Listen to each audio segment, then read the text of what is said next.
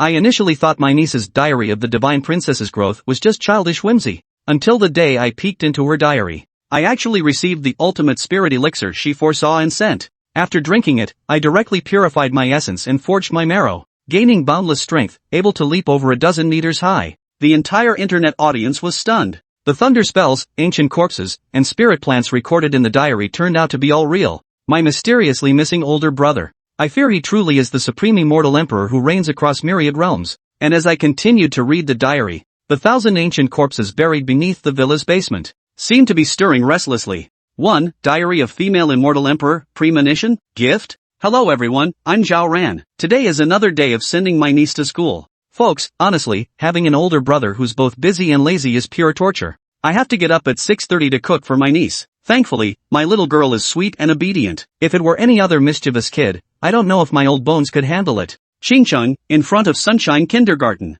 Zhao Ran was chatting with his dozen or so Livestream viewers while yawning uncontrollably. Not far ahead, there was a little girl wearing a princess dress. The little girl had delicate, finely sculpted features, with a rosy doll-like face adorned with a smile. Her sparkling eyes radiated a lively charm, making her incredibly endearing. Auntie, Nan is going to school now, bye-bye. The little girl waved at Zhao Ran. Zhao Ran waved back in the same manner. Sweetie, remember to drink plenty of water and don't let anyone bully you. Your dad won't be back for a while yet, so make sure to eat well at lunch. If you're afraid of getting hungry in the afternoon, just pack a few more chicken legs in your lunchbox at noon. Don't worry about taking too much, Auntie already paid for it. Okay, Auntie, bye-bye. Under the bewildered gazes of onlookers, the exaggerated goodbyes between the adult and the child continued. Zhao Ran drove his old man's scooter home, yawning non-stop. Ugh, this is torture. If my brother doesn't come back soon, I really can't take it anymore. Who in their right mind has to wake up at 6:30 in the damn morning? Back at home, Zhao Ran couldn't help but vent his frustrations to the fans in his livestream with sighs.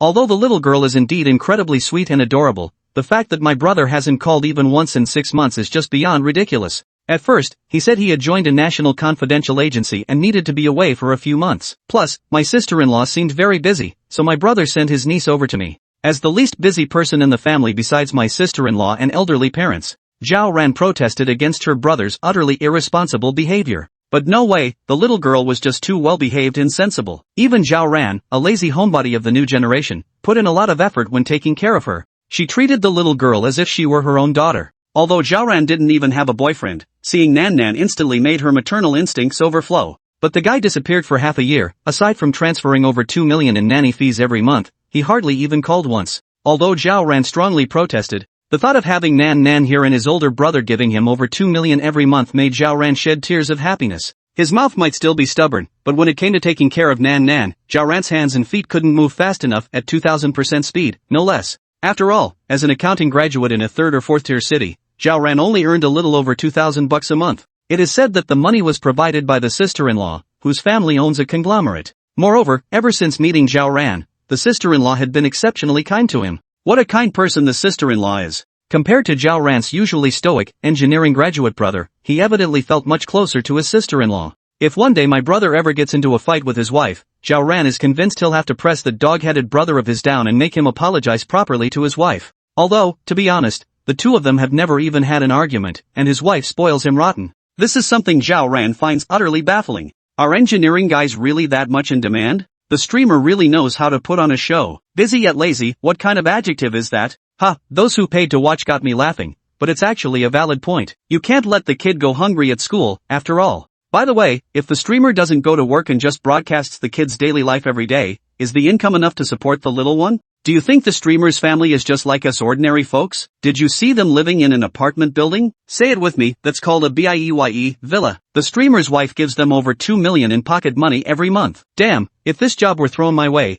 I'd kneel and serve the kid every day if I had to. NV plus 99,999. Question, host, can you tell me what color sack Nan likes? The livestream chat scrolled on. Seeing the netizens' envy for her, Zhao Ran couldn't help but curl her lips into a triumphant smile. I wonder if you've noticed, but Nan seems to be writing in her diary quite frequently lately. When I tried to peek earlier, she wouldn't let me. Are kids these days in kindergarten already so aware of privacy? Zhao Ran chatted with the livestream audience while washing her face. Oh, so you're implying that you want to sneak a peek at Nan's diary? Got no shame, streamer? Even a kid's privacy isn't safe from you? Ha, look, I've been wanting to see what Nan writes every day. +1. The bullet comments kept scrolling. Zhao Ran also quickly finished washing up. Although she considers herself a lazy homebody of the new era, Zhao Ran has full confidence in her looks. After all, her parents were considered the pinnacle of attractiveness in their time. And her older brother, though seemingly stern, is undoubtedly handsome. Even without regular exercise, her natural metabolism that keeps her slim no matter how much she eats, combined with her inherited good genes, ensures she remains exceptionally attractive.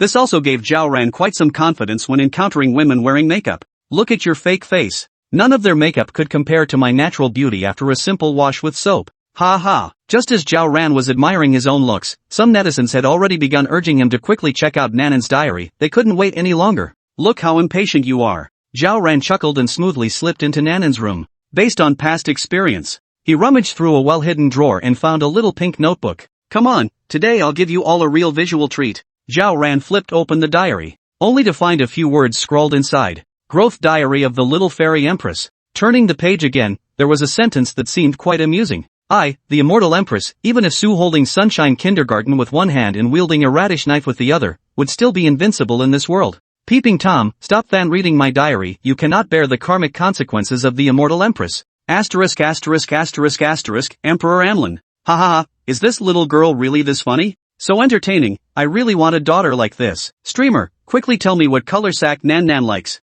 Netizens were immediately amused by this horrific cause and effect. Zhao Ran, meanwhile, continued turning the pages. July 12, Nian Nian starts keeping a diary for the first time, recording every step of becoming an immortal emperor. Daddy says life is like a swift horse with a whip whoosh, it's gone in a flash. Nian Nian must remember. July 14, Nian Nian begins cultivating the peerless heavenly technique. Failure. July 15, Nian Nian cultivates the primordial great wilderness scripture. Success. July 16, Nian Nian reigns supreme at Sunshine Kindergarten. August 2nd, Nan Nan physically blocked Jay, saw her aunt from afar, and looks so weak, seems like she won't live past 100, so pitiful. The dates kept changing. Reading Nanan's Chunibu-style diary entries also left Zhao Ran both amused and exasperated. Clearly, the streamer's niece is brimming with Chunibu energy. Haha, this is the first time I've seen such an amusing little girl. Fun, really fun, haha. After browsing for a while, Zhao Ran simply skipped many sections and flipped directly to the most recent page. Thereupon it was written. September 3rd, Nan Nan had a foreboding in her dream that her aunt would read the diary. This is a moment worth commemorating. Aunt finally started to peak. Hope Aunt can break free from the tragic fate of a centenarian. Nan Nan prepared a gift for Aunt. She will definitely like it.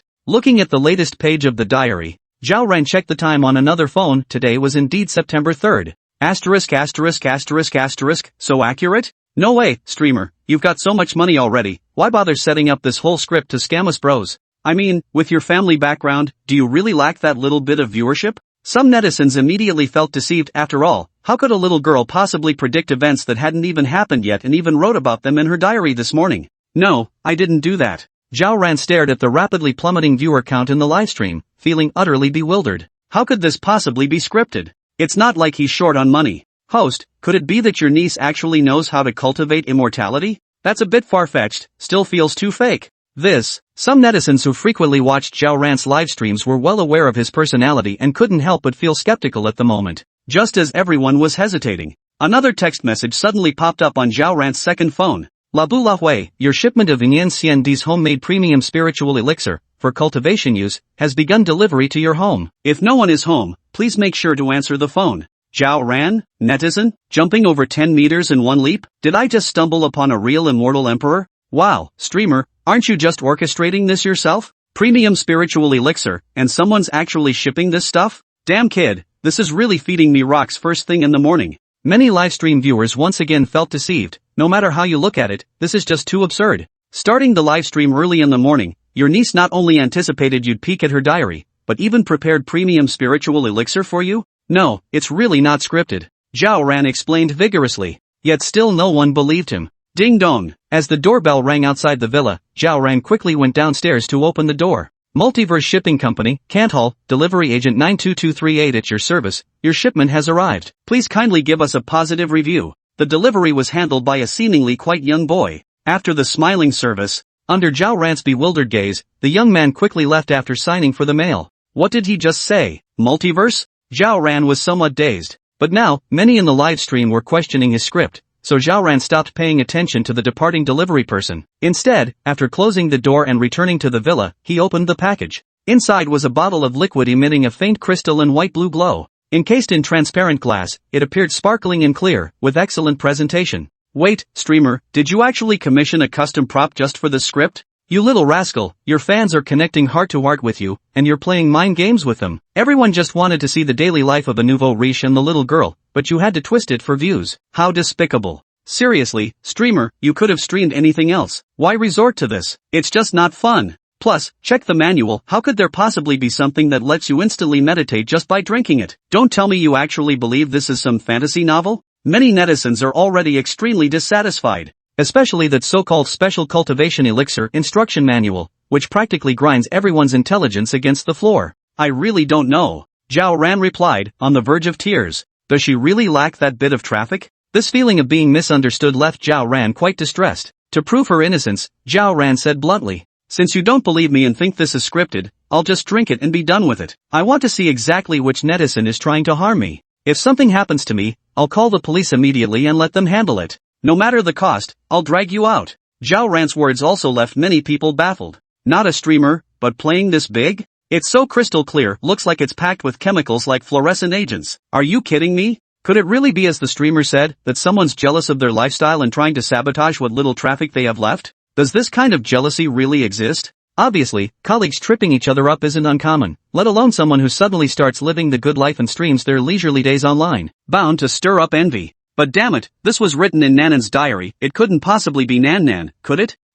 This. Don't say anymore, streamer. If you dare to actually drink it, I'll pay for your stomach pumping. If anything really happens, when they come looking for you, I'll have my hacker buddy help you out. Many people were immediately taken aback, hesitating in unison. One of them directly gifted several rows of rockets, a high-value virtual gift, clearly a person who didn't lack money, they just wanted Zhao Ran to prove himself. As a homebody with no particular hobbies who just enjoys casual chats and idle banter, cutting her off from online interactions feels worse than death to her. After all, with money came free time, and Zhao Ran's only interest now was bickering and chatting with people online. He never expected that casually flipping through his niece's diary would lead things to this point. But, Nan had always been so well behaved, there was no way it could be her. Who exactly is targeting me? But since things have reached this point, Zhao Ran screenshotted and recorded the screen, saying, since you've put it that way, it would be rude for me not to drink. But remember this, if anything happens to me, even the slightest thing, the netizens who tried to harm me will face my brother and sister-in-law mobilizing all their connections to ruin your lives. Don't believe me? Just try.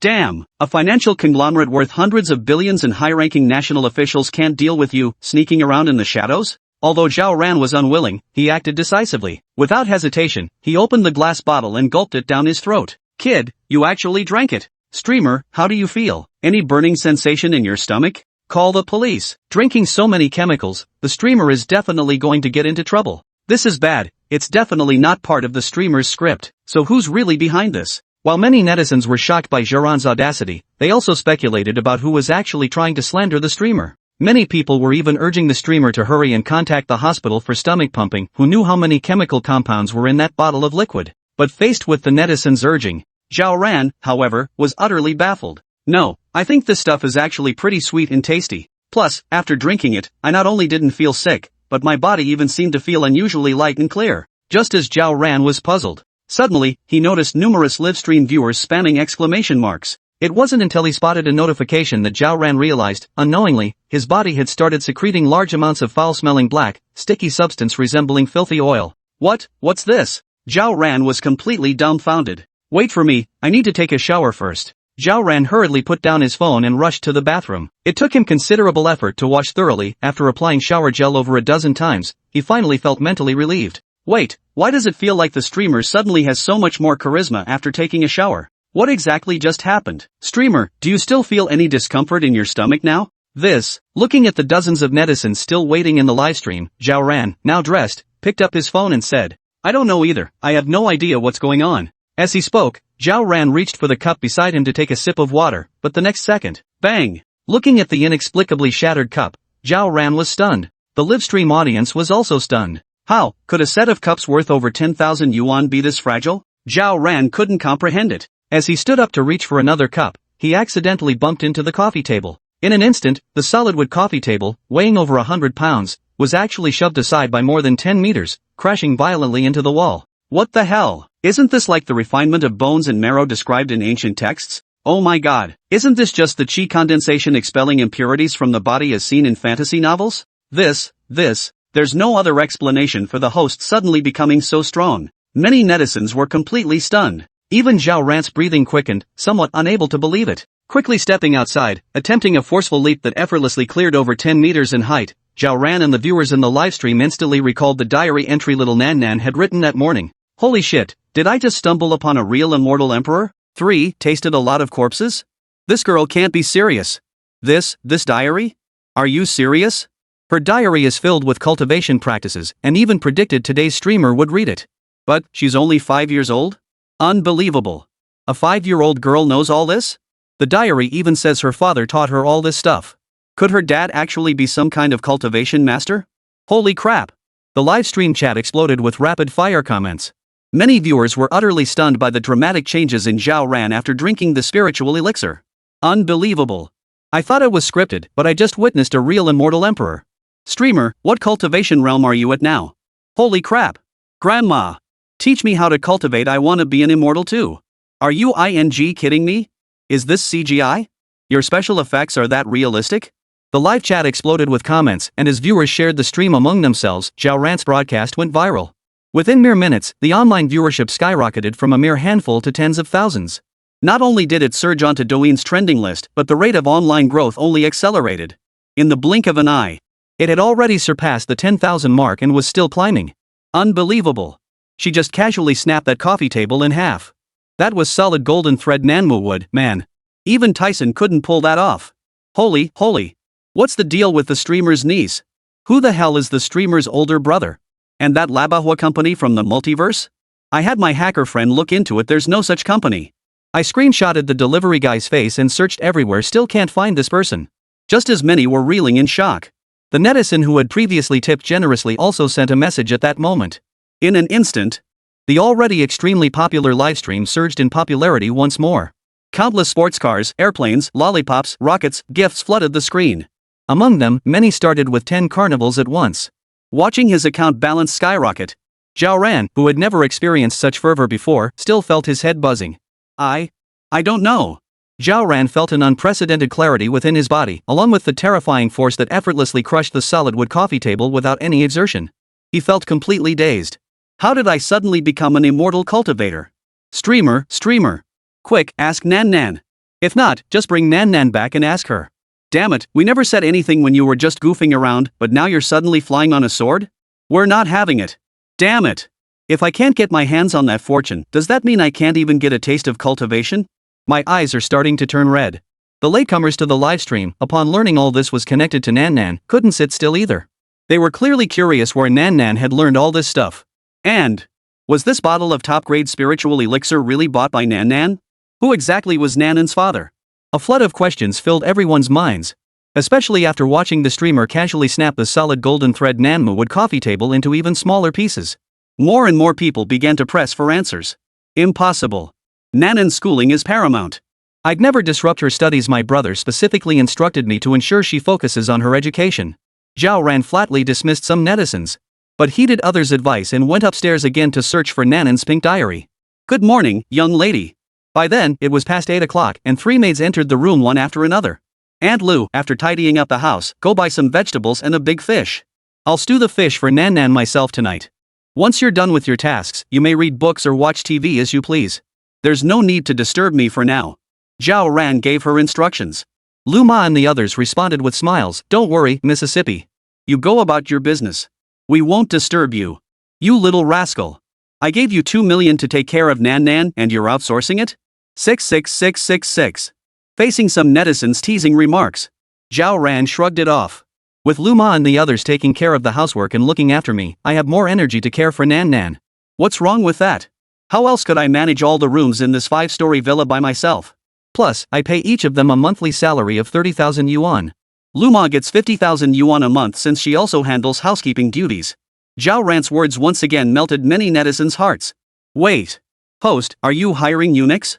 I'm married with kids, I can get castrated. I'd literally kneel to serve you guys. Seriously, for 50k, I'd literally kneel. Give me a chance, mom. Damn it, could your standards be any higher? I'll take 40k. Screw this dog pissing competition. The comments scrolled by. Zhao Ran ignored them, quickly locating the pink diary. He began reading from the date Nan Nan arrived at the new villa his sister-in-law had gifted him. January 13th, I've mastered the basic principles of the thunder technique Dad taught me. I hope Dad can give Nan Nan some even more powerful techniques next time. January 15th, Nan Nan saw Auntie again. Auntie is so pretty. Nan Nan likes her. January 17th, Daddy said Auntie is lazy and naughty, but Auntie is so kind to Nan Nan. Nan Nan is so happy. January 19th. Reading Nanan's daily entries chronicling life since she came to live with him, Zhao Ran felt immense warmth. He hadn't expected this little girl to grow so fond of him. But when Zhao Ran turned the page and saw the new diary entry, he couldn't sit still. February 7th, Daddy sent a message saying he let Nan Nan taste lots of cool corpses in Auntie's basement, little red, little green, little black. Nan Nan really loves playing with them. Zhao Ran. Netizens. Host, are you sure 5-year-old Nan Nan ate corpses? One netizen asked uncertainly, while many others exchanged bewildered glances. Previous diaries also had pinyin and typos. It's probably just that Nan Nan hasn't learned those things yet, so she wrote the characters wrong. Oh no, my brain feels itchy like it's about to grow. But, hiding a corpse in the basement of this villa? Isn't that a bit too far-fetched? Does Nan Nan not have any playmates normally? Faced with the hesitation of many netizens, Zhao Ran also frowned, feeling a bit uneasy inside. After all, Nanan's previous premonitions and gifts had all come true. Even though he had become an immortal cultivator. It seemed. Having a body hidden at home wasn't so hard to accept. Would keeping a corpse involve charges of grave robbery? Is his dad some kind of tomb-raiding immortal cultivator? What the hell kind of tomb-raiding cultivator? This might not even be real. Besides, I just checked, there's no sign of construction work in the estate outside the streamer's 5-story villa. Well. Bullet comments kept scrolling. Zhao Ran was utterly puzzled. Suddenly, as if remembering something, he said, I did set up surveillance at home. Since I hired several nannies, I was worried someone might mistreat Nan Nan when I'm away. The surveillance footage is stored for 3 months, so we should be able to find it. Damn, you're the one we needed. Impressive. Hurry up and check the footage, streamer. See how exactly Nan Nan played with the corpse. This still feels fishy. How could a corpse be hidden in such a huge villa? Even if the streamer's dad is some kind of immortal cultivator, he wouldn't give Nan Nan something like this, right? Some netizens remained skeptical. At that moment, Zhao Ran, hesitant himself, quickly made his way to the computer room and opened the surveillance footage. For this isn't scripted. It's real. There really is a monster in the basement. Scrolling through dozens of surveillance clips from 3 months ago, Zhao Ran quickly spotted Nan Nan in one of them. Then came the tenfold speed up, followed by another acceleration. It was clear that, in her daily life, besides playing with Zhao Ran, the nanny at home would also sometimes have a lot of fun playing with Nan Nan. It was clear that Lu Ma and the others seemed to adore this clever little girl. The footage kept moving forward. Zhao Ran sped up again. Besides the times when he and Lu Ma interacted and played with Nan Nan, she would sometimes quietly sit in her room reading her little picture books. Sometimes she'd sneakily eat all sorts of strange things in her room. What is Nan Nan eating? Wait, why did Nan Nan cross her legs and sit down after eating that little pill? Could this be some kind of cultivation pill? Wait, does the host's niece practice cultivation every day? Viewers in the livestream were glued to the screen. Finally, a week passed in the recorded footage, but Nan Nan didn't go upstairs to read picture books like usual. Instead, she skipped and hopped her way to the massive basement that doubled as a parking garage, where several luxury cars worth tens of millions were parked. They were given to Zhao Ran by his sister-in-law to drive, but he was afraid of damaging them and had never touched them. Zhao Ran's own old man's joy car looked somewhat out of place in this garage. The basement was spacious. Nan Nan walked straight to one corner of the basement. After forming a hand seal, she moved to another corner and repeated the same action. Only after completing the hand seals at all 4 corners of the basement did something utterly astonishing occur. There, a mist began to drift and spread from the center of the previously empty basement, gradually revealing a downward sloping stone staircase passageway. Even through the surveillance feed, faint, chilling growls could be heard. Holy! What the hell is that noise? It really opened the passageway, holy! Is this thing really what the streamer's brother sent for Nan Nan to play with? Are you kidding me? That sound is creepy enough. What's wrong with the streamer's brother sending Nan Nan this kind of thing to play with? Wait, is this even real footage? It feels way too outlandish. Many viewers in the livestream chat instantly lost their composure. Watching Nan Nan descend the stone steps and not return for a long time, everyone realized this must be what she mentioned in her diary, the matter concerning the corpse in the basement. But many still couldn't stomach the scene, speculating if the streamer had secretly added special effects to the prank. After all, a little girl playing with a corpse, that was just too bizarre. Streamer. I've mapped out Nanan's handprint changes and her positioning patterns multiple times. Check your DMs, I've already sent it over. Hurry up and take us to see it. At that moment, Zhao Ran noticed someone had already prepared Nanan's step-by-step guide in his private messages. Though the diagrams were slightly blurry, they mostly matched Nanan's movements. Alright, I'll go down and take a look right now. Zhao Ran frowned deeply. On one hand, he couldn't fathom how the nerdy engineering guy he once knew had suddenly become so mysterious. On the other hand, he was deeply worried about Nan. How could this little girl have spent so much time playing with a corpse? How could her brother possibly let her do this? Even if he was a cultivator, but this was utterly absurd. Zhao Ran couldn't comprehend it, even subconsciously wondering if the surveillance had malfunctioned. Nan usually seems so well behaved, a proper little princess. It didn't seem like the sort of thing she'd enjoy playing with a corpse. Zhao Ran descended to the underground parking garage. Walked a short distance. He arrived at the spot where Nan had appeared in the surveillance footage. Imitating Nanan's movements, I first walked to the eastern corner of the wall, then, following the diagram sent by the netizen earlier, performed the hand seals one after another. As the seals were completed, Zhao Ran suddenly felt as though something within him had been drawn out. After completing the seals at all four corners, sure enough, the next second, mist appeared and began to spread in all directions. A sloping stone staircase passageway appeared before everyone's eyes. Roar! Low growls echoed continuously from the basement, sending chills down Zhao Ran's spine. Many viewers in the livestream chat exploded in chaos. This isn't scripted. Holy, it's real. Then that surveillance footage is real too. Sister Zhao didn't tamper with it. That sound is giving me goosebumps. Does Nan really play with this kind of thing every day? This is insane, absolutely insane. What kind of person is Nan's dad? The comments flooded in relentlessly. Countless viewers felt their scalps tingle, their bodies numb. There really is a corpse. No joke. Nan's dad actually delivered a corpse. Watching the surveillance footage and witnessing it firsthand were two entirely different experiences. The footage felt like watching a movie, but seeing it unfold through Zhao Ran's perspective left everyone with an unprecedented sense of absurdity. Host, why don't you go down and take a look? Are you crazy? You want the streamer to go down there and get killed? Are you kidding? With all those corpses down there, how could a novice cultivator like the streamer possibly handle them? This is too creepy. Just thinking about sleeping next to corpses every day makes my scalp crawl. The streamer's completely frozen now. The comments streamed by rapidly. Zhao Ran was at a complete loss. He couldn't move forward, nor could he retreat. Ultimately, Zhao Ran was genuinely curious, even tempted to go down and investigate, but that sound, it absolutely terrified a lazy homebody like her. She truly dared not take a single step forward. Just as everyone hesitated. Suddenly, click, clack, the sound of something unknown stepping on the ground began to echo from beneath the stone steps. As if something were about to climb up. Holy crap, this sounds like something's coming up. Did the streamer just open Pandora's box? Run! Run, streamer! Hurry! Oh no! Call the police immediately. I feel like something bad is about to happen to the streamer. Everyone in the livestream room had their hearts in their throats, urgently urging him on. Zhao Ran was already scared to tears. At that moment, Zhao Ran felt his legs go weak. It wasn't that he didn't want to run, he genuinely lacked the strength to take a single step. It was as if his legs had lost all sensation in that instant. Click, clack, as the sound from the basement grew clearer. Under the gaze of everyone present, a pair of wooden clogs wide at the front, narrow at the back, perforated and tied with hemp rope emerged from the stairs, glistening with moisture, and entered the basement. At that moment, almost everyone instinctively held their breath. Watching the empty wooden clogs step left and right, as if someone were wearing them and surveying the surroundings, a profound sense of dread settled over everyone. Soon, the Geta seemed to sense Zhao Ran's presence. And after a brief pause, left and right, up and down, striding toward Zhao Ran. Netizen. Zhao Ran. Number 5 trending, your bro has a colonel apprentice? Ghosts. It really is a ghost. Those look like wooden clogs from the Tang dynasty. Could this be a ghost from the Tang dynasty? We're done for. Streamer, run for your life. The livestream exploded with chaos as the wooden clogs appeared. And when it turned and started walking toward Zhao Ran, countless viewers felt their hearts race with sheer terror. Zhao Ran felt his brain buzzing. As overwhelming terror washed over him. His heart couldn't take it anymore, and he collapsed to the ground, passing out instantly.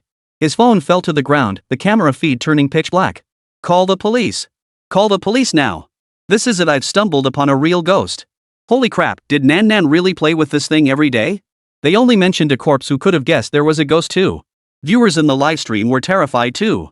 As more viewers recorded and shared clips, Zhao Ran's livestream exploded in popularity. More and more people flooded in. Everyone was shouting it was insane. Hold on, the streamer seems pretty close to me, just over 200 meters away. I'll head over right now to live stream it for you guys. Call the police immediately. At that moment, as a viewer suddenly sent a message, the live stream began, and many viewers immediately rushed over. As the netizens' live feed kept changing, as the viewer's live feed kept shifting, and soon enough, the viewer appeared live streaming right outside Zhao Ran's door. At that very moment, 3 police cars were already parked at the entrance, with several officers stepping out of the vehicles. Good job, guys. I knew I could count on you. The cops are here. Now let's see how this plays out. If Sister Ran really is possessed, this could get messy. Thank goodness the cops are here. If Sister Ran hasn't been eaten by the corpse or the ghost, she might just get out of this alive. Netizens discussed nervously, just as they began to believe Zhao Ran might likely be saved.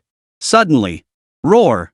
Several helicopters rapidly approached from the distance, hovering above Zhao Ran's villa. Immediately, figures clad in military special forces gear and fully armed descended swiftly along ropes lowered from the helicopters. At the same time, a young woman bearing a massive broadsword on her back and bearing several vicious scars across her face waved her hand. At her signal, the team members swiftly located the villa's underground parking garage and charged inside. The woman bearing the massive broadsword, her cold gaze sweeping the surroundings, then raised a document, her voice carrying a bone-chilling coldness. Army Special Warfare Brigade, you are hereby temporarily requisitioned. Disperse the crowd.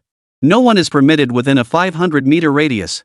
The commanding officer's orders brooked no refusal. And upon seeing his rank and the document ordering all local authorities to cooperate, the police officers visibly grew uneasy. They began cooperating to evacuate the crowd. Damn it, this. They're going to execute Ran Jia without even interrogating her? Holy crap, even the military got involved. This is getting tough. Streamer, get back. Or they'll confiscate your phone. Watching the scene unfold, viewers in the livestream chat could no longer contain their shock. After the police were called, the military got involved. What the hell is going on here? As the streamer hurriedly exited the scene, viewers could no longer get more information through his livestream. So they all rushed back to Zhao Ran's still active livestream. Though the video feed was gone and the audio seemed muffled, likely damaged when the device was smashed earlier. Nevertheless, many viewers remained in Zhao Ran's livestream, waiting patiently. Finally, by late afternoon, Zhao Ran slowly regained consciousness and discovered he had somehow ended up in the villa's living room. Lu Ma and the others looked at him with worried expressions. And beside the coffee machine, a tall, slender woman was leaning against it. She wore a black military vest and black ankle boots. Beneath it, she wore loose combat pants, yet her alluring figure remained subtly discernible. Her features were exquisitely refined, her gaze deep and penetrating, like an ice queen who would stand out wherever she went.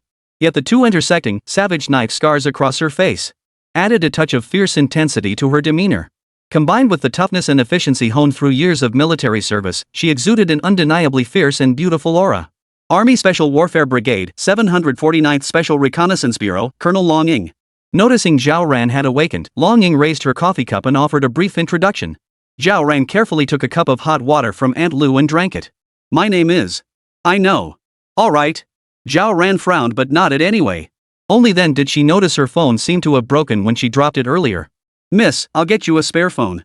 Lu Ma quickly found a new flip phone and brought it over. Zhao Ran took it, swapped out the SIM card, then turned to Long Ying and asked cautiously, "Can I go live?" Long Ying frowned slightly. After waking up, Zhao Ran hadn't shown any concern for the wooden clogs or the corpse in the basement. Instead, she'd immediately checked her phone to start a livestream. But she nodded anyway. Go ahead. Won't this cause any problems? Seeing Zhao Ran's hesitant inquiry, Long Ying felt slightly reassured. At least this guy wasn't completely brain dead. What's in the basement won't stay hidden for much longer. The world is about to change. It's better to give the people some advance warning. A change in the political climate? Zhao Ran was a bit surprised, but she didn't press further. Right now, she was solely focused on her basement and her little one. This was simply too absurd. That wooden clog ghost. As soon as Zhao Ran's new livestream went live, thousands flooded in at lightning speed. Within mere minutes, the viewership had surged past 10,000. The surge was still accelerating. Holy crap, Ran Jia actually survived without getting shot. Impressive, sis. What the heck happened? So glad you're okay. So, did that military sister tell you what's really going on? Facing the viewers' questions, Zhao Ran flipped the camera to capture Long Ying. Seeing Long Ying still present, many viewers exchanged bewildered glances. I just woke up and don't know anything yet. Zhao Ran offered a brief explanation before she set her phone aside. Long Ying, why did you get here so fast? Zhao Ran frowned and asked. After all, the moment something happened to him, this woman had rushed over immediately. It certainly wasn't because of his youthful good looks. It was most likely connected to his brother or sister-in-law. Could it be that his brother had connections in the military? Host, look at the insignia on his shoulder, that's a colonel. Is that how you talk to a colonel? 666666. Many netizens sighed in disbelief, but Zhao Ran paid them no mind. Long Ying took a sip of coffee. Her eyes fixed intently on Zhao Ran as she said, "Your brother is my master. It was my master who brought me into the Army Special Warfare Brigade, who brought me into the 749th Special Reconnaissance Bureau. My immediate arrival here was also part of my master's prior arrangements." Hearing this, Zhao Ran froze for a moment, then felt completely bewildered. "Wait, me, my brother, your master?" "Yes." Long Ying nodded.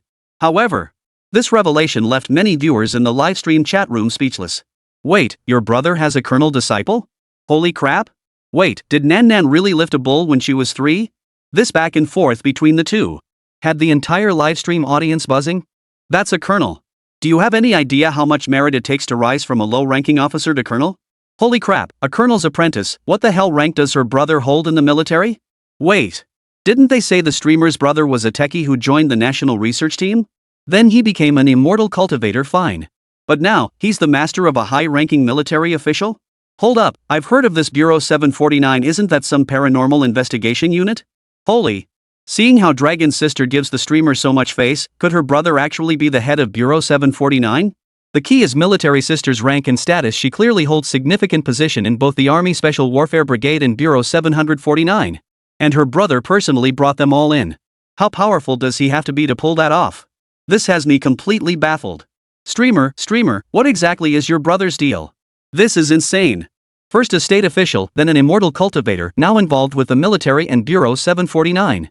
Is your brother's background that mysterious? Let's just say, Sister Long seems incredibly powerful.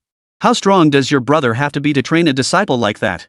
Damn, are science guys this well-rounded nowadays? The chat stream rolled with comments. Many viewers were clearly stunned by this revelation. Is the streamer's brother's identity really this outrageous? Who exactly is her brother? And Nan?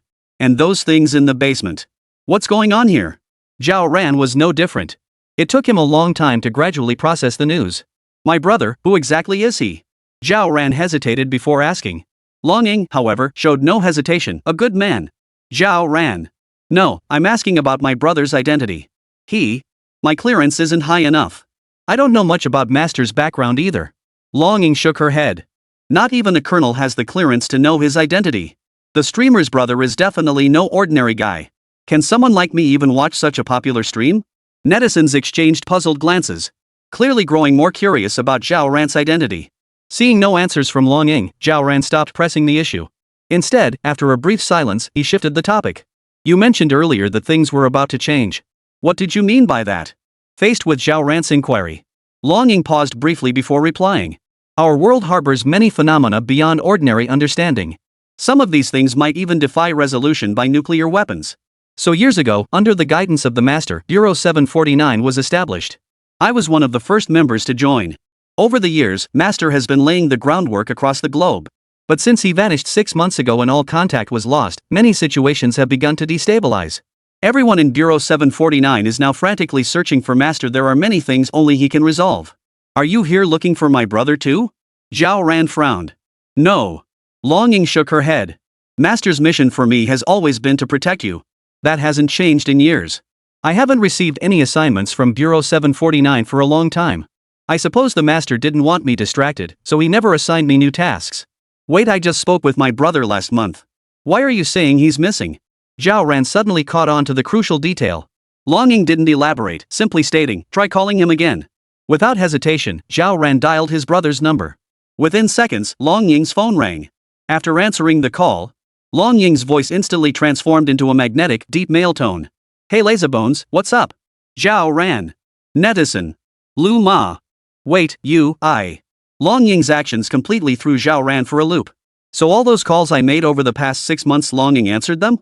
Holy crap, she sure knows how to play. The streamer dude is way too smooth. Many netizens exchanged bewildered glances. Half a year ago, Master entrusted me with many tasks before leaving in a hurry. As for what exactly he went to do, I'm not sure. He only instructed me to protect and keep you all stable. Please don't tell my Master's parents about this. He didn't want them to worry.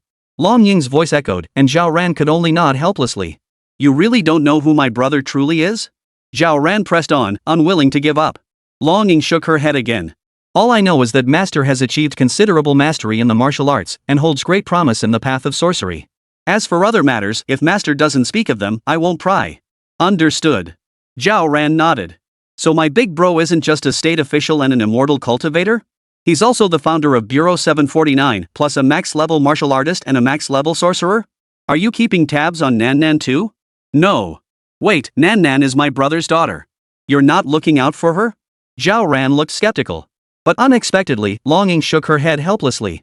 After a moment of silence, she said, I can't beat Nan Nan. Zhao Ran. Seriously? Nan Nan's only 4 or 5 years old, and you can't beat her? Could it be that Nan Nan really built her foundation with her physical body? Holy crap, this is insane. Just how much does Nan Nan know? Is this really something a 4 or 5-year-old child can accomplish? Viewers in the livestream were stunned. Utterly incredulous. Zhao Ran was completely dumbfounded. Can't beat her? Longing nodded and explained. Nan Nan showed extraordinary talent from birth. Her very arrival sparked celestial phenomena. In the arts of sorcery, none surpass her except her master. Plus, Master constantly trained her physique, so, by age 3, she could flip a bull over with one hand. Silence. Silence. Silence. That was Conqiao this afternoon. Both the livestream audience and Zhao Ran fell silent at Long Ying's words. Her birth triggered celestial phenomena. A natural-born sorcerer's divine physique. At 3 years old, he overturned an ox. Now at 4 or 5 years old. No one dared imagine how terrifying this child might become.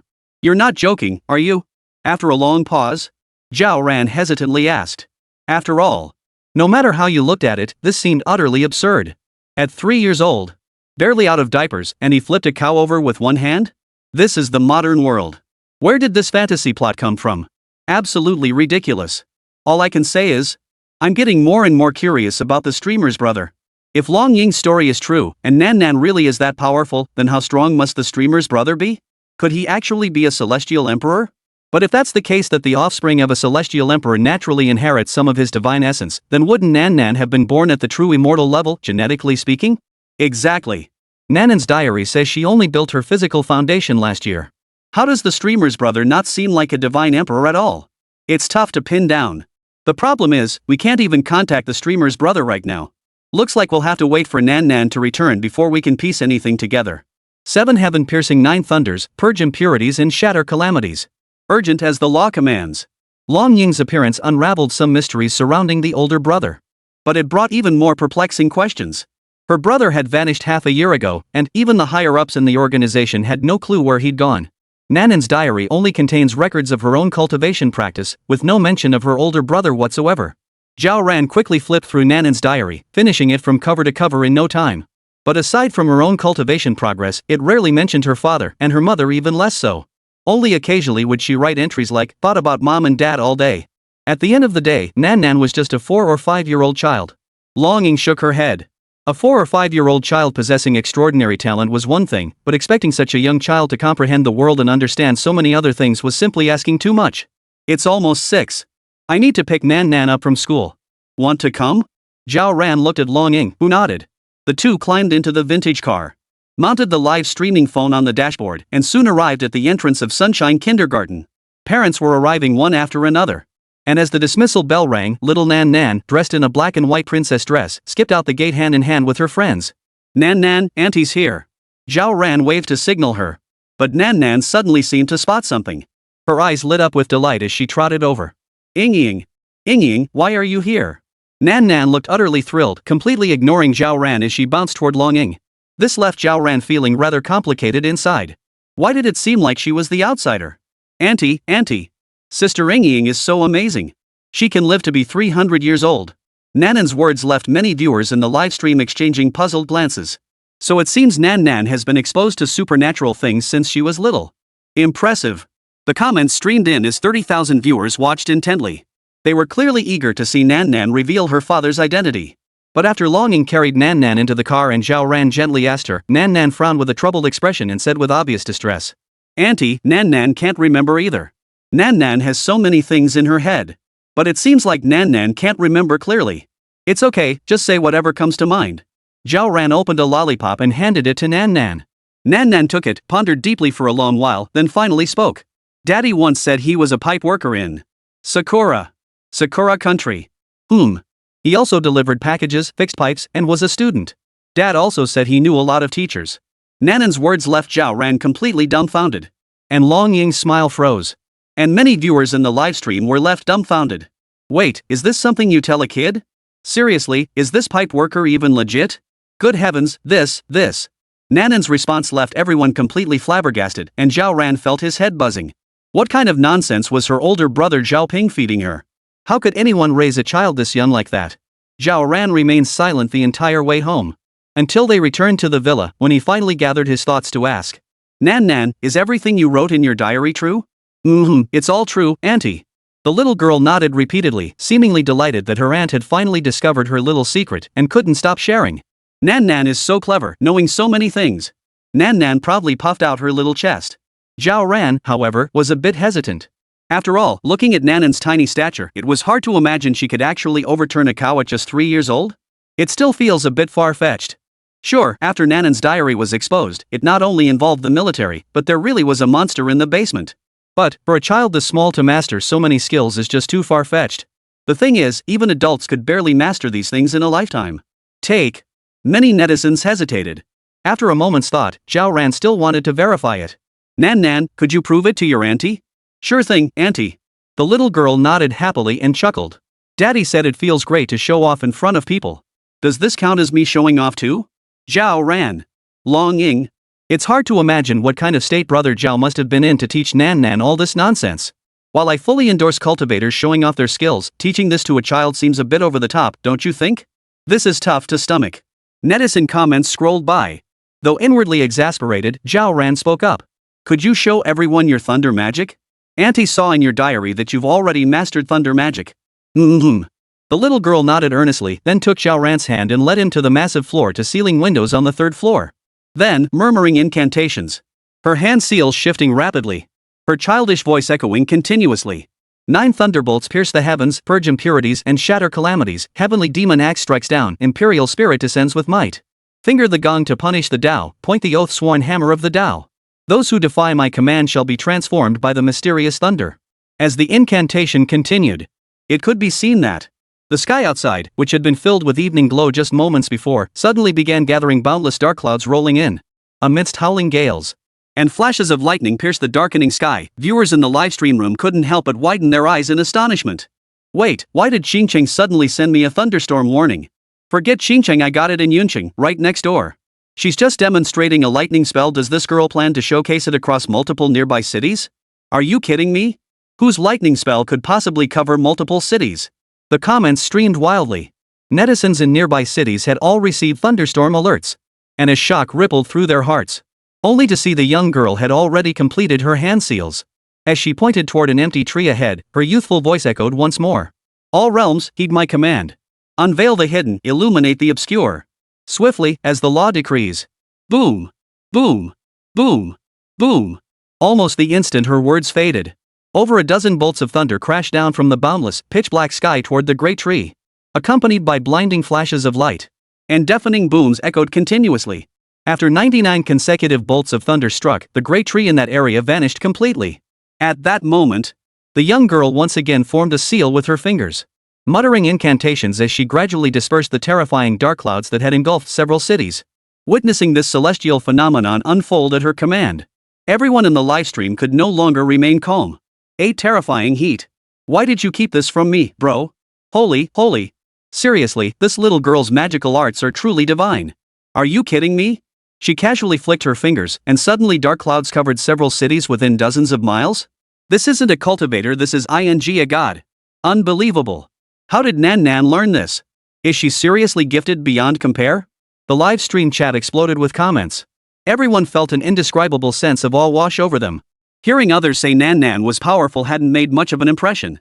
But witnessing her casually form a seal and unleash such terrifying might with their own eyes? The impact was nothing short of immense. This wasn't just any random bolt of lightning, but 99 bolts all striking the exact same spot. Even the power lines 10 meters away remained untouched. Such absolute mastery over the terrifying might of heaven. This absolute mastery of magical arts undoubtedly signified that this girl's abilities far surpassed those of ordinary people. Indeed, whether the Dragon Tiger Mountain Taoist master could even compare to this little girl was another matter entirely. Shocked netizens shared the recorded video. As more and more people paid attention online, it became clear that, in less than half an hour, the video of the 5-year-old girl performing hand seals to summon lightning had already surged to the top of Douyin's trending list. Amidst the frenzy of reposts by major media outlets and influencers across platforms, Nanan's popularity shot straight into the top 10 of the entire internet's trending charts. Countless netizens watched the terrifying scene unfold, their minds reeling as their worldviews were utterly shattered. Are you kidding me? I just heard that several cities near Qingqing suddenly experienced inexplicable thunder without rain, and now you're telling me it's a little girl demonstrating lightning magic? Holy, I'm speechless. Is this something a 5-year-old girl could pull off? Has the world finally gone mad? How the hell did she even learn this? Who the hell is this kid's dad? Wait, does she have connections to the military too? I've never seen the Grand Taoist of Dragon Tiger Mountain pull off something like this. Are kids these days just that fierce now? Old Taoist master, compared to this kid, I feel like a novice. Many netizens also came across the video previously shared by others. As they learned more and more people grew curious about Nanan's mysterious father. It's only been half an hour, and I already have 100,000 viewers in my livestream? Seeing the 100,000 viewers in his livestream and gifts flooding in, Zhao Ran felt his head buzzing. After all, in the age of self-media, while many top streamers boast massive followings, achieving that level of reach is far from easy. After a full day of exploration and exposure today, he had only managed to gain 200,000 followers. Yet the number of viewers online was a staggering 100,000.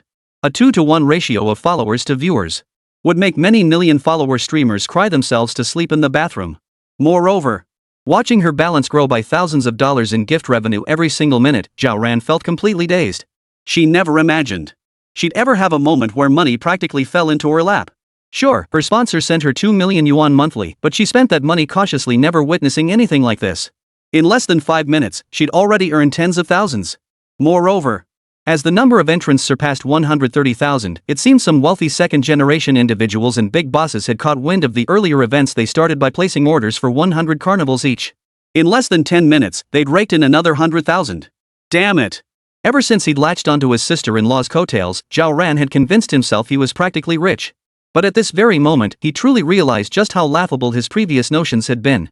Nan had merely casually demonstrated her supernatural abilities, and within 20 minutes, it had generated nearly 200,000 yuan in net profit for him.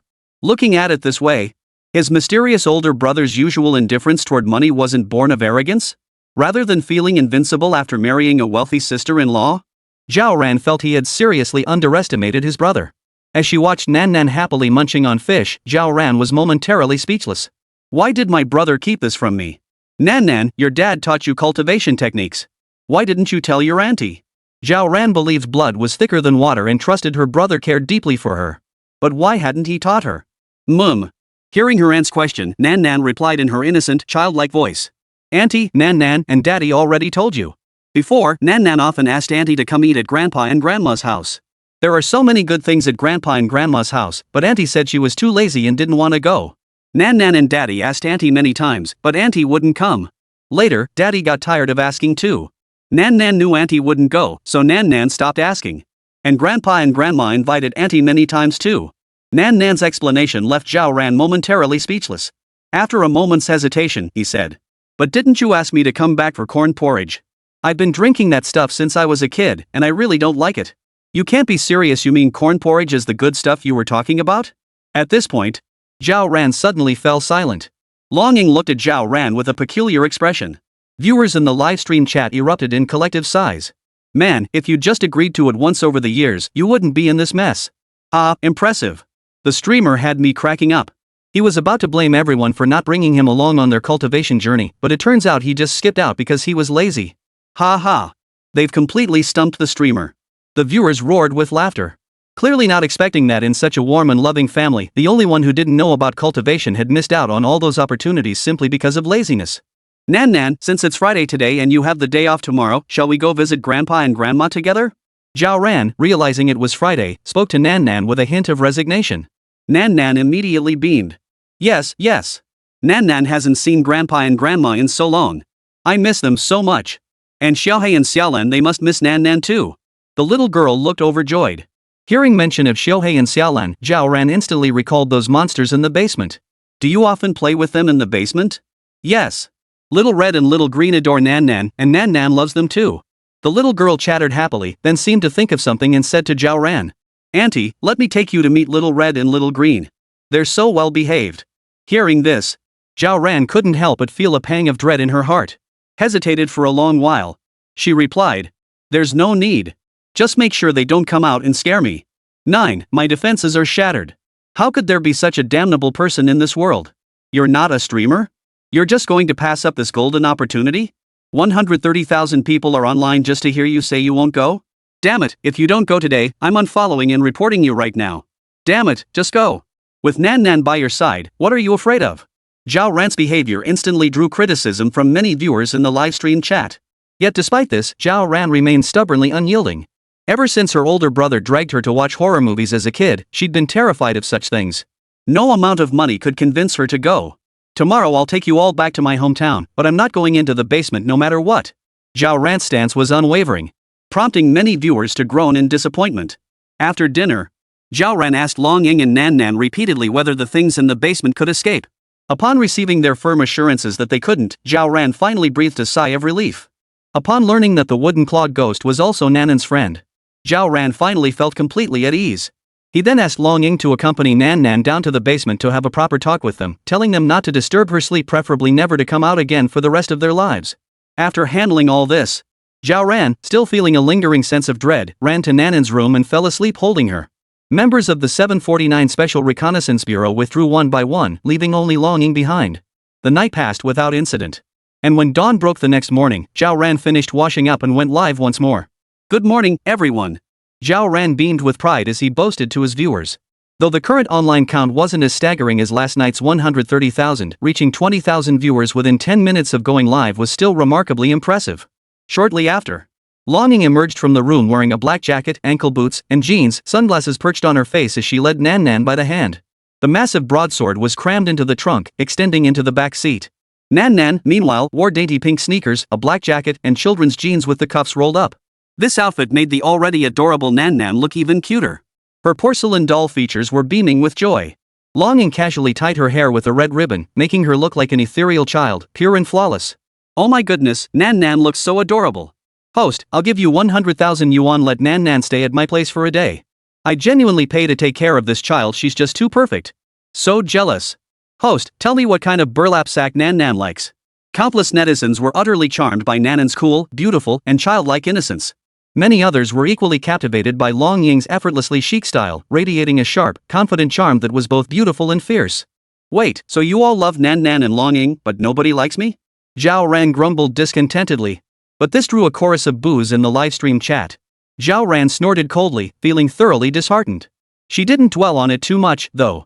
After all, as a lazy homebody, Zhao Ran had mastered laziness to the point where she was too lazy to even get angry. Due to the long journey back to the countryside, she didn't take her electric vintage car. Instead, she drove a military jeep Long Ying had requisitioned nearby.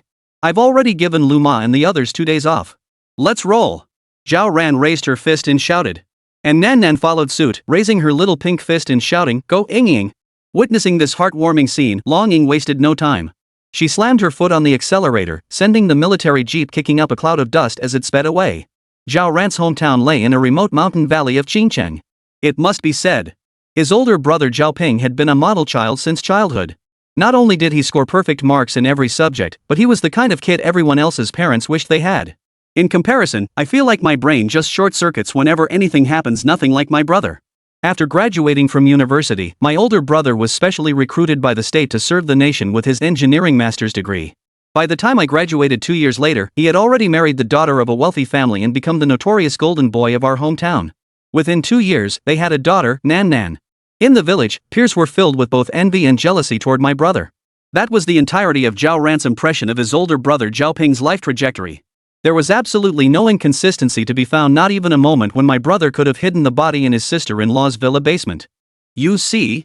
The villa had only been completed a few days earlier when his sister-in-law had decided to gift it to him outright. But now, with all these discoveries, Zhao Ran couldn't help but realize that things were definitely not as simple as they seemed. This bastard's pursuing immortality without bringing me along. That bastard. Bullying me when we were kids was bad enough, but now that we're grown, he won't even take me along on his cultivation journey? Damn it. Nan Nan, what kind of person do you remember Daddy being? Though he grumbled inwardly, Zhao Ran still chatted with Nan Nan along the way. The little girl puckered her lips as she thought hard, then said earnestly. Nan Nan remembers, Daddy can be really awesome sometimes, really nice other times, but sometimes he gets really mean. But Mommy is so nice. Mommy never gets angry. Mommy always stays with Daddy and never argues with him. Nanan's recollections suddenly prompted Zhao Ran to realize something. He asked abruptly. You mean your mom never argued with Dad? Did your dad ever yell at your mom? Zhao Ran's question made Longing roll her eyes at her.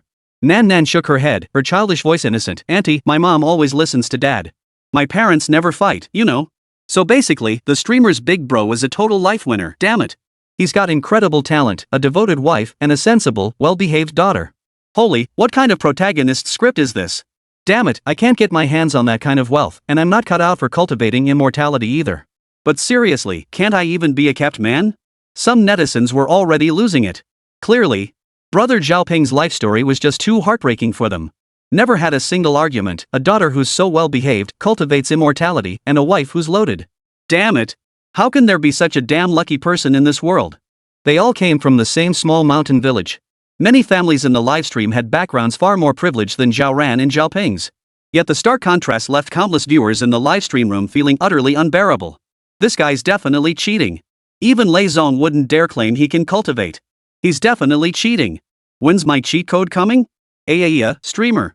Your brother and sister-in-law will never end up together. Nan Nan, forget about your parents. Come with Auntie. I'll love you dearly. What kind of joke is that?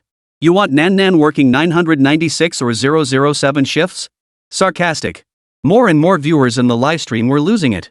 Though Zhao Ran had only shared his impressions of his older brother's life journey with viewers along the way, and had some simple exchanges.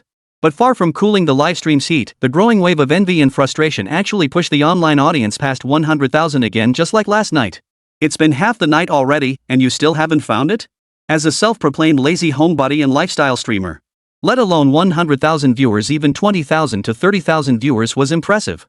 But after last night's peak of over 130,000 viewers, Zhao Ran suddenly realized that whenever she went live again, no matter what she streamed, there seemed to be at least 20,000 people watching. Now, with the help of the chatting bro, the viewership has directly surpassed 100,000. Though the gifts weren't plentiful. Scattered gifts over an hour-long drive still added up to a tidy sum of 3,000 or 4,000. Money really is wonderful. Zhao Ran couldn't help but feel a pang of emotion deep inside. Never imagining making money could be this effortless. Nan Nan, do you know where Grandpa and Grandma hide their treasures at home? Zhao Ran wasn't just looking for material for her livestream, she genuinely wanted to know what kind of secrets the guy who hid a body in his own villa's basement might be keeping from his parents. After all, back in the day, her brother wasn't just renowned as the most handsome young man in the surrounding villages, he was also famously devoted to his parents. There was no reason for him to neglect his parents. Auntie, Dad hides so many things. Most of them Grandpa and Grandma don't even know about.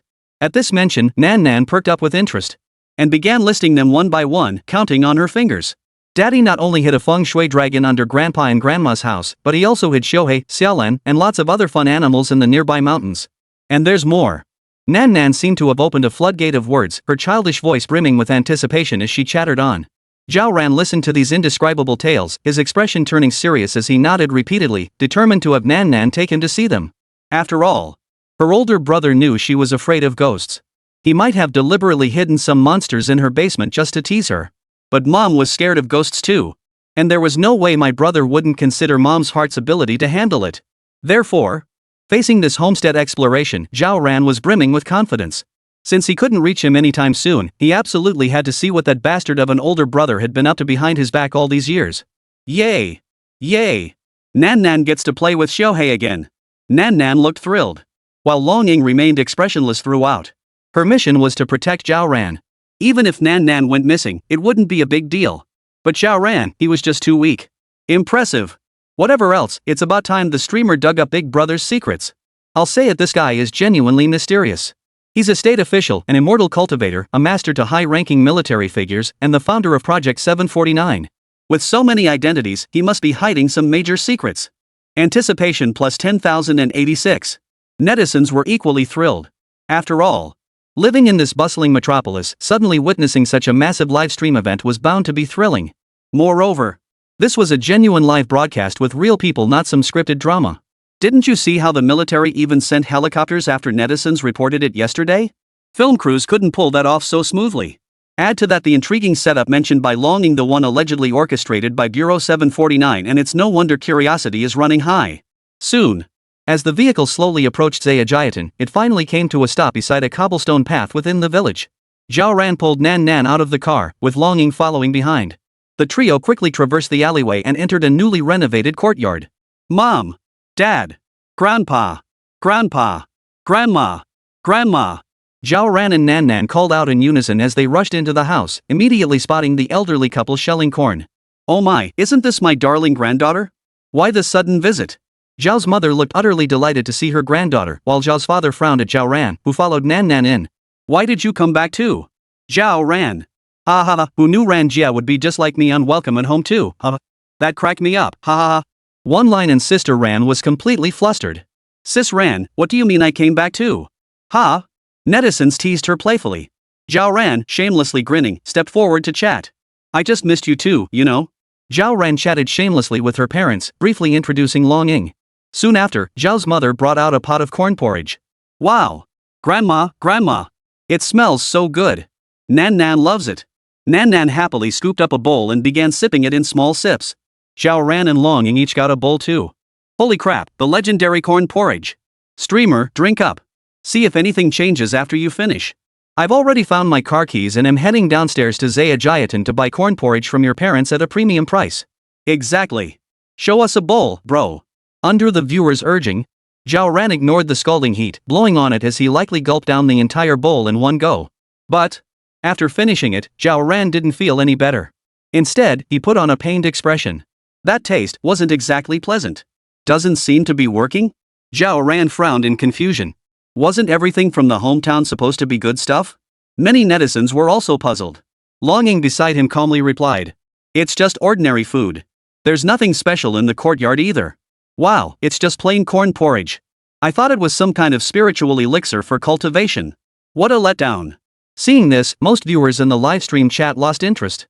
Zhao Ran quietly pulled Nan Nan closer and asked why corn porridge couldn't be used for cultivation. Nan Nan looked puzzled and replied. Auntie, corn porridge can't cultivate in the first place. Zhao Ran. Then where did your dad hide all those things? Zhao Ran pressed on. Nan Nan, holding her half-empty bowl of corn porridge, pointed toward a mountain ravine not far from the village and said. Over there. And you can't go in now, you have to wait until nightfall. At night? Though puzzled by Nanan's explanation, Zhao Ran didn't press further. After quietly arranging with Nan Nan to go explore together that night, Zhao Ran spent the entire afternoon chatting online with his netizens. Meanwhile, Longing retrieved a piece of cloth from the car and carefully wiped down the enormous broadsword, nearly as tall as she was. Soon, night fell. After confirming his parents were asleep, Zhao Ran snuck out with Nan Nan in his arms, pulling Longing along. They drove straight. Heading straight for the mountain ravine Nan Nan had pointed out earlier that day. Auntie, come with Nan Nan. The little girl skipped and ran toward the mountain ravine, with Longing and Zhao Ran following behind.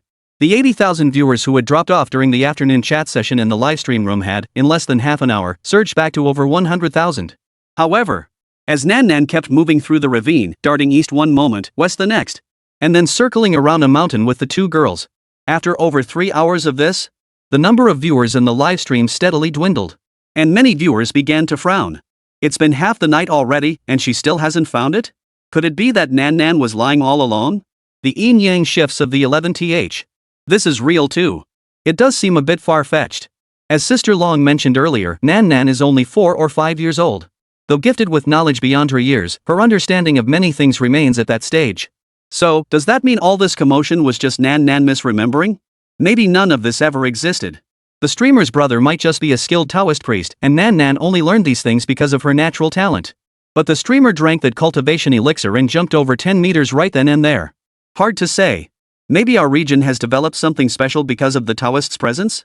Plus, with our scientific advancements and the streamer's brother being high-ranking government officials, maybe it's some kind of special genetic serum? Are we finally entering the cyber age? If we analyze it that way, could it be the streamer just wants to ride this wave of hype to promote new products? Or cash in on the buzz? As the trio pressed forward, they still found nothing. Viewers in the livestream chat were running wild with theories. And within moments, the atmosphere in Zhao Ran's entire livestream shifted to another extreme. Many accused Zhao Ran of deception, wondering if all this effort was just a scheme to scam viewers out of money? Others suggested it might just be Nanan's fault. But regardless, After the viewership dropped, the remaining 90,000 plus viewers were almost unanimously convinced that nothing worthwhile could possibly be found here. After all, cultivators and such, once you mix it with science, it just sounds too far-fetched no matter how you look at it. You scammer begging for money online, your mother. Even as a lazy homebody, being cursed by 90,000 live viewers instantly ignited Zhao Ran's temper. She hadn't faked anything, hadn't scripted anything, and besides, those previous donations were all voluntary. What did that have to do with her? Even if it came down to it, she was getting 2 million yuan a month from her sister-in-law for free. By now, she'd already received 7 or 8 million. After covering daily expenses and taking care of her daughter, she still had over 3 million in her pocket. Why would he need to scam you out of money? But speaking of which, Nan had been leading me in longing for nearly 4 hours now. Though my stamina had improved and I didn't feel overly tired, could it really be that Nan had misremembered? For a moment, as more and more reasonable viewers in the livestream flooded the chat with comments, Zhao Ran began to doubt himself. Nan, are you sure you haven't misremembered? We've been walking for nearly 4 hours now. Zhao Ran looked at Nan hesitantly. But the little girl nodded earnestly, her childish voice reassuring. Don't worry, Auntie. How could Nan forget Grandpa and Grandma's house? It's definitely right. We've only walked halfway so far. Only halfway? Zhao Ran hesitated, but didn't we circle around that little valley for ages? Zhao Ran's question left Nan momentarily at a loss for words, but she replied. Auntie, we could sit down and wait a bit. In a few more hours, we'll see the path to another place. The path to another place? Zhao Ran looked taken aback. Beside her, Longing seemed to recall something and calmly remarked. It must be the yin-yang shift in the Chiman formation. What? Zhao Ran nodded as Longing explained. Within the endless yin-yang transformations of the Chiman formation, numerous peculiar yin-yang patterns gradually emerge. Gathering yang creates yang, gathering yin creates yin. Simply put, when the yang side patterns accumulate more, they appear increasingly real. Conversely, when the yin side patterns accumulate, they appear increasingly mysterious. In fact, this is often why people passing through unfamiliar places sometimes feel a sudden sense of déjà vu. They're being influenced by these shifts. The shifts between yin and yang can sometimes cause confusion in the souls and memories of ordinary people. Longing explained it quite thoroughly. Zhao Ran could grasp some of it.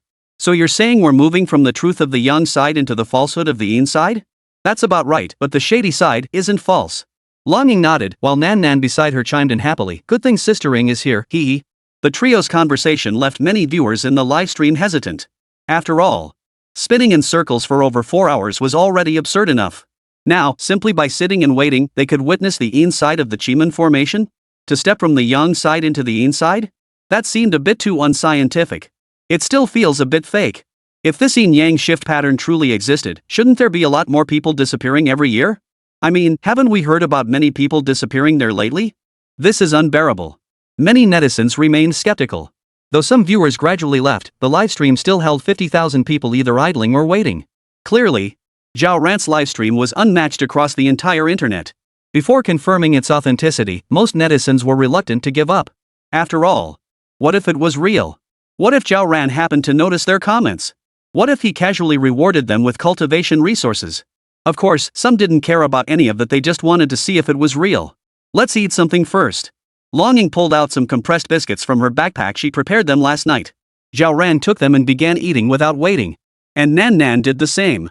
As the three gradually finished eating, they each found a spot to sit and rest. Time passed slowly. Though the summer night remained stiflingly hot, the cool mountain breeze brought a chill that was hard to ignore. Especially now that it was the middle of the night. Just as more and more viewers drifted off to sleep and logged off, and the bullet comments gradually fell silent, a thin mist began to settle over the wilderness. As the first light of dawn began to appear in the distance, the drowsy Zhao Ran was roused by Nan's call. Auntie, look. It's that path.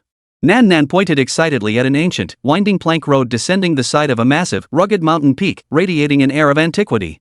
Hearing this, Zhao Ran shook off her drowsiness, quickly rising to pace to a high platform, surveying the surroundings.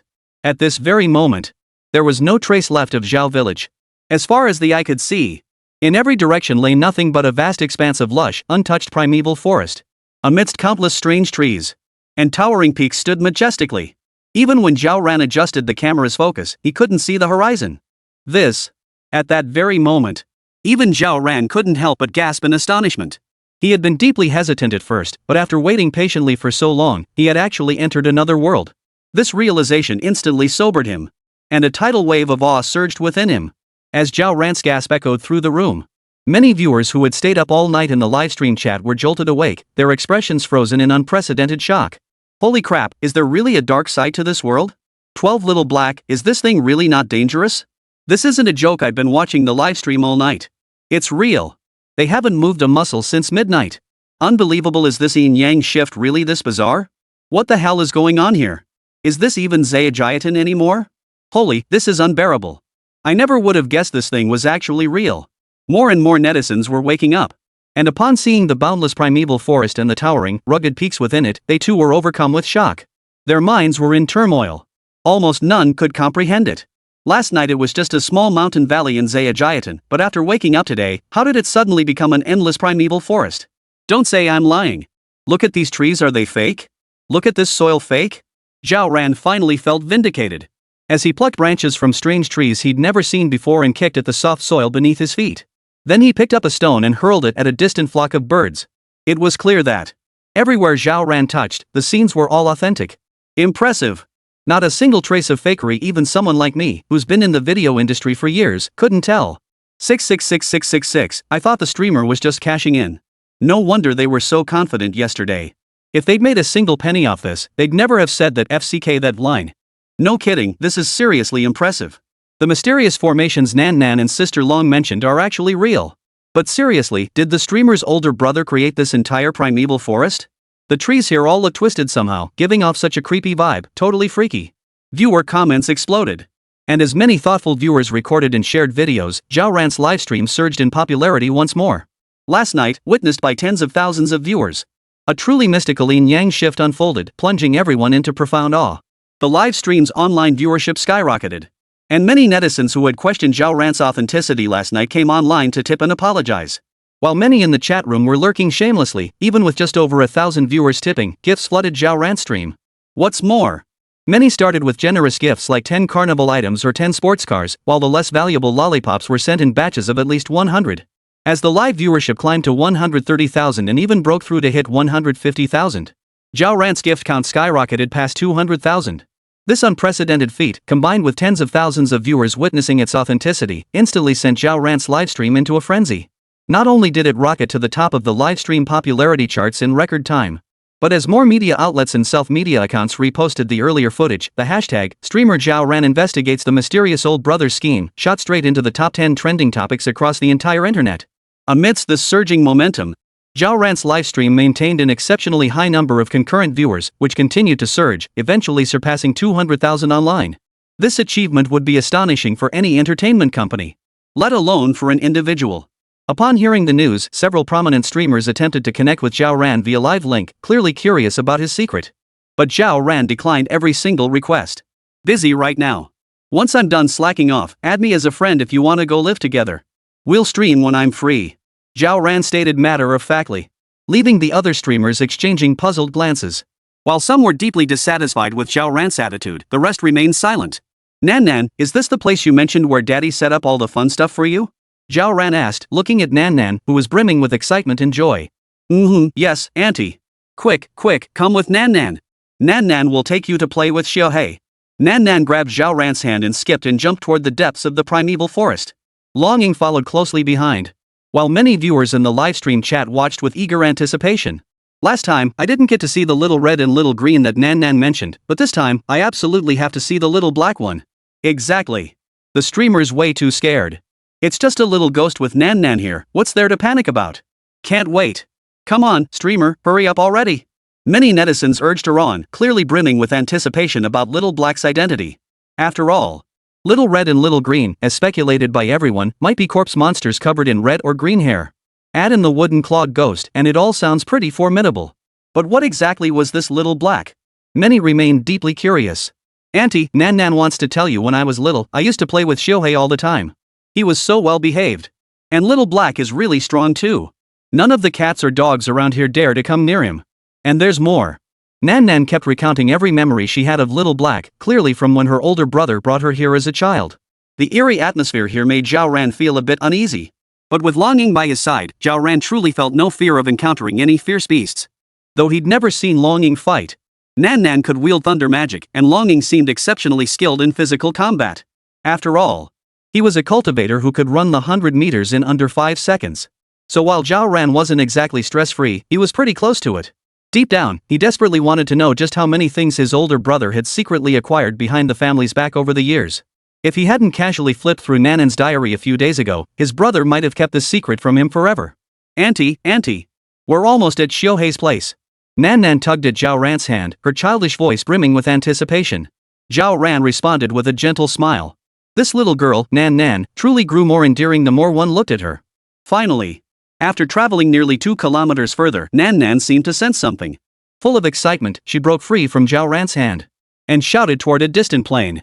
Xiuhei! Xiuhei! Xiuhei! Nanan's here to see you! Xiuhei! Her voice wasn't loud, but it carried remarkably far through the relatively quiet primeval forest. Before anyone could react, sudden growls erupted from all directions within the mountains and forests. Roar! The vicious growls echoed relentlessly, causing Zhao Ran to shudder in alarm. What about Xiuhei? Why did it feel like they were everywhere? Longing swiftly drew the long saber strapped to her back, assuming a defensive stance. Many viewers in the livestream chat heard this, felt their hair stand on end, as an inexplicable unease rose within them, and the chat stream scrolled rapidly. Wait, Xiuhei isn't a corpse? From the sound of it, it seems like a black bear? Black bears are known to attack humans, especially those living in the primeval forest. Seriously, how did they even tame these things in the wild? And raise so many? Are Ran and the others really safe? 13. Making a fire to boil water? Isn't that a bit too far-fetched? Something feels off about this. Just as netizens began to look uneasy, sensing the situation growing increasingly peculiar. Amidst Nanan's persistent cries, soon, a massive black bear over 9 meters tall, moving on all fours, crashed through the trees, breaking branches as it charged excitedly toward them. Roar! The massive black bear raised its head and let out an excited roar. And soon, numerous other massive black bears emerged from the surrounding hills, roaring in unison as if responding. Wait, is this Xiuhei? Is this even a size a normal black bear can grow to? Standing up, it must be at least 20 meters tall. Are you kidding me? Gazing at the colossal Xiuhei, a tidal wave of shock surged through everyone's hearts. Zhao Ran's eyes flickered with disbelief, and felt an overwhelming sense of unease wash over him. For some reason, she could clearly sense that all the black bears here, whether in speed, strength, or reaction, seemed far more powerful than herself. At this very moment, even Longing couldn't help but look grave. These black bears, not a single one was ordinary. As the massive lead bear drew nearer, many hearts leapt into their throats. But when they saw the bear cautiously lower its head, repeatedly nuzzling Nanan's palm with its snout, they all breathed a collective sigh of relief. What followed was a wave of bewildered shock. If I remember correctly, black bears are known to attack humans, aren't they? Hard to say. Has Nan been playing with this group since she was little? That size alone is mind-blowing anywhere in the world. Even the Kodiak brown bear, which can reach 800 kilograms, can't compare to the size of these black bears? Forget Kodiak bears, even the prehistoric North American giant short-faced bear, weighing 1,600 kilograms, isn't in the same league as this little black one. When little black stands before me, it looks like a small mountain. Countless netizens were utterly captivated by the sheer awe-inspiring presence of Xiuhei. After all, Xiuhei's appearance is indistinguishable from an ordinary black bear, yet in terms of sheer size alone, even prehistoric giants pale in comparison. This is utterly mind-blowing. Auntie, Xiuhei is inviting us to play in its territory. Nan affectionately stroked Xiuhei's nose while turning to call out to Zhao Ran. Zhao Ran's legs were already trembling slightly, while Longing looked pensive. Well, there's no harm in taking a look. Then, let's go. Zhao Ran's lips trembled slightly. After all, although Xiuhei was the largest in size, if it were the only one, Zhao Ran might not have been so intimidated. But among the numerous giant bears closing in from all directions, nearly every other black bear besides Xiuhei stood at least 4 or 5 meters tall when crouching. This left Zhao Ran utterly bewildered, his entire worldview beginning to shake. Damn it! How the hell did that guy breed so many absurdly huge black bears? Auntie, come quick! Xiuhei wants everyone to ride on his back. It'll be faster this way. Xiuhei lay down on the ground with practiced ease, extending his arms and lowering his head. Soon, Nan, brimming with excitement, grabbed Xiuhei's fur and scrambled up. Zhao Ran and Longing wasted no time either, leaping onto his back one after the other. Once all three were seated, Xiuhei raised his head and let out a roar. Then, the bear herd charged off into the distance in a mighty procession. The earth shook and mountains trembled along the way, trees snapping like dry twigs at the slightest touch. The bears galloped on for a long time. Finally, they arrived at an incredibly vast open space. Here, no grass or trees grew, and it lay close to a towering peak. With a clear river rushing swiftly by its side, a rather splendid spot nestled between mountains and water. Roar, roar. After the three dismounted from Shohei, the dog lowered its head affectionately, nuzzling Nan Nan while emitting faint, low growls, as if conversing with her. Go ahead, Shohei. But make sure to bring back plenty of meat this time. Nan Nan said. Shohei nodded in understanding, then took a few steps back, and let out a roar that shook the forest. Soon, numerous black bears, each leading their own group, dashed off in all directions. Auntie, Shohei and the bears went hunting to get us food. They'll be back soon. Nan Nan tugged at Zhao Ran's hand, grinning mischievously. Zhao Ran was utterly bewildered. These bears, each leading their own group, went hunting? Holy crap! Is Shohei really that intelligent? Black bear, hunting, leading their own groups. I recognize each word separately, but why does it all make no sense when put together? Is this the level bears can evolve to? Many netizens were completely baffled. We've heard of black bears attacking people, but never that they could be so human-like? Shouldn't we start a fire first? Zhao Ran timidly suggested. Longing remained silent, but little Nan Nan shook her head vigorously like a rattle. No need, Auntie. Little Black's family can cook, so they don't need our help with the fire either. They can cook? This left Zhao Ran utterly baffled. Even the viewers in the livestream chat exchanged bewildered glances. Seriously, how could a bear this big cook? You gotta be kidding. Has this black bear evolved to the point where it can cook? Impossible, absolutely impossible. The viewers found it hard to accept such an absurd claim. But when Nan Nan led them to another black bear, after a brief exchange, had this bear guide everyone to a clearing on the other side of the massive mountain peak, and witness the scene before them. No one could stay seated. Wait, is that black bear seriously rubbing against a wooden stake over and over? Holy, that log's spinning faster than a ING engine. What the hell am I seeing? That black bear is drilling wood to make fire. Holy. The comments flooded in relentlessly. And nearly every viewer was utterly transfixed by the sight of that grass-skirted black bear hugging a log and drilling for fire. No matter how you look at it, a black bear making fire was utterly absurd, especially with such a massive log. It was simply impossible. Yet as the log spun rapidly, a wisp of white smoke began to rise, accompanied by sparks flying everywhere. A massive bonfire gradually took shape, leaving every viewer in the live stream utterly spellbound. Not far away, several black bears hauled over several relatively flat boulders, quickly stacking them into the shape of a stove. As an enormous stone pot appeared, the bears carried peculiar water vats fashioned from massive logs, fetching bucket after bucket of river water to pour into the cauldron. More and more people felt their worldviews crumbling at that very moment. 14 Little Black even knows occult arts? Keep going. I'd rather believe the Peach Blossom Springtail is real. These black bears aren't just outclassing cavemen, they'd put Bear Grylls to shame in survival skills. This still feels like a dream. It can't be CGI, right? Dude, do you have any idea how much it would cost to pull off effects this realistic? Let me put it this way, all the tips we've given so far wouldn't even cover half a minute of this streamer's footage. Whether it's the primeval forest or the black bears, the realism blows those movie productions out of the water. Seriously, is that really a black bear? Netizens remained utterly captivated by the profound shock of witnessing the black bear start a fire and boil water. After all, as primates, we may be workhorses in corporate offices day to day. We still harbor a natural sense of superiority when it comes to animals. Could animals really be smarter than humans? That's simply impossible. But right now, watching a group of black bears effortlessly start fires and boil water, and even seeing others return carrying broken tree branches in their mouths using sheer strength to snap them apart for kindling, left netizens utterly stunned. Many even began to doubt whether they'd fallen victim to some illusion just minutes prior. Or if they'd drunk counterfeit liquor? Most were left pondering the sight of that bear wearing a grass skirt. Black bears wearing grass skirts, that's even more unnatural. Absurd. Utterly absurd. Nan Nan, did your dad raise all these black bears for you? How many other strange animals does he keep? Zhao Ran pursed her lips, hesitating before speaking. Nan Nan shook her head beside her. Auntie, Shohei and his friends aren't that common, you know? Plus, Nan Nan has never seen animals smarter than Shohei. Daddy only ever kept Shohei and his friends. Nan Nan explained truthfully, which eased everyone's concerns. If even casually kept animals could be this extraordinary, who knows just how absurd her big brother really was? When did you first meet Shohei? Zhao Ran felt his questions were absurd. But Nan Nan happily replied. When I was very little, Nan Nan played with Shohei and the others. Shohei is so well behaved. Plus, Shohei is really talented and always treats Nan Nan so well. Nan Nan didn't specify an exact time, but for a little girl of 4 or 5, when I was very young. Could it be that Nan Nan started playing with this group of black bears when she was just 1 or 2 years old? Was her brother that carefree?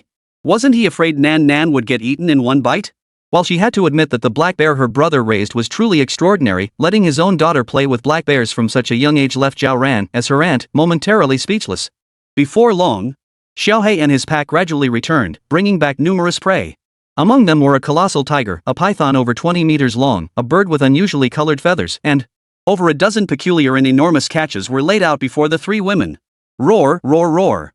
Xiaohei let out a soft growl, and Nan Nan pulled Zhao Ran forward, excitedly beginning to pick out their share.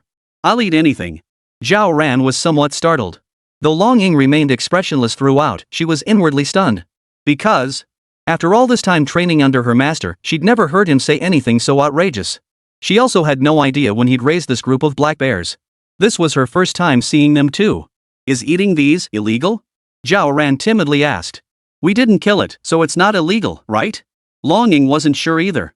Nan Nan, however, pointed directly at some animals, brimming with anticipation and excitement. Seeing this, let out a low growl. Instantly, several black bears began tearing into the animal entrails with practiced ease, then used their sharp claws to pluck the fur and prepare the ingredients. Is this stuff even edible after they've done that? Zhao Ran felt uneasy inside. After all, these black bears lived in the wild, and their bodies inevitably carried bacteria and other contaminants. What if they got infected? Don't worry, Auntie. It's fine for cultivators to eat, and besides, Xiaohei is a spirit beast too. Nan Nan solemnly assured her. Long Ying paused briefly before drawing her broadsword and stepping forward to prepare the ingredients herself. Xiaohei and the others set up another pot. Once Long Ying finished preparing the ingredients, they began cooking. Xiaohei, this is more than enough for us. At Long Ying's instruction, Nan Nan also told Xiaohei and the others they didn't need to bother. Xiaohei let out a low growl upon hearing this. And the pack of black bears began tearing into the hunted prey, devouring it voraciously. By the time Long Ying finished preparing the ingredients and the three of them had eaten, it was already afternoon. Nan Nan, besides raising black bears, did your dad set up anything else here? Zhao Ran asked, leaning against a rock after eating his fill. Nan Nan replied cheerfully. Of course he does, Auntie. In a bit, Xiaohei can take us to find Xiaolan. And besides Xiaolan, there are lots of delicious foods here too. Can't we go by ourselves? Zhao Ran still felt a bit uneasy about Xiaohei. Nan Nan shook her head. No way. Without Xiaohei to lead the way, Nan Nan wouldn't be able to find the entrance either. Go inside?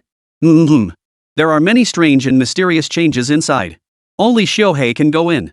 Hearing Nan Nan say this, many viewers in the livestream chat exchanged puzzled glances. This black bear knows the art of mystical transformations too? I'm numb to it now. If you told me Xiaohei could star in adult films, I wouldn't even be shocked. It's not that you're not shocked, Iron, you're so stunned your brain can't process it. Seriously, how did the host's older brother even manage to raise so many creatures? Just one Xiaohei is enough to outclass every animal husbandry expert in the world. And honestly, this guy feels more and more like some kind of mystic practitioner. I mean, the stuff we've uncovered so far is just too out there. Honestly, this guy feels more like a Taoist priest crossed with a genetic scientist. Cultivating immortality is just too far-fetched. Nan Nan might just have a stronger physique, she couldn't possibly beat Xiaohei, right? I agree. Immortals can shatter mountains and split the earth with a flick of their wrist, and flying through the skies is child's play for them. Look at Nan Nan, does she look like she could fly through the skies? Now that you mention it, you're probably right. But speaking of which, I'm getting more and more curious about Sister Rant's brother's identity. +1. The live stream's comments kept scrolling. Ever since Zhao Ran peeked at his niece's diary, the series of events he'd experienced had been nothing short of mind-blowing. Even now, many still couldn't grasp exactly who Zhao Ran's older brother really was. Not long after a brief rest, Nan Nan summoned Xiaohei. The trio mounted the beast and raced deeper into the primeval forest. 15 river course shift. The terrifying shadow dominating the sky. Nan Nan, how long will it take us to get there? Zhao Ran couldn't help but ask Nan Nan along the way. After all, this involved a mysterious layout that left him feeling both awestruck and bewildered. If it still took an entire night to get inside, that seemed downright absurd no matter how you looked at it. It won't be long, Auntie. Nan Nan replied cheerfully. Hearing this, Zhao Ran fell silent. The three women rode atop Xiaohei, gripping its fur as they sped along the path with remarkable swiftness, encountering almost no obstacles. As they sped along, they soon arrived at the banks of an exceptionally wide river. The river flowed eastward from the mountains, its width stretching far across the landscape. The current was slow, and the water didn't appear particularly deep. Surrounding it were rugged mountains of peculiar shapes, and not far away lay a gorge. Upon reaching this spot, Xiaohei halted. Roar! Roar, roar! Xiaohei lay flat on the ground, letting the three women slide down his arms. Occasionally, faint growls echoed, as if he were communicating with Nan Nan. A moment later, Nan Nan nodded earnestly, waving as Xiaohei departed. At that moment, Nan Nan pulled Zhao Ran with an expectant look on her face, saying happily, Auntie, Xiaohei said he can only take us this far. He doesn't dare go any further. But I remember the rest of the way, auntie. Don't worry. Nan Nan patiently reassured Zhao Ran like a little adult. But this only left Zhao Ran feeling a bit flustered. Haha, look at Ran like this, she's not worried Nan Nan won't remember the way. She's clearly freaking out about why even Shohei won't go any further. I'm telling you, what on earth is in there? Even something as outrageous as Shohei is scared? Hard to say. After all, Shohei's size is pretty much one of a kind worldwide, right? Could there really be something that even he fears? Viewers in the livestream chat kept commenting, while Nan Nan led everyone steadily upstream. Where are we headed? Longing scanned the surroundings as she asked. Nan Nan pointed to a cave not far ahead. Nan Nan remembers Daddy saying there are some uncles and aunts watching over this place. So, to keep going, we need to pay our respects to them first. Nan Nan looked thoughtful, then pointed to a shallow river and continued. We have to wait until the river rises and changes course. Only then will the uncles and aunts agree to let us in. That's when we can go. Hearing this, Longing also fell silent. River water rising, river changing course? How does this even connect to mysticism? It sounds a bit far-fetched. Even if it's wildly improbable, it can't be as simple as just bowing once and having the river rise and change course, right? Could it be that what Nan Nan meant by paying respects is praying for rain? Once the rain falls and the river rises, it will naturally change course? Netizens speculated endlessly. After all, throughout history, countless people have attempted massive water control projects. Changing a river's course isn't impossible, but it's certainly no simple feat. Therefore, ultimately, it's highly likely that what people truly need is to pray for a heavy downpour. Amidst the heated discussions among many netizens, the trio soon reached the small cave Nan Nan had pointed out earlier. Though seemingly neglected for ages, everything inside was spotless, a rather peculiar sight. Looking around, there was not only a desk, but also an incense burner, several sticks of sandalwood incense, a set of peculiar bright red classical attire, and an eerie black patterned mask. Nan Nan immediately began slipping the garments onto herself with practiced ease, while instructing Long Ying and Zhao Ran to carry the desk and incense burner up as well. As the sandalwood incense began to burn, Nan Nan stood behind the table, the crimson robes fitting her perfectly. Wearing the eerie black patterned mask, she waited in silence. The golden embroidery on the ancient robe appeared intricately decorated, exuding an extraordinary mystique. Though Nan Nan was not tall, the ample robes made her appear like a goddess from ancient times. Combined with the eerie aura emanating from her simple white mask adorned with black patterns, she commanded an almost intimidating presence. Long Ying. Zhao Ran looked at Nan Nan with concern. Long Ying gently patted her shoulder in reassurance. Thud. Suddenly, a deep, muffled drumbeat seemed to echo from the heavens and earth. As the echoes reverberated, Nan Nan behind the desk abruptly shifted her posture. Thump, thump. The drumbeat echoed relentlessly, as if striking out in some rhythmic cadence. While Nan Nan behind the desk waved her crimson sleeves, shifting her stance with each beat. Her movements were eerie, almost merging with the rhythm of the strange drumbeat. Amidst the echoing drumbeats, Nan Nan danced an eerie dance. Combined with the continuous burning of sandalwood incense, this bizarre scene sent chills down the spines of many viewers in the livestream chat. This feels kind of like an ancient ritual. What are they sacrificing? If it is a ritual, where are the offerings? Surely not. Ran and the others. This is way too creepy. Nanan's only 5 or 6 years old, and she's already mastering these eerie things. Viewers felt their scalps tingle. While Zhao Ran at the scene watched Nan Nan with a look of deep concern. She couldn't understand either. Her niece, who usually seemed so well behaved, why she gave off such an eerie vibe today. As Nan Nan kept dancing. Soon, the surroundings gradually grew dim.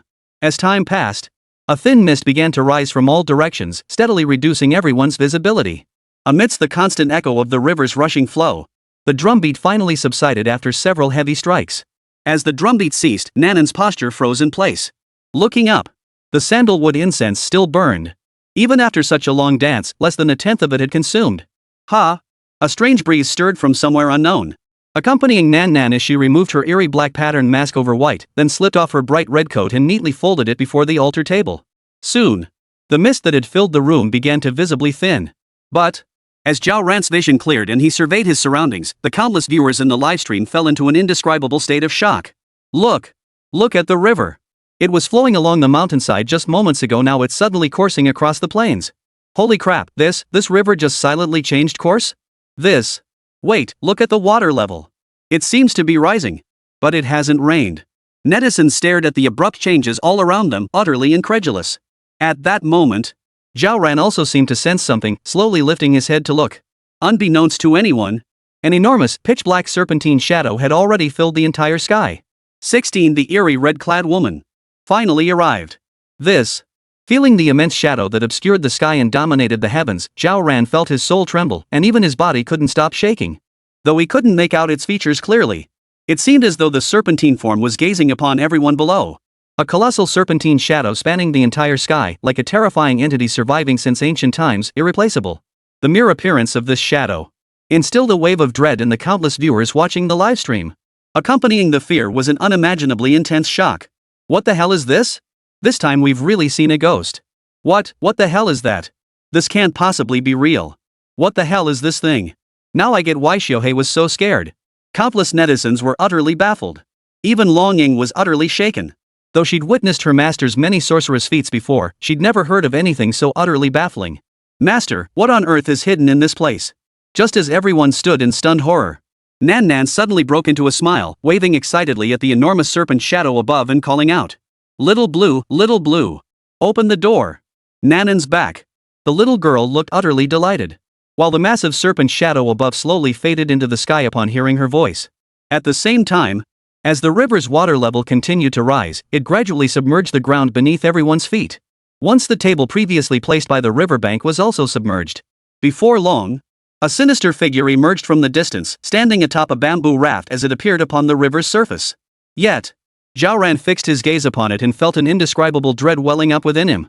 For the figure standing behind the bamboo raft wore a crimson ancient robe adorned with golden embroidery, appearing utterly otherworldly. And upon its face, a white mask adorned with black patterns, exuding an ancient aura. The eyes were hollow, long hair cascading to the waist, swaying in the breeze. This eerie attire sent a chill down Zhao Ran's spine. Countless viewers in the livestream were terrified out of their wits. How did someone else end up wearing this sacrificial robe? Could this person be a river ghost? Holy crap! What was that ritual for? Whose approval was she seeking? Was it Xiaolan? Probably not Little Blue. She seems like just a gatekeeper. Nan Nan said she needed her aunt and uncle's permission. Could the red-clad woman be the aunt and uncle Nan Nan mentioned? No, probably not. She feels more like a water ghost. The livestream's bullet comments rolled frantically. This bizarre scene was unheard of, something the crowd had never witnessed in their lives. As the red-clad woman stood atop the bamboo raft, using some mysterious force to steer it slowly toward the riverbank, Nan Nan beamed as she pulled a terrified and reluctant Zhao Ran onto the raft. Longing followed closely behind. Though the three stood on one side of the raft while the red-clad woman stood on the other, the raft remained remarkably steady. As it drifted slowly away from the shore, guided by the woman in red, the raft drifted steadily downstream along the river's current. Earlier, the current flowed from west to east. Now, it's from south to north. There's a gorge up ahead. Are we heading into it? Honestly, it's giving me the creeps. How many more bizarre things are lurking in this place? I thought the basement monster was absurd enough, but this Little Blue and the red-clad woman are even heavier hitters. Enough already. I'm curled up in my blankets right now, not daring to peek out at all. Netizens exchanged uneasy glances, many feeling the eerie atmosphere permeating the livestream, their hearts filled with unease. As the bamboo raft drifted slowly downstream, Zhao Ran's unease steadily grew. The sky grew darker and darker, and the primeval forest shrouded in night grew ever more mysterious and bewildering. Finally, after about half an hour of travel, the group finally approached the gorge. Nestled between two towering peaks, the gorge was extremely narrow. Rather than a canyon, it resembled more of a mountain stream. As the group entered, the world plunged into complete darkness.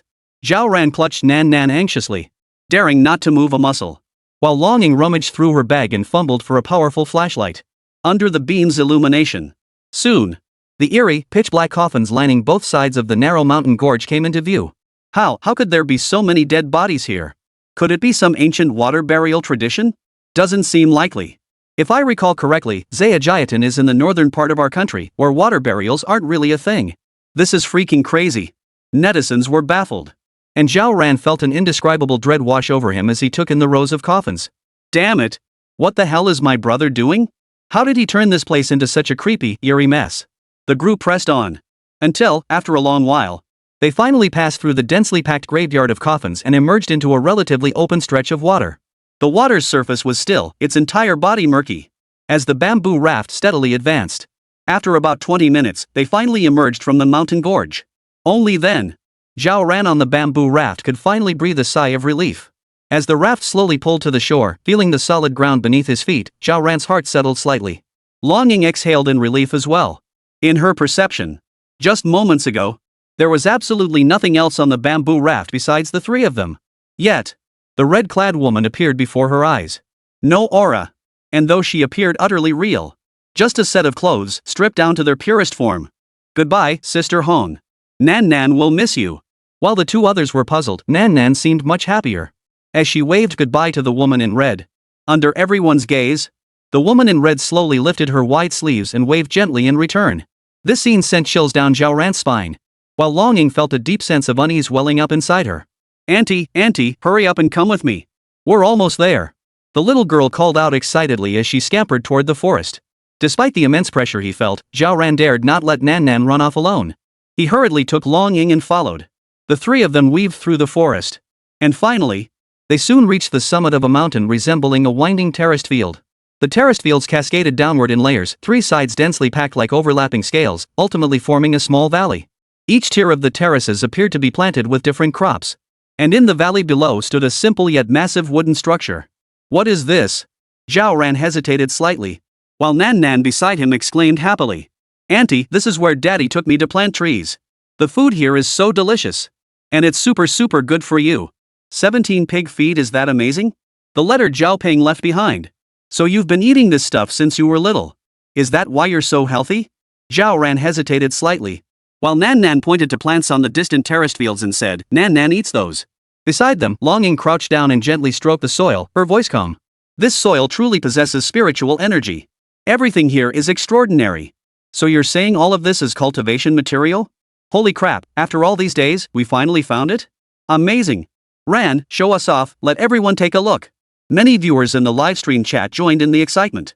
As Nan Nan led the two down the path, they picked a few ears of corn, dug up some sweet potatoes, and gathered other edibles before entering the wooden hut.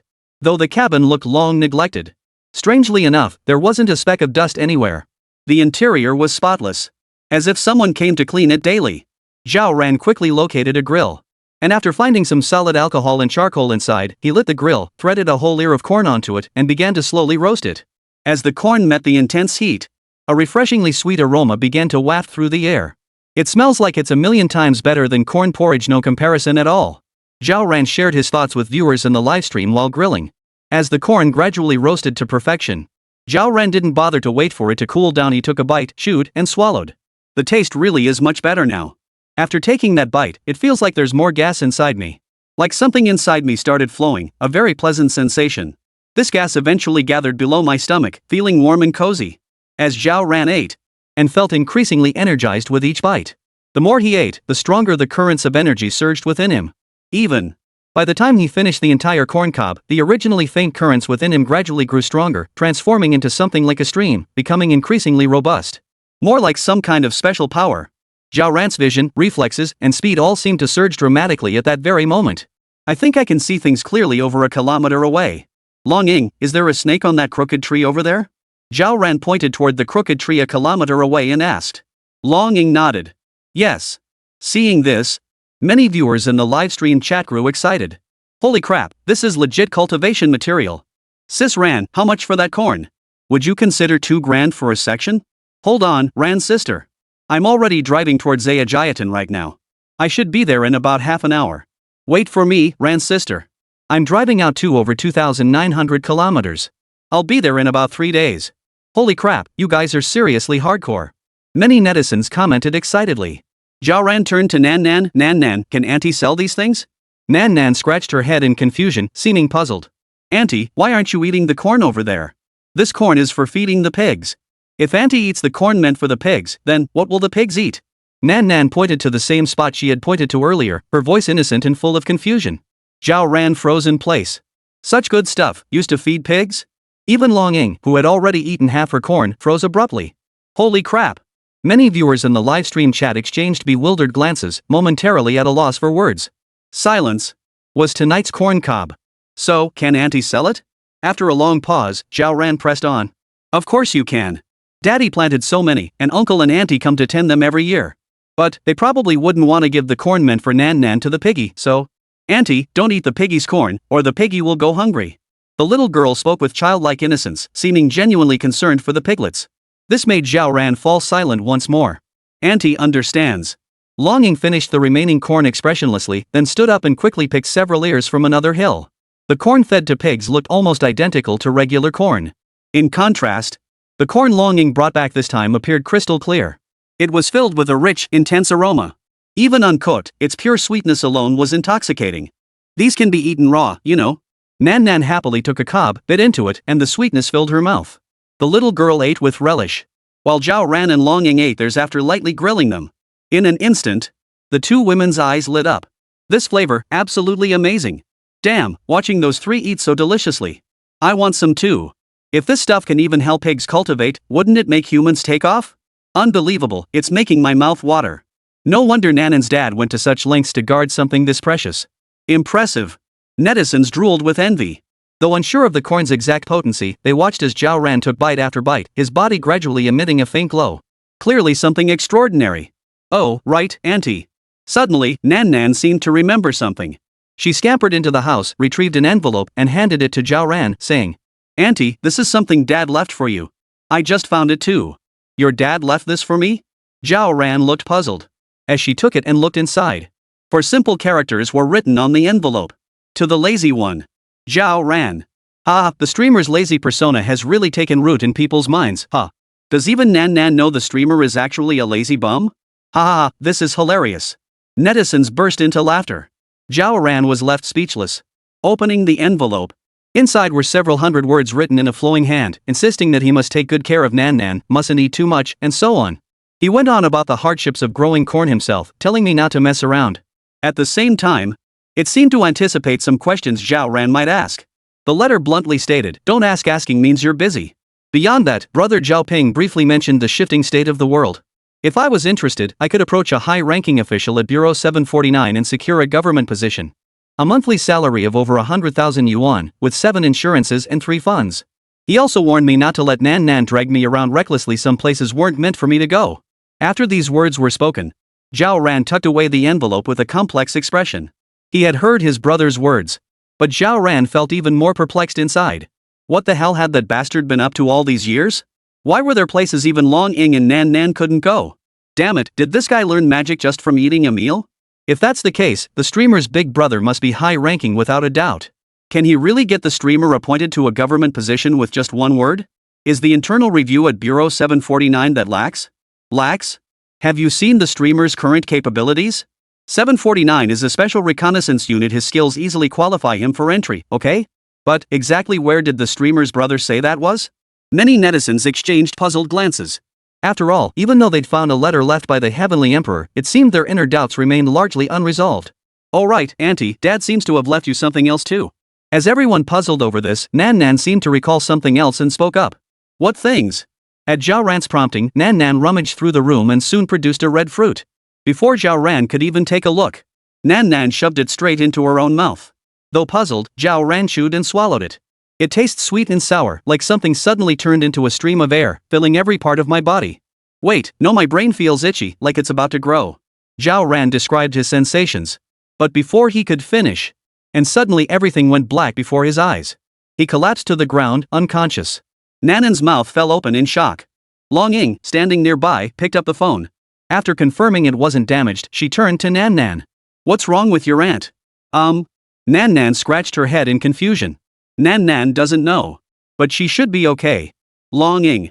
Though she didn't understand. Long Ying swiftly carried Zhao Ran to the bed. She began taking his pulse. The pulse is steady, doesn't seem like food poisoning. After a quick check confirmed he wasn't in mortal danger, Long Ying went back to roasting corn for herself. This scene left the live stream viewers staring at each other in bewilderment. "Seriously, Sister Long, just because he's not dying, you're not going to help him? This girl. What's wrong with Sister Ran?" Sis Long seems to be taking things even more casually. Sis Long, not worth a single corn cob. Many viewers sighed in disbelief. Long Ying paid no heed, sitting quietly as she roasted and ate corn. Finally, after nearly 3 hours of unconsciousness, Zhao Ran finally woke up. "Ran, you slept like a dead pig for 3 hours. What the hell happened?" "Exactly. Even though Nan Nan and Sister Long weren't worried at all, we were freaking out. Could you bring me a corn cob when you come out to soothe my anxious heart? Man, your abacus beads are flying into my eyes. You're definitely a Zhejiang native, right? From Yanjia County? I could hear those abacus beads clicking all the way here in Syria. Enough with the jokes, what the hell just happened to you, Ran?" Seeing the netizens' inquiries, Zhao Ran hesitated. After eating that fruit, it felt like my mind was suddenly filled with all this new stuff.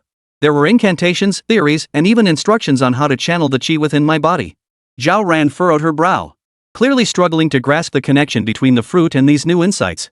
However, some netizens who had spent years reading online novels seemed to have a sudden realization, their breathing quickening. Could it be he's obtained some legendary martial art? Damn, with a bro this powerful, there's no reason he wouldn't give you some techniques. This might actually be real. Damn, could that fruit be some kind of portable technique transfer device the streamer made? Impressive.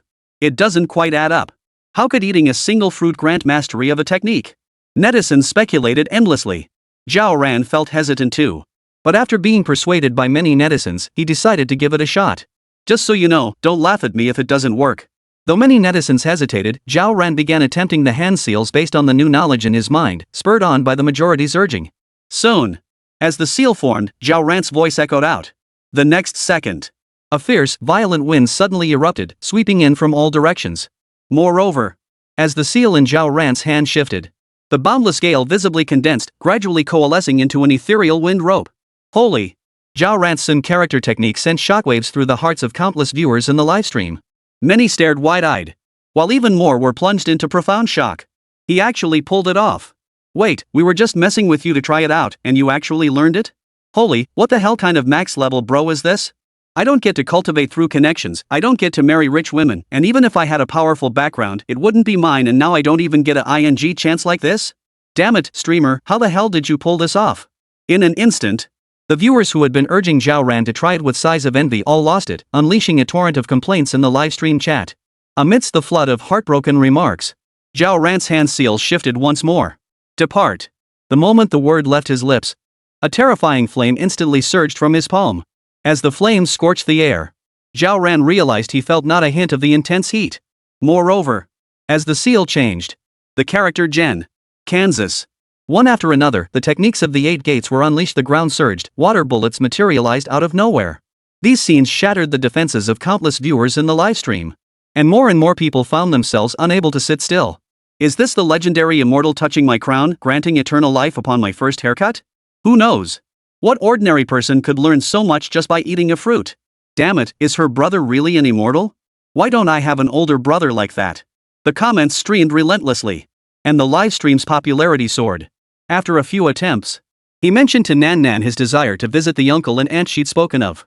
But Nan Nan explained that even if her aunt met them, she wouldn't be able to see them. Helpless, Zhao Ran had no choice but to give up. Is there nothing else here? In response to Zhao Ran's question, Nan Nan shook her head and said, Auntie, this is just where Daddy hides his things.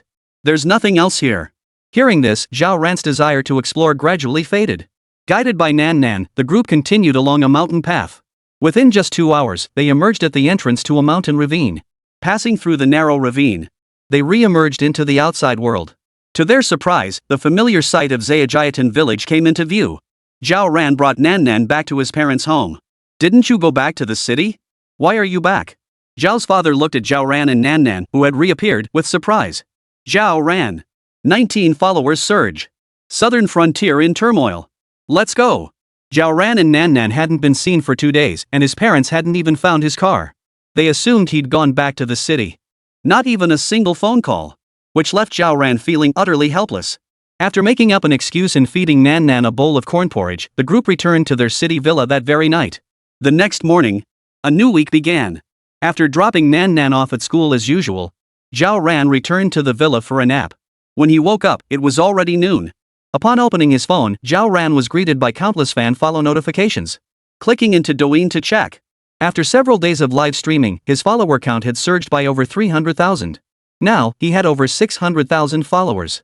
Moreover, the events of his recent livestreams had also sparked a massive online sensation. #shocking. The Divine Child Emperor's Growth Diary exposed and Zhao Ran unexpectedly becomes an immortal cultivator. #9 heaven-piercing thunderbolts purge impurities. This kid truly masters lightning arts. The diary is authentic. #major documentary, the allure of Zhao Ran's return to the village ongoing coverage. #mysterious gate formations in Yang shift, a black bear the size of a prehistoric mammoth. Scientific community in shock. #river course shifted, waters rising. What is that shadow looming over the darkness? #if pig feed is this mind-blowing, what about human food? #just a single fruit can truly grant immortality. Magic arts unlock instantly smoother than a bowel movement. All sorts of headlines flood the top trending searches. On Douyin, countless shared clips of edited videos keep climbing in popularity. Nearly every video boasts hundreds of thousands of likes, with comment counts exceeding 10,000. Shares were countless. Countless netizens comment with fervor. Spending all day online playing with memes will make you an immortal. When the apocalypse comes, if I'm the only one left running around on Earth, I'll be cursing like hell. Holy, what the hell? You said it was just a meme, but then you drop a immortal cultivator out of nowhere? Are you kidding me? That black bear is the size of a prehistoric mammoth, seriously? It can even start fires and cook meals? This is insane. Seriously, who the hell is cultivating here? Can someone give me a ride? I've been beating the out of my niece for 3 days straight and she still won't admit she's a cultivator. Upstairs, no wonder there've been so many police cars around lately. Turns out you kidnapped your own niece? Nice one, Ran's sister was just messing around. The real stunt's all yours. Seriously, what exactly did Rant's brother mean when he said some places shouldn't be visited? Also, who the hell is Sister Rant's brother anyway? Every video was flooded with comments, with countless people fiercely debating whether Zhao Ran was genuinely cultivating immortality or just pulling off an incredibly realistic special effects script. But no matter how much they argued, netizens couldn't reach any conclusion. The buzz kept growing, and Zhao Ran's follower count grew by tens of thousands almost daily. For the entire morning, Zhao Ran kept chatting with numerous viewers in the livestream chat. At noon, Nan Nan ate at school. And when Zhao Ran picked her up in the evening, Nan Nan went down to the basement to play with Xiao Hong and Xiao Lu, while Zhao Ran stayed in the livestream room chatting with viewers. Compared to before, the number of regular viewers in Zhao Ran's livestream had already surpassed 50,000 and occasionally reached 200,000 during peak hours. Even though Zhao Ran currently only appears to have over 700,000 followers, such streaming metrics are already incredibly impressive. It's worth noting that, as Zhao Ran's popularity surged these days, numerous fervent fans appeared at the entrance of his villa, insisting on learning cultivation techniques from him. All have been turned away by Zhao Ran. Even so, some persistent diehards remain, refusing to leave despite attempts to shoo them away. Beyond this, his daily life appears much calmer. Zhao Ran streams daily, chatting casually while dutifully shuttling Nan Nan to and from school and cooking meals. Though he had built up a steady following, after a month had passed, Zhao Ran's follower count had surpassed 1 million, but the number of viewers in his livestream had dropped to just a few thousand. If this keeps up, no one will watch me anymore. Even when I perform a magic trick every day, no one watches? Zhao Ran was puzzled. But having been in the internet game for so long, he knew he'd never attract viewers again without pulling off something flashy. Zhao Ran decided to just give up. After all, his sister-in-law's company still transferred 2 million yuan every month, so he had no worries about food and drink. Though attempts to contact his sister-in-law went unanswered, and his brother remained completely out of reach, Zhao Ran was deeply puzzled. Yet faced with this situation, he was utterly helpless. 2 months passed quickly, and Nanan's summer vacation began. After picking her up, Zhao Ran took her out to play every day. It was clear he took childcare very seriously. However, that day, just as he stepped out of the amusement park and was chatting with hundreds of viewers in his livestream, he caught sight of the evening news playing on a large screen nearby. A massive fire has erupted without cause within the Ilao Mountains in southern Xinjiang. The flames stretch over 10 miles. Within just 1 hour, thick fog has enveloped the area 10 miles around the mountains. Firefighters have rushed to the scene. Meanwhile, local villagers report witnessing a giant fire phoenix descending from the sky before the blaze began. This incident has sparked widespread public reaction. Our station will continue to bring you updates. As the anchor finished speaking, the next news segment began. Just as Zhao Ran was preparing to take Nan Nan home, the little girl suddenly pointed at the screen showing the southern frontier Ilao mountain fire and exclaimed excitedly, Auntie, Auntie! Nan Nan thinks she knows that big bird. Daddy seems to be in southern Xinjiang. Auntie, let's go to southern Xinjiang. The moment Nan Nan spoke, Long Ying, who had been eating ice cream nearby, instantly stiffened. Zhao Ran also grew serious. Many viewers in the livestream chat were taken aback. After lurking for so long, did Nan Nan finally discover something? Rant's brother is in southern Xinjiang? How did Nan Nan know that? Though shrouded in mystery, Nan Nan's declaration that Dad is in southern Xinjiang instantly ignited excitement among viewers. This could be the key to unlocking all the mysteries. If they really found Nanan's dad in southern Xinjiang and confirmed this guy's cultivation claims, who knows, maybe the era of mass cultivation was about to dawn. Netizens were thrilled beyond words. Word spread like wildfire, quickly restoring Zhao Ran's livestream to its former high popularity. Meanwhile, back home, Zhao Ran pondered for a long time before deciding to heed Nanan's plea and head to the southern frontier. 20 strange runes. Is that how Nan Nan addresses people? The 749 Special Reconnaissance Unit has also dispatched personnel to assist our exploration. Long Ying reported their itinerary before adding, Zhao Ran nodded, turning to look at Nan Nan beside him and asked earnestly. Nan Nan, are you certain Dad is in the southern frontier? Hearing this question, Nan Nan nodded solemnly and replied in her childish voice. Auntie, Nan Nan remembers Daddy is definitely in southern frontier. Daddy must be in southern frontier. Auntie, let's hurry and find Daddy. Nan Nan's unwavering certainty only strengthened Zhao Ran's resolve within. Though he had no idea what his brother had been up to all these years, since there was a chance of finding him in southern Xinjiang, Zhao Ran was determined to search for him. Soon, the whirring of the helicopter's rotors filled the air as the rope ladder descended. After granting Lu Ma and the others a few days off, Zhao Ran swiftly climbed aboard the helicopter with Nan Nan in tow. Once Longing boarded, the rope ladder was retracted, and the group sped off towards southern Xinjiang aboard the helicopter. This massive fire in southern Xinjiang is highly unusual. Some villagers even claim to have seen a giant fire phoenix. At first I thought it was just villagers hallucinating, but then Nan Nan claimed to recognize the giant bird. And her dad is actually in southern frontier too. That's incredible. And what about the places Rant's older brother mentioned in his letter that she couldn't go to? Could southern frontier be one of them? Regardless, this creature seems incredibly powerful no matter how you look at it. Hopefully we'll uncover something in southern Xinjiang. Netizens engaged in heated discussions. As many shared the post, the headline suspected link between southern frontier fire and Nanan's father quickly surged to the top of the trending charts. The number of viewers in Zhao Ran's livestream continued to climb. Though the journey was tedious, the heat in Zhao Ran's livestream remained high. If other streamers' followers and subscribers were mostly inactive zombie accounts, Zhao Ran's followers were unprecedentedly active. Out of his million followers, nearly 900,000 had visited his stream in recent days. Many immediately gifted 10 sports cars, hoping Zhao Ran would remind everyone to tune in once he resumed streaming from southern Xinjiang. As time passed, finally, on the evening of the third day, after transferring between several helicopters, the group finally arrived at a makeshift rescue base in southern Xinjiang. Fully armed soldiers patrolled the area, while firefighting aircraft frequently flew overhead. Many monitored the fire's progression through satellite reconnaissance, coordinating the deployment of aircraft carrying massive water loads. It was clear that, even after 3 days, the blaze remained uncontained. This was an extremely rare occurrence in China. After all, once a forest fire warning is issued, not only firefighters but even nearby residents will gradually join the effort. It's virtually impossible for a fire to spiral out of control. Yet the blaze in Ilao Mountain has raged for days, with many areas still defying containment. Even in areas where flames have been extinguished, thick smoke lingers persistently, refusing to dissipate. This is particularly strange. Commander. Upon the arrival of Long Ying and the others, a lieutenant colonel promptly stepped forward to salute. What's the situation? In response to Long Ying's inquiry, the officer in charge stated directly.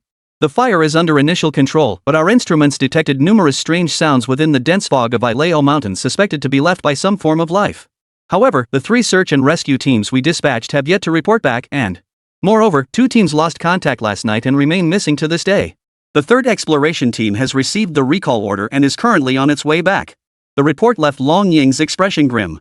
I've contacted the headquarters of Special Investigation Bureau 749. Reinforcements may arrive tonight. You may make further arrangements then. Have the civilians outside the fire zone been evacuated? Evacuation was completed immediately after the fire broke out. Everyone has been evacuated from Ilao Mountain except for some protected animals that couldn't be rescued. Good. You may go now. Yes, sir. After the brief exchange, the supervisor departed immediately to attend to other duties. Long Ying turned to look at Nan Nan beside her. When are we going in? Speaking of which, upon learning from Nan Nan that her father was in the Ilao Mountains, Bureau 749 was also sent into a series of tremors. They immediately ordered her to protect Zhao Ran and Nan Nan at all costs, accompanying them to search for the master. But judging by her mastery of the mysterious arts, the current layout within the Ilao Mountains was complex. Venturing in recklessly could lead to unforeseen dangers. Anytime is fine. Nan Nan nodded in response. Then, as if suddenly remembering something, she blurted out. Sis Engying, maybe I should call some big brothers and sisters to help? Dad said this southern border area is really dangerous. If we don't have big brothers and sisters with us, it could be risky. Do you have their phone numbers? Long Ying crouched down and handed her phone to Nan Nan, who shook her head. No need for a phone. Nan Nan knows how to contact them. The little girl looked quite proud. And Long Ying nodded in agreement, taking back the phone. Nan Nan crouched down and began scribbling on the ground, quickly forming an eerie rune. After Nan Nan instructed Long Ying to have someone fetch water from a nearby river, she slowly poured the water over the symbol. As the strange rune gradually faded away under the river's flow, Nan Nan wiped her forehead and let out a sigh of relief. Phew! Brother Tamu and sister Xiaoyu should be arriving soon. Nanan's words made Zhao Ran look hesitant. And many viewers in the livestream chat exchanged puzzled glances. Wait, we didn't see any magic, how did they manage long-distance communication like that? Is the world of cultivators really this plain and unadorned? This feels a bit far-fetched. No hand seals, no incantations. How are they even contacting each other? Damn it. Don't forget Nan is just a 4 or 5-year-old kid at the end of the day. Maybe she misremembered, or something else happened. I just can't shake this feeling that this whole thing is way too far-fetched. The live stream chat scrolled with comments. Viewers all looked hesitant. Clearly, no matter how you looked at it, Nanan's actions were genuinely absurd. When she cast lightning spells before, she at least knew to form hand seals and chant incantations. But this kind of spell that transmits sound over who knows how far without a phone, could it actually connect to someone? Netizens found it hard to believe. And most found it utterly incomprehensible. Just as everyone hesitated. Suddenly. No. Look. The rivers turned black. A patrol soldier's cry echoed through the camp, and in an instant, many gazed toward the distant river. They could see. For some unknown reason. A section of the once crystal clear, wide river was rapidly turning black, as if ink had been poured into it. Moreover, the affected area was visibly expanding at an alarming rate. 21 Witchcraft? Is Nan really reliable? What the hell is going on? Damn it. Nobody was near the river just now? How could it suddenly turn black? It can't be magic, right? This can't possibly be magic? This defies all science. As everyone watched, under everyone's gaze, the crystal clear river not far away visibly transformed into pitch black. Even this ink-like wash did not flow down from upstream. Rather, starting from a certain point, regardless of the water's flow, this pitch black hue began spreading eerily both upstream and downstream. Like ink, yet absolutely not ink. Nan, did you cause this? Zhao Ran stared at the scene before him in disbelief. Longing was equally baffled. Evidently, Longing had studied martial arts under her master and knew a bit about magic, but she'd never seen anything this absurd before. Yep, it was Nan. But don't worry, Auntie. This method only darkens the river water temporarily. It should clear up in about a day. Nan explained earnestly. Zhao Ran was also a bit dumbfounded. Meanwhile, many viewers in the livestream chat were left in awe. So it really was Nan who did it. But she didn't perform any hand seals or cast any spells. How did she do it? Unbelievable. The viewers still couldn't wrap their heads around it. Zhao Ran now became the voice of many viewers, attempting to ask questions. To everyone's surprise, Nan bluntly replied. Yep, that's witchcraft, Auntie. Witchcraft. Zhao Ran was astonished. Longing was taken aback. And many viewers in the livestream chat exchanged bewildered glances. Wait, isn't witchcraft supposed to be this magical? We didn't even see Nan perform any hand seals, yet it worked? Nan actually masters witchcraft too? The viewers were utterly stunned. Zhao Ran also asked in confusion. You know a lot about witchcraft too? Do you understand bug magic? After all, in Zhao Ran's understanding, cultivating immortality was one thing, but witchcraft and bug magic were entirely different categories from Taoist arts and immortal cultivation. Especially after learning so much from Longing these past days, Zhao Ran understood this very clearly. Even the slightest nuance between them meant they were entirely different things. Auntie, Nan only knows a little bit. I'm not really an expert at all. The little girl chuckled and scratched her head, her childish voice tinged with shyness. Alright. Zhao Ran nodded helplessly. Seeing this, everyone waited quietly. But as time ticked by, a full 3 hours passed, the big brother and big sister Nan mentioned still hadn't shown up. This began to make many people doubt. Logically speaking, if the people Nan called were really that powerful, they should have arrived within 3 hours no matter what. I don't know either. Shouldn't you be asking Nan and Ranjay about this? Why are you pestering viewers in the livestream asking who knows? But honestly, this feels a bit off. Could it be that Nan only knows a little bit of witchcraft? Or maybe she even messed up the method, which is why the real experts never showed up. I agree. After all, Nan is only 4 or 5 years old. If she really knew everything, that would be a bit too far-fetched. The live chat stream kept scrolling. And as netizens debated, Zhao Ran began to feel less confident. Nan, are you sure all the big brothers and sisters you mentioned received your messages? Zhao Ran asked, and Nan nodded in response. I'm sure, Auntie. Plus, Tamu brother and Gaia sister just messaged me too. They said I should take Auntie and Ying sister ahead first. They're delayed by something but will catch up soon. Nanan's earnest words left Zhao Ran feeling uneasy. After all, Longing had personally mentioned that Nanan's mental capacity was only that of a 4 or 5-year-old. Such a little girl, without any initial confirmation, it was truly hard to believe her. Moreover, Ileo Mountain looked incredibly dangerous. If something went wrong, it could cost them their lives at any moment. After all, countless explorers had vanished within the Ileo Mountains. Even after deploying immense manpower and resources, their remains were never recovered. Add to that the fact that Zhao Ran had also read all sorts of eerie rumors about the Ileo Mountains. It would be a lie to say he wasn't scared. When did your two older brothers and sisters send you that message? Zhao Ran pressed, still uneasy. The little girl looked thoughtful for a moment before replying in her childish voice. Just when Auntie asked me about it, I got the message. Zhao Ran. Wow. So they didn't message me until Ran Jia asked? The moment Ran Jia asked, they sent messages. This seems totally off. Could it be that this little girl never actually got in touch and was just putting on a brave face? Kids this age really do tend to put on a brave face. Seems like Nan Nan won't be much help this time. Many netizens speculated. Honestly, with no feedback whatsoever, Nan Nan's claims are hard to take seriously. Just then, the abrupt whir of helicopter rotors echoed through the air as a chopper approached from the distance. Soon, several combatants dressed casually rappelled down the ropes. One of them striding up to Long Ying and saluting as he said, Captain Long, the deputy director has ordered that matters in the Ileo Mountains region are now officially under your full command. Understood. Long Ying nodded, watching the man depart before the previous lieutenant colonel in charge hurried over. Commander, emergency. The third exploration team has also lost contact.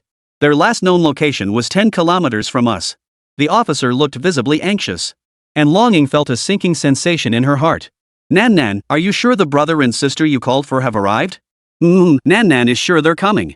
After the exchange, Long Ying immediately gave the order. Assign a 3-person squad from Unit 749 to follow. Prepare enough exploration supplies for 6 people. We're departing immediately. Yes, sir.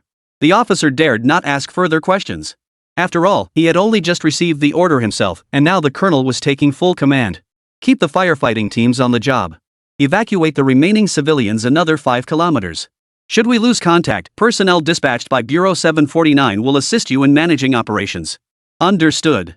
After receiving the instructions, the officer hurried off to carry them out, quickly gathering the necessary supplies. Watching Long Ying swiftly inspect the equipment, some viewers in the livestream chat exchanged bewildered glances. I mean, just because Nan Nan said so, Sister Long is going to charge straight into the Ileo Mountains? That place is downright eerie. It's been shrouded in mystery for years, and now suddenly there's a massive fire, plus all these people going missing. Is Nan Nan really reliable? The viewers hesitated inwardly.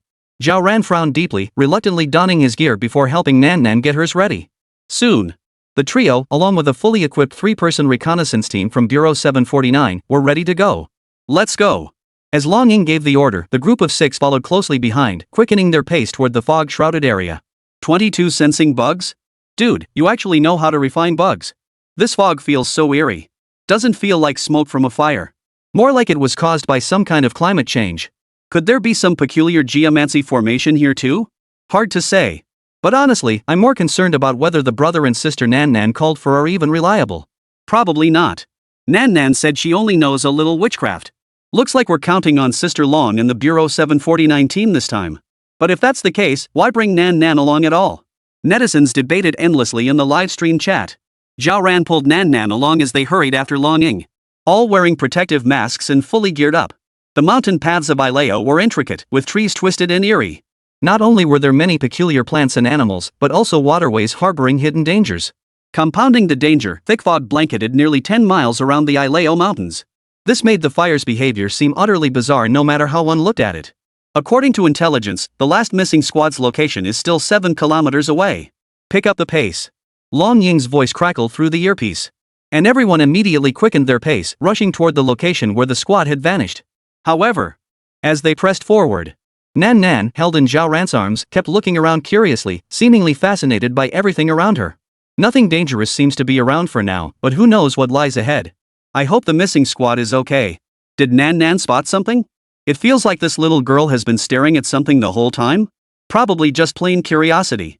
She's only 4 or 5 years old, after all. But at least Nan Nan has her lightning magic to help out. But with such a long wind-up time for lightning spells, they probably won't be much use anyway. Netizens scanned their surroundings while continuing their discussion. This time, it wasn't just Zhao Ran streaming with his phone. Military reconnaissance cameras were also deployed, and after the disappearance, nearby cell towers had been isolated to block all communications. All signals were directed solely to support the exploration team, ensuring exceptionally strong reception. Netizens could see everything clearly. 5 kilometers left. Pick up the pace. Not long after, Long Ying's voice rang out again. Everyone fell silent, hastening their pace to follow her lead. However, as they continued forward, after about 3 minutes, Nan Nan, who had been scanning the surroundings the entire way, suddenly noticed something and called out. Sis Ying. 3 steps to the east. The childish voice rang out. Before the team could react, Long Ying's saber shot out from behind her back. Without a word, she charged eastward and swung it down with brutal force. The scene unfolded with startling abruptness, without the slightest warning. From the moment Nanan's voice rang out to the moment Long Ying drew her blade and struck, it all happened in less than a second. Just as everyone was puzzled, a sharp, abrupt sound echoed. Splatter! Accompanied by the sound of flesh tearing. Under the gaze of all present, green blood spilled from the spot where Long Ying had struck. Ah! A shrill, raspy scream pierced the air, as if something had just darted back into the thick fog. Damn it! What the hell is that thing? How come we can't see a damn thing? It feels like this thing has fused with the thick fog. The naked eye can't detect a single trace. Damn it, could this be why the previous exploration team lost contact? Did they run into this thing? Holy, an invisible monster. I'm already getting goosebumps. How the hell did Nan Nan even see it in the first place? Netizens were suddenly overcome with immense panic. At the same time, they were stunned by Nanan's sudden ability to pinpoint the monster's location. Though they hadn't thought Nan Nan was useless along the way, they never imagined she could actually see monsters lurking in the thick fog. With a 4 or 5-year-old's mental capacity, shouldn't she only know thunder magic? After all, Nanan's lightning magic might even surpass that of the current Grand Taoist Master of Dragon Tiger Mountain. In other words, this little girl, at just 4 or 5 years old, had already achieved what others might never attain in a lifetime. This is already incredibly formidable and must be utterly draining. Yet no matter how one looks at it, this ability to foresee before acting is simply too astonishing. Could this be some new technique? Like telepathy? The ability to sense others' thoughts? Something's off. This doesn't feel like a cultivation technique. It seems like Nan Nan is just seeing things. That's even more absurd. Just seeing? Are you saying all these viewers in the livestream are blind? Cut the crap. Seriously, Nan Nan seems to genuinely see things that Ran Jia, Long Jia, and even the 749 team members can't see. Damn it, how the hell is Nan Nan doing this? Netizens were utterly stunned, still baffled. Meanwhile, at the scene, as Long Ying forced back the invisible monster with a slash, the entire squad halted, alert to their surroundings. Zhao Ran, however, scanned the area with lingering fear, feeling somewhat uneasy. Last time they explored their hometown, they encountered so many strange things. How come danger struck the moment they stepped inside this time? What the hell is my brother up to? Could the fire in the Ileo Mountains be connected to him too? An arsonist? Zhao Ran was utterly baffled. But what baffled him even more was that he had no idea how Nan Nan had managed to do it. The situation seemed critical now, and Zhao Ran dared not interrupt Nan Nan. Southwest, 7 steps. 3 steps west of the Gen position. 5 steps east of the Li position. 1 step north. Nan Nan spoke rapidly. Soon, the 4 agents from Bureau 749 present all moved simultaneously. The air was torn by the whistling tremors of long blades, and the sound of flesh being ripped apart echoed continuously. The next second. Ah! A piercing scream echoed throughout the fog-shrouded area. Sis Ying, retreat 2 steps to the east, strike from the Ken position. Big Face Uncle, advance 7 steps to the southeast. Retreat left and strike. A flurry of commands echoed as Unit 749 members reacted swiftly, sending green, eerie blood splattering everywhere. Moments later, Nan Nan fell silent, and the thick fog enveloping their location began to dissipate noticeably. Sis Ying, they've all retreated. Nanan's childish voice echoed, and only then did everyone breathe a sigh of relief. Nan Nan. Zhao Ran hesitated, clearly still baffled by how Nan Nan had managed it. Nan Nan seemed to have read Zhao Ran's thoughts and chuckled.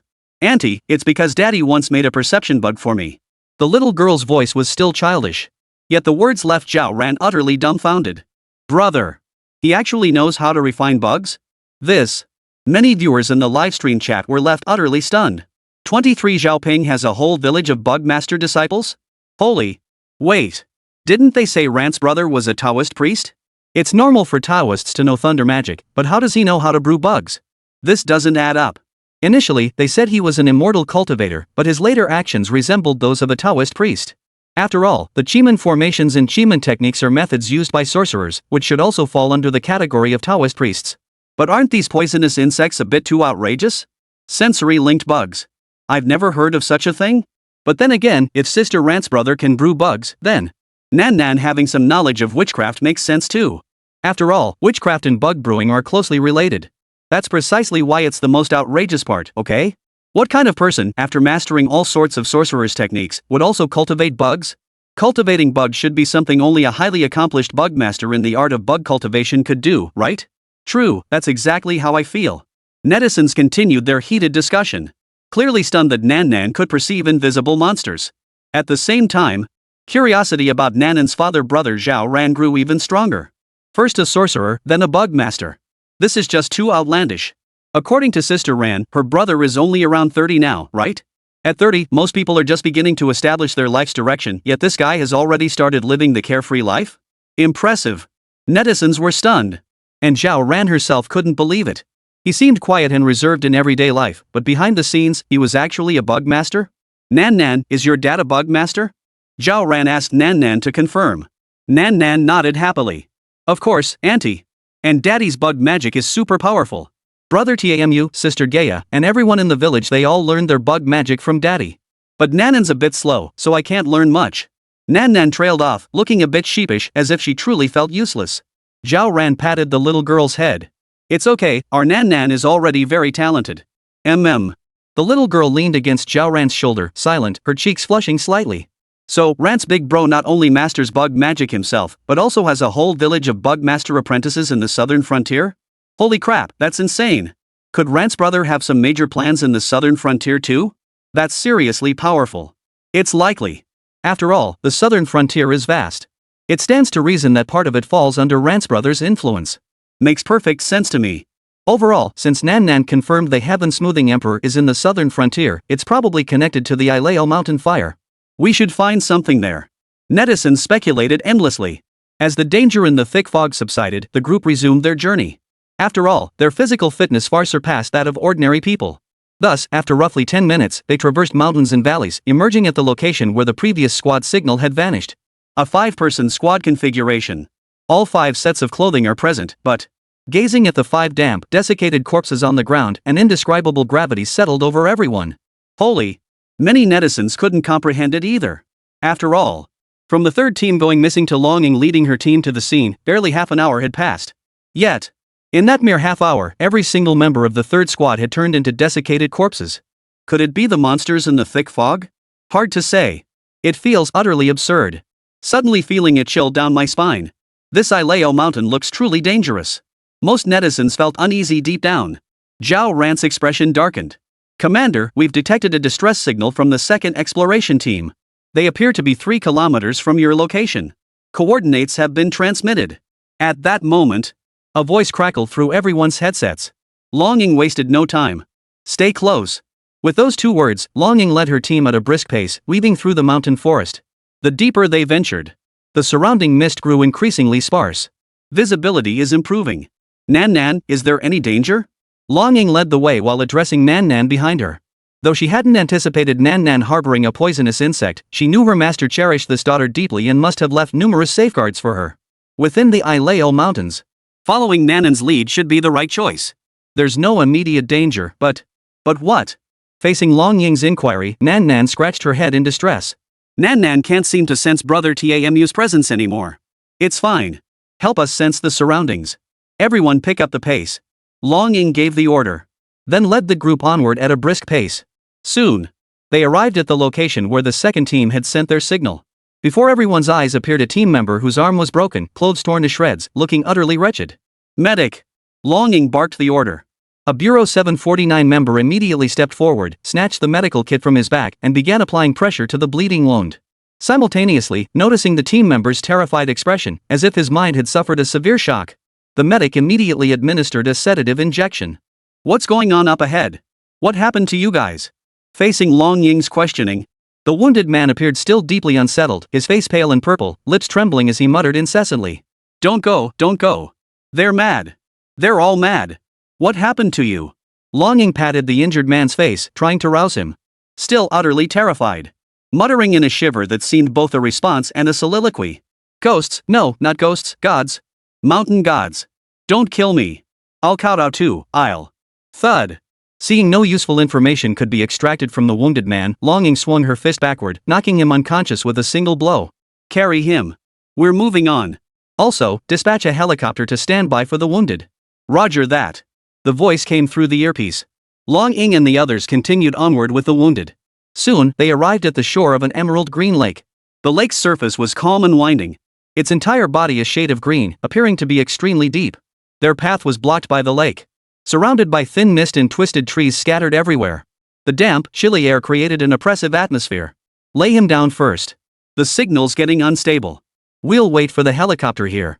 Long Ying's voice carried out. As the injured man was laid down, another team member quickly fetched some water and poured it directly onto his face. As the casualty regained consciousness, his mental state was noticeably better than before. When Long Yin and the others questioned him, the injured man still appeared visibly shaken and anxious. We saw the god. 24 Xiaoping's warning, do not proceed further. The gods? Long Ying frowned. The injured man, Li Chen, replied in a trembling voice. Yes, a god. It seemed like a mountain god. The 5 of us saw a black mountain. That mountain was strange, not a normal mountain, but upside down. Then 2 people in our group went mad. They seemed possessed, kneeling and bowing to that black mountain, bowing and bowing. They bowed until their heads split open, their brains spilling out, but they kept bowing. I could sense they were already dead. Yet they kept bowing. Li Chen seemed deeply shaken. And at this point, he paused for a long time before gradually regaining his composure. We were terrified. The captain said we had to retreat first and figure things out later, but we lost signal. We had no choice but to retrace our steps back the way we came. But no matter which way we went, even if we headed in the exact opposite direction, eventually, we'd see that black mountain again. In fact, each time we saw that black mountain, we seemed to be drawing closer. Li Chen spoke with lingering dread, his words causing the expressions of those present to grow grave. Later, for some reason, everyone witnessed many strange occurrences.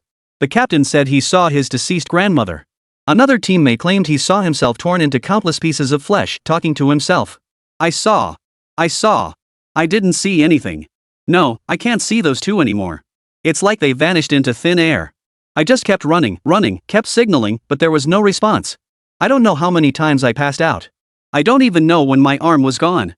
All I remember is, up on Black Mountain, there seemed to be a person. Li Chen's words left the crowd at the scene feeling increasingly heavy-hearted. Many viewers in the livestream chat felt a chill run down their spines. This place is seriously cursed. Guys, what the hell is that Black Mountain? Could it really be a god? But if it's not a god, how could it do something like this? Hard to say. What exactly did Rant's brother set up here? Could this Black Mountain be his doing? That can't be. If even the Black Mountain was created by Rant's brother, how absurd would that be? Netizens discussed with bated breath. At that moment, the whirring sound of helicopter rotors echoed through the air. As the rope ladder descended, Long Ying carried the injured person to the helicopter before jumping back down herself. Given the current situation, first the fire phoenix, then the massive blaze, the monsters in the thick fog, Black Mountain. Nan, do you have any clues? Long Ying turned to ask. Nan frowned and fought behind her, finally shaking her head. It seemed the little girl didn't know what these things were either. Well, looks like we'll just have to keep moving forward and see. Long Ying nodded. After a brief rest, the group decided to follow the river, searching for a spot where the banks narrowed, making it easier to cross. They pressed onward, traversing the winding, rugged riverbed all the while. Strangely, though, the river surface lay still as a stagnant pool, an eerie presence lingered. As they advanced, it felt as if something beneath the water was constantly following them. Occasional ripples would appear on the surface, causing the Bureau 749 agents to exchange uneasy glances. Long Ying drew a pistol from her waist and fired a burst of shots at the water's surface. As the magazine emptied, beneath the surface, a vivid crimson hue gradually spread. After reloading, Long Ying led the group forward. Well done, emptying the magazine. But aside from Ran and Nan, everyone else is equipped with both cold and hot weapons. Logically, we should be pretty safe here. I feel the same way, though I wonder what else we'll discover next. Sis Rant's livestream is seriously intense. Who knew the Ileo Mountains would be tied to Sis Ran and her brother? This is crazy. The netizens chatted sporadically as they moved forward. As the group pressed forward, half an hour later, they finally came upon a broken wooden bridge. The bridge swayed precariously, as if weathered by time and neglected for years. After crossing the bridge one by one, they finally reached the opposite bank. This area seems much safer than the places we've passed through before. One team member surveyed the surroundings. As members of the 749 Special Reconnaissance Unit, they naturally possess certain unique qualities, each individual exceptionally capable. Noticing the tranquility of the area, the team member's voice carried, prompting the others nearby to nod in agreement. Team leader Long, this place seems free of danger. It's odd. Given how dangerous the outside world is, the deeper we go, the more likely we should encounter crises. But here, everyone, stay alert. Led by Long Ying, the group pressed onward, encountering numerous peculiar purple flowers along the way. These flowers were arranged in peculiar patterns, resembling symbols. Noticing Nan Nan lost in thought, Long Ying beside her asked, "Any discoveries?" Sissing. Nan Nan looked thoughtful, recalling the various peculiar flowers they'd seen along the way. She murmured, "Dad seems to be telling us we can't go any further. Otherwise, we'll encounter many terrifying things, and it might disrupt Dad's plan. Should we turn back?" Nan Nan asked hesitantly. This made Zhao Ran fall into deep thought. After looking around and finding not a single ghostly figure in sight, he cautiously inquired, "When did your dad tell you that?" "Just now, Auntie." Nan Nan's response sent a chill down Zhao Ran's spine. And Long Ying also fell into deep thought. Seeing everyone's disbelief, Nan Nan crouched down and drew several symbols on the ground, explaining, "These are some mysterious symbols Daddy taught me. They can be used to leave signals for communication. The flowers we saw earlier were all messages left by Daddy." Though Nan Nan's explanation seemed far-fetched, it left many viewers in the livestream staring at each other in disbelief. So, deep within the Ileo Mountains, there really are things left behind by the Emperor of the Heavens? What the hell is this guy up to? Why wouldn't he let even a team as strong as Sister Long and Nan Nan in? Could it be that Nanan's dad never anticipated their team being this powerful? "Didn't you hear?" That's what Nan Nan's dad taught her. Meaning he probably foresaw today's events long ago. I'm telling you, if even Nan Nan could foresee Ran's sister peeking at her diary, her dad's foresight must be incredible. This must be some crucial information. Wait. Looking at it this way, I'm even more curious about what this guy pulled off in the Ileo Mountains. 25 reverse cracking? Sister Long really has something up her sleeve. Nan Nan, did the master leave any other messages? Long Ying looked at Nan Nan as she asked, fully aware that every word and action of her master held profound meaning. When told not to proceed, you absolutely cannot argue and force your way through. At best, you'd lose your life. At worst, you'd endanger the lives of people for miles around. Such precedents existed. During an operation in the Taklamakan Desert, a state security agent ignored warnings, causing Master's entire plan to collapse. Terrifying changes emerged deep within the desert, and to this day, the situation remains unresolved. That individual was sentenced to life imprisonment for dereliction of duty and endangering national security. Fortunately, it happened in the heart of the Taklamakan Desert, not its periphery, so the cataclysm spared other civilians. Otherwise, it would have been a global sensation. Sisinging, Nan Nan hasn't finished looking at. Nan Nan pointed at the peculiar flowers appearing ahead. Long Ying wasted no time, leading everyone deeper into the desert. Nan Nan walked while observing, translating for everyone along the way. "You, little beast, ate my corn. Ate my fruit, and then dragged my daughter all the way out here. I really want to sentence you to 20 years first." After walking over 100 meters, Nan Nan finished her sentence, enunciating each word deliberately, leaving Zhao Ran beside her deep in thought. Nanan's right. Master often used these signals to communicate. I recognize some of the symbols. Long Ying spoke up from the side, leaving Zhao Ran feeling even more disoriented. Your daughter wants to come, can you really blame me? Besides, with Long Ying protecting her, what could possibly go wrong? Zhao Ran resented his brother's accusations. Even if you made my sister-in-law give me 2 million a month, can't you see how hard I work to care for Nan Nan every day? For her well-being, I've braved danger to come here. Doesn't that prove everything? Sorry. Even if you're my older brother, I still have my pride. Zhao Ran snorted inwardly, while Long Ying pulled Nan Nan along. Along the way, though they encountered many strange flowers of different colors, Nan Nan translated them all. Little Ying, you're no angel either. When I was training you back then, I should have just tossed you overseas and made you swim back. Taking my daughter to some godforsaken place. Once you're done, you can swim around the entire globe first. The subsequent translation left Long Ying speechless. Though Master rarely scolded her, this was unmistakably his tone when he did. But what on earth was in here that made Master so furious? Should we keep going? Zhao Ran felt uncertain now. After all, both he and Long Ying had been scolded. What came next might be a proper order to turn back, forbidding them from proceeding further. There's more ahead, Auntie. It seems like something Dad left for Nan Nan. While the two hesitated, Nan Nan had already scampered ahead. The others hurried to follow. Nan Nan gazed at the peculiar flowers arranged in a strange pattern by the roadside, her face full of anticipation as she translated. Nan Nan. Daddy misses you every day. Go wherever you want to play. Don't be afraid. Daddy has everything taken care of for you. Your 13 brother should be there too. Go play without worry. After walking over 300 meters and reading all the messages along the way, Nan Nan happily jumped up. Yay! Daddy's the best. The little girl looked utterly delighted. But this left Long Ying and Zhao Ran utterly stunned. Wait. You let your daughter play freely, so why scold us too? Many viewers in the livestream chat burst into laughter. Wow, turns out Emperor Pingtian is a total daddy's girl. Ha, Nanan's dad is hilarious. He scolded Ran Jia and Long Jia, then told Nan Nan to play freely. Ran Jia and Long Jia were totally dumbfounded. But who is this Shirsan? Is she also Nanan's dad's disciple? But honestly, I still haven't seen what special abilities Longing actually has, all I've seen is her amazing sword skills. You're right. If Nan Nan is this strong, her dad must be equally formidable. And if he's that powerful, it wouldn't make sense for his disciple to only master swordsmanship, would it? I feel the same way. Netizens continued their heated debate. Meanwhile, at the scene, as the final message finished loading, Longing exhaled in relief. It seems the previous message was meant for others who understand the mystical arts.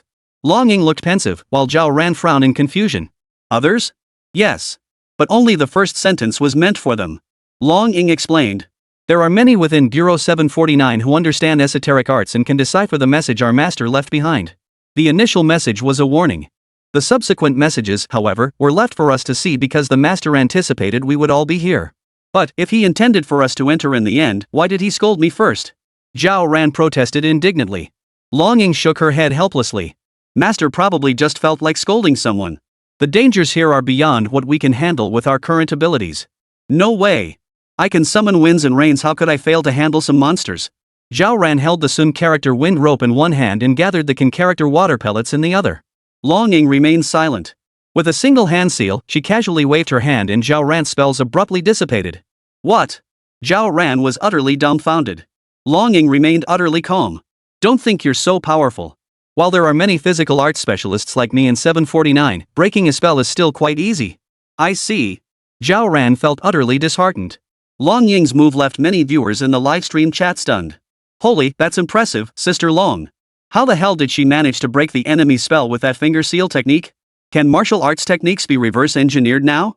That's insane. If that's the case, Sister Long must have mastered a ton of other powerful techniques too. 6666. Netizens went wild with praise. While little Nan Nan looked at her dazed aunt and said, "Don't be sad, auntie. It's okay. Even the weak ones can be pretty strong, you know." Zhao Ran. Though she could tell her niece was trying to comfort her, hearing it spoken aloud still stung deeply. What did she mean, even the weak can be strong? She's still weak, after all. Can you break Nanan's thunder spell? Zhao Ran pressed on, unwilling to give up. Longing shook her head. No one but my master can break Nanan's spells. But together with Shirsan, we might be able to. Longing spoke truthfully. Zhao Ran felt puzzled. Who is 13? 26 eerie giant tree. Some uncles and aunts are waving at us. A brute. Longing replied calmly. Zhao Ran was even more perplexed. Wasn't Longing just a brute herself? Oh. A brute who mastered reverse decryption and left me badly injured. At this thought, Zhao Ran clenched his fists silently. Fury trembled coldly. When will the sorcerer be able to stand again? Auntie, Uncle Shirsan is so amazing. Nan Nan, overhearing their conversation about Uncle 13, chimed in excitedly. Uncle 13 even took Nan Nan to see big birds. And Uncle 13 is so kind, he showed Nan Nan lots and lots of things, and he even knows how to give massages. And more, and more. Nan Nan chattered excitedly. But this bizarre turn of events made Zhao Ran's eyes widen in disbelief, his expression utterly incredulous, his fists clenching tight. What the hell kind of big birds was this guy taking his niece to see? And damn it, massages? He can't be a copper-smelting fetishist. Is this guy really that sleazy? How come Nan Nan's dad didn't kill him? Wait, it must be Nan Nan's wording. Look at Sister Long, she seems perfectly normal. It must be how Nan Nan phrased it. True. Given how perceptive Nanan's dad is and how much he dotes on his daughter, there's no way he'd tolerate a copper-smelting pervert. Exactly. But if it's not copper-smelting, then, did Nan Nan really see some enormous bird? What's this about massage? Could it be that when Nan Nan was refining her body, Shirsan massaged her to relieve fatigue too? But it seems like Nan Nan wouldn't really need that. Still feels like this Shirsan is kinda creepy. Most netizens were baffled. After all, no matter how you looked at it, 13 didn't seem like a good guy. Let's go. We should be entering the master's layout area soon. Long Ying's voice carried out, leading the group forward. Zhao Ran followed behind, tugging at the bouncing Nan Nan. Though the live stream signal grew increasingly unstable as they delved deeper, with the screen occasionally going black. But thanks to Long Ying's arrangements, several nearby base stations were operating at full power, ensuring the search and rescue operation remained unaffected. Long Ying's livestream gradually stabilized. The trees here seem to be getting taller. And somehow feel far more eerie than outside. Surrounded by twisted trees, thick mist, and a bone-chilling atmosphere, Zhao Ran felt a wave of unease wash over him. It's only because everyone's bodies have undergone some enhancement. If ordinary people were here, they'd already be suffering from hypothermia. Long Ying's voice remained calm. Throughout their journey, she had been most sensitive to the shifting temperatures. As one of China's most perilous regions, the Ilao Mountains pose threats not only through their harsh environment but also through various magnetic field disturbances and the boundless dangers lurking within. Every aspect here could easily claim an ordinary person's life. Not to mention, there were also numerous traps set by the master within. Based on the information left by the injured, if we head another 10 kilometers east, we should be able to see Black Mountain. However, the signal from the first missing team is also nearby. Let's find the people first. Long Ying's voice carried out.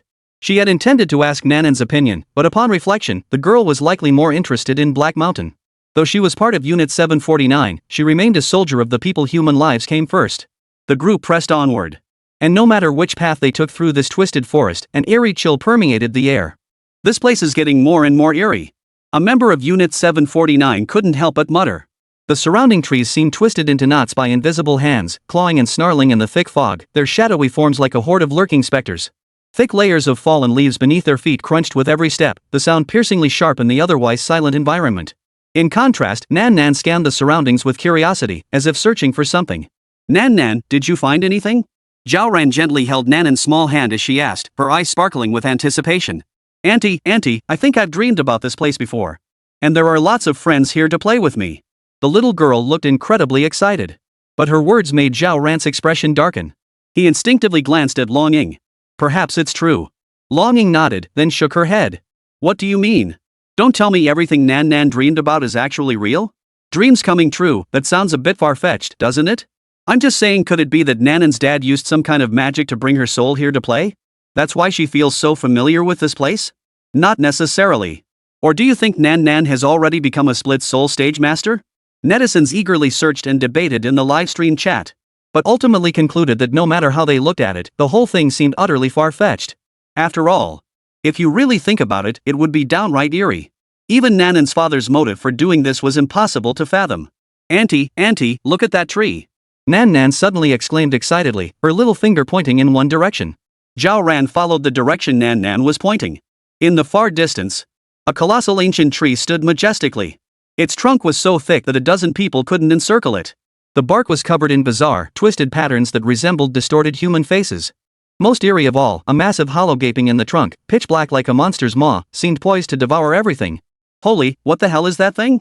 Damn it, this tree must be possessed. This tree hollow, it can't be the entrance to hell, can it? Why do I feel like those things on the tree that look like faces are staring at us? Don't scare me, I'm a scaredy cat. Viewers in the livestream chat saw the eerie ancient tree and instantly felt their hairs stand on end. The comments flooded in. Zhao Ran, however, felt uneasy. What is that thing? Nan struggled to recall, then hesitantly replied after a moment. It seems like... Nan can't quite remember either. Nan's response made Zhao Ran look troubled. That giant tree clearly had something sinister about it, and she really didn't want to go over there. Beside her, Long Ying also frowned deeply.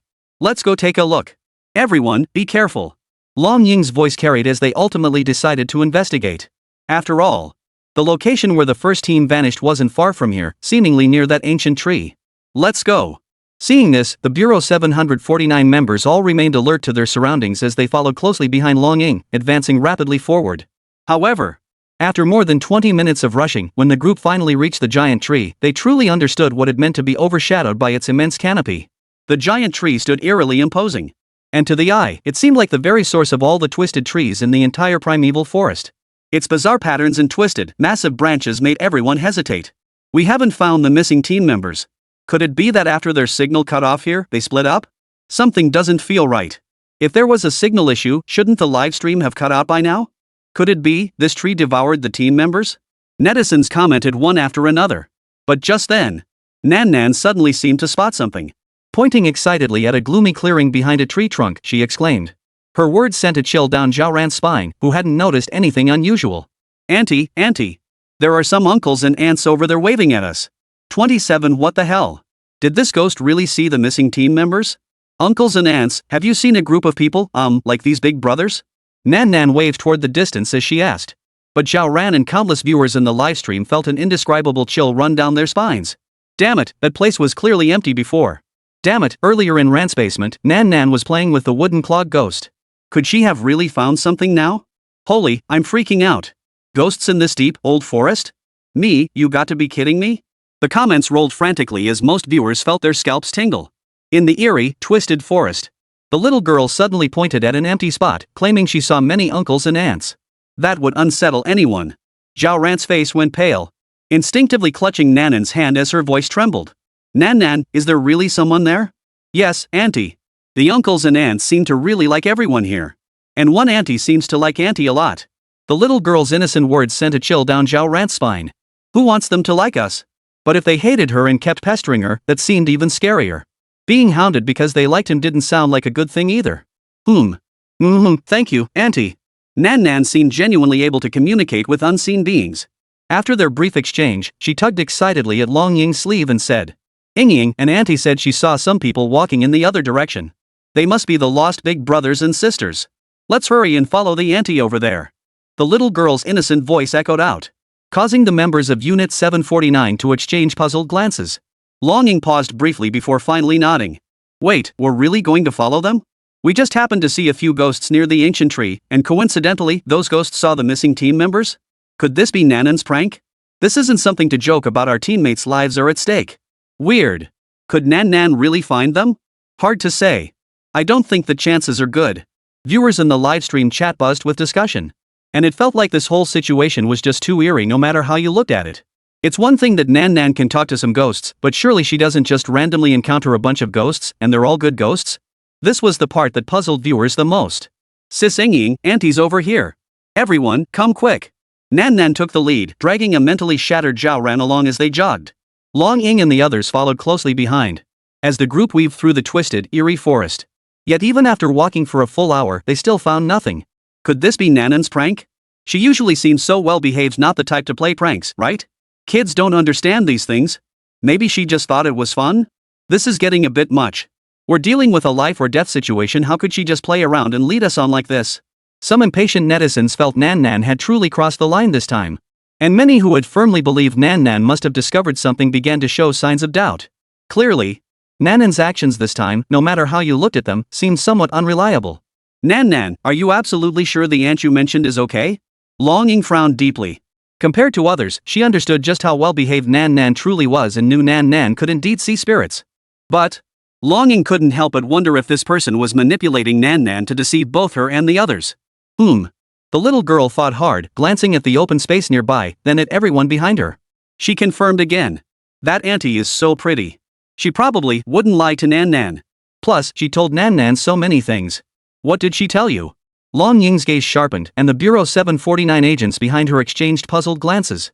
At that moment, rescue experts monitoring the operation at the temporary base all frowned deeply. Absurd. Utterly absurd. Bureau 749 does handle special cases, but how can we pin our hopes on some ghost we can't even see? Exactly. Who is this little girl anyway? Why is Colonel Long listening to her so much? Could it be that the higher-ups sent her down here for a third-generation life experience? Disgraceful. Rescue operations demand precision. How could this brat be allowed to meddle? Experts from various fields voiced their displeasure one after another. Though before Long Ying arrived, they had relentlessly analyzed terrain, soil composition, and magnetic field data, attempting rescue efforts that yielded nothing. But relying on such unscientific methods to find the team members was still unacceptable to them. Maybe this little girl really has made a discovery?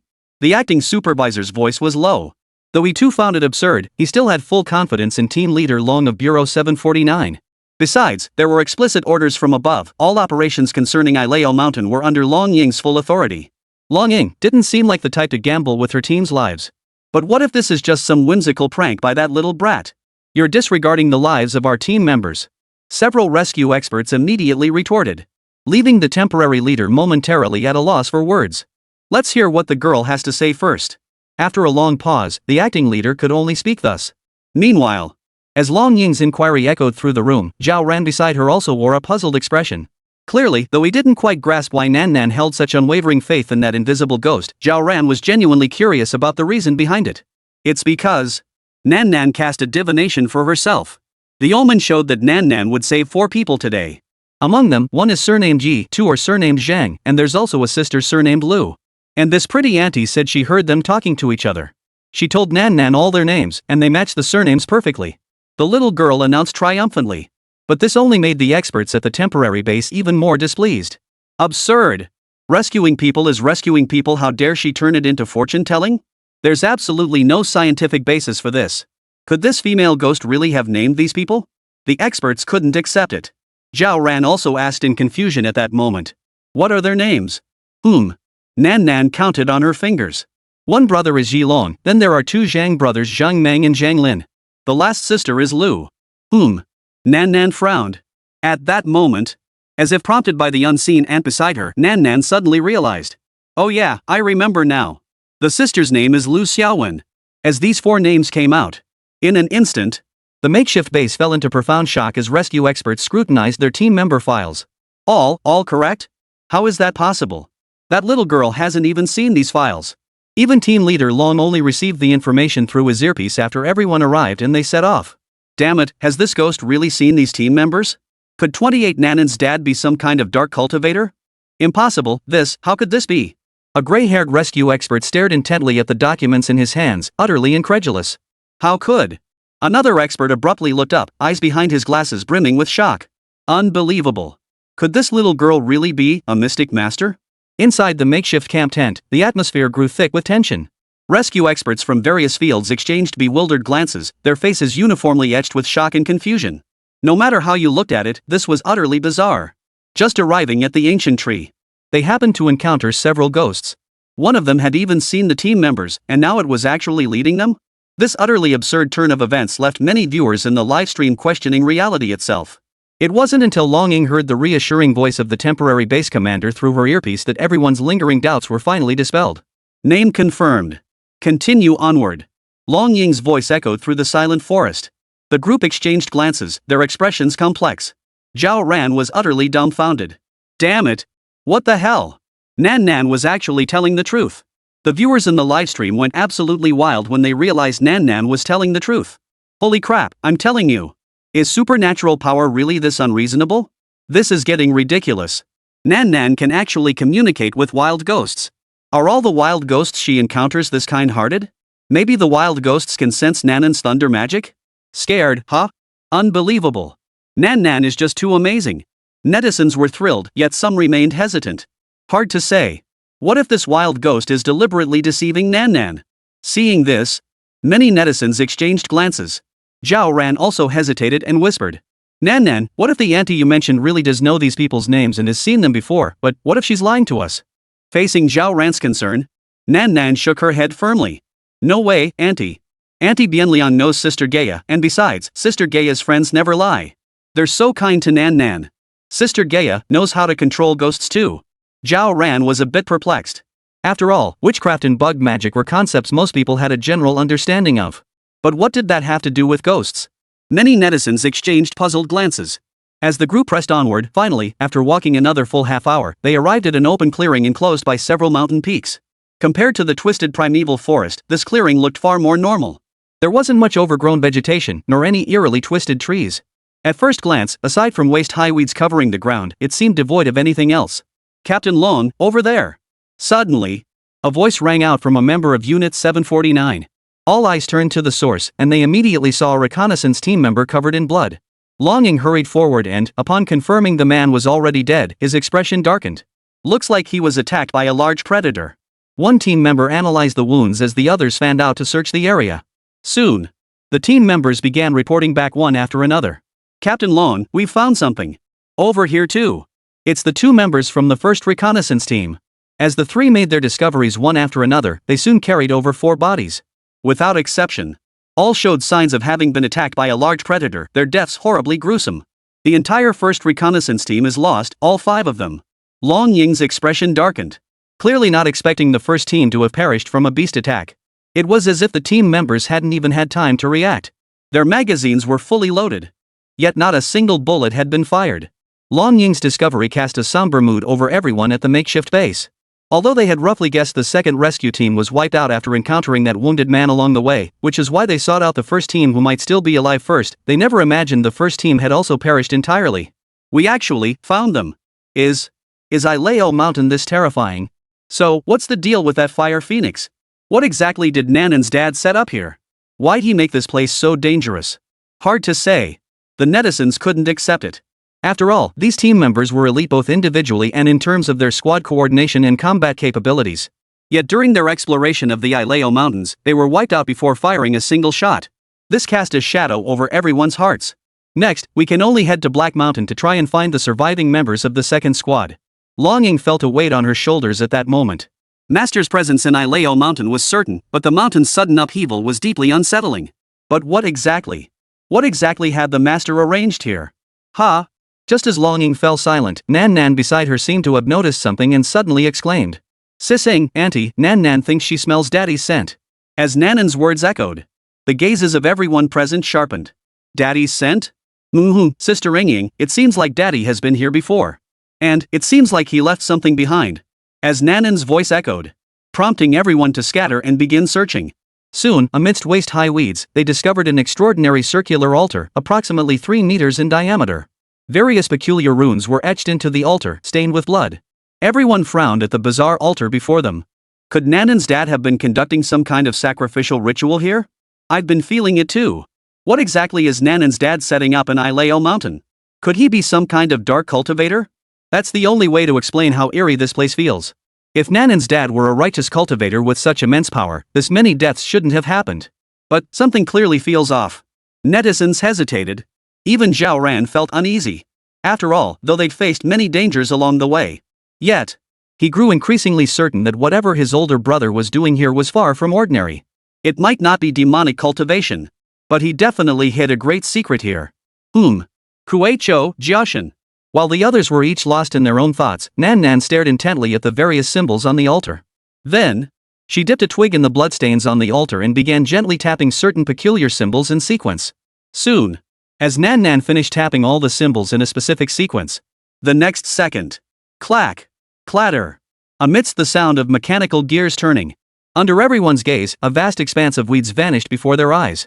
Immediately after, a downward sloping stone staircase appeared. At the same time, from the endless darkness below the steps, waves of putrid stench and low, eerie growls began to emanate. 29 live feed lost. What the hell is in there? Roar! The eerie growls echoed relentlessly from beneath the stone steps. Combined with the chilling aura sweeping over them, carrying an indescribable stench, everyone was instantly overcome by an inexpressible sense of unease. Zhao Ran hurriedly fitted Nan Nan with a gas mask and quickly put one on himself. Only then did the foul stench in the air become somewhat less oppressive. Wait, it just opened up like that?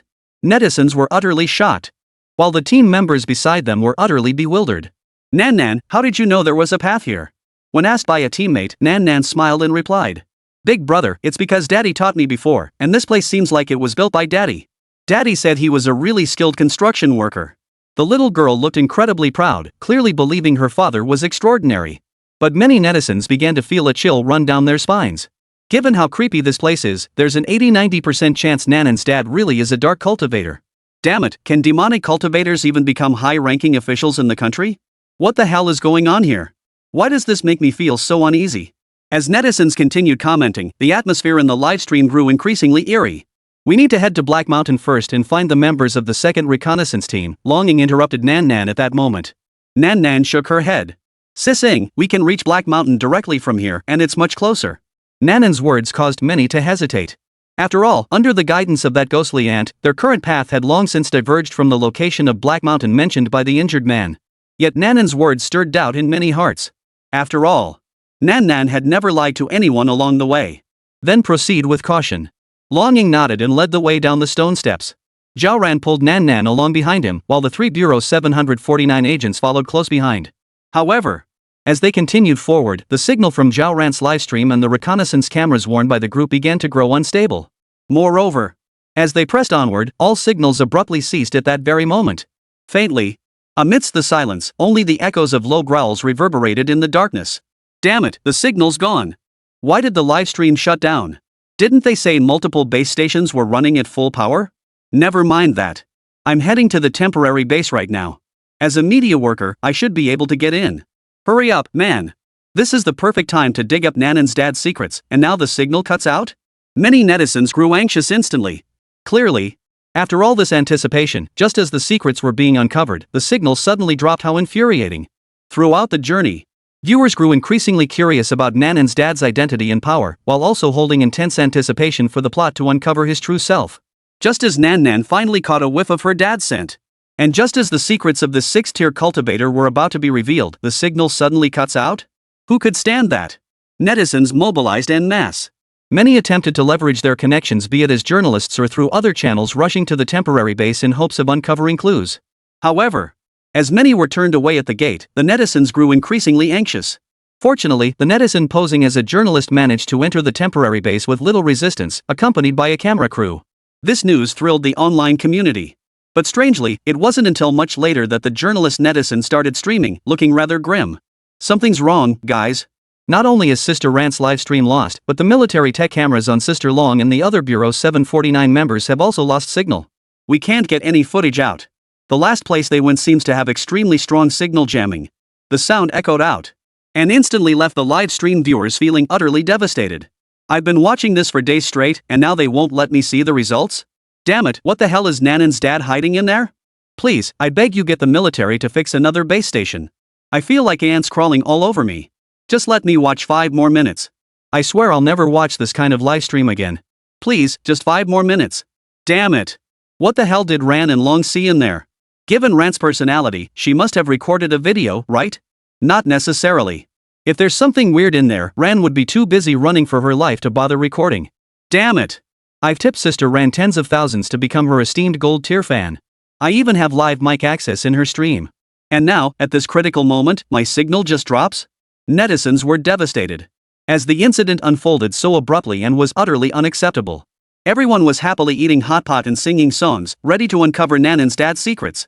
But at the last moment, a signal issue nearly ruined everything for the netizens who'd been camping out in the livestream for days. Damn it! Why is fate so unfair? Most netizens were heartbroken. Even as time ticked by, 3 whole days passed with no word from the livestream. This led many to wonder if Zhao Ran had met his end down there? But just as one netizen launched a fundraising campaign and the event quickly trended on social media. That evening, Zhao Ran's livestream channel suddenly updated with a 10-second video, sending shockwaves across the internet. I don't know if this video will even get out. I don't know if I'll make it back alive.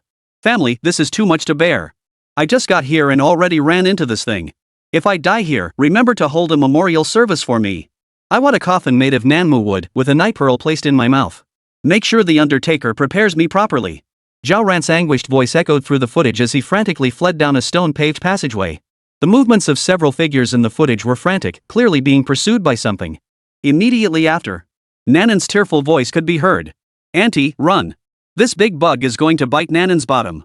Throughout the 10-second clip, low growls continued to echo within the ancient tomb, punctuated by eerie thudding sounds as if some colossal creature was writhing and crawling before colliding with something.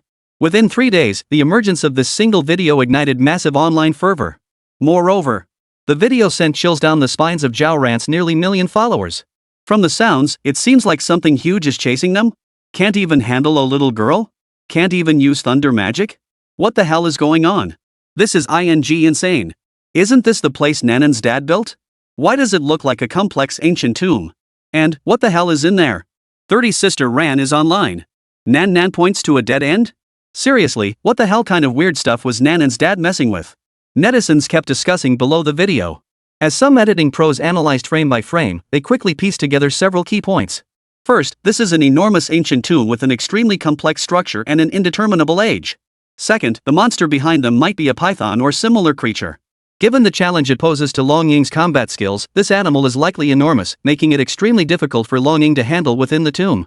3. This creature appears to be kept by Nanan's father, though its purpose remains unclear.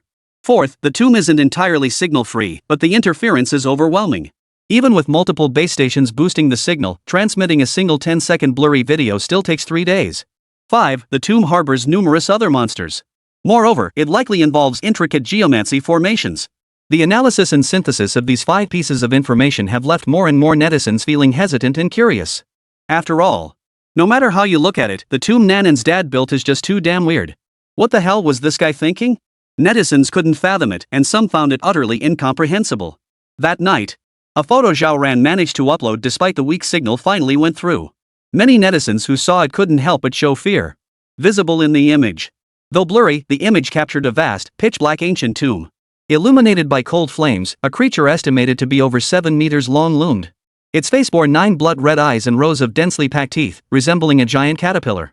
The sight sent shockwaves across the internet. In the photo, Long Ying stood confronting it, wielding a massive broadsword.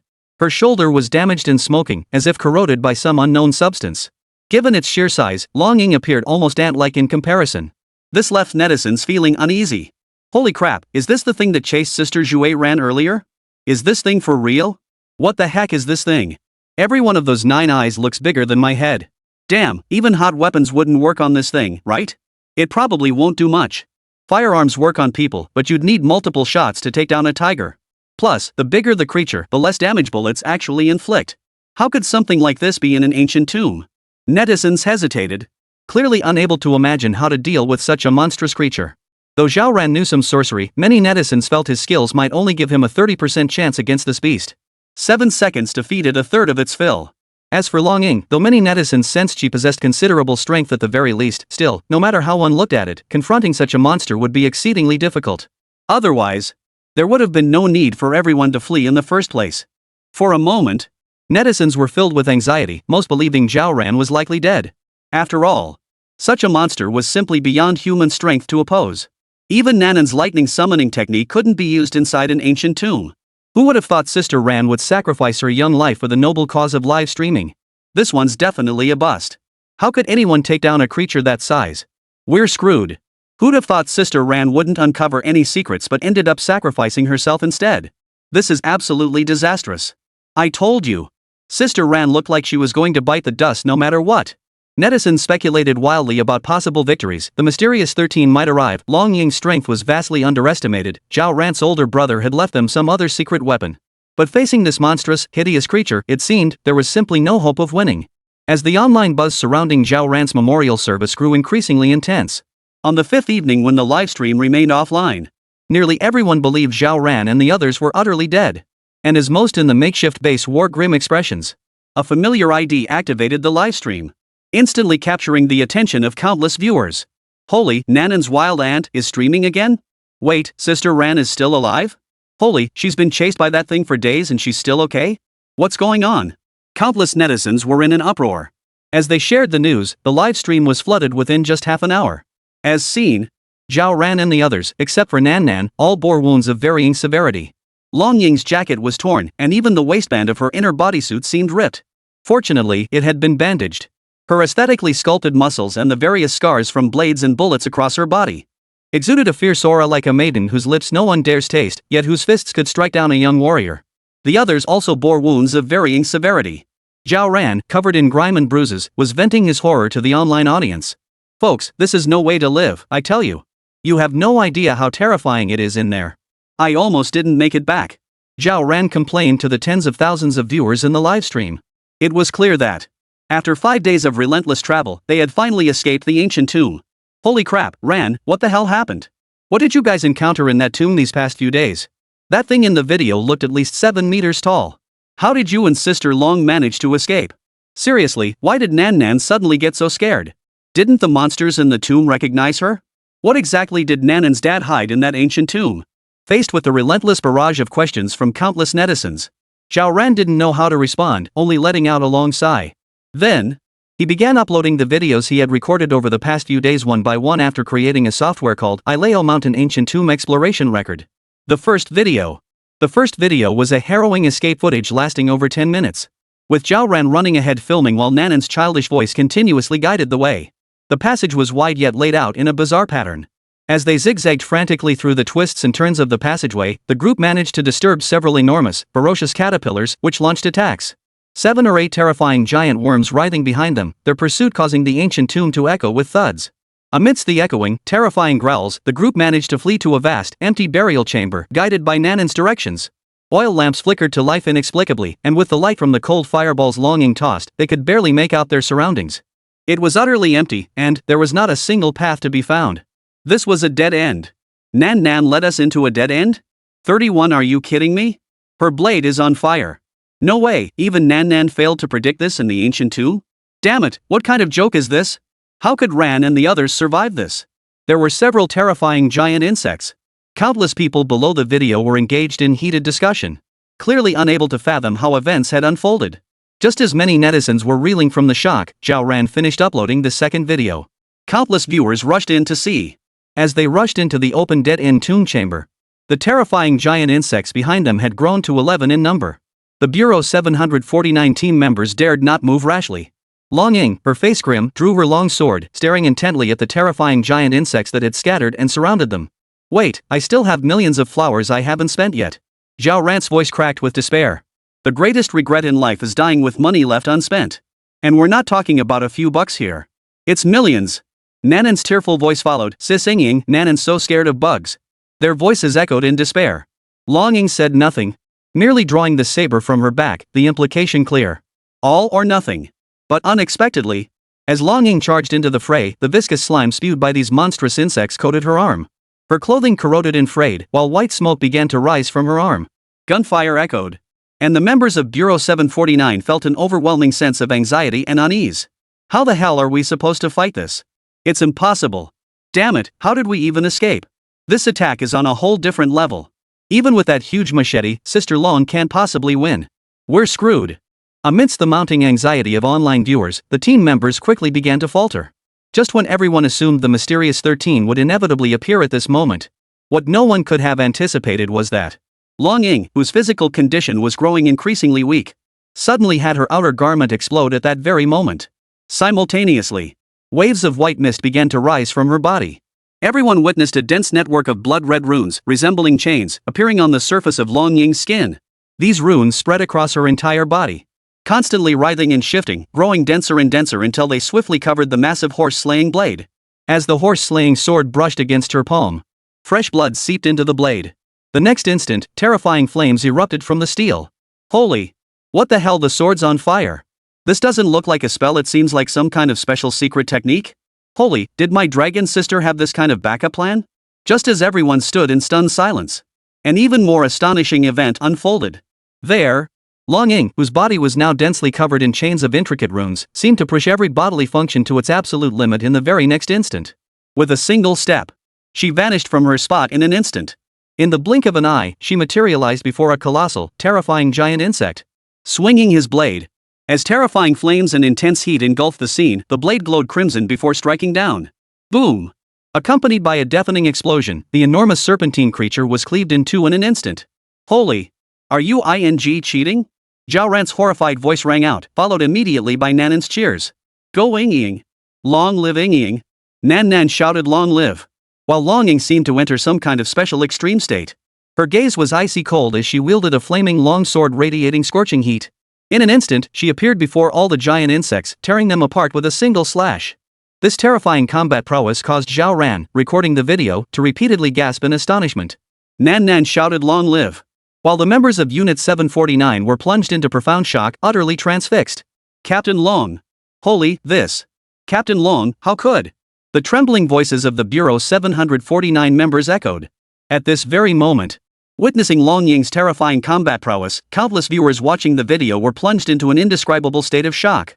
No way, this can't be CGI, right? Are you kidding me? My dragon sister's combat power is this insane? But she's a physical cultivator. How can a physical cultivator be this badass? Holy crap, is this really a physical cultivation practitioner? That terrifying 7-meter-tall giant insect, sliced clean in half with one swing, even a cavalry saber isn't that long? Could it be the legendary blade aura? Witnessing Long Ying's ruthless and terrifying display, countless viewers in the livestream chat exploded with reactions. Terror gripped their hearts. The comments section below visibly surged at an alarming rate. With countless media outlets and self-media accounts reposting them, the popularity of these two videos skyrocketed. Seriously, is this really just human physical strength? You gotta be kidding me, she's got white steam coming off her whole body, and even her sword is on fire. What kind of secret technique is this? Unbelievable, is this even humanly possible? This looks like special effects, no matter how you look at it, there's no way it's real. More and more people were struck by profound shock, while others questioned the video's authenticity. But as they scrolled through Zhao Ran's live stream history filled with increasingly bizarre events, they suddenly couldn't sit still. What the hell is Zhao Ping even doing? Damn it, not only did he build all these crazy things near his own village, but he also has a setup in the Ileo Mountains? Not only does he have connections at the highest levels of government, but even his daughter practices thunder magic? Holy, why didn't I have an older brother like that? Damn it, I hung my brother up and beat him for half an hour, and he still won't admit he's cultivating. How infuriating. Netizens kept commenting. Zhao Ran's livestream views skyrocketed. In fact, the follower count, which had been under 1 million, quickly surpassed the million mark in recent days due to the viral buzz and the continuous reactions to the two videos. Moreover, it continues to climb at an astonishing pace. Honestly, I'm not complaining, but this ancient tomb really isn't somewhere just anyone can go. This place is downright eerie. We've gotten lost multiple times these past few days. The video's viral success sent the number of viewers in Zhao Ran's livestream soaring back into the hundreds of thousands. Zhao Ran stared at the stream, where viewers continuously flooded the chat with 666 impressive and various gifs, his face etched with sorrow. Honestly, Long Ying's martial arts are incredible. We did find another way out of that place, but the second level was straight out of a nightmare. Zhao Ran kept talking, while simultaneously uploading more footage saved on his phone. The footage showed. As Zhao Ran's footage uploaded, many viewers witnessed the entire colossal tomb chamber fall into deathly silence after Long Ying had slain every terrifying giant insect. At that moment, after a brief rest, the dense crimson runes covering Long Ying's skin began to fade. Nan Nan, meanwhile, began curiously surveying her surroundings. 32 terrifying flesh-covered giant trees. What on earth was Zhao Ping doing? Nan Nan, do you recognize this place? Zhao Ran's voice, sounding like he'd narrowly escaped death, came through the video feed. Nan Nan shook her head, her curiosity evident as she replied. Auntie, this place looks somewhat familiar, but Nan Nan doesn't think she's been here before. Nan Nan surveyed her surroundings. Long Ying leaned against a wall, resting alone. A member of Team 749 handed her some compressed biscuits to replenish her energy. Soon, Nan Nan seemed to notice something. Amidst the sound of tapping, she lightly struck a distant wall under everyone's gaze. Suddenly, the sound of chains rattling echoed through the space. Clank! Accompanied by the grinding of mechanical gears. Soon, a sloping stone staircase appeared in the center of this tomb chamber. Auntie, I found the mechanism. The young girl's excited, childish voice echoed from afar, leaving many viewers in the livestream room exchanging puzzled glances. I knew it. Why does every mechanism seem like child's play to this little girl? Damn it, could Nan Nan be some kind of trap master? It feels a bit far-fetched, but it actually makes sense. But a trap master this young is just too absurd? Many viewers were utterly baffled. Each video isn't very long, but most are incredibly entertaining thanks to Zhao Ran's signature lifestyle streamer style of casually capturing everyday moments. Even when being chased, he instinctively captured everything on camera. As Zhao Ran continuously uploaded new videos, netizens watched them one after another. The passageway opened, and the group followed one after another into the space. The moment he stepped inside, Zhao Ran sensed the atmosphere shift abruptly. If the first level felt somewhat normal, this second level was like another world entirely. The passageway was clearly a third wider than the first level, yet it felt even more eerie. The floor was covered in a sticky, slimy substance, traces left by some unknown creature. With every step, the sound of their soles squelching against the viscous liquid produced a hair-raising squelch. Zhao Ran couldn't help but glance down. The slime had an eerie dark red hue, resembling congealed blood. He forced himself to ignore the discomfort, tightened his grip on his phone, and kept pace with the group. Seeing this, many netizens were already in an uproar. Holy crap, what the hell is that? Looks disgusting. Could it be traces left by a corpse crab? What corpse-eating turtle? This can't be one. It looks more like something rotten. Yeah, me too. Like something that's been rotting on the ground for way too long. Man, your guesses are giving me the creeps. Long Ying walked ahead, seemingly unfazed by the mess. She only paused occasionally to shine her flashlight around. Nan Nan clung close to Long Ying, her little face brimming with curiosity. Zhao Ran remained silent, seemingly unwilling to speak much in this eerie environment. Finally, they emerged from the sticky, slimy area. Zhao Ran exhaled deeply, feeling as if he'd crawled out of a swamp. But before they could relax, the sight before them made them gasp in horror. Black, slender vines covered the walls and floor, sprawling everywhere like the roots of some plant or the tentacles of some creature. They were densely packed and tangled together, creating an unsettling feeling. These vines bore an eerie black hue, their surfaces gleaming with an oily sheen, as if alive. Long Ying stepped forward, snapping off a vine with a light tug. It cracked cleanly, releasing a black, pungent liquid from the severed end. This stuff feels familiar. Long Ying frowned, as if trying to recall something. Nan Nan also approached, curiously examining the vines and even touching one. What are these? They feel like hair, one team member ventured, clearly hesitant. Long Ying shook her head without answering. Zhao Ran remained silent too. Below the video, numerous netizens speculated. These vines look terrifying, like some species I've never seen before. Why do these vines look like they're moving? Am I seeing things? OP, you're not alone, I see it too. Comments kept pouring in. As the video continued playing, the group pressed onward through the path thick with black vines. Suddenly, the scene opened up before them only to be followed by another spine-chilling sight. The ground was covered in white powder, crunching underfoot with each step. An indescribable feeling gradually filled everyone's hearts. First the sticky ground, then those dense, tiny black vines, now this white powder. I don't know, guys, but doesn't this kind of feel like rotting human skin, tendons, bones? Damn it! I didn't feel it before, but now that you mention it, suddenly my scalp is tingling. Damn it, could Rant's brother really be a dark cultivator? Does our country even allow heretical cultivators to operate openly anymore? This is way too bizarre. Probably not. If it were, that'd be terrifying. Let's keep watching. As more netizens speculated, more and more people felt their scalps tingle. In the video, several people cautiously navigated the area covered in white powder, finally reaching an open space. But before they could breathe a sigh of relief, the sight before them left them utterly stunned. In the vast expanse of the central clearing, a monstrous tree stood, one of the most bizarre and eerie sights imaginable. This tree was not made of wood, but of flesh and blood. Its trunk was thick and sturdy, its surface covered in veins and muscle tissue that still twitched faintly. Instead of leaves, tendrils resembling human intestines hung from its branches, dripping blood incessantly. The entire tree seemed assembled from human organs, emanating a potent stench of blood and decay. The sheer shock of this sight left the people in the video frozen in place. Viewers watching the footage online were overcome with an indescribable horror. The members of Bureau 749 felt their worldviews shattered. Though they'd executed numerous missions and witnessed many things, they'd never encountered anything so grotesque. Netizens who witnessed this scene were utterly horrified. Holy crap, what the hell is that thing? I just threw up, this is disgusting. Does this tree eat people? What the hell is Nanan's dad doing? What secrets are hidden in this ancient tomb? Countless netizens felt their scalps tingle. At this very moment, they only wanted to know, what exactly was this monstrous tree made of flesh and blood? Why did it appear here? And what secrets lay hidden in the depths of this ancient tomb? Why on earth did Nanan's dad Zhao Ran's older brother build such a sinister ancient tomb? The national leadership would never allow Zhao Ping to act with impunity. But what on earth was going on?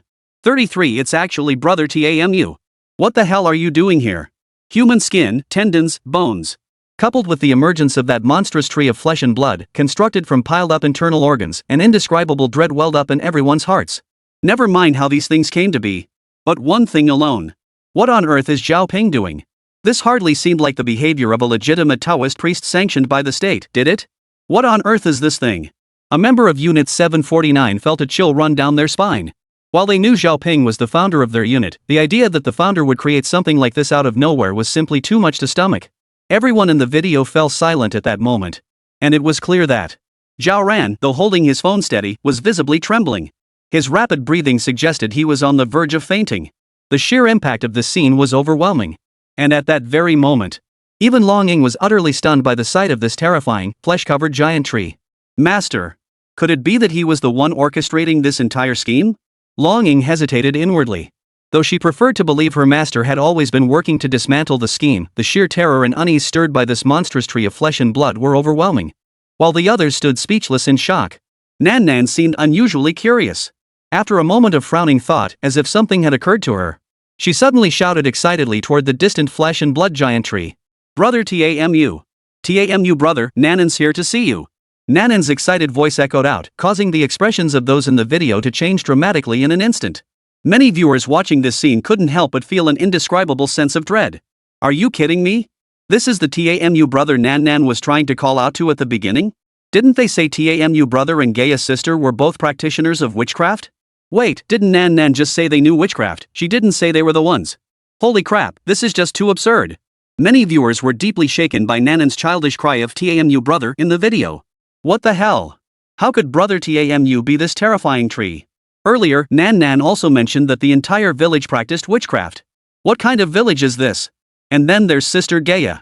Being singled out as a prime example in this village. She just doesn't seem like a good person at all. Netizens shuddered. Watching Nan Nan jog forward, excitedly grabbing the thin threads hanging from the flesh-covered giant tree, and chatting with it in a state of excitement.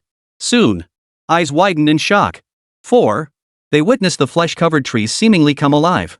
Countless threads cascaded down, weaving together to form an exquisitely delicate swing. Nan Nan sat on it, the swing swaying back and forth, and she looked utterly delighted. Wait, Zhao Ran stared at the bizarre scene before him, feeling utterly absurd. The innocent, adorable smile on Nanan's face, which had once symbolized beauty, still symbolized beauty. Yet the monstrous, terrifying, and nauseatingly grotesque form of the flesh and blood giant tree resembled a demon born from hell itself. The intense sense of dissonance arising from such perfect harmony between innocence and horror. The immense psychological shock it delivered instantly planted an indescribable absurdity deep within everyone's hearts. I'll tell you, what decent person has a childhood playmate like this? Now I finally understand why this thing vanished after Nan Nan called for help. If it showed up, it'd drive anyone outside absolutely mad. Unbearable. Nanan's dad is hardcore. If it were me, I'd be terrified this thing would eat my daughter. Stop it upstairs, you couldn't even get your hands on this thing if you tried. Seriously, what kind of people are these witchcraft practitioners in Nanan's dad's village? I have a feeling Sister Gaia is up to something too. As netizens continued their heated discussions, the video continued playing. Many noticed Nan Nan asking the giant tree if it had seen Sister Gaia. The giant tree swayed without wind, appearing to respond. The little girl tilted her head, her small hand propping up her chin. She pondered briefly like a miniature adult before cheerfully asking about the way out again. She and the flesh and blood giant tree exchanged words back and forth, but no one watching the video could make heads or tails of what they were saying. This method of communication is way too cross-species. I suspect Nan Nan has special communication skills. Next time, I'll try chatting with our cactus too. Hey, be careful not to get pricked like a hedgehog. Amidst her ongoing conversation with the flesh-covered giant tree, Nan Nan finally turned around and waved excitedly at the crowd. Auntie, Ying, TAMU told me how to get out. The little girl looked utterly delighted, skipping and jumping about as if reunited with a long-lost friend. Seeing this, Longing still felt a bit uneasy, but she steeled herself and stepped forward. Zhao Ran held his phone, the camera shaking violently, likely because his legs were still trembling. The members of Unit 749 exchanged glances, each inwardly murmuring, this little one's social circle is truly beyond words. Following her lead, the group quickly circled around the monstrous tree of flesh and blood. Behind the monstrosity, a vast, pitch-black passageway suddenly revealed itself, like a gaping mole waiting to devour its prey. They pressed forward along the passageway. The passage eerie and sinister, permeated with a cold, decaying stench. Guided by the flesh-covered tree's instructions, they wound through the passageway's twists and turns, feeling as if they'd entered a labyrinth. After an unknown duration so long that Zhao Ran began questioning his very existence, wondering if they'd ever escape this ancient tomb. Seriously, is this TAMU guy reliable or what? It feels like we've been going in circles the whole time. Finally, after a grueling 2 days that left their legs aching as if they were about to give out, they emerged from the ancient tomb. The moment sunlight washed over them, everyone let out an uncontrollable cheer. However, upon seeing the scene outside the ancient tomb that now unfolded before them, everyone froze in place. The cheers abruptly ceased, as if someone had pressed pause. For the world outside no longer resembled the primeval forests of the Ileo Mountains. Instead, it was a vast, endless desert, with yellow sand swirling in the sky and waves of heat rolling across the land. What is this? Weren't we still in the Ileo Mountains just now? How did it turn into a desert? Brother TAMU, you're not having any issues, are you? Where the hell did this come from? Is this even Ileo Mountain anymore? Everyone was dumbfounded, staring at each other in disbelief, plunged into deep hesitation, wondering if they were hallucinating. 34 entering the shade side. What the hell is going on? Seriously, is this still a normal search and rescue expedition livestream? Weren't we supposed to go to Black Mountain? How did we end up in the desert? Exactly. Netizens watching the scene unfold couldn't help but feel an indescribable sense of absurdity. After all, though the video was uploaded in segments, Zhao Ran posted them in chronological order. This meant every viewer who reached this point was plunged into utter bewilderment and shock. I remember the Ileo Mountains don't have deserts, right? Me too.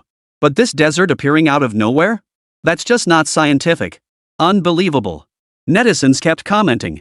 At that moment, Zhao Ran uploaded a new video. In the video, everyone was utterly baffled by the scene. When questioned by a member of Unit 749, Nan Nan fell deep in thought. After pondering for a long while, she finally spoke. It's a kind of, yin-yang shift in the Chiman formation. Because TAMU's location earlier was a node of utmost yang energy within the mountain's myriad Chiman formations. So, after passing through TAMU's area, everyone entered the yin side. So you're saying, those eerie, terrifying things earlier were actually the ultimate yang? A 749 Bureau member struggled to accept this. Longing glanced at him but offered no further explanation. The yin-yang shift represented the interplay of illusion and reality. If TAMU truly existed, then this desert might merely be something akin to an illusion, yet one that felt relatively real. The yin side was ever-shifting, nothing that appeared there would be surprising. What should we do next? Facing Zhao Ran's timid question, the little girl clutched her aunt's hand and offered a tender reassurance. Don't be afraid, Auntie. Brother TAMU said that once we find Sister Gaia, we'll be able to get out. And by then, we'll be very, very close to Black Mountain. Nanan's words caused many faces to fall into deep thought. Lead the way. Hearing Long Ying's voice, the little girl nodded solemnly, as if accepting a great mission. She took Zhao Ran's hand and began walking through the boundless desert. However, as they continued walking, the endless desert stretched before them. The undulating sand dunes seemed to have no end, filling everyone with a sense of unease. We've been walking for nearly half a day, and it's still just desert. A member of Unit 749 wiped sweat from his forehead and couldn't help but mutter. Another chimed in, yeah, it feels like we're actually walking in a desert. There's nothing to use as a reference point. Won't we get lost? Nan, how much longer do we have to go? Zhao Ran's voice carried a hint of anxiety as she gripped Nanan's hand tightly, her palm already slightly sweaty. Facing the question, the little girl lifted her head and replied earnestly. Don't worry, Auntie. We're almost there. Brother Tamu said we're already halfway. Halfway? Good heavens, that distance alone could take me back to my hometown, one team member exclaimed dramatically, drawing laughter that briefly lightened the heavy atmosphere. Yet as night fell and stars dotted the deep blue sky, the group still hadn't escaped the desert. The members of Unit 749 began to feel uneasy. Something's not right. Even if this really is the shadow side, it shouldn't take this long to get out. Could it be that Tamu was lying to us? Shu, keep your voice down. Don't let Nan hear. Longing remained silent, scanning her surroundings for any possible clues. This desert felt too real, uncomfortably so. Zhao Ran stayed close to Nan, uneasy but forced to trust his niece in the Tamu she believed in. After all, their only hope now was to find that sister named Gaia. Captain Long, should we stop and rest? One team member suggested. No, Longing shook her head firmly. The shadowy realm was unpredictable, and she herself was nowhere near as skilled as Nan in navigating its shifting mysteries. Here, everything depended on Nanan's guidance. Just then, Nan, who had been silent all along, suddenly halted her steps. What is it, Nan? Zhao Ran asked urgently. Shu. Nan raised a finger to her lips, signaling for silence. Everyone held their breath, nervously scanning their surroundings. Nan closed her eyes, her expression a mix of confusion and deep thought, as if sensing something. Moments later, the little girl seemed to have confirmed something. Excitedly, she looked at everyone and exclaimed. Sister Ying, Auntie. I smell Sister Gaia's scent. Where? Everyone perked up. Right ahead. Nan pointed in one direction, her excitement palpable, and dashed forward without hesitation. Zhao Ran and the others hurried after her, hope igniting in their hearts. But that flame of hope burned only briefly before being buffeted by the cold wind of reality. After walking for so long, they hadn't seen a single trace of Sister Gaia, not even a strand of her hair. Nan, are you sure you didn't get the route wrong? We've practically walked the length of the long march, a member of Unit 749 couldn't help but complain, his expression tinged with resignation. Yeah, Nan, how about we take a break? My canteen's nearly dry. If we keep going, I might just die of thirst out here. Another member chimed in. After days of relentless walking, even superhumans would be pushed to their limits. Whispers spread through the group, their mounting anxiety swirling like a desert sandstorm, growing ever stronger. After all, no matter how amazing Nan was, she was still just a 4 or 5-year-old child. What if she really had remembered wrong? Zhao Ran felt her resolve waver. She scanned the surroundings, nothing but sand as far as the eye could see, not a soul in sight. She pinched herself hard, wincing at the pain, to confirm she wasn't dreaming. Night fell swiftly, temperatures plummeted, and the cold sent shivers down their spines. Though everyone possessed some protective magic, the extreme desert chill was pushing them to their limits. This shadowy place is way too eerie. The sensations feel so real. One team member hugged their arms, teeth chattering. Who says it isn't? The team members hesitated. While Nan remained as lively as ever, seemingly unaffected by the temperature shift. The others marveled at her physical resilience but merely shook their heads silently. After all, her father was the founder of Bureau 749. It made sense that her body was anything but ordinary. Late at night, the group was forced to halt for rest in a sheltered spot behind a sand dune. Nan insisted they must wait for the right moment before continuing. This little one is quite particular, one team member murmured, watching Nan intently observe their surroundings. New guys, this is Nanan's ancestral art of the mysterious gate. Waiting now is absolutely because of the yin-yang shifts on the shaded side. It takes time. Yeah. I saw it before at Nanan's dad's hometown. It's seriously impressive. Exactly. After this wait, we might just find the way out the very next day. Let me put it this way, this kind of shift. Some netizens were already bragging in the comments below the video. Clearly, having watched the live stream from the start, most of these netizens understood the situation and began explaining it to the newcomers. Many newcomers exchanged puzzled glances upon hearing this, but most gave thumbs up in agreement. Impressive. Who knew there was such an explanation? Uninformed viewers listened in stunned silence, clearly unprepared for the astonishing transformations of the mystical formations. Netizens engaged in heated discussions, with comments under the video steadily increasing as the debate grew more intense. But after waiting, the group continued onward, and the countless viewers watching the livestream grew excited.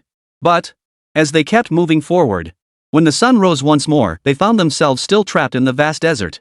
This left the newcomers utterly bewildered. Isn't this supposed to be about waiting for the yin-yang shift? Damn it, these guys aren't pulling our leg, are they? Nan didn't say a word, but they act like they know everything. Bull. What kind of yin-yang shift could happen in this damn desert? More and more netizens began questioning the earlier self-proclaimed experts.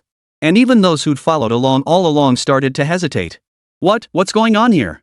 The 35 mysterious gate changes, the terrifying blood river in the desert. What the hell is going on? Could it be that the Chiman formation has truly gone awry? No way, everything was fine before. Wasn't Nan supposed to be waiting for the yin-yang shift? In the livestream chat, comments scrolled rapidly as endless speculations surfaced. Those who had followed the journey, witnessing the bizarre monsters in the basement and the harrowing escape, now wore expressions of utter bewilderment. The anticipated scene transition never materialized, sending their emotions on a rollercoaster ride of highs and lows, though confusion remained the dominant feeling. Time ticked by as the group pressed on through the desert. Night fell once more, marking their second night. The viewers' confusion deepened, and many were growing astonished. It's already the second night, and they still haven't gotten out? What the hell is going on? Damn. Does time pass the same on the dark side as it does on the sunny side? If not, we're going to be trapped here forever. Don't be ridiculous. There must be a way out, we just haven't found it yet. At least we have the video evidence. We can't say the dark side is fake. Maybe there really is a desert somewhere in the Ileo Mountains. But this desert is way too realistic. There isn't even a single cactus. Speaking of which, does Nan even remember the way out? It's been 2 days already, and we still haven't gotten out? Nan should have a plan. Let's just wait and see. I'm starting to question my life. We've been wandering around for 2 days now and haven't seen a single soul. Forget an exit, there aren't even any landmarks to go by. Exactly. This godforsaken place is nothing but sand, not even a blade of grass. How are we supposed to find our way? Below the video, netizens chattered away in the comments. Doubt, speculation, worry, banter, all sorts of emotions tangled together. Everyone's mood, like the desert heat, grew increasingly scorching and complex.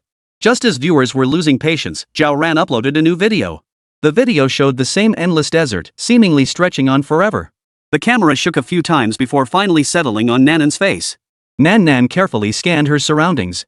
After a long moment, her tense little face relaxed into a relieved smile. Auntie, Ying, everyone just needs to wait a little longer. We'll all be out soon. I found the road sign. A landmark? Where is it? I don't see anything. Could it be a mirage? Nan, don't scare us. Out here in the desert, if we can't find our way out, we'll really break down. The worried voices of the Bureau 749 team members echoed. Longing glanced around and gradually furrowed her brow. Nan, however, paid no mind. She laughed heartily and pointed to a barely discernible sand dune in the distance, her childish voice innocent. Sissing, Auntie. Look over there. Doesn't that sand dune look a bit like a roasted chicken? Roast chicken? Nan, are you hungry? Well, aren't all sand dunes the same? Following Nan's pointing finger, the Bureau 749 members looked utterly bewildered. Yet after scrutinizing it for a moment, some did notice the dune's shape did bear a slight resemblance to a roasted chicken. But only slightly. This left everyone around hesitant, and Zhao Ran grew concerned about his niece's mental state. Many netizens reading this were also taken aback. Clearly, they hadn't anticipated that Nan's method of confirming landmarks involved finding a hill that vaguely resembled a roasted chicken. Things in the desert are supposed to shift with the wind. This sounds pretty unreliable. Exactly. Netizens hesitated. But Nan seemed utterly certain, her childish voice steady. Auntie Ying, if everyone waits here, we'll find Gaia and get out. The little girl's voice was unwaveringly certain. And this brought a sigh of relief to the netizens who had been following along. Don't think we're just pulling your leg this time, Nan said it herself. Just wait and see, after a little while, Ran and the others will definitely find a way out. Exactly. This must be waiting for the yin-yang shift in the Chiman formation. Some netizens chimed in. While the newcomers looked hesitant, clearly skeptical of the seasoned viewers' theories. Even if Nan said it herself, didn't they fail to find it last night? Could it be that last night she was just exhausted and wanted to rest? Come on, guys, if waiting really caused changes, that'd be ridiculous. I'll buy that mountains have mystical formations, but deserts? No way. Those so-called experts are just showing off. I refuse to believe it. She's only 4 or 5 years old. What kind of unexpected events could possibly happen in the desert? Sure, Sister Long says the shadowy side is unpredictable, but this is a desert, not a complex mountain forest. The newcomers remained skeptical, drawing more mockery from other fresh faces. Exactly. What else could there be in the desert besides sand? Are you expecting some dark mountain demon to suddenly pop out of the sand? +1 to the above. If something magical actually happens, I'll live stream myself eating my own poop upside down. Honestly, I'm kinda curious now. What if? After all, this is the mysterious shady side of Ileo Mountain. Give me a break. Shady side? Looks like a giant sandpit to me. Nanan's just a kid, no matter how amazing she is. You actually believe her? Those know-it-alls who'd been staunchly backing Nan reappeared, each swearing up and down as if they'd personally witnessed the mysteries of the ancient art of divination. You guys are just greenhorns, you wouldn't understand anyway. Just wait and see the miracle. This is definitely a yin-yang shift in the mystical formations. If Nan said to wait, then there's definitely something going on. Exactly. Bunch of narrow-minded fools, calling her the old demon of Black Mountain. Do you think this is a scene from Journey to the West? Just waiting for them to eat their words. The expert's claims naturally drew a wave of mockery and skepticism. Shiman formations? This desert is nothing but sand. What else could possibly grow here? Exactly. Even if they wait another 2 years, what else could possibly change besides the sand getting hotter or colder? These know-it-alls are just addicted to showing off. Let's see how they spin this one. Forget it, if this actually produces anything, I'll eat my keyboard. +1, I'll eat mine too. Hey, upstairs, remember to livestream this. Amidst the sea of skepticism and ridicule, night gradually fell, and the desert temperature plummeted like a roller coaster. The members of Unit 749 pulled their clothes tighter around themselves, each feeling the chill set in. Longing couldn't help but feel a pang of worry deep inside. Tonight was clearly colder than yesterday. If they had to wait until tomorrow night, it would likely be unbearable. We've waited this long, why hasn't anything happened yet? Zhao Ran also felt uneasy. It wasn't that she doubted Nan, it was simply that tonight's chill was proving too much for her to bear. Time slowly ticked away. When 3 hours had passed and some Bureau 749 members began to hesitate. Suddenly, clatter! A faint trickling sound of water reached their ears. The group was puzzled at first, but soon, several members stood up. It's water! What's going on? Where's the water coming from? Though faint, the sound resembled the low murmur of wind sweeping across sand dunes. But as the team members scrambled up the hills to investigate, Longing followed, cradling Nan in her arms. After climbing over 2 hills, as the sound of flowing water grew clearer, an incredulous feeling welled up in everyone's hearts. Water? Where could water be in this desert? Could it be a mirage? But the sound doesn't seem like one. Viewers watching the livestream posted comments in the chat, engaging in heated discussion. As Zhao Ran's camera angle shifted. Finally, after climbing over the 3rd massive hill, a terrifying river suddenly appeared before everyone. The voices of the Bureau 749 members echoed with profound shock. As Zhao Ran climbed the hill and captured the scene, many netizens felt a tidal wave of shock surge within them. There, in the distant darkness, a terrifyingly white river of blood surged through the winding desert. Gaia atop the 36 bone boats. No shadow. Desert, river of blood. The combination of these 2 eerie elements, forming a terrifying scene against the pitch-black night sky, sent shockwaves through the hearts of everyone watching the video. It's real. There are actually mysterious transformations in the desert. My god, this. Deserts are made of sand, but how did this river of blood appear in the desert? Didn't it sink? The moonlight cast a faint, eerie glow, bathing the desert in a silvery sheen. Yet beneath this silver glow, the suddenly appearing river resembled a hideous scar, tearing through the night's tranquility. The water was crimson as blood, carrying a terrifying aura of malevolence. It churned and surged endlessly through the endless yellow sands beneath the night sky, as if countless vengeful spirits were struggling and screaming within it.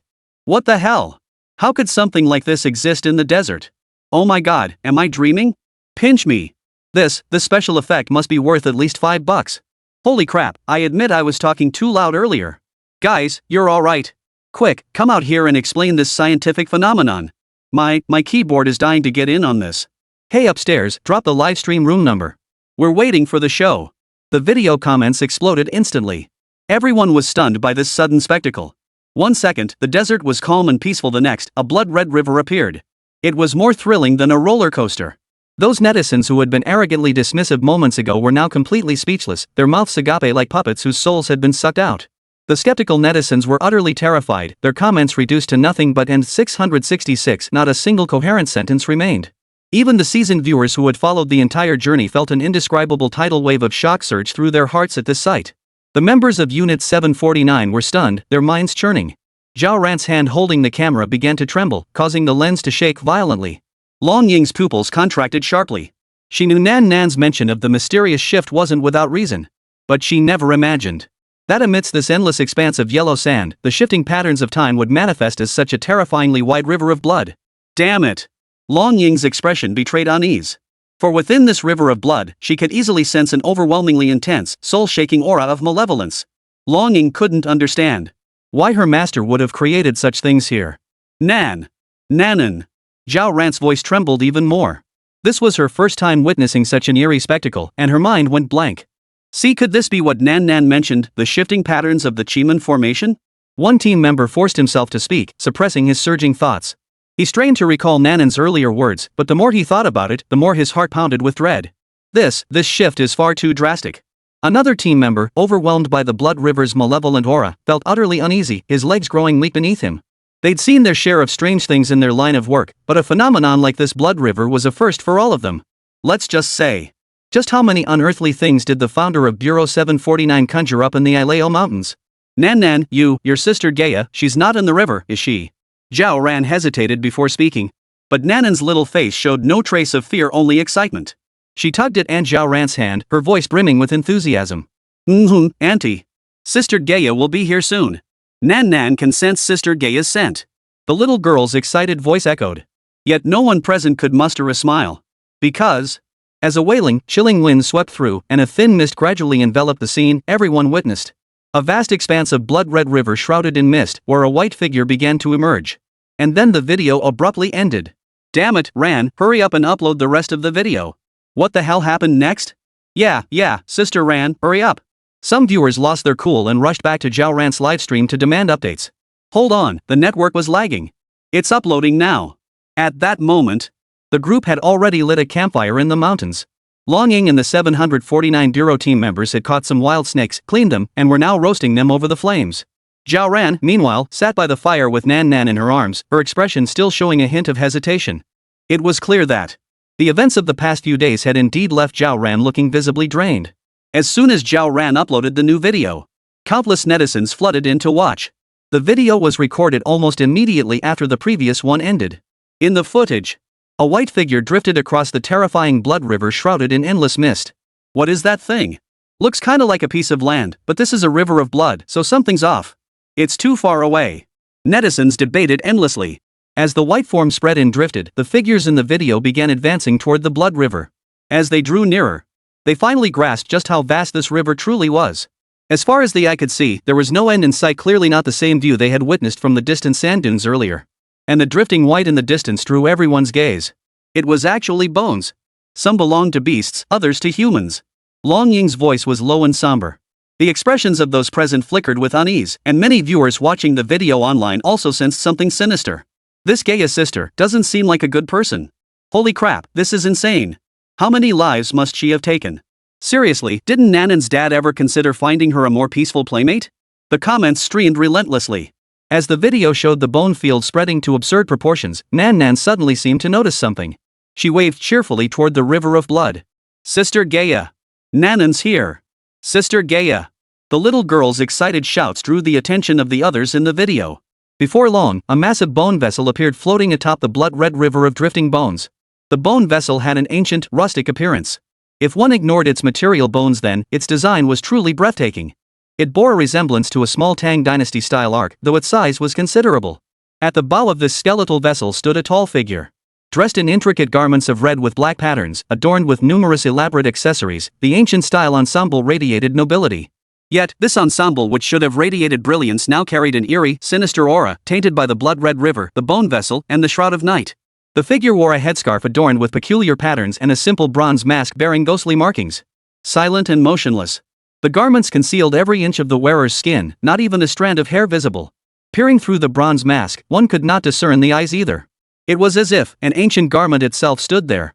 Under the moonlight, this eerie sensation sent a chill down everyone's spine.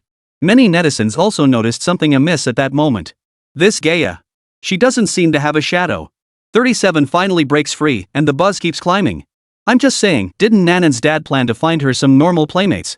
This is getting ridiculous. What exactly did Nanan's dad do in Ileo Mountain? Why arrange all these weird things? Could all the weird stuff in the Ileo Mountains be Nanan's dad's doing? Holy crap. If that's true, could Nanan's dad be some kind of mastermind or something? The appearance of the red-robed woman atop the bone boat sent chills down netizens' spines. Her crimson robe resembled blood. Paired with this terrifying river of blood, the bone boat and the palpably dropping temperature after Gaia's arrival had already cast an incredibly grave expression over the faces of those in the video. Many viewers watching the footage felt uneasy.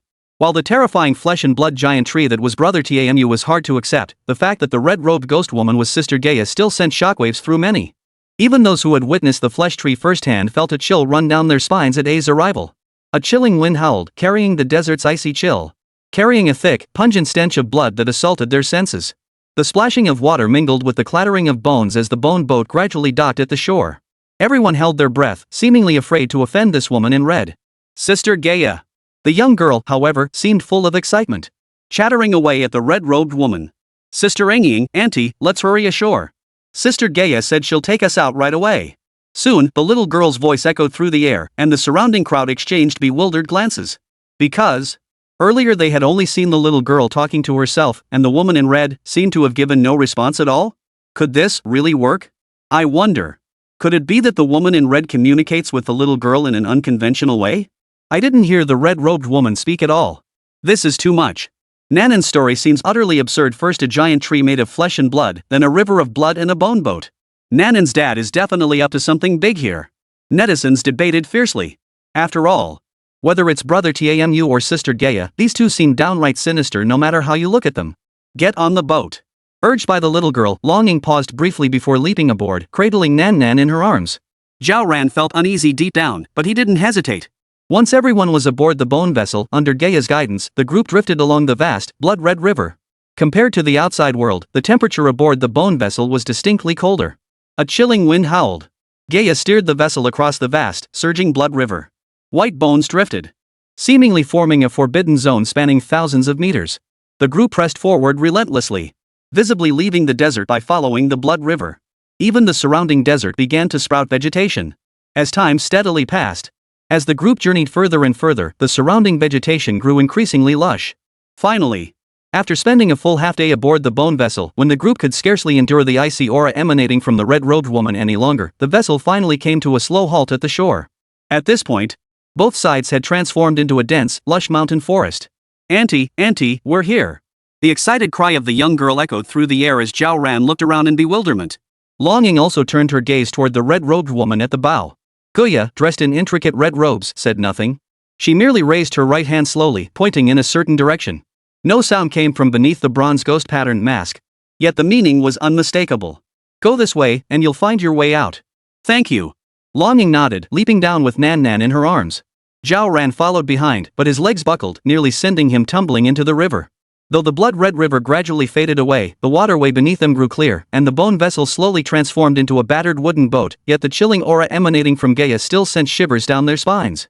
One by one, they climbed ashore, bidding farewell to Gaia before continuing in the direction she had pointed. Finally, after a full half-day, they arrived at a mountain forest. We've got a signal. At the end of the video, Zhao Ran's excited voice rang out. So, that's about it. These past few days haven't been too dangerous, but it feels like my worldview is crumbling. In the mountain forest, Zhao Ran sat exhausted beside the campfire. A teammate handed him a piece of roasted snake meat. Though his stomach churned, he accepted it and ate it cautiously. Holy crap! I never imagined Sister Ran would encounter so many absurd things these past few days. At first, I thought Nanan's witchcraft was just weak, that's why she couldn't summon anyone. But after seeing Tamu and Gaia, I'm genuinely baffled. How could anyone possibly summon those things? If they were summoned, that would be a real disaster. I mean, who could have guessed Tamu was a giant tree made of flesh and blood, and Gaia, she feels more like someone who could effortlessly control a river of blood. Too terrifying. After reading this, netizens flooded into Zhao Ran's livestream, their faces still pale with fear. After all, no matter how you looked at it, Zhao Ran and Nanan's experiences these past few days seemed utterly absurd and ridiculous. The shockwaves they sent were unimaginable. Once we finish exploring Ileo Mountain and head back, I swear I won't wander off anymore. Just waiting for my brother to return so I can grill him properly. Zhao Ran said, still trembling with fear. Anyone who spent over half a day with that terrifying red-robed woman wouldn't be able to handle it. And spending time with that flesh and blood giant tree, wouldn't that drive anyone mad? Zhao Ran chatted sporadically with viewers in the livestream chat. After everything that had happened these past few days, he was genuinely terrified. Though he still harbored curiosity about his brother's extraordinary abilities deep down. He simply didn't have the guts to explore further. Damn it! The things he'd encountered along the way were far more sinister than anything in his own basement. And it was downright dangerous. Sure, his basement had its share of monsters he'd never seen before, but no matter how you looked at it, it still felt far safer than this Ileo mountain. These Ileo mountains is simply no place for humans. Zhao Ran felt utterly defeated, cursing his older brother 1,000 times over in his mind. Meanwhile, as Zhao Ran's videos were saved, downloaded, edited, and reposted by netizens, they instantly ignited a massive online frenzy. Holy crap, is that Ran's sister? When did she go live? How come I didn't know? Holy crap, isn't this the same streamer who did that Ileo mountain livestream? She's still alive? Many netizens who hadn't followed Zhao Ran also stumbled upon the video while scrolling through their feeds. And were stunned. And immediately clicked to watch the video. Watching Zhao Ran and the others' experiences over the past few days in the video, suddenly, more and more netizens couldn't sit still. 38 to Black Mountain? Fire Phoenix is real too? Holy, I'm speechless. How the hell did Sister Ran survive these past few days? I'll say it, no matter how you look at it, this Ileo mountain feels more and more sinister. What the hell? A giant tree made of flesh and blood, a terrifying river of blood. Did Nan Nan play with these things when she was little? What was Nan Nan's dad thinking, letting her play with these things? Seriously, besides these things, how many more bizarre phenomena are lurking in the Ileo mountains? Netizens watched Zhao Ran's video, their hearts churning violently. They couldn't fathom that the legendary Tamu brother and Gaia sister could actually look like this. More and more people, stunned after watching the video, flooded into Zhao Ran's livestream. Not only did the number of viewers in Zhao Ran's livestream quickly surpass 200,000, but his follower count also skyrocketed alongside the video's viral popularity. 90,000. 1 million. 1,100,000. In an incredibly short time, Zhao Ran discovered his follower count had soared to a staggering 1.2 million. Moreover, the numbers continued to climb at a terrifying pace. As the momentum intensified, Zhao Ran's video spread relentlessly across the internet, propelling it into the top 10 trending topics within just 2 hours. Countless netizens engaged in heated discussions below, and the topic of Ileo Mountain shot straight to the top of the trending list. Seriously, how many strange things are there in Ileo Mountain? What exactly did Ran and her brother do there? The key isn't Ran, it's Nan Nan. She must have lived in Ileo Mountain before. How else would she know Tamu and Gaia? Rumor has it that besides Tamu and Gaia, Nan Nan's dad was involved in all sorts of strange activities here. An entire village of Tamu and Gaia. I can't even imagine what kind of things these might be. This is crazy. I mean, did Nanan's dad have nowhere else to go? Living in a village near the Ileo Mountains? This is stressing me out. Anyway, this flesh-covered giant tree, and the blood river. Nanan's dad must have dug up a ton of stuff in Ileo Mountain. He definitely hasn't reached the deepest layers yet. And don't forget, there's still that Black Mountain we haven't even seen. Impressive. I can't think of any other words to describe it besides that. Speaking of Black Mountain, wasn't it said that taking the ancient tomb route would be faster than the other path? Why did it take a full 5 days? Could it be that Nan Nan misremembered? Below the trending topic, countless netizens fiercely debated everything related to Ileo Mountain, with Zhao Ran and Nan Nan even becoming the focal points of public discourse. Countless netizens. And out of curiosity, many rushed to Zhao Ran's livestream to ask about Black Mountain. At that moment, Zhao Ran was stuffing his face with greasy grilled snake while chatting with viewers in the livestream. Seeing the numerous inquiries, Zhao Ran suddenly recalled Nanan's earlier mention that taking the ancient tomb route would be faster to reach Black Mountain. Nan Nan, what's going on here? Logically, we've been walking for 5 days. If we'd taken the other route, shouldn't we have reached Black Mountain more easily? Faced with her aunt's question, Nan Nan thought for a moment before replying earnestly in her childish voice. Auntie, we're actually already at Black Mountain. If we'd taken the other path, it would have taken us a whole month to get here. We're already at Black Mountain? Nanan's words left everyone around them exchanging puzzled glances. Zhao Ran looked utterly perplexed. And many viewers in the livestream chat also hesitated. Another route would take a month. A month would normally get you from one end of the Ileo Mountains to the other, right? No, there must be plenty of hidden dangers along that route. Taking the normal path would surely lead to many perils. Though this ancient tomb isn't safe either, it is Tamu brother's territory. The little girl probably thinks she's relatively safe with Tamu around. One Tamu, one Gaia, no way around them. Let's not even talk about it, guys. Just thinking about those two gives me the creeps. Me too. Numerous netizens commented in the livestream chat. Zhao Ran scanned his surroundings but saw no trace of Black Mountain. Forget Heishan, it's daytime now, but I can't even see the sun. All I see are the uniquely twisted trees of the Ileo Mountains, giving off such a creepy vibe. Black Mountain. Could it be another one of those mysterious transformations? Speculation ran rampant among the viewers. Zhao Ran turned to Nan Nan, waiting for her explanation. Auntie, we really are at Black Mountain. The little girl declared solemnly, pointing toward the path ahead. But since the Chi-men formations are different during the day and night, that's why we can't see Black Mountain right now. And Uncle Shirsan left a signal for Nan Nan, saying he's already arrived too. He wants to take Nan Nan inside Black Mountain to play. The little girl's smile was utterly charming. Utterly endearing. But recalling the peculiar things that had previously captured the little girl's interest, it couldn't help but make the surrounding crowd exchange uneasy glances, while the livestream viewers felt a wave of dread. Your Uncle 13 has already arrived? Nan Nan's words made Zhao Ran hesitate, while Longing beside him also frowned. Alright, Sister Ying, Uncle 13 said he can finish your body wash today. The little girl seemed to remember something and looked at Longing happily. Body cleansing? Zhao Ran was even more puzzled, while Longing's gaze sharpened. Her physical condition was known only to herself and her master. Black Mountain, Fire Phoenix, body cleansing. The arrangements deep within the Ileo Mountains were one thing, but she hadn't expected her master to have made additional plans for her. So then, that Fire Phoenix is real too? Longing asked softly. Nan Nan nodded earnestly.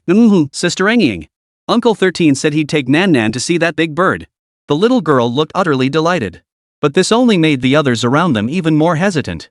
The Fire Phoenix, wasn't it supposed to be just a villager's hallucination, yet it's real too? That's a bit far-fetched.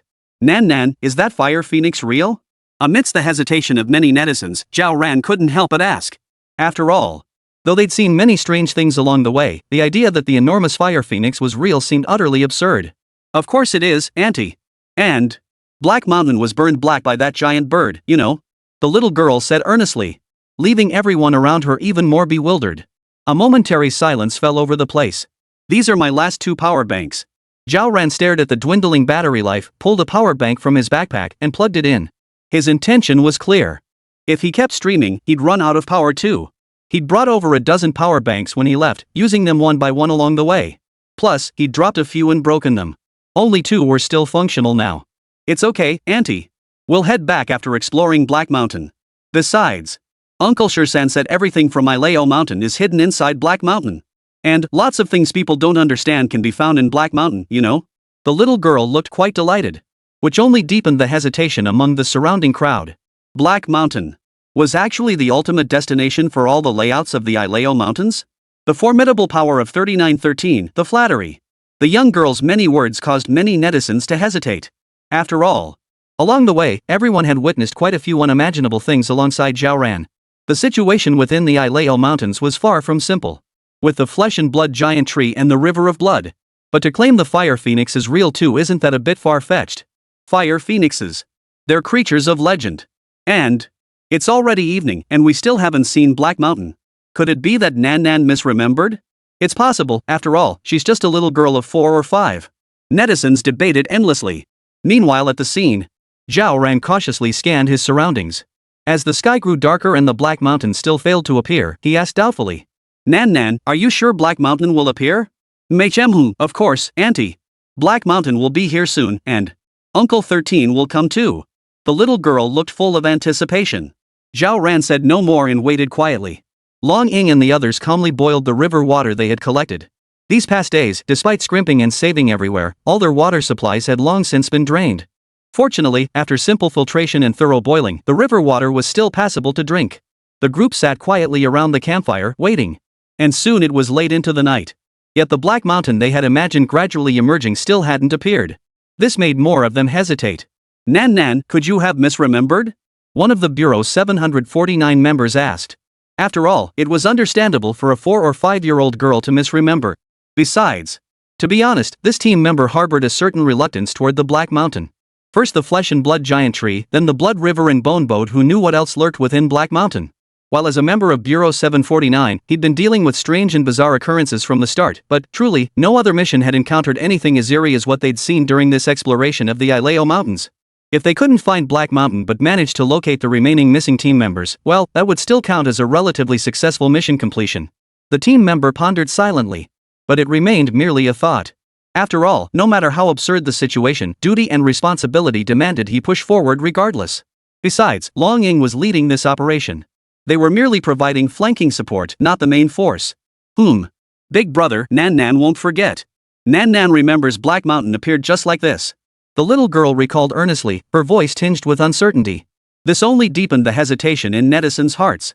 Just then, amidst the rustling sounds nearby, a deep voice echoed out. Could my little princess possibly be wrong? The voice was deep and resonant, tinged with a hint of hoarseness. And immediately afterward, a bearded man clad in grimy combat gear emerged from the woods, his hair disheveled, a smile on his face. Though he appeared unremarkable at first glance, an indomitable aura emanated from him. It felt as though, when meeting his gaze, every person present felt their hair stand on end, overcome by the sensation of being locked onto by a predator, certain it would strike them down in the next instant. This man was incredibly powerful. 13's appearance also surprised many netizens. Holy, that aura, he looks like a savage king. Holy, what a sight. This guy looks like he can really fight. Feels like he might even be tougher than Sister Lone. Impressive. Never expected 13 to look this intimidating. Uncle 13. Netizens flooded the live chat with comments, while the little girl, upon seeing the visitor, lit up with delight and scampered over excitedly. Hey, our little princess has grown taller. Did you miss Uncle 13? Upon seeing the little girl, 13 instantly reigned in his aura. Looking like a lecherous old man, he grinned as he scooped her up, gently pinching her cheeks. This made the little girl blush instantly, her childish voice protesting. Of course I missed you, Uncle 13. You never come to play with me. You're a bad uncle. Her playful pout only deepened Uncle 13's smile. After teasing her for a moment, he set her back down on the ground. His gaze swept over the crowd, quickly settling on Zhao Ran. A bright gleam flashed in his eyes. Uncle 13's face was filled with deference, his tone laced with flattery. You must be the master's sister. Oh my, I've heard so much about you. I've wanted to pay my respects for ages, but never imagined I'd have to trouble you to come all this way. This is, you. 13's entrance weighed heavily on Zhao Ran. After all, since cultivating, his sensitivity to qi had become exceptionally keen. 13 was undoubtedly one of the few true powerhouses of this era, even Longing seemed far weaker in comparison. Yet this man of such lofty stature suddenly became lecherous when facing Nan Nan, and now wore a fawning expression toward Zhao Ran. Zhao Ran felt utterly at a loss. By contrast, Longing beside him appeared far more coldly indifferent. Embarrassing. The words left her lips. The smile on Shursan's face gradually faded. The members of Unit 749 exchanged glances, and many netizens felt a sense of suffocation. Wait, no matter how you look at it, 13 seems incredibly strong, and Sister Long actually said that. Are they going to fight? Just as many netizens were growing anxious. The silent 13 suddenly pointed at Longing, her finger trembling as she exclaimed with heartfelt anguish. You don't know what you're talking about. The master took you as a disciple at first sight. I begged for 10 whole years, 10 years. Damn it, with your dull wits, what on earth made you worthy of being taken in as a disciple? 13 was deeply hurt. While Longing, standing nearby, merely widened her eyes and snorted coldly. She didn't argue back. After all, when it came to aptitude, she truly couldn't hold a candle to Shursan. Miss. Does your household still take on servants? I can work for free, I swear. Not a penny. I'll even pay you how about 2,000 a month? 13 asked with a fawning expression. Which left Zhao Ran even more stunned. Many viewers in the livestream chat were utterly flabbergasted. Holy, this guy is that desperate? Just goes to show how powerful Ran Ji's big bro really is. How else could he make this burly guy, who looks tough as nails, willingly act like a servant? This guy doesn't seem to be joking. Damn, I'm finding it harder and harder to imagine just how much clout Ran's big bro really has. The bullet comments kept scrolling. At this very moment, even Zhao Ran found himself plunged into deep confusion. I'm live streaming right now. Zhao Ran whispered a reminder. After all, the aura detection couldn't be wrong. The person before him truly could crush him effortlessly. The gap in power felt like an unbridgeable chasm. Yet such a being would willingly utter those words? Zhao Ran couldn't comprehend it, nor could he fathom what charm his dead older brother possessed, that such a formidable being would show such deference when facing him. 40 was truly here. A 10,000-year-old fire phoenix? Zhao Ran couldn't comprehend it, couldn't even fathom it. 13, however, wore a look of concern. Don't worry, I'm far stronger than Xiaoingzi and the others. My strength is no issue. I'm also skilled in domestic work. To follow you, I even spent a whole year teaching myself gardening and traditional Thai massage. I can fix cars, practice feng shui and mystical arts, and oh. 13 rattled off his skills, counting them off on his thick fingers like a salesman desperately pitching himself. His anxious expression, leaving the live stream audience utterly dumbfounded. Wow, this guy really has no sense of dignity left. I can understand Ran's sister's older brother talking like this, but surely he wouldn't treat Ran's sister like this too? What has Sister Ran ever done to deserve this? Zhao Ran felt increasingly hesitant inside, while Nan Nan tugged at Zhao Ran's sleeve, pleading. Auntie, Uncle 13 is so awesome. Let Uncle 13 come home with us. Then Uncle 13 can play with Nan Nan every day. The little girl looked utterly pitiful. Seeing this, Uncle 13 couldn't help but show a look of hope, his eyes full of expectation as he looked at Zhao Ran. Alright. But you are being far too kind. Zhao Ran hesitated before nodding, while Uncle 13 waved his hands repeatedly. Oh, it's only right, only right. I followed the master for years back then, just hoping for a chance to serve by his side. Never imagined that Long Ying would beat me to it. But after much thought, serving the master's family is just as good. The master would recognize my worth sooner or later. 13 recounted his lifelong pursuit of serving Zhao Ping with a look of bittersweet resignation, as if his wish had finally been fulfilled. Zhao Ran, however, wore a look of utter bewilderment. He simply couldn't comprehend it. Though he'd come to realize his elder brother possessed extraordinary knowledge, he'd never imagined someone so powerful would willingly choose to follow him. By the way, Mr. Shursan, is Black Mountain here? Why haven't we seen it yet? At that moment, a hesitant voice came from one of the 749 bureau members. Beside him, Mr. 13 regained his composure. Scanning the surroundings, he said, "Over there. Come on, little one. Uncle 13 will take you to play." 13's voice carried as he hoisted the little girl onto his shoulders, carrying her giggling form toward the distance. The others hurried to follow. But after walking for quite some time, they still hadn't seen Black Mountain. This made many netizens start to doubt. Aren't we there yet? A member of Team 749 asked in confusion. 13 offered no reply, while Nan Nan replied with a curious expression. Big brother, we're already here. We're here? Everyone couldn't help but feel puzzled. Soon, as Shursan led them to the summit of a low mountain peak, the scene unfolding before their eyes sent shockwaves through the hearts of countless viewers in the livestream chat. Holy, it really is. Found Black Mountain in under 20 minutes. We're definitely here. Impressive. Who would have thought Black Mountain was actually here? 66666. Countless comments flooded the screen. Amidst the complex Chiman formations of recent days, nearly everyone understood that if the direction was wrong, it was perfectly normal to wander for days without finding anything. Even if you were fast, it would still take a long time. But who would have thought that when Nan Nan said Black Mountain was here, they actually found it in less than 20 minutes? This is the Black Mountain? It's a bit hard to call it a mountain, isn't it? This is ridiculous. How can this even be called a mountain? Are you sure this isn't just a pillar reaching to the heavens? As countless netizens marveled inwardly, as they followed the view from Zhao Ran's livestream. In the distance, amidst the scorched, endless expanse of land, a terrifyingly massive, jagged mountain peak rose from the earth, piercing the sky. As far as the eye could see, there was no end in sight. Indeed, it seemed as though the Black Mountain itself formed a separate realm, occupying a corner of the world. The immense peak twisted and turned, resembling a monstrous, ferocious giant alligator turtle. Eternally motionless, it lay sprawled across the boundless scorched earth, permeated with the ancient aura of time. At this very moment, even the members of Bureau 749 were overcome with indescribable shock. Such a colossal mountain peak. So immense that even from afar, its height was impossible to gauge. It was truly hard to imagine what kind of mountain this could be. Moreover, its sheer scale, it far surpassed the elevation of the Ileo Mountains. I wonder if we've entered the shady side again. Unbelievable, this Black Mountain isn't messing around at all. But I recall the team members mentioning earlier that the mountain appeared inverted. Why is it upright now? Netizens harbored doubts in their hearts. Zhao Ran voiced their collective question. That's because they never truly interacted with the mountain, they were merely affected by its subtle energy. 13's rough voice echoed, delivering the conclusion. Though puzzled, Zhao Ran refrained from pressing further. Beside him, Long Ying scanned the surroundings, her expression guarded. 13, however, appeared much more relaxed. No need to worry too much. I've been guarding this place for 3 years now, there's absolutely no danger. 13 chuckled gruffly. And Long Ying nodded, relaxing her guard. Though she didn't always see eye to eye with Shursan, his strength and judgment were undeniably reliable. Come on, little princess. Uncle will take you to play with the big bird. 13 laughed heartily, and took Nan Nan by the hand, striding toward Black Mountain. The others followed behind them, continuing onward. Charred marks everywhere. Could it really be the fire phoenix? Zhao Ran surveyed the scorched earth around him, hesitation creeping into his thoughts. Long Ying remained silent, her gaze fixed on the leader of the group, 13. 13 nodded and said, "The lady was right, the fire phoenix does exist. But, along the entire journey, it seems only here have we seen scorched traces. If it truly exists, then Ileo Mountain. You must remember, a villager claimed to have seen the fire phoenix before. Also, could you please stop calling me auntie?" Zhao Ran felt a bit awkward. "Yes, Mississippi." 13 quickly corrected himself, then explained. That was merely a projection technique from the Xianmen sect, similar to a mirage. A mirage? Zhao Ran pondered thoughtfully.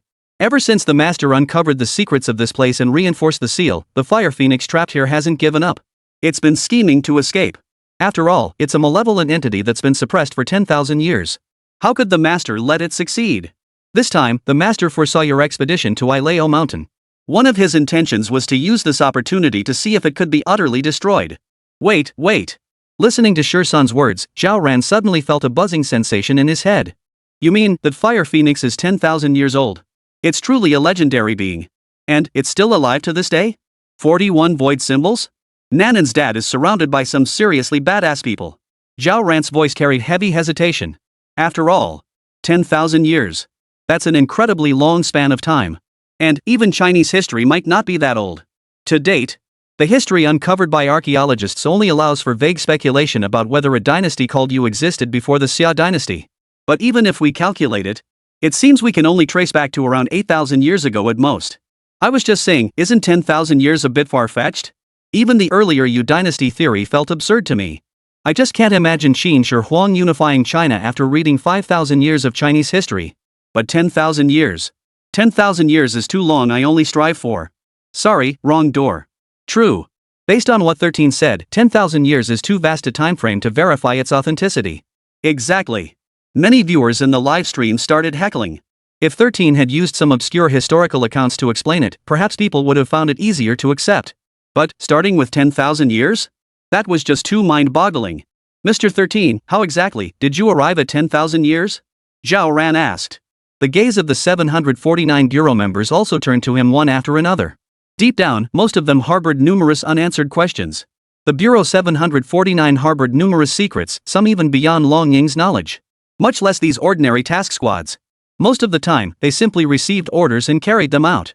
Therefore, when this matter was brought up, curiosity stirred in the hearts of most team members. This involves the existence of gods, Shursan replied flatly.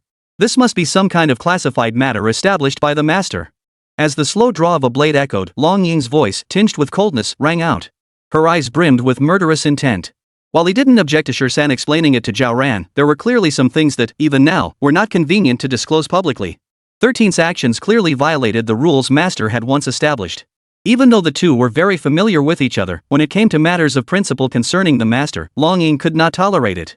You want to draw swords with me? Seeing this, 13 also furrowed his brow. For a moment, the entire scene fell into a deathly silence. The tension grew palpable.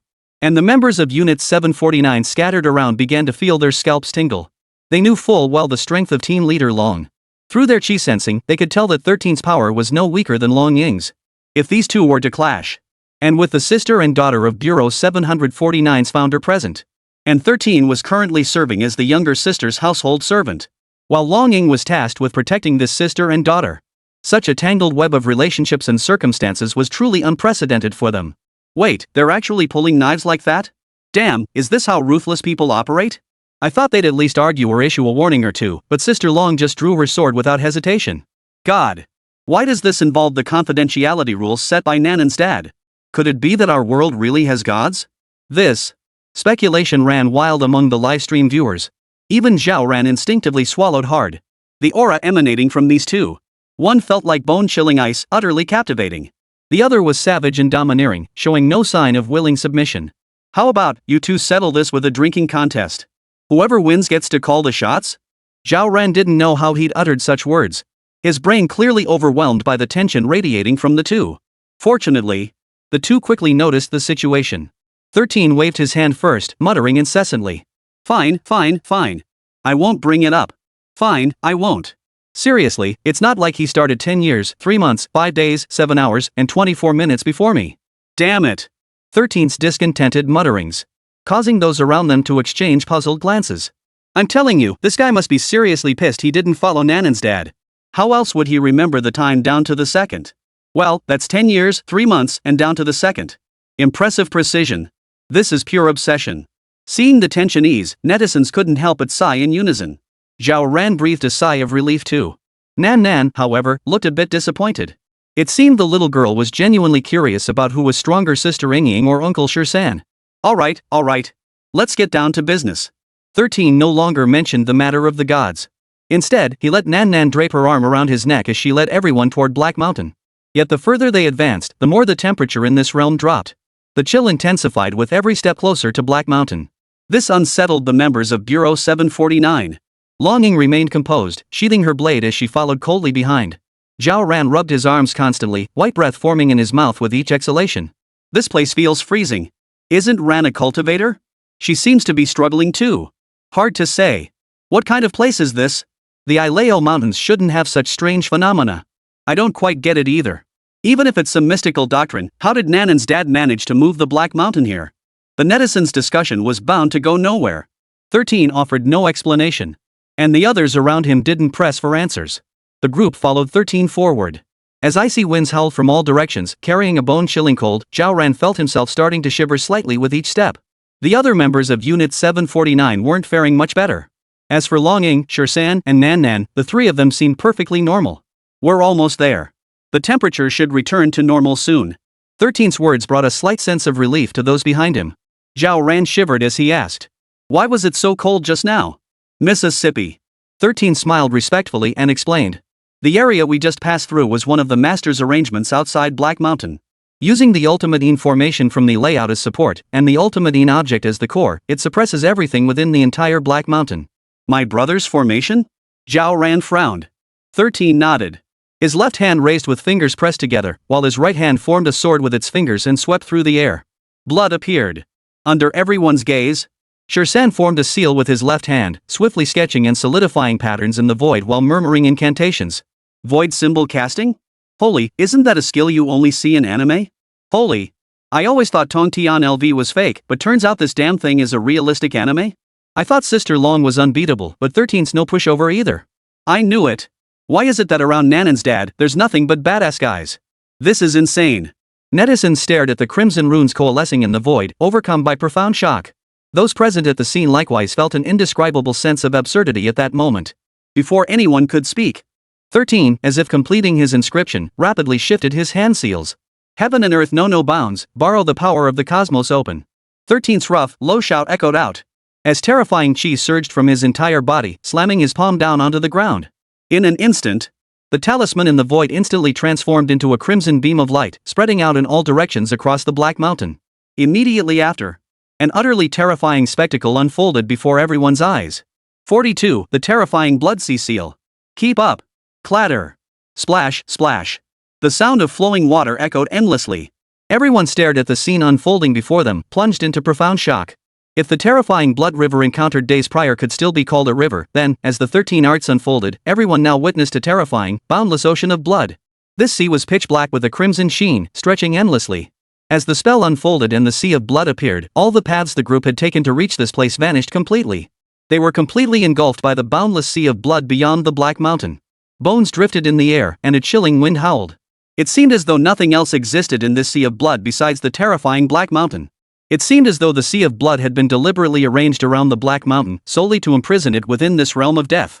A colossal surge of energy roared past. And this terrifying spectacle sent waves of dread crashing through the hearts of everyone present. What's going on?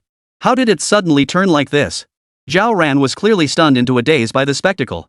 Beside him, the 13th rose and stated calmly, "This is one of the master's ancient arrangements." Using the transformations of yin and yang from the art of, he reshaped heaven and earth, overturned the cosmic order, and locked the Black Mountain formation firmly within a sea of energy. 13th's explanation.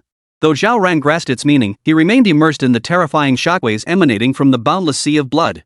The blood sea harbored malevolent energies. A chilling and terrifying place like the 9 hells of purgatory, carrying an intensely cold and sinister aura.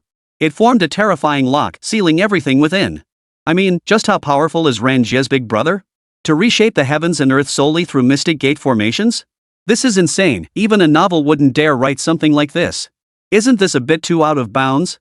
No matter how you look at it, Sister Rant's moves feel downright godlike. And, whatever needs to be locked away with such a terrifying formation must be incredibly sinister. The comments rolled frantically. The scene before them delivered a staggering impact. Netizens couldn't even begin to imagine how terrifying the thing locked away by such a horrifying setup must be. Maybe we should just go back. It took Zhao Ran a long while to snap out of the shock brought by the sea of blood, his voice trembling as he spoke. "Ah." Hearing Zhao Ran's words, Shirsan also froze in surprise. "Miss, didn't you come here to explore? To look around?" The members of Team 749 exchanged bewildered glances, and Zhao Ran was utterly terrified. She'd come purely because Nan said her dad might be here, looking for her big brother. But who knew it would be this terrifying? Zhao Ran felt an urge to retreat, unwilling to proceed any further. Seeing this, Nan comforted her. Don't be scared, Auntie. Nan Nan will protect you. The little girl made her solemn promise, yet also sounded a bit regretful. Auntie, if you're really scared, then, once Nan Nan gets the things Daddy left for me, shall we go home? The little girl's pitiful expression softened Zhao Ran's heart, though she was terrified deep down. Zhao Ran ultimately gritted her teeth and said, "All right. But, how did you know your dad left something for you, Nan Nan?" On the way to Black Mountain, Zhao Ran recalled what Nan Nan had said earlier and asked. The little girl nodded earnestly. Auntie, it's because Nan Nan smelled it. Daddy's scent, sometimes it's sweet, sometimes it smells like ice pops, and there are so many different scents. There must be something Dad left behind in this mountain. The little girl's explanation puzzled Zhao Ran, but she didn't press further. As she pondered inwardly, she wondered if this might be some special way her brother and Nan Nan communicated, much like how Nan Nan had once spotted her brother's messages in the peculiar arrangement of flowers. Something left by Nan Nan's dad? It feels like Nan Nan was certain her dad was here, but now it seems like she can't find him. Not exactly lost, she did find him, after all. With clues left by Nan Nan's dad, there's a good chance he left behind belongings too. I really want to meet Nan Nan's dad. Wonder what that guy's up to every day. But anyway, since we're here, we might as well make the best of it. There's bound to be plenty more secrets about Nan Nan's dad to uncover. Damn that cultivator, secretly practicing cultivation without bringing us along. How annoying. As time passed, the shockwaves from the Blood Sea gradually subsided, and the livestream chat began to buzz with activity. Many viewers were chatting in the chat, while Zhao Ran and the others drew ever closer to Black Mountain. From afar, it seemed so vast. Who'd have thought after walking this long, we still haven't reached the base? Gazing at the terrifying Black Mountain ahead, its sheer size nearly obscuring the sky, Zhao Ran couldn't help but wipe the sweat from his forehead. After passing through the Blood Sea terrain, the temperature gradually returned to normal along the way, and it continued to rise as they drew nearer to the Black Mountain. Fortunately, they were all cultivators. They could endure such heat, though perspiration was unavoidable. The Black Mountain formation remained stable, no anomalies detected. Longing produced an ancient-looking compass from somewhere, studying it intently as she analyzed its readings. 13 ahead of her curled her lips in a dismissive smirk. Rest assured, I've been stationed here for years and haven't encountered any issues yet. The group pressed onward. After roughly half a day, they finally reached the base of Black Mountain in the truest sense. As far as the eye could see, the jagged peaks ahead resembled a black wall piercing the heavens, stretching tens of kilometers to the left and right, appearing colossal and immense. From afar, the Black Mountains had appeared as a single, monstrous peak, terrifying in its sheer scale. But upon closer approach, they discovered that Black Mountain seemed to be formed by a cluster of jagged, menacing black peaks. Each peak stood incredibly tall, so immense that the sky was obscured from view. There's a path over there. At that moment, a member of Bureau 749 seemed to spot something, pointing toward a nearby fork in the path. But his words hung in the air for a long moment without response, leaving the Bureau 749 member feeling rather awkward. You can't just follow a path like this in a place like this. 13 turned to explain, and the others fell silent, waiting as well. Before long, as the mist gradually enveloped the Black Mountains, ancient drumbeats began to echo. They seemed to drift through the ages, pulsing with a strange, rhythmic cadence. At the same time, 13 signaled for everyone to crouch low. They're coming. As the words echoed, all eyes followed the direction 13 pointed. Through the mist, a sacrificial procession emerged from the void. Dressed in ancient, intricate garments, they performed an eerie, unholy dance while carrying various ritual offerings, steadily advancing deeper into the Black Mountains. Follow them. 43 Weird Tribe, are we still in Black Mountain? Follow. 13's voice was not loud, yet it reached every ear with clarity. The others dared not delay, immediately focusing their minds and following closely behind. The ground beneath their feet wasn't solid earth but seemed composed of countless dried bones mixed with black soil. Each step produced a faint creaking sound, starkly contrasting with the near-floating, silent movement of the group ahead. The figures in that group were indistinct in the dim light. They were wrapped in heavy, dull, almost gray cloth that covered their bodies and faces completely, leaving only silent, dancing silhouettes. Their steps were astonishingly synchronized, as if bound by some invisible force. The distance each stride covered and the height of each lift were precise to the millimeter. It was less like walking and more like gliding across the ground. A low, ancient chant rolled like a tide, intermittently echoing from ahead. The syllables were strange and awkward, belonging to no known language. More like a meaningless combination of guttural sounds, it carried a peculiar rhythm that struck directly at the heart, causing waves of heaviness in the chest. Deep within the Black Mountains, light was nearly swallowed whole. Twisted ancient branches crisscrossed overhead, casting shadows thick as ink, like countless watching eyes. The air was icy and thick, saturated with a pungent odor blending rotting earth and an unknown, foul stench that tightened throats upon inhalation. A deathly silence hung over the surroundings, no rustling wind, no chirping insects, as if the entire world had been silenced. Only the movement of the group and that eerie chanting broke the stillness. Zhao Ran gripped his live streaming equipment tightly, the camera fixed firmly on the eerie procession ahead. While many viewers in the livestream chat felt a strong sense of unease. Where are they going? It feels like a funeral procession, but it's not quite. Don't talk nonsense up front, this atmosphere is way too creepy. What the hell are they singing? It's giving me goosebumps all over. Anyone knowledgeable care to analyze this? Does it resemble some ancient, dark ritual? 13 and Dragon's sister are as cool as ever. Wonder what kind of setup Ran's sister and big brother have here. The bullet comments kept scrolling. Zhao Ran shifted the camera slightly, sweeping across the crowd. The faces of the 749 Bureau members were pale, their foreheads beaded with sweat. It was clear these events had surpassed their comprehension. An uncontrollable tension permeated the crowd. Some unconsciously rubbed their arms, as if trying to dispel an invisible chill. One team member stumbled, nearly colliding with the person ahead, who turned with a startled look, clearly startled by the brush. At that moment, the shadowy figure bringing up the rear of the ritual procession halted without warning. The hood-shrouded head turned back with an excruciatingly slow, rigid motion, as if scanning the followers behind. Though no facial features were visible, not even the position of its eyes could be discerned. The terror emanating from that silent gesture pierced everyone's marrow like tangible ice spikes. Breath caught in their throats, feet instinctively halted, hearts pounding wildly. Only 13 maintained his original pace, seemingly oblivious to the unfolding scene. Only after taking a few more steps did he tilt his head slightly, his eyes as still as ancient wells, casting a glance over the group. This silent urging carried more weight than any verbal command. Suppressing their terror, the others gritted their teeth and resumed their march, keeping close behind. The darkness ahead seemed to thicken, and the eerie chanting rose slightly in pitch, carrying an indescribable fervor and anticipation, guiding them toward the unknown abyss. As they advanced deeper, darkened trees and vines began to emerge from the charred walls and scorched earth on either side, as if forced through the scorched soil. The sight was eerie. Wait. Zhao Ran's voice carried a barely perceptible tremor as he aimed his camera at the dark green vines and twisted trees stubbornly emerging from the scorched earth. Mr. 13, didn't you say this place was scorched by the fire phoenix, leaving nothing alive? This. Her words froze the already tense atmosphere within the team. Several members of Unit 749 paled, exchanging glances filled with shock and uncertainty. One young agent couldn't help but whisper, "Team Leader Long, what's going on? How can anything grow on scorched earth?" His voice trembled with fear at the unknown rules. The livestream chat exploded in an instant. This. Could even the 13 Big Boss make a miscalculation? This defies science. The fire phoenix's flames are divine, they shouldn't be unable to burn through some plants. Calm down, everyone. This place is already defying logic. It feels even creepier now, like it's growing out of dead bodies. Shut up, upstairs. Could it be these aren't ordinary plants? The more I think about it, the more terrifying it gets. What kind of rules govern this cursed place? The viewers in the livestream grew increasingly uneasy. As the comments scrolled by, Shirsan's footsteps didn't falter once he didn't even glance back. His voice remained steady, as if stating the most ordinary fact. The phoenix's flames sweep across the land, consuming all vitality. This is Yang. The realm of death and stillness, wherein energy gathers and breeds strange transformations. This is Yin. 13 paused, patiently explaining to Zhao Ran, Miss, Yin and Yang flow in cycles. The situation is entirely orchestrated by the master. Though I cannot see through it completely, I can grasp some of it. The boundary between life and death is blurred here. What you see is merely one manifestation of the rules. There is no need for alarm. The logic here is inherently different from the outside world. These few simple sentences, lacking detailed explanation, struck like a boulder dropped into the collective heart lake of those present, deepening their unease. Humans inevitably fear the unknown. And nearly everyone present now felt this way. All right. Zhao Ran's voice carried a hint of resignation as she exhaled softly, steadying her grip on the live streaming equipment. The camera swayed slightly with her movements. She could imagine the viewers in the livestream chat feeling just as unsettled as she did. This damn place was getting harder and harder to figure out. What the hell is that guy even doing here?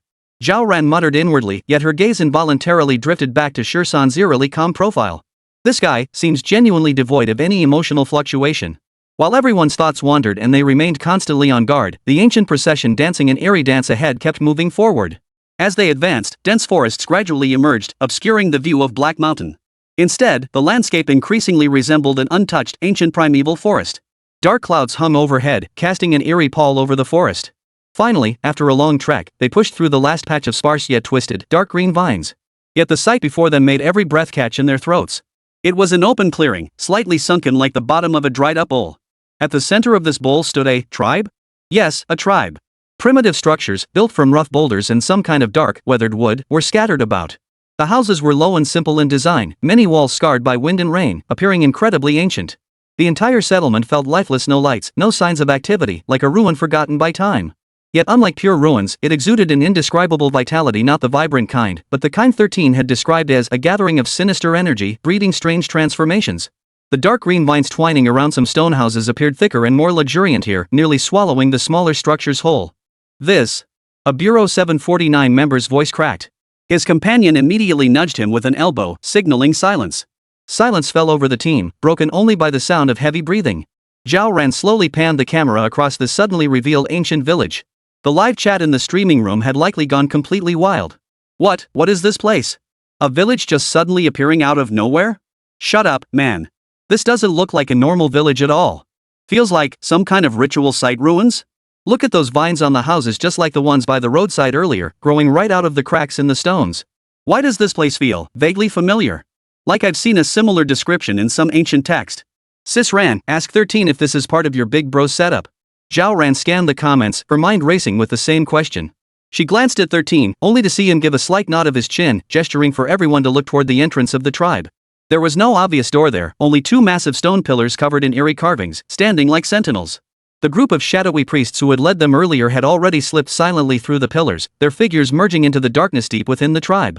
The strange chanting seemed to grow more ethereal, as if emanating from all directions within the tribe. Follow me. 13's voice remained flat, devoid of any emotional fluctuation, as he strode forward toward the stone pillars. The others exchanged nervous glances. But seeing 13's resolute back, then the endless darkness and ghostly plants surrounding them, they gritted their teeth and steeled themselves to follow. Zhao Ran took a deep breath and adjusted the angle of his live streaming equipment, ensuring he could capture the path ahead while occasionally catching the tense expressions of his teammates. As they approached the stone pillars, Zhao Ran could finally make out the carvings. They weren't traditional patterns or totems, but twisted, abstract designs, as if countless faces and limbs of people in agonizing struggle were tangled together. The sight made one's scalp crawl. A young team member couldn't resist reaching out to touch the engravings on the stone pillar, but 13 grabbed his wrist and shook his head in warning. The team member reluctantly withdrew his hand. The moment they passed through the pillars and stepped into the tribal grounds, Zhao Ran felt as though he'd collided with an invisible wall of ice. An even colder, heavier aura washed over them, as if the air itself had thickened into a viscous substance, carrying a tangible pressure that made breathing feel laborious. The sensation beneath his feet changed completely. Gone was the scorched, hard earth. Instead, it was a dark red, almost black color. Stepping on it felt soft and spongy, even oddly elastic, like treading on a thick carpet soaked in some viscous liquid. Each footfall was accompanied by an almost inaudible squelch. This ground. Zhao Ran's voice trembled slightly as she forced herself to steady the camera, focusing it on the strange surface beneath her feet. The color varied in depth, as if countless shades of dark red and blackish brown were interwoven. Under the dim light, it looked extremely unsettling. 13 didn't pause, not even glancing back. Blood soil. Years of accumulation, transformed by the permeating yin energy. That same eerily calm tone that sent shivers down the spine. Blood-soaked earth, accumulated over the years? Those simple words pierced everyone's nerves like ice shards. What had happened here? How many creatures had died to stain the land like this? An indescribable, sickly sweet stench mingled with the musty odor of decay, burrowing more distinctly into their nostrils. Zhao Ran felt her stomach churn violently. She swallowed instinctively, fighting back the rising nausea. She lifted her head as the camera slowly followed Shursan's footsteps, beginning to capture the interior of this lifeless tribe. Low stone huts stood in chaotic rows, many half collapsed, their gaping interiors like the open maws of monsters. The massive stones forming the structures were rough and dull, haphazardly piled alongside unknown black timber. There was no trace of craftsmanship, only a crude, primitive savagery. On some walls, the dark green vines seen earlier in the forest had grown thicker and more tangled, their roots intertwining as if poised to swallow the entire structure whole. These vines seemed to sprout directly from the cracks in the stones and the blood-red soil, radiating an eerie vitality. The entire tribe lay eerily silent, broken only by the sound of their own footsteps and breaths. This silence was not peaceful, rather, it hung like a vast curtain, concealing some unspeakable horror. Even the wind had vanished, leaving only a cold, viscous air to flow slowly through the air. No one, or rather, no living soul, whispered a Bureau 749 operative, his voice thick with palpable tension. His teammate beside him immediately scanned the surroundings warily, a hand instinctively resting on the equipment at his waist. Zhao Ran glanced at 13 leading the way, with Nan Nan perched on his shoulders. 13 remained utterly unruffled, as if merely strolling through his own backyard. Nan Nan, however, appeared to be frowning, seemingly displeased with this place. Zhao Ran said nothing, his feet moving with even greater caution as he treaded carefully across the eerie terrain, keeping close to the team. I just have to ask, what exactly is this place? Back in Black Mountain, vines suddenly appeared. They grew denser and denser, more and more trees sprang up, and then a village appeared. This I just wanna ask, are we still in Black Mountain? 44 living sacrifices, who the hell reported the livestream? Are we still in Black Mountain? It just feels like we've entered another world. This is crazy. This question hung like a stone in everyone's chest, causing the comments in Zhao Ran's livestream to scroll so fast the words were barely legible. More and more viewers felt uneasy. The scene before them was simply too bizarre. Unlike the desolate, lifeless landscape they traversed earlier, this place was clearly a settlement. Houses were haphazardly scattered, constructed from massive stones dark as congealed blood and thick, blackened timber that seemed soaked in some unknown substance. Many houses had collapsed, their gaping black holes facing outward like the lairs of some monstrous creature. The dark green vines seen earlier in the forest grew even more rampant here. They emerged from the blood-red soil, twisting around stone walls and wooden beams. Some had even torn through roofs, radiating a sinister vitality. The style was crude and primitive, carrying a heavy sense of abandonment by time. Beyond the unsettling stone pillars at the tribe's entrance, several equally towering totem poles stood deeper within. Their surfaces were mottled, bearing carvings identical to those on the entrance pillars but denser and more twisted. Countless faces twisted in agony and numbness fused with the snouts of unidentifiable beasts, layered upon each other as if struggling to break free from the dark wood. Gazing too long made one's eyes blur in heartache. The entire tribe lay silent as a vast tomb. The earlier, faint chanting had vanished completely, and not even the rustling of vines in the wind could be heard. The air seemed to have solidified, filled only with a viscous, cold, and oppressive scent, a mixture of blood, sweetness, and decay flowing silently, suffocating the breath from one's lungs. The faint squelch of blood-soaked earth beneath her feet sounded jarringly sharp in this deathly silence. Zhao Ran forced herself to steady her breathing, her arms growing stiff from holding the live streaming equipment. She cautiously pushed the camera closer, sweeping it over the tightly shut stone and wooden doors. The cracks revealed only pitch darkness, revealing nothing. It feels like an ancient, abandoned village that's been deserted for ages. Primitive, dilapidated, feels so backward. This. Way too creepy. Viewers' comments poured in. Zhao Ran's camera finally swept past the crumbling rooftops as the group followed the eerie dancing procession, moving steadily forward. After winding through the village's twists and turns, they finally caught sight of a relatively open clearing deep within the ancient village from a higher vantage point. People? Zhao Ran was somewhat surprised. The others all looked over as well. In stark contrast to the previous desolate emptiness. In the distant expanse ahead, a dense mass of shadowy figures gathered, thick as ants, nearly filling the open ground at the edge of their vision. She instinctively zoomed in with her camera. Dimly visible, these figures wore garments similar to those of the dark-robed priests who had guided them earlier. The colors were dull, as if covered in centuries of dust, and the styles ancient. They were wrapped head to toe in some coarse fabric, hoods pulled low to obscure most of their faces. They stood shoulder to shoulder, densely packed yet arranged with an eerie sense of order, like countless silent stone monuments. Every one of them remained utterly still, all facing the same direction, the deepest part of the tribe. There, a vaguely looming, massive shadow stood out, larger than the surrounding stone huts, its outline blurred. It resembled the remains of some altar or temple, but in the dim light, everything appeared indistinct. A Bureau 749 agent beside Zhao Ran couldn't hold back, muttering under his breath before getting elbowed by his companion. "Keep it down," another whispered back, though the tension in his voice was palpable. "What's going on? Are they alive or dead?" "Looks not alive." The first voice dropped even lower, trembling with disbelief. "Look at their stance, and that feeling." Zhao Ran ignored the team's murmurs, her full attention fixed on the camera feed and the scene ahead. The live chat had erupted into chaos, a torrent of wild theories and gasps scrolling so fast they blurred into a white haze. "What the hell? What are they doing? This is getting creepier and creepier. Is this really a village of living people? They're barely moving, but it feels like they're paying homage to something." Zhao Ran licked her dry lips as the camera shook slightly. Though still far away, the faces hidden beneath hoods remained indistinct. Yet the deathly stillness and their perfectly uniform, copy-pasted posture were enough to send chills down anyone's spine. Hundreds, perhaps thousands, of figures stood frozen in the gloom, as if they'd been there for centuries. In the dead silence, this sea of shadowy figures became the loudest presence itself, silently screaming eeriness. 13's footsteps didn't falter. He continued forward at his unhurried pace. The child on his shoulder seemed increasingly uncomfortable, her tiny brow furrowed tightly. She turned her head and buried her face in the crook of 13's neck, seemingly unwilling to look any longer. Zhao Ran and the other team members exchanged glances, seeing gravity and a hint of fear in each other's eyes. Yet no one dared halt. They steeled themselves, trudging through the sickeningly soft, blood-soaked earth, step by step following 13 toward the dense cluster of figures and the deeper, shadowy outlines beyond.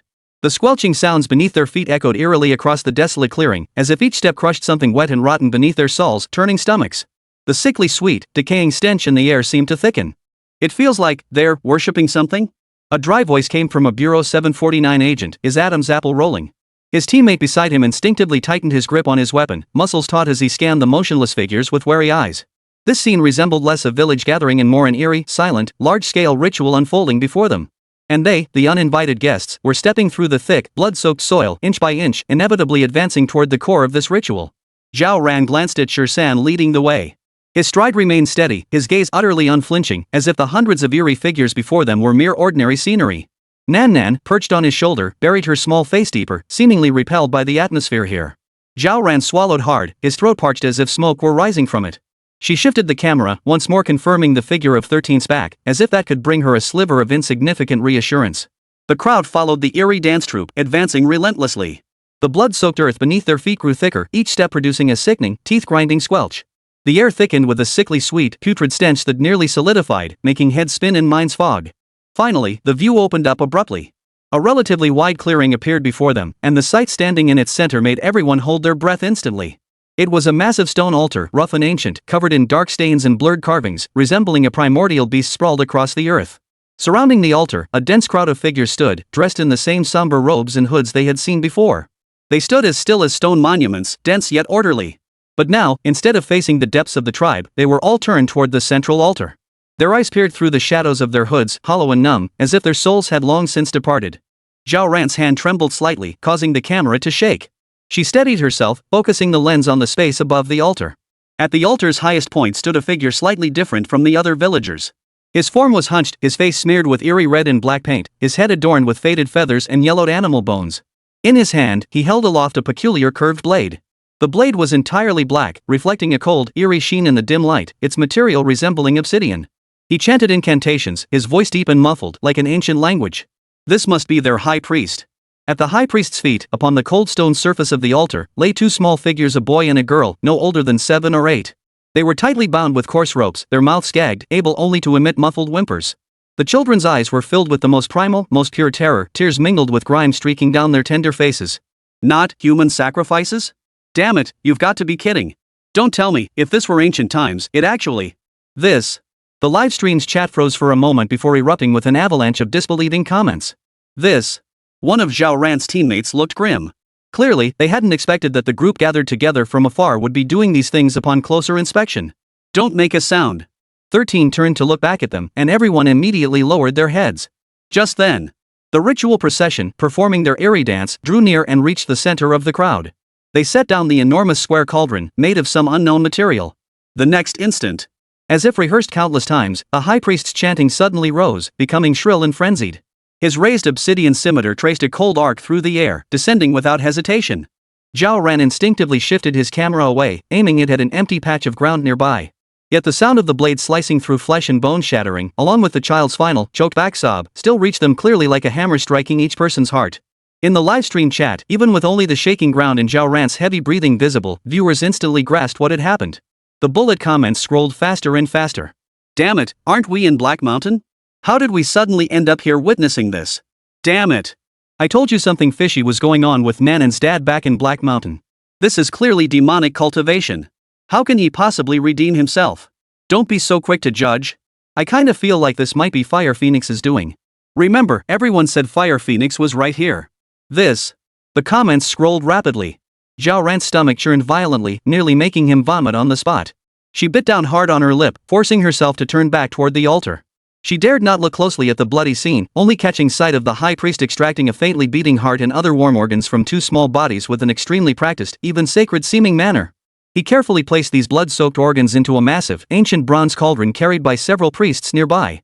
The cauldron was exceptionally heavy, its surface engraved with intricate, twisted runes that radiated an ominous aura. Throughout the entire process, the villagers gathered around the altar stood frozen like wooden statues, showing no reaction whatsoever, no terror, no sorrow, not even the slightest ripple of emotion. It was as if they were witnessing the most ordinary of rituals. Long Ying's brow furrowed deeply.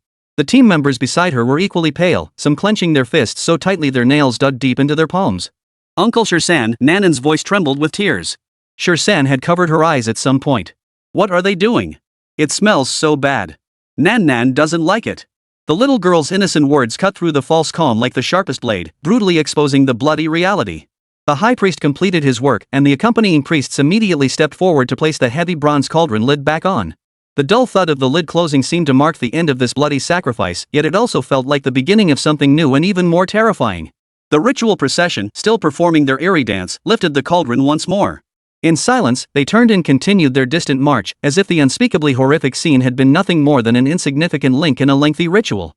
13 glanced at the retreating figures, then gestured to the pale-faced group behind him, who were barely able to stand. The gesture signaled they should continue following. We still have to follow? Zhao Ran was already struggling to endure.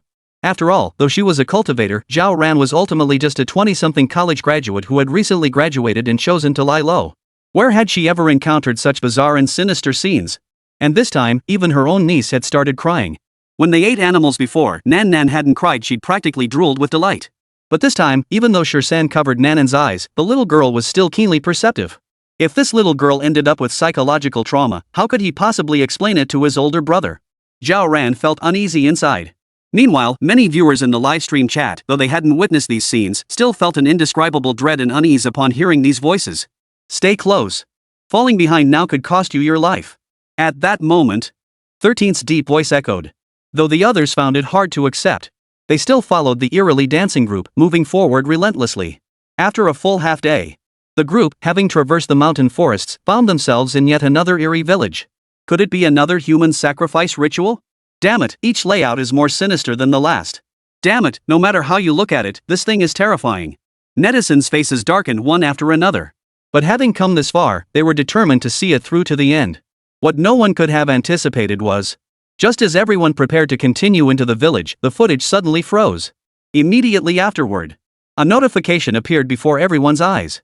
Following user reports and review, this livestream channel has been suspended for 3 days due to violations of broadcasting regulations. Seeing this message, the hundreds of thousands of viewers online were utterly devastated. What the hell? We're already at Black Mountain, about to reveal Nanan's dad's secret. Who the hell reported this? Me, are they trying to kill me?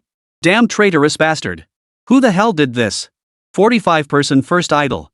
The dark god is actually my brother-in-law? After the livestream got banned, it instantly sent countless viewers into a frenzy.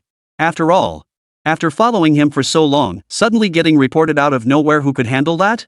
Whether Sister Ran could handle it was another matter. But the rest of us? We've been glued to the livestream day and night. We were so close, just a day or two away from uncovering Black Mountain's secrets, and then it got reported and shut down. Damn it, can't you guys do something about this? Seriously, who the hell did this? Got the guts to step up? I'm speechless. Countless netizens felt their hopes crumble. More and more scratched their heads in frustration, utterly at a loss. Just as their anxiety peaked, they suddenly discovered a brand new account that had never streamed before had surged to the top of Douyin's newcomer rankings in no time. Not only did it have tens of thousands of online viewers, but gifts like sports cars and private jets were flying everywhere. ID Nanan loves fish. Not just riding the hype train, right? Many hesitant netizens clicked through, only to burst into excitement upon seeing the familiar mountain forest scenes. Holy crap, Ran is amazing. This is awesome, definitely tipping for this. Amazing. I thought we'd have to wait at least 3 days, but Sister Ran just switched skins and started streaming again. 66666. Netizens kept gushing. Though Zhao Ran didn't look too pleased, seeing all those rewards brought her some comfort. No clue who reported it, but whatever. Part of case 749 can't be made public, but the stuff from Ileo Mountain, that's okay to expose. After that, Zhao Ran said no more. She took a deep breath, forcing down the rising nausea, tightened her grip on her phone, and followed 13 back into the silent procession. The procession continued to follow the ritualists performing their eerie dance through the dark mountains. The mountain paths were rugged, filled with miasma, and eerily quiet. Only the monotonous, unsettling drumbeat and the heavy footsteps of the priests echoed through the darkness. The journey ahead seemed endless. They passed through dozens of similar ancient tribes, hidden in mountain hollows or deep within dense forests. Each tribe seemed carved from the same mold, a blend of numbness and fervor, each performing the same bloody sacrifices. The sacrifices ranged from innocent children to inexperienced youths, to desperate adults, all without exception. The only variation lay in the body parts collected from the cauldron each time, sometimes the heart, sometimes the eyes, sometimes even a specific bone fragment. Yet without exception, these nauseating offerings were carefully placed into the heavy bronze cauldron, its lid slamming shut with a sound that repeatedly jarred the nerves of the entire procession. The gruesome spectacle repeated itself over and over, the initial horror gradually replaced by a bone-deep numbness and chill.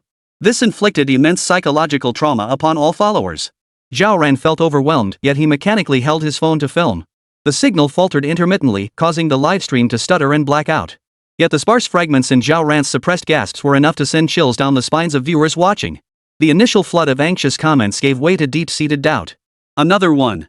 How many villages is this now? The hand, this time it's the hand. I'm numb. I'm completely numb. What the hell are they even sacrificing in this place? This rivals the occult practices of esoteric Buddhism. But this is just too, ugh. Zhao Ran stared at the live comments, his stomach churning violently, nearly making him vomit for real. She forced herself to look away and glanced at her teammates. Long Ying's expression was equally grim, her brows furrowed as she seemed to be analyzing the patterns of these rituals. The other members were equally grim-faced. Not a single one dared to stop. 13 remained expressionless at the front, while Nan Nan kept her head bowed the entire way. Though she wasn't crying like before, her mood didn't seem much better. We've passed dozens of villages. Every single one is a sacrificial ritual. Damn it, what the hell are they sacrificing? What's the point of collecting all this crap? The team members were equally baffled. Meanwhile, Long Ying kept observing the sacrificial procession space and the changing patterns on the bronze cauldron, trying to find a pattern. Zhao Ran glanced at the massive bronze cauldron. Its intricate, ancient patterns seemed to deepen in color with each absorbed offering, now shimmering with a faint crimson glow that radiated an ominous aura. This cauldron seems to be getting heavier? Zhao Ran noticed the bearer's steps growing heavier and more laborious than before. 13 replied without turning his head, his voice low and husky. It's nearly full. Zhao Ran's heart skipped a beat as a deeper unease gripped her. This cauldron had collected so many sacrifices. Where was its ultimate destination? And what purpose would it serve? In the livestream, though the signal was unstable, the remaining viewers were also enveloped by the oppressive atmosphere. Filled? Fire Phoenix? Could it really be to resurrect the Fire Phoenix? The more I think about it, the more terrifying it gets. How many people will have to be sacrificed? Ran Jie, steady the camera. Don't drop the ball at this critical moment. Tip. Give Ran some energy. Watching the scattered gift effects drift by, Zhao Ran tugged at the corner of her mouth, revealing a bitter smile. Even at a time like this, people still had the heart to send gifts. This generation of netizens truly had nerves of steel. But, well, at least it made her feel she wasn't alone in facing this hellish scene. Gritting her teeth, Zhao Ran steadied her phone once more. In the frame, the silent procession moved like lifeless marionettes, step by step into the depths of darkness. Each step felt like a stab through her nerves. The mountain path beneath their feet seemed endless. The priests carrying the bronze cauldron had visibly sagging shoulders, sweat soaking through their already filthy hemp robes. The end? Zhao Ran dared not think about it, nearly following along with mechanical steps. Scattered comments drifted through the livestream chat, a mix of concern and morbid curiosity. After an unknown duration, the leading procession halted. Before them gaped a monstrous, jagged fissure in the mountain, a pitch-black maw, like the earth itself torn open. Bottomless and chilling, it belched frigid air. Holy! Does this go straight to the center of the earth? Someone in the livestream exclaimed. Without a moment's hesitation, the ritual procession filed in one after another, quickly vanishing into the darkness. 13 turned his head, signaling only with his eyes. His voice remained flat, stay close. There's a lot inside. Things? Zhao Ran's heart skipped a beat. What kind of things? Burial offerings, or something else? 13 didn't answer, leading the way inside. Stepping into the fissure, a cold wind hit them, carrying a mixture of earthy dampness and an indescribable, putrid stench. The cave wasn't pitch black. Embedded in the stone walls at regular intervals were fist-sized stones that emitted a sickly green glow, barely illuminating the winding path below. Under this light, the walls were densely covered in carvings. Wall paintings? Long Ying leaned closer to examine them. Zhao Ran also moved his camera closer. Twisted lines covered the surfaces, outlining bizarre creatures and scenes of bloody sacrifices. In several scenes, she even recognized elements reminiscent of the heart, eye, and severed hand collection rituals witnessed earlier in the village.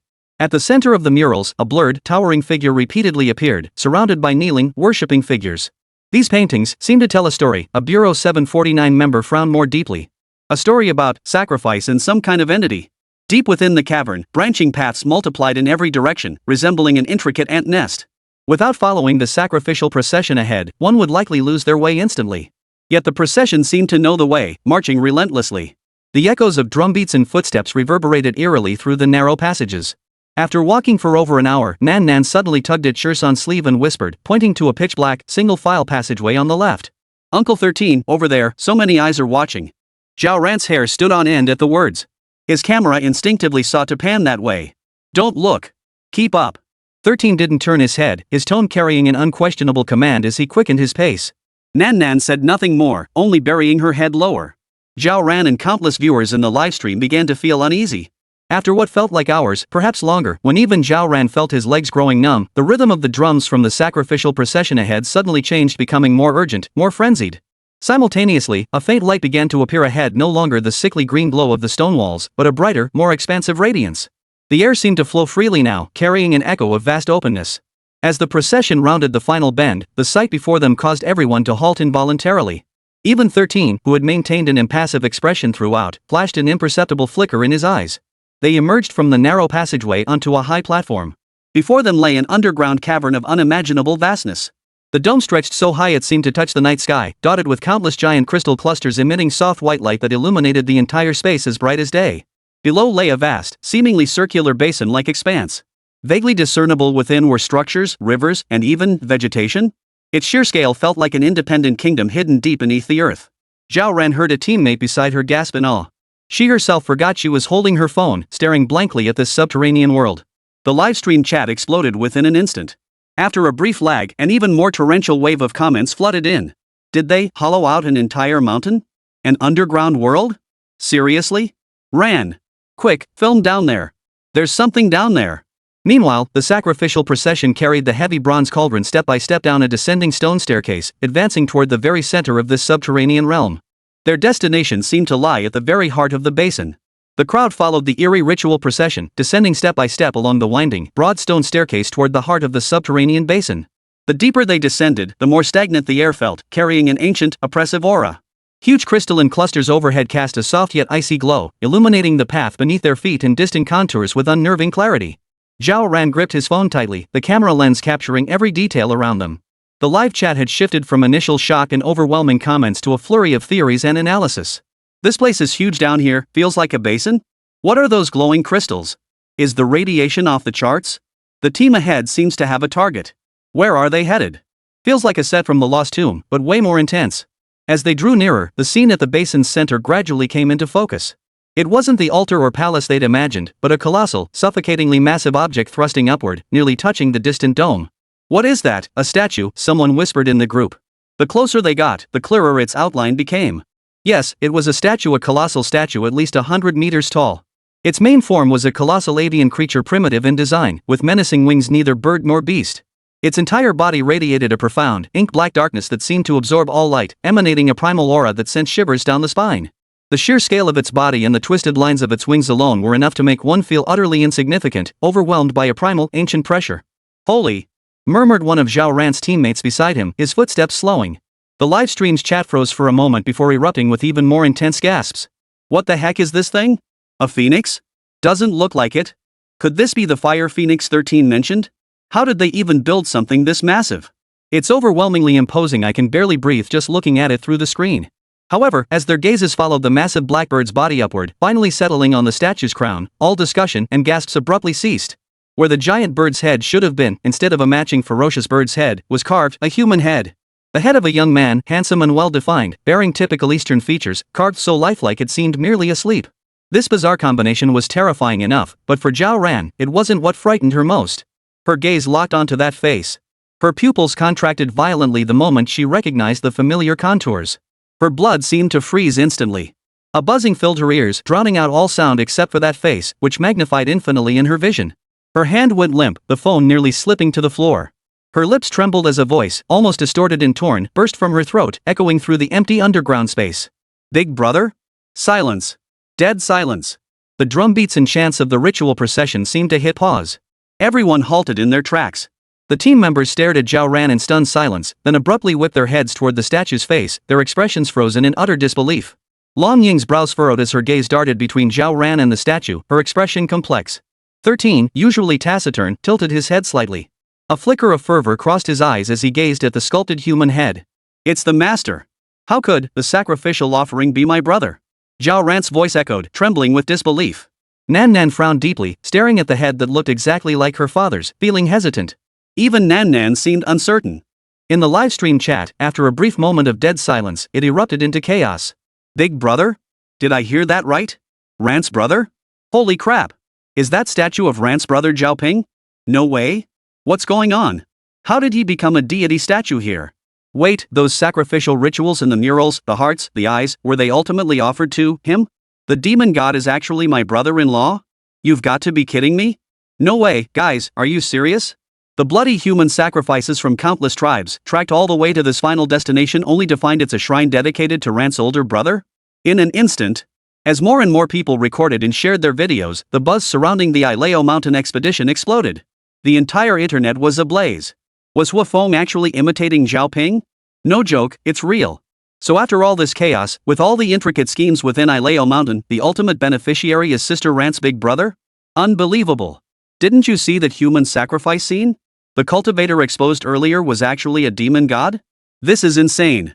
Absolutely absurd. This would shock my own mother for 100 years. I've been following this all along and I'm completely dumbfounded. Countless netizens were speechless with shock. As their minds churned, the relentless sharing only fueled the growing frenzy surrounding the statue of the human-headed bird-bodied figure. Countless people couldn't believe it and found it even harder to comprehend why the ultimate outcome deep within the Ileo mountains would be like this. Damn it! The demon god is actually my brother-in-law. But what exactly was my brother-in-law trying to accomplish? As more and more people shared the story, the incident in Ileo mountain gained unprecedented attention, even briefly trending on social media. #shocking. The bizarre ritual in Ileo mountains ends with the demon god being revealed as Zhao Ran? #eerie tribe, millennial soul ritual. Is this a twist of humanity or a decline of morals? The 13th of the void symbols, the sea of blood and the eerie flesh tree. What exactly was Zhao Ping's human sacrifice ritual in Ileo mountain? Evil sorcerer Zhao Ping's human sacrifice scene exposed. Black Mountain's hidden finale. Can this still be reversed? Several trending topics quickly shot to the top, sparking intense debates among countless netizens. None could have imagined the ultimate revelation: Zhao Ping was a demon god. This wasn't just unheard of, it was something no one had ever imagined. After all, the information Longing initially provided about Zhao Ping was overwhelmingly positive. Yet who could have imagined the final outcome would turn out this way? So why did my brother-in-law orchestrate all this? Damn it, this doesn't look like the work of a good guy. Big brother my ass. He's here to collect from you. Who knows, maybe one day he'll drag you out to be a human steak. I mean, Zhao Ping's actions are just too hard to swallow. Netizens grew increasingly baffled. Meanwhile, the numerous Bureau 749 agents at the scene were also finding it hard to believe. Long Ying's eyes narrowed in deep thought. She refused to believe her master would do such a thing. Nan Nan also wore a puzzled expression, as if the man before her wasn't her father. Only Zhao Ran stared at the statue before him, plunged into deep contemplation. Most of the Bureau 749 agents also felt perplexed. What a pity. After a long silence, it was Shirsan who finally spoke. What's a pity? Zhao Ran looked over with deep concern. 13 respectfully explained. It's a pity that this wretch seeks to emulate the master, yet only copies his form without grasping his essence. Even if he manages to grasp 3 parts of it, those 3 parts will be a hodgepodge of mismatched elements. You mean, this isn't my brother? Zhao Ran looked even more confused. 13 nodded and continued. The fire phoenix imprisoned within Black Mountain has not perished to this day. A god is not something you can kill casually. One must not gaze directly upon a god. That too is a special rule. However, imprisoned here for so many years by the master, this god has been constantly seeking a way to escape. Imitating the master is one such method. This 13's explanation left the surrounding crowd exchanging bewildered glances, while Zhao Ran felt a deep sense of hesitation. Simply put, whether it's the blood sea formation outside or the myriad complex shifts in the mystical gates and yin-yang energies, ultimately, they all revolve around manipulating the master's vital energy. If one cannot influence it, the only option is to integrate that energy into oneself as much as possible. This causes the entire layout to misjudge the fire phoenix, allowing, over time, escape. Longing, however, grasped everything and began to explain. If my guess is correct, that wretched beast has already succeeded somewhat. Otherwise, this place wouldn't be charred like this. Moreover, under the layers of formation seals, it would be impossible for anyone outside Ileo Mountain to sense anything. Yet, some villagers did indeed see the fire phoenix soaring through the sky. Yes, that's exactly it. Shirsan nodded. Zhao Ran was plunged into deep shock and disbelief. A creature from 10,000 years ago, still alive. This 10,000-year immortality, could such a thing truly exist? Isn't that a bit too far-fetched? The divine. Why didn't Sister Long stop 13 from explaining the existence of the divine this time? Of course not. It's already at the doorstep, why stop it now? Even mentioning the gods only revealed the fire phoenix's identity, it didn't reveal anything more. True. But is this fire phoenix really still alive? I doubt it too. It's been far too long. Netizens remained in disbelief. After all, a fire phoenix surviving 10,000 years sounded utterly staggering. But even if it is a fire phoenix, then why didn't you try to stop the human sacrifice earlier? Zhao Ran seemed to have hit the nail on the head, but the moment the words left his mouth, he realized he'd just thrown his buddy under the bus. Too late to take it back now. The live chat erupted into heated debate, and Zhao Ran felt a sinking sensation in his heart. But soon, 13 unexpectedly began explaining directly. Miss. That's because the object used by this vile beast is actually a manifestation of a part of the master's Chiman formation. The person isn't the real master, but the aura, it's the master's aura. 13 spoke. Gently patted Nanan's calf on her neck and added. Nan cried at first because she sensed the master's aura. But later, the little girl also realized something was amiss. Nan, is that right? Zhao Ran inquired. The little girl seemed hesitant but nodded nonetheless. Auntie. Nan understands now. And Nan found the big bird's location. It was the big bird's aura wanting to devour Daddy's aura that led to the ritual. And Nan discovered that Daddy seemed to want to devour the big bird too, which is why he didn't stop the ritual. The little girl's explanation was somewhat convoluted, yet it caused everyone listening to fall into deep thought. The great bird wanted to devour Nanan's father's essence to escape. Nanan's dad, one could guess, had also set his sights on the great bird's treasures, wanting to swallow them whole. It wasn't hard to understand. But could this giant bird be hiding inside the sculpture? Just as many were puzzling over this. 13 waved his hand, signaling everyone to follow him as they turned onto a small path beside the area. After walking for quite some time, they soon came upon a set of stone steps sloping downward. Descending them, after about half an hour, they found themselves in an even more eerie subterranean space. Though clearly underground, it was filled with towering cliffs and plunging ravines, rising and falling in endless succession. Under the shroud of pitch-black night. As the 13 formed their seals, a crimson glow spread in all directions.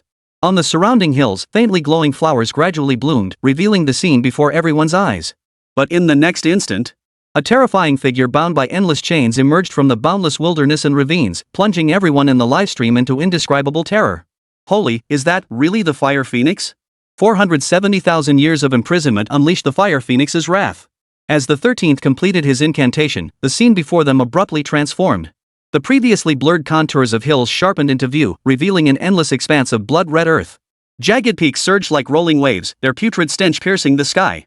In the distance stood a jagged, abrupt mass of black mountains, resembling the skeletal frame of a dormant colossal beast. A chilling wind howled past, carrying ghostly wails as it swept fragments of white bone from the surface of the sea of blood, scattering them far and wide. The air was thick and viscous, the heavy stench of blood and decay assaulting her nostrils, nearly making her vomit. Zhao Ran's stomach churned violently. The overwhelming stench of blood and decay nearly made her vomit on the spot, but she clenched her teeth, forcing herself to steady the foam slipping from her grasp. She aimed the lens at this terrifying scene, reminiscent of the deepest hell. Deep within the mountain range, amidst the jagged black shadows, a massive silhouette bound by countless thick, rust-stained chains flickered in and out of view under the eerie glow of blood-red flowers. That single glimpse of the outline was enough to freeze the soul. Holy! Zhao Ran heard his own voice, teeth chattering. The livestream went absolutely wild. Holy! Flood the chat. Everyone stand up. What is that? Is it really a phoenix? That size, that overwhelming presence. Holy crap! It's not CGI. Absolutely not. Old Zhao's hands are shaking. Those chains, each one thicker than my waist, right? Bro in front, I'm weak too, let's support each other? Cut it out. Get serious. If this thing breaks free. Escape? Look at how it's chained up, how could it possibly run?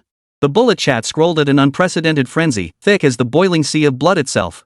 Words of awe, terror, and disbelief exploded across the screen alongside memes, occasionally interrupted by attempts at rational analysis only to be swiftly drowned in a sea of. Zhao Ran swallowed hard as the camera slowly followed her gaze, trying to capture a clearer image. The colossal figure seemed to shift, its heavy chains grinding with a bone-chilling friction that echoed through the cavernous underground space, carrying endless resentment and unwillingness. Though mostly shrouded in darkness, the occasional flash of dark red and the faintly visible outline of wings resembling burnt embers pointed to an identity too shocking to believe. Looks like it really is a fire phoenix, a viewer's comment floated by, tinged with tears, but this design, it's just too tragic? Pitiful? This is terrifying, dude. This isn't an auspicious sign, it's like an apocalyptic boss got sealed away. Zhao Ran glanced at Shirsan in longing beside him. Both wore calm expressions, as if they'd anticipated this sight. Yet deep in their eyes, a barely perceptible gravity lingered. Stay close. Shirsan's voice broke the dead silence. He stepped forward first, treading onto a winding, narrow black stone path barely wide enough for one person, which ran along the edge of the sea of blood. This narrow path seemed the sole lifeline in the sea of blood, stretching deep into the mountains. The stones beneath their feet bore an eerie dark red hue, their texture slick and damp, creating the uncanny illusion of treading upon soft, putrid flesh. The mountain walls on either side were as black as ink, jagged and twisted, with sharp protrusions pointing skyward, as if they might come alive at any moment to devour anyone who dared approach. The group advanced in silence, broken only by the sound of footsteps and the occasional faint rattle of stones tumbling down. The atmosphere was oppressive, suffocating. After an unknown duration, an extremely narrow mountain pass appeared ahead, barely wide enough for one person to squeeze through sideways. The moment they passed through, the scene abruptly opened up. An underground cavern, vast beyond imagination, spread out before them. Countless massive black chains, thick as mountains, extended from the surrounding rock walls and even from the empty void itself. They crisscrossed, weaving a gigantic net that covered the entire cavern. At the very center of this colossal web, a figure so immense it sent shivers down the spine was bound tightly.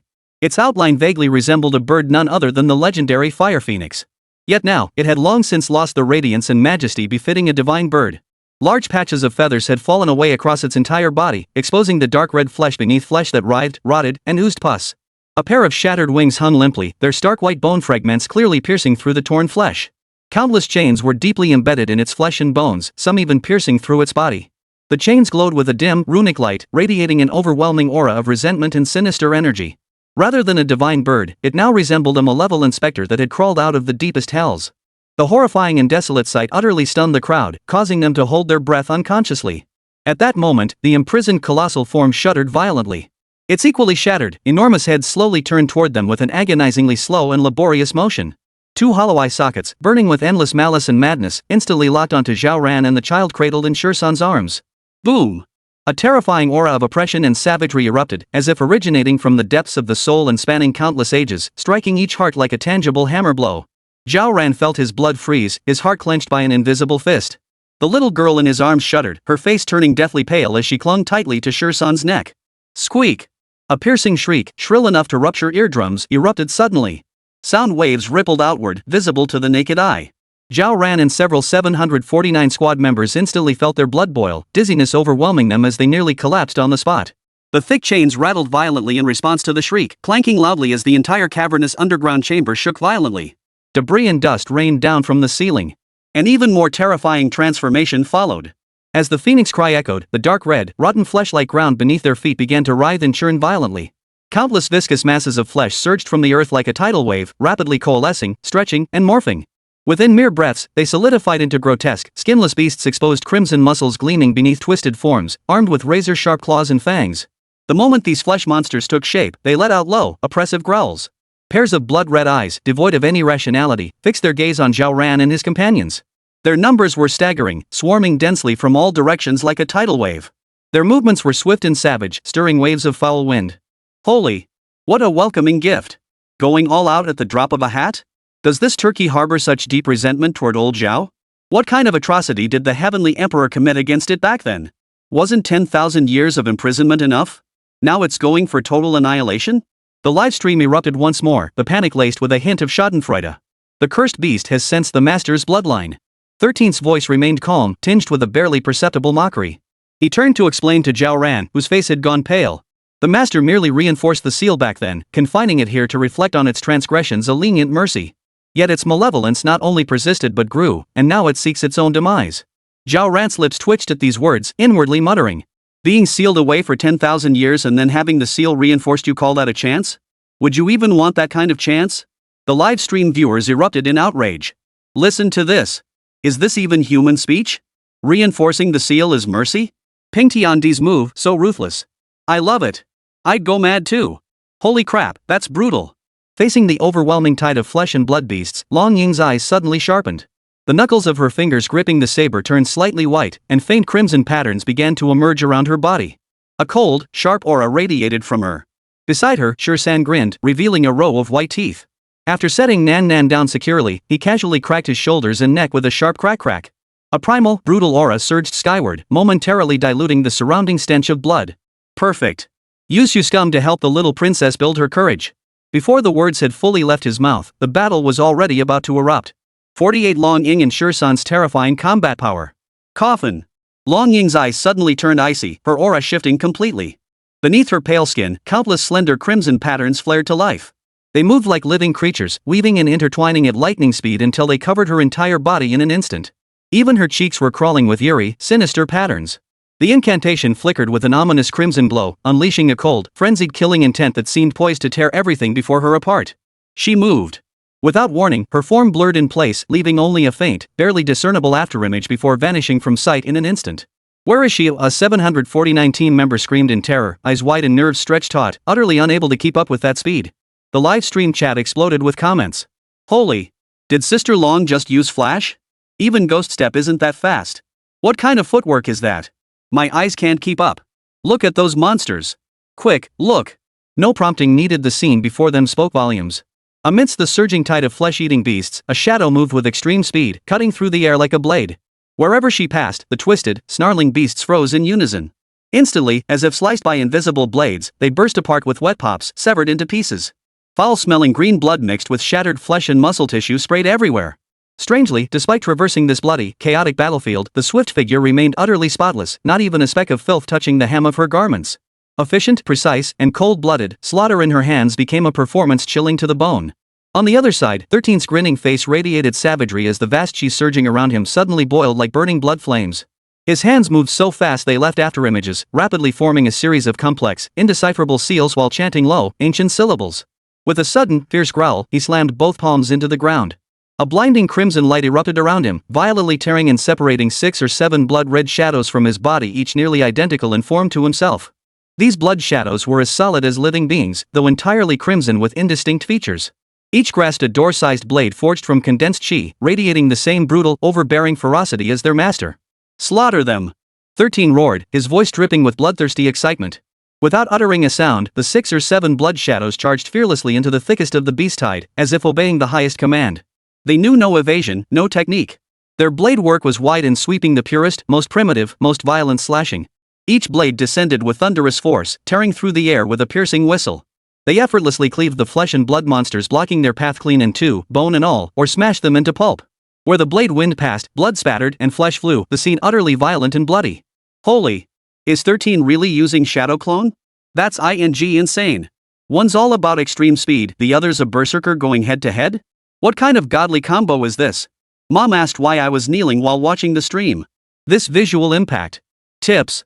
Fire off rockets and yachts. The live stream exploded with excitement. Countless viewers were utterly stunned by this surreal battle scene, plunging into an indescribable frenzy. Even Zhao Ran was left speechless, his mouth agape at the two utterly different yet equally terrifyingly efficient slaughter methods. He could only instinctively hug Nan Nan tighter, whom 13 had just set down.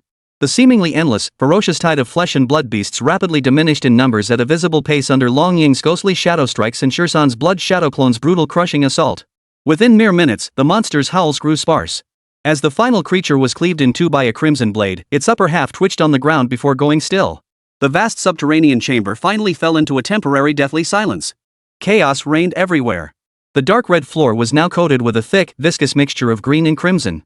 Shattered flesh and bone littered the ground, and a sickeningly pungent stench mingled with the scent of blood assaulted the senses, nearly suffocating. Long Ying's figure reappeared, standing in a relatively clean patch of ground. The crimson runes on her body dimmed slightly but did not vanish entirely, still slowly shifting beneath her skin. Her chest rose and fell slightly, her breathing more rapid than usual, clearly drained by the extreme exertion. Shasans waved his hand, and 6 or 7 blood shadows dissolved into crimson light, vanishing into his body. His complexion was paler than usual, and fine beads of sweat glistened on his forehead. Still, he habitually tugged at the corners of his mouth, revealing a slightly weary smile. The surviving members of Team 749 stared at the two figures before them, then glanced at the nauseating remains of monsters scattered across the ground. Beyond sheer shock, their expressions held relief at having survived the ordeal and a hint of awe. Their gaze toward Zhao Ran grew even more complex and inscrutable. Just what caliber of powerhouses were accompanying this seemingly ordinary mister? Zhao Ran swallowed hard, his heart still pounding wildly from the overwhelming intensity of what had just unfolded. He opened his mouth to say something, hoping to ease the heavy, strange atmosphere. Suddenly, boom! A deep, violent tremor erupted from the distance, far more intense than before. The entire cavernous underground chamber shook violently. Rock fragments and dust rained down from the ceiling once more, while the ground beneath their feet rumbled noticeably. Everyone's hearts instantly leapt back into their throats, and the weapons they had just lowered were clenched once more. In the distance, the towering, mountain-like black masses encircling the central clearing began to tremble violently. Huge cracks rapidly spread across their seemingly indestructible, weathered surfaces, accompanied by teeth-grinding crack sounds. Then, before the horrified stares of all present, the black mountains began to shatter and collapse. Countless massive boulders tumbled down, crashing onto the ground with thunderous booms. Yet what emerged from the shattered mountain interior was not rock, but colossal sarcophagi, each towering dozens of meters high, entirely encrusted in thick bronze patina, their designs so ancient their origins defied dating. As if buried within the mountain all along, they now slowly emerged one after another from the collapsed debris, rising upright, bearing the dust and deathly silence of millennia. A rough count revealed no fewer than a dozen such colossal bronze coffins within sight. What the hell is this? One team member stammered, his voice trembling with disbelief and terror. Before they could recover from this shocking sight, something even more spine-chilling occurred. Creak squeak. The heavy lids of those massive bronze coffins began to emit a heart-stopping, slow, and heavy metallic scraping sound. Without any external force, they slowly, inch by inch, slid open on their own. An aura colder, more deathly still, yet imbued with an indescribable savagery and venom than the flesh monsters before, surged like an invisible icy tide. It poured madly from the gradually opening crevices of the coffins, instantly engulfing the entire space. The temperature seemed to plummet several degrees. Inside the coffin, pitch-black darkness reigned. The next instant, from the depths of that boundless darkness, dozens upon dozens of pairs of eyes, glowing with an eerie green light, slowly opened simultaneously. 49 terrifying ancient corpses. Squeak creak. The bone-chilling screech of metal grinding against metal finally ceased. Over a dozen massive bronze coffin lids slid completely open, revealing the bottomless darkness within. Those hundreds of eerie green eyes danced and stared like ghostly flames in the darkness, radiating a bone-chilling malevolence. The next moment, accompanied by heavy footsteps and the creaking of bones, towering figures slowly emerged from the darkness of the coffins. Standing over 3 meters tall, they wore ancient garments long since rotted to rags, their peculiar styles defying any attempt at dating. Shriveled, withered skin clung tightly to the skeleton, taking on an ominous, ashen hue like the dead bark of an ancient tree. Its sunken eye sockets held only 2 points of eerie green light, while its mouth gaped wide, as if in a silent roar. An oppressive stench of death, thick and unyielding, mingled with a musty odor that assaulted the senses. It was colder and more unsettling than the flesh-eating monsters encountered before. The moment these desiccated corpses emerged from their coffins, their eerie green gazes locked onto the living figures in the clearing. Their movements appeared sluggish and stiff, yet their speed was astonishingly swift. Their withered claws spread wide, stirring a chilling wind as they lunged forward. Humph. 13 observed the monsters emerging from the bronze coffins, a flicker of understanding crossing his eyes before he broke into a savage grin, his mouth twisted into a grimace filled with murderous intent. So that's why the energy was so thick. Turns out you've been hiding a whole bunch of ancient corpses. That bastard sure played his cards right, knowing to borrow the blood-seeing energy master laid down to nourish these things. What a waste of resources. Holy, ancient zombies? 13 means, these are ancient corpses? Nurturing corpses with a sea of blood? Holy, what kind of twisted scheme is this? That bird is way too sinister. No wonder it felt so eerie earlier. Turns out there were so many big zombies buried down there. We're in deep now. Judging by these mummified corpses, they're way tougher than those bloody lumps we just dealt with. Wait, the blood sea set by the master? The Emperor of Heaven? Did the Emperor's own trap backfire? Did he dig his own grave? Calm down, upstairs. How could mere mortals fathom the master's schemes? This must be part of his plan too. Shut up. Look, 13's going in. The chat room's tangential discussion instantly snapped back into focus as all eyes riveted on the screen. 13 licked his parched lips, his eyes blazing with battle intent. Perfect timing. It's been years since I last stretched my legs. Let me see how much strength you old bones, swollen with energy, still have left. Before his words faded, the chi within him, which had just settled, surged violently once more, radiating a brilliant crimson glow. A wildly exaggerated ghost-headed broadsword materialized in his hand, its blade broad, covered in grotesque demonic head carvings, and radiating a thick aura of malevolence. 13 gripped the blade with one hand, stomping his foot down hard enough to crack the ground. Like a cannonball, he charged headlong at the first few desiccated corpses lunging toward him. Get the hell out of my way! 13 roared, the ghost-headed broadsword tearing through the air with a shrill screech as it swept out with savage, domineering force. Wherever the blade passed, the air seemed to ignite, erupting with a crackling roar. Clang! Clang! Clang! A series of dull clangs echoed as metal met metal. The ghost-headed broadsword struck the desiccated corpses with brutal force, yet it felt as though it had struck solid metal. Sparks flew everywhere. The frontmost corpses staggered backward under the immense force, their struck bodies bearing only shallow white gashes. Their withered flesh proved tougher than steel. These ancient corpses possessed not only astonishing defense but also absurdly immense strength. One corpse, driven back by the blow, showed no hesitation. Its withered claws, like hooks, sliced through the air with a whistling sound, aiming straight for 13's chest. Another corpse swung its equally withered arm like a heavy iron bar, smashing toward 13's skull. They fought with utter disregard for death, seemingly immune to pain. Even when 13 severed an arm with a follow-up strike, the severed limb clattered to the ground while the remaining body continued to lunge, bite, and charge with frenzied ferocity. More troubling still, though seemingly devoid of intelligence, these mummies retained some ancient combat instinct, their movements displaying a subtle, rudimentary coordination. A dozen mummies closed in simultaneously, dragging even the peerlessly fierce 13 into a protracted struggle. 13 fought with increasing ferocity, his ghost-headed broadsword whipping through the air with each strike carrying immense force and an unmatched aura of lethality. He violently severed limbs and even split bodies clean in two, yet their physical structure seemed exceptionally resilient. As long as their cores remained intact, they could continue moving. From the fractured mountain face, more fissures tore open, revealing layer upon layer of densely packed bronze coffins. Creak, a shrill, grinding sound echoed repeatedly as new desiccated corpses staggered out one after another. Their eerie green pupils glowed in the darkness, forming a continuous sea of light. Their numbers kept swelling, as if they were endless, impossible to exterminate. Long Ying remained rooted to the spot, crimson incantations flickering across her skin, casting a pallor over her face. She did not glance at the blood-soaked 13, her gaze instead sweeping sharply over each newly emerged corpse, seemingly discerning subtle differences between them.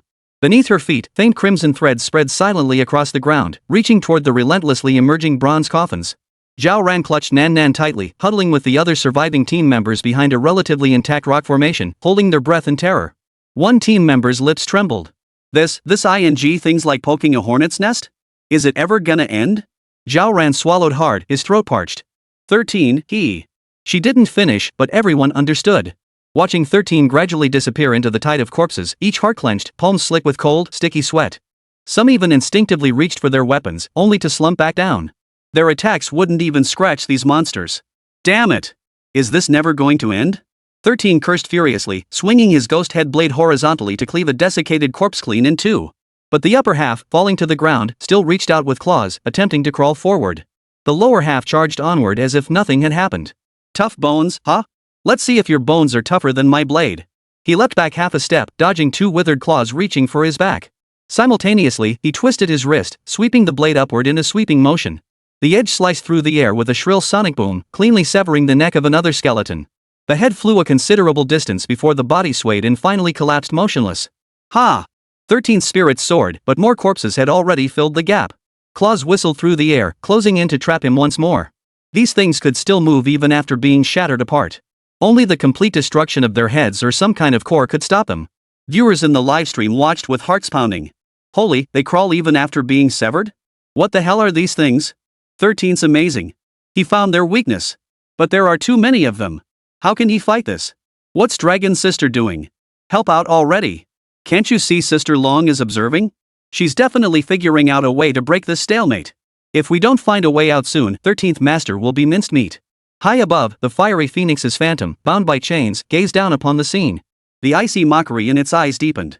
It seemed utterly unfazed by 13's plight, even carrying a hint of anticipation. As if this slaughter were merely a minor appetizer in its grand scheme. The surging tide of corpses gradually engulfed the 13's figure, swallowing him in the eerie green glow of their eyes and the pallid shadows of their forms. Only the occasional burst of blood and furious roar from the ghost headblade proved he still lived. The livestream fell into near total silence as every viewer held their breath. At that moment, a sharp gleam flashed in Long Ying's eyes, which had remained fixed and still. The crimson threads at her feet suddenly tensed, as if she had finally detected something. 50 unsolvable? Nanan's discovery. Deep within the mountain's fissure, it seemed to connect to some ancient tomb. More and more bronze coffins were exposed, their teeth-grinding creaks growing louder, nearly drowning out the sounds of battle. One by one, mummified corpses of various forms crawled out, their movements even more agile than the first wave. Ghostly green flames flickered intermittently in their pupils, gathering into a heart-stopping river of light in the darkness. They no longer fought individually. Their movements now hinted at the rudimentary formation of an array, crisscrossing and interlocking to seal off all space for 13 to maneuver or evade. Their assault surged like a tide, growing ever more fierce. 13's breathing grew heavy. Though his ghost-headed blade remained ferocious, the recoil from striking these resilient bodies sent numbing shocks through his arms. These things were impossible to kill or sever, truly troublesome. He swept his blade to clear two corpses before him, only to catch three more lunging from the shadows at his side out of the corner of his eye. Their withered claws carried a foul stench, aiming straight for his ribs. 13!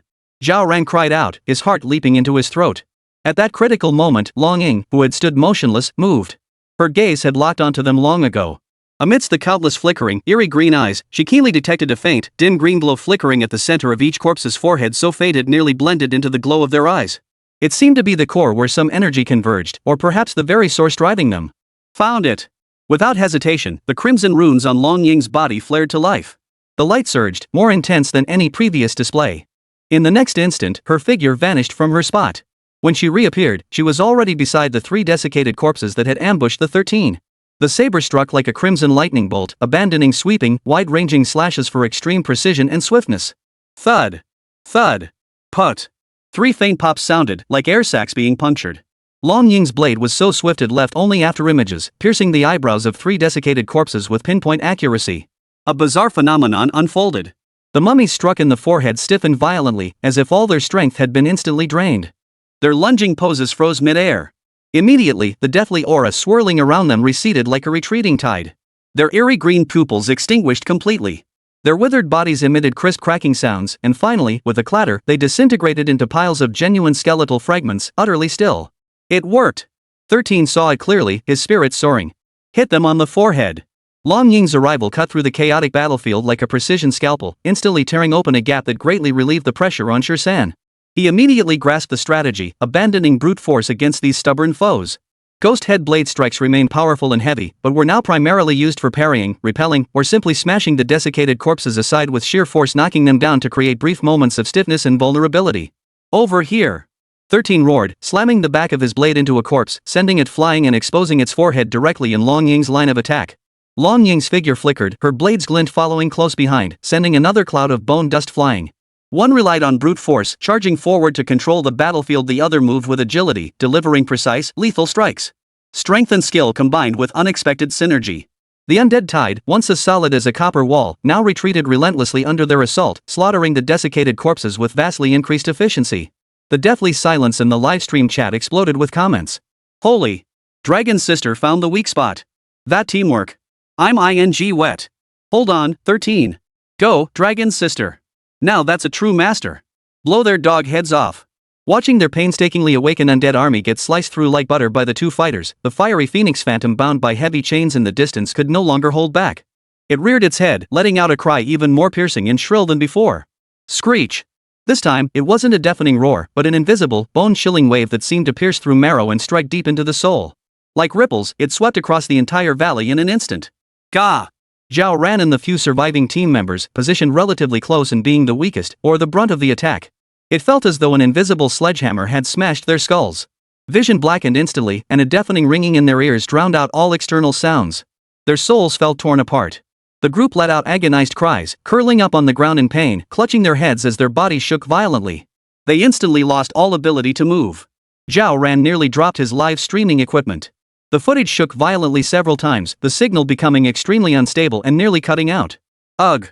Long Ying's figure abruptly froze. Her rapidly flickering form paused for an instant, the crimson runes swirling around her body dimmed slightly. She let out a muffled groan, her face growing even paler. Clearly, this soul-targeted assault had taken a significant toll on her as well.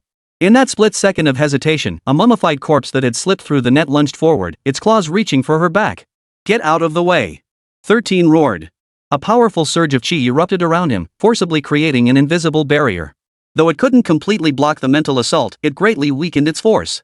Gritting his teeth against the stabbing pain in his skull, he spun around. His ghost-headed blade, driven by a fury-fueled gale, struck first despite being the latecomer. With a clang, it sliced the attacking desiccated corpse clean off its arm, sending it flying. Seizing the momentum, he shielded the staggering Long Ying behind him. Wretched beast! 13 spat out a mouthful of blood-tinged saliva, his eyes blazing with fury as he glared at the distant fire phoenix. Yet more desiccated corpses seized the moment of their vulnerability, roaring as they closed in once more, their assault even more frenzied than before. With Long Ying weakened and Zhao Ran and the others completely incapacitated, how could 13 alone withstand this endless tide of corpses and those bizarre psychic assaults? The fire phoenix's shrill screech showed no sign of ceasing. Were they truly destined to perish here? The master said it would be tricky, but he never mentioned it would be this tricky. 13 felt a twinge of doubt. Clearly questioning Long Ying's years of guarding him. Is this how you guard things? No wonder the master wouldn't take you on. As for the others, their expressions grew increasingly hesitant. Despair began to spread. Just then, Nan Nan, who had been cradled in Zhao Ran's arms and shielded from harm, suddenly stirred. She slowly lifted her head, not looking at the fighting corpses in the distance, nor at Shirsan and Long Ying struggling fiercely before her. Instead, she gazed past the chaotic battlefield toward the distant, shrill screeching phantom of the fire phoenix. In those clear eyes, eyes that should have been filled with childlike innocence, there was not a trace of fear. Instead, a strange light flickered within them. Gan above, Shu below. Kan and Li face each other. Qian and Kuan reversed. The little girl stared at the dense tangle of chains surrounding them, as if she had discovered something. Murmuring to herself, she suddenly cried out. Sister Ying, I know now. These chains are part of Father's Absolutine 7 Killings formation. Uncle 13, sever the chains at the Gen position to create a breach in divine power. Sister Ying, give me your soul blood. 51 The spellbound chains shattered. This thing was actually a seal? Sister Ying, give me your soul blood. The young girl's innocent cry rang out. Without hesitation, 13 charged straight toward the distant Gen position. The terrifyingly hardened corpse tried to block him, but Uncle 13 dodged it cleanly. Transforming into a blood shadow, he weaved and darted closer and closer to the Gen position. Ying wasted no time either. She formed her fingers into a sword, pressed them against her brow, and drew forth a thread of blood rich with golden filaments. With a flick of her finger, she sent it hurtling toward the little girl's forehead. As the blood dripped onto her forehead, it transformed into an eerie crimson mark. The little girl murmured incantations, continuously forming hand seals. Nan, have you found a way? What else can we do at this point? That fire phoenix seems to have more tricks up its sleeve. Damn it! After living 10,000 years, how can this thing still be so resilient? This is definitely a high-stakes game. But seriously, as the disciple of the Emperor of Heaven, Ying can't even take down the fire phoenix alone? Isn't that a bit weak? Weak? With that agility and power, she should be able to take down an entire special forces unit without breaking a sweat. Where's the weakness? Countless viewers in the livestream chat expressed concern.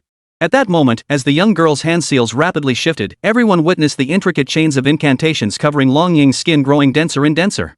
Crack! Crackle crackle!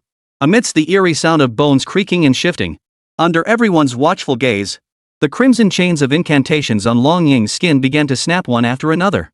Immediately after, a terrifying aura erupted violently from within Ying's body.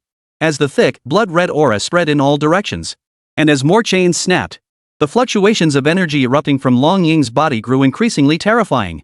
This? How come? Team leader Long looks like some kind of terrifying beast now.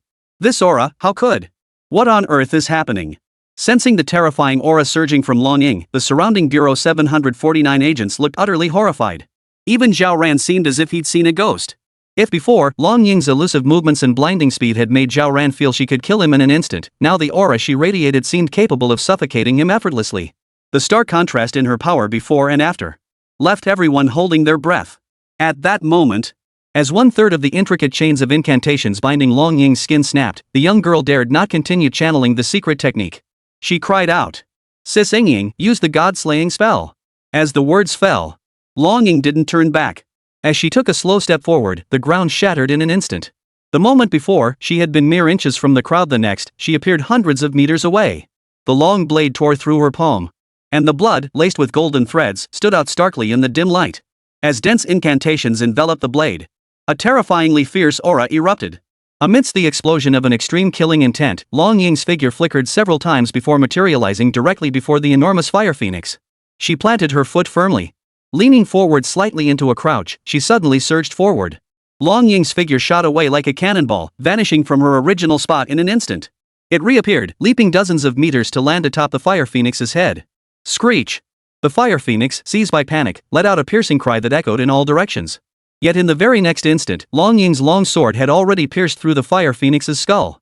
Immediately after, a dense swarm of terrifying incantations swept over, visibly covering the fire phoenix's body at an astonishing speed. As the incantations rippled, wherever they touched the phoenix's form, an eerie black flame ignited in the very next instant. Screech! A piercing cry echoed relentlessly as the fire phoenix thrashed violently in agony. As overwhelming hatred filled the air. With a terrifying surge of energy, it seemed determined to die rather than fall into the hands of its enemies. One could distinctly sense a terrifying energy was gathering within the fire phoenix's abdomen. Moreover, its formidable aura continued to grow ever stronger. Clang! At that very moment, 13 had already arrived at the northeast position. The ghost-headed broadsword tore through his palm, blood swiftly coalescing into runes upon the blade. With a fierce swing, the heavy, massive chain snapped abruptly. Though described as slow, yet it unfolded in the blink of an eye. From the collapse of the incantations on Ying's skin to the 13th severing the chains, it took no more than 10 breaths. Seeing the energy within the fire phoenix's abdomen growing ever more potent, she wasted no time. Her hand seals shifting rapidly. As the seals coalesced, she pressed them swiftly toward the ground. Soul-destroying spirit, soul-consuming essence, soul-trapping form, soul-damaging chi. 17 severing slashing. Open. As a dense aura of energy radiated outward in all directions, in an instant, endless black light surged across the chains binding the area. Terrifying forces of suppression abruptly took shape. As if to extinguish souls and annihilate spirits, it ground down everything it suppressed. The fire phoenix, crushed beneath the grinding aura of the black light, let out shrill, agonized screams. It seemed to be enduring some unspeakable torment, its cries piercing the air. At the same moment, Longing activated the terrifying incantations within her body, visibly enveloping the entire fire phoenix's form. Amidst swirling black flames, under the gaze of all present, finally, the immense phoenix form visibly burned away to nothingness, reduced to a colossal skeletal frame. The rotten flesh burned away. Its soul's breath forever damned, never to rise again. After completing this, Longing slowly drew her long sword. As the young girl performed a sealing gesture, the incantation chains on Longing's skin reappeared, restoring her to wholeness. She sheathed her blade and leapt from the fiery phoenix skull dozens of meters above, landing with grace. 13 used the chains to propel himself down, landing just as smoothly. The phoenix's demise seemed to dissolve everything in this place into nothingness, stripping away all possibilities. Or to put it another way, as long as the fire phoenix lived, the entire landscape of this place endured. With its demise, everything would vanish. Even now, countless viewers in the livestream remained utterly captivated by the scene Fangwan had just orchestrated. Heat surged through countless hearts as bullet comments began scrolling wildly. I told you Nanan's got it. That command was seriously impressive. Truly the daughter of the Emperor of Heaven. Holy crap, and Dragon Sister's cursed inscriptions, I thought she was just playing with curses, but turns out that was her seal. Holy crap, my god, this is seriously insane. They just slaughtered that massive fire phoenix like it was nothing. Holy crap, this is insane. Nanan's gameplay is unbeatable. If it weren't for her relying solely on Longing and Shirsan, they might have paid a heavy price. Netizens' comments were fiery. As countless shares spread, the livestream's heat skyrocketing, everything related to Ileo Mountain experienced another explosive surge in popularity. The gift left by the 52-ping Heavenly Emperor. The Fire Phoenix Egg. Holy crap! Holy crap! Countless viewers erupted in excitement, witnessing Longying's explosive power and her terrifying, almost teleportation-like movements, exclaiming it was beyond belief. In that instant, they also understood why Longing was worthy of being the Heavenly Emperor's disciple. If they were to truly compare, even with only half her seal broken, Longing could probably beat the 13th hands down. No wonder 13 was so desperate to become Emperor Pingtian's follower. Absolutely mind-blowing. Countless people flooded the live stream with comments. At that moment, with the Fire Phoenix crisis completely resolved, Zhao Ran still harbored many unanswered questions, yet he didn't know where to begin asking. Nan, tell me. Daddy was in Ileo Mountain, but where was your father? After a long silence, Zhao Ran surveyed the empty surroundings and voiced the deepest question weighing on his heart. If the person who left the message earlier was your father, then Zhao Ran truly found it hard to judge. Daddy is in the mountains, auntie. The little girl scratched her head in response, only deepening Zhao Ran's confusion. Before Zhao Ran could ask again, the ground trembled faintly in the distance. Soon, many others noticed too as the soil churned, a massive altar emerged beneath the fire phoenix. The charred, rotten flesh of the phoenix melted into black liquid, visibly covering the altar. A faint golden light flickered. Like a mechanism, the altar began to rotate. Before long, a gap opened. Under everyone's gaze, a colossal golden eggshell appeared before their eyes. Yay! Auntie, look! That's the gift Daddy left for Nan. Daddy's right here in the Ileo Mountains. The little girl exclaimed excitedly. But this only made the surrounding crowd grow more hesitant. After all, the little girl was only 4 or 5 years old. Could she just be making it up because she thought the golden patterns on the egg looked pretty? One by one, they approached. And soon reached the golden egg. Soon, they discovered a stone slab beside the golden egg. Longing picked up the slab and examined it calmly. Several small characters were clearly inscribed upon it. Happy birthday, little one. This unexpected message left the viewers in the live stream room tossing and turning in bed, unable to sleep. Tossing and turning before getting up to look again. By midnight, many finally discerned the words between the lines. The stone tablet was covered in the word spoiled. Damn it, I'm telling you, this all boils down to getting a birthday present for the little one? How spoiled does that make her?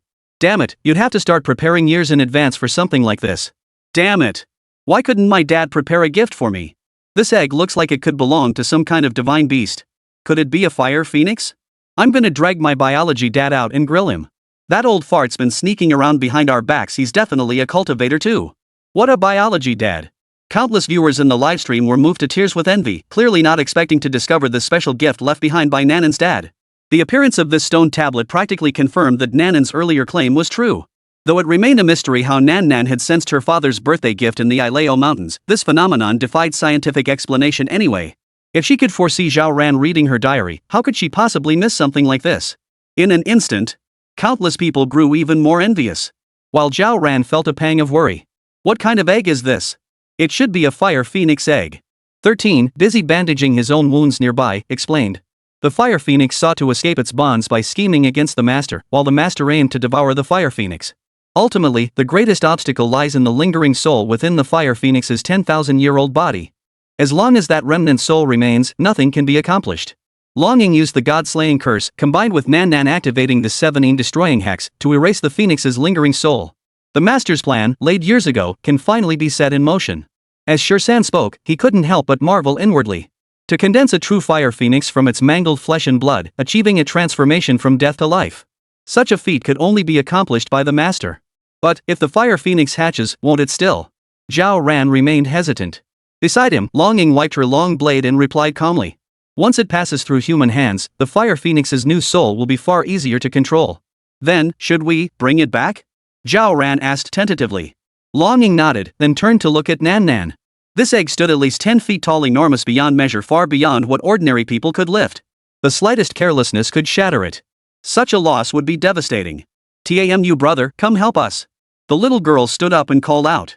The moment her words fell, Zhao Ran's face turned pale.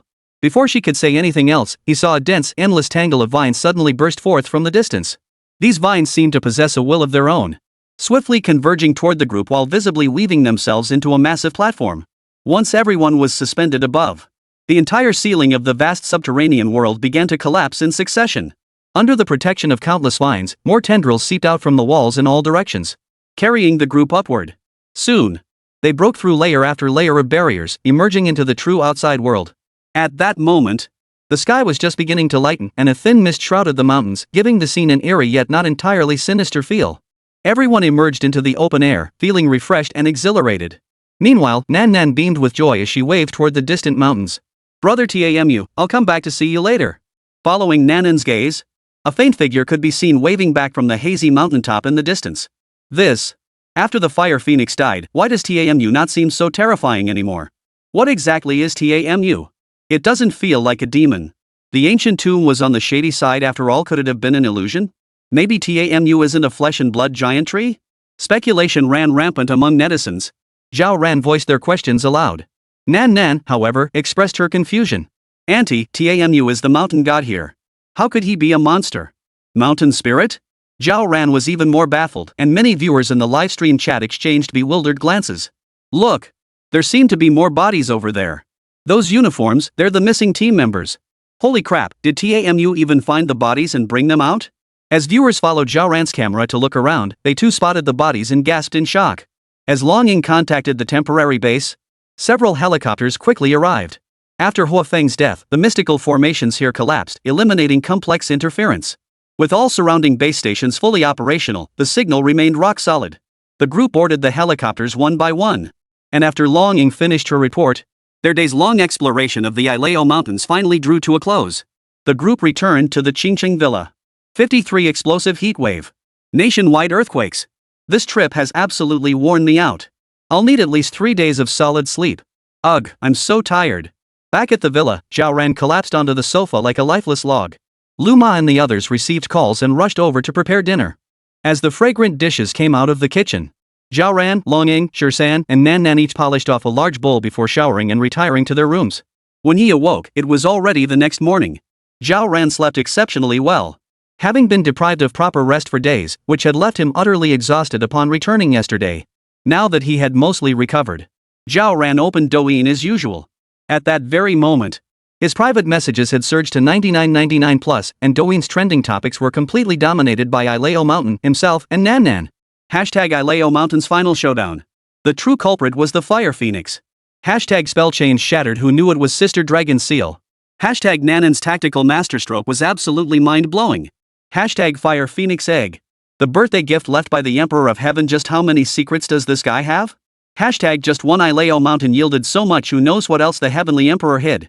Zhao Ran's pathetic moment exposed. Everyday streamer explores Ileo Mountains and ends up crying in fear. Seeing these trending headlines flood Douyin's hot search list, Zhao Ran was initially overjoyed. But when he saw the headlines about himself all uniformly depicting his pathetic state or videos of him being startled and frightened, it made Zhao Ran feel utterly miserable. Can't you edit properly? If you can't edit, sit at the dog's table. Fuming, Zhao Ran snorted coldly and closed the trending list. Only then did he realize. After spending a few days back home, The Ileo Mountain incident had snowballed, causing his follower count to skyrocket from around 1 million to a full 3 million.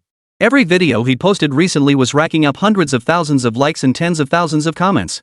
It was safe to say, this account was an absolute success. Seeing the countless netizens below bragging about him and begging him to guide them on their path to immortality, Zhao Ran felt utterly arrogant. Little ones. Auntie, what are we having for breakfast? The moment Zhao Ran went live, tens of thousands of viewers flooded in. Seeing the sleepy little girl stumble downstairs, many viewers were already buzzing with excitement. Nan, how about I trade you a lollipop for your egg? Wow. Little one may be a kid, but she's no fool. You're being pretty shameless here. A lollipop for an egg? What kind of candy is that worth? As netizens bantered back and forth, Aunt Lu had finished preparing the meal. 13 returned from his morning workout, washed up quickly, and sat down to eat. Longing, however, slept straight through until noon, finally waking up. It seems that after Nan finally broke the spell seal, it took quite a toll on Longing. It took her an entire morning longer than others to recover. Many netizens couldn't help but marvel at this. While many more, seeing Longing in a new set of casual loungewear, couldn't help but exclaim over her stunning figure. Honestly, if Sister Long didn't have that scar on her face, she'd look even more stunning. Don't mention it, even with the scar, she wouldn't give me the time of day. Brother 13 seems pretty disciplined, starting morning workouts right after moving in. As the weakest among those without connections, Brother 13 must be under a lot of pressure now, haha. Phew, now that we've explored the Ileo Mountains, I can finally get some proper rest. Dude, you make it sound like you personally went on the expedition yourself. Netizens chatted and joked endlessly, clearly feeling relaxed by this peaceful life after the tense and thrilling Ileo Mountain expedition. Nan, when did you get this bracelet? In the afternoon, Zhao Ran noticed that Nan had somehow ended up wearing a red string bracelet with a silver bell on her wrist. Auntie, this is from Sister Gaia. Didn't you notice? The little girl asked in confusion, leaving Zhao Ran momentarily frozen in place. Goo, Gaia came too? Zhao Ran stammered incoherently, prompting gasps from viewers in the livestream chat. Gaia is here too? Holy crap! Can this thing actually leave the Ileo Mountains? Impressive, really impressive. As the viewers raved, Zhao Ran felt utterly uneasy. Forget about whether it was a Gaia or not, just having this malevolent object, heavy with dark energy and of unknown origin, sitting in his home made Zhao Ran feel like he couldn't even sleep peacefully. Fortunately, nothing unusual seemed to happen over the next few days, and Zhao Ran gradually relaxed. Under Zhao Ran's guidance, Nan had been touring various parts of the country these past few days, making for an exceptionally pleasant summer vacation. That day, just back from their trip, Lu Ma and the others had prepared dinner. As they sat down to eat, the floor suddenly began to shake violently. An earthquake? Zhao Ran quickly shielded Nan beneath him. Only after the shaking subsided did he realize the live stream had erupted. Holy crap, we got an earthquake in Yunnan province too. My province in Jiangsu shook twice too. Damn, where the hell is this quake even happening? It feels like the whole country got hit. This is crazy. Netizens were in heated discussion. Zhao Ran also sensed something was amiss. At Zhao Ran's prompting, Longing directly called the 749 Bureau headquarters to inquire about the cause of the tremor. After all, with China's vast territory, nationwide tremors felt across the entire nation seemed downright bizarre. Not long after, as Longing hung up the phone and spoke, everyone instantly lost their composure. An 11-magnitude earthquake has struck the Taklamakan Desert. Casualties in the vicinity are surging. Authorities have established an emergency investigation team. Something major must have happened over there. Longing hesitated briefly, then stated bluntly, it might be connected to Master's plans. The things over there feel off. My brother again? Zhao Ran felt his head buzzing, while many viewers in the livestream chat expressed shock. Damn it, how long has it been? Are the Emperor of Heaven's schemes already starting to unravel? What's going on? Could there be another fire phoenix in the Taklamakan Desert? Damn it, how many more twisted schemes do these cultivators have up their sleeves? Netizens were utterly incredulous, while Nan beside them was filled with curiosity. Auntie, let's go explore the Taklamakan Desert. The little girl looked utterly excited, which only made Zhao Ran look utterly resistant and utterly hopeless. She really didn't want to go. Actually, we could go take a look. Though it's pretty spooky inside, the outside isn't so bad. Longing paused before offering a reassuring suggestion. Zhao Ran reluctantly nodded. I'll just look around outside. No way am I going in this time. In just over a month, Nan starts school, and I haven't taken her to see so many places yet. Yay! The little girl skipped and jumped with delight. Longing quickly contacted the military, who dispatched a helicopter to retrieve them. 54 missing thousand. A bad start. The helicopter's rotors churned the air, producing a deafening roar. As the cabin door slid open, a scorching wave of heat hot enough to roast a person swept in, carrying a cloud of fine sand that choked Zhao ran into a fit of coughing. Instinctively, he pulled Nan Nan closer to his chest, fearing the relentless sand might find its way into the little girl's eyes. As far as the eye could see, the landscape was a monotonous shade of earthy yellow. 10 clusters of military green barely outlined themselves against the churning yellow sand. Beyond stretched endless undulating dunes, the air warped slightly under the scorching sun, blurring the horizon. This godforsaken place. Zhao Ran muttered under his breath, feeling every breath he took carry the gritty roughness of sand, his throat burning. It's no place for humans. The Livestream camera dutifully panned across the desolate landscape, presenting the scene to viewers as comments rolled in. Whoa! I feel like I'm getting heatstroke just watching this. Is this the legendary Sea of Death? It looks utterly hopeless. The environment is way too harsh.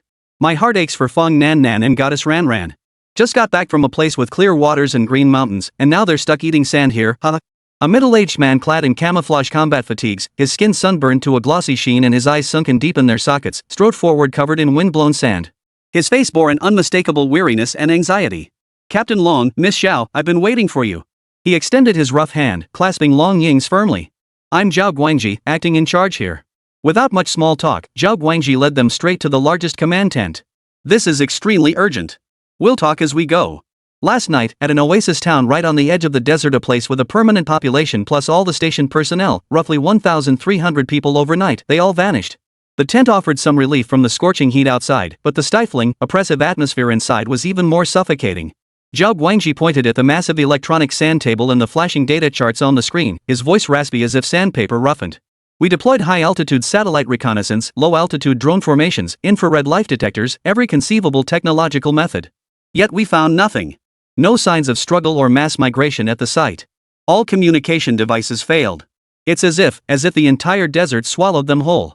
He rubbed his temples in frustration, bloodshot eyes glinting.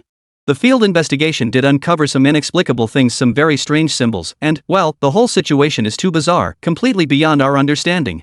That's why we urgently requested Bureau 749's intervention.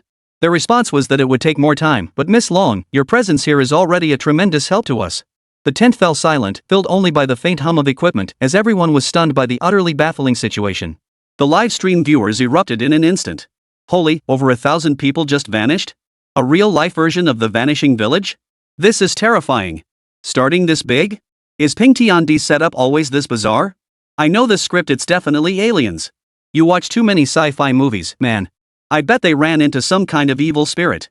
The more I think about it, the more terrifying it gets. My scalp is tingling. As the command tent fell into dead silence, even the usually composed Longing furrowed her brow slightly, staring intently at the sand table in deep thought. Nan Nan, who had been curiously tiptoeing to examine the sand table model, suddenly lifted her little head. Her clear voice broke the silence. Uncle Zhao, no need to waste your energy searching. All eyes, including countless pairs watching the livestream, instantly focused on this delicate little girl. Nan Nan extended her delicate little finger, first pointing to a spot on the electronic sand table, then tilting her head to gaze at the sky outside the tent, shrouded in yellow sand. In a babyish yet remarkably earnest voice, she declared. Looking at the layout of this area, the yin and yang are reversed. Everyone will come out on their own once it gets dark. And, if we venture deeper into the desert now, the big brothers will be in danger too. Her childish voice echoed through the tent filled with a grim, tense atmosphere, sounding utterly out of place. Zhao Guangji visibly froze for a moment before forcing a slightly stiff smile. Clearly, he dismissed it as mere childish rambling and paid it no mind. He cleared his throat, steering the conversation away from the topic and turning to Long Ying. Captain Long, time waits for no one. Our current plan is... But in the livestream chat, Nanan's words sent the audience into an absolute frenzy. Ha ha ha, the standard ending is here. When Nan Nan speaks, you know it's real. Zhao in charge, comrades, follow me into battle. Nan Nan, uncle, take a break. Wait until dark. When it comes to professionalism, Nan Nan takes the crown. LOL, while mortals are still going through the motions, the daughter of the Immortal Emperor already sees the ending. Sitting tight for tonight's backfire. Zhao, your expression is gonna be priceless. I'll bet 50 cents that people will show up tonight and in droves. Small stakes. I'll wager a truckload of spicy noodles. Zhao Guangji, of course, couldn't see these gloating comments. His brow furrowed as he stood firm in his judgment. The missing person could be in mortal danger at any moment. Every minute counts. We can't pin our hopes on, well, unverifiable things. He declared with unwavering resolve. I've assembled our most experienced special ops team, equipped with the latest gear, to venture deep into the desert once more. We must find even the slightest clue as soon as possible. Longing exchanged a thoughtful glance with Nan Nan but remained silent. Zhao Ran's heart skipped a beat.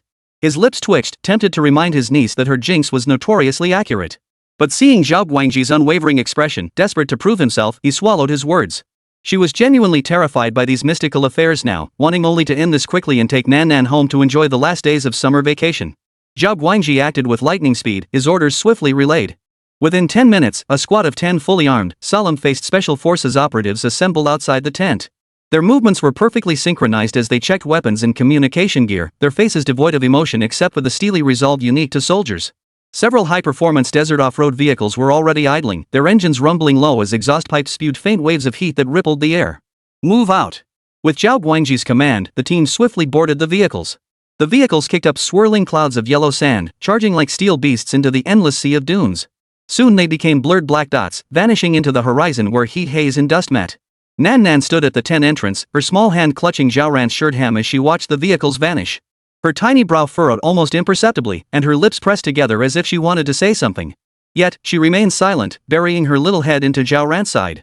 Zhao Ran's heart skipped a beat. Seeing his niece like this, the unease he'd suppressed moments ago by Zhao Guangji's firmness surged back like wild grass, threatening to overwhelm him. She instinctively tightened her embrace around Nan Nan, her palms growing slightly sweaty. She prayed the search team would find the missing person soon, hoping this ordeal would end quickly. Time ticked away agonizingly in the waiting. Inside the command tent, the only sound was the faint hum of equipment, broken only by an oppressive silence. The scorching heat seemed to solidify the air, making everyone's breathing heavy. Zhao Guangji paced back and forth in front of the massive electronic sand table, his hands behind his back. The slight friction of his leather boots against the carpet echoed with each step, each one feeling like a stomp on everyone's hearts. He paused frequently, his gaze fixed on the moving dots representing the Special Forces team on the screen. His brow furrowed into a knot, the bloodshot in his eyes seeming to deepen. A young communications technician nervously rubbed his hands, his forehead covered in fine beads of sweat. He glanced at Zhao Guangji from time to time before quickly lowering his head again. Longing remained standing on the opposite side of the sand table, her expression serene. Her gaze shifted slowly between the sand table, the screen, and Zhao Guangji, as if assessing something, revealing no emotion. After about 20 minutes, the light dot on the screen had penetrated roughly 10 kilometers into the desert, maintaining steady movement. Zhao Guangji's taut nerves seemed to relax slightly, and he was just about to speak. Suddenly, ZZZZT. Sand. Sand. A piercing static noise crackled through the walkie-talkie first, followed by several muffled, panicked shouts. Everyone snapped to attention, eyes darting toward the communication devices. Something, down there. One team member's voice suddenly became clear, filled with extreme terror and heavy breathing. Captain Zhao. We're 10 kilometers northwest. Ah. A piercing, distorted scream erupted from the walkie-talkie. The shrill, piercing sound bore no resemblance to a human voice, filled with an indescribable terror and the utter despair of impending death. The scream seemed to be violently severed by an invisible hand, abruptly cut off. Crackle, crackle. Only the heart-stopping static of electrical interference remained in the walkie-talkie, echoing wildly through the deathly silent tent. The entire command tent instantly became a vacuum, all sound sucked away. The color drained from Zhao Guangji's face in an instant. His body swayed violently, and he lunged forward, grabbing the table to keep from collapsing. He stared fixedly at the now silent walkie-talkie, his lips trembling, yet unable to utter a single word. The technician beside him collapsed into his chair, eyes wide and pupils dilated. In the livestream chat, the playful banter and joke-filled comments from just moments before were instantly drowned out by a tidal wave of question marks and exclamation points. What was that sound? What just happened? Where is everyone? Where's the team? Say something. Holy. Holy. Holy. I'm getting goosebumps, damn it. Scared the hell out of me. My heart nearly jumped out of my chest. I take back what I said.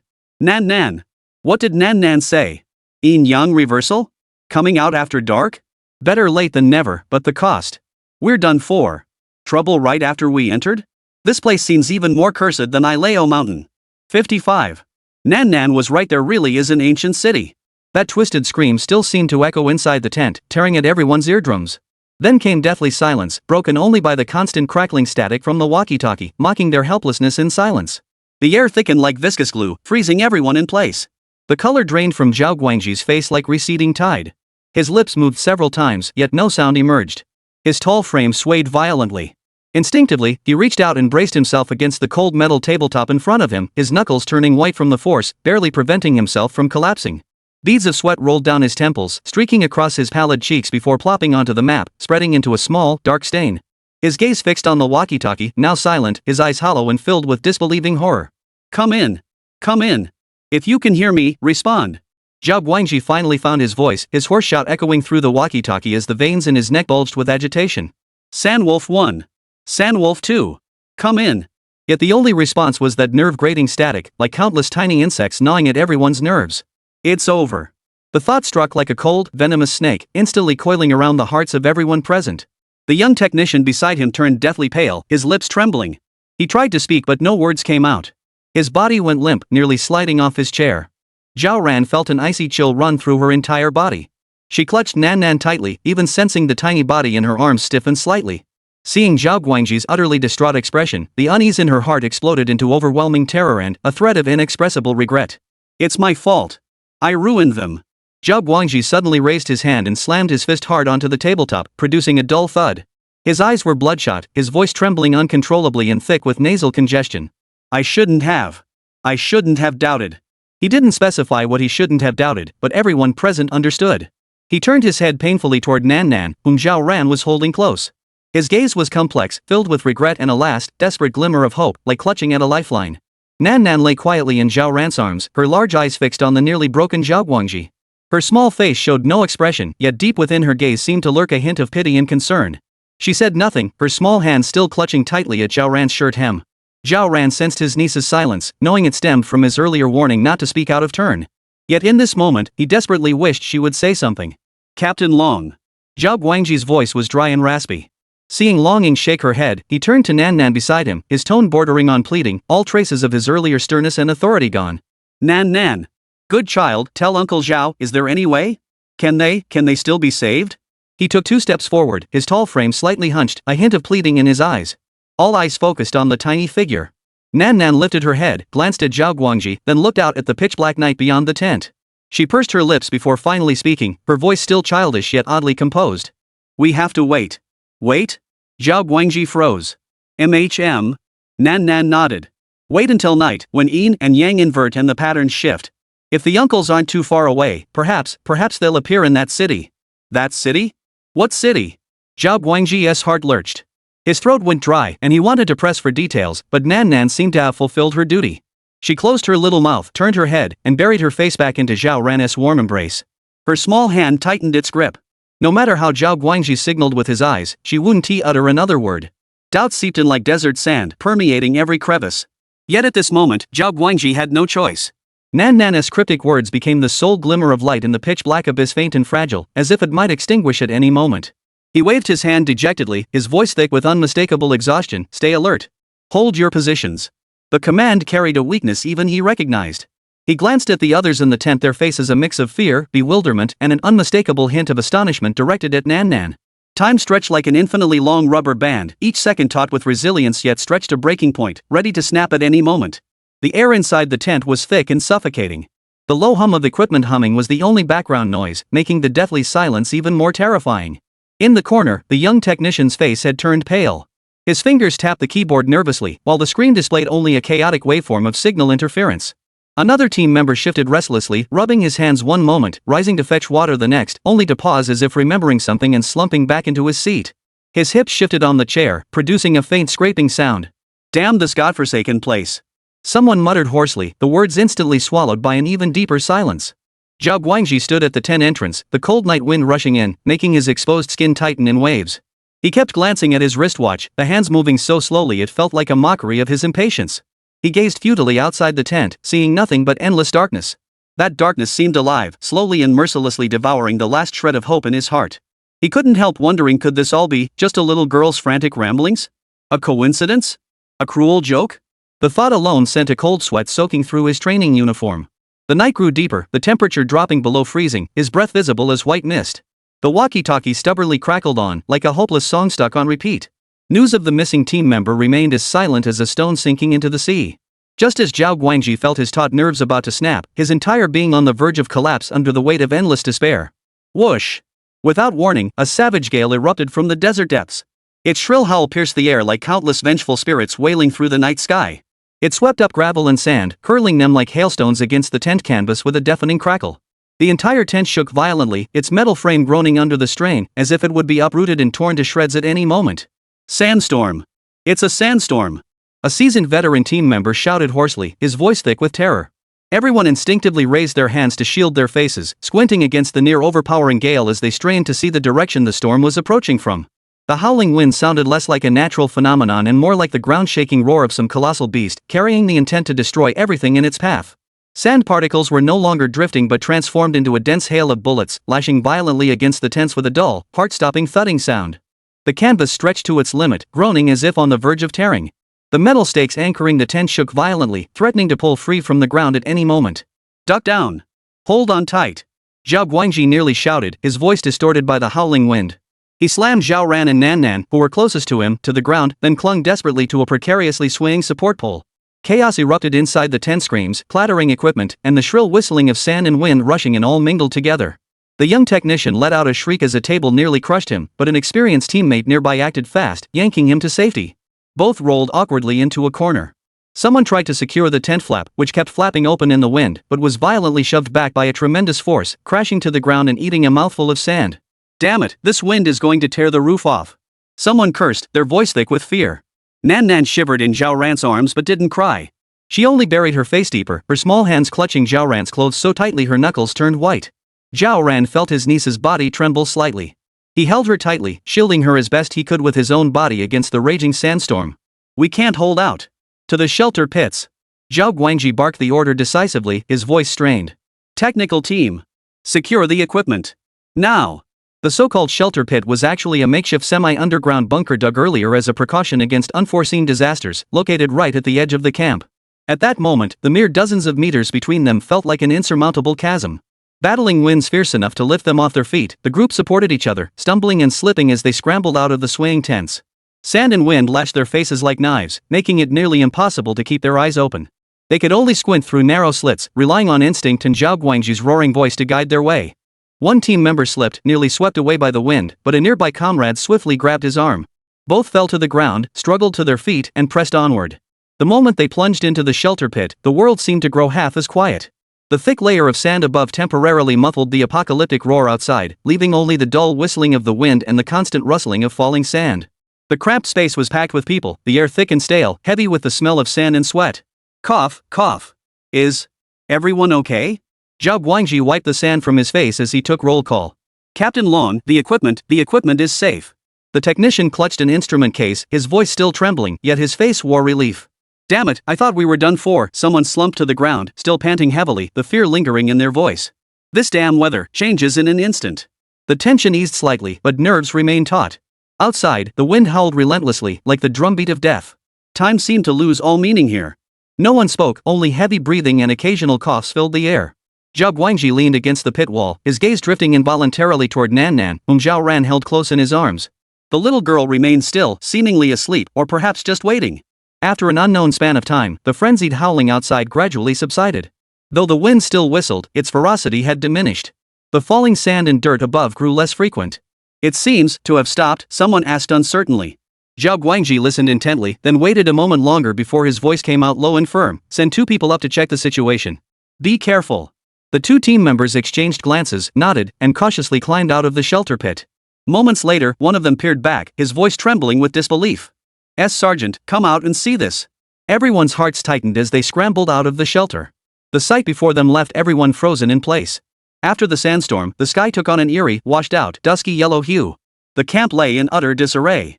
Though the tents weren't completely destroyed, they were toppled and askew, with much of the supplies half buried in sand. But that wasn't the main concern. The focus was on the distance. Where the desert horizon had been empty moments before, the outline of an ancient city now loomed vast beyond imagination. The city lay in ruins, exuding a deathly stillness and desolation. Huge broken walls and collapsed towers appeared and disappeared amidst the swirling yellow sand, their blurred outlines sketching an indescribable sense of desolation and eeriness. It seemed as though it had slumbered beneath this desert since time immemorial, yet also as if it had just now been violently forced into this world from another twisted dimension. An ancient city. All eyes instantly snapped to focus on Nan Nan. It was the city Nan Nan had described. Zhao Guangji felt a chill surge from his feet to the crown of his head. His throat went dry, his heart pounded wildly. He stared at the ancient city mirage like yet undeniably real, then shifted his gaze to Nan Nan, still nestled calmly in Zhao Ran's arms. A preposterous yet inescapable thought seized his entire being. It had truly appeared. Right there in the heart of the sandstorm, like a mirage, yet so real it made his scalp crawl. Zhao Guangji's pupils contracted sharply as he stared fixedly at the phantom city within the sandstorm. His mouth opened slightly, yet no sound emerged, only his chest heaved violently. 56 Zhao Guangji shock. Preparing to enter the city. Silence. Deadly silence. The wind and sand seemed to have been choked off, halting abruptly. Amidst the hazy yellow sky, the outline of that absurdly massive ancient city stood starkly on the horizon, radiating a suffocating sense of oppression. Ruined. Desolate. The massive city walls had collapsed for the most part, revealing the layered, equally dilapidated structures within. Towering watchtowers leaned precariously, their surfaces crisscrossed with spiderweb-like cracks. Sand buried the streets, piled up in corners, as if the entire city had just been forcibly uprooted from the depths of a sandy sea. Every brick and stone exuded the decaying scent of being forgotten by time. I.F. A young team member's lips trembled as an involuntary curse broke the deathly silence. No one laughed at him. A teammate beside him unconsciously raised a hand to rub his eyes, then pinched his own arm hard. Whoa! He sucked in a sharp breath, his expression shifting from bewilderment to ghostly terror. It's really. At the edge of the camp, a dozen people stood frozen at the entrance of the shelter pit, letting the last grains of sand slap against their faces. They had only just escaped a storm that nearly destroyed everything, their nerves still frayed. Yet the shock of what they now witnessed far surpassed the sandstorm itself. It wasn't a mirage. It was too close, too tangible. Even the holes eroded by wind and sand in the city walls were faintly visible. It stood there silently, observing the insignificant intruders. Zhao Guangji's Adam's apple bobbed violently up and down, making a distinct gulp sound. He whipped his head around, his gaze locking onto Nan Nan in Zhao Ran's arms. The little girl remained nestled against Zhao Ran's chest, her face serene. Her large, clear-eyed black pupils against white were fixed on the ancient city in the distance. Her gaze held no fear, but rather the look of someone surveying a place long familiar. Nan Nan said, city. Zhao Guangji's voice was dry and raspy, each word a struggle to form. All his previous doubts, worries, and even a hint of absurdity shattered completely in that moment, replaced by a cold chill that crawled up his spine. It really appeared. Captain. The young technician clutching the instrument case looked even paler than he had in the pit. Is this real?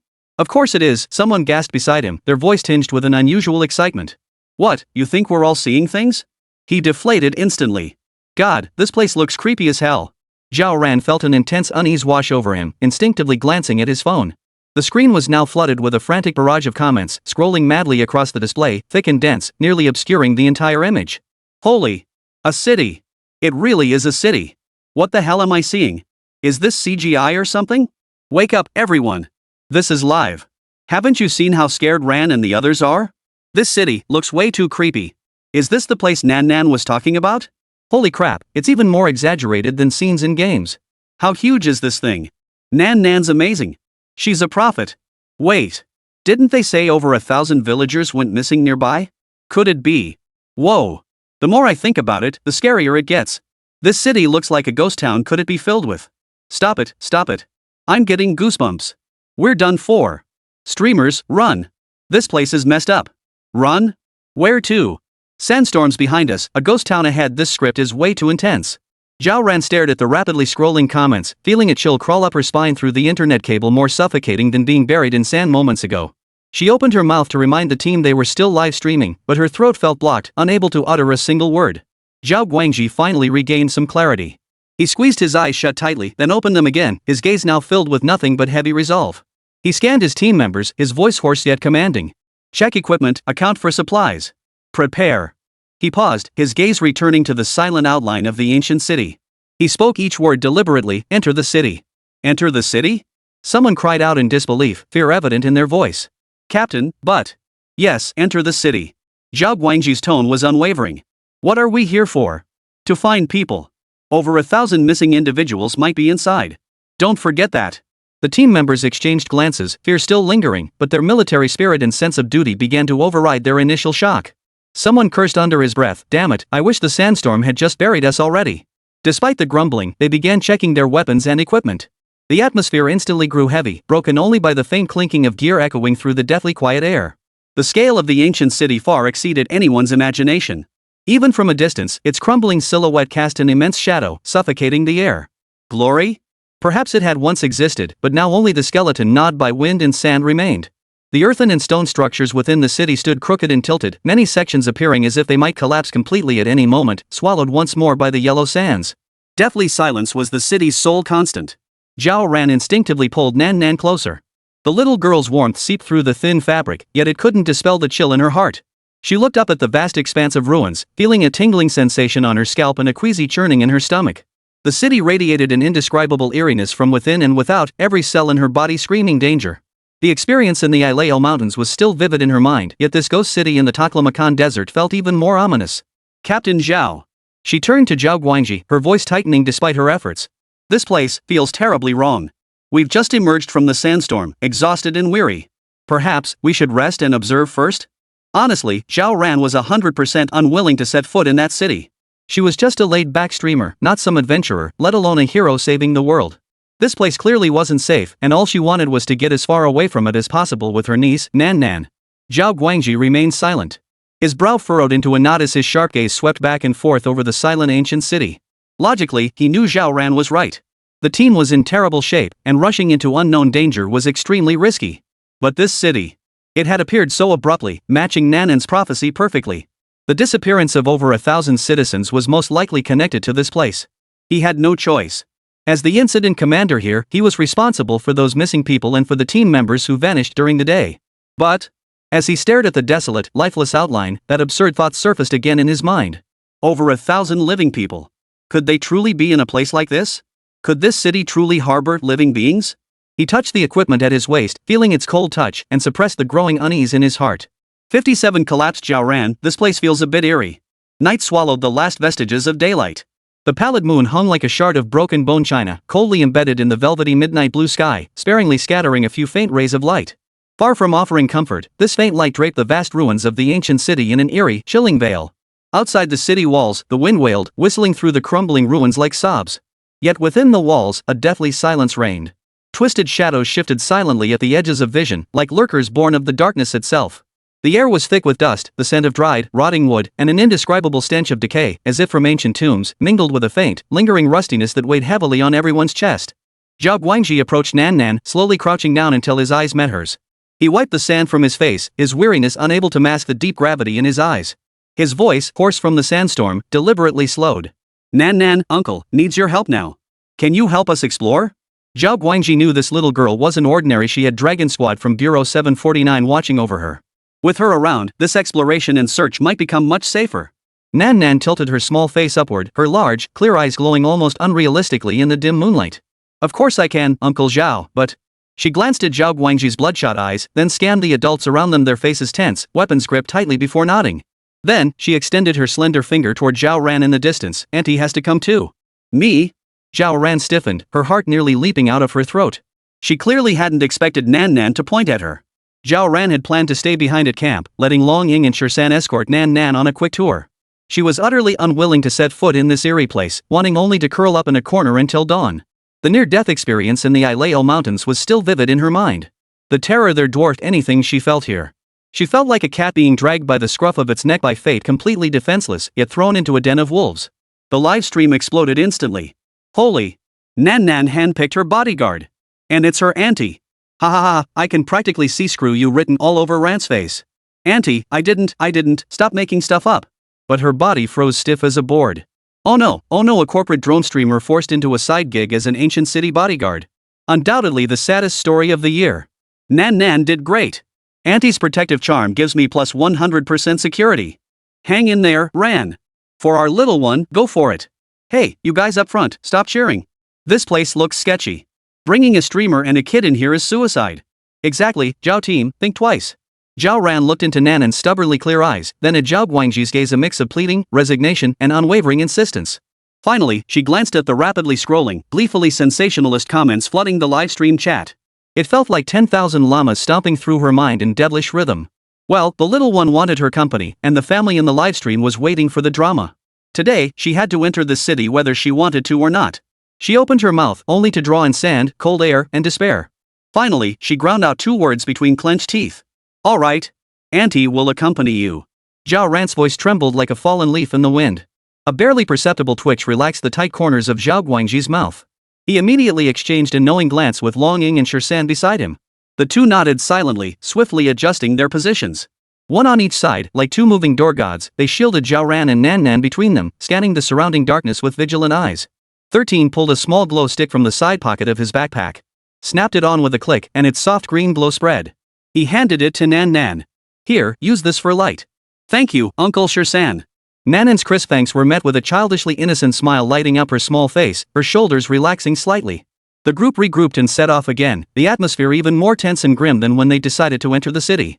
Zhao Guangji led the way, rifle raised, the beam of his tactical flashlight slicing through the thick darkness like a blade. The rest of the team followed in a staggered defensive formation, moving with the utmost stealth. Long Ying and Uncle 13 followed closely behind Zhao Guangji, flanking Zhao Ran and Nan Nan on either side to protect them in the middle. Zhao Ran held Nan Nan close, feeling like a prisoner being escorted except the guards were their own comrades. The livestream camera swayed slightly with their movement, carrying hundreds of thousands of viewers in the livestream into this ancient city, silent for who knew how many years. The moment they crossed the crumbling, barely recognizable city gate, the howling wind outside seemed to be abruptly silenced. Inside, the silence was terrifying, as if the very air had solidified into a gel. Only the rustling of their footsteps on gravel and the heavy echoes of their breaths seemed infinitely amplified, reverberating eerily and jarringly through the empty streets. The streets were unexpectedly wide, broad enough for several carriages to pass side by side, yet now they lay utterly deserted, only the crooked shadows cast by moonlight moving across them. Dense clusters of ruined building skeletons lined both sides. By the dim light of flashlights, one could still vaguely make out faded tavern banners, collapsed in doorways, and weathered plaques with illegible inscriptions. The bustling prosperity of days gone by had long been buried and eroded by yellow sand, leaving only a startling desolation and deathly silence. Most doors and windows stood gaping, black and hollow, like countless pairs of watching eyes lurking in the shadows, silently observing the intruder. Beneath foot lay a thick mixture of yellow sand and gravel, making each step uneven and painstakingly difficult. Several areas showed clear signs of collapse, revealing pitch-black cavities beneath, their depths unfathomable. One team member nearly stepped into a void, but was swiftly pulled back by a companion. He muttered under his breath, "Damn it, this path is worse than substandard construction." The livestream chat exploded with rapid-fire comments. "Holy! Watching this makes my ankles go cold. Be careful where you step, streamer. Falling through might send you straight to the Earth's core. This atmosphere, insane. Goosebumps everywhere. There's nothing lurking in those pitch-black windows, right? I can't watch anymore. Don't scare yourself, everyone, but don't jinx it either. Don't be scared, little one. Auntie's here. All the uncles and aunts are protecting you. So, those missing 1,000+ people, could they really be in here? What form would they take?" This question hit the chat like a stone dropped into stagnant water, causing the comments to freeze briefly before erupting into a torrent of angry reactions. "Stop it. I can't even think about it. Shut up already." The livestream's comments section erupted with frantic messages. Guided by Nanan's unclear yet unusually firm instructions this way, move a bit over there, the group slowly advanced along the main street. The surrounding buildings grew taller and denser, some still retaining several stories of structure, though they leaned crookedly, as if ready to collapse at any moment. After walking for about 10 to 20 minutes, the outlines of an even larger, denser cluster of buildings appeared ahead. Under the dim moonlight, they cast layer upon layer of overlapping shadows, stacked and intertwined, climbing upward. From afar, it resembled a colossal beast of stone and shadow, lurking in eternal darkness, opening its silent maw toward them. An even more intense chill swept over them, carrying a heavier stench of decay and an indescribable, almost living, foul odor. It felt as if something lurking in the deepest, darkest shadows had already sensed their approach and was waiting silently. Nan, there isn't anything weird here, is there?" Zhao Ran shrunk like a quail, asking cautiously. 5-8 was just ahead, rustling. Zhao Ran clutched Nan tighter, her heart pounding so hard it felt like it would shatter her ribs, each beat sending waves of numbness through her fingertips.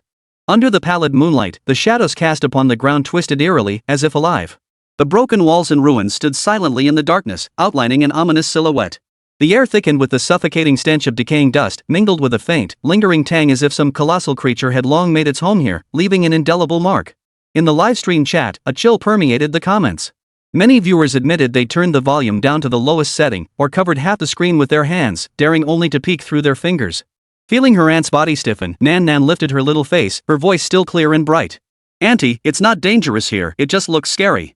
Her big eyes blinked innocently as she tilted her head curiously, examining a partially collapsed roof as if it were some never-before-seen toy. This ill-timed composure loosened Zhao Ran's taut nerves by the tiniest fraction, yet the bone-chilling cold seeping into her marrow remained utterly undiminished. Nanan's brand of reassurance. "Though I'm still scared to death. This contrast. I kinda want to laugh but can't quite manage it. Am I the only one who noticed Nan said no danger? Saying that in a place like this. Don't jinx it, you in front."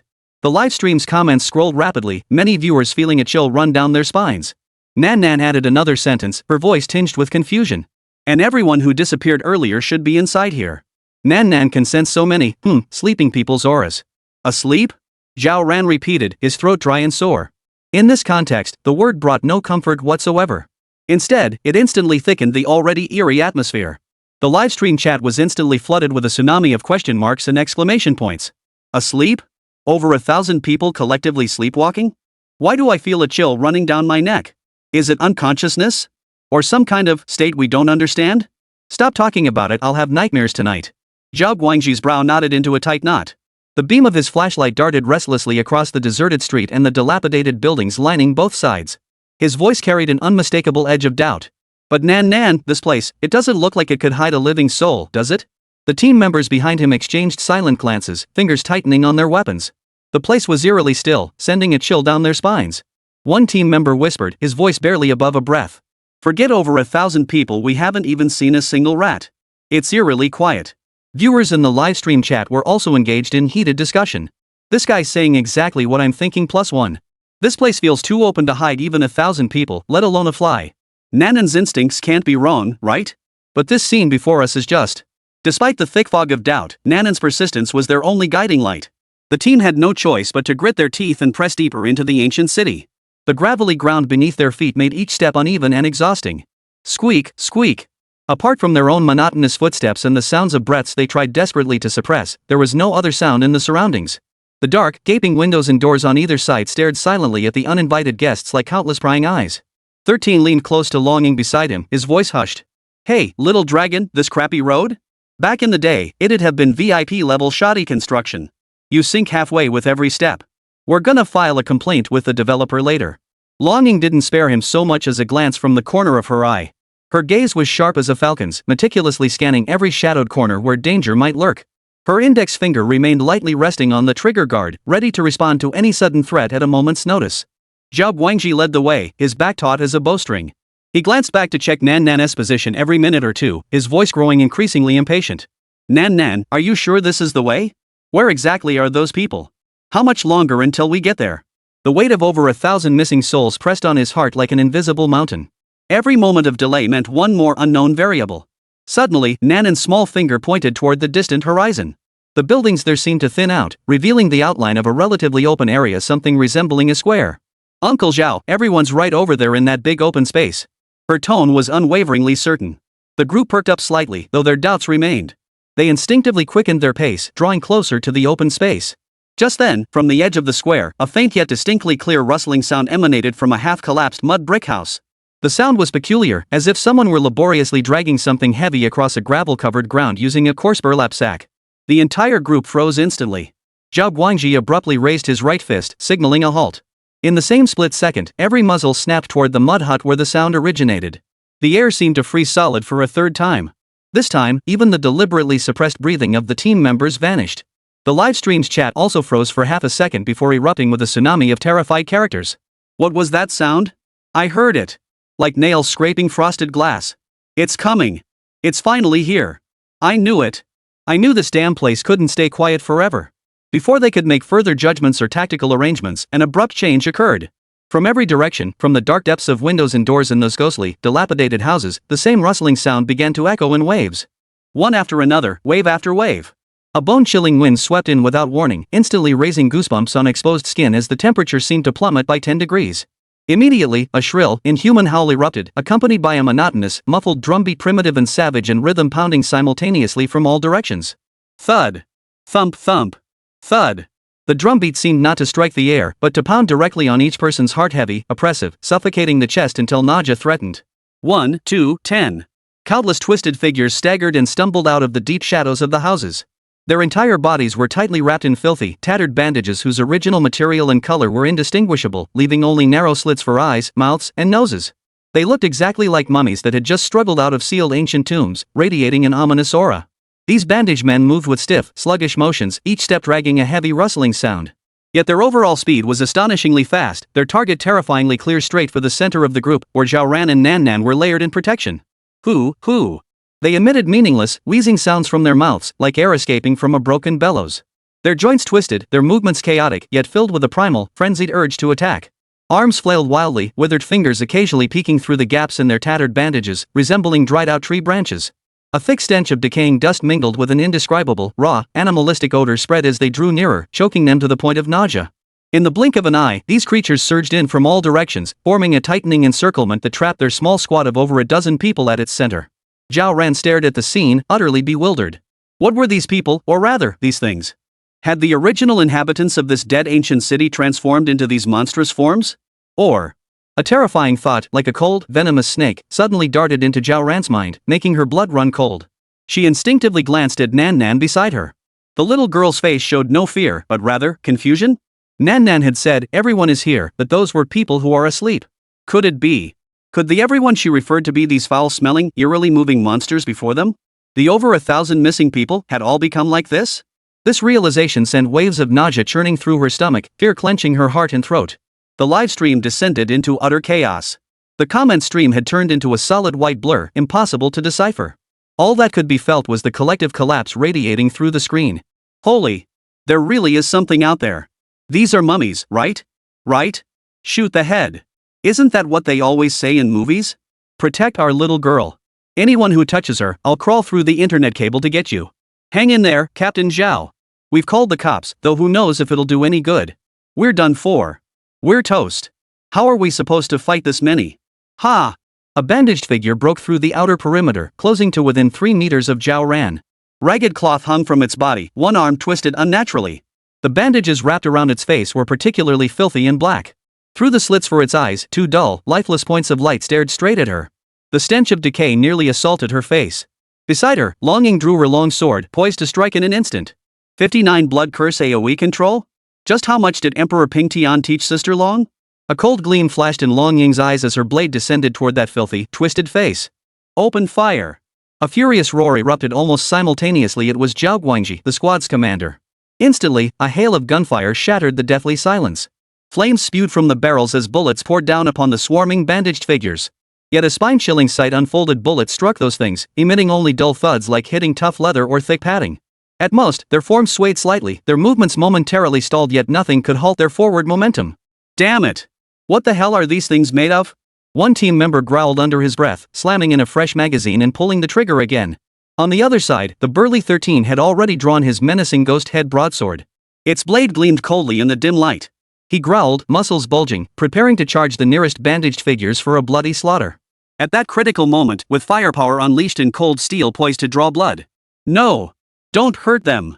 A childish yet frantic voice rang out. It was Nan Nan. Her face twisted with panic as she wrenched free from Zhao Ran's grasp and shouted toward Zhao Guangji and Shirsan. Uncle Zhao! Uncle 13! Stop! They are the everyone we've been searching for. Our people? Nanan's cry thundered like a bolt from the blue, exploding instantly in everyone's ears. Gunfire abruptly ceased. 13, poised to swing his blade, froze mid-motion. His ghost head broadsword hung suspended in the air, his face frozen in utter bewilderment. Zhao Guangji remained frozen in the posture of giving the firing order, his mouth slightly agape as he stared in disbelief at the small figure. All the team members who were firing or preparing to fight froze as if paused, their movements suspended. They looked at each other, their eyes filled with horror and bewilderment. Zhao Ran shuddered violently. Nanan's words confirmed the most terrifying suspicion in her heart, causing her stomach to churn even more violently, nearly making her vomit on the spot. In the livestream chat, the barrage of comments that had erupted moments earlier with the start of the battle fell into an eerie silence once more. After a brief blank, an even more frenzied, incomprehensible torrent of characters flooded the screen. What the hell? Screams. What did Nan Nan say? Say it again? The wind's too loud, I can't hear. Those are people? Impossible.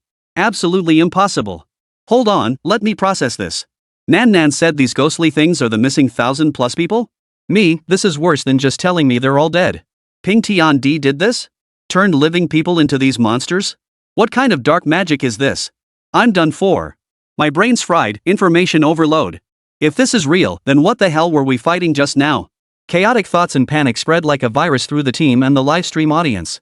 These foul-smelling, aggressive creatures resembling ancient tomb mummies were actually the missing villagers and garrison personnel they'd been searching for? While everyone else reeled in shock from this earth-shattering twist, Longing remained unnervingly calm. She didn't sheath her blade, nor did she strike. Her heterochromatic eyes swept the scene rapidly, making an instant decision. Contain them first, she barked, her voice low yet carrying an unquestionable authority. Before the words faded, Longing pressed her index and middle fingers together. Their sharp tips swiftly sliced across the palm of her open right hand. Without any tools, flesh parted cleanly beneath her touch. A trickle of blood, distinctly different from ordinary blood, seeped out. Its hue was pale, faintly tinged with a subtle golden glow. Her hands moved ceaselessly, fingers flying as she formed one intricate, incomprehensible hand seal after another, so swiftly that only afterimages remained. Simultaneously, her lips moved, uttering a series of low, archaic syllables abstruse and awkward, unlike any earthly language. The moment the hand seals crystallized, she slammed her right hand dripping with golden blood down onto the dry, yellow sand beneath her feet. Hum. A deep, resonant hum filled the air. The crimson incantations normally hidden beneath Long Ying's skin ignited instantly, erupting into a dazzling, blinding red light. The light surged and twisted like living creatures. Radiating outward from her palm pressed against the ground, countless crimson blood-red runes spread rapidly across the surface. They expanded like a spider's web, or like scorching chains crawling across the earth. The speed was unimaginable. In the blink of an eye, they interwove into a vast crimson web of light, completely enveloping the entire area where the bandaged figures stood. Those bandaged figures, who had been staggering forward with snarling growls, froze the moment their feet touched the crimson web. Their bodies stiffened abruptly, as if seized by an invisible force, pinned dead to the spot. One, its withered arms outstretched in a lunge toward a team member, remained frozen in mid-strike, its claws less than half a meter from the person's face. Another, its twisted arm raised high as if to strike, froze mid-air, utterly motionless. One, head bowed, had been emitting a strange ha-ha sound from its throat, mouth still wide open, but the sound abruptly ceased. Hundreds upon hundreds of bandaged figures froze completely in that single instant. They remained frozen in various frenzied poses, charging, attacking, snarling, crowding the square like a dense, grotesque sculpture exhibition radiating an ominous aura. This sudden turn of events was utterly shocking, radiating a spine-chilling eeriness. Zhao Guangji and his team were utterly dumbfounded. Their mouths hung open, eyes bulging almost out of their sockets, as they stared dumbly at the scene unfolding before them, a spectacle utterly beyond comprehension. Their gazes darted between the motionless sculptures and Long Ying, who stood in the center of the square, her red glow fading and her face growing pale. Their expressions were complex, a mix of disbelief, awe, and even a hint of fear. What kind of power was this? One person controlled all these monsters? 13 still held his ghost-headed broadsword high, poised to strike, muscles taut. But now, alongside his bewilderment, his face showed a hint of awkwardness. Should he lower the sword first? This stance was getting a bit uncomfortable. After a few seconds of dead silence, the livestream exploded. Bullet comments flooded the screen at an unprecedented rate, scrolling so fast that no single message could be read clearly. The screen was a blur of impressive 666 and various excited, garbled characters racing across the page. I. Dragon's sister. What just happened? Was my connection lagging? Are we all getting detention? Is this blood curse domain activated? Words become law? Crowd control. Total crowd control. Sis Long is forever legendary. So cool it gives me goosebumps. Mom asked why I smashed my keyboard to pieces. Don't stop me. I'm buying Sister Long an interstellar carrier. Who's got the connections? Is this what the big shots world looks like? Are physical cultivators this insane? Just how much did Emperor Ping Tian teach Dragon's sister? Hey, you up front, you call this physical cultivation? This is a ING human-shaped mobile control tower. Special effects. This is definitely rigged. Reporting this dog head emoji for safety. The glow of gift effects nearly overwhelmed the live stream itself. Virtual sports cars, rockets, castles, and even more extravagant starfleets flooded the screen as if money were no object. In the square, gunfire and screams faded into a deathly silence that settled once more. Only the whistling wind swept up pebbles from the ground, slapping against the motionless bandaged figures and the surviving teammates. The crisis before them seemed to have been forcibly paused, yet a heavier weight pressed down on everyone's hearts. Zhao Ran stared at the hundreds of frozen figures before her, the everyone Nan Nan had spoken of, and felt her stomach churn violently once more. Nanan's words overlapped with the horrifying reality before her, threatening to knock her off her feet. Why had they become like this? Were they controlled by something? Or had they fallen victim to some unholy curse? How many more horrifying secrets lay buried within this lifeless ancient city? Could these people ever return to normal?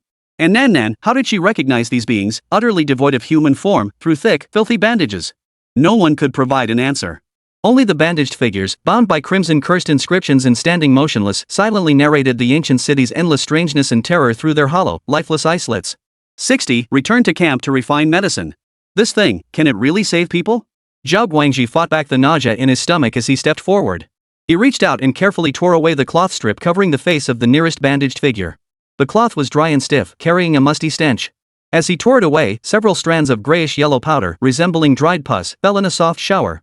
Beneath the bandages, the skin was an unnatural grayish-white. Several areas of obvious ulceration oozed murky fluid, the edges of the flesh slightly turned outward, emitting a sickeningly sweet, bloody stench. This was absolutely not how a living person should look. He jerked his hand back, turning to look at Nan Nan, his voice dry. Nan, you said earlier they're the missing members of our family? Is Adam's apple bob as he forced out the words. Is there any hope? The little girl didn't answer immediately. Her large eyes scanned the square filled with densely packed, motionless people, then shifted to Zhao Guangji and the team members. Finally, she nodded firmly. Yes. We need black lead, saltpeter, black nightshade, and roasting grass. Nan rattled off over 20 ingredients in one breath. Some sounded like herbs, others were completely unfamiliar, leaving Zhao Guangji and the team members listening intently beside him utterly dumbfounded. Counting on her fingers, she continued in her childish voice, gather all these things, mix them together, boil them into a salve, and apply it to the rotten parts of everyone's bodies. Then the wounds will heal. Just as a glimmer of hope flickered in their eyes, Nan added. But, to clear everyone's minds, we might also need to find some exorcism items to help them recover properly. Evil warding items? Zhao Guangji chewed on those words, his brow furrowing. This didn't sound like something you could just buy at the pharmacy. Understood. He replied in a low voice. No matter how difficult it might be, at least they now had a direction. At that moment, the usually quiet 13 frowned deeply. He scanned the surroundings, roughly estimating the numbers, and couldn't help but speak up. Nan, you said everyone missing was in the village? There look like only about 1,200 people here. That leaves over 100 missing. Where did they go? Hearing this, the little girl's earnest expression turned to regret. She shook her head firmly. Uncle 13, the rest of them, they're here too. Deeper inside the town. But, they went too far in. Sister Gaia couldn't find them. So, we can't save them anymore. Can't be saved? Zhao Guangji felt a heavy weight settle in his chest.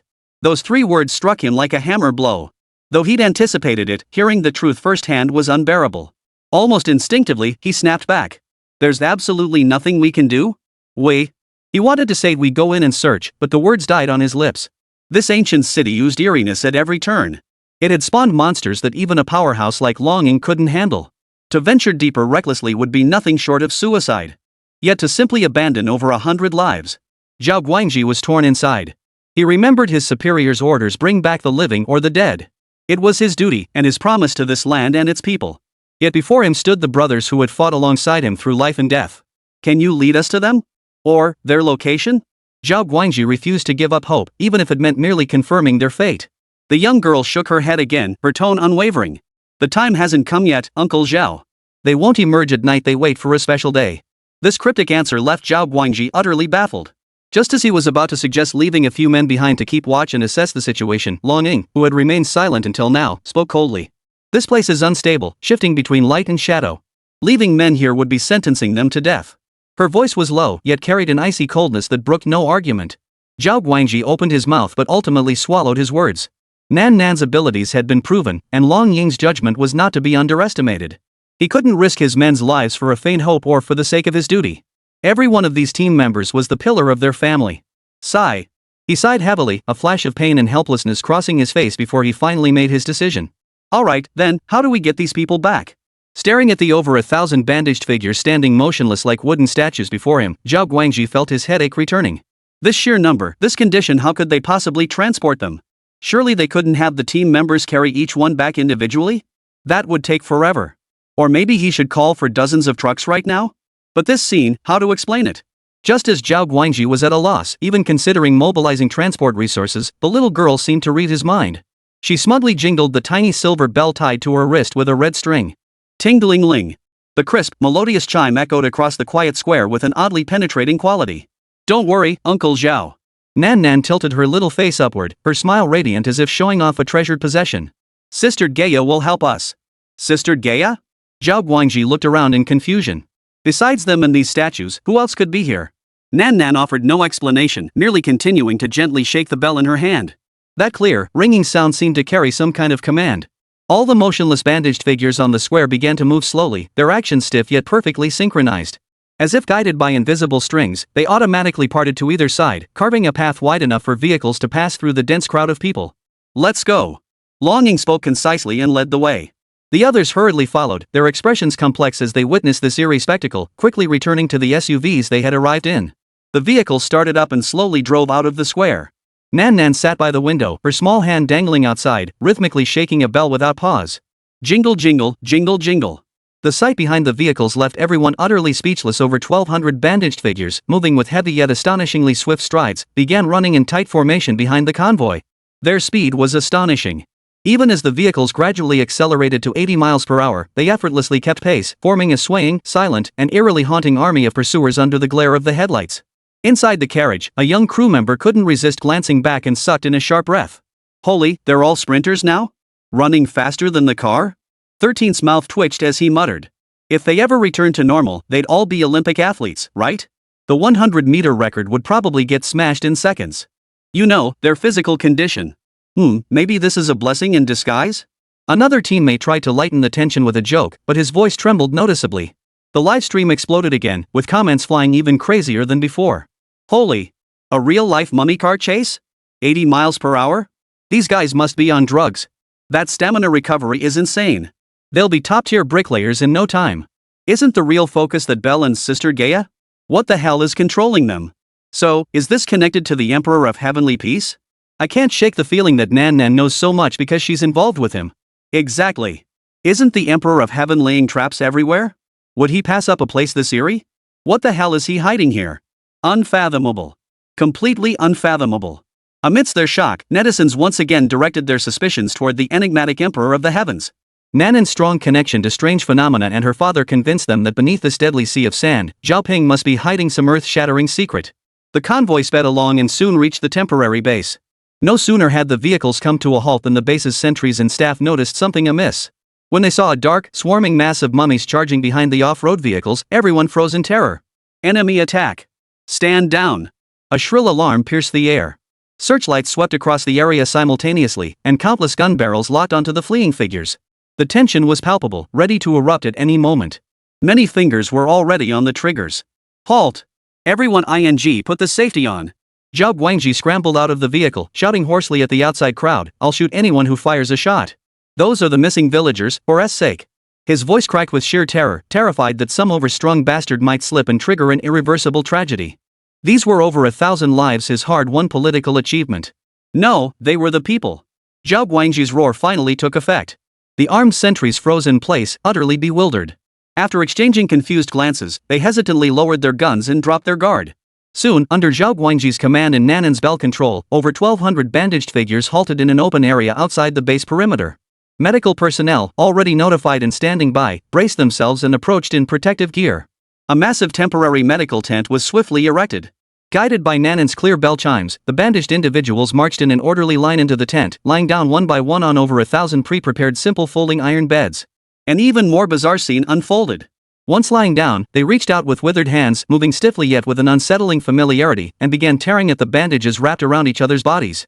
The stiff cloth strips ripped apart with a sharp riot, punctuated by the wet, hair-raising thud of flesh tearing from flesh.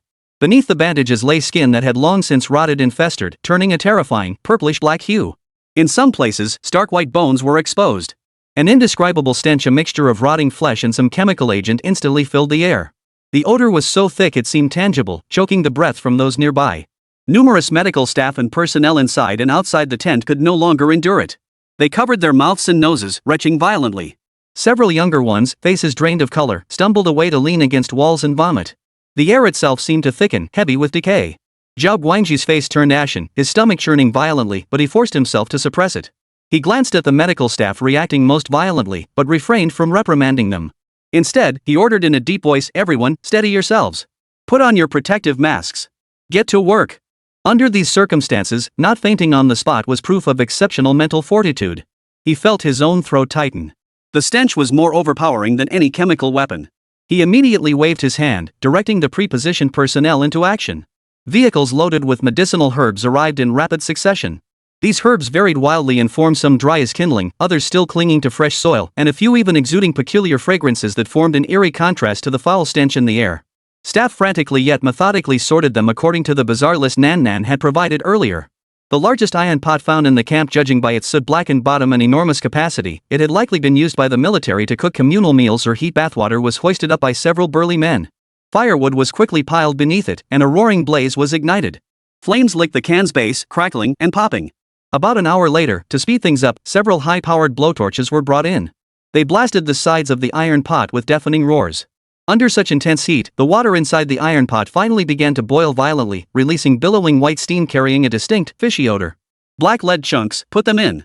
Nan Nan stood on a makeshift stool, her little face serious as she pointed precisely at a pile of dark, heavy, irregularly shaped chunks. Yes, those ones. Be careful, it's hot. Several workers clad in thick protective suits carefully lifted a shovel, scooping up a chunk of black lead and dropping it into the boiling iron pot. It made a dull thud, sending up a few sparks of scalding water. Luaning grass, throw the whole plant in. Don't break the roots. Black nightshade, yes, that bundle of purplish blackberries. And this one, the bone-eating flower. Nanan's tiny figure darted between piles of materials, each oddly shaped, some visibly dangerous. Her little finger pointed as her clear voice accurately called out each name, directing the workers to add over 20 types of herbs, minerals, and even unidentified liquids in batches to the boiling iron cauldron. With each ingredient added, the liquid's color shifted from clear to murky yellow, then to an airy deep purple. 13 watched with twitching eyelids, unable to resist whispering to the teammate beside him. Why does this feel like they're brewing some kind of poison? Bone-eating flower, the name alone sends shivers down my spine. Shut up. Longing shot him a cold glance. Watch. As the final ingredient, a dark red powder emitting a pungent, fishy stench, was carefully sprinkled in, the churning liquid in the iron pot suddenly stilled for an instant. Then, with a gurgling sound, thicker, larger, dark green bubbles began to rise, pulsing like living creatures.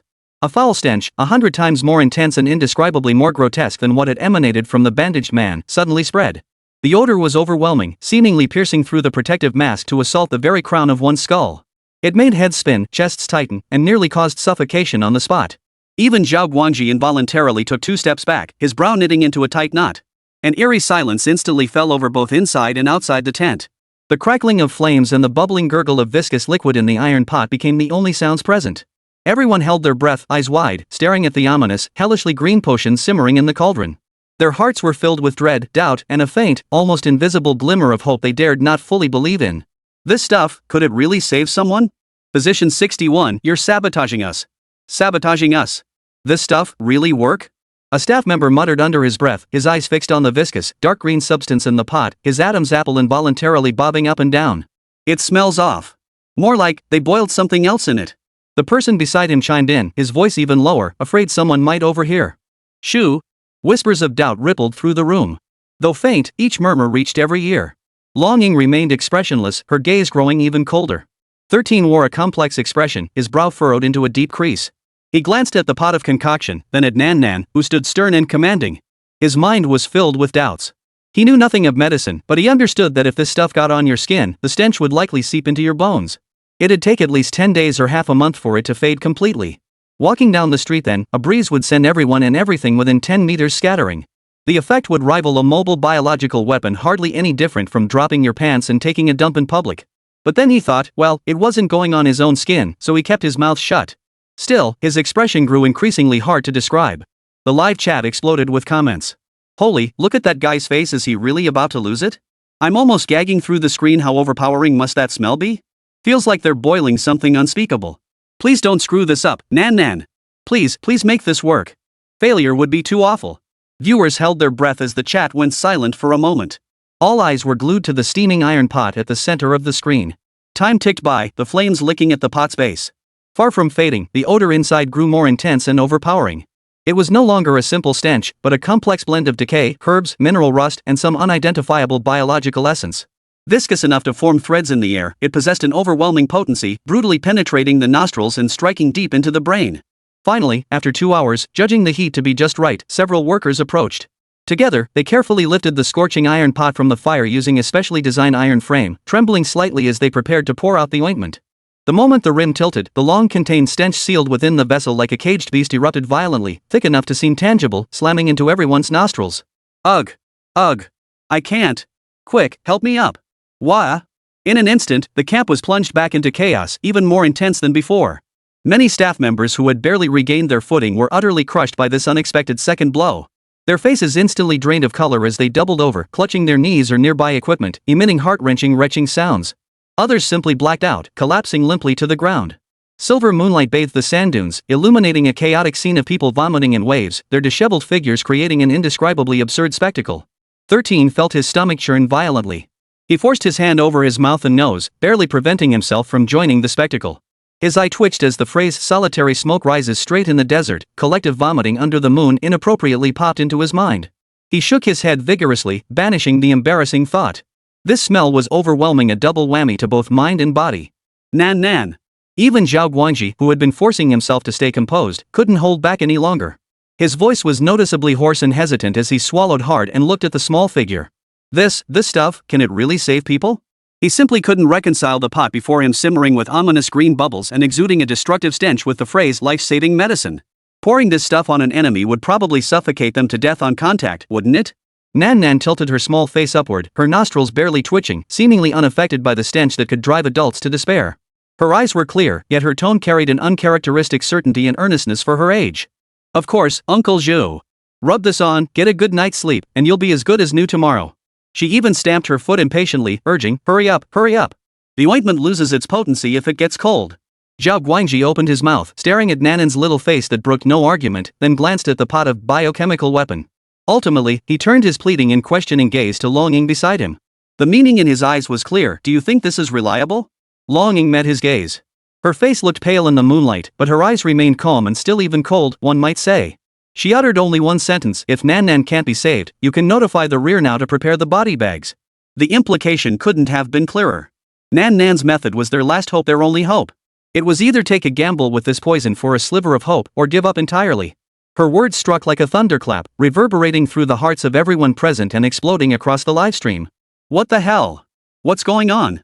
From Sister Long's tone, does that mean Nan is also highly skilled in medicine? No way, she's only 4 or 5. It's crazy enough that she knows magic, but medicine too? Could it be the Ping Tian Emperor's sect again? Nan is amazing. Please let this work. Netizens were utterly stunned. The screen instantly flooded with comments, a whirlwind of astonishment, speculation, and prayers pushing the livestream's atmosphere to a new peak. With Long Ying's confirmation, Zhao Guangji wasted no time, immediately directing his team to act. The ointment was carefully poured out, releasing suffocating heat and a foul stench. A group of people, suppressing their discomfort and holding their breath, crawled back into the tent. Following their previous assignments, they began applying the dark green ointment to the mummies whose bandages had been removed, exposing their festering skin. The entire process was oppressively heavy, filled only with the sizzling sound of the ointment being applied and the labored breathing of the team. Once finished, everyone quickly exited the tent. Standing outside, they gazed at the motionless patients lying inside with complex expressions, their hearts filled with unease. Nan. Is this really enough? Will they truly recover tomorrow? Zhao Guangji stared at the tent, still feeling uncertain. This didn't look like a reliable treatment method at all. Check all patients' vital signs immediately. A physician accompanying the team finally spoke up, his brow furrowed and his tone brimming with frustration. Had Zhao Guangji not insisted so adamantly, he would have already demanded the patients be transferred back to the headquarters hospital with its more advanced equipment. Watching a little girl direct a group of people in this almost witchcraft-like treatment, he had held back until now, thinking there are always people more skilled than you. But what he was witnessing now was truly challenging his professional understanding. Those 20-plus ingredients: luaning grass, bone-eating flower, even black lead and saltpeter. Not a single one was appropriate for treating the illness. It looked more like a recipe for concocting some dangerous substance. This was sheer nonsense. Soon, anxious voices from the medical staff monitoring inside the tent began to echo. Patient in bed 3 is showing declining vital signs. Bed 7's lung function is declining, breathing is extremely weak. Bed 12's blood pressure keeps dropping. No good. Patient in bed 15, cardiac arrest, no vital signs. The final report struck like thunder, instantly turning every face in the room deathly pale. Quick! Prepare the adrenaline injection. Adrenaline! The doctor's expression darkened as he barked orders. Saving lives was paramount now, there was no time for hesitation. Uncle! Don't give him the shot! Nanan's childish voice rang out urgently, her little face filled with panic. No other drugs. It could kill him. The little girl was on the verge of tears, but this only infuriated the already irritable doctor further. It's all your fault. If you hadn't wasted time, they might never have gotten this bad. He shoved aside the staff blocking his path and glared at Nan. Get out of the way, child. Stop interfering. The doctor's roar made the air suddenly turn cold. Long Ying's gaze instantly turned icy and piercing, and even the silver bell that had been tinkling softly on Nanan's wrist fell eerily silent. An invisible, spine-chilling chill spread through the room, as if an invisible hand had clamped down on everyone's throats, warning them not to make a single move. No injections. Nan insisted again, her small body blocking the doctor as she struggled to explain. Everyone is in fake death right now, expelling the evil things from their bodies. If they get the shot, they'll truly die. They'll die horribly. Fake death? Exorcism? The doctor was so furious he nearly laughed. What era was this, still indulging in feudal superstitions? He couldn't fathom how these people could let a little girl toy with so many lives. Ignoring the girl, he grabbed the adrenaline syringe from the emergency kit and rushed to the bedside of the patient who had already lost vital signs. His movements were swift, leaving no one time to react as the needle pierced cleanly. He immediately began chest compressions. Seconds later, the monitoring medical staff exclaimed in astonishment. Response. The patient is breathing on their own. The medical staff's voice carried uncontrollable excitement. Heartbeat restored. It's faint, but it's back. Blood pressure is slowly rising too. Wonderful. He's alive. He's truly alive. The tense atmosphere inside and outside the tent suddenly relaxed. Many people unconsciously exhaled a breath of stale air, their faces showing relief. Zhao Guangji glanced at Long Ying, his gaze complex, tinged with a hint of inquiry. Yet she remained expressionless, as if this brief resurrection had been entirely within her expectations or perhaps, as if it were utterly insignificant. The physician wiped sweat heavily from his forehead, his chest heaving from rapid breathing. The procedure had taken a considerable toll on him. At last, one was saved. He straightened up, exhaled deeply, then turned around. His gaze, initially carrying the relief of someone who'd narrowly escaped disaster, swiftly shifted to an unmistakable sternness and displeasure. His gaze swept over Zhao Guangji, Long Ying, and Shisan, finally settling on the troublesome little girl Nan Nan and Zhao Ran beside her. Clearing his throat, his voice carried an unquestionable authority as he spoke coldly. Captain Zhao, Ms. Lone, and this, young lady. Medicine is a rigorous science, not a game. We got lucky this time because I intervened in time. But if it had been a few seconds later, or if another patient had suffered the same fate, who among you could bear the responsibility? If someone had actually died today, none of you would have gotten away with it. He paused, his tone growing harsher. Now, prepare immediately to transfer the other critically ill patients. However, before he could finish his order, before he could even utter the word patients, a sudden, terrifying change occurred.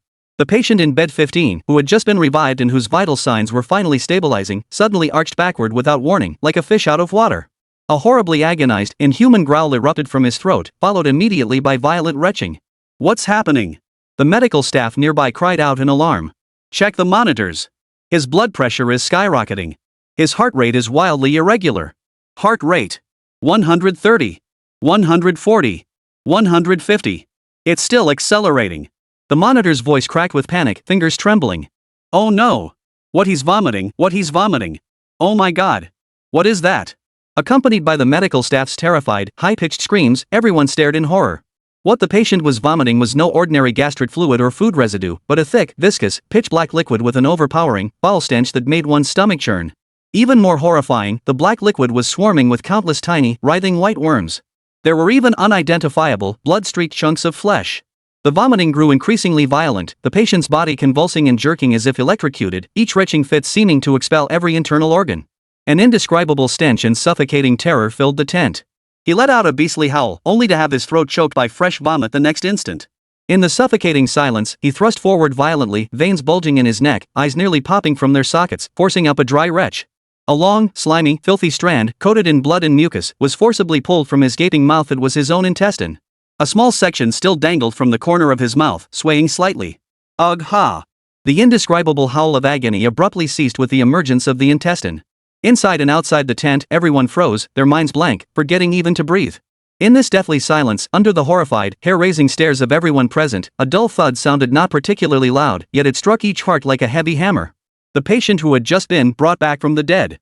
The patient who had just pulled out his own intestines. His head exploded without warning. Crushed skull fragments, red blood, and white brain matter mixed with the pitch-black filth and writhing insects, violently spraying outward. It splattered across the entire bed, the nearby equipment, and even splashed onto the white protective suits of the medical staff standing frozen a few steps away. The splattered stains were horrifying to behold. The scene fell into an absolute, maddening silence. The air seemed to freeze, leaving only the foul stench of blood to spread silently. No. No. The blood drained from the doctor's face in an instant, leaving him as pale as paper. His lips trembled, pupils dilated to nearly fill their sockets with sheer terror, his body shaking violently beyond his control. This can't be, impossible. As if all the bones supporting his body had vanished, he staggered backward 2 steps before collapsing onto the floor. His gaze drifted aimlessly over the hellish scene before him, then snapped back, fixing intently on the little girl who had remained utterly calm throughout. She was saved. She was saved. How could this be? How could it turn out like this? His mind went blank. Decades of medical experience, all the medical knowledge he'd prided himself on, the materialistic worldview he'd painstakingly built, all shattered into pieces by the bloody, bizarre, and cruel reality before him, leaving not a shred behind. That wasn't treatment, it was a death sentence. He had personally hastened all of this. Fear coiled around his heart like a cold, venomous snake, choking his breath. Zhao Guangji's face drained of color, his stomach churning violently. He forced himself not to look away, but the gaze he fixed on Nan Nan held not just lingering dread, it held an indescribable reverence. Longing raised her hand as if to soothe the eerily silent silver bell on Nanan's wrist, but ultimately let it fall. Her gaze remained icy as it swept over the collapsed physician, showing no ripple of emotion, as if observing nothing more than worthless trash. Inside the tent, the remaining medical staff were a pitiful sight. Some clutched their mouths, desperately holding back the urge to vomit, while others had collapsed to the ground, their legs giving way beneath them, emitting unconscious whimpers. Fear washed over them like a tidal wave. Only Nan Nan stood rooted to the spot, staring at the exploded skull and the mess scattered across the floor. Her small face looked slightly aggrieved as she murmured softly, her voice faint yet clear enough to reach the ears of everyone still capable of thought. "I told you, no shots." 62 Hu Guangming, questioning his existence. The entire crowd was stunned. Hu Guangming slumped on the ground, his vision filled with splattered blood and writhing filth, his nostrils assaulted by a suffocatingly pungent stench. Yet this sensory assault paled in comparison to the violent collapse of his inner world. Decades of medical faith, the entire scientific system he had relied on for survival and taken pride in, had just been obliterated in an instant by that head exploding without warning, leaving not even a trace of dust behind. His lips moved involuntarily, his throat making a hoarse, gasping sound like an old bellows being forcibly pulled apart, yet not a single word escaped him. His body shook like autumn leaves in the wind, cold sweat soaking through his inner garments. Holy, he actually saved him to death? I've never seen anything like this. First time I've heard of someone being saved to death. What a messed up move. Where the hell did this doctor come from? Some god from a remote corner of the world? Or straight from hell? Quack doctors are killing people. Help! The instant noodles I just ate seemed to be revolting in my stomach. After a brief deathly silence in the livestream chat, comments erupted like a floodgate bursting open. A torrent of astonished reactions, skeptical questions, and darkly humorous jabs rolled in relentlessly. Wait! That face looks familiar. Holy crap! Isn't that Professor Hu Guangming? The leading authority on cardiology, pulmonology, and dermatology in the Western region. He's been on TV. Hu Guangming. The big shot who published multiple papers in The Lancet? What kind of joke is this? How did he end up here? Holy, a real big shot spectacular fail? And it's this hellish, explosive kind of fail? Even if he is a big shot, he still ended up, getting sent to the afterlife right there. But still, this death is way too hardcore. Literally mind-blowing in the physical sense? Shut up, you guys. I'm laughing so hard my stomach hurts, but it also kinda makes me wanna puke. At the scene, Zhao Guangji's face was ashen. His stomach felt like it held a lead ball, sinking heavy and churning relentlessly, threatening to make him vomit. He clenched his molars to suppress the nausea surging up his throat. His gaze fell on Hu Guangming, collapsed on the floor. Beyond the uncontrollable rage in his eyes, there was a deeper, more primal fear, one he hadn't even recognized himself. This expert had nearly dragged him down the ditch too. In contrast, Longing remained as calm as deep water. Her gaze swept indifferently over Hu Guangming without lingering, as if he were nothing more than an obstructive rock or worse, a pile of troublesome trash. 13 seemed amused, a barely perceptible curve lifting the corner of his mouth. He glanced at Longing beside him. TSK. You sure keep your cool when you're not on your own turf. Back in Ileo Mountain, you weren't like this at all. Longing interrupted softly, her voice level, respect others' destinies. Let go of the urge to intervene. Forceful interference brings its own karmic consequences. The words were spoken lightly, yet they pierced Zhao Guangji's heart like a cold, sharp needle. What did she mean by reap what you sow? The one who died was someone under his jurisdiction. Who was going to shoulder that responsibility? Him, Zhao Guangji? Wait a minute. It really is Zhao Guangji who's bearing it. Damn it! Zhao Guangji felt a surge of rage shoot straight to his temples. He whipped his head around, pointing at Hu Guangming, who lay sprawled on the floor, his eyes unfocused and vacant as if his soul had been stolen. His fingers turned slightly white from the pressure, and his voice came out like it was being squeezed through clenched teeth. You get the hell out of here. Now. Immediately. Hu Guangming showed no reaction, still slumped amidst the mess. His lips trembled as if he wanted to speak, but only meaningless gasps escaped. He was finished. Decades of reputation, everything he had built, had been reduced to ashes in that single, thunderous explosion. Zhao Guangji's roar still echoed through the tent when a series of shrill alarms suddenly pierced the air, one after another, shattering the brief outburst. Director Zhao. A young nurse's voice cracked with tears, shrill and almost breaking. Bed 3. Bed 3 patient's vital signs are gone. Immediately after, another trembling voice rang out. Bed 5. The ECG, flatline. Bed 7. Bed 7 isn't breathing either. Bed 11 too. The tent erupted as if struck by thunder, the cacophony of alarms intertwining with the panicked shouts of medical staff. On the monitors, the once jumping curves had turned into cold, straight lines, emitting a monotonous, piercing wail. Just moments ago, only one had died. Now, was this the rhythm of total annihilation? Zhao Guangji froze, his blood seemingly freezing in an instant. He could even hear the frantic pounding of his own heart. He whipped his head around, fixing his gaze on Nan Nan, who stood frozen in place, her small face still wearing a hint of hurt. His voice cracked and trembled, barely coherent. Nan Nan. Little master. Are you sure they're really okay? He couldn't believe his eyes. The cold, hard data from the scientific instruments declared death irrefutable proof. Hu Guangming had acted rashly, and one had died. Now Nan Nan had acted, and the instruments showed a whole group dead. How could he possibly explain this to his superiors? How could he face their families? Uncle Zhao, Nan Nan said it would happen. The little girl tilted her face upward, her large eyes clear as crystal, her tone as earnest as could be. They just need to sleep for a little while and vomit out the nasty stuff in their bellies. Then they'll be fine. Injections won't work. Her words were simple and direct, yet they pierced Zhao Guangji's taut nerves like an invisible needle. Staring at the machines showing no signs of life, his heart sank, not to the bottom, but into an abyss with no end. Time stretched endlessly, each second feeling like torture in a cauldron of boiling oil. A deathly silence hung within the tent, broken only by the prolonged, mournful beep of the machines, a relentless dirge for the lifeless bodies within. 1 breath. 10 breaths. 30 breaths. The air thickened to the point of suffocation. Several medical staff, their faces drained of color, leaned on each other for support. They had forgotten even to cry, their eyes wide and fixed on the screens in utter despair. Cold sweat beaded on Zhao Guangji's forehead, trickling down his cheeks, yet he remained oblivious. His gaze darted between Nanan's peaceful little face and the cold, lifeless machines, his inner world torn apart.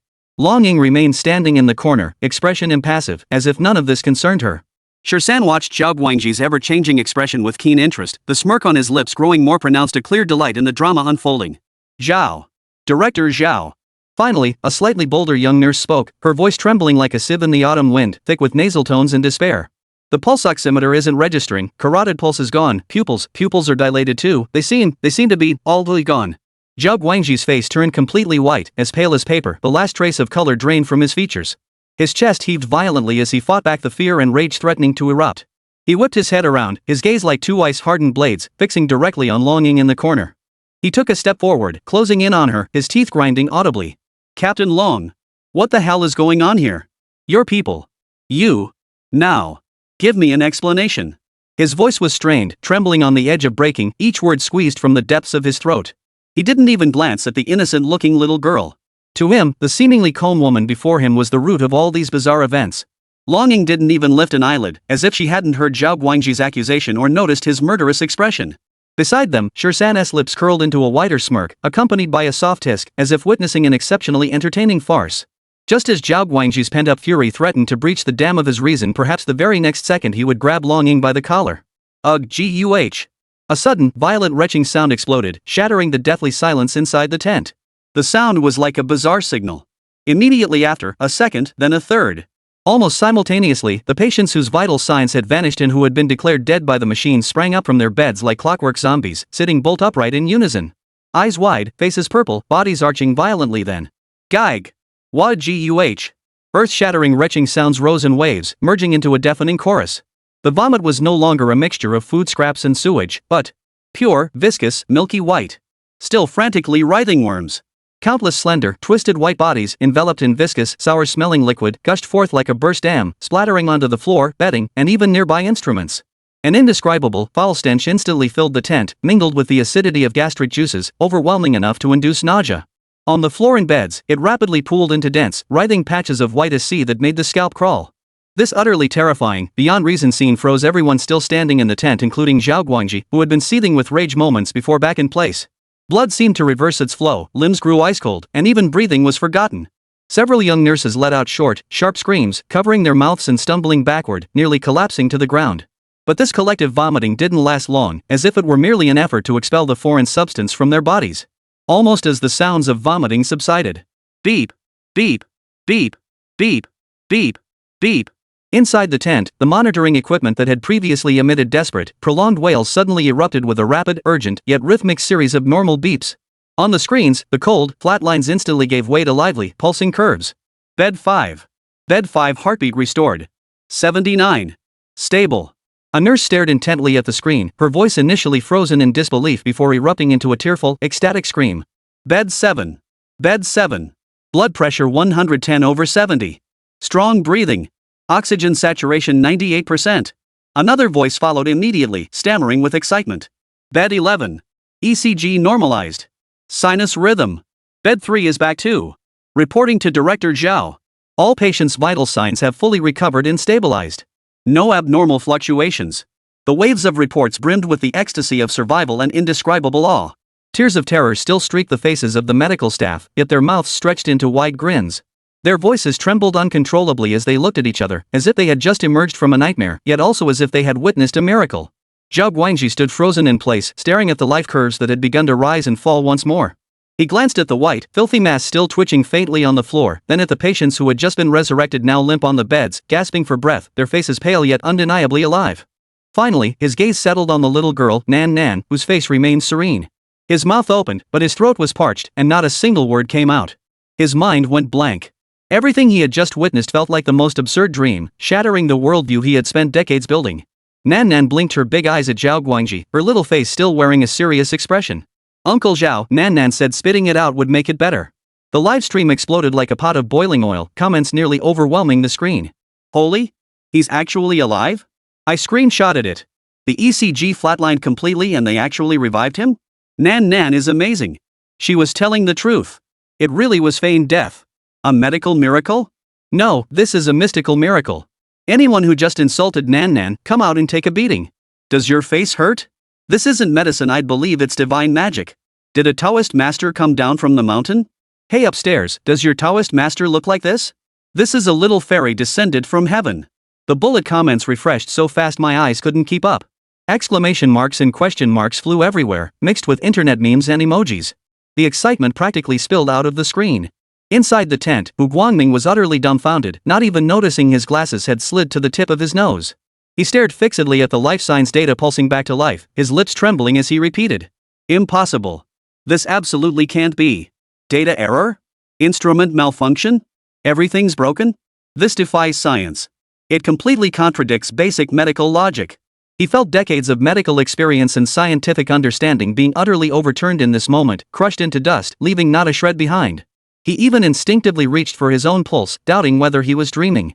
Outside the tents in the camp, the atmosphere shifted abruptly. Those staff members and soldiers who had merely been onlookers, some even harboring skepticism and concern, now turned their gaze toward the tent, especially toward that tiny figure. Their expressions had completely transformed. Their earlier doubts and confusion vanished like smoke, replaced by an almost fanatical reverence. Holy cow, that little girl, she must be a goddess, right? A logistics officer muttered to himself, dropping the steamed bun he held without even noticing. Unbelievable. When Director Zhao's face turned that color earlier, I thought something terrible was about to happen, but it turned out to be the best news ever. And we were doubting her earlier. How could we have been so blind? The person Captain Long brought is truly extraordinary. Someone glanced at Long Ying, who remained calm in the corner, her expression complex. Inside the tent, several young nurses who had screamed and backed away earlier now clutched each other's arms, sobbing and laughing at the same time. Tears still streaked their faces, yet their mouths stretched into ear-to-ear grins. It's receding. It's receding. The pus-filled boil on patient 3's face is fading, it seems to be subsiding. One nurse stared intently at the patient, her voice trembling with emotion yet brimming with delight. Bed 16. Look at his skin. The color is returning to normal. His lips aren't as purple either. Another nurse reported rapidly, her excitement making her stomp her feet. Bed 7's breathing. It's steady. Strong. Listen. The waves of astonished reports, each louder than the last, completely dispelled the tense, eerie, terrifying atmosphere. Only the ecstasy of narrowly escaping death and profound awe at an unknown force remained. This stark contrast plunged everyone into a dizzying sensation of ascending from hell to heaven. Zhao Guangji stood rooted to the spot, as if frozen in place. He glanced at the monitors, then at the filthy mass still twitching on the floor, then at the patients on the beds, weak but undeniably alive. Finally, his gaze reluctantly returned to Nan Nan. His Adam's apple bobbed several times. He tried to speak, but his throat felt dry as if it were on fire, and not a single word could escape. Nan Nan tilted her little face up, her clear, bottomless eyes fixed on him with a childlike earnestness. Uncle Zhao, see? Nan Nan didn't lie to you, did she? It's better after you throw it up. Beside them, Shirsan finally couldn't hold back. He let out a soft chuckle, though he quickly composed himself. Yet the upturned corners of his mouth and the laughter in his eyes were impossible to hide. He even raised an eyebrow at Long Ying, his expression saying, see? I knew it. Nan Nan is awesome. Broken voice. Someone in the livestream chat blasted this in bold text, instantly triggering a new wave of comments flooding the screen. Did you screenshot it? Divine Doctor saves the world. Must save this. Followed. You're my brother, streamer. This stream is worth a rocket. Mom asked why I was kneeling while watching the stream. Countless netizens frantically reposted and commented, while various edited clips began spreading virally across the internet. The heat surrounding the Taklamakan earthquake rescue was propelled back into the public spotlight in an unforeseen way by this little girl and the medical miracle she sparked. Zhao Ran's livestream viewership skyrocketed like a rocket, with online numbers exploding at an unprecedented rate.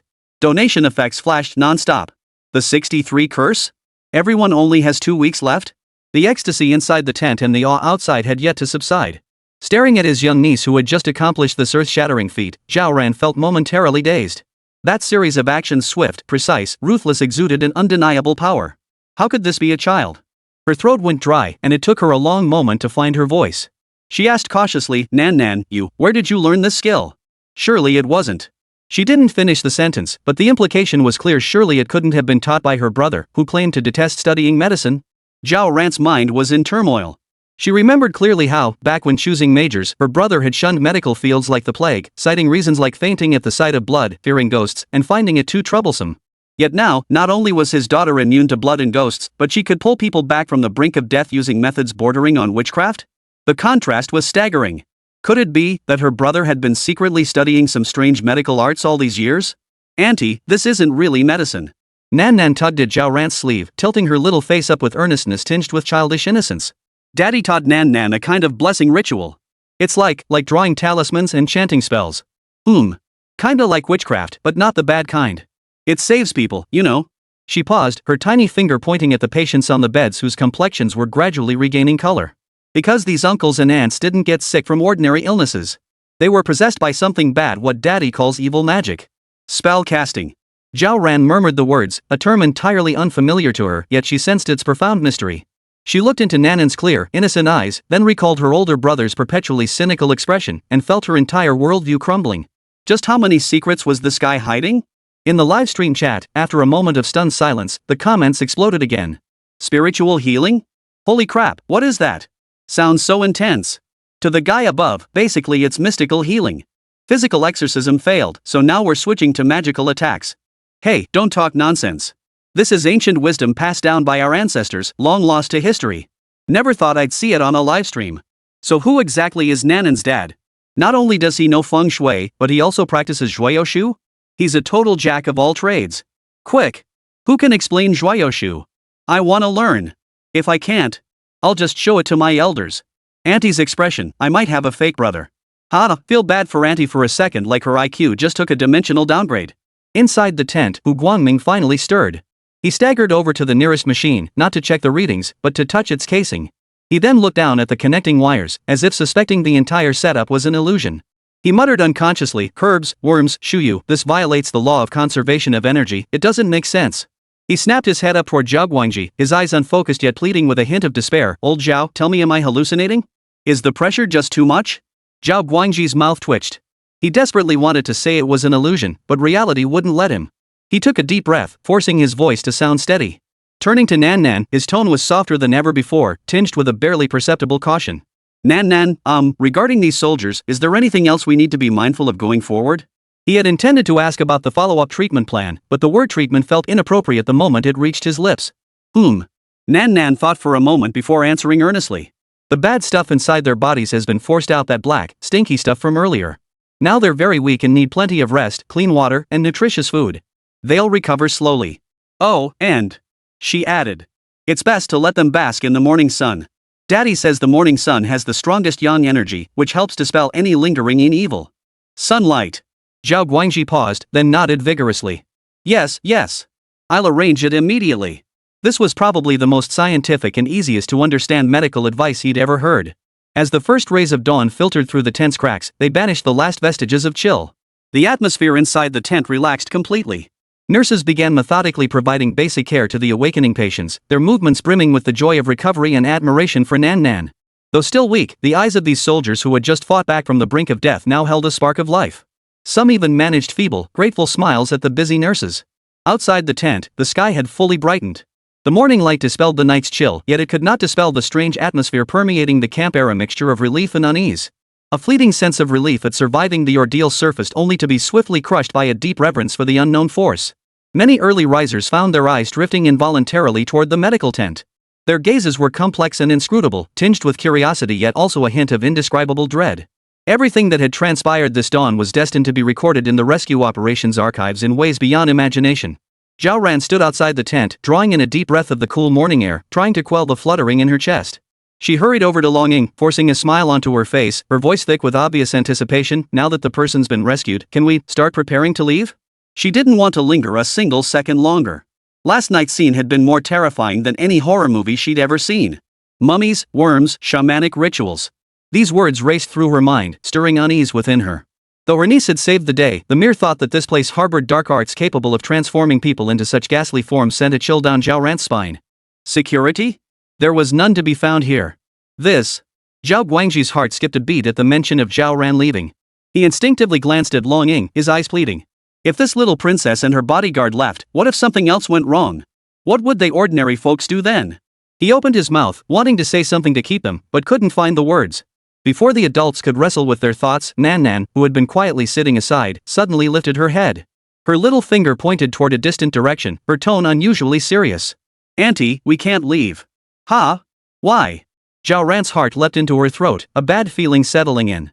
The little girl tilted her face up, her expression serious beyond her years. Last night, we trespassed into its territory and even snatched back the offerings it had prepared. She paused before adding. So? It has marked us. Auntie, it has left a mark on you. Marked? What kind of mark? Zhao Ran felt a chill run from the soles of her feet straight to the top of her head. And who is it? Nan Nan furrowed her little brow, seemingly struggling to find the right words. It's a thing that really hates people taking its stuff. That mark is like a curse. If it's not removed, even if Auntie goes back, it won't be long before she might die. The little girl's voice was clear and childlike, yet the words sent a chill down Zhao Ran's spine, turning her face deathly pale. Death? A curse? Her worldview felt like it was being ground into the dirt. What curse? Zhao Ran almost instinctively reached to check her own body. Long Ying approached expressionlessly, pulled out her phone, and without a word, lifted a corner of Zhao Ran's shirt at the back. She quickly filmed a short video of Zhao Ran's lower back before holding the phone screen up for her to see. The video showed Zhao Ran's smooth, slender lower back. Yet beneath that skin, a pattern had suddenly emerged, a demonic, blood-red twin flower. The red was deep and viscous, as if painted with fresh blood, radiating an indescribable malevolence. What sent chills down Zhao Ran's spine was that this pattern didn't look like a tattoo at all. It was moving. Though the movement was painfully slow, subtle enough to be nearly imperceptible, the edges of the petals were indeed rippling and writhing, as if alive beneath her skin, breathing and growing. The sight was so eerie it made one's heart freeze in terror. What the hell is this? Zhao Ran's voice trembled with disbelief as she pointed at the blood-red twin flower writhing beneath her skin on the phone screen, feeling her blood run cold. She turned to her solemn-faced niece beside her. Nan Nan, is this the curse you mentioned? A wave of immense hurt and dread instantly overwhelmed her. Last night she'd begged not to go to that haunted place, but she'd insisted on dragging her along. Now look, she'd sacrificed herself to save someone, only to end up with some damn curse on her. Zhao Ran felt waves of darkness wash over her vision, utterly at a loss for tears. If she'd known this would happen, she'd have never gotten involved. Auntie, don't be afraid. Nan Nan watched her aunt on the verge of breaking down. The little girl tugged at Zhao Ran's sleeve, trying to comfort her. 13 glanced at the video, then at Zhao Ran's deathly pale face. Scratching the back of his head, he offered a half-hearted attempt at reassurance. Miss, don't worry too much. Honestly, you're not the only one with this thing. Zhao Ran whipped her head around, glaring at him, waiting for him to finish. 13 felt a bit uneasy under her intense gaze, but he pointed honestly at himself, then at Zhao Guangji and several other team members nearby who had approached the medical tent last night. See? I have it too. Captain Zhao and the others do too. Everyone who went in last night seems to have gotten it. He paused, as if choosing his words carefully, then added in a tone that suggested, see, it's really no big deal. Sure, this curse looks pretty scary, and we've got no clue how it works. But didn't Nan Nan just say we can hold out for a while? I guess we've got at least, 2 weeks left? 2 weeks? Zhao Ran felt the blood he'd just swallowed nearly spurt back out. Was this supposed to be comforting? This was like rubbing salt into the wound. What the hell does at least another 2 weeks even mean? She wasn't the only one choked by this comforting remark. Zhao Guangji was already trembling with fear from this sudden turn of events. Hearing Shirsan's words, his mouth twitched uncontrollably, his expression no better than Zhao Ran's. He instinctively touched his lower back. Though he couldn't feel anything through his clothes, the psychological sting and fear lingered. They all have it? Zhao Guangji's voice was dry as he scanned the other team members, their faces equally grim. It seems so. A young team member answered in a trembling voice. He was struggling to twist his body, trying to examine his own back. A companion nearby helped lift his shirt, and sure enough, the identical blood-red twin flower pattern was clearly visible, also twitching slightly. Damn it! It's real! Captain Zhao, I have it too! Damn it, mine too! Shouts of shock echoed in rapid succession, punctuated by suppressed gasps. A few Boulder members checked each other, and soon a chilling truth became clear: everyone who had approached the core area last night, touched those patients, or participated in the cleanup now bore this eerie blood-red floral pattern on their backs, waists, or even the insides of their arms. Panic spread like a plague. What kind of hellhole was this? We rescued some people, only for the entire team to get infected? What the hell was this? In an instant, the faint sense of relief that had just begun to lift over the camp vanished, replaced by a deeper, more profound fear and unease. Everyone stared at the faint crimson marks appearing on their bodies, as if witnessing death's countdown. Only Nan Nan remained, her small face still turned upward, gazing into the distance. Her tiny brow was furrowed, as if sensing something. Long Ying, however, maintained her usual cold composure. Her gaze swept between Zhao Ran, Nan Nan, and the panicked team members, revealing no emotion whatsoever. Nan Nan. Auntie, is it really only 2 weeks left? Zhao Ran's voice trembled as he stared blankly at his young niece, his entire being drained of spirit, leaving only a lingering despair. Shursan's words from earlier, at least 2 more weeks to live, echoed like a curse in her mind. Seeing her aunt on the verge of collapse, Nan Nan shook her head quickly, her little face serious. Auntie, that won't happen. Her words struck like a shot of adrenaline, causing Zhao Ran's unfocused pupils to sharpen slightly. Nan Nan sensed something earlier. The little girl extended a finger toward the distant sand dunes. Daddy seems to have been here a long time ago, and he seems to have left quite a few things behind. She paused, as if confirming her own perception, then nodded firmly. Yes. There should be a way to cure everyone's curse. Cure? Zhao Ran's heart skipped a beat. Just as a glimmer of hope ignited within her, Nanan's next words nearly knocked the wind out of her again. Maybe Auntie could even learn the mysterious arts and curses too. The little girl flashed 2 adorable little fangs, her smile innocent and carefree, her eyes crinkling into crescent moons as if this were the greatest news in the world. Hearing this place was inevitably tied to her mysterious older brother again, the color drained from Zhao Ran's face even faster. Her lips twitched, and she felt that non-existent yet painfully real flower in her lower back begin to throb once more. How is he everywhere? Zhao Ran's voice trembled, almost choked with tears. The mere mention of Big Brother now sent a reflexive chill down her spine, leaving her utterly uneasy. From the fire phoenix in the Ileo Mountains to this inexplicable, deadly curse in the Taklamakan Desert, just how many traps had this guy planted across the country? He usually seemed quiet and unassuming, like he didn't care about the world, but behind the scenes, he was pulling off these earth-shattering schemes? What exactly was he up to? Could it be, as Long Ying suggested, that he's preparing for some future cataclysm? But the Ileo Mountains held a 10,000-year-old fire phoenix captive. What even more terrifying thing was hidden in this desert? And this relentless curse? The more Zhao Ran thought about it, the darker her future seemed, and she felt utterly drained. She'd rather believe this was all a nightmare than accept that her unreliable older brother had gotten himself tangled up in this mess yet again. In stark contrast to Zhao Ran's terror, the livestream chat exploded with excitement.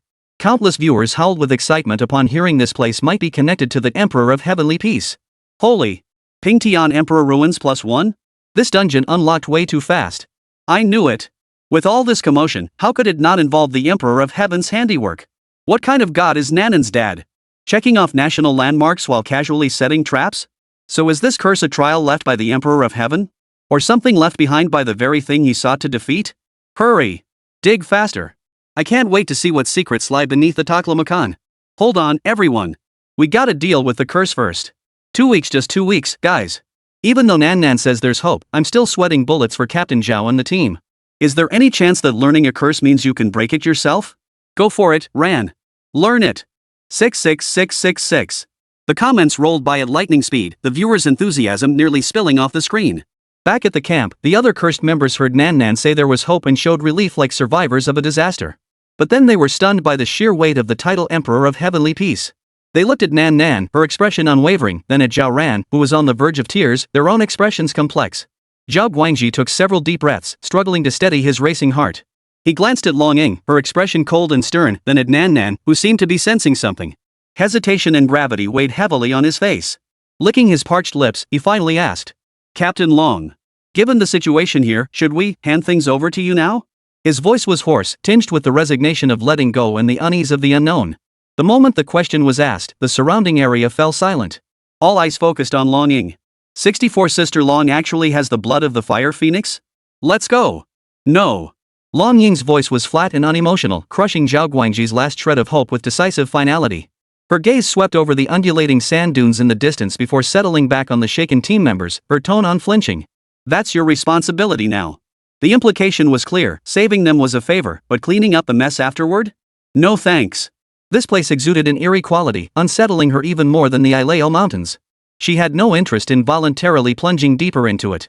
Zhao Guangji's facial muscles twitched stiffly. His lips moved several times, but no sound emerged. He looked to longing for help, but she had already averted her gaze, leaving no room for negotiation. A wave of helplessness instantly engulfed him, like quicksand pulling him down. Logically, there should be someone specifically responsible for maintaining this place. 13 interjected at just the right moment, breaking the suffocating silence. He crossed his arms, looking unfazed. Wherever the master has established a formation, there is a corresponding guardian. In the Ileo Mountains, while it was ostensibly under team leader Long's jurisdiction, it was actually me who maintained the formation's operation. There's no reason for the Taklamakan Desert to be an exception. He paused, his gaze lingering on Zhao Guangji for a moment, tinged with scrutiny. A layout this perilous, the master wouldn't abandon it. There must be someone here who knows every inch of this place, someone who's always been guarding it. But I've never heard of such a person. Zhao Guangji grew flustered, his voice cracking. I've been in charge here for so long. Besides our own team members, who else could there be? His words grew increasingly uncertain. Could there truly be some hidden master here, unknown to him? What could possibly hide in this desert besides sand? Listening to this exchange, Zhao Ran felt his sense of foreboding grow heavier. Plot, guardian, just how many traps had her brother dug? She sighed resignedly. Rather than pin her hopes on these unreliable clues, she might as well consult her own little radar. Nan. She crouched down, trying to make her voice sound gentle. Try to sense again. Is there anyone here who feels familiar to you? Like Uncle Shirsan? Nan blinked her big eyes, glanced at Uncle 13, then closed them again. Her tiny brow furrowed once more, her long lashes trembling slightly. Everyone in the camp held their breath, fixated on the tiny figure as if she held the key to unlocking all mysteries.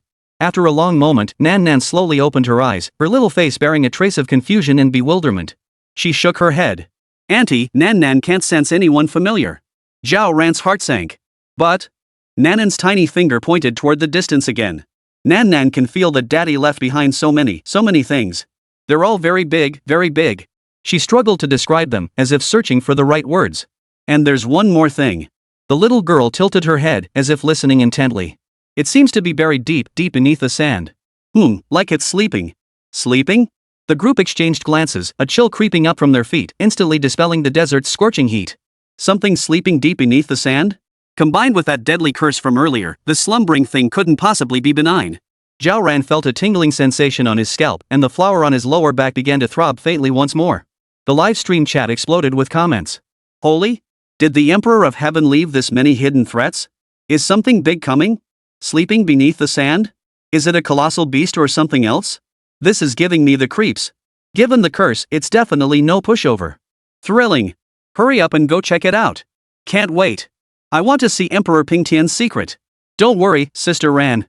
Dragon Squad and Nan have your back.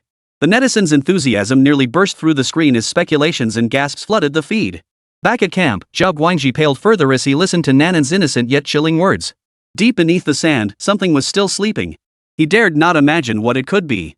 He opened his mouth to ask something, but in the end, he only slumped his shoulders and lowered his head. With longing refusing to take charge and him utterly clueless, their only hope now seemed to be waiting for reinforcements from headquarters. Then I'll contact headquarters first. We'll wait for them to send reinforcements. Zhao Guangji's voice was dry, tinged with a resignation-laden weariness. Whatever you say. Long Ying's reply remained terse. She turned her head toward 13. Pack up. We're going in. Zhao Guangji snapped his head up, a flash of surprise and confusion crossing his eyes. Not taking over, but going in anyway? 13 didn't ask further. She simply replied, got it, then turned to inspect her gear with practiced efficiency. Zhao Ran, however, remained still. She glanced at Long Ying's calm expression, then at Nan's innocent face beside her, her doubts growing deeper.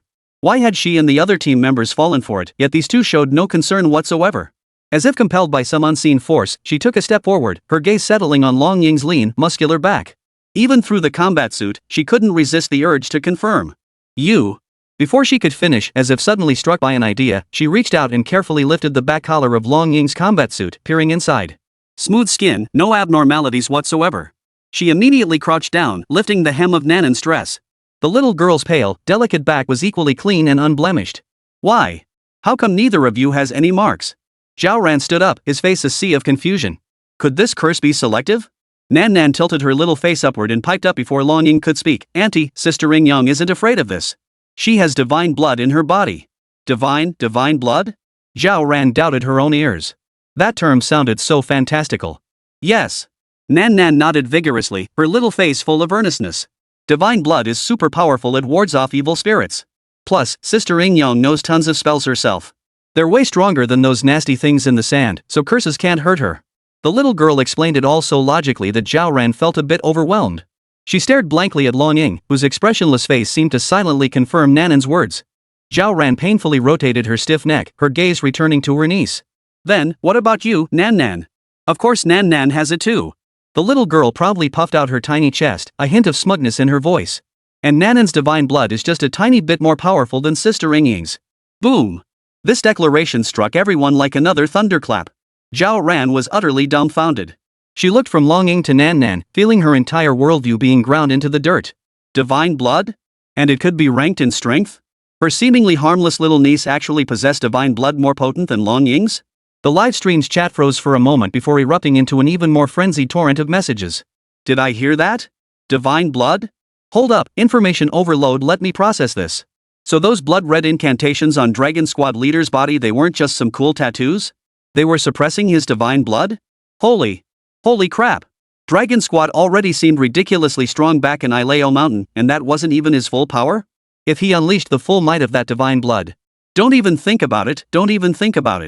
No wonder Dragon said he couldn't beat Nan Nan, the root cause was right here. Nan Nan is truly terrifying. She keeps a low profile normally, but when she speaks, it's like dropping a bomb. What's this little girl's background? Is the daughter of the Heavenly Emperor really this godlike? I used to think Nan Nan just knew some lightning magic and acted cute. Now I realize how shallow I was.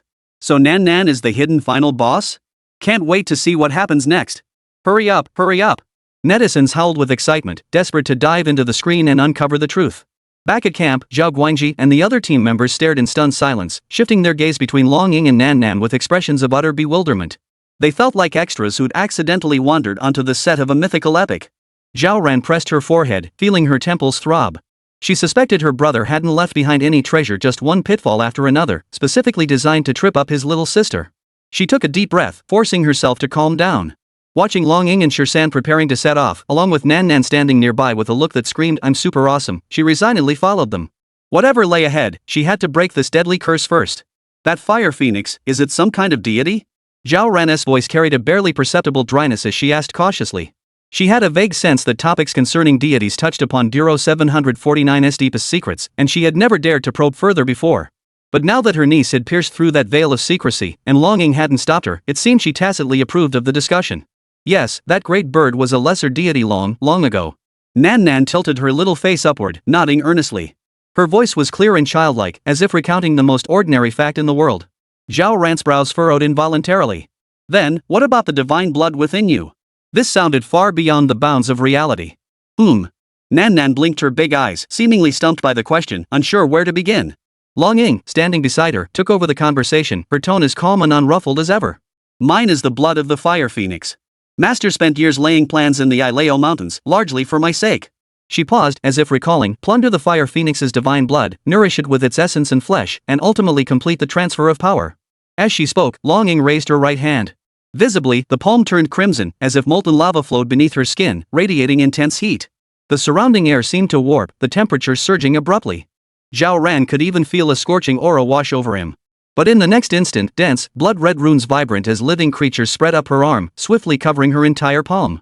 The terrifying crimson and intense heat seemed bound by an invisible net, instantly retreating as her hand returned to normal, as if the entire scene had been an illusion. Holy, that was awesome. Damn, Dragon Sister's got some serious skills. I wonder if Sister Long has even more powerful secrets hidden besides this fire phoenix divine blood? Many netizens were stunned by the display. Clearly, no one had anticipated that Long Ying could manipulate the divine blood at will. Divine blood supreme and precious, beyond direct observation or comprehension. Long Ying lowered her hand, her voice devoid of emotion. Fusing with divine blood connects one to a fundamentally different essence of life. This subtly alters the fusionist's temperament and even their perception of the world. Zhao Ran's heart tightened at these words, and he instinctively looked at Long Ying. But, you seem perfectly normal to me? Zhao Ran detected no unnatural anomalies. Long Ying shook her head gently. The curses inscribed upon my body are multiple seals. One of them, called the God-slaying curse, is specifically designed to suppress this kind of power, preventing it from backfiring or assimilating its host. She added, "For now, I merely possess the Fire Phoenix divine blood. I haven't and cannot fully integrate it. What, exactly is a god?" Zhao Ran still felt like his brain was a muddled mess. The concept was too mind-bending. Longing paused briefly before offering a definition: divinely favored, naturally formed, nurtured by heaven and earth, supreme and exalted. It can be understood as the ultimate manifestation of certain laws or phenomena, possessing independent will and immense power. Nan Nan nodded vigorously, adding in a crisp voice. "Daddy always says a lot of gods aren't human-like at all. He even says he wants to capture them all, study them thoroughly, and ideally dissect them." The little girl's eyes sparkled as she spoke, seemingly fascinated by the word dissect. Cough cough. Zhao Ran nearly choked on his own spit, his mouth twitching wildly. Capture and dissect gods, for crying out loud. Just how formidable was this guy she called her big brother? So in their family's eyes, gods were just high-grade research specimens? But judging by Long Ying's tone, the gods were actually natural phenomena formed by heaven and earth? Not the result of concentrated faith, nor cultivated through cultivation? This revelation shattered Zhao Ran's worldview once more. She struggled to process this information, her mind in turmoil, unable to resist asking again. "So tell me, those mountain spirits and wild creatures, once they cultivate to a certain level, do they count as gods?" Longing shook her head and corrected her. Mountain and wilderness spirits are mostly plants, birds, beasts, insects, fish, or peculiar stones and creatures. After awakening their spiritual intelligence, they cultivate by absorbing the essence of heaven and earth, comprehending the Tao. They seek transcendence, immortality. They are tangible beings cultivated or grown through practice. Their path is not that of gods, but of immortals. Immortals? Zhao Ran's eyes widened with even greater confusion. This was yet another unfamiliar term. Longing nodded. The gods cannot be looked upon directly. Long Ying's voice remained steady as she explained. It stems from a fundamental difference in the essence of life. Mortal eyes and minds are utterly incapable of bearing the very existence of a true deity. To force a glimpse would result in blindness at best, and madness at worst. Zhao Ran felt the hairs on the back of his neck stand on end. This was far more unsettling than watching a horror movie. Immortals cannot be remembered. Mountain spirits, wild beasts, even certain strange stones and creatures, once they awaken their spiritual intelligence, they cultivate by absorbing the essence of heaven and earth, comprehending the Great Way. Their quest is transcendence, eternal life. They practice the way, with immortality as their ultimate goal. If acknowledged by heaven and earth, they may become local immortals, gathering the incense offerings and prayers of their domain to sustain their immortal status. She paused briefly, as if gathering her thoughts. But once they succeed, their name and form gradually fade from the world, as if they had never truly existed. All concrete details about them are quietly erased by some force, leaving only a vague concept behind. Zhao Ran listened, utterly dumbfounded, while Longing continued. A god, however, is born of heaven and earth, the ultimate manifestation of a rule or phenomenon. It possesses an independent will and immense power from the moment of its creation. Longing concluded, fundamentally, they are entirely distinct from immortals cultivated through cultivation. Their status is naturally far superior. Wait. Zhao Ran finally seized upon a logical flaw and quickly asked. But? I saw that fire phoenix earlier, and it didn't seem like I couldn't look at it? My eyes and brain are still perfectly fine. She tapped her head. Though her thoughts felt like a boiling pot of chaos, all her parts seemed intact. Longing glanced at her gaze serene and unruffled, yet Zhao Ran felt an inexplicable chill. That phoenix was no longer a god by then. The master drained nearly all its divine blood, stripped and refined its divine bones, and forcibly extracted even its most core divine essence. What remained was merely a shell possessing immense power yet stripped of divinity, nothing more than potent material. A mere wreckage, naturally losing its unbearable to behold quality. Zhao Ran's heart lurched violently, his throat going dry. What his elder brother had done, this wasn't research anymore. This was dismemberment. And dissecting a living deity? Suddenly, she realized that Nanan's words about capturing and dissecting might not be childish blurting after all, but rather their family's consistent modus operandi. Right. Nan Nan nodded vigorously beside her, adding in a clear, crisp voice, Daddy said a big bird without a divine essence is like a robot without the most powerful chip. It's no fun. They're just giant heating pads. Zhao Ran. Heating pad? Hearing that, they'd probably come back to life from sheer anger. Just then, footsteps echoed from afar, drawing nearer. 13 returned, his back laden with a massive hiking pack nearly as tall as his upper body. It bulged heavily, clearly weighty, while his hands carried 2 olive-green military-style duffel bags. What are you chatting about? The atmosphere is so tense? His gaze swept over Zhao Ran and Nanan's faces before settling on Longing, where it lingered with a relaxed smile. Everything's packed and ready to go. Little Ling, we're traveling light this time, just the essentials, compressed rations, water, first aid supplies, plus some specially made talismans and tools. Of course. He patted the large backpack behind him meaningfully, from which came a few muffled clinks of metal. We've also packed a few big guns for self-defense. Longing gave a slight nod. The ethereal aura she'd carried while discussing immortals vanished instantly, replaced by her usual cool, efficient demeanor. Let's go. 65 others searched the desert for water, but the Emperor of the Heavens lays fiber optic cables in the desert? Zhao Ran's livestream chat exploded after Longing explained the difference between gods and immortals. Holy! Dissecting living deities? Is Sister Ran a researcher or Thanos? Gods cannot be looked upon directly, immortals cannot be remembered. That's pretty intense. Suddenly feel like all the cultivation novels I've read before are weak as hell. The kicker is Ranji ripped out the deity's core. Then said the remains are only good for materials and hand warmers? Nanan's final blow was the most lethal. So does that make our Nan a second-generation deity? Wait, no, a descendant of a deity dismemberer? Honestly, after Sister Long explained gods and immortals, Nanan's dad feels way more mysterious. This isn't just a big shot, he's a walking natural disaster. Seriously though, do gods even exist in our world? Could one be hiding in the Taklamakan desert? Hey, don't ask. If you do, you'll get snatched by Nanan's dad and turned into a human hotpack. Anticipation plus 10,086. Following Nan on adventures feels like we might stumble upon gods fighting or gods being dismembered at any moment. The bullet comments rolled endlessly, the netizens' enthusiasm reaching unprecedented heights. The secrets of gods and immortals, coupled with his older brother's unfathomable, even unsettling behavior, made Zhao Ran feel like he was aboard a small boat sailing into the unknown depths of the ocean, thrilling yet uneasy. Soon, Shirsan produced a rugged desert off-roader from somewhere, matte gray paint, reinforced chassis, roll cage looking like a steel beast. The engine roared to life, its deep rumble echoing sharply across the barren sands. 13 skillfully maneuvered the vehicle, steering not toward last night's eerie ancient city but toward another vast expanse of shifting dunes. Outside the windows, endless yellow sand stretched out, dunes rolling endlessly. The monotonous landscape, when viewed for too long, began to induce a dizzying sensation. Zhao Ran held the drowsy little girl close and couldn't help asking, "Mr. 13, where are we headed? Don't we have a destination?" All around them was nothing but sand. It didn't look like they were heading anywhere specific. "Miss, we must first enter the game. 13 gazed ahead, his tone light as if describing a stroll in the park. "This place has a peculiar layout, like a giant maze. We're still on the edge now, unable to see clearly. We must enter first, step onto the chessboard, to figure out the pattern and find the right path." He paused, glancing at Zhao Ran through the rearview mirror.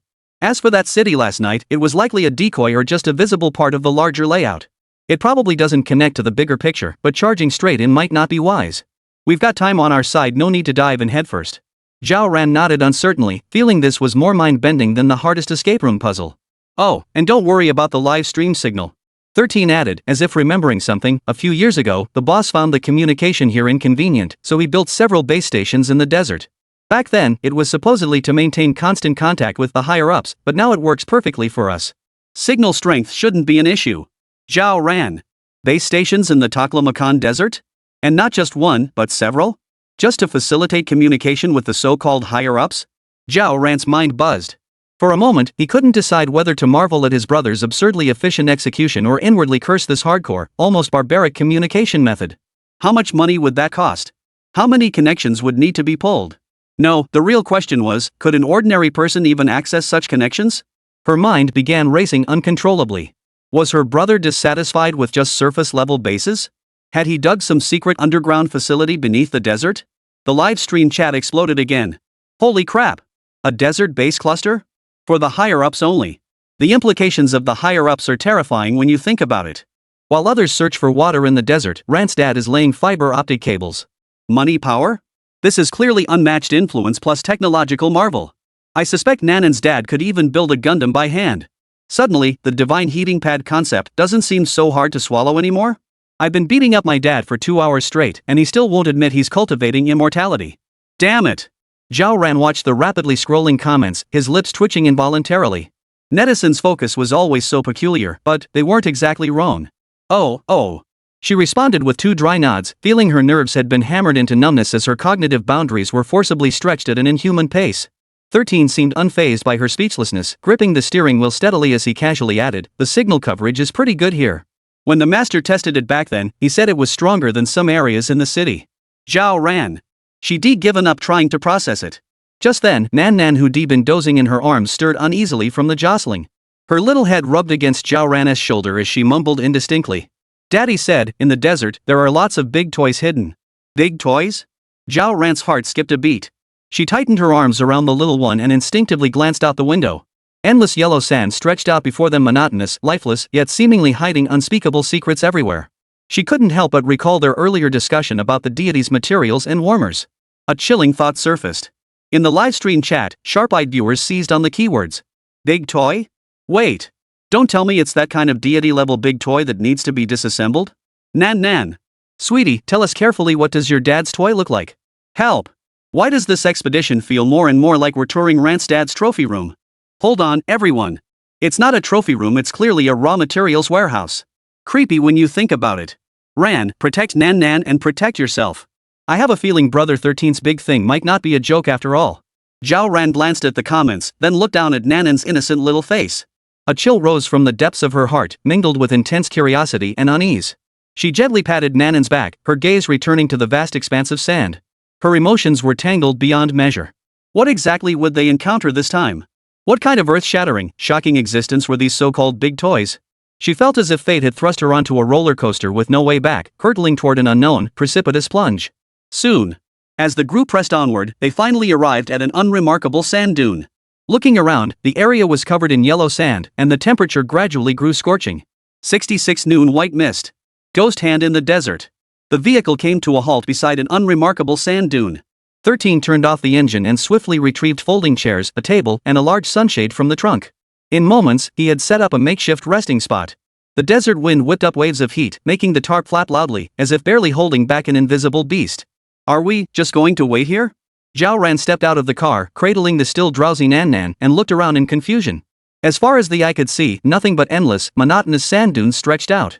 This place seemed more ordinary than any they had passed before, so ordinary it made her uneasy. Such a featureless spot felt suspiciously problematic. Yeah, this is a Chiman node. 13 unscrewed a bottle of water and handed it to her, gesturing for her to sit down. The hour is nearly upon us, midday. His tone remained calm, as if he were merely confirming an ordinary appointment. Longing leaned against the car door, arms crossed over her blades, eyes closed. She stood like a statue, seemingly oblivious to the scorching heat and monotonous surroundings, yet every grain of sand seemed to stir within her awareness. Zhao Ran gulped down a large mouthful of water, easing the parched heat in her throat slightly. Yet the questions in her mind swelled like sun-baked sand, growing more numerous and scorching with each passing moment. Chiman node? What Chiman node? She glanced at Shursan's expressionless face, then at longing resting her eyes, and ultimately swallowed the question that had formed on her lips. Asking probably wouldn't yield any concrete answers anyway, most likely just another "you'll see when you get there" kind of response. Better to save her saliva for battling this deadly heat. The viewers in the livestream chat were clearly more inquisitive than she was. So, are the big shots planning to camp out here waiting for something? Waiting for dinner at 12? This godforsaken place doesn't even have a single feather. Are we waiting for a sandstorm? Here's a wild guess, are we waiting for that legendary mirage? Did your geography PE teacher teach you that? The sun's blazing at noon, where did mirage come from? Want to dehydrate faster? Could it be that big toy Nan mentioned is delivering itself right to our doorstep? Thinking about that desert base cluster. I wouldn't be surprised if a UFO showed up. Time ticked by, the sun overhead growing more merciless by the minute. The air felt thick and sticky, as if it had solidified, stingy even with the slightest breeze. Zhao Ran felt like a piece of meat on a grill, her very thoughts nearly roasted dry. Nan fidgeted restlessly in her arms, her little face flushed bright red. Just as Zhao Ran was about to urge them on, a sudden change occurred. Without warning, the air around them began to warp violently, as if viewed through a layer of shimmering hot water. Thin wisps of white mist appeared out of nowhere, at first faint and ethereal like smoke.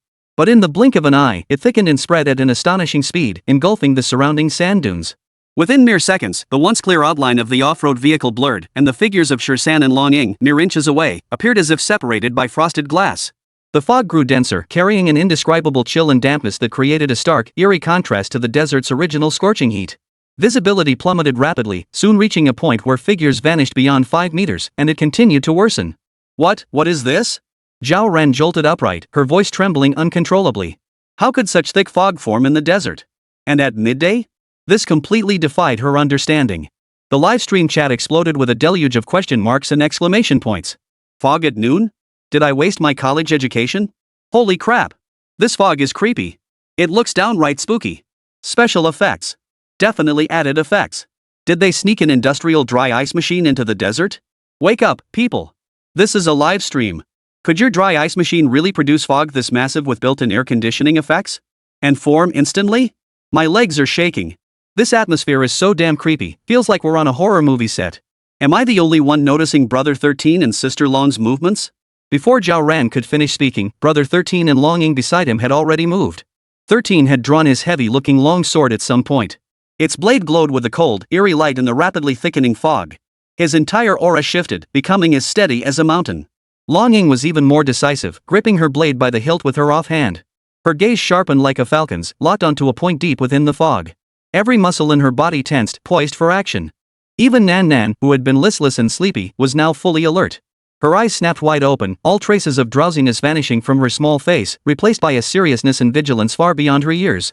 Her small hand clutched tightly at Zhao Ran's shirt hem, her body trembling slightly not from the cold. Zhao Ran's heart leapt into his throat, and he instinctively pulled Nan Nan closer into his embrace. This sudden thick fog, this unnatural chill, and the intense reactions of Shirsan and Longing. Could this be what they meant by entering the game? Or was the big toy Nan Nan had mentioned about to make its appearance? Something's coming. 13's voice was low yet piercingly clear, cutting through the deathly stillness of the fog. His grip on the knife was rock solid as his sharp gaze scanned the churning white mass ahead. Almost the instant his words fell, Longing moved. So fast she left only an afterimage. Without a moment's hesitation, without even glancing toward the direction Shirsan had warned, she flipped the blade in her palm with a deft twist. The edge rose, tracing a lightning-fast arc as she slashed downward with brutal precision into the empty depths of the thick fog to her right. The motion was clean and decisive, carrying a resolute intent to sever everything in its path. Clang! A dull yet piercing impact echoed, sounding less like flesh and more like striking something incredibly hard and metallic, causing the air itself to tremble slightly. The next instant, before Zhao Ran could process what had happened, something tumbled out from the cleft in the mist, plopping onto the sandy ground not far from her feet. It was a hand. A hand black, shriveled, and twisted like the gnarled root of an ancient tree. The fingers were curled, the nails long and sharp, gleaming with a lifeless, deathly gray sheen.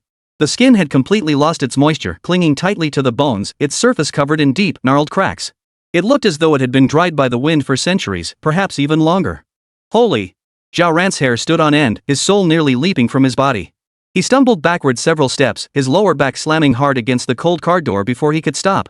His heart felt like it was about to leap out of his throat. What the hell is this thing? Her voice trembled uncontrollably as her eyes locked onto the severed hand, her stomach churning violently. The livestream went absolutely wild. The bullet comments flooded in so fast they blurred together. A hand. I saw it. A hand fell off. Where did that hand come from? Did it just materialize out of the fog? Was that what Sister Long chopped off just now? Mummified corpse? Mummy? Wait, how could a corpse move? And get chopped off? Holy. Holy. Holy. This is too intense. Scarier than every horror movie I've ever seen combined. So, that big toy Nan Nan mentioned, it's gotta be this kind of part, right? A moving part? Stop talking upstairs. I've got goosebumps all over. My spine's freezing right now. Am I the only one curious what the owner of that hand looks like? Though it'd probably be even scarier. High alert! High alert! Something big is coming. Zhao Ran stared at the severed hand lying motionless on the sand, then looked around at the pitch-black fog that made it impossible to see your hand in front of your face. An indescribable chill shot up his spine from the soles of his feet, straight to the top of his head. Just minutes ago, this scorching desert could have roasted a person alive. Now it was shrouded in this damp, chilling fog, and something that belonged only in a museum or a nightmare had fallen from the sky. Her mind buzzed like a swarm of bees crashing through it, threatening to overwhelm her ability to think. Instinctively, she clutched Nan Nan tighter. Looking down, she saw the little one wasn't afraid at all. Instead, the child stared at the severed hand with wide, dark eyes, curiosity evident. There was even a hint of excitement? Zhao Ran's heart sank. This desert journey had felt eerie from the very start. Now it seemed the earlier events were merely appetizers, the real surprises had only just begun. This thick fog, this severed hand. What else could be coming? For a moment, even many viewers in the livestream chat felt a wave of unease wash over them. 67 Crimson Fire sweeps the wilderness. You call this merely knowing a bit of magic? The fog was so thick it seemed almost solid, damp and heavy, pressing down on everything around them. The eerie swishing sounds grew denser and denser, no longer coming from a single direction but surging from all sides. It sounded like countless extremely light and dry objects being dragged rapidly across the sand, producing a sharp, piercing friction that carried a bone-chilling, decaying quality. They were closing in, invisible yet omnipresent. Holy crap, this place is getting weirder by the minute. Seriously? It's still daylight out. How did it turn into a graveyard already? Why do I feel like that swoosh sound is getting louder? Like there's more of them? The streamers are surrounded, aren't they? The chat stream pulsed with genuine panic, shedding its spectator mentality. Many genuinely feared for Zhao Ran and the others, some even flooding the screen with safety charms. Before Zhao Ran could process it, Long Ying and Shursan flanked her, shielding her and Nan Nan in the center to form a narrow safe zone. Shursan's long blade sliced through the thick fog, whistling through the air with a dull roar. The flash of steel flickered intermittently, each swing accompanied by soft pops or sharp snaps. Occasional muffled groans echoed from the depths of the mist. Long Ying moved even faster, her short blade whirling like a silver whirlwind in her hands. She darted and dodged within a tiny space, each strike precise and ruthless. Wherever her blade passed, something fell, preventing those formless entities from drawing any closer. More pitch-black severed hands fell through the clefts in the split mist, thudding onto the sandy ground. Soon, a shallow layer covered the ground at their feet, some still bearing fresh, gaping wounds. The sight alone was enough to turn one's stomach. Though it was midday, the temperature was shockingly low. Goosebumps instantly covered Zhao Ran's exposed arms. She clutched Nan Nan tightly, her teeth chattering slightly. She couldn't tell if it was from the cold or fear. Her mind went blank, her ability to think nearly extinguished. Utterly stunned by the eerie scene and the seamless coordination and slaughter of her two companions. She even forgot she possessed a few rudimentary spells herself, mostly because they'd been gathering dust too long, never needed in daily life, and now her legs were too weak to even stand steadily. Deep down, she probably figured that with these two killing machines around, there was no way she, a half-baked amateur, could step in and make a fool of herself. There are too many. We can't clear them all. Long Ying's voice remained icy, but her speech had noticeably quickened, clearly feeling immense pressure. 13. Use the Shuyu spell. Before the words had fully left her mouth, another slash flew out. The blade flashed, simultaneously severing three withered hands attempting a flanking ambush. 13 hesitated not a moment. His left hand wielded the long blade horizontally to parry a severed arm lunging toward him, while his right hand swiftly formed several intricate, obscure hand seals. He murmured ancient, cryptic syllables beneath his breath. The chant was not loud, yet it seemed imbued with a power that pierced the soul. An indescribable aura filled the air, neither cold nor warm, causing Zhao Ran to feel the viscous air around him momentarily freeze. Immediately, an invisible wave radiated outward from Shursan like a transparent barrier, enveloping Zhao Ran, Long Ying, and Nan Nan within its protection. Zhao Ran immediately felt the bone-chilling cold ease slightly, his spirits lifting. Even the irritating rustling sound in his ears seemed somewhat muffled. Auntie, use the Sun character. Nan Nan's urgent voice pierced Zhao Ran's muddled mind like a needle, her tiny finger pointing toward a particularly turbulent patch of mist ahead. The character Sun? Wind?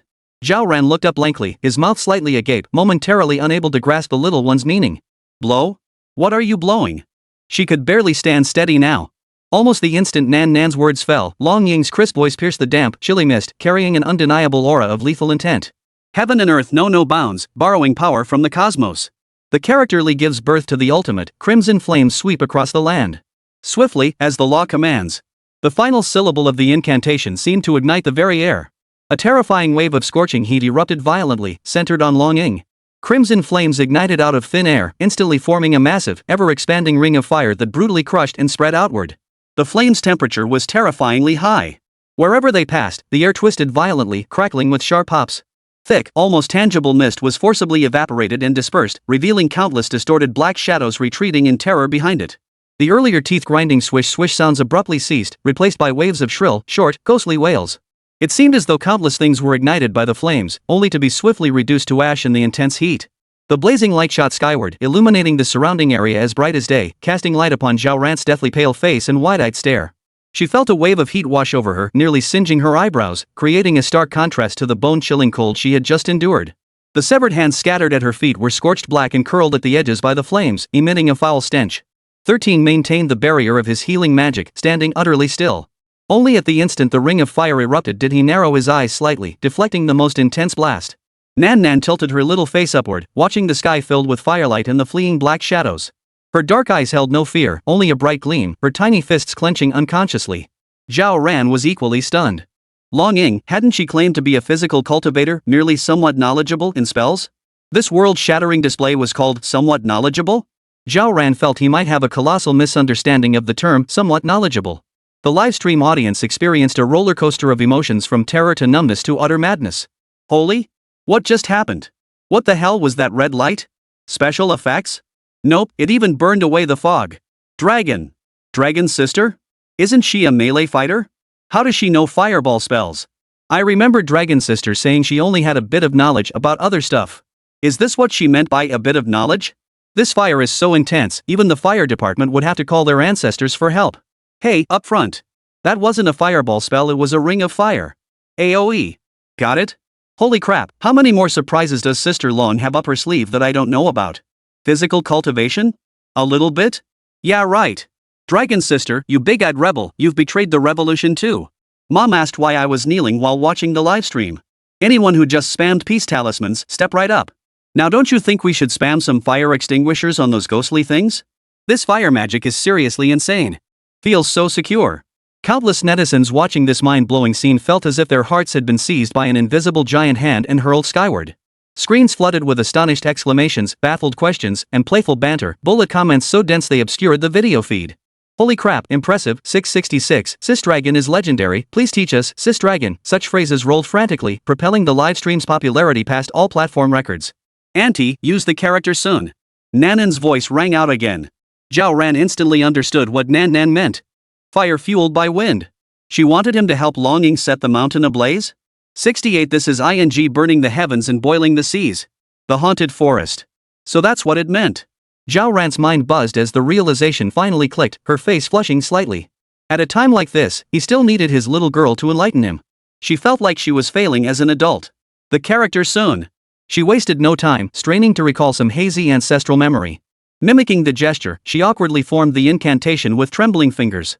Her movements were clumsy, nowhere near Long Ying's fluid grace or Sure San's ancient precision. The faint, almost non-existent chi within her body was painstakingly guided and mobilized by sheer willpower. Fortunately, it didn't fail her at this critical moment.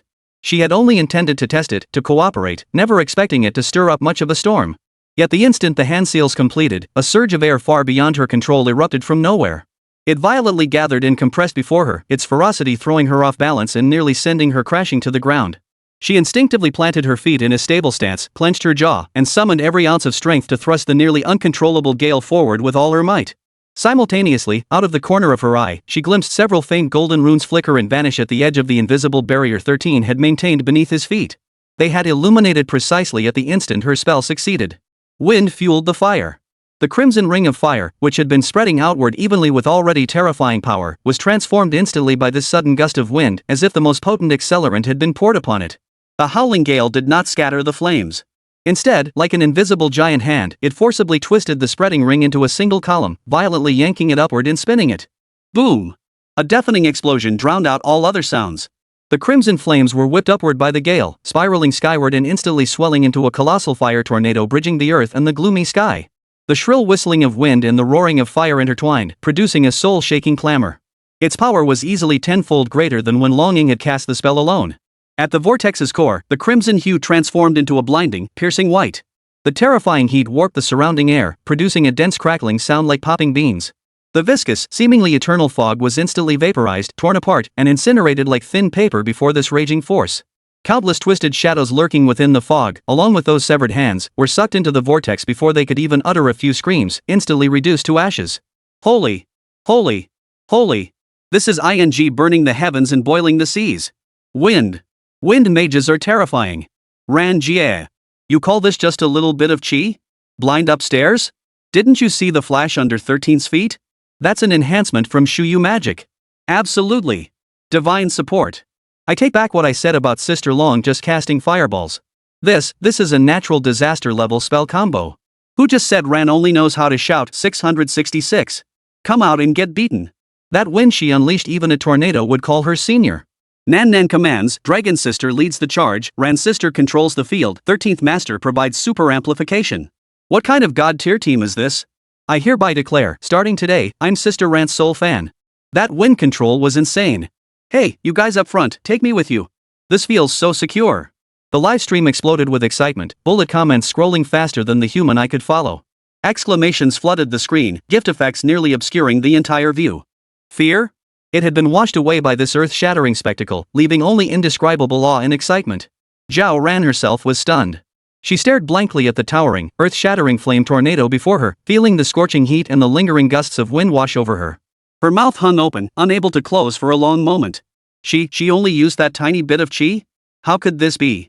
Could she be a hidden master of unparalleled skill? Or, she glanced at Sure San beside her, his expression still composed, only his eyes slightly narrowed to adjust to the intense light.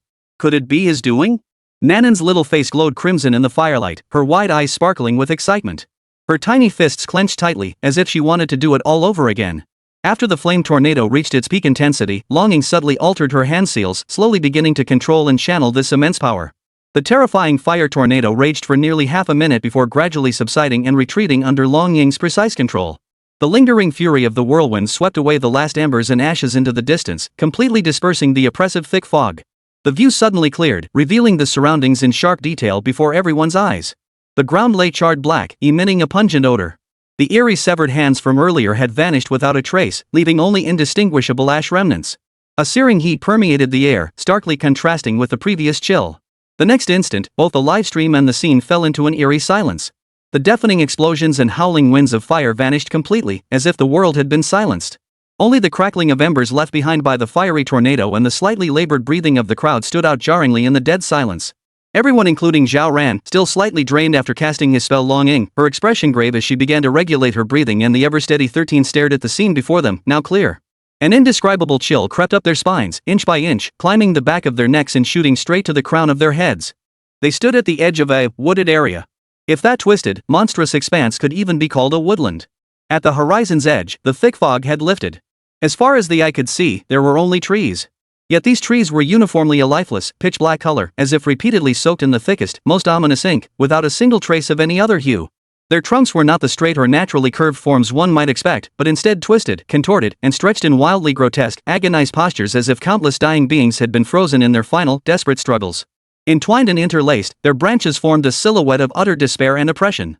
What made one's scalp crawl and stomach churn was that these eerie black monstrosities bore not a single leaf. Not a single one. Instead, from the thick main trunks down to the finest twigs at their tips, the branches were densely covered, layer upon layer, with countless vines. Or rather, they weren't vines at all. They were unmistakably the very things that had just surged out of the thick fog and attacked them. Blackened, shriveled, decayed, and wrinkled human hands. One by one, in clusters, in bunches. They hung like some horrific fruit, covering every branch in sight, thick as the fog, completely obscuring the tree's original forms. As the lingering aftermath of the fierce wind had yet to fully subside, these hands still swayed and trembled ever so slightly. The movement was subtle, yet it carried a rhythm that sent shivers down the spine. Those near the edges bore distinct scorched, curled marks, clearly singed by the flames of the whirlwind. Yet the vast majority, especially those deep within, appeared untouched. They hung silently, their countless hollow palms and curled knuckles forming pairs of silent eyes, quietly watching these uninvited guests. The overwhelming rustling sound earlier, those ghostly claws emerging like a tide from the mist their source. This forest of hands formed by countless human limbs? Zhao Ran felt as though an invisible hand had clamped down on her throat, making breathing difficult. A wave of intense nausea mixed with icy dread surged through her, making her vision darken. The fleeting sense of accomplishment and security from successfully casting her spell was instantly shattered and washed away by this terrifying spectacle beyond comprehension. The fear she had temporarily suppressed with fire and power now surged like a frigid tidal wave, overwhelming her reason 100-fold more fiercely than before. This place was no longer merely sinister. It was a nightmare come to life. After a brief, almost frozen pause, the livestream's comments section erupted with an even more frenzied barrage of messages than before. Gone were the gasps of awe and wonder. Instead, the screen was flooded with exclamation marks, vomiting emojis, skulls, and every symbol imaginable representing extreme horror and physical discomfort. Ugh. I can't. I need to throw up. Take back what I said. Don't burn it. Let's run. Now. Immediately. This tree, is it handmade? My trypophobia just killed me. I'm done for. Handcrafted forest? How many hands must have been sacrificed? Dog head emoji for survival. My lunch, goodbye, ugh. What the hell is this place? Some kind of hell-themed amusement park? Streamer, are you still alive? Move. We should call the cops? This is way beyond paranormal stuff. Hey, calling the cops? You're gonna tell the police there's a forest made of hands? See if they buy that. Suddenly feel like that fire tornado earlier was too gentle. Should have just blown this whole forest away. Calm down, upstairs. Haven't you seen what 13 is looking at? He seems to have made a discovery. Countless viewers felt the chill and nausea through their screens, their scalps tingling and limbs turning ice cold. Zhao Ran's face drained of color, her lips trembling slightly as waves of nausea churned in her stomach. She forced herself to look away, unable to bear the sight of that forest of hands. Yet the image was already seared into her mind. She never could have imagined that what had just attacked them was actually a grotesque tree made entirely of hands. She instinctively glanced at Long Ying and Shursan beside her, seeking some support. Long Ying's expression was equally grim. Her brows were furrowed as her sharp gaze scanned the forest of hands. The knuckles of her weapon-gripping hand had turned slightly white. She said nothing, but her entire body radiated heightened alertness. 13, however, had already taken 2 steps forward. Crouching down, he appeared to be carefully examining the charred ashes on the ground and the soil at the edge of the forest of hands. His expression remained unchanged, yet his focused gaze revealed rapid analysis of the situation. Nan Nan, meanwhile, looked around curiously. Only Zhao Ran felt utterly uneasy. 69. Crawling flesh. Big black? Silence. Deadly silence. Upon the scorched earth ravaged by the fiery tornado, only the crackling of embers and the wailing of wind-blown sand remained, as if mourning something in hushed tones. That black forest formed by countless human hands, like a joke from hell, abruptly burst into everyone's vision. Zhao Ran felt like a drowning victim, gasping for breath as she struggled to free herself from the suffocating terror. Her stomach still cramped, her temples throbbing, but some primal instinct forced her to focus, scanning her surroundings. After a brief silence, the livestream's chat exploded once more. This time, however, the banter and jokes were replaced by terror and unease, mingled with a deep dread of the unknown. Uncle 13, those hands, they seem alive. Nanan's voice broke the dead silence. Her childish voice sounded unusually calm now, even tinged with a barely perceptible curiosity. Zhao Ran's heart lurched and he instinctively looked down at the ground. On the charred sand, the severed hands scorched by flames seemed to be twitching slightly, their fingertips curling ever so slightly, as if silently convulsing. She jerked back a step, nearly pressing herself against the car door, as if trying to distance herself from that eerie, scorched patch of earth. 13 remained crouched on the ground, pinching a handful of black ash between his fingers. He brought it to his nose, sniffed carefully, and furrowed his brow slightly. Not living. He rose, his tone calm as if stating an objective fact. At least, it has lost its life force. More like some sort of controlled puppet. Puppet? Zhao Ran repeated the word, feeling an even deeper chill run down his spine. A forest of puppets made from countless human hands? Who could be so utterly deranged? Could it be my brother? Longing remained on high alert, her striking eyes scanning the depths of the forest with piercing intensity. The blade remained firmly clenched in her hand, not relaxing for a moment. Be careful, she warned succinctly, her gaze fixed on the forest's center. There, the shadows of the black trees grew denser, the darkness thicker, as if something even more terrifying lurked within. In the livestream chat, the comments erupted once more. Puppets? Handmade puppets? So, those swish-swish sounds, those hands moving? How are they moving? Who's controlling them? Suddenly remembering the villagers who went missing earlier. Could it be that those people were all turned into these hands? There aren't enough people. Maybe they took others from somewhere else too. Stop it, stop it. I'm getting goosebumps again. Sis Ran and the others aren't seriously planning to enter this forest of hands, are they? It doesn't look like a good place at all.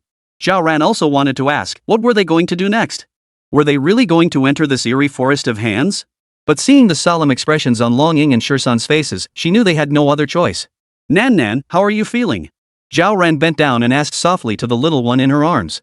Nan Nan lifted her little face, her big, dark eyes peering curiously at the grove.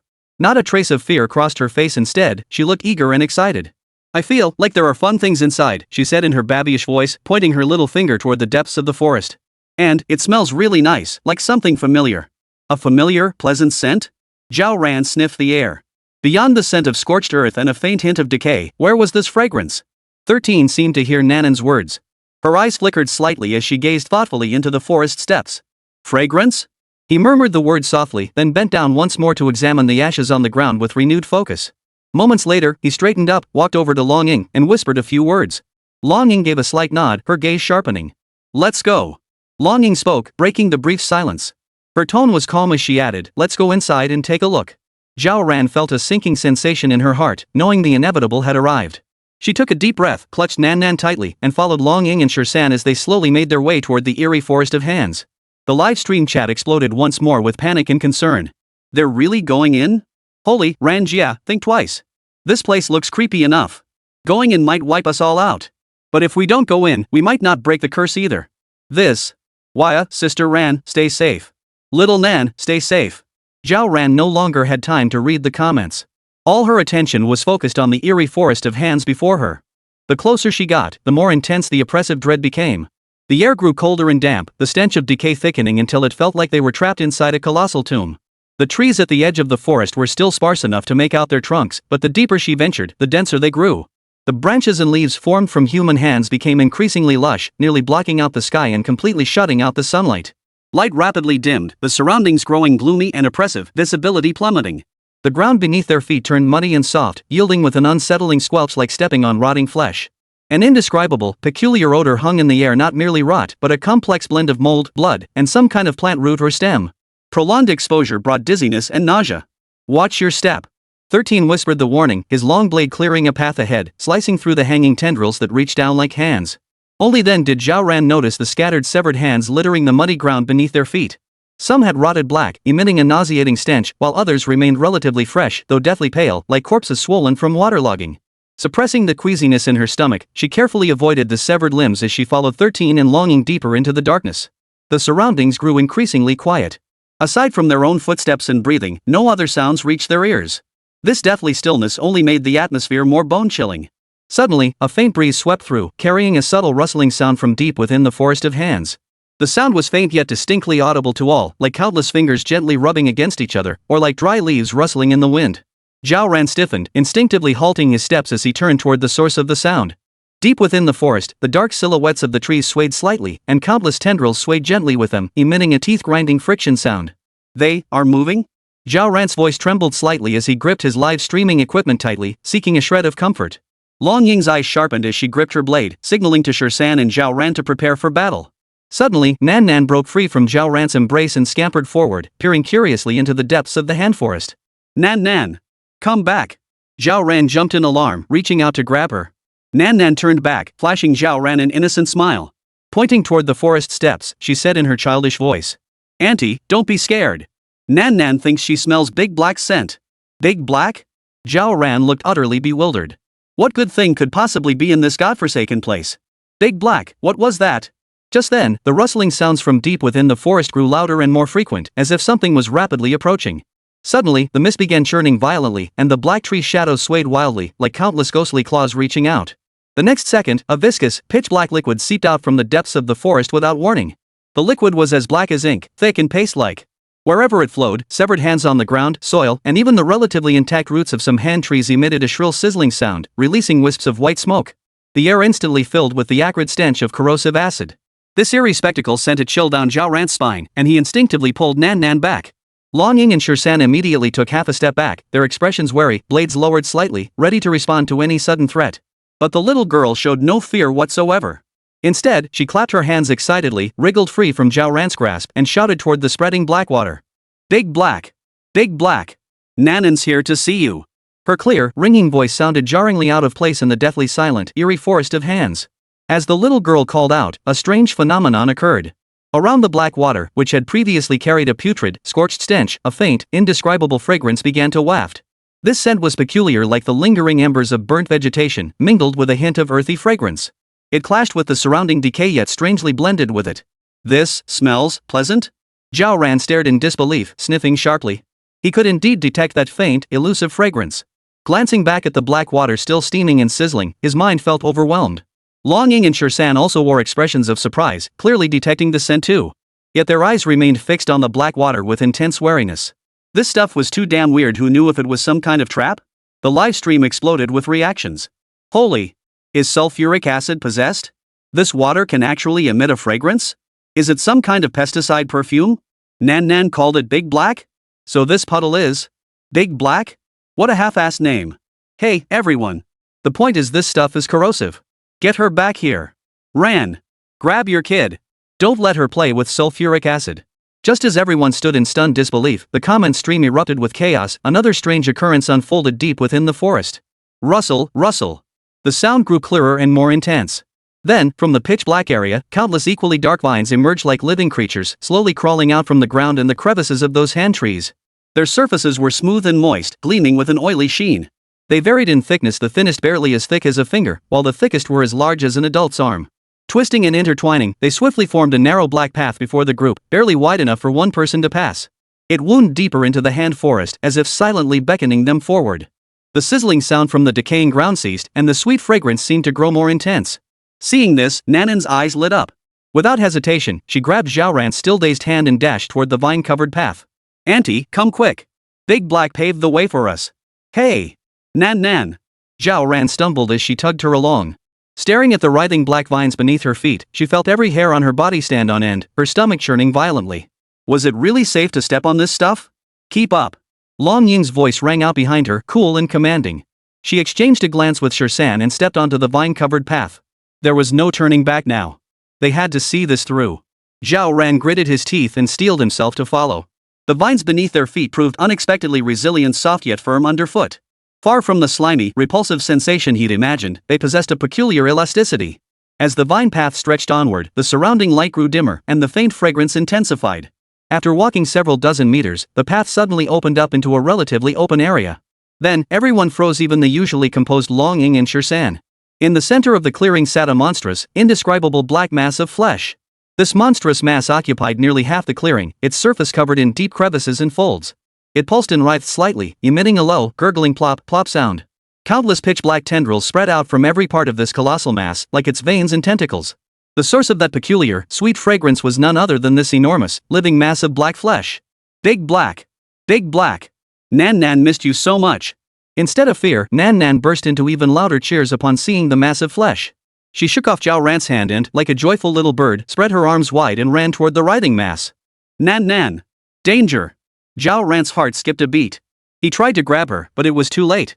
Just as Nan Nan was about to plunge into the flesh, the giant black mass suddenly began writhing faster. The pfft sounds it emitted grew more urgent and lively, as if responding. Several slender tendrils even lifted gently, swaying slightly toward Nan Nan.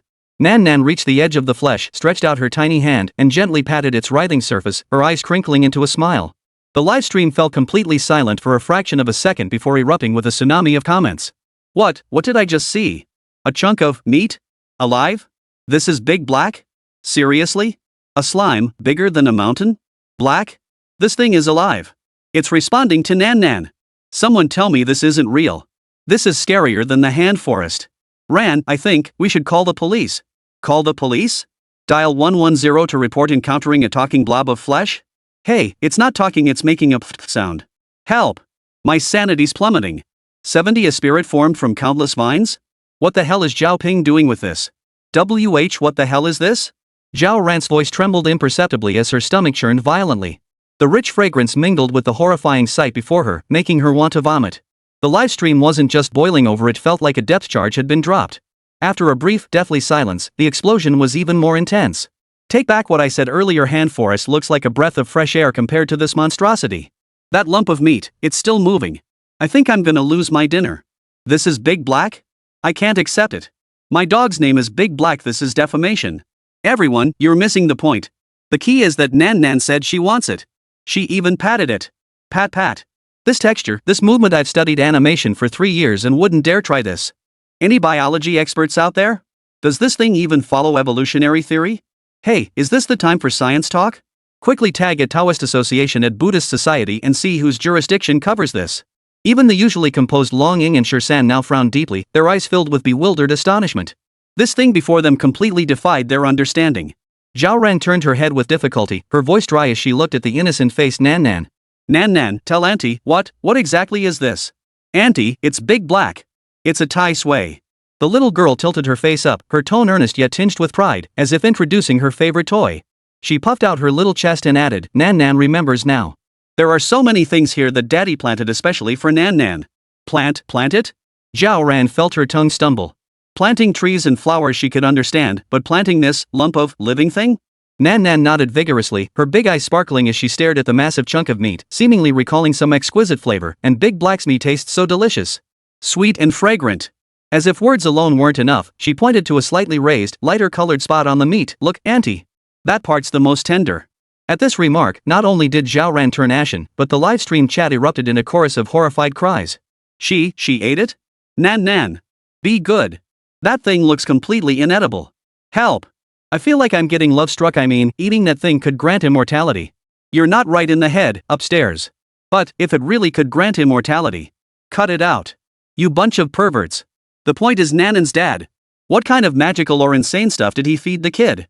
I have a reasonable suspicion that Nanan's super strength comes from eating this. Ignoring everyone's disbelief, Nan Nan added excitedly, and what's more, Big Black's meat can lift Auntie's curse. She tilted her head thoughtfully. It seems to grant all sorts of amazing powers too. Daddy said so. Alleviate the curse? Boost abilities? Zhao Ran's heart lurched. She instinctively touched her own arm. But then, staring at the writhing black mass, the faint glimmer of hope she'd felt was instantly drowned by overwhelming nausea. Eat this? Spare me. The chat exploded with new questions. Wait. Alleviate the curse? Does Ran Jia have a curse on her? Too much to process. This stream isn't just bizarre, it's got a mystery angle too. Eating it boosts abilities? Strength or agility? Can you choose? Drop a link? Wake up, man. Forget if it works, could you even stomach that? I get the feeling Nanan's dad isn't your average guy. It's like he's carrying around a top-tier dungeon and an apothecary. At that moment, Long Ying, who had been silently observing, suddenly spoke up. She pointed at the massive black meat chunk and looked at Nan, when you mentioned Big Black, were you referring to this meatball? The little girl shook her head at this, her expression oddly serious, as if correcting a fundamental misunderstanding. Of course not, Sister Ying. She extended her little finger, pointing first at the massive lump of flesh, then at the surrounding area and the countless vines that formed the path they had walked. This is just, a big lump that grew on Big Black? Or maybe a fold? Nan struggled to find the right words. Big Black is a Taosui spirit, not this meatball, she emphasized earnestly. These vines, and the parts we can't see, that's Big Black. But, Nan patted the flesh beside her, Nan can talk to Big Black through this lump. It's, easier to communicate? As she spoke and gestured, the massive lump seemed to wriggle more rhythmically, its sounds carrying a hint of approval. The vines are the main body? This meatball is just a communication organ and snack storage area? Zhao Ran felt his worldview being ground into the dirt over and over. The live stream erupted once more into chaos and astonishment. A fold, one fold is this big? How massive must the main body be? The vine is the main body? A plant spirit? No, a fungus spirit? Got it, this meatball is probably like the pheromone gland of a Taosui monster? Science nerd upstairs, shut up. All I want to know is this wrinkle meat actually edible? Will eating it really give me a buff? Waiting online, kinda urgent. The little girl's disjointed explanations left Zhao Ren even more bewildered, while Long Ying and Shirsan wore pensive expressions. He'd assumed that writhing giant meatball was Big Black, but who knew the real Big Black was actually these ubiquitous vines? So that meatball was just a fold? Zhao Ran massaged his temples, trying to make sense of this 4-year-old's logic. Perhaps she was too young to express herself clearly. The live stream exploded with reactions. A fold? A single fold grew into a moving mountain? Then the main body must have taken over the entire desert. Take back what I said earlier. This isn't about science, it's Cthulhu showing up on the wrong set. The vine is the main body. Why am I suddenly thinking of certain unsavory botanical-themed doujinshi? Ugh. The real focus is Emperor Ping. I knew why Nan would show up in this godforsaken place, it's her dad's doing. A true big shot, even his pets are this unique. This Big Black sounds like a living base, can communicate, serves as a path, and its flesh is edible, though the appearance is seriously pushing the limits of what's palatable. Challenging limits? Dude, did you forget Nan said it can ease curses and boost abilities? If it makes us stronger, I'd eat wrinkled meat, hell, even the main body. Cough, never mind. The guy above is off his rocker. But he's right. Could Rant's curse finally be curable? What the hell is the Emperor of Heaven up to here? Curses, Tai Sui, and even leaving snacks specifically for Nan? Netizens' imaginations ran wild, spawning endless theories. Little one paid no heed. Patting the still quivering folds beneath her, she urged, Big Black. Hurry up and take us inside. Auntie and the others still need to find things. No sooner had she spoken than the motionless black vines around them seemed to come alive. Countless tendrils emerged from beneath the sand and out of rock crevices, intertwining, coiling, and extending outward with faint rustling and whispering sounds. Soon, a path formed by tightly woven vines, wide enough for several people to walk side by side, appeared beneath their feet, winding its way into the depths of the eerie forest of hands. Stepping on the vine pavement felt like treading on the resilient flesh of a living creature. Nan led the way, skipping ahead while humming a tune that barely held a note. Zhao Ran took a deep breath, suppressing his unease. Exchanging a glance with Long Ying and Shirsan, he followed. As they ventured deeper, the surrounding light grew dimmer. The twisted, black trees resembling human hands grew denser, their branches clawing menacingly in the gloom. The vine path beneath their feet was black, the monstrous trees lining the path were black, and even the occasional droplets falling from the leaves were pitch black and viscous. An indescribable odor permeated the air, a mixture of earthy musk and some peculiar sweet fragrance. It resembled the scent emitted by the meatball earlier, but far more potent. After walking for an unknown duration, even Nanan's pace slowed. The surroundings plunged into utter darkness, illuminated only by the faint, ghostly glow emanating from the vines themselves, barely outlining the path's contours. The silence here was unnerving, broken only by the soft rustling of footsteps on the vines. How long have we been walking? Zhao Rant's voice was dry. This absolute darkness made her instinctively uneasy. 13 glanced at her watch. About 2 hours. Just then, Nan, leading the way ahead, suddenly cheered, Auntie! We're here! Their spirits lifted, and they quickened their pace to follow. Pushing through the final thicket of black hands blocking their path, the scene suddenly opened up before them. A vast lake stretched before them, its water as black as ink, utterly still, viscous like molten asphalt. No vegetation surrounded the lake, only black vines stretched out to its edge. Big Black! Come out now! Nan Nan stood at the lakeshore, shouting at the pitch-black surface. Her call was answered by a vortex forming at the lake's center. Instantly, countless thick black vines erupted from the viscous water. Instead of splashing, droplets clung to the vines like oil. With astonishing speed, these vines intertwined, wove, and constructed a structure above the lake, emitting a teeth-grinding friction sound. Within mere seconds, a vast, flat platform entirely formed from vines floated into existence at the lake's center.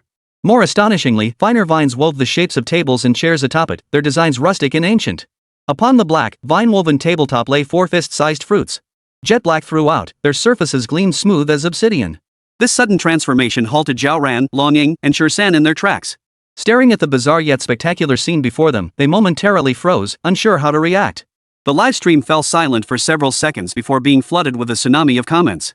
Holy! A platform in the lake? Vine transformers?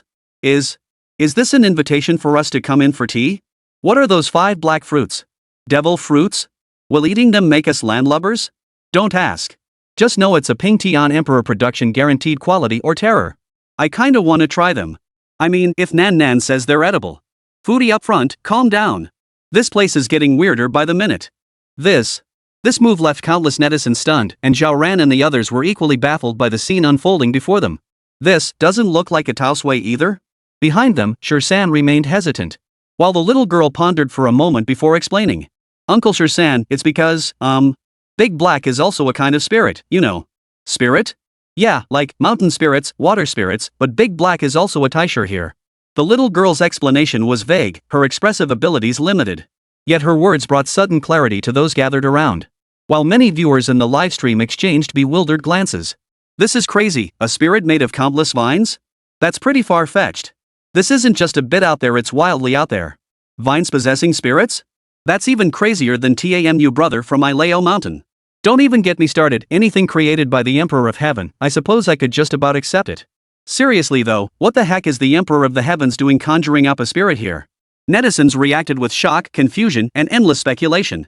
At that moment, everyone gradually settled into the vine-woven chairs, their gazes drawn to the pitch-black fruit on the table. Zhao Ran asked instinctively. This thing, eating it can lift the curse? 71 Is this ing the character Li? The terrifying amplification brought by the fruit. That's right, Auntie. The little girl nodded earnestly, her dark eyes sparkling brightly, as if she had complete faith in Big Black. They exchanged glances. Since Nan Nan was so certain, they chose to believe her. Picking up the obsidian-like fruit, it felt cool to the touch, smooth and delicate, like the finest jade. With a hint of curiosity and a touch of trepidation, Zhao Ran took the first bite. The moment the flesh touched his tongue, it melted like ice and snow. Instead of the strange taste he'd imagined, an indescribably crisp sweetness spread through his mouth, its fragrance permeating his very soul. It was a marvelous taste unlike any they had ever experienced, as if they had swallowed a mouthful of nectar distilled from the essence of heaven and earth. Long Ying and Shirsan followed suit, each tasting a piece. The little girl clutched hers, nibbling away with relish. Black juice stained her lips like a cute kitten caught stealing ink. However, after all 4 fruits were consumed, the earth-shattering transformation they had anticipated failed to materialize. Beyond the ultimate delight for their taste buds, their bodies showed no other noticeable changes.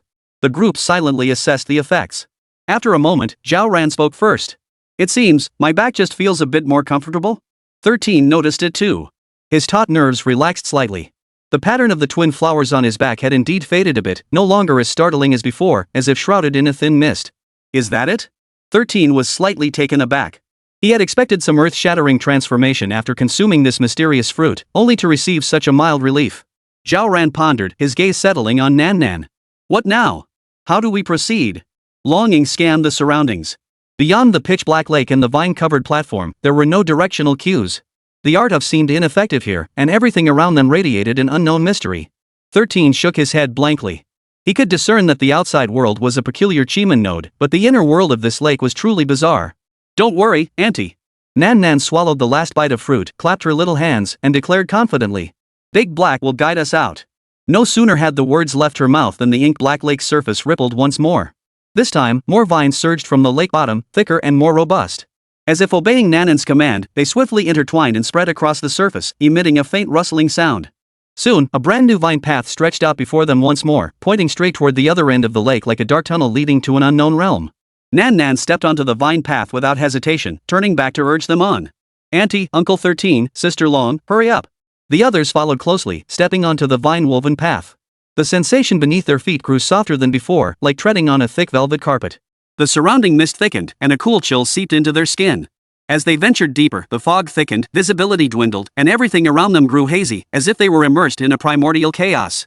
Gradually, the sensation beneath their feet grew softer, still no longer the resilience of vines, but a looseness akin to earth. The mist before their eyes dispersed, sunlight piercing the darkness once more, and the familiar scorching heat washed over them. As the surroundings came into clear view, Zhao Ran and the others froze in shock, halting their steps. They had returned to the desert. Yet this desert was utterly different from the one they had seen on their way here. Not only were the vehicles they had driven past nowhere to be seen, but even the sunshade they had painstakingly erected had vanished without a trace. As far as the eye could see, only an endless sea of sand glistened blindingly under the scorching sun. The vast emptiness felt desolate, as if they had been transported to a completely unfamiliar, barren land. The merciless sun beat down unchecked, its heat searing the earth, while suffocating waves of scorching air filled the atmosphere. No vehicles, no shade shelters, and certainly no drinking water or food supplies. Realizing this, a shadow fell over Zhao Ran's heart, and a deep sense of unease welled up within him. Had they truly lost their way? How could they possibly find their way back in this vast expanse of desert? Zhao Ran's unease grew heavier, the desert's emptiness unsettling. The scorching sun beat down, waves of heat rolling over them, even breathing felt like a searing pain. No vehicle, no shade, not even their footprints from the journey had been erased by the sand and wind, as if they had never existed. Something isn't right about this place. Lan Ying's delicate brows furrowed as she scanned the surroundings warily. An eerie, deathly stillness hung in the air. 13, however, seemed remarkably composed, or perhaps he was simply more accustomed to finding solutions in desperate situations. He pulled out an old, weathered compass, his fingers moving swiftly over it as he muttered incantations. Moments later, he paused, his expression darkening. Can and Li facing each other, a marsh within water. How could this be a trapped configuration? 13's brow furrowed deeply. The compass needle trembled slightly, pointing toward an indistinct direction. The hexagram shows we're trapped, and it's a sign of great misfortune. Zhao Ran's heart sank. Trapped? Extreme misfortune? Before she could ask more, the livestream chat exploded with comments. Many viewers exchanged bewildered glances, clearly stunned by this sudden turn of events and the ominous omen. Trapped? No way, we just got out of the lake and now we're stuck in the desert? Dead zone? Is the 13th master reliable? This omen sounds terrifying. What exactly does that fruit do? Just alleviate the curse? Just as everyone's heart sank and the atmosphere grew heavy, suddenly, a faint yet distinct tremor rippled through the sand beneath their feet, its frequency accelerating and intensity growing. What's happening? An earthquake? Zhao Ran instinctively steadied himself. No! 13 snapped his head up, his gaze fixed intently on a spot not far ahead. It's coming from beneath the sand. Before he could finish, a deep rumble echoed. About 20 to 30 meters away, a patch of sand suddenly collapsed, forming a massive quicksand pit nearly 10 meters in diameter. Yellow sand poured inward like a waterfall. Then, under everyone's horrified gaze, a colossal, fiery red scorpion burst forth from the quicksand pit. Its form was terrifying, excluding its tail. Its body alone stretched 5 to 6 meters long, standing over 2 meters tall. Its carapace reflected a metallic crimson glow under the sunlight. 2 massive pincers snapped open and closed with a sharp clack, while the venomous stinger at its tail rose high, gleaming with a cold, eerie light. The moment it appeared, it locked onto Zhao Ran and his companions. Its 8 segmented legs dug furiously through the sand, carrying a foul stench as it charged toward their position. Holy! What the hell is that thing? Zhao Ran's scalp instantly tingled, a chill running from the soles of his feet straight to the crown of his head. The overwhelming sense of dread emanating from this scorpion far surpassed any danger they had encountered before. Almost instinctively, facing the charging giant scorpion, Zhao Ran raised his hand and slammed a sun talisman forward. He didn't even have time to think, only wanting to block this terrifying monster. Yet, the instant he cast the spell, a colossal force beyond imagination erupted from within him, surging through his arm. Whoosh! A terrifying storm, visible to the naked eye and churning with countless grains of yellow sand, abruptly took shape. The howling gale whipped up flying sand and stones, its sheer scale far surpassing any spell Zhao Ran had ever cast before. The massive red scorpion, which had been charging forward with such ferocity, now seemed like a mere leaf in the gale. Its enormous body instantly lost its balance, violently swept up by the storm. Carried along with the swirling sand like a tumbling gourd, it crashed down with a thud over 10 meters away, slamming heavily into the sand and kicking up a cloud of dust. After the storm passed, the scene lay in utter ruin. No. No. This can't be. Zhao Ran stared blankly at his own palm, then glanced at the giant scorpion struggling to rise in the distance, his face etched with utter disbelief. He could distinctly sense that the force unleashed moments ago, though originating from himself, carried an unfamiliar and colossal aura. Shan and Long Ying's pupils contracted in shock as they stared at Zhao Ran. They knew Zhao Ran's capabilities well. While not weak, he absolutely couldn't have unleashed a spell of such devastating power. It was almost overwhelming. Sudden growth in power was clearly impossible. The only explanation. The three of them thought of that possibility almost simultaneously, their gazes turning toward each other involuntarily, tinged with a mix of realization and disbelief. It's that black fruit. 13 was the first to react, his voice tinged with disbelief. It didn't just alleviate the curse. Zhao Ran felt the strange energy still faintly coursing through his body and finally understood. The fruit had brought far more than just a little comfort to his back. In the livestream chat, the comments froze for a moment before erupting in a torrent. Holy crap, how did Rant's magic suddenly get so powerful? Dude, didn't you watch earlier? It's that black fruit. The one Nan Nan mentioned. Could it be that black fruit Nan Nan mentioned not only breaks curses, but is also a goddamn super buff? Damn it. Why didn't I tag along? If I'd known there was treasure like this in the desert, I would have crawled there. What a huge opportunity one missed. Damn it, another time they're hoarding the good stuff without me? 13, next time you run a group, take me along. I can tank. I wish I could just crawl through the screen and explore with Ran Jie. Bullets scrolled frantically, too fast to read. Countless netizens' eyes nearly popped out of their sockets, their envy flaring up instantly. Such an incredible opportunity. Why wasn't it mine? Just think of the miraculous effects of that fruit, then look at the goji berries in my thermos. It's like comparing heaven and earth. Damn it! I should have taken annual leave to go. Now this chance is gone forever. You're telling me? If even a crumb fell from the Emperor of Heaven's fingernails, it'd be enough for us mortals to live on for a lifetime. I'm quitting my job right now. Is anyone organizing a trip to the desert to pick up trash? I mean, go treasure hunting? Netizens beat their chests in frustration, their regret practically spilling off the screen. Many were already seriously considering selling their belongings to head for the desert. Meanwhile, deep in the desert, the colossal red scorpion blown away by the Sun character seal shook its monstrous head. Its 8 legs dug into the sand once more, producing a shrill, grating sound. Seemingly enraged beyond measure, its crimson carapace pulsed as if molten lava churned beneath. Its massive pincers snapped open and shut with fury, its tail spike raised high. With even more savage momentum, it charged toward the trio once more. A foul wind swept over them, carrying a nauseating, burnt stench. After the initial shock, Zhao Ran's gaze quickly steadied. The strange energy within him remained vibrant, surging like a raging river through his limbs and bones, carrying an unprecedented sense of fullness. He could sense this power waiting to be channeled once more. Facing the giant scorpion charging once more, he hesitated not a moment. Raising his hand again, a faint flicker of fire danced at his fingertips. This time, his movements were more composed, even carrying a hint of experimentation. Depart. The voice was not loud, yet it carried an undeniable sense of power. The moment the words left his lips, the air seemed to ignite instantly. A terrifying heat radiated outward from Zhao Ran like a violent explosion. It was no longer a single fire talisman, but a fan-shaped shockwave of flames. Indescribably terrifying flames materialized out of thin air, sweeping across the land with boundless heat, transforming the sandy terrain before him into a crimson inferno. The sheer scale and intensity far surpassed any previous deployment of the departure character he had ever unleashed. The sand rapidly melted and crystallized under the intense heat, crackling and popping. Not only his wind-based spells, but even his fire-based spells had received an indescribably massive enhancement. The charging giant scorpion couldn't dodge in time, getting swallowed head-on by the raging fire surge. It let out a shrill, agonized screech as its massive body thrashed violently within the flames. Even its hard carapace began to char and melt.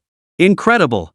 Witnessing this terrifying spectacle that threatened to incinerate everything and reshape the landscape, every viewer in the livestream chat erupted. The screen was flooded with nothing but these two words, densely packed until they obscured the entire display. Holy! Is this even real? This is divine fire descending from the heavens. This power, it's like 100 of Li Yunlon's Italian cannons. I'm tired of saying envious. All I want to know now is, are there any fruits left? Ran sister, save one for me. Sis Ran. YYDS. The eternal legend. The envy, jealousy, and resentment churning inside them defied description, reduced to nothing but raw, unfiltered awe and worship. Many were already silently calculating whether buying a ticket to the desert now would still allow them to catch a ride on her coattails. An ancient town paved with 72 white bones. How many people must have died for this? Impressive. Truly impressive. Sister Rant's combat prowess, even a rocket couldn't move that fast. Why is my brother just an ordinary office drone, while hers gets to leave his sister such a god-tier cheat code? Who wouldn't want to cultivate? The problem is, there's no way in. Are we really supposed to try finding a cave in the wilderness to meditate? Hey, you up there. Before you meditate, why not watch Sister Rant's livestream? She had an epiphany after eating a meal back home, then popped a fruit in the desert and her combat power skyrocketed. What's this called? The foodie cultivation style? The chat stream rolled by, envy and resentment thick enough to solidify and crawl out through the internet cables. Countless netizens stared at the screen filled with swirling yellow sand, then glanced at their own keyboards or spatulas, feeling utterly crushed by comparison. This cultivation path defies all basic principles. Opportunities that others fought tooth and nail for in novels seem like mere after-dinner desserts to Zhao Ran, casually devoured as an afterthought? Netizens wailed in despair beyond the screen, yet Zhao Ran himself was far less exhilarated than they imagined. After defeating the terrifying giant scorpion and feeling an unprecedented surge of power within her, the initial shock gave way to deeper anxiety. She glanced down at her palm, still seeming to feel the colossal energy that had surged from her when the spell left her hand. Yet this power did little to ease her mind. Where were the supplies? Direction? They were trapped in this bizarre desert, not even knowing where they were. This cursed place was a mysterious formation laid by the old goblin. Who knew what pitfall awaited them next? What good was power alone? If they couldn't find a way out, were they supposed to starve to death here? The thought left Zhao Ran feeling utterly helpless. This was far more challenging than mere desert survival. It was on an entirely different level. Actually, logically speaking, we shouldn't be short on water. 13's voice chimed in at just the right moment. He wiped down his ghost-headed broadsword, glanced down at his compass, and spoke calmly. It's just a matter of food. No need to worry too much about that. Zhao Ran looked at him in confusion, then realized. Right. Among the esoteric techniques left by the old man, the Can secret could condense water from thin air, and the Dui secret could even freeze it. Theoretically, they wouldn't die of thirst. But drinking water alone won't sustain us. Zhao Ran remained unconvinced. Eventually, our chi will deplete. We'll still be finished. That's why I said not too worried, Shirsan shrugged. It's better than having no water at all. Let's find the path first. Auntie. Nan Nan found something interesting. Just as the atmosphere grew heavy, Nan Nan tugged at Zhao Ran's sleeve, her little face brimming with curiosity. Zhao Ran's heart immediately leapt.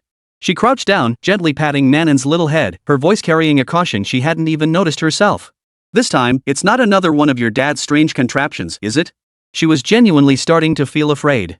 Ever since learning about her older brother's earth-shattering hobbies and schemes, her first thought upon seeing anything beyond the ordinary was, is this his doing again? Not a strange contraption.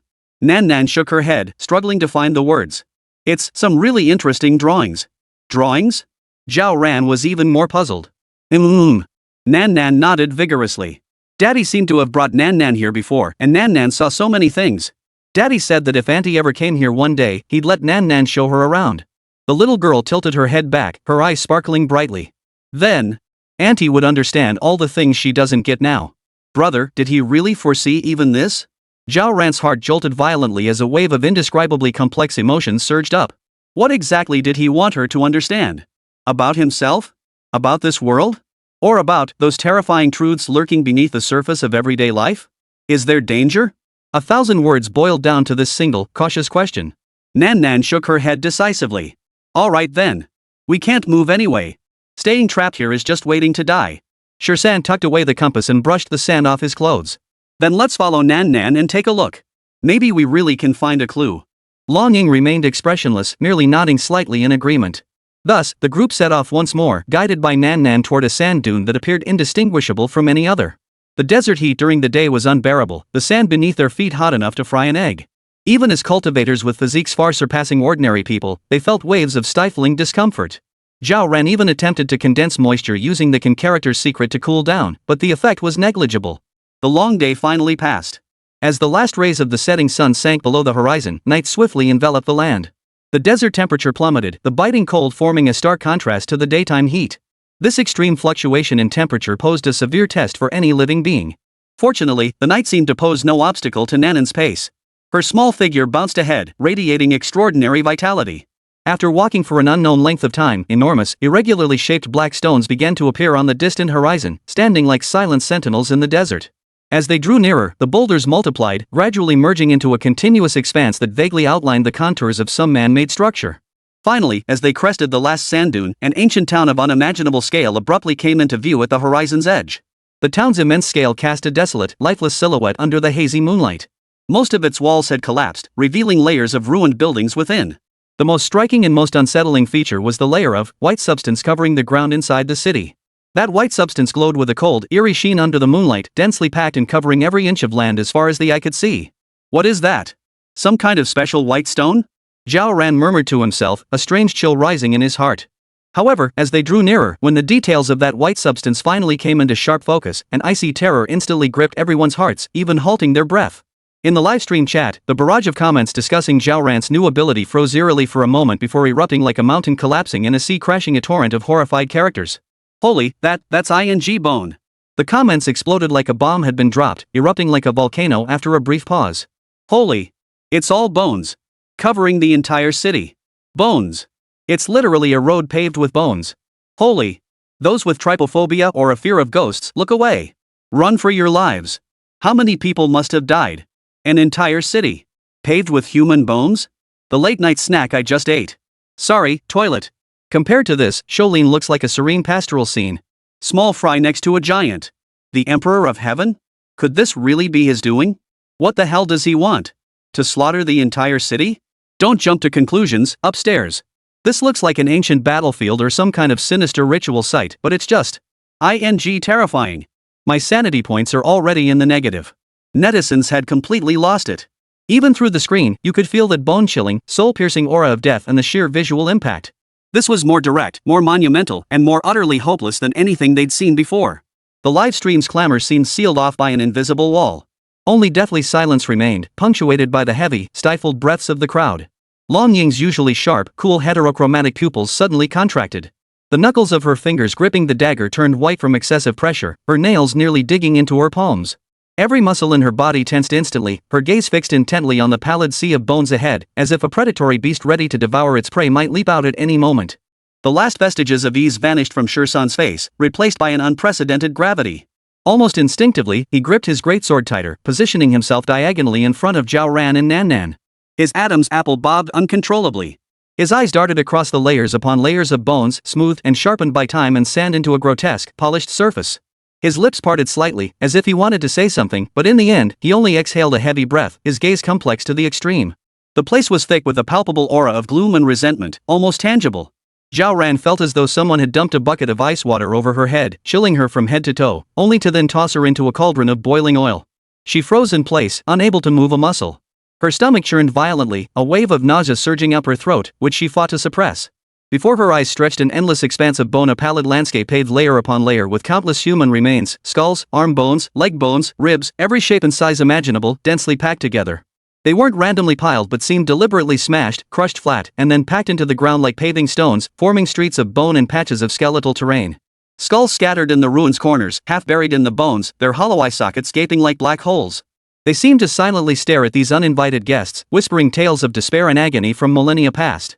The wind swept through, carrying grit that scraped across the bone surfaces, producing a faint, eerie rustling sound like countless lost souls murmuring and wailing endlessly. This was beyond shock or fear, it was a terror and desolation that seeped into the marrow and crushed reason. Her mind buzzed, blank except for one thought spiraling madly. How many? How many people had to die? Could humans truly be capable of such a thing? She dared not even consider whether this sea of bones might also be connected to her enigmatic brother, the one who always seemed capable of unleashing earth-shattering spectacles. If it was truly him, then what kind of person was he? The thought gnawed at her heart like a venomous snake. Amidst this suffocating atmosphere, Zhao Ran spotted a pile of slightly smaller, partially crushed bones nearby. Clearly, they were the bones of children. The sight pierced through Zhao Ran's last psychological barrier like the sharpest ice pick. She could no longer hold back. Spinning around, she clutched a crumbling stone wall beside her and retched violently. 73 million human sacrifices. The brutal truth of the age of gods. Gazing at the sea of white bones, everyone felt an indescribable unease and dread. This place was indeed what the Emperor of Heaven intended them to see, using it to convey some message. Nanan's guidance had never been wrong. Zhao Ren forced down the churning in her stomach, her voice still trembling as she stared at the bleached white expanse. So, Nan, what exactly did your father want to tell Auntie? Surely it wasn't to expose how many people he'd killed back then? The thought flared and was instantly extinguished by Zhao Ran. She shook her head, trying to dispel this absurd and terrifying notion. Besides, the timing didn't add up. The degree of weathering on these bones made them look ancient, far older than her brother's age. Nan tilted her little face upward, straining to recall. Her tiny brow furrowed as she struggled to remember her father's exact words. Nan can't remember clearly either. Daddy said so many things. But he did say the important place was just up ahead, not far from here. The little girl took another step forward, skipping ahead to lead the way. The others had no choice but to steady their nerves, suppressing their discomfort as they followed closely behind. Navigating this vast city of death paved with white bones, each step crushed the remains of the long dead. Underfoot came constant creaking and cracking sounds, accompanied by the faint dust of bone powder drifting through the air. The sound seemed to burrow directly into their skulls, sending shivers down their spines. Zhao Ran tried not to look down, fixing his gaze on Nanan's small silhouette. Yet his peripheral vision couldn't escape the sight of stacked bones of every shape in the hollow, black eye sockets lurking in the corners of the ruins. Long Ying's grip on her blade never loosened. Her heterochromatic eyes scanned the broken outlines of the surrounding buildings with vigilance, as if something might leap out of the shadows at any moment.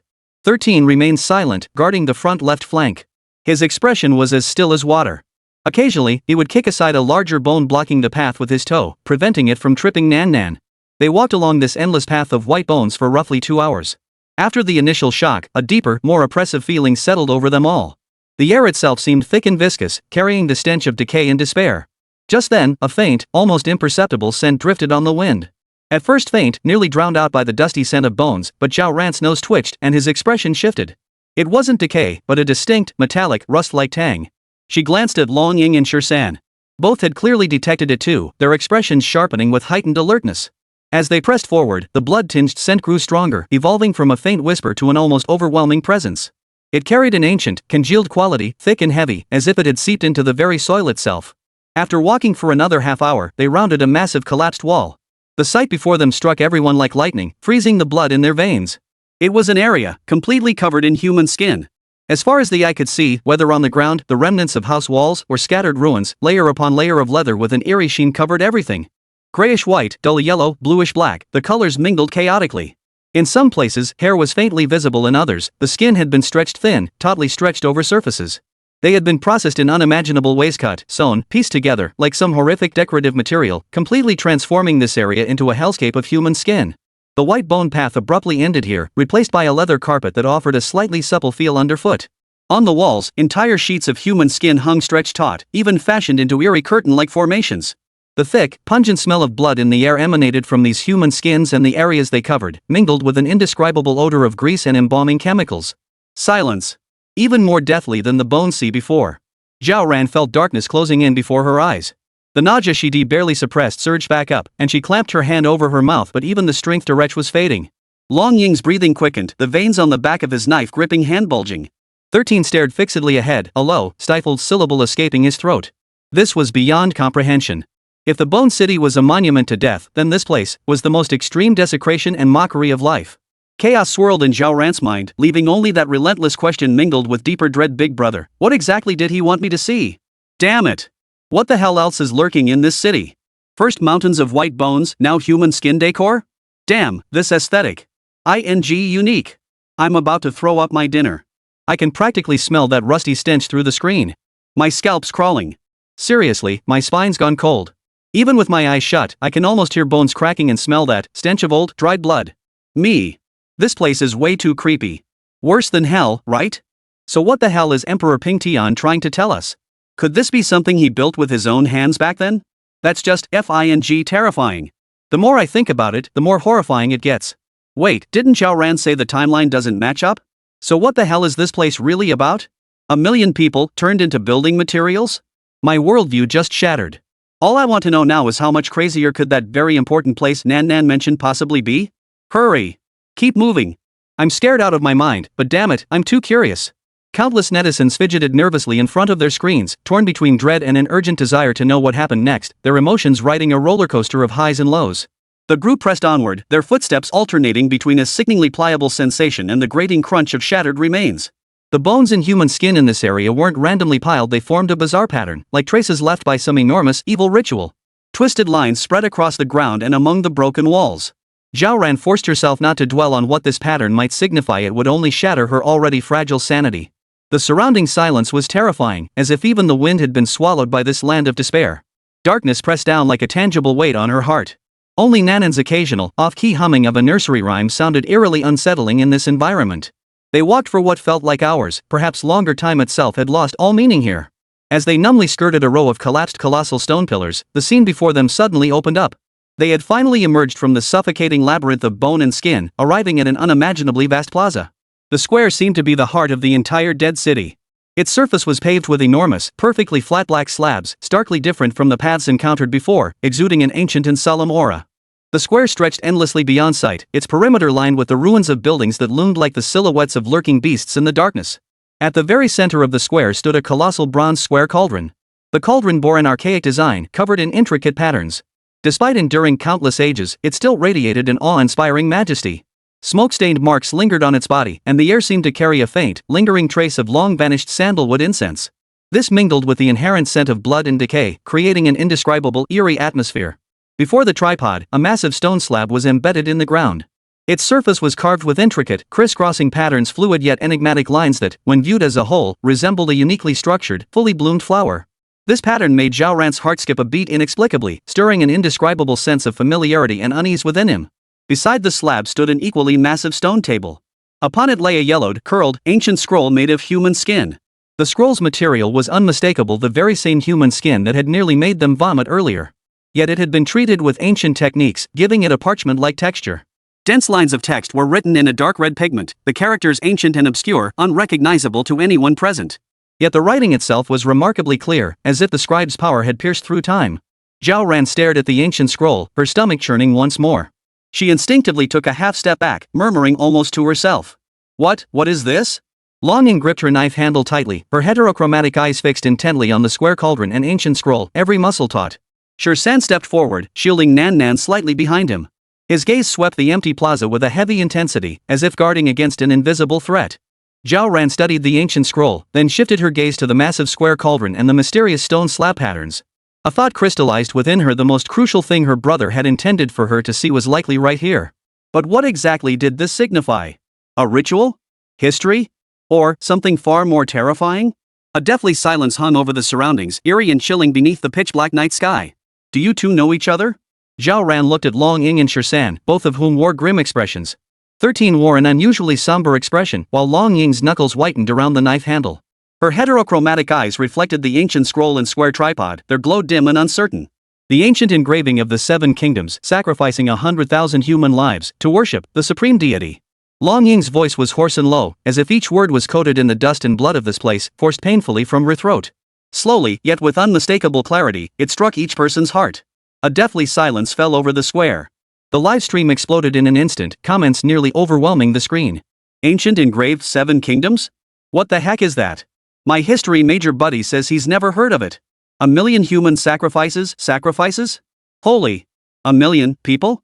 Sacrificed? What ing era is this? Even the Stone Age wasn't this absurd. Hey, didn't Zhao Ran say earlier the timeline doesn't match up? This must be at least 10,000 years ago. 10,000 years ago, sacrificing 1 million lives to the gods. Holy, my worldview just shattered. What kind of twisted faith would do something like this? 1 million people. Living, breathing humans. Just skinned and dismembered to pave the ground? Hold up, doesn't this seem off? The 7 states of Gulu, 7 nations banding together to sacrifice people? How powerful must this supreme deity be? Could it be that this supreme deity is actually the Emperor of Heaven himself? And then he regretted it? Stop speculating. The timeline doesn't add up. And what would the Emperor of Heaven gain from this? Exposing himself? I'm about to wet myself from anxiety. The frantic scrolling of comments did nothing to ease the oppressive tension in the room.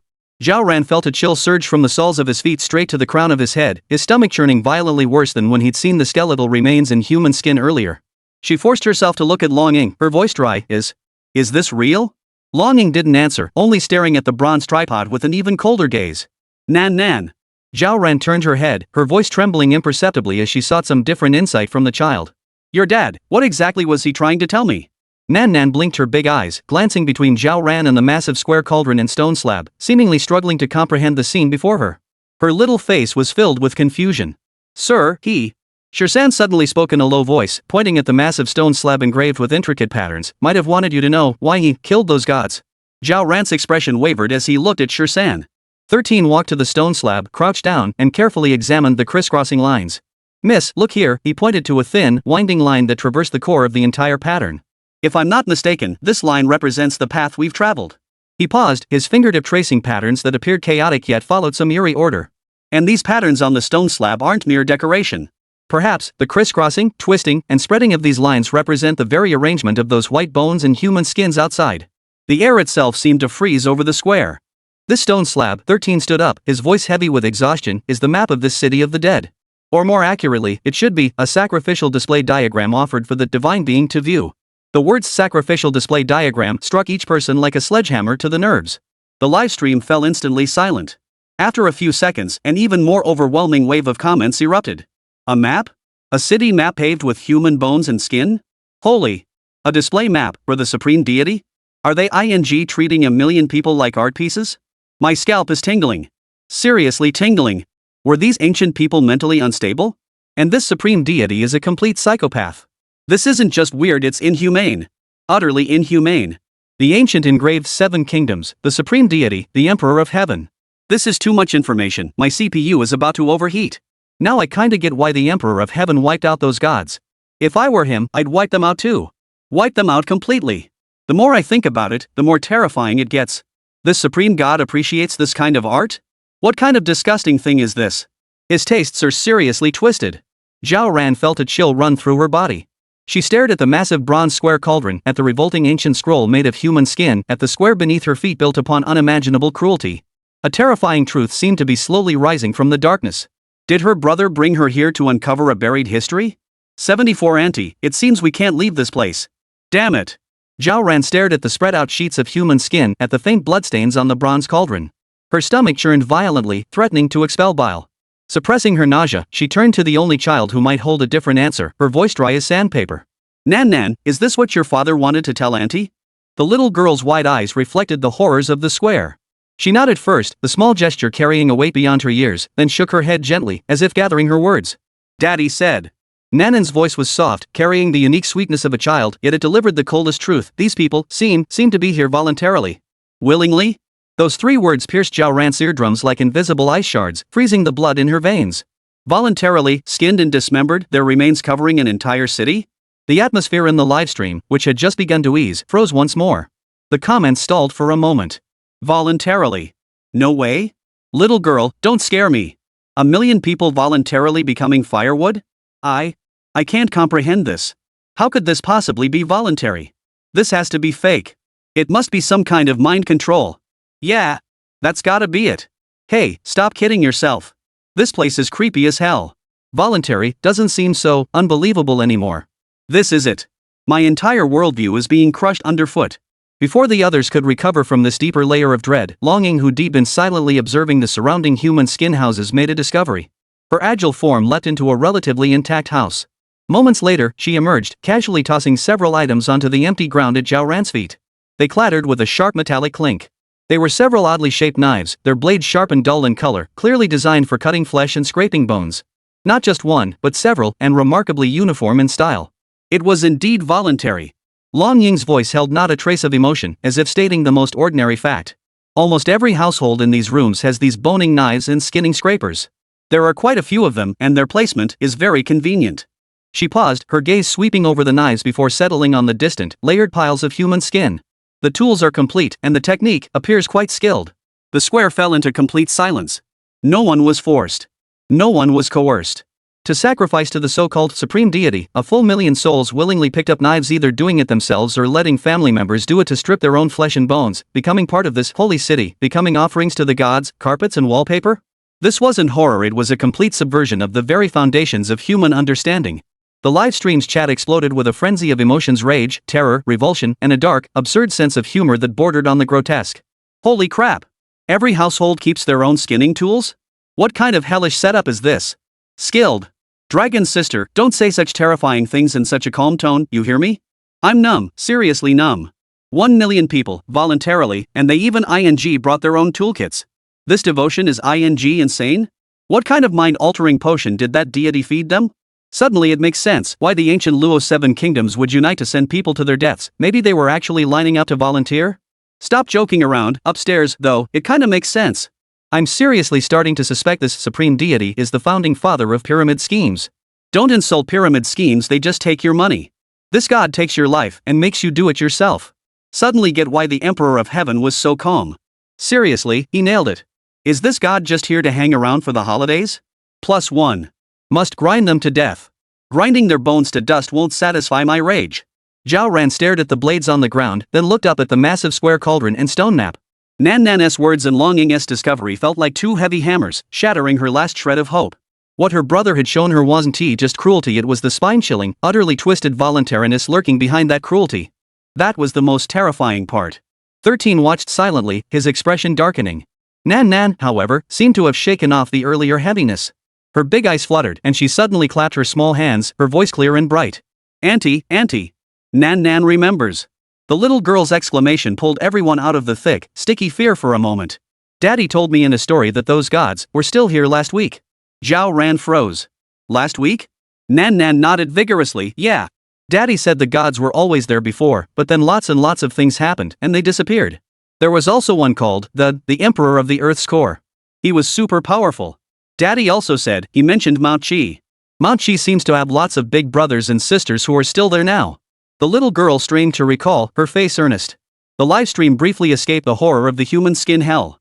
Wait, are we talking about the Shang and Zhou dynasties here? Mount Qi? The Mount Qi from Fengshen Bang? This is a lot to process, my brain's about to explode.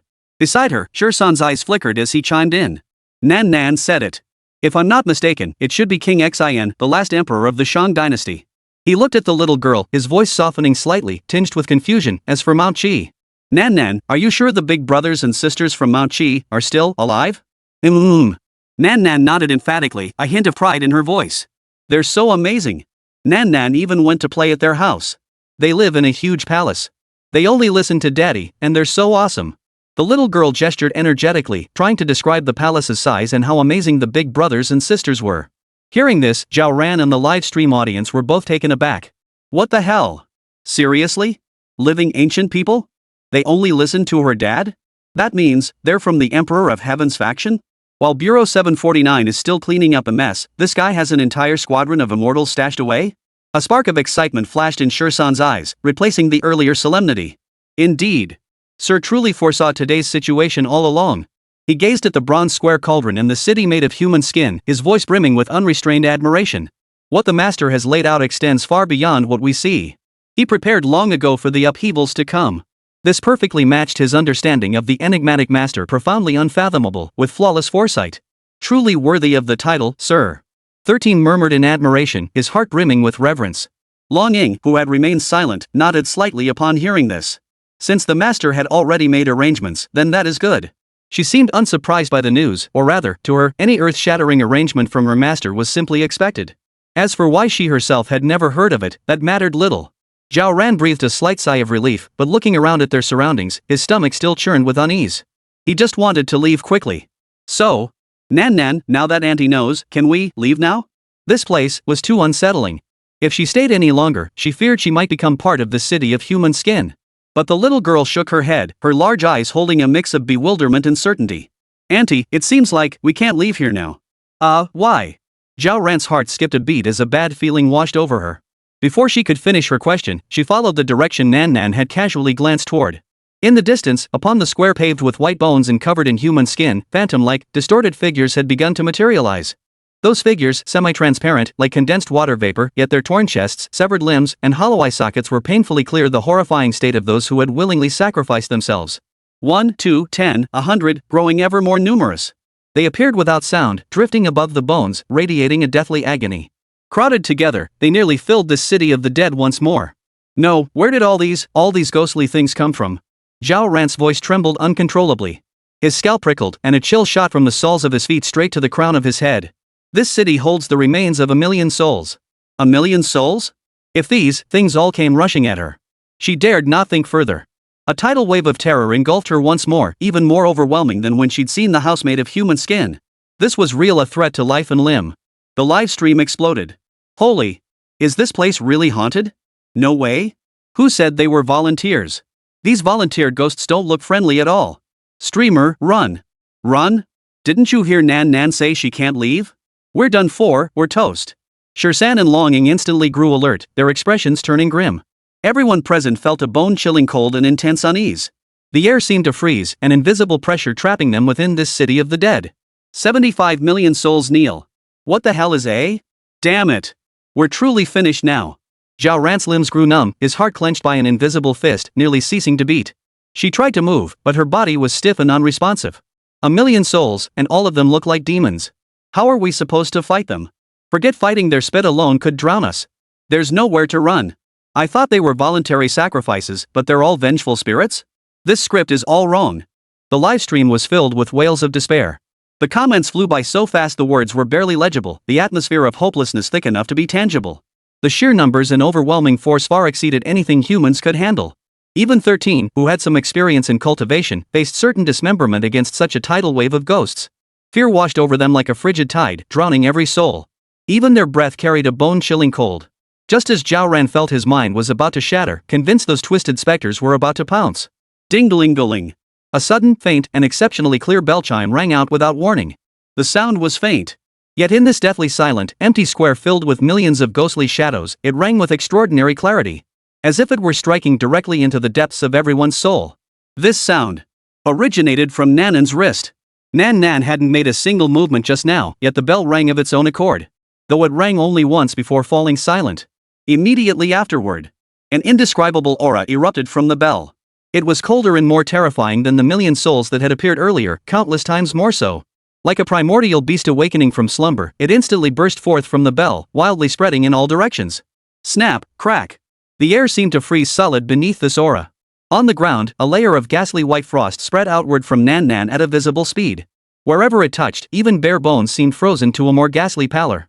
Shirsan and Long Ying's expressions changed abruptly. Almost simultaneously, they took half a step back, their eyes filled with terror. What unfolded next made everyone's eyes nearly pop out of their sockets. The millions of souls, moments before radiating overwhelming resentment with hideous, terrifying expressions, seemed to encounter their most dreaded natural enemy the instant they touched this aura and heard the bell's chime. The twisted expressions of agony and venom on their faces were instantly replaced by an utter terror and dread that seemed to emanate from the deepest recesses of their souls. Then, without command, without hesitation, without even a moment to think. Thud. Thud. Thud. On the square, the densely packed, countless millions of souls knelt down in unison, straight and stiff, toward Nan. As if in penance, in atonement. Their movements were perfectly synchronized, as if honed through countless drills. Countless translucent figures prostrated themselves on the ground, bowing their heads once filled with resentment and unwillingness deeply toward the silver bell that had just chimed, expressing the most complete submission. The entire bone square instantly fell into an eerie, deathly silence. Only the crisp chime of the bell continued to ring, becoming the sole sound in this realm of death. The livestream went absolutely wild. The comments exploded in a torrent several seconds later. Holy. Kneeling? Did I see that right? Millions of souls, kneeling en masse? Who just said it was over? This twist is insane? It's that bell. It's Gaia. Holy crap. Did we just piss off Gaia? Barely made a move, and a million vengeful spirits are already kneeling in terror? Forget the CPU, my skull just shot straight into the stratosphere. This scene. I screenshotted it. Absolutely the most mind-blowing moment of the year, hands down. Is Ran Jia okay? She looks like she's frozen in shock. Zhao Ran truly was dumbfounded. Her mouth hung open, frozen in that terrified pose, while her body went limp from the sheer magnitude of the spectacle before her. She stared at the breathtaking spectacle of millions of souls kneeling in worship, spreading like a tidal wave to the horizon, then glanced at the serene silver bell on Nanan's wrist. Her mind went completely blank. What on earth was happening? Merely the ringing of the bell, a faint wisp of aura, had caused this million souls to collectively prostrate themselves in terror? 13's pupils suddenly contracted as she stared fixedly at the delicate silver bell on Nanan's wrist, her mind churning with a storm of disbelief. Impossible. How could this be? He had guarded the Ileo mountains for years, witnessing countless mountain demons, specters, and malevolent spirits. He prided himself on his deep understanding of these eerie entities that lurked in the forests, feeding on the essence of time. He understood clearly that these ancient souls, sedimented over vast stretches of time, possessed an almost tangible presence in their very existence. It was the weight accumulated from years and resentment. Ordinary ghosts didn't even have the right to raise their heads in its presence, let alone suppress it. While raw power might crush them, this kind of hierarchical suppression originating from the very level of existence, akin to a god looking down upon ants, was virtually impossible among equals. Or rather, among ghostly beings. Yet now, what was this? This tiny, exquisitely delicate silver bell, emitting only a faint chill, caused these millions of souls whose resentment could shatter mountains to bow in terror, as if the lowliest servants had encountered an almighty emperor. They dared not even entertain thoughts of resistance. Just what kind of being was this Gaia? For the first time, Shirsan felt the sheer terror of Gaia so acutely. He had assumed Gaia was merely an exceptionally powerful, rare ghost who, by some fortuitous chance, had been taken in by that unfathomable master to serve as Nanan's playmate and talisman. Now it seemed he had been utterly mistaken. This was no ordinary powerful ghost. Even the legendary shards of fallen deities' souls, lingering after death, could scarcely create such a scene before his eyes. 1,000,000 souls. Not 100. This perfectly synchronized kneeling was more disciplined than any army of the living.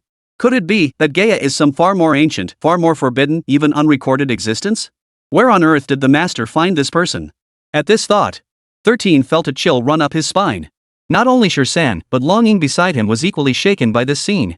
In fact, the shock within her was even more intense than his. She stared in disbelief at the simple red string tied around Nanan's wrist and the silver bell attached to it. The color drained slightly from her face, and her fingers tightened unconsciously around the short dagger she held.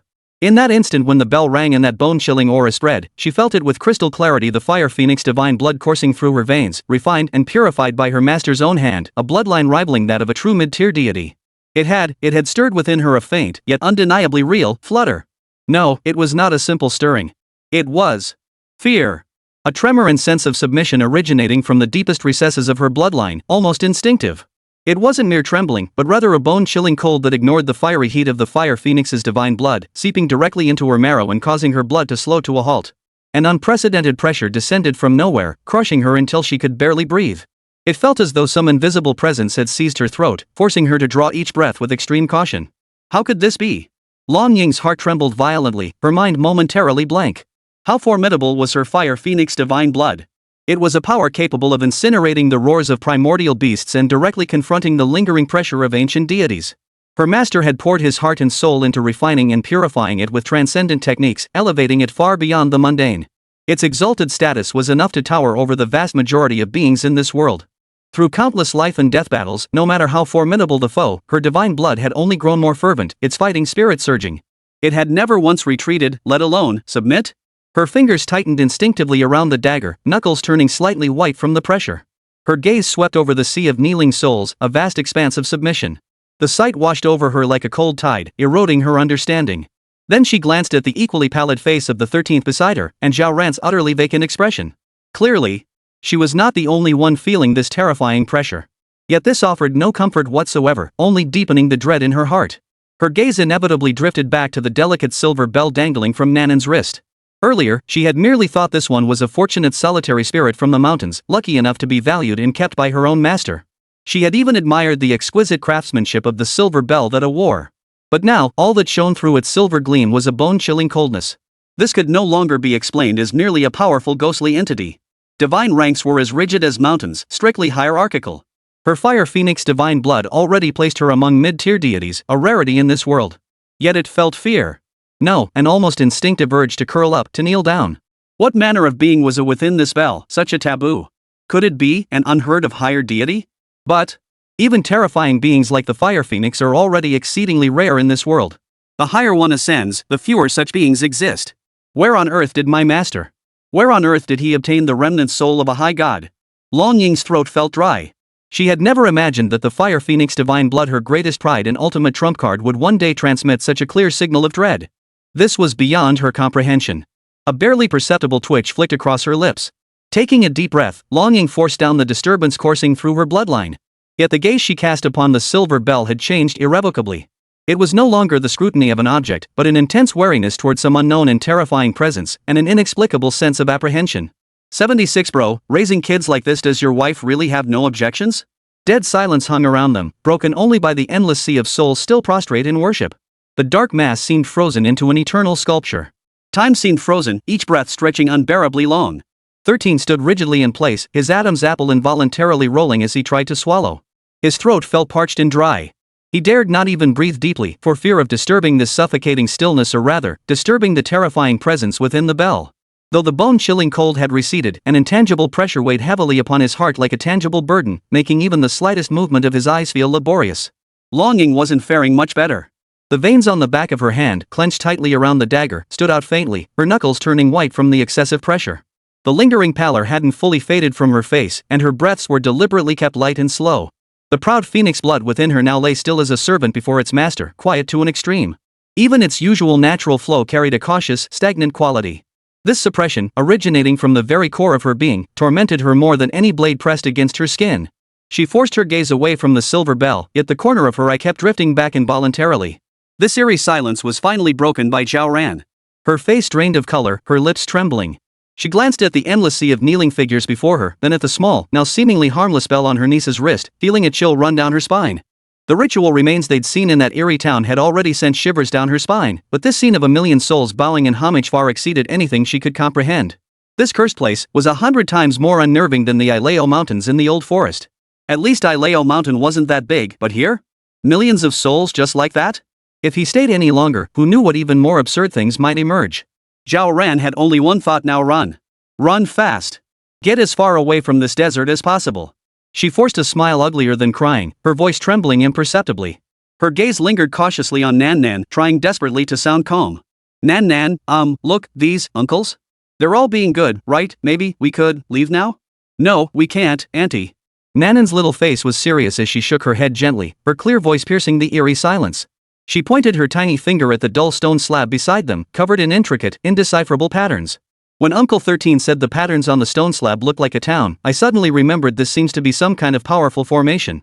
The little girl paused, as if struggling to recall something, then continued in a matter-of-fact tone. Whoever enters finds it very hard to leave. Hard to get out? Zhao Ran's heart sank abruptly. The fleeting urge to flee, stirred by the apparition's appearance, was instantly doused by those chilling words. She glanced at her innocent-looking niece, then at the unassuming stone slab, and a chill crept up her spine. In the livestream chat, the comments froze briefly before erupting. What the hell? What does that mean? Can't get out? Nan Nan, don't scare us. This isn't funny. An array? What kind of array is this powerful? Could it be that Ping Tian Emperor's backup plan? Creepy when you think about it. Brother 76 brought them here, could it be? Just as everyone was gripped by doubt and fear, the silent 13 suddenly trembled. His gaze locked onto the stone slab, and the last trace of color drained from his face even faster. His lips trembled as if finally confirming an unbelievable suspicion. His voice was dry and strained. The 49 exorcism formation. This is the master's own 49 exorcism formation. What the hell is that? Zhao Ran pressed urgently. The name alone suggested nothing good, and seeing 13's expression, as if he'd seen a ghost, amplified his unease 1,000-fold. Long Ying, who had remained silent, tightened her grip on the dagger, her nails digging into her palm. She remained silent, but her trembling lashes and suddenly constricted pupils betrayed the storm raging within. 13 swallowed hard, his gaze shifting from the stone slab to Zhao Ran with a weight bordering on despair. It was created by the master, a complex array of 49 distinct mystical killing formations designed to dissipate in energy, interlocking and combining. The most terrifying aspect is that it can draw upon the energy of the suppressed entity to sustain itself, forming a deadly, inescapable seal. He drew a deep breath, seemingly to steady his voice, yet it still trembled. To put it plainly, once this formation is fully activated from the outside, anyone or anything trapped inside can never escape. Ever. It will continuously drain the life force from every being trapped within, grinding them down until they're utterly consumed, reduced to nothingness. No, wait. 13, wait. Zhao Ran felt his mind buzz with disbelief, nearly losing his footing as he grabbed Shirsan's arm. Nan Nan said my brother, he asked Nan Nan to bring us here to broaden our horizons? Open our eyes? He brought us to this dead end to open our eyes? She felt utterly devastated. Outside, millions of restless souls cowered before the divine might of the bells, prostrating themselves in fear. A scene terrifying enough on its own. But inside, hidden away, was a deadly formation that trapped them in, grinding them to death? The more she thought about it, the more her scalp prickled and her body grew icy cold. After all that effort to reach this hellish place, the so-called answers to our questions came at the price of being trapped here forever, slowly ground to dust by this damn formation? What the hell kind of setup was this? Longing crouched down gently, her gaze settling on the little girl's face as her voice softened. Sweetie, do you remember? Last time you came here with Daddy, how did you get out? She refused to believe that the man who had always cherished his daughter like a precious jewel would truly set a deadly trap with no escape. Baby remembers. The little girl nodded vigorously, her tiny face full of earnestness. She pointed a finger toward the faint outline of a low stone hut visible in the distant desert. Daddy took Nan Nan down there before. It was so much fun down there. Her eyes sparkled as if recalling a joyful memory. It's cool down there, with lots of shiny stones, and a big bug played with Nan Nan for so long. It even spun circles around me. Turning her head, she looked at Zhao Ran with eager eyes.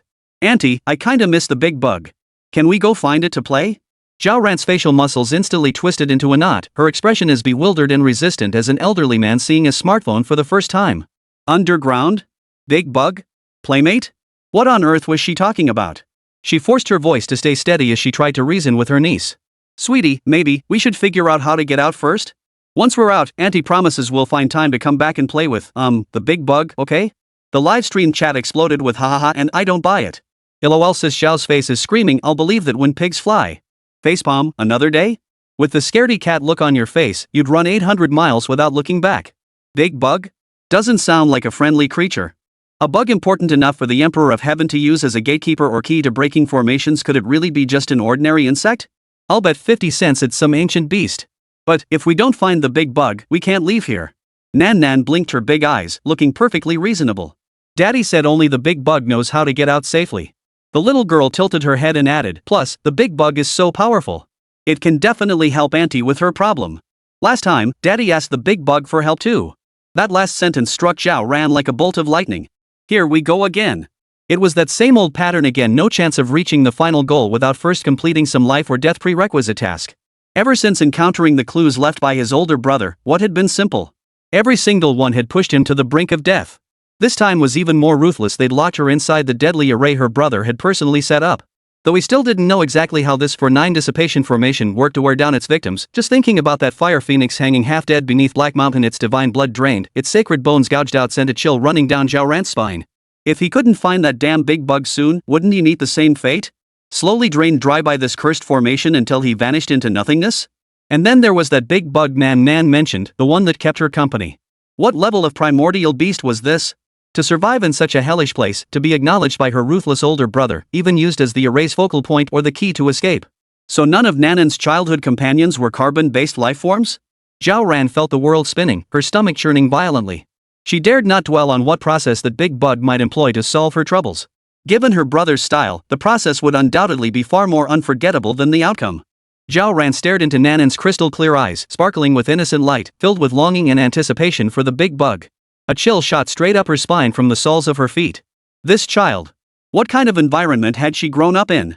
Though Nan was only 4 or 5 now, strictly speaking, she still had several years of childhood ahead. But judging from what was known so far, wasn't this experience a bit too hardcore? Even if Nan possessed extraordinary gifts, retaining memories from the womb, the content of that memory bank seemed to push the limits of human comprehension. How on earth did her older brother raise her? In ordinary households, children play with mud, building blocks, and rag dolls. But in her family? Her playmates start out as giant insects that can roam freely within deadly formations and even help the heaven-smoothing emperor solve problems? Couldn't these insects swallow an entire mountain in one bite? The more Zhao Ran thought about it, the paler his face grew, his stomach churning violently. She even began to feel sympathy for her sister-in-law. Her brother constantly dragged his daughter into life-threatening situations, calling it broadening her horizons and expanding her knowledge, even letting this unknown creature be her playmate. Did she truly have no objections? Was she just too laid back, thinking this was all small potatoes? Or is it that my sister-in-law herself isn't exactly an ordinary person, and she's used to this kind of thing? Or, did she have no idea what my brother and his daughter had been through? 77 Shiman formations can go anywhere? Do you even know how vast the desert is? The mere thought of his sister-in-law, that wealthy heiress about to inherit a massive conglomerate, who deposited 2 million yuan into his account every single month without fail, made Zhao Ran's heart, clenched tight with fear, ease just a tiny bit. No matter what, once they escaped death and returned, she absolutely, positively, without a doubt had to have a serious talk with her sister-in-law. She had to broach the subject. No, she had to ask her sister-in-law directly. Did she even know what her husband had been up to behind her back, dragging their precious daughter into those earth-shattering good deeds? But then she thought, what if, upon learning the truth, her sister-in-law flew into a rage and blamed her, the younger sister-in-law, for failing to watch the child properly? Or even take it out on her? Then wouldn't her 2 million yuan monthly nanny fee go down the drain? Zhao Ran's brow instantly knotted into a tight knot. She shot a quick glance at her daughter standing obediently beside her, eyes wide with curiosity as she scanned the surroundings. Those eyes were as pure as mountain spring water, reflecting the faint light off the stone walls. No! Money could be re-earned, but Nanan's childhood. If this continued, it wouldn't be hardcore, it'd be survival mode in hell.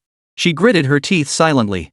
The savings accumulated over these years, plus what her sister-in-law had given earlier, if she spent sparingly, it should barely suffice to raise Nan until adulthood? Probably?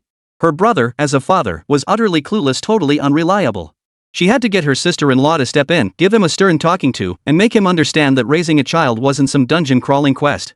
Given my brother's current status and capabilities, plus the national-level importance placed on him, combined with my sister-in-law's usual attitude of almost complete deference toward him, Zhao Ran's mind raced through the calculations. This minor family conflict surely couldn't escalate to divorce, right? And surely it wouldn't cut off her, Zhao Ran's, source of income, right? Maybe. Her mind started racing again. Maybe once my sister-in-law learned about my brother's outrageous behavior, she wouldn't blame me at all. Instead, she'd reward me handsomely for my act of bravery in exposing him and opening her eyes. Yes. With both my sister-in-law and me two level-headed women joining forces against him, even if my brother wanted to venture into some dangerous place himself, he'd never dare to act on his own again. A peaceful, stable life seemed to be beckoning her. The more Zhao Ran thought about it, the more perfect this plan seemed. Based on her understanding of her sister-in-law's subtle controlling tendencies beneath her gentle exterior, and her brother's latent wife-dominated nature, the chances of success were extremely high. Moreover, she was confident she could keep the situation firmly under control without it spiraling out of hand. Of course, half of Zhao Ran's motivation stemmed from deep consideration for her future quality of life and financial independence. But the other half stemmed from a genuine conviction that exposing a 4 or 5-year-old girl to all this fighting, supernatural nonsense, and mysterious big bugs from such a young age was utterly twisted. This was completely at odds with the normal developmental path of a child. Other kids played with modeling clay, but her child played with core creatures of mystical formations? Other children feared the dark and ghosts, but her child spent every day playing with, well, things that might actually be ghosts? Mastering Taoist arts is impressive, but this isn't how you teach it. If this presented an opportunity to steer Nan Nan away from her brother's crooked path and let her live the life of a normal little princess, it would undoubtedly be entirely beneficial for her future. Looking at Nanan's innocent little face, Zhao Ran felt her fear of the big bug replaced by an inexplicable sense of urgency. She was now practically itching to find this big bug Nan Nan mentioned, get rid of whatever weird trouble it was causing, and then leave this godforsaken place immediately right this instant, without looking back. Back home, she would execute her grand plan, rescue niece and save the dog food. Zhao Ran forced down the churning nausea in her stomach, shot another quick glance at the innocent-looking Nan Nan beside her, and finally gritted her teeth as if making a momentous decision. Well, you can't catch a wolf without sacrificing the lamb. Wait, no, this was to rescue her niece and secure her long-term meal ticket. She forced a relatively gentle expression, crouching down to look at Nan Nan. Nan Nan, Auntie. Auntie promises you, I'll go with you to find that big bug. The words barely left her mouth before she cringed inwardly. What big bug? It sounded like something that could swallow a person whole, bones and all. But Zhao Ran held up one finger, her tone stern. You must promise Auntie that once we find the big bug and deal with that, trouble, we have to leave this place immediately. Not a single step more. Got it? Nanan's clear, wide eyes lit up instantly. She nodded vigorously, her little face beaming with excitement. Instead of jumping and cheering like most children, she reached out her small hand, gripped Zhao Ran's finger tightly, gave it a gentle shake, and replied in her sweet, childish voice. Nan Nan will listen to Auntie. Once we find the big bug, we'll go home. This obedient and sensible demeanor only made Zhao Ran feel even more uneasy. How could this child remain so calm in such a spooky place? What on earth had her older brother taught her with this hardcore parenting approach? Zhao Ran silently vowed to tell his sister-in-law all about this when they got home, but he forced himself to perk up. She pulled Nan Nan to her feet and nodded to Shirsan beside them. The group left the desolate bone square behind and, guided by Nan Nan, headed toward the specific building she had mentioned. The path beneath their feet remained paved with stark white bones. Each step echoed with sharp, grating sounds, creaks and cracks that pierced the deathly silence, sending shivers down Zhao Ran's spine. Several times, she nearly vomited. She clutched Nanan's hand tightly, her other hand instinctively clenching into a fist, her nails digging into her palm. Unlike their aimless wandering upon entering, this time following Nan Nan, they zigzagged through the town's ruins. The route seemed utterly random. Strangely, after walking for only a short while, Zhao Ran keenly sensed that the layer of bone beneath their feet, that bone-chilling layer, was visibly thinning and becoming sparser. First, dark brown soil peeked through the gaps between the bones. Then, partially buried, heavily weathered blue stone slabs began to emerge. These slabs were deep in color, their surfaces seemingly etched with indistinct patterns, exuding an indescribable sense of antiquity and desolation. This sight stirred something within Zhao Ran. She turned her head and whispered to Shirsan beside her. I recall, that stone map we had earlier didn't mark this kind of bluestone path, did it? Her tone carried palpable uncertainty and a hint of tension. 13's gaze never left the ground beneath their feet or the surroundings. Hearing this, he furrowed his brow slightly, observing carefully for a moment before responding in a low voice. Indeed, it wasn't. He first confirmed Zhao Ran's memory, then shook his head slightly and added. The situation here is more complex than anticipated. It appears some highly sophisticated Chiman Duanjia technique is operating and shifting on its own. Many elements have transcended the scope of conventional formations. Even I find it difficult to decipher. He acknowledged his limitations, but his gaze shifted to the small figure leading the way ahead, and his tone grew resolute once more. However, Nanan's guidance is leading us in the right direction. Following her should be the correct path. Hearing this, Zhao Ran asked no further questions, silently following along though his heart raced with anxiety. The winding cobblestone path stretched ahead, flanked by crumbling walls that seemed taller than before, casting ever-deepening shadows. Little Nan, leading the way ahead, seemed completely oblivious to her aunt's inner turmoil. Instead, she was exceptionally excited about finding the big bug. Lifting her small face, her clear voice echoed in the silence. Daddy said there are 33 heavens and 49 earths. There are so many fun places here. And each one is different, Auntie. Look, these stones are different from the ones by the entrance, right? As the little girl spoke, she kicked a slightly protruding blue stone slab with her tiny foot, her tone brimming with wonder and pride. To Zhao Ran, these words struck like a thunderclap. Her footsteps halted abruptly, the fragile calm she'd just begun to find in this new environment shattered instantly. Wait, what did you say, Nan? So many places? Her voice trembled slightly as she struggled to control herself. Isn't this just a ruined ancient town? How could it be? 13, who had been silently observing their surroundings, took over the conversation. He pointed to the branching paths stretching out in different directions beneath their feet, then glanced at the faint outlines of other buildings visible in the distance. His voice was solemn as he replied. It appears to be a multi-site Chiman formation interconnected through a complex layout. Seeming to feel that explanation wasn't clear enough, he paused briefly before rephrasing it in simpler terms. Think of it like numerous distinct spaces or locations, all connected here through some means. This place functions as a hub, a transit point. Theoretically, from here, one might reach every location in this desert where similar Chiman formations have been laid. Zhao Ran froze completely. A chill shot up her spine from the soles of her feet to the crown of her head. Her mind buzzed like a swarm of bees had thrown a party inside. The Taklamakan Desert, every site with such formations? She whipped her head toward her oblivious niece, who was skipping and jumping beside her. A terrifying thought instantly consumed her mind. No wonder the little brat agreed so readily. Once we find the big bug, we'll go home. Yes, home.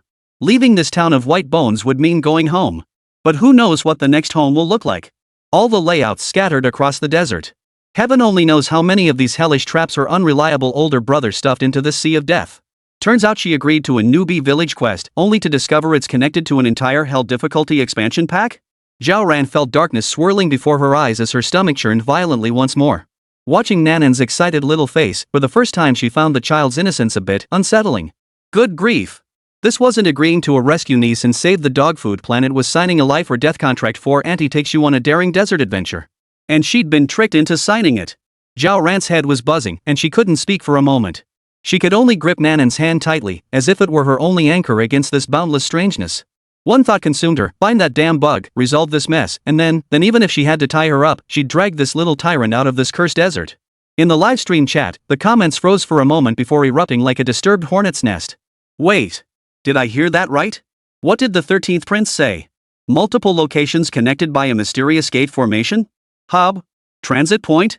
Connecting all the formations in the desert? Holy. Is this real? This is even crazier than Doraemon's Anywhere door. Look, the Anywhere door at least looks safe. But this place, who knows what awaits at the next stop? A bowl of rice mixed with ashes? Or sand blowing in your face? Who knows? I was thinking this ancient town ruin was creepy but contained, we could push through eventually, and now you tell me it's a transport hub? That little girl saying so many fun places, it makes my hair stand on end now. Yeah. And every place is different. Look at these stones, Auntie, they're not the same as the ones by the entrance. It's terrifying when you think about it. So the little girl wasn't bragging, she was stating facts? She's actually been to more than one of these creepy places? Whoa. That's too much to process. My brain's overheating. No wonder even 13 said he couldn't figure it out. This isn't some ancient formation, it's spatial folding technology, right? So when Goddess Xiao promised find the big bug and we go home, does home just mean leaving this white bones town? Next stop might be the Yellow Springs Road ticket office? Stop it upstairs, I'm already feeling stomach pains for Goddess Xiao. Goddess Xiao, I was terrified out of my mind. All I wanted was to uninstall this niece, not really with one click. Feel for the goddess for a second, this isn't taking care of a niece, it's being dragged into an endless hell mode dungeon by a little tyrant. 1 second, heartwarming aunt-niece bonding. Next second, Taklamakan nightmare auntie, love me just once more. Suddenly, that big bug might be the most benign thing in this whole mess. At least the goal is clear?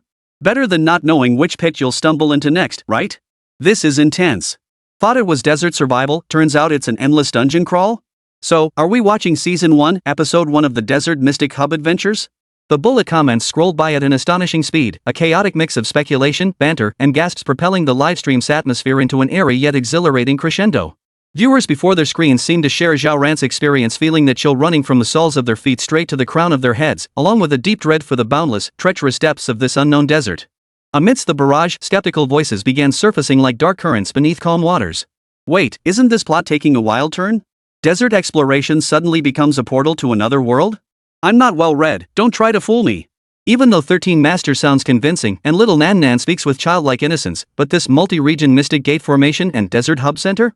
That's way too far-fetched. Thunder Master's dad is definitely powerful, but even he can't defy the laws of physics, right? Spatial jumps? Teleportation? It's the 21st century, cut the feudal superstition nonsense. Exactly. Seeing ruins in an ancient town made sense, it's a desert, after all. Mysterious relics there are, understandable. But now you're telling me this site is a transit hub? Is there anyone knowledgeable here who can explain? Can the Chiman layout be used like this? I always thought it was just feng shui geomancy, now you're telling me it can function as a portal? Forget about science for now. I just want to know what the hell kind of places this home runner is heading to next? Wait.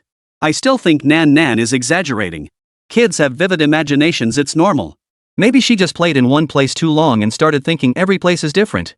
Sis Lon, come out and debunk this. If this is real, my entire worldview is about to shatter. Debunk what? Didn't you see 13's expression? He's baffled himself. How could Sister Long, a mere physical cultivator, debunk something beyond comprehension? Doubts kept popping up. Clearly many couldn't accept such a thing. A place that connects to all similar layouts? Do you even realize what you're saying? This is the Taklamakan Desert. Do you have any idea how vast it is? Even if you flew, you couldn't claim to reach every corner. 78 layout shifts again, the terrifying ancient battlefield. The waves of skepticism from netizens actually made Zhao Ran feel a little more at ease. If this were true, then he wouldn't have to venture into dangerous places after all, just exploring nearby areas would suffice. Besides, no matter how powerful her unreliable older brother might be, he couldn't possibly treat this deadly desert like his own backyard, opening portals to wherever he pleased, could he? This thought loosened her taut nerves just a little, though the ground beneath her feet was still covered in stark white bones, their creaking sound making her teeth ache. Little Nan, however, remained oblivious to her aunt's inner turmoil. She led the way ahead with boundless enthusiasm, her short legs scurrying along at a rapid pace. A childish, off-key nursery rhyme hummed from her lips, as if the ground beneath her feet wasn't a ruin of bones but a springtime hiking trail. This carefree joy felt jarringly out of place in such surroundings, tinged with an eerie, unsettling quality. After walking for another 15 minutes or so, the musty, dusty stench in the air seemed to fade slightly, replaced by a faint, almost imperceptible, rusty smell. Zhao Ran frowned, but before he could ponder it further, the scent suddenly intensified. A sickening, putrid stench, the distinct, foul odor of rotting flesh assaulted his nostrils. Up ahead, the terrain seemed to open up slightly, no longer a dense jumble of crumbling ruins. As they rounded the last crumbling wall, the sight before them froze everyone in their tracks. Even the flood of comments in the livestream chat momentarily stalled. A vast, endless wasteland stretched out before them. But this was no desert of yellow sand, it was a battlefield. An ancient battlefield frozen in death. Countless tattered banners lay skewered in the ground, long faded and decayed, leaving only bare flagpoles and scraps of cloth fluttering feebly in the wind. Shattered spears, bent blades, broken armor, rusted arrowheads, littered the ground densely. Some lay half buried in the sand, others tangled with bleached bones, composing a scene of brutal, deathly stillness. The thick, pungent stench of blood and decay wafting through the air emanated from these ancient battlefield ruins. It felt as though the slaughter and death of millennia had never truly dissipated, lingering like restless spirits. Ugh! Zhao Ran felt her stomach churn violently. The nausea she had suppressed earlier surged back, threatening to overwhelm her once more. Clutching her mouth tightly, she stared at this place of death, more visceral and brutal than White Bones Town, her mind buzzing, nearly unable to think. Long Ying's knuckles turned white as she gripped her blade, her gaze sweeping sharply across the battlefield as if searching for hidden threats. Every muscle in her body was taut, ready to explode at any moment. 13 frowned, instinctively pulling Nan Nan closer behind him. Nan Nan, however, was fascinated by the rust-stained weapons. She wriggled free of Shursan's grip and scampered closer, pointing at a broken halberd embedded in a shattered skull, examining it with keen interest. Zhao Ran looked at his niece's innocent face, then at the murder weapon embedded in the skull. A wave of suffocating emotion washed over him, leaving him speechless. The livestream exploded again. Holy crap! This is the real battlefield? First the Whitebone spirit holds a meeting, then we're suddenly at a battlefield muster? Director, this transition is way too abrupt. Dude, forget director, this is immersive experience. Rant's desert expedition comes with a free tour of ancient battlefields. Worth every penny. Worth my ass. I'm about to puke watching this. The stench is hitting me through the screen. So is this teleportation or not? That mysterious gate formation Nan Nan mentioned, can it really fling someone from one end of the desert to the other? I don't buy it.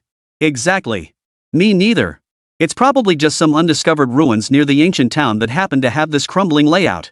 That little brat Nan Nan just mistook it for teleportation. Tech geeks, analyze this, spatial teleportation in the desert? Where's the energy source? What's the scientific basis? Forget it, it's definitely nearby. At most, it's just a hidden map. Exactly. If it really was teleportation, that'd be way too fantastical, like something out of a fantasy novel. I still lean toward it being some forgotten corner, just happening to be near the ancient town. The livestream chat was ablaze with heated discussion, theories popping up left and right. Most viewers couldn't stomach the wildly implausible spatial teleportation theory, leaning instead toward the idea that this was another set of ruins hidden deep in the desert, structurally similar to Whitebones Town. Zhao Ran scanned the comments, the faint glimmer of absurd hope that had just flickered in her heart crushed once more.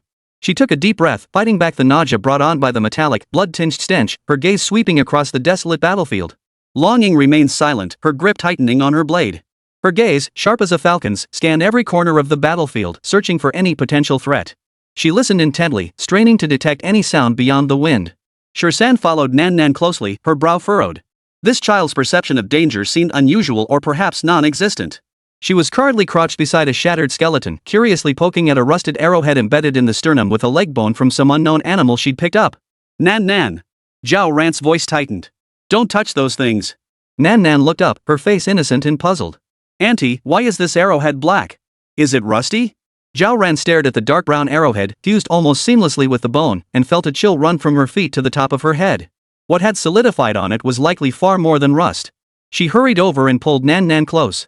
Zhao Ran forced down the metallic taste in her throat, her gaze reluctantly shifting away from the tangled white bones and rusted weapons to survey the vast, lifeless battlefield. The wind wailed, whipping up dust and carrying an even heavier stench of decay. Steeling herself, she looked at Nan Nan, who was still peering around curiously. Her voice trembled, a tremor she hadn't even noticed, as she voiced the question weighing heaviest on her mind. Nan Nan, this place, are you sure we're far from that town we just passed? The little girl lifted her face and nodded vigorously, her tone certain. Of course, Auntie. Daddy's formation is super powerful. We should be way up north now, much farther than that place full of skeletons earlier. The little girl wore an expression that screamed praise me now, completely unaware of what her words far north truly implied. Zhao Ran felt a wave of dizziness wash over her, and her stomach churned once more. North? North of the Taklamakan Desert? What did that even mean? The straight line distance must be over 1,000 kilometers. Crossing the entire desert? How could that be possible? This is simply beyond human capability. Even an airplane would take a long time to fly that distance. The debate raged on in the livestream chat, with most viewers still convinced it was some hidden area nearby. What does this kid know about north and south? Give her a compass and she probably couldn't find north. Probably just has no sense of direction and is making stuff up. Exactly. She probably just turned a corner and got disoriented. Kids think going far away means going really far. Sis Ran, stop asking her questions. Let's hurry and find another way out of here. This place is creepy as hell. I've got goosebumps all over. +1. Feels like staying another second will make me sprout corpse spots. This smell, unbelievable. Speaking of which, what's the deal with Nan Nan's dad? The Emperor of the Heavens? Sounds pretty intimidating, but this is getting ridiculous. Does he really think he's some kind of god, waving his hand and making us teleport through space? Forget it. It's probably just nearby, at most an undeveloped military site or ancient battlefield. Teleportation? You've been watching too many sci-fi movies. Reading the comments, Zhao Ran felt a slight sense of relief wash over him. Yeah, right. How could that be possible? That's just absurd. She shook her head, trying to dispel the unrealistic notion. Yet Nan Nan's eyes clear as black and white, unwavering in their certainty along with the ancient, brutal battlefield ruins before them, so starkly different from the style of Whitebones Town, felt like two invisible hands gripping her, grasping hope, preventing her from denying it completely. Everything here radiated an eerie, unnatural aura. 13 remained silent, guarding Nan inside as he scanned the surroundings with heightened vigilance, his expression growing even more grave than before. Longing moved slowly a short distance away, like a lone wolf hunting for prey. Her gaze scanned every corner where danger might lurk, her hand never leaving the hilt of her blade. Zhao Ran's gaze swept once more over the shattered weapons and scattered bones. The wind carried grains of sand and an even thicker, rancid stench of rust. She forced herself to stay calm. Panic was not an option. The more critical the situation, the more composed she had to be. She instinctively raised her hand to wipe the cold sweat from her forehead, only to brush against a hard object on her wrist. It was the multifunctional outdoor watch issued by the base before departure, a matte black strap, a thick dial, supposedly equipped with a barometer, thermometer, compass, and other functions. A faint spark of realization flashed through Zhao Ran's mind. She snapped her head down to look at her wrist. GPS. This watch had GPS positioning. 79 was real, damn it, that was 800 miles away. She jerked her wrist up, her fingers trembling slightly from the tension. It took several taps on the small screen before it finally lit up. Signal bars, full? Not a single bar missing, standing steady and firm. Zhao Ran almost thought she was seeing things. This godforsaken ancient battlefield, where living creatures were scarce, where did this signal come from? And full bars at that? A thought flashed through her mind, just how many signal towers had that infrastructure maniac from the 13 built in the Taklamakan desert? This coverage was downright absurd. But now wasn't the time for that. Zhao Ran composed herself, her fingers swiftly swiping across the screen. She opened the communication function and selected the emergency encrypted channel to connect with base. ZZZZT, ZZZZT.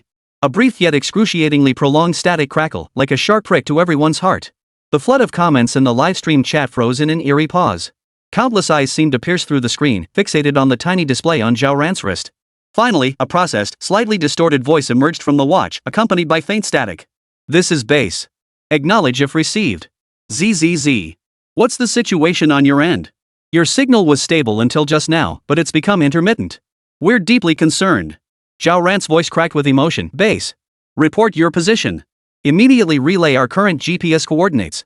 Silence hung heavy on the other end, broken only by the faint crackle of static. Those few seconds of silence felt like centuries. The base was clearly cross-checking this suddenly restored signal with its bizarre location. In the livestream chat, even breathing seemed to halt. The comments froze completely as everyone held their breath, waiting for that decisive answer. Finally, the voice came through again. This time, however, the operator's tone was thick with unmistakable shock and profound confusion. According to the GPS signal feedback we just received, your coordinates are located at the northern edge of the Taklamakan desert. This is impossible. Absolutely impossible. Half an hour ago, you were still at a coordinate point deep within the desert. This deviation exceeds 800 kilometers. Is your equipment malfunctioning? Or are you experiencing strong magnetic interference? Boom! It felt like an invisible thunderclap exploded in Zhao Ran's mind, instantly shattering all her reason and common sense into pieces. A constant buzzing filled her ears as the world around her began to warp and spin. The base personnel's voices, filled with shock and doubt, continued to analyze the possibilities of the signal anomaly, but Zhao Ran couldn't process a single word. Taklamakan Desert, Northern Edge? Had it truly spanned the entire desert? All because of that special Chiman formation her brother had devised? She stiffly turned her head to look at Nan Nan. The little brat, however, stood with her tiny chest puffed out, face lifted, her big eyes sparkling as she looked at Zhao Ran, her entire expression screaming, "Auntie, look how awesome I am. Praise me." Long Ying, who had maintained high alertness without even blinking, suddenly whipped around. For the first time, her usually sharp and composed eyes clearly reflected shock and disbelief. The knuckles of her fingers gripping the knife handle turned slightly white from the force. Beside her, Shirsan sucked in a sharp breath. The livestream chat exploded after a few seconds of dead silence. Holy? What the hell? Northern border? What the did I just hear? GPS tracking? Official backend verification? This is ING teleportation. Across 800 kilometers? My apologies.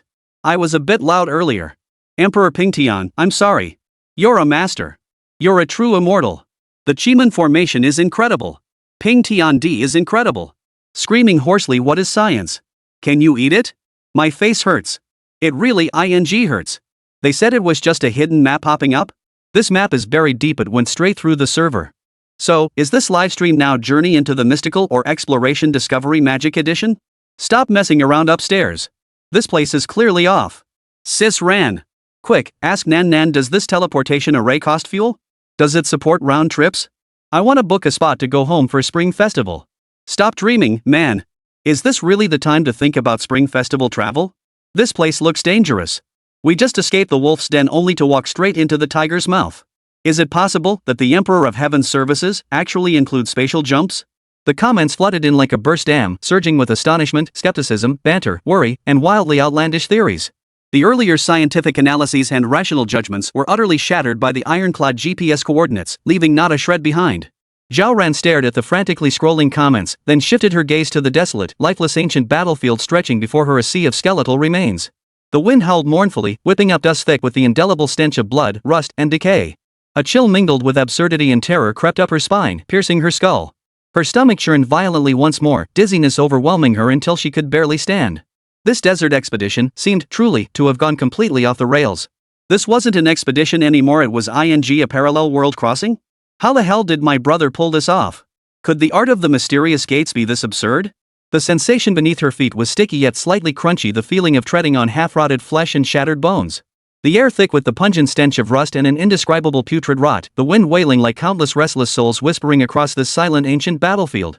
Zhao Ran fought back the nausea churning in his stomach as his gaze painfully swept across this endless sea of bones.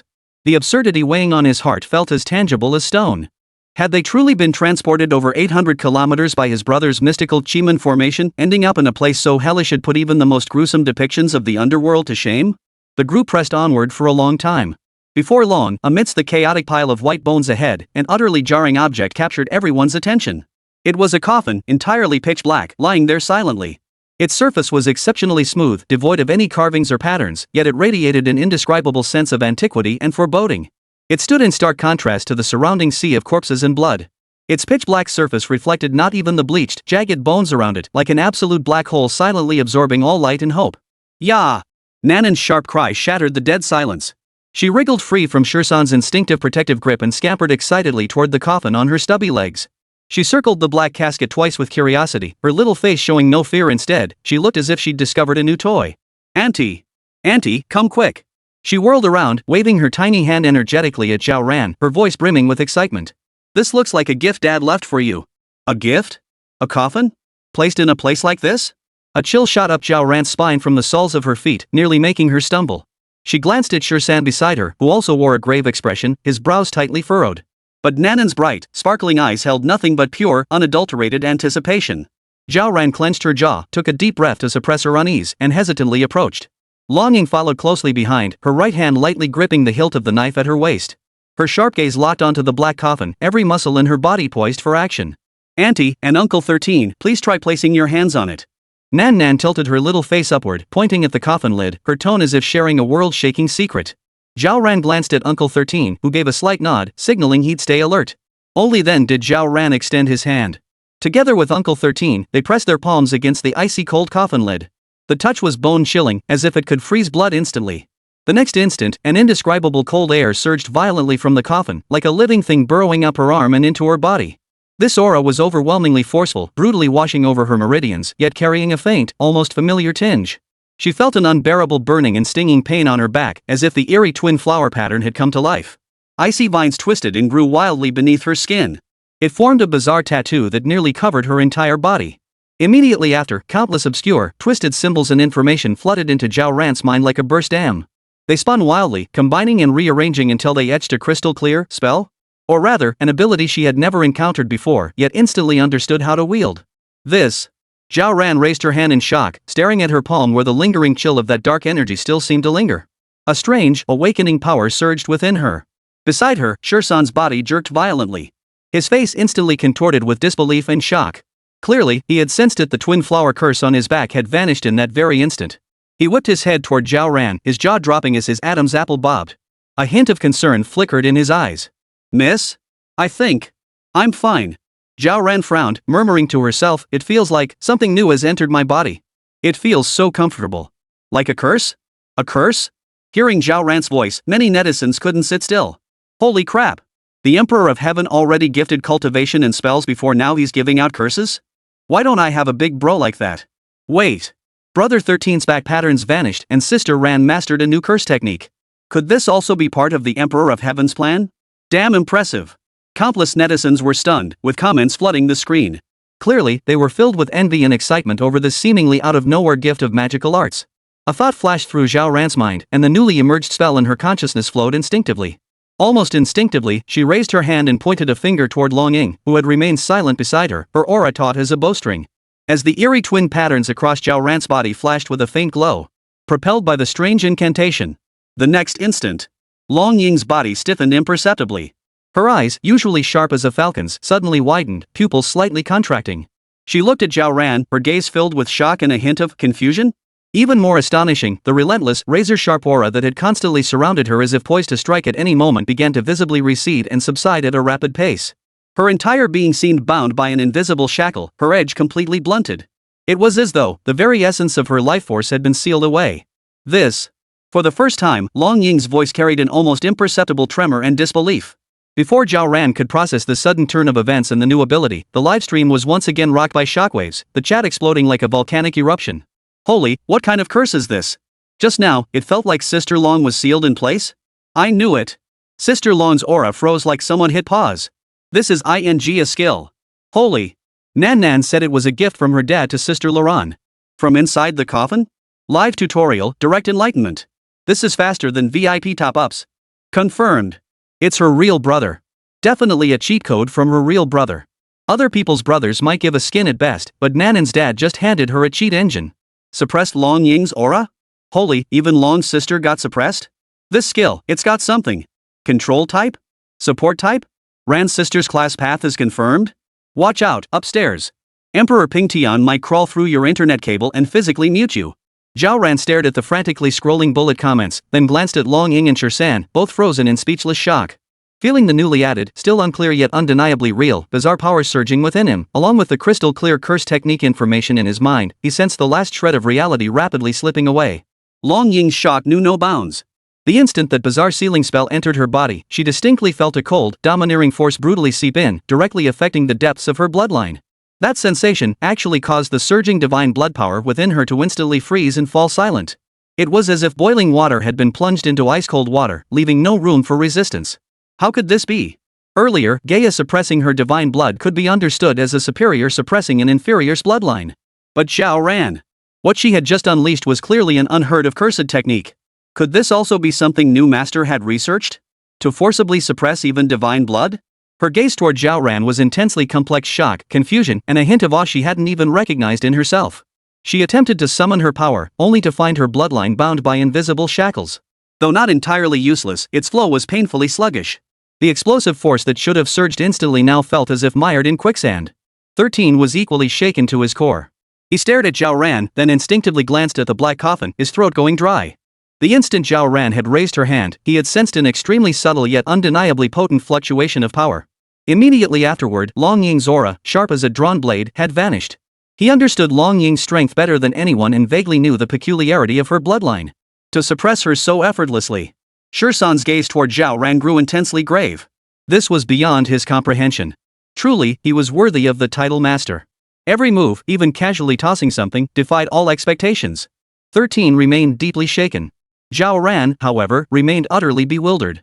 She could feel the eerie twin flower pattern covering her body still faintly warm, as if resonating with the new power within her. The knowledge of that curse in her mind was terrifyingly clear, as if innate. She understood its function to temporarily suppress the flow of energy within a target's body, with particularly pronounced effects against certain special bloodline powers. This power was cold and eerie, yet strangely harmonious with her own being. She looked down at her hand, the earlier pointing gesture having been almost instinctive. "Auntie, you're so amazing." Nanan's voice rang out again.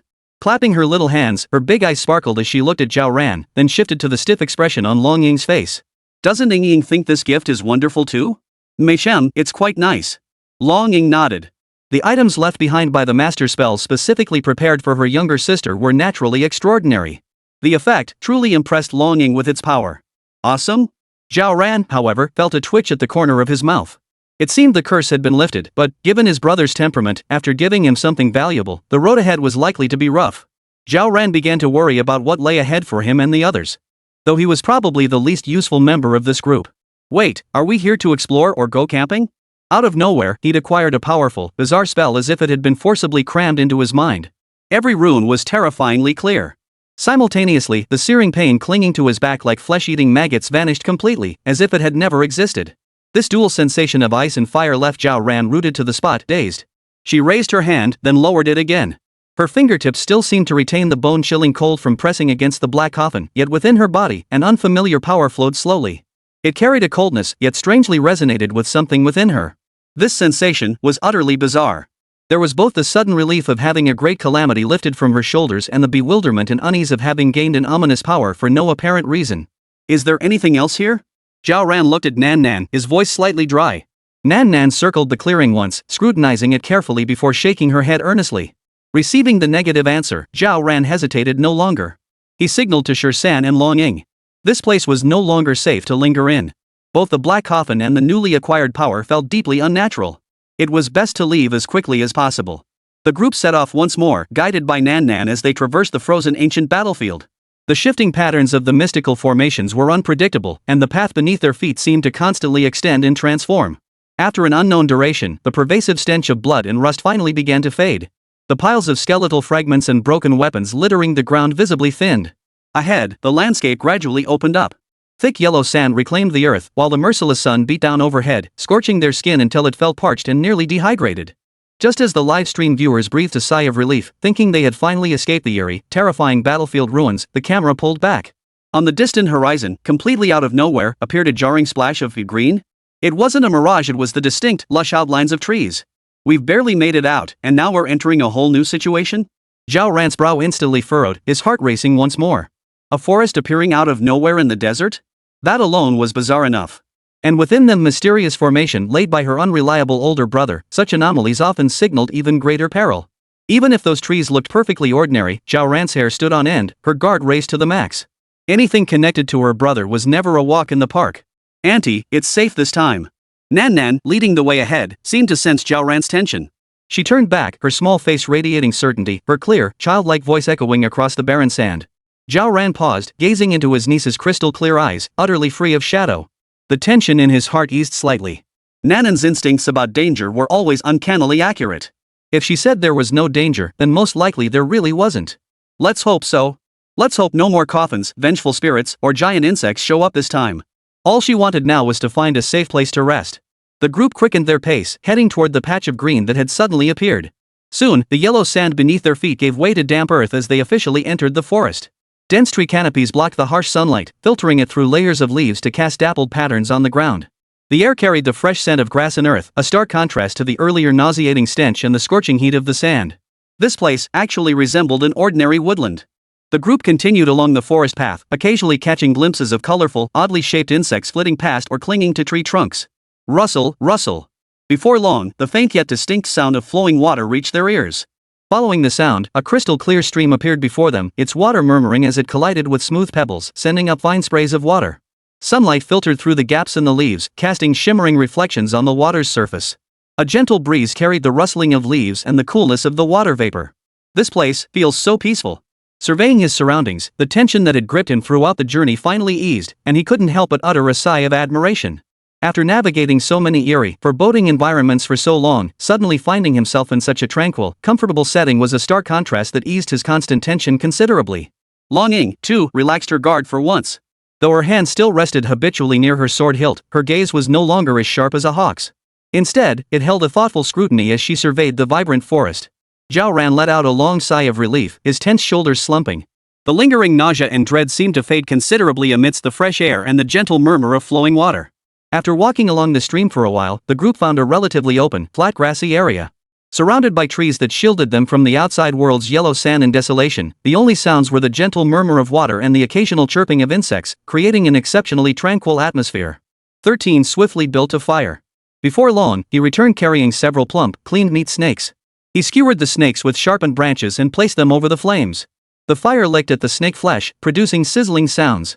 The aroma of roasting meat gradually filled the air, dispelling the lingering gloom and the bloody stench of the ancient battlefield from everyone's minds. The prolonged tension and physical exertion left everyone exhausted. After checking the surroundings for immediate threats, Long Ying leaned against a tree and sat down. Her fingers unconsciously rubbed the hilt of her knife, yet her gaze lacked its usual sharpness, carrying a rare hint of relaxation. Her eyes occasionally swept over the fire before thoughtfully glancing at Zhao Ran. Zhao Ran collapsed directly onto the grass. The constant fright, relentless travel, and the shock of that black coffin had left her utterly drained, both physically and mentally. This moment of peace felt like heaven. The aroma of roasting snakes grew richer. 13 skillfully turned them, monitoring the heat. Once cooked, he carefully removed one, blew on it, and handed it to Nan Nan, who was staring longingly at the flames. Nan Nan, you go first. Thank you, Uncle Shirsan. Nan Nan cheered, taking the snake and eagerly nibbling away, her little face beaming with delight. 13 smiled and offered another to Zhao Ran. Miss Xiao, try some. Zhao Ran took it, staring at the crispy, golden snake meat dripping with oil, and swallowed hard.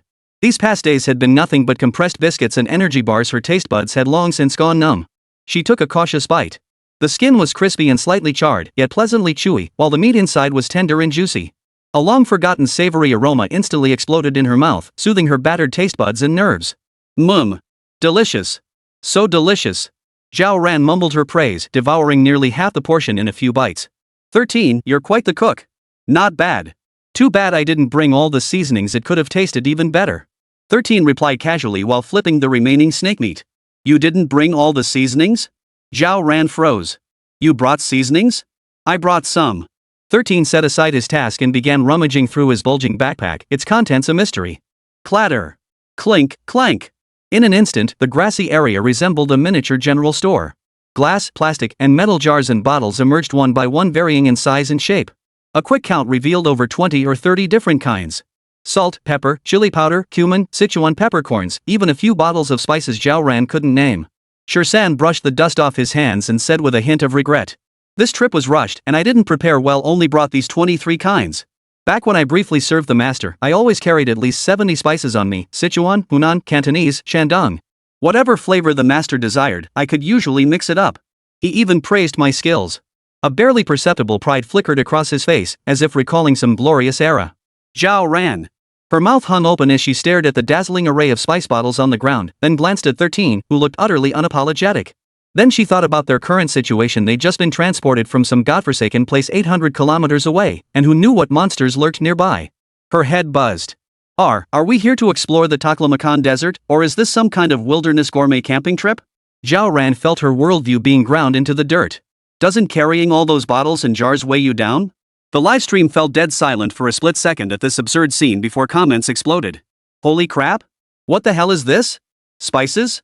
23 kinds? 13th Prince. Respect. I thought you were the muscle, but turns out you're also the logistics manager and Michelin-starred chef. Over 70 condiments. My kitchen at home doesn't even have that many. What kind of divine life does Emperor Ping Tian lead? He goes on adventures demanding every meal be different? Case solved. No wonder the 13th Prince is so devoted to the Emperor of the Heavens. This isn't just following a leader, it's finding a kindred spirit in food. Is that backpack a fourth-dimensional pocket? Weapons and spices. Hold up. Doesn't this make it even scarier? To be Ping Tiandi's chef, you have to source ingredients and cook 70 distinct flavors in every extreme environment. How strong must the 13th Prince's survival skills and mental fortitude be? I get it now. Emperor Ping Tian wasn't hiring a bodyguard, he was recruiting a top-tier domestic service capable of fighting, enduring, treasure hunting, and cooking a full Manchu Han banquet anywhere, anytime. Now I believe the Emperor of the Heavens is no ordinary man. To have a badass like the 13th Prince follow him and handle his meals, what kind of big shot must he be? Goddess Zhao's expression perfectly captures my feelings. Who am I? Where am I? What just happened to me? Netizens erupted in a frenzy, flooding the screen with astonished reactions and wild speculations. Zhao Ran scanned the comments, then glanced at her niece, grease dripping from her mouth as she reached out her tiny hand, cooing, Uncle 13, Nan wants another one, before turning to 13, who was silently handing the last grilled snake to Long Ying. Exhaustion washed over her. What kind of bizarre characters did his unreliable older brother bring along? She chewed the snake meat in her mouth with force. The taste was indeed good, but this experience was surreal. 81 Uncle 13, Forest Ranger? With $1 million salary, why the hell are you so down? A refreshing breeze swept through the woods as the campfire crackled. The lingering aroma of roasted snake still tantalized everyone's appetite. Everyone gathered around the fire, their taut nerves finally relaxing. This makeshift campsite exuded an unexpected sense of peace, almost making them forget the life or death struggle they'd faced just hours ago in that eerie space. Nan licked her greasy fingers clean, let out a satisfied little burp, and slowly nodded off, her head resting against Zhao Ran's shoulder. Zhao Ran still held a small piece of snake meat in his hand, savoring its crispy aroma and tender texture while mentally cataloging the over 20 seasonings 13 had mentioned. This wasn't an expedition, it was like moving a Michelin-starred kitchen into the desert wilderness. She watched Shirsan meticulously organize the jars and bottles again. His movements were practiced, his expression focused, as if handling some rare treasure. 13, your skills. Zhao Ran was about to offer more praise and casually ask his older brother what on earth he was thinking, letting such a formidable guy willingly become a chef. Before he could finish, Long Ying, who'd been silent and still, like a backdrop, suddenly spoke up. Her gaze fixed on 13 as she teased. 13 had already mastered the culinary arts before studying under the master. Long Ying paused, as if weighing her words, or perhaps it was simply her speaking habit, before delivering the second half. He was once a world-renowned chef, even serving as the head chef for state banquets for a time. Cough. Cough, cough, cough. Zhao Ran nearly spit out the carefully savored snake meat in her mouth. Choking violently, her cheeks flushed crimson as she pounded her chest, eyes wide. Her gaze darted between the expressionless Long Ying and Shirsan, who wore an expression that seemed to say, "What's so surprising about that? State banquet, chief organizer?" Zhao Ran's voice cracked from coughing in shock. She felt like her ears must be playing tricks on her, or that Long Ying was joking. But Long Ying's icy expression gave no hint of humor whatsoever. State banquet? Like the ones on TV? The kind that hosts foreign dignitaries representing the highest level of state protocol? The chief organizer? This rugged guy in camouflage, carrying a backpack taller than himself, who'd just been expertly grilling snakes and casually pulling out over 20 different seasonings? A buzzing sensation erupted in Zhao Ran's mind. Those 6 words struck like thunder, not only leaving Zhao Ran utterly stunned, but also sending the livestream from dead silence into a tsunami of explosive excitement. State banquet? Chief organizer? Did I hear that right? The kind of state banquet where foreign dignitaries are hosted, the kind you only catch a glimpse of on TV? Holy crap! 13th Master. You used to do that? That's one hell of a career shift. Hold up, Dragon Goddess said world-class chef first, then head of state banquets. This overload is making my brain fry. No wonder 23 spices were just inadequate preparation, his previous standards were on a whole different level. My mom asked why I was kneeling while watching the livestream. I told her I was paying homage to the culinary god. So, a state banquet chef comes out to the desert, roughing it under the stars, to follow some dubious big shot and learn what exactly? The guy upstairs? He's learning how to source ingredients in the middle of nowhere and whip up a full Manchu Han imperial feast with 70 spices. This isn't just simple exploration anymore, okay? This is a big shot taking a max-level home economics expert on a life experience. The barrage of comments nearly froze the screen, filling it with countless question marks and exclamation points. Zhao Ran finally caught his breath, glancing at Long Ying, her expression serene, as if commenting on the pleasant weather, then at Shirsan beside her, who merely raised an eyebrow. His worldview felt shattered once more. Wait. Shirsan, you gave up such a promising career to hang out with my brother? Zhao Ran couldn't wrap her head around the logic. Head of the state banquet? That's an incredibly prestigious position. One that countless people would kill to get. Why not settle for a stable life as a top chef, reaping both fame and fortune? Wasn't that far superior to tagging along with her mysterious older brother who vanished at the drop of a hat? Long Ying shook her head gently, her gaze drifting into the distance, tinged with a hint of nostalgia. I was 17 that year. My husband was invited to an extremely high-level closed-door meeting and I went alone. 13 was... Hey. 13 couldn't help but interrupt, a hint of exasperation on his face. Just tell the story, but could you skip the part about carrying trays? It ruins my glorious image. Though he grumbled, his eyes softened involuntarily, as if he too had slipped into reminiscence. Zhao Ran grew even more curious. Serving plates? Weren't you the head of operations? Long Ying glanced at Shirsan and continued. He was the youngest state banquet director in the country at the time. But with the chairman attending that conference, security and hospitality protocols were elevated to the highest level. Protocol dictated that the director personally introduce the dishes to the most important guests. The chairman casually commented on the preparation of the ingredients and offered a few pointers on his cooking technique. He said the young man had good potential but lacked the proper method, wasting his energy in vain. Just because of that? Zhao Ran was even more bewildered. She knew her brother's sharp tongue could be infuriating at times. Had he really managed to fluster the head chef of a state banquet? The master's guidance was nothing short of enlightenment for Shirsan. Long Ying's tone was calm, yet carried an air of absolute certainty. After that, his internal cultivation advanced by leaps and bounds. He soon submitted his resignation from the head chef position at the state banquet. By leveraging his connections and pleading with an old superior, he finally secured another chance to meet the master and requested to become his disciple. Long Ying paused here. The trace of resignation that had lingered on Shirsan's face vanished, replaced by an indescribably complex emotion. He bowed his head, poking at the dying embers in the fire. The flickering light cast shifting shadows across his face, lending it a desolate air. The resolve of those days and the experiences that followed, only he truly understood their weight. Zhao Ran looked at him, then at Long Ying, and thought of his own older brother who still hadn't shown up. This journey felt increasingly surreal. What the hell was going on? What happened next? Noticing the fleeting complexity in Shirsan's expression, Zhao Ran couldn't help but press for more. The flickering light of the fire cast shifting shadows across 13's face. He kept his head bowed, seemingly absorbed in picking at the dry branches at his feet, offering no reply. Long Ying's gaze remained serene, as if recounting the most ordinary of events, and she continued. The master said that the path 13 wished to take was too arduous, and his natural talent was indeed limited. If he forced himself onto that path, he might spend his entire life without achieving anything. The master didn't want to mislead him, so he didn't take him as a disciple. Hearing this, even Zhao Ran felt a pang of injustice for Shirsan. Limited talent? What a joke! How could someone who mastered culinary arts to world-class standards, even helming state banquets, possibly have limited talent? She looked at Shirsan, hoping to see a flicker of resentment or anger on his face, but he only bowed his head in deeper silence, his shoulders seeming to slump a little. However, Long Ying changed the subject. The master couldn't bear to completely extinguish Shirsan's passion for the path. Seeing his unwavering resolve, he privately imparted some cultivation techniques to him. In the end, he offered him a job. What kind of job? Zhao Ran blurted out, inwardly speculating that given her brother's mysterious nature and Shirsan's former status, it must be some impressive position. Forest Ranger in the Ileo Mountains. Longing uttered the words clearly and matter-of-factly. Ileo Mountain Forest Ranger? Zhao Ran's voice shot up, his eyes widening in disbelief, almost convinced he'd misheard. She looked at Longing, then at Shirsan, her mind completely short-circuiting. Forest Ranger? As in the kind who wears camouflage, patrols the mountains for fires, and occasionally catches poachers? The livestream audience went on an emotional roller coaster from sympathy to bewilderment to utter shock. What the hell? Forest Ranger? The head chef for state banquets went to be a forest ranger? Am I hearing things? A forest ranger in Ileo Mountain? The kind who makes 3,500 yuan a year? What are you after, 13? Did Big Brother Zhao brainwash you? Hold up. This plot doesn't add up. First it's a state banquet chef, then seeking enlightenment, then a moment of clarity, and the final destination is a forest ranger? That's too much of a drop. Suddenly I'm thinking this forest ranger might not be the kind we imagine. You nailed it, upstairs. Look at this godforsaken place we're stuck in, and that giant snake earlier. Does this even look like territory a regular forest ranger would handle? This is probably the ranger guarding the entrance to Earth's secret base.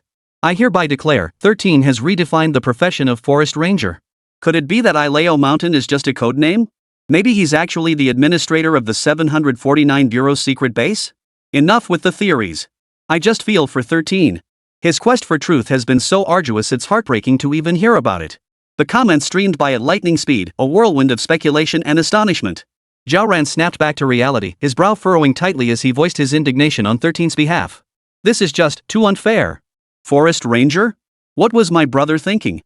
13, you're so talented. Even if your natural gifts were a bit lacking, it shouldn't come to this. She felt her brother had gone way too far this time. It was nothing short of squandering a precious talent. Longing glanced at her, seemingly understanding her thoughts. Her lips twitched almost imperceptibly before she calmly added. 10 million yuan a year. Zhao Ran's burgeoning complaints and indignation instantly vanished like a duck being choked, unable to utter a single word. Her mouth hung open in astonishment, her mind echoing only the words 10 million, 10 million. A starkly absurd and shocking contrast to the image of a forest ranger. The livestream's chat froze for a moment before erupting into an even more furious barrage of comments. Do a sha? Did my ears fail me or am I seeing things? Holy! A forest ranger making 10 million a year? Sign me up. I can cook. I can make scrambled eggs with tomatoes. Hold up, feeling sorry for the 13th prince was a total mistake. This is a goddamn dream job, okay? I knew it. Big Boss Zhao wouldn't shortchange his own people. This forest ranger gig must be gold-plated. Suddenly feeling, being a forest ranger might not be so bad after all. Zhao ran. She felt her worldview being dragged through the mud once again, countless times until it was practically sizzling. The phrase annual salary 10 million fell lightly, yet exploded like a bomb in her mind, triggering a tsunami that swept through the livestream room. Just moments ago, she'd been fuming on 13's behalf, convinced her own brother was kicking talent into a mud pit. That righteous indignation hadn't even faded yet when those 4 words knocked her senseless, leaving her utterly speechless. Her mouth hung open, her throat felt stuffed with cotton, and for a long moment, no sound came out. She could only mechanically shift her gaze, looking at Longing, whose expression remained calm and unruffled, then back at Shirsan, who still kept his head down, his shoulders seeming to stiffen even more. 10,000 forest rangers? Forest rangers, 10 million? The 2 words scrambled wildly in her mind, each possible combination radiating an absurdity so extreme it bordered on the ridiculous. In the livestream chat, comments flooded in like a burst dam. Did I just hear that wrong? 10 million? Not 35,000? 10 million of what? Yuan? Vietnamese dong? Holy crap! A forest ranger making 10 million a year? 13th prince. Is your unit hiring? I'll even sweep the floors. I'll bring my own broom. Hold up, upstairs. Not only can I sweep, I can climb trees. And make scrambled eggs with tomatoes. Please hire me. My apologies for earlier. I felt sorry for 13 master, my perspective was too narrow. I'm unworthy. But this staggering fortune? I want it too. I knew it. How could Big Boss Zhao ever shortchange his own people? That forest ranger title should have Imperial in front of it. Suddenly feeling, being a forest ranger might not be so bad, even kinda tempting. Before, 13th master's so tragic, no path to enlightenment, exiled to the frontier. Now, boss, take me flying. I'll guard your mountain gates. One second I was pitying brother 13's ill-fated life, next second I'm the clown. Damn my bricklaying fate. 13th brother, your luck, it's infuriating. Jealousy has twisted my face beyond recognition. Netizens' emotions shot up like a rocket, skyrocketing from sympathy and pity straight to envy, jealousy, and resentment, skipping understanding and transition entirely. Jokes and pleas for the same job flooded the screen in a torrent of comments, nearly blanketing it in white. Zhao Ran finally regained his voice, speaking dryly with a hint of bitterness he hadn't even noticed himself. Ahem, well, a 10 million yuan annual salary, yeah, it's pretty good. Zhao Ran admitted her voice might have been a bit loud just now. She glanced at Shirsan, who seemed to sense her gaze and buried his head lower, silently adding another log to the fire.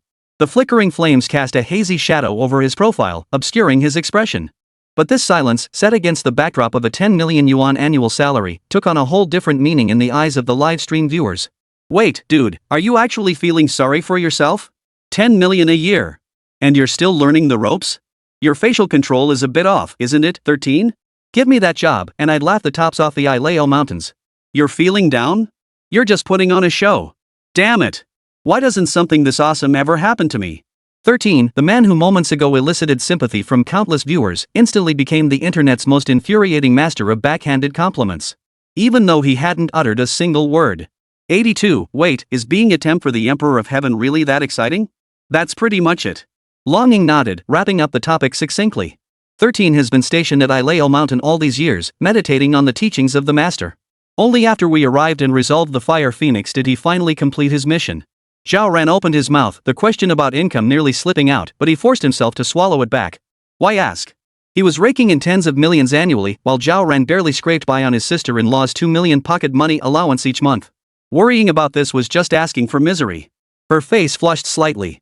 She cleared her throat awkwardly to hide her embarrassment and rephrased her question. So, now that the mission's done, what's next for him? 13 seemed oblivious to her unease, or rather, his attention was entirely focused elsewhere. At the words "mission accomplished," a faint, restrained flicker of excitement crossed his face. He reached into his coat pocket, scratched his head, and said, "The boss promised that once I finished the mission, he'd let me join Bureau 749 as a temporary employee." He fumbled awkwardly for a small notebook, carefully opening it and displaying it before everyone. "I already am." It was an ordinary-looking laminated ID card, printed with the words Bureau 749 and the small characters temporary, along with a slightly immature photo of Shirsan. Yet the way 13 held it, as if cradling some priceless treasure, and the smile that refused to fade from the corners of his mouth, radiated pure, heartfelt satisfaction and pride. Zhao Ran. She stared at the small laminated card, then at Shirsan's face, slightly glowing with excitement and even a hint of flushed cheeks. The words temporary worker echoed repeatedly in her mind, buzzing like a hum, threatening to reignite the internal shock she'd suffered earlier from the annual salary of 10 million revelation. Was this person missing a screw somewhere? Or was her own understanding of this world skewed? How could landing a temporary worker position, a title that sounded lowly and probably paid peanuts, make him happier than winning the lottery jackpot? No, happier than inheriting a gold mine outright? Her expression was so pure it baffled even this bystander. After a few seconds of collective silence, the live stream's chat exploded like a chemical reaction triggered by an overreactive reagent, erupting into a frenzy even wilder than the earlier discussion about the 10 million yuan salary. Temporary worker? Hold on, let me process this. A forest ranger making 10 million a year, acting like a 200-pound kid because he got hired as a temporary worker? Is this temp job certificate made from ancient mythical beast hide or extraterrestrial meteorite iron? Let me see. Does it have some hidden perk? Excuse me, but my earlier envy over his 10 million yuan salary was just shallow. Now I'm baffled, truly baffled. This spiritual realm where one treats money like dirt, no, where one views a 10 million yuan salary as nothing while cherishing temporary work above all, it's beyond mortal comprehension. Dude, seriously? That look on your face. Are you for real? Getting this worked up over a temporary worker who probably makes a few thousand a month? You weren't this excited about that 10 million yuan salary earlier. A forest ranger in the Ilao Mountains earning 10 million a year, while Brother 13 gets a temporary worker ID for Bureau 749 and is as thrilled as if he'd just received his first 3 Good Students Award. This contrast is too brutal. My brain's fried. Brother 13, what is money? To run errands and do odd jobs for my master, to become an auxiliary staff member, that is my lifelong honor and pursuit. Money would only tarnish my sincerity. Stop speculating, upstairs. I declare this is purely the power of faith. 13 has etched following the boss and joining Bureau 749 into his DNA. Money? Put. I'm starting to wonder if Bureau 749's temps get some insane perks we don't know about? Like guaranteed marriage partners? Or an amazing cafeteria? Stop competing. Not only do I not want money, I'll even bring my own rations and bedding. Please, boss, take a look at me. I'll even clean toilets. Zhao Ran stared at the flood of comments nearly spilling off the screen. Then she watched Brother 13 carefully tuck that little notebook back into his chest, handling it like fragile treasure. His movements were solemn and satisfied. She felt the boundaries of her understanding being repeatedly crushed and expanded. Her mouth opened, her throat dry. After a long pause, she managed to squeeze out a few words, her voice carrying a dazed and complex tone she hadn't even noticed herself. Well, being a temp worker, it's actually pretty good. Pretty honorable. Honorable, right? She silently, painfully finished that blunt truth in her mind. The flickering flames illuminated the side profile of Shirsan as he bent his head once more, focused on adding wood to the fire.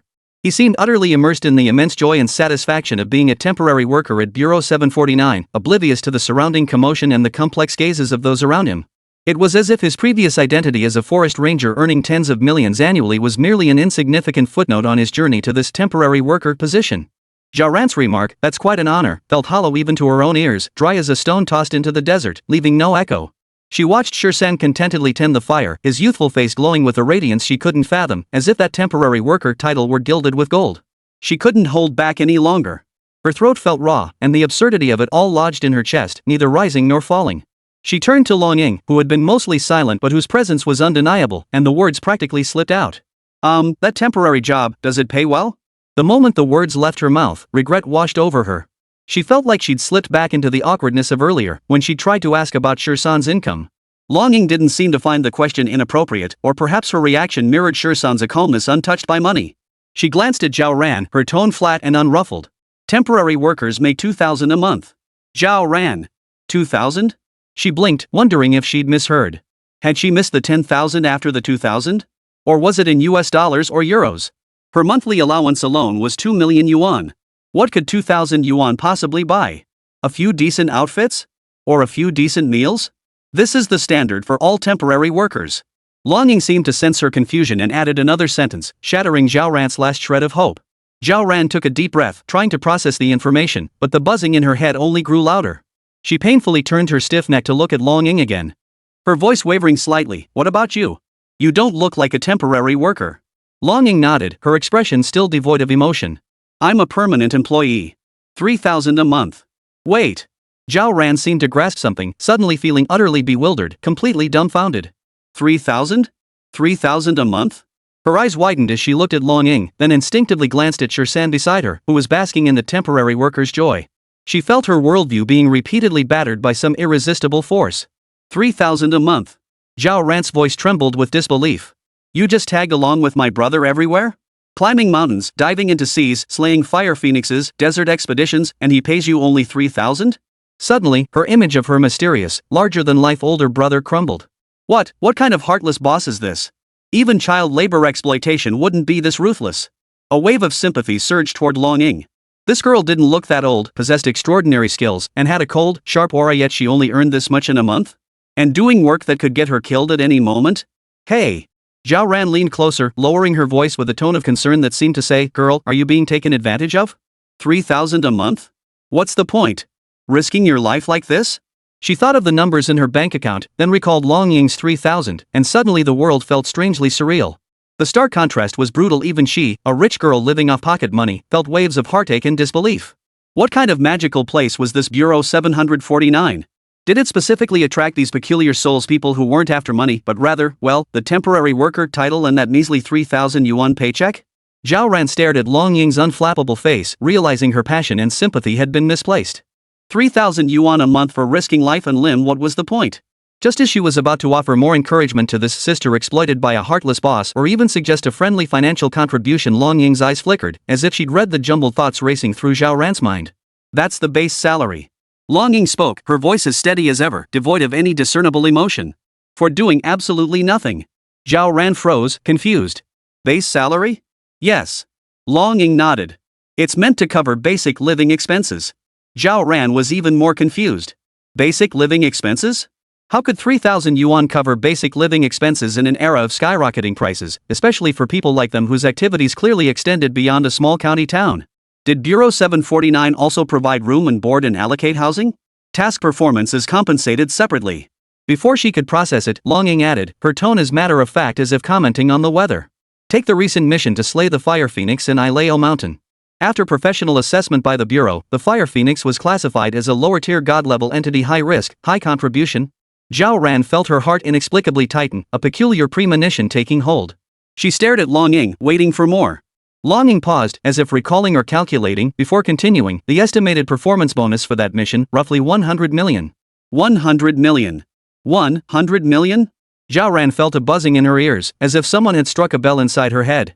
Just moments ago, she'd been feeling sorry for someone struggling to survive on 3,000 a month, and now this person casually goes on a business trip and rakes in a small fortune in performance bonuses? Her mouth hung open as she stared at Long Ying's expressionless face, which looked as calm as if she were recounting, "I had a bowl of noodles for lunch today." Then she glanced at Shirsan beside her, still happily stoking the firewood, basking in the glory of being a temporary worker. Suddenly, the world felt utterly surreal. 100 million. She counted on her fingers. Her monthly allowance of 2 million yuan added up to 24 million annually. Even if she didn't eat or drink for over 4 years, she still couldn't save enough to match the performance bonus from a single one of their assignments. And that was just her pocket money. This was hard-earned money earned through skill and risking one's life. Zhao Ran's defenses crumbled instantly. That wave of sympathy vanished in an instant, replaced by an indescribably complex mix of shock, envy, and defeat. Just moments ago, she'd pitied them and considered sharing her own pocket money. Now it seemed the tables might be turned. She painstakingly saved every penny, scrimping and saving to scrape together a few $100,000 a month, considering herself quite frugal. Yet this girl took a leisurely stroll through the Ileo Mountains and returned with 100 million. The contrast was brutal. Zhao Ran now felt utterly ridiculous, recalling her earlier righteous indignation and desire to champion the underdog. She awkwardly rubbed her nose, swallowing the words "this is barely enough" to fill a tooth gap that had been on the tip of her tongue. It really wasn't worth mentioning, but compared to someone else's 100 million, it didn't seem so righteous anymore. 83, a deputy director at 45? That's outrageous. The echo of 100 million still reverberated in Zhao Ran's mind, as if her very understanding of money was undergoing a brutal reshaping. She stiffly turned her neck to look at Shirsan beside her, who was cheerfully adding wood to the fire. His simple, honest face radiated the unadorned joy of becoming a temporary worker, seemingly oblivious to the astronomical sum mentioned moments ago.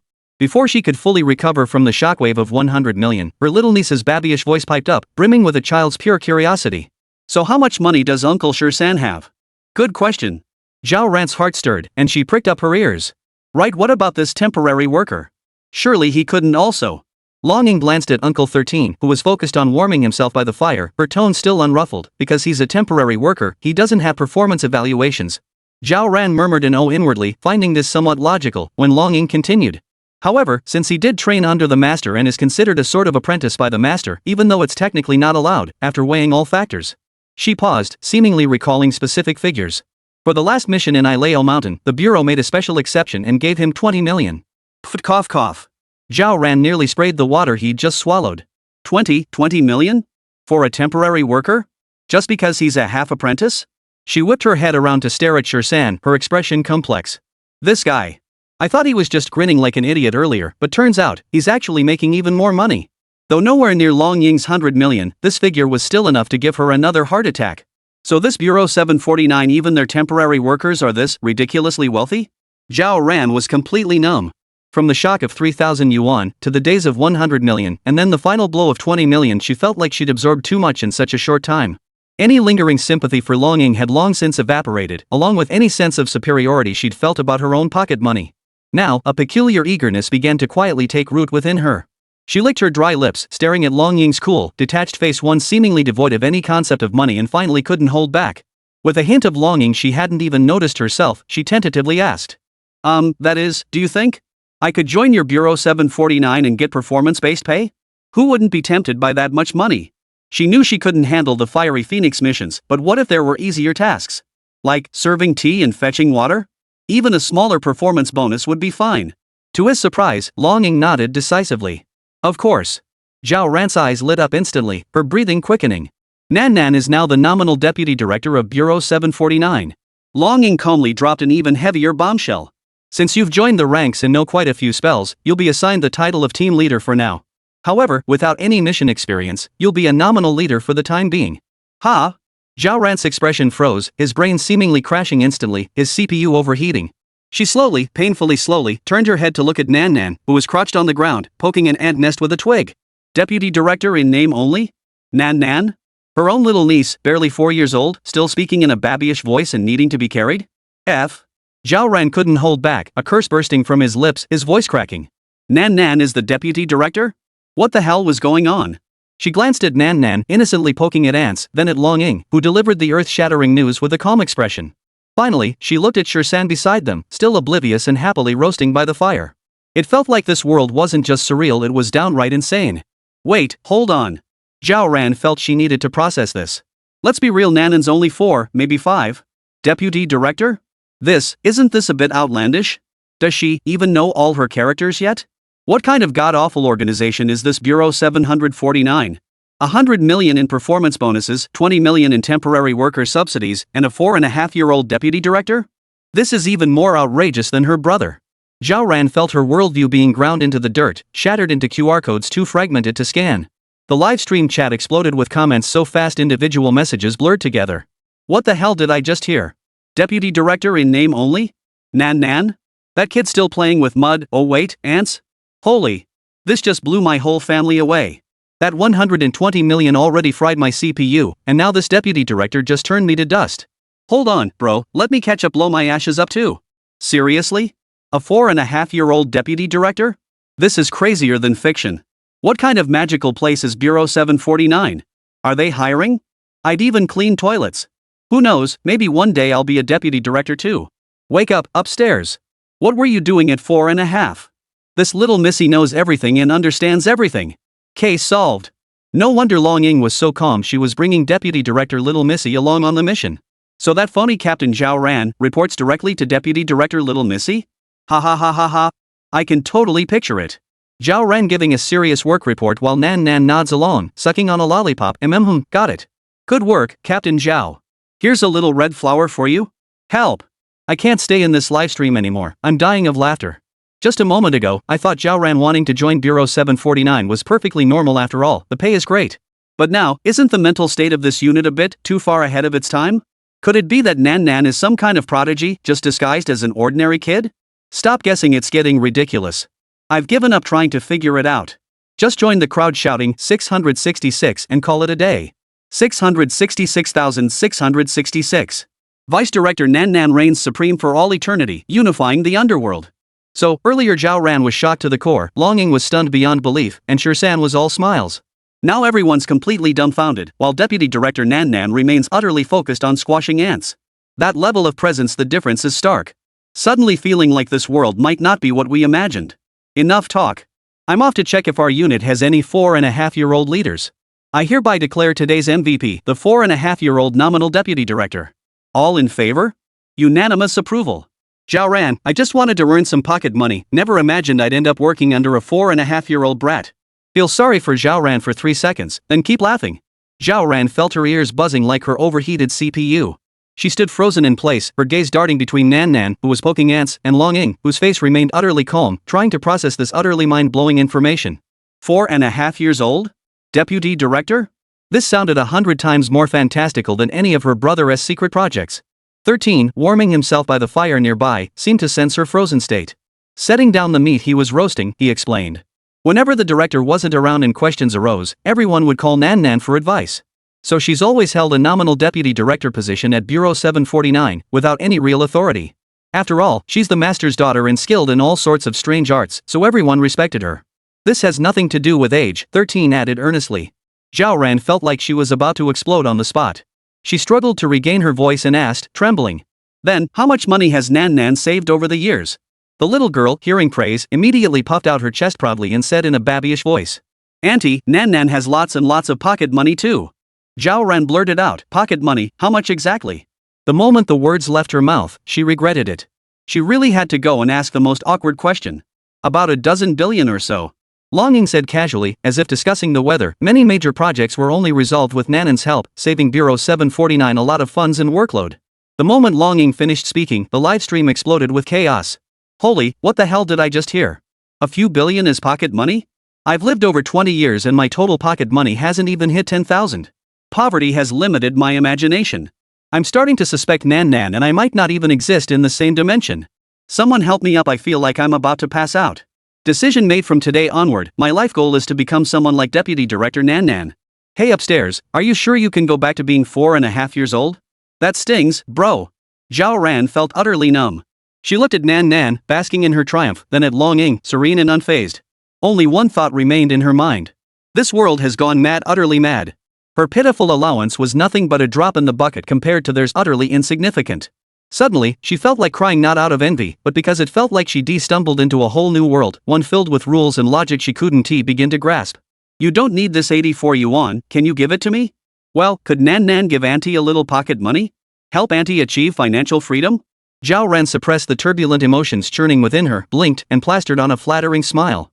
Her tone carried a cautious yet hopeful hint of testing. The moment the words left her mouth, the air seemed to freeze. A faint trace of surprise flickered across Long Ying's usually expressionless face, while Shan froze completely, forgetting to add the twig to the fire. The live stream exploded.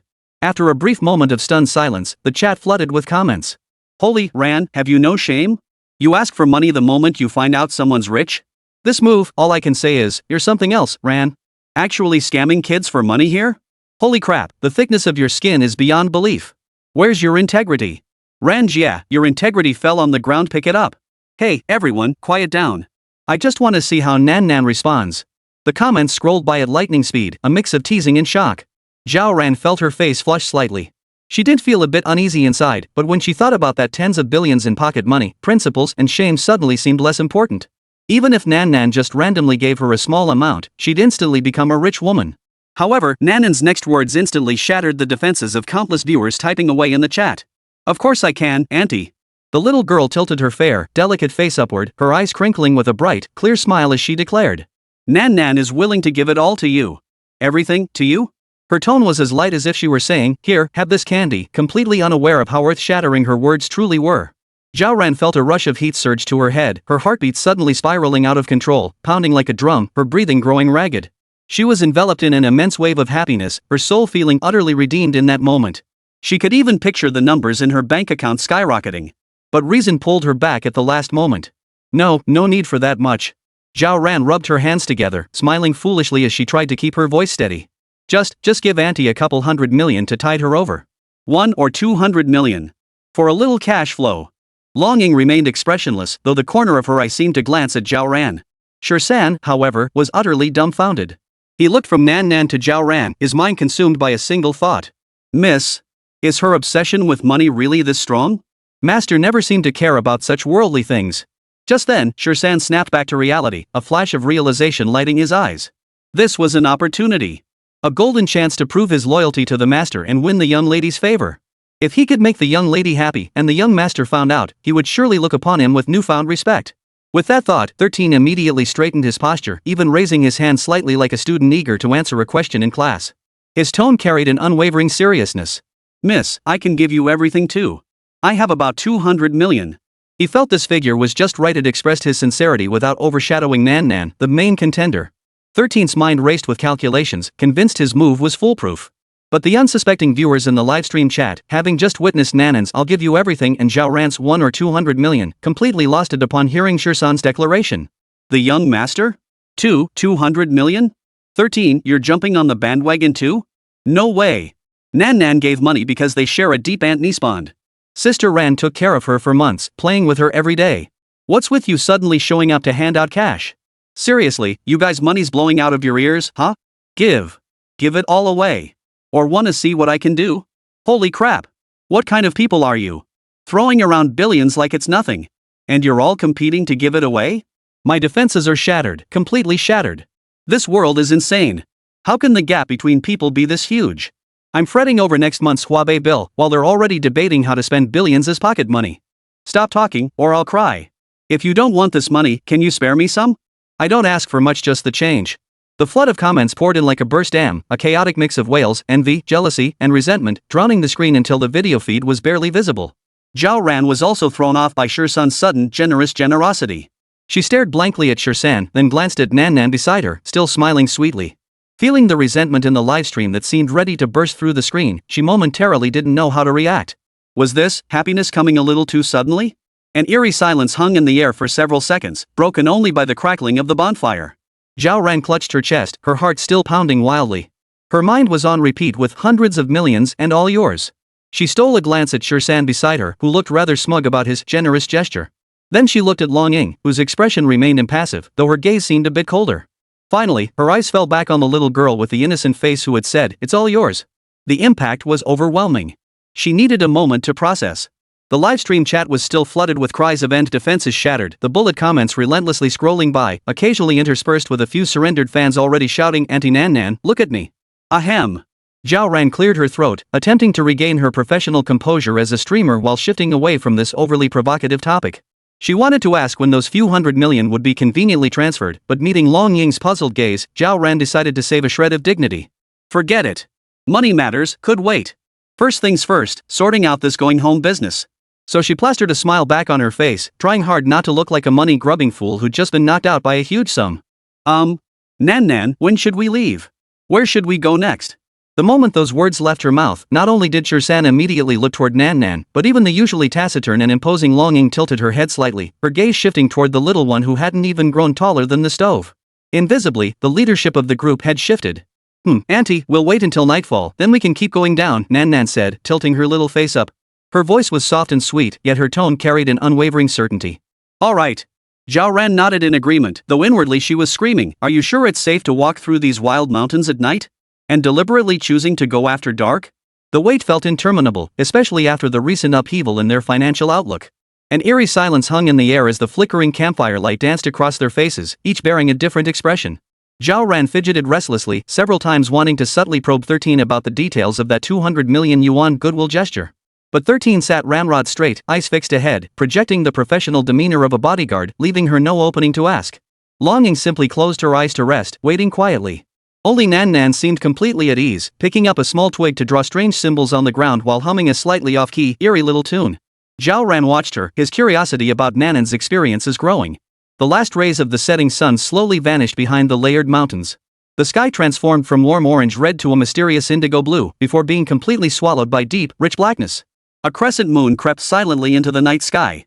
Its cool, silvery light filtered through sparse branches, casting mottled patterns of light and shadow across the ground. The forest cooled, carrying the night's characteristic chill and dampness. All right, Auntie, let's go. Nan brushed the dust off her small hands and stood up, full of energy. She led the way with practiced ease, her small figure elongated by the moonlight, her steps light and swift as if strolling through her own backyard garden. Zhao Ran hurried to keep up, while Shirsan and Long Ying flanked her, maintaining a protective yet unobtrusive distance. The three silently followed their tiny guide, forming an unusual procession weaving through the moonlit woods. The path beneath their feet gradually grew unusual, no longer soft earth and fallen leaves, but something hard and rough beneath their soles. The surrounding trees grew increasingly bizarre, their branches twisted like ghostly claws reaching toward the night sky. Nan led them left and right, as if following a path visible only to her. The silence was eerie, even the earlier chirping of insects and birds had vanished. Only the faint rustling of their footsteps on the ground remained, along with Zhao Ran's own heartbeat, which felt slightly out of control. After walking for an unknown length of time, the trees suddenly parted. A vast, eerie expanse of land, glowing with a faint, sinister black light, appeared before them without warning. Moonlight poured over this expanse, yet instead of bringing any sense of brightness, it only made the blackness seem deeper and colder, as if it could swallow all light. Zhao Ran looked down, the moonlight revealing the ground beneath his feet. It was paved with enormous, pitch-black tiles. Made of an unknown material, the tiles were exceptionally smooth, faintly revealing intricate, ancient patterns carved into their surfaces. Under the cold moonlight, they reflected a deep, ink-like sheen reminiscent of black jade.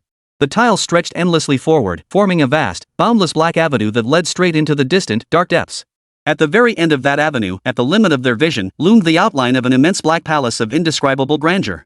Like a primordial beast lying dormant for eons, it stood silently between heaven and earth. Ancient and desolate, it radiated a heart-stopping, colossal presence, silently surveying these insignificant intruders beneath the moonlit night. Zhao Ran felt a chill surge from the soles of his feet to the top of his head.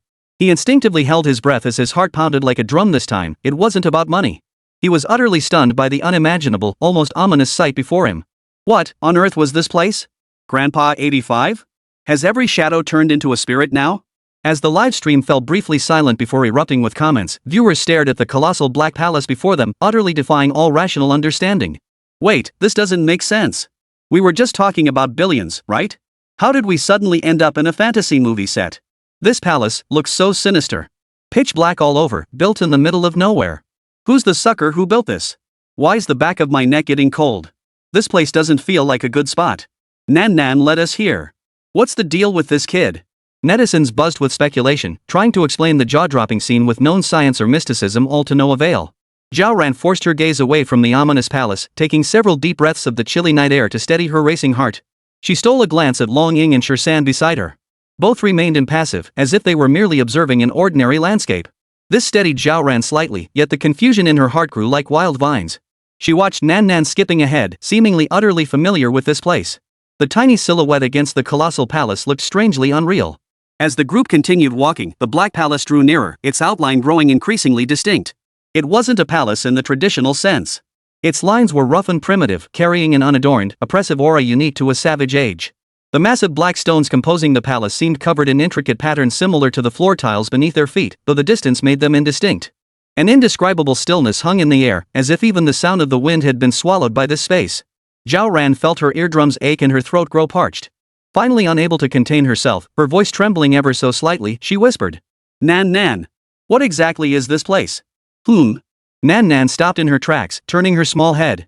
Her large eyes sparkled in the moonlight as she pointed toward the dark palace in the distance, her tone as light as if describing a kindergarten. "Auntie, this used to be where one of Daddy's friends lived." "Daddy's friend?" Zhao Ran froze, the unease in her heart only deepening. She swallowed hard, carefully choosing her words before asking a question that even she found absurd. Your dad's friend, is he human?" The question sent the livestream audience into another uproar. "Ha! Ran, you sure know how to ask questions. Whoa, you're basically disowning him, huh? Survival instincts are through the roof, and honestly, this place doesn't feel like it's meant for living people either. What if it really is some kind of mountain spirit or ghost?" The streamer's question makes perfect sense.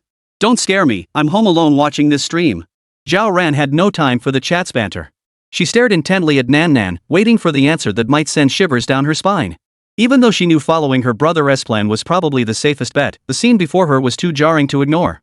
If this friend turned out to be some green-faced, fanged, 8-foot-tall inhuman entity, she felt she might just have to stage her own death right then and there. "Hee, don't be scared, Auntie." Nan Nan seemed amused by Zhao Ran's question, giggling as she flashed 2 rows of pearly white teeth.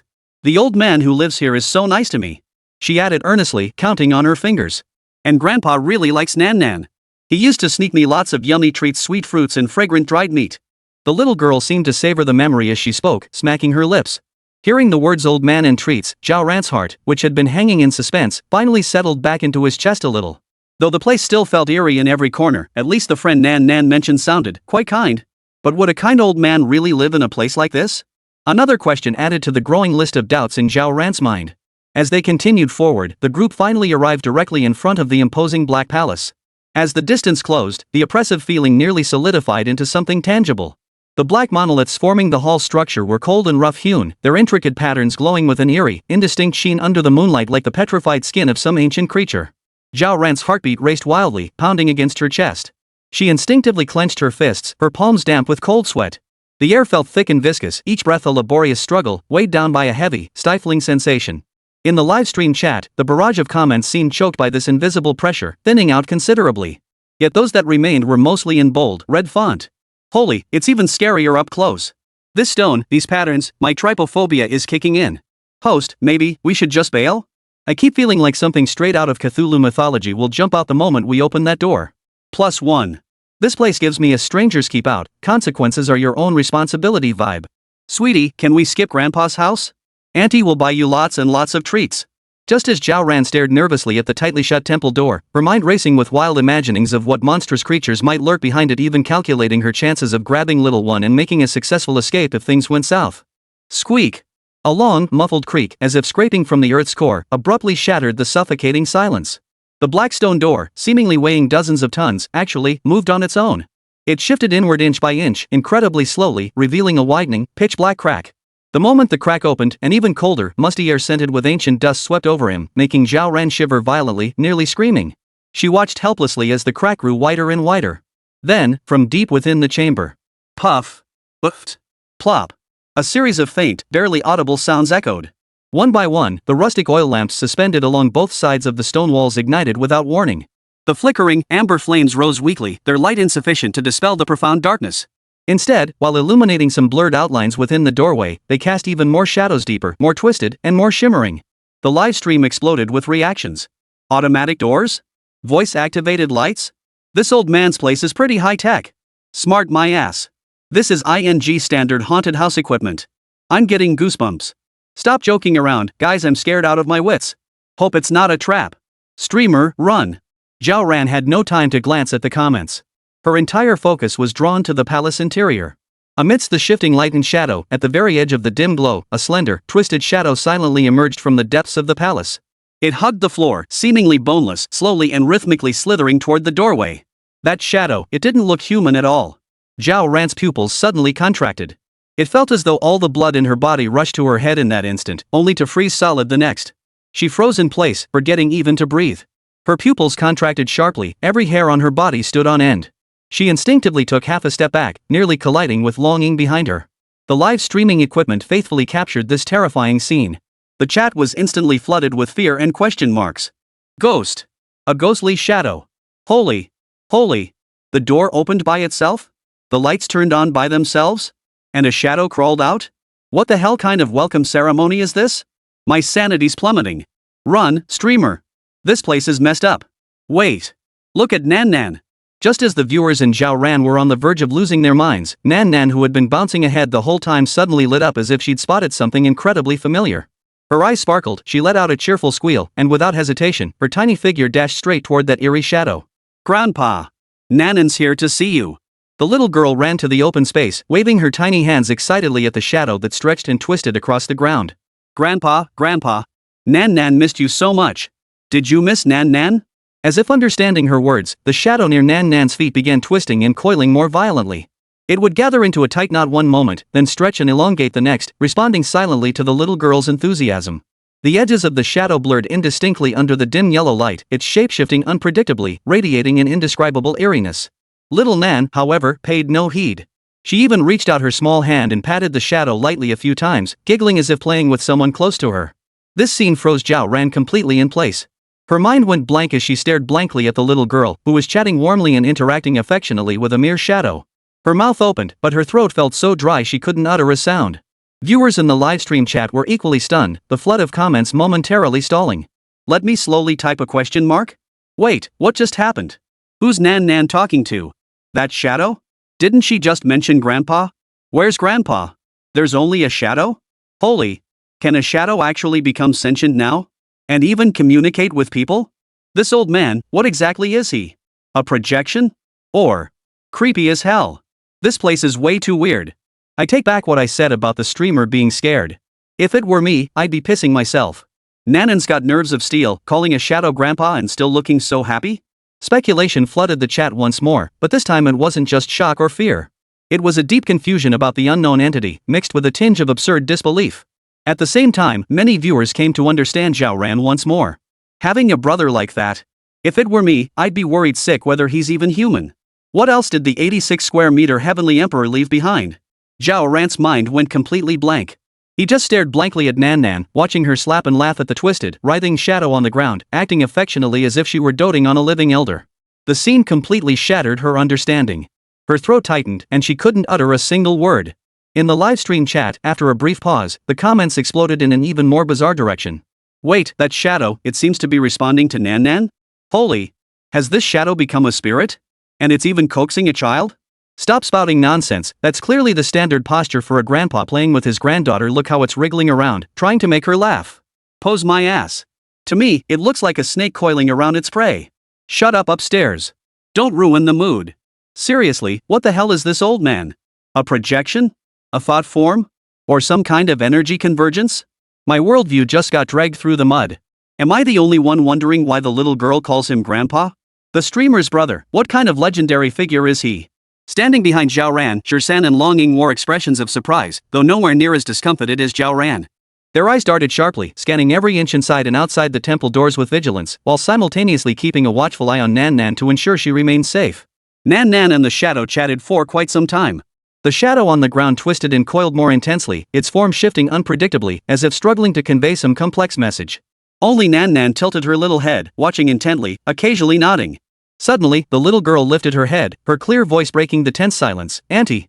Grandpa says there's something good inside for you. Daddy asked Grandpa to leave it behind. For me? Those two words shot through Zhao Ran like an electric current, jolting her so violently her heart nearly leapt out of her throat. Her brother. He was here? He left something for her? This thought instantly overwhelmed her fear of the eerie shadow, replaced by a wave of bewilderment. The shadow on the floor ceased its chaotic writhing, as if receiving new instructions. It began to slowly wriggle and shift shape. The darkness at its edges seemed to gain substance, contracting and expanding under the dim light until it finally outlined a blurry silhouette on the rough floor. The shape was peculiar, resembling an ancient key or perhaps some kind of token or insignia. Despite its blurriness, its direction was unmistakable deep within the palace. Nan Nan understood immediately, her small face lighting up with excitement. She grabbed Zhao Ran's cold wrist and shook it urgently. "Auntie, come quick. Grandpa said it's in the study. Right inside." Zhao Ran followed the shadow's direction and Nanan's gaze. Beyond the palace doors lay deeper darkness, like a gaping maw waiting to devour its prey. Only a few ancient palace lanterns flickered faintly in the distance, barely outlining the massive pillars and vast emptiness, making the place feel even more eerie. Glancing down again at the pool of shadow at her feet, still trembling faintly as if poised to shift at any moment, Zhao Ran felt her legs grow weak. Cold sweat soaked through her back, soaking her clothes. The live stream chat exploded with chaos, the mood shifting 180 degrees. Holy! Plot twist? This isn't a horror movie, it's a treasure hunt? What did the Emperor of Heaven leave for his sister? What is it? I'm dying to know. An ancient martial art? A divine weapon? Or a bank card? Dog head emoji. I hereby declare this Shadow Grandpa the best supporting character of the year. Not only can he babysit, but he transforms to show the way and moonlights as a delivery guy. Hey, don't go saying stuff like that. What if it's the final boss? Shut up upstairs. Stop being such a jinx. I'll bet 50 cents it's an ultimate secret manual. Hurry up and catch up. If you chicken out, streamer, I'm unfollowing you. Just kidding. Don't be scared, streamer. Think of your big bro. Charge. Am I the only one wondering where the study is? This palace looks bigger than the Forbidden City. Shirsan and Longing, however, remained far more composed. They exchanged a swift glance, needing no words to reach a silent understanding. 13 shifted his stance slightly, subtly positioning himself to the left front of Zhao Ran. His gaze scanned the darkness beyond the palace doors like a hawk. Longing followed closely behind, taking up a position to his right rear, her attention equally sharp, alert to any possible disturbance. Nan Nan was still excitedly tugging Zhao Ran's hand forward. Zhao Ran took a deep breath, feeling the stale chill in the air she inhaled. No longer hesitating, she let Nan Nan half drag, half pull her forward, stiff legs finally yielding. One step through the temple doors. Inside and outside the door felt like two different worlds. The moonlight and wind outside were completely shut out, replaced by a heavy, oppressive silence that descended instantly.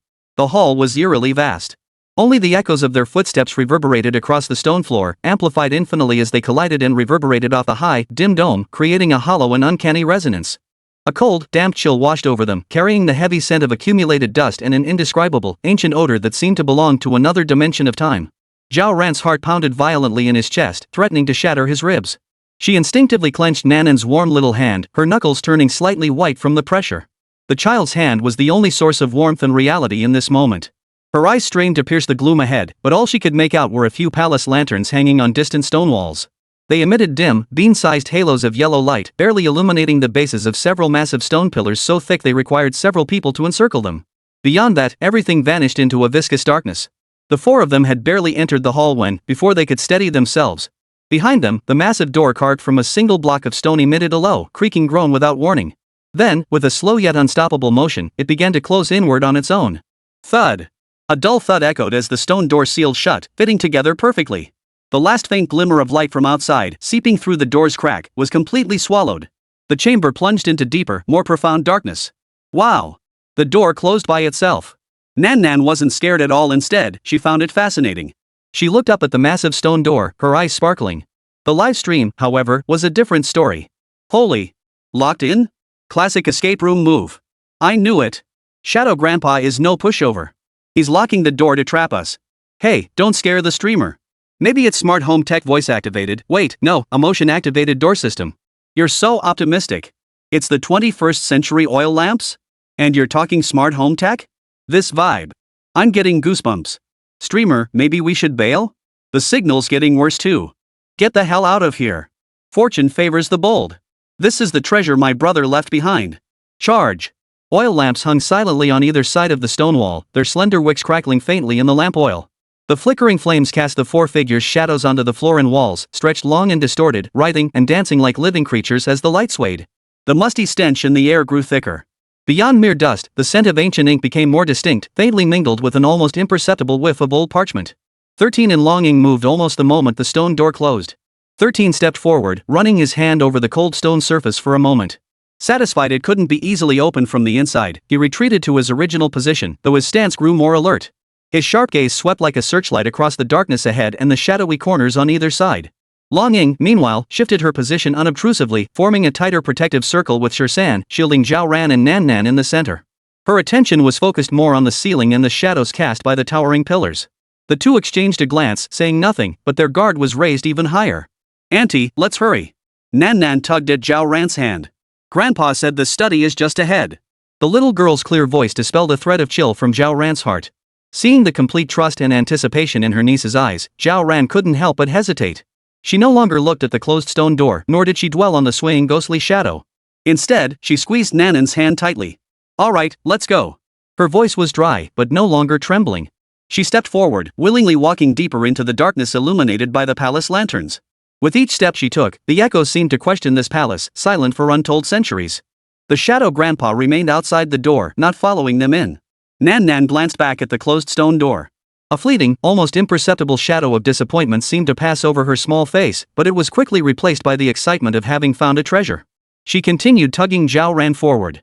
The corridor ahead stretched deep and long, its black floor tiles cold and hard beneath their feet, yielding no sound. Intricate patterns carved into the walls seemed to come alive in the flickering torchlight, undulating and writhing faintly. The atmosphere was oppressive, suffocating. Zhao Ran felt as if he were stepping deeper and deeper into the throat of some unknown, colossal beast. "Netizen 87, you just opened it like that?" The passage they entered seemed less like a simple corridor and more like a product of spatial distortion. The stone path beneath their feet did not run straight ahead.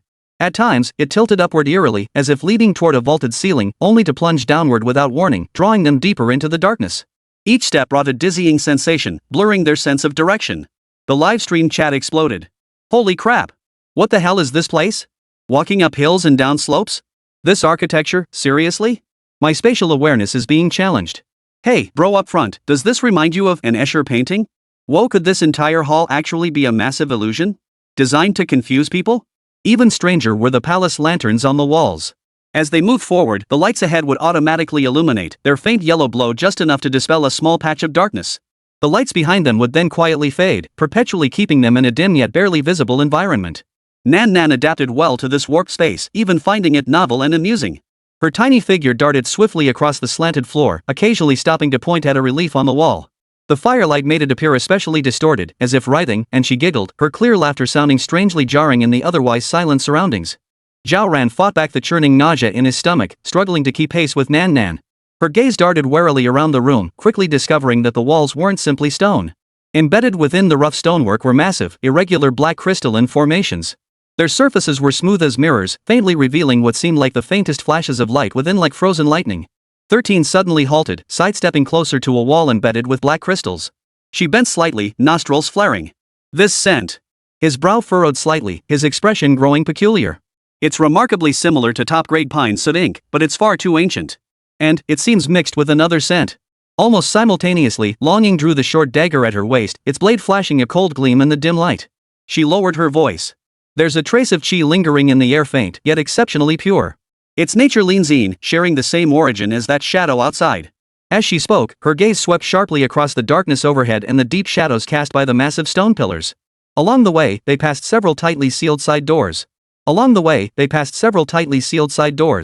The doors were crafted from heavy black timber, similarly carved with intricate patterns that blended seamlessly into the walls. Were it not for the door frames, they would have been nearly impossible to detect. The door gaps were tight, letting in not a single ray of light and blocking most sounds. The first door stood ajar, revealing only a slender crack. 13 instinctively sidled closer, his gaze darting sharply inside before he stepped back without a trace of emotion. Longing glanced at it almost simultaneously, her brow furrowing almost imperceptibly. Zhao Ran, driven by curiosity, leaned in for a look. Instantly, his stomach churned violently, and he nearly lost control. The space beyond the door seemed vast, the floor strewn with massive bones pale and twisted into grotesque shapes, their origins impossible to discern. Some bones resembled curved sickles, while others looked like thick stone pillars snapped in two, covered in holes and unnatural protrusions. Thick dust blanketed the bones, deepening the sense of deathly stillness. The firelight illuminated only the narrow entrance, while the depths beyond remained shrouded in heavy darkness, as if concealing more unnameable remains. "Auntie, are those big dinosaur bones?" Nan Nan tiptoed to get a better look but was yanked back by Zhao Ran. "No," Zhao Ran's voice tightened. "Stop looking. We need to leave." Shirsan said nothing, merely giving Longing a meaningful glance to watch their rear while he scrutinized the path and walls ahead with heightened focus. They hadn't gone far before encountering another side door. This door was also tightly shut, but there was damage at the bottom, revealing an irregular hole. This time, 13 bent down, sniffed lightly with his nose, then stood up straight, looked at Longing, and shook his head slightly. Nothing unusual. Just heavy dust. Long Ying's attention wasn't on the door. Her gaze remained vigilantly scanning the shadows high above and the twisted end of the corridor. Zhao Ran couldn't suppress the flutter in his heart. He crouched down and peered through the hole. Inside appeared to be a room abandoned for countless years. The floor was strewn with oddly shaped bottles and jars, made of neither metal nor stone. Some had a dull metallic sheen, while others were cloudy and glass-like. Rusted supports and pipes lay collapsed on the floor, thickly dusted. In one corner stood a tall, furnace-like structure, long extinguished, its surface covered in cobwebs. The air was thick with a peculiar odor, a blend of mustiness, rusted metal, and the decay of some unknown substance. Though not overpowering, it was deeply unsettling. What was this place used for? Zhao Ran asked instinctively. No idea, 13 replied flatly. But it definitely wasn't a good place. Nan Nan showed little interest in the jars and bottles, skipping ahead with a spring in her step. Along the way, they passed 2 or 3 more similar side doors. Some revealed inky darkness through the cracks, while others faintly showed what seemed to be the outlines of stacked bookshelves all covered in thick dust, lifeless and still. Each glimpse added another layer of pressure to Zhao Ran's heart. The palace's interior proved far more vast and eerie than she had imagined. Behind every closed door, unimaginable things might lurk. She stopped trying to peer beyond the doors, instead clutching Nanan's hand tightly. Her gaze fixed firmly on the small patch of ground illuminated by the palace lantern ahead, she kept walking without pause. After a long while, Nan Nan finally stopped, her tiny finger pointing toward a fork in the corridor ahead. Auntie, look ahead. Grandpa said the study is over there. Their spirits lifted. Following Nan Nan around the bend, they came to a stone door much smaller than the palace gates they'd passed, yet equally dark and heavy. The door was smooth, devoid of handles or keyholes. Only at its very center was a palm-sized indentation, its outline vaguely resembling the pattern traced by the shadow in the air earlier. Zhao Ran stepped forward and tentatively pushed the door. It didn't budge an inch, heavy as a mountain. 13 stepped forward, took a deep breath, flexed his bulging biceps, and shoved with all his might. The door remained utterly unresponsive, not even budging an inch. Longing scrutinized the indentation on the door and the surrounding stonework. After a moment, she turned to Zhao Ran. Try using that power of yours. She was referring to the power Zhao Ran had gained from the black coffin. Zhao Ran's heart skipped a beat. The cold, eerie sensation that power brought to mind made her instinctively resist. But under the probing, encouraging gazes of Long Ying and Shirsan, she gritted her teeth. Slowly extending her right index finger, she attempted to summon the untamed power within her body, cautiously touching the indentation on the stone door. The instant her fingertip touched the icy recess, a powerful suction force suddenly pulled at her. Before Zhao Ran could even react, the dormant icy force within her seemed to find the outlet it had long sought. Uncontrollably, it surged forth, rushing madly through her fingertip and into the recess of the stone door. The previously dim patterns on the stone door instantly ignited. An eerie blue light flowed along the engravings like a living thing, while the recess glowed even brighter, resonating intensely with Zhao Ran's power. A faint click sounded as a mechanism released, and the heavy stone door slid silently inward, revealing the scene beyond. The moment the stone door slid open, an atmosphere entirely different from the outside swept over them. Gone was the stifling dusty odor, replaced by a rich, mellowing scent mingled with the distinctive mustiness of aged paper, as if stepping instantly into a study from another time and space.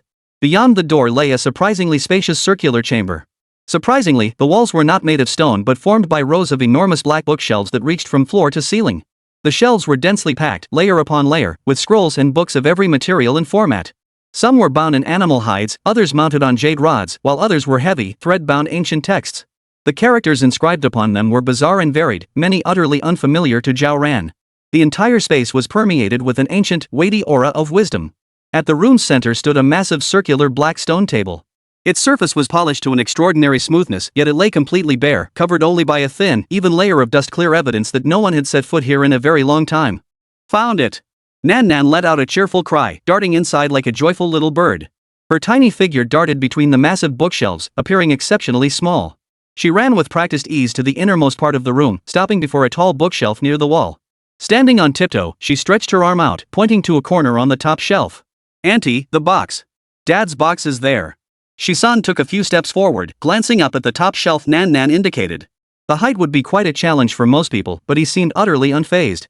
With a light tap of her toes on the floor, her entire body shot upward as if weightless. Her arm reached out with pinpoint accuracy, and as she descended, she held a black box about half an arm's length long firmly in her hands.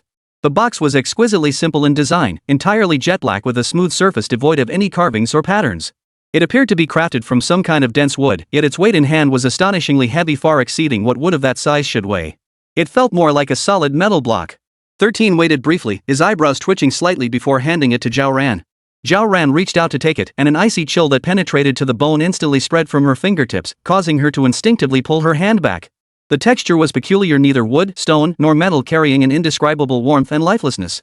The lid and body were joined seamlessly, as if naturally fused. The only hint that it was a lid was a tiny, pea-sized lock hole, deep and bottomless, with no key in sight. I found it! This is Daddy's box! Nan Nan circled Zhao Ran excitedly, her little face tilted upward, eyes sparkling as she stared at the box. Long Ying leaned closer, her gaze sharp as she scrutinized the tiny keyhole. She then gently touched the box's surface, feeling its unusual coldness and weight. The material is unusual, and the lock mechanism. I can't make out any clues. She shook her head slightly. Such an intricate creation clearly exceeded her understanding. Shirsan also re-examined the box, his fingers tracing the smooth surface. It's strangely heavy, like it's made of some high-density material. It's strangely heavy, like it's made of some extremely dense material. Just then, after a brief moment of silence, Zhao Ran's livestream was flooded with comments like a burst dam. Holy crap! Finally got it! The real thing is here! Open it already! I've got my pants down, my popcorn ready. This is killing me. What the hell is inside? The ultimate secret left by the streamer? Could it be a property deed? Put. Are you a devil upstairs? Leaving a property deed in a place like this? The real problem is there's no key. This tiny keyhole looks impossible to work with. Are we really going to have to break it open? No way. What if we wreck the stuff inside? Hey streamer, try using your door opening strength? Maybe it'll work on this lock? Yeah. Maybe it's a lock-picking tool. Watching the flood of speculations and urgent comments in the chat, Zhao Ran felt a surge of anxiety. Her gaze settled on the tiny keyhole. Forcing it was definitely out of the question. Long Ying's suggestion sounded plausible, but she couldn't shake the feeling that using that kind of strength might not be the right approach. Amidst the chaos, a sudden thought flashed through Zhao Ran's mind, something she'd nearly forgotten tucked away in a corner. Her hand instinctively reached for a small pouch at her waist, pulling out a set of keys. Most were ordinary house keys, but one stood out, oddly shaped, entirely black, and carrying a faint chill to the touch. Zhao Ran remembered it vividly, though she couldn't recall where it came from. She'd simply kept it all these years, never bothering to discard it. Now, as she stared at the equally black, slightly cool key in her hand, then glanced at the equally black, icy cold box before her, an absurd yet persistent thought bubbled up in her mind. No way. Under the curious, puzzled, and expectant gazes of Long Ying, Shirsan, and countless viewers in the livestream, Zhao Ran hesitated for a moment, clutching the key. Then, as if compelled by some unseen force, she aligned it with the tiny keyhole. The tip of the key touched the lock, and to her astonishment, it fit perfectly. Zhao Ran's heart skipped a beat as his wrist instinctively gave a gentle twist. Click. An extremely faint, almost inaudible click of the spring mechanism unlocking sounded. The lid sprang upward an inch or so. Opened? Just like that, it opened? Zhao Ran froze in place, still holding the key in his hand, momentarily unable to react. Long Ying and Shirsan also wore stunned expressions, clearly not expecting this turn of events. The live stream exploded with reactions. It just opened? Are you kidding me? I just got into position ready to watch the streamer pull off an epic lockpicking move, and this is what you show me? A master key? Where did you even get this gem, streamer? After searching high and low, the key was right there in your waistband. Streamer, I just wanted to try it out, never thought it'd actually fit. Today's dose of absurdity has arrived, sign for it. So that explains why Ran Jia had a key for this place, huh? Holy crap, is this part of the Pingtian Emperor Prey quest too? 88 My brother left me his skull. With a crisp click, the weathered brass key turned perfectly in the lock. The moment the resistance vanished, not only Zhao Ran but countless viewers at home seemed to exhale in unison, followed by an even louder roar. The live stream exploded. Holy! It actually opened. I knew it. This key is definitely the key. This unlocking method, plain and simple, but it still sends shivers down my spine. Many viewers who had been waiting to see Zhao Ran violently break it open or cleverly solve the mechanism were now left feeling both amused and exasperated. All that popcorn and beer they'd prepped for hours, not a single bite before the box opened? Way too unpredictable. Zhao Ran himself froze, staring at the key still in the lock, then at his empty palm. An indescribable sense of strangeness mixed with a faint, eerie familiarity washed over him. When exactly did this key appear? How did you get a key to this place? Long Ying's voice carried a hint of inquiry as her gaze locked onto Zhao Ran, seemingly searching his face for any trace of deception. She was closest and saw it most clearly. The smooth insertion and turn of the key couldn't have been coincidence. Zhao Ran furrowed his brow slightly, searching his memory with effort. In the end, he could only shake his head helplessly. Honestly, I really don't remember. It's just been hanging on my house keyring all these years, along with the front door key and garage key. She paused, then added, I always assumed it was for some old cabinet or bicycle, never gave it a second thought. No sooner had she finished speaking than the screen flooded with comments again. Did you hear that? It's always been there. This is definitely the work of the Emperor of Heaven, pray. Creepy when you think about it. How many years ago did Lord Pri secretly plant this key on Ranchan without anyone noticing? This setup? All I can say is epic. Holy crap, turns out the real game changer isn't the loot box, it's the origin of this key. Don't tell me Zhao Ran planted it herself just to play us? Hey, do you even know what it means to be the chosen one? This is fate's arrangement, priest script. +1. Zhao Ran probably has no clue himself. Toolman confirmed. Watching the wild theories flying through the comments, Zhao Ran felt nothing but a massive headache. She felt like a bystander who'd wandered onto a movie set, surrounded by experts who knew exactly what was going on except for her. Enough chatter, enough chatter. Open the box already. I've got my screenshots ready. Betting it's an ancient martial art manual inside. I bet it's a treasure map. What if it's a personal letter from Prey to Zhao Ran? Amidst the relentless barrage of comments urging and anticipating, Zhao Ran suppressed his doubts, took a deep breath, and gripped both sides of the lid. With a firm lift, he raised it upward. The lid wasn't particularly heavy. With a faint scraping sound, it slowly swung open. All eyes Zhao Ran's, Long Ying's, and the millions watching online instantly focused on the box's interior. The lid opened, revealing its contents. There was no dazzling gold as anticipated, nor ancient scrolls or secret texts. At the bottom of the box lay a single object, something that made everyone's breath catch. It was a bone, more precisely, what appeared to be a skull. Its color was not the stark white of bone, but rather a warm, almost ivory-like texture. The edges were polished to an extraordinary smoothness, and the surface seemed to bear faint, barely discernible engravings. It lay quietly on the aged velvet lining, emanating an indescribable aura of antiquity and eeriness. The livestream fell briefly silent, as if the signal had cut out. Zhao Ran stared blankly, his mind momentarily frozen. He had imagined countless possibilities, but never this one. What was this? A prank? Or... Ha! Just then, the little girl who had been quietly beside Longing suddenly let out a soft "hmm." Her little nose twitched slightly as her big eyes stared curiously at the contents of the box. In her clear, childish voice, she said, "Auntie, this looks like something of Dad's. It has so much of Dad's scent on it."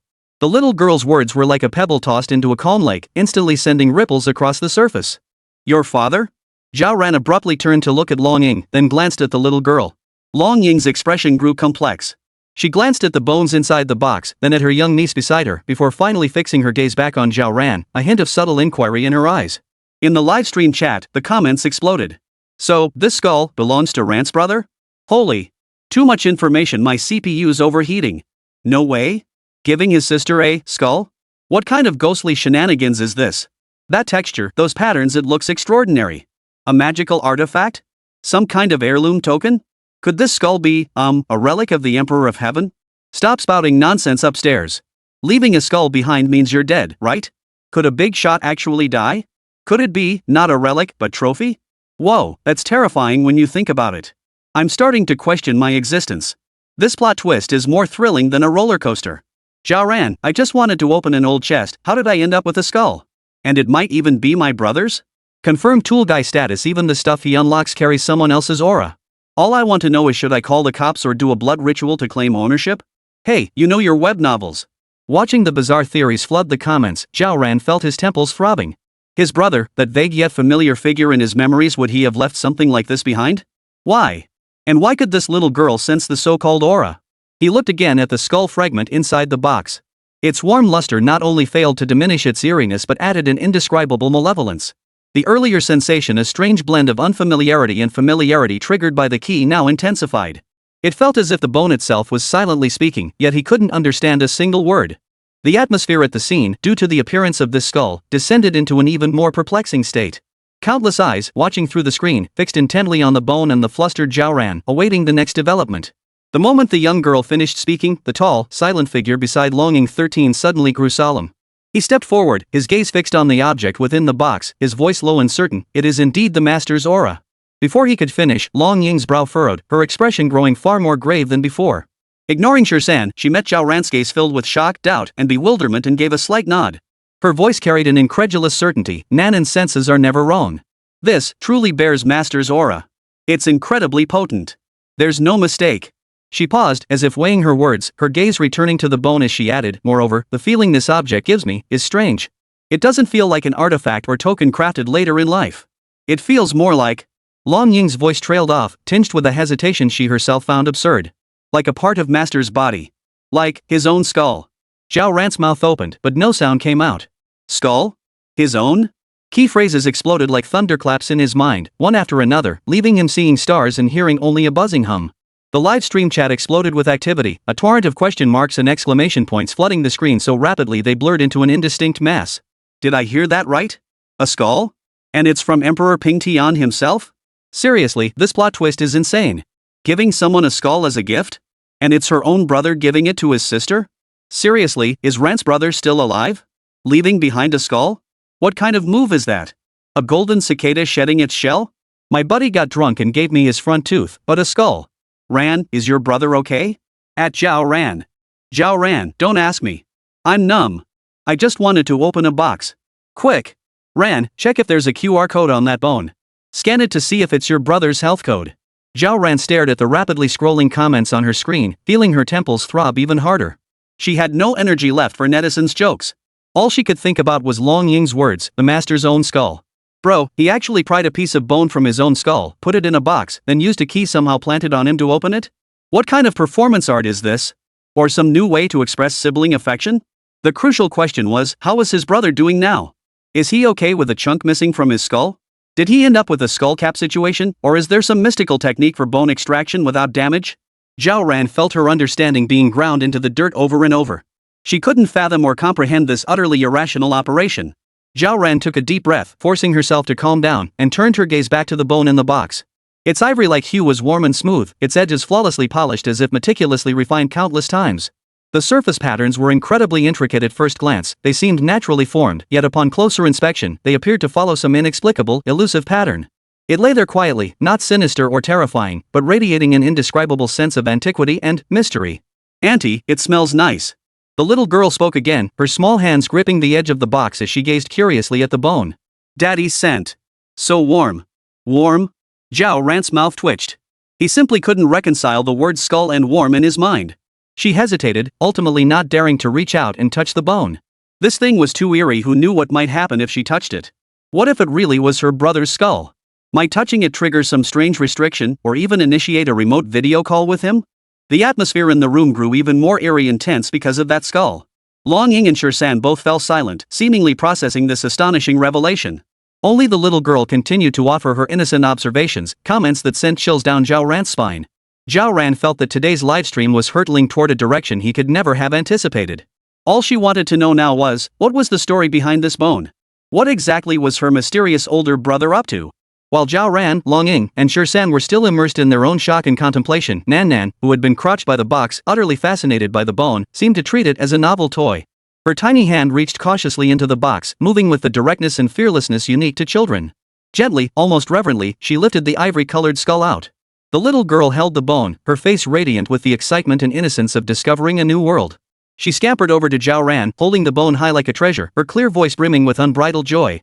Auntie, look. This is Daddy's bone. Nan Nan remembered Daddy left it just for you. Zhao Ran felt the hairs on the back of his neck stand on end, a chill racing from the soles of his feet to the crown of his head. He instinctively took half a step back, his throat going dry. Staring at the smooth, warm bone in his niece's hand, one that even seemed to radiate some indescribable warmth, his mind went blank once more. Daddy's bone, left especially for you. Those words strung together sent a chill down his spine more effectively than any horror movie plot. What decent person would carve out their own skull to give to someone else? What was this? A keepsake? A memento?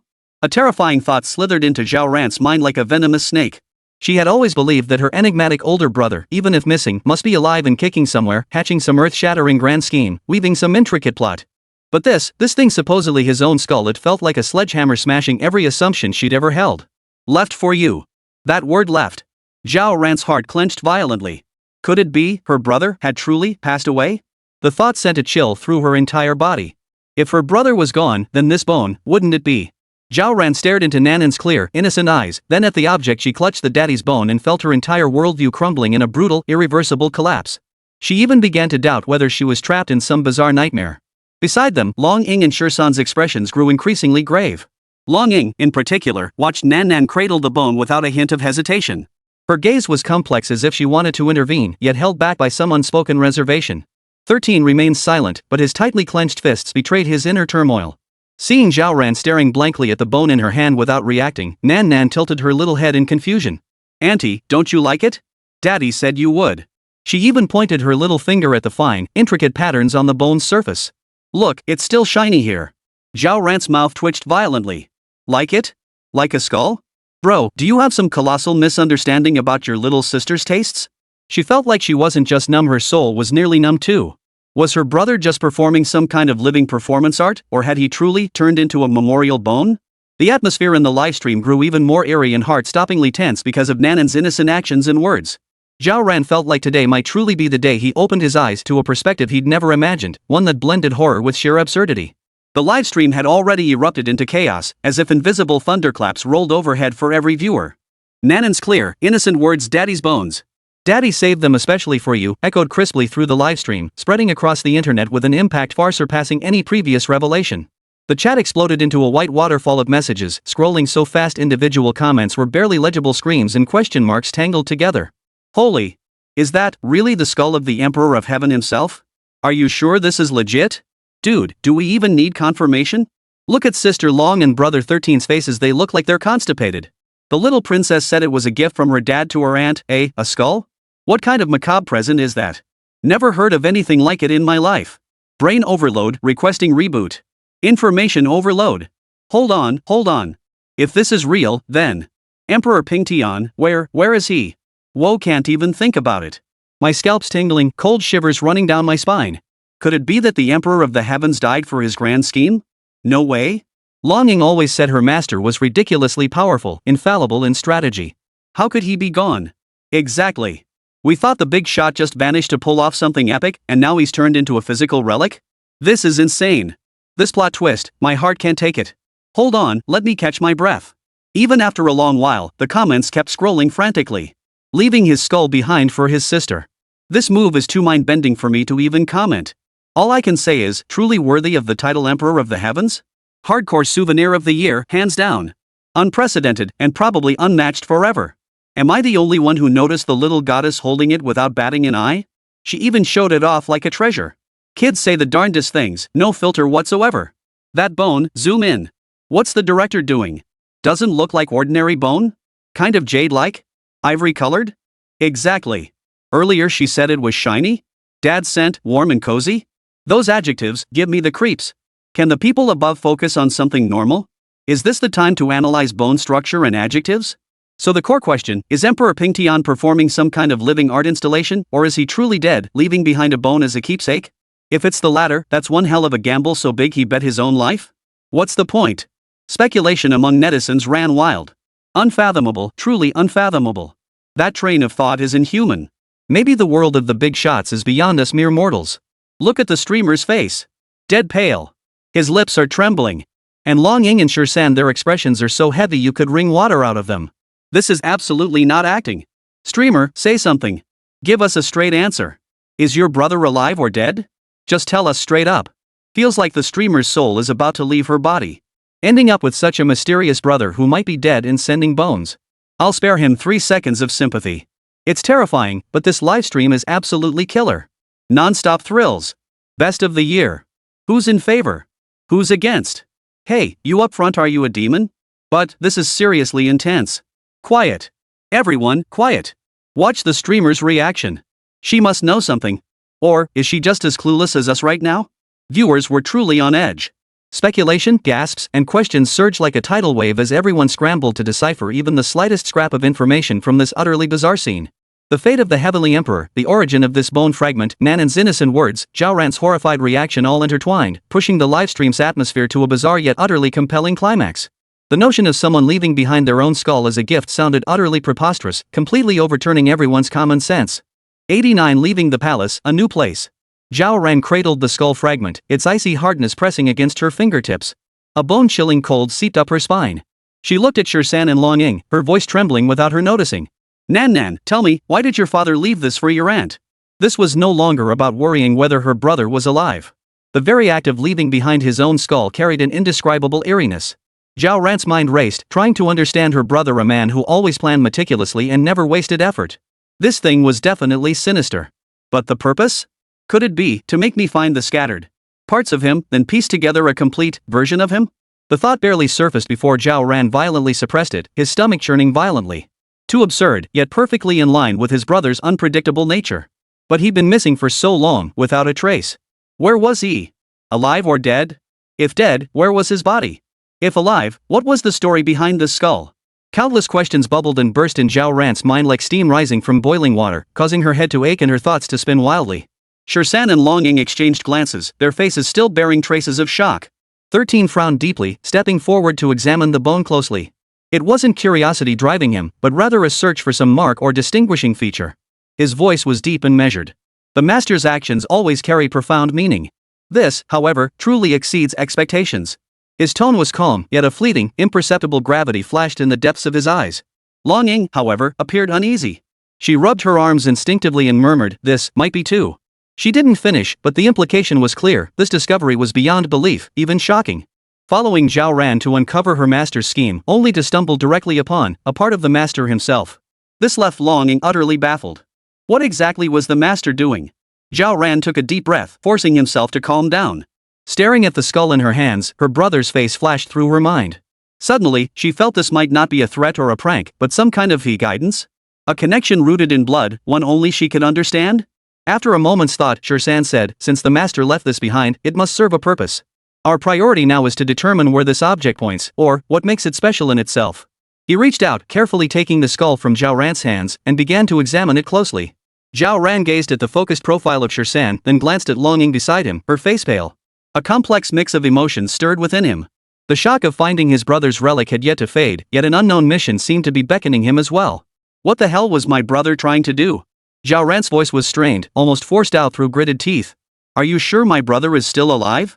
The question landed like a heavy stone in stagnant water, stirring not ripples but deeper stillness. Shersan and Longing exchanged a glance, a complex look filled with shock, doubt, and gravity, yet devoid of any definitive answer. In the end, they merely shook their heads ever so slightly, stingy even with a single word, as if any conjecture would be a sacrilege against the current reality. In the midst of this suffocating silence, a clear, childlike voice cut through the air, brimming with innocence and certainty. Auntie. Of course Daddy's alive." Nan Nan tilted her little face upward, her eyes sparkling brightly. Unfazed by the eerie atmosphere around her, she radiated an excitement that seemed entirely natural. She pointed her tiny finger at the bone fragment in Shersan's hand, her voice brimming with joy, "And Dad left this bone behind to tell everyone he's always been here with us." Zhao Ran felt the veins on his temples throbbing violently. The little girl's words felt like a honey-coated ice pick, stabbing him in the heart without warning. Beneath the cloying sweetness lay a bone-chilling cold. Children speak without reservation? Perhaps. But the logic behind those words, upon closer reflection, sent a chill down his spine. Accompanying everyone? 1,000 horror movie scenes instantly flashed through Zhao Ran's mind. In what state would he be keeping them company? As a spare part? Mentally? Or? She dared not think further, her stomach churning with nausea. Her brother always managed to redefine the word outrageous in the most unexpected ways. 13 paused slightly, his fingers holding the bone fragment. His gaze toward Nan Nan deepened with scrutiny, as if assessing whether her words held deeper meaning, whether they aligned with his master's signature unpredictability.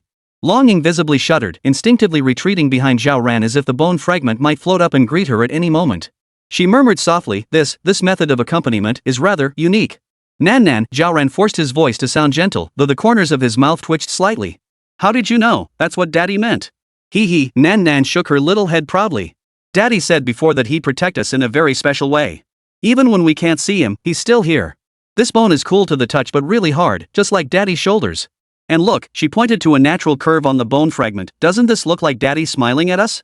Zhao Ran followed her finger and couldn't help but see the curve as a mocking grimace. She took a deep breath, suppressing the utterly absurd urge to lose her mind. "Brother, you really are not even at peace in death, leaving behind this thing for your daughter to interpret in such a terrifying way?" The live stream erupted in chaos. After a brief pause, the chat exploded. "Alive? Alive as a skull? Her cotton-padded jacket being drafty is one thing, but this is straight up interpreting Dad as a cyberpunk zombie. Holy crap, this girl knows how to play for the cameras. Her commentary just made my sanity plummet. Hold on, everyone. I think this girl might actually know something. Maybe her dad's thought process is just that unconventional? Ran's sister, I was terrified. JPG. Am I the only one who finds this kinda cute? Runs away with pot lid on head. You upstairs, you're not right in the head." Zhao Ran looked at her innocent-faced niece, then glanced at her pensive teammate beside her, before her gaze finally settled back on the cold skull. Suddenly, she wondered if Nanan's words weren't entirely childish fantasy. What her brother left behind might truly be a declaration of companionship, an extreme, self-obsessed, and utterly mad yet somehow uniquely logical proof of existence. But the method of this proof was truly testing the psychological endurance of his family. Alright, Zhao Ran rubbed her temples, feeling her mind grow even more chaotic. Steeling herself and suppressing the strange unease churning within her, her gaze finally settled on Nan Nan.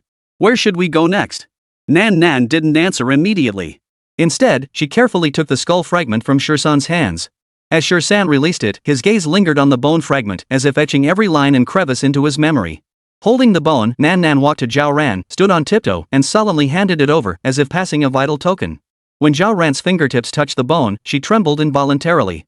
It was cold, hard, and carried an indescribable stillness of death. She took it, clasping it in her palm, feeling the sharp curve dig into her flesh. Auntie, don't worry. Nan Nan tilted her little face up, her smile bright enough to be almost blinding. From now on, Grandpa Shadow will lead everyone out. Grandpa Shadow. Zhao Ran glanced around hesitantly. Beside her, Long Ying remained expressionless, saying nothing. Only Shursan showed little surprise. Instead, his gaze shifted slightly, fixating on the ground beneath everyone's feet, lost in thought. Soon, the shadows beneath their feet, which had been distinct in the dim light, began to writhe like living creatures. Their edges blurred and stretched like ink droplets spreading through water, slowly diffusing and merging. No longer anchored to their respective owners, the shadows converged beneath Nanan's feet, forming a deeper, denser patch of darkness. This darkness did not dissipate immediately. Instead, it began to condense and shift shape. Slowly, it crawled upward from the ground, its outline gradually sharpening into a tall, slender, and indistinct human form. No features, no details, just a pure mass of shadow that seemed to suck all light into itself. It was the same eerie shadow that had beckoned them into the entrance earlier. Once the shadow grandfather took shape, it made no sound. It simply turned silently and drifted toward some point deep within the palace. Its movement was utterly silent, like gliding across ice. Nan Nan spotted the shadow moving and immediately scampered after it on her short legs, whispering urgently, Auntie, Uncle Shursan, Sister Long Ying, hurry up. Shadow Grandpa is moving fast. Zhao Ran watched his niece skipping along behind the shadow, then glanced at the heavy skull in his hand and the calm expressions of 13 and Long Ying. Well, let's go. What else could they do? The group followed the shadow's guidance, traversing the deathly silent palace halls. This journey seemed smoother than the way there, or perhaps it was just psychological. Knowing that something was leading the way made them less afraid of getting lost. After an unknown duration, a faint glow unlike the palace's eerie light finally appeared ahead. Shadow halted at the edge of the light, his form gradually fading as he reintegrated into the shadows on the floor, vanishing without a trace. They emerged from the oppressive, pitch-black palace. When they had come, they traveled light, their pack sparse, carrying only a belly full of doubts and unease. Now, as they departed, the group was complete, yet they carried one more thing, a piece of the elder brother's skull. Zhao Ran stared at the bone fragment in her hand, her fingertips unconsciously rubbing its cold, rough surface. The curve, the texture every moment reminded her that this had once been part of her brother's skull. An indescribable taste lodged in her throat, neither swallowed nor expelled. This expedition had veered wildly off course from her expectations from the very start, hurtling toward a bizarre and surreal destination. This skull fragment was the latest surprise medal bestowed upon her by this journey. The livestream chat exploded in chaos, bullet comments surging like a breached dam, threatening to drown the screen. The audience clearly hadn't recovered from the double whammy of the living skull dad and the shadow grandpa guiding the way. Hey everyone, who's caught up? I just joined, what's happening? Is this an archaeological dig or a sci-fi horror flick? Hey, fast forwarded to where Ran and the crew got what looks like the Emperor of the Heaven Skull. Now they're being guided out of the underground palace by some shadow spirit. Thanks for the invite. Just saw someone sprout from the ground, feels like I missed $1 billion worth of plot. Emperor Pingtian's thought process must have used black holes as reference points for design, right? Who could have guessed? Even in death he had to go all out? Leaving his skull to his sister and specifically instructing it to be alive? Is there a chance Emperor Pingtian's ascension failed, trapping his consciousness inside the skull? Maybe it needs specific conditions to activate? Like, Sister Ran needs to slash a price on Pinduoduo to revive him? Dude, that idea is dangerous. I'm seriously considering the possibility of cybernetic zombies now. Bones as servers, consciousness as data streams, shadows as peripherals? Emperor Ping Tian truly terrifying. I used to think toon rating dramas had wild imaginations, but compared to Emperor Ping Tian, those writers are practically documentary filmmakers. Am I the only one curious how those bone fragments recharge? Surely they don't absorb the essence of the sun and moon? Hold on, everyone, maybe it runs on love power. Zhao's current state of mind, I'm not the god of medicine, I'm my brother's skull custodian. Netizens' imaginations ran wild, spawning endless theories from mysticism to science, bioengineering to soul contracts. Each explanation carried that absurd yet strangely plausible vibe. The move left behind by the heavenly Emperor Ping was simply beyond the comprehension of ordinary mortals. The air outside the palace seemed noticeably fresher. Though the light remained dim, it was worlds apart from the oppressive stillness within. Yet this sense of relief didn't last long. The atmosphere within the group remained heavy and somber. 13 stood to the side, his gaze calm and devoid of much emotion, though he occasionally glanced at the bone fragment in Zhao Ran's hand. Longing maintained her usual aloofness, as if the events unfolding had nothing to do with her, quietly regulating her breath. Zhao Ran clutched the bone fragment, the sharp edges digging painfully into her palm. The physical ache strangely sharpened her muddled thoughts.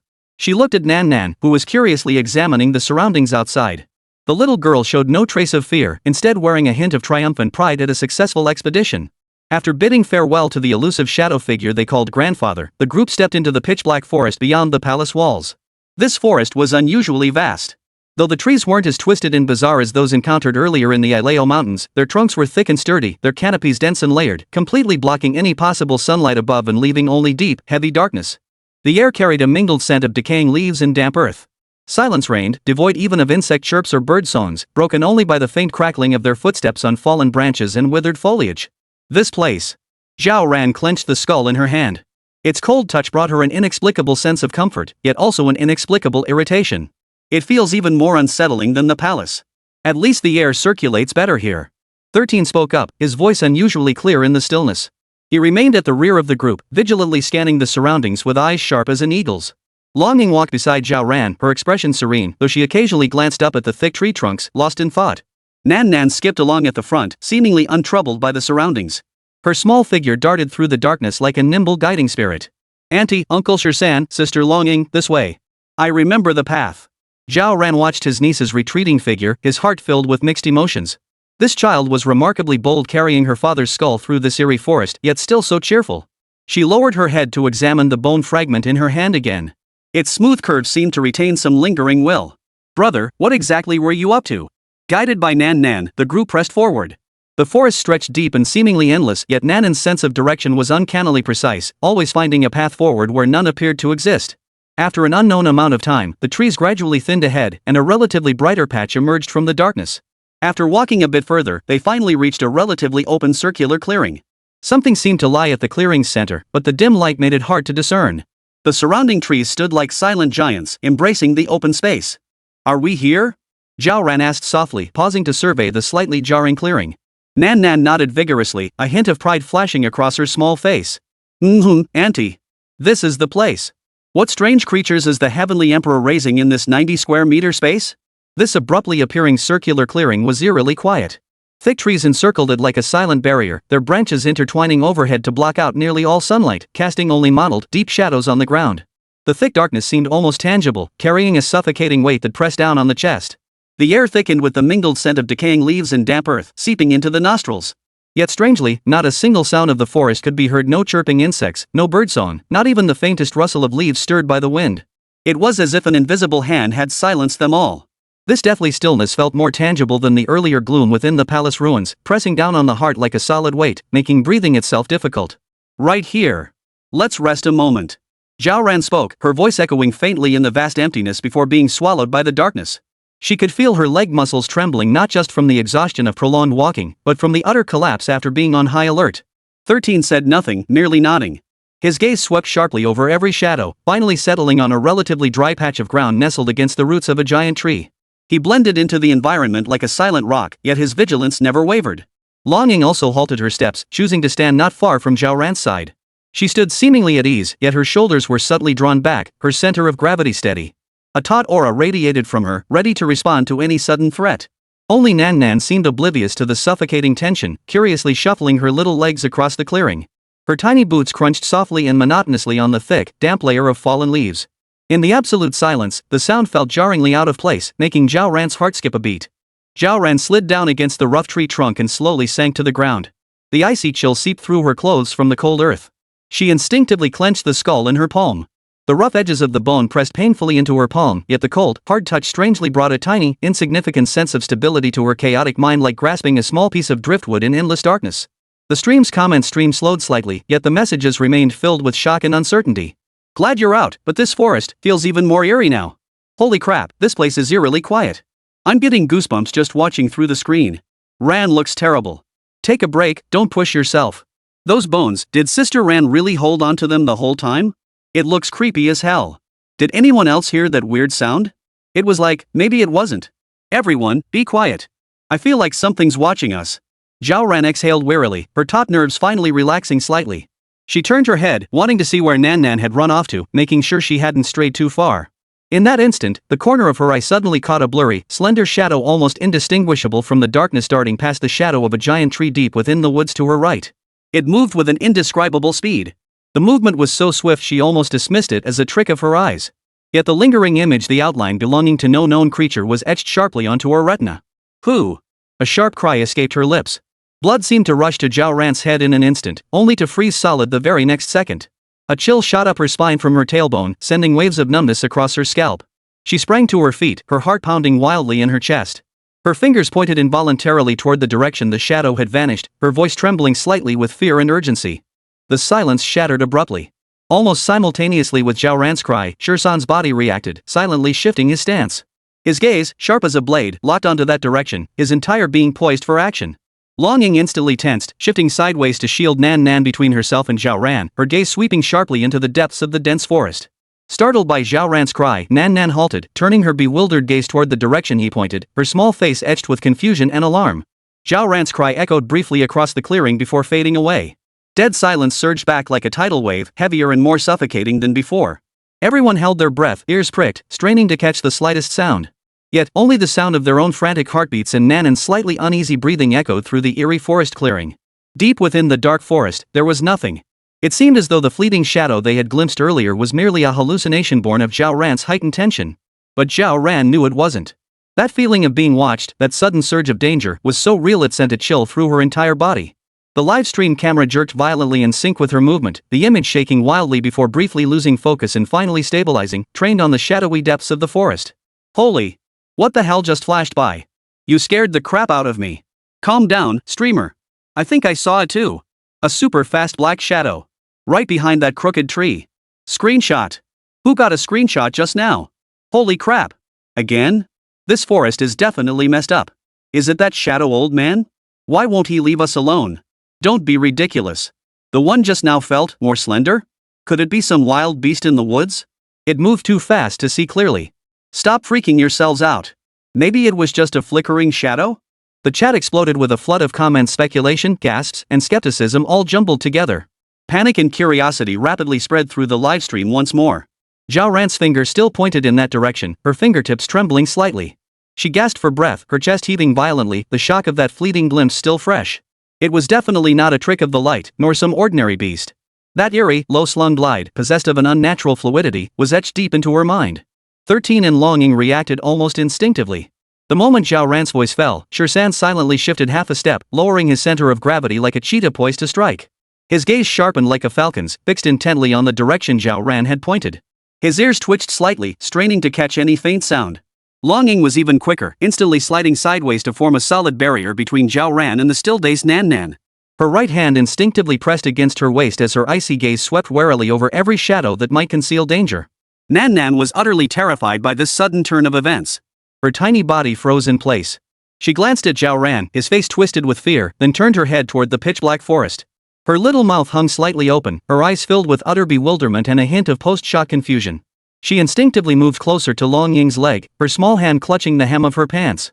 Yet seconds passed, and the dense forest where all eyes were fixed remained deathly silent.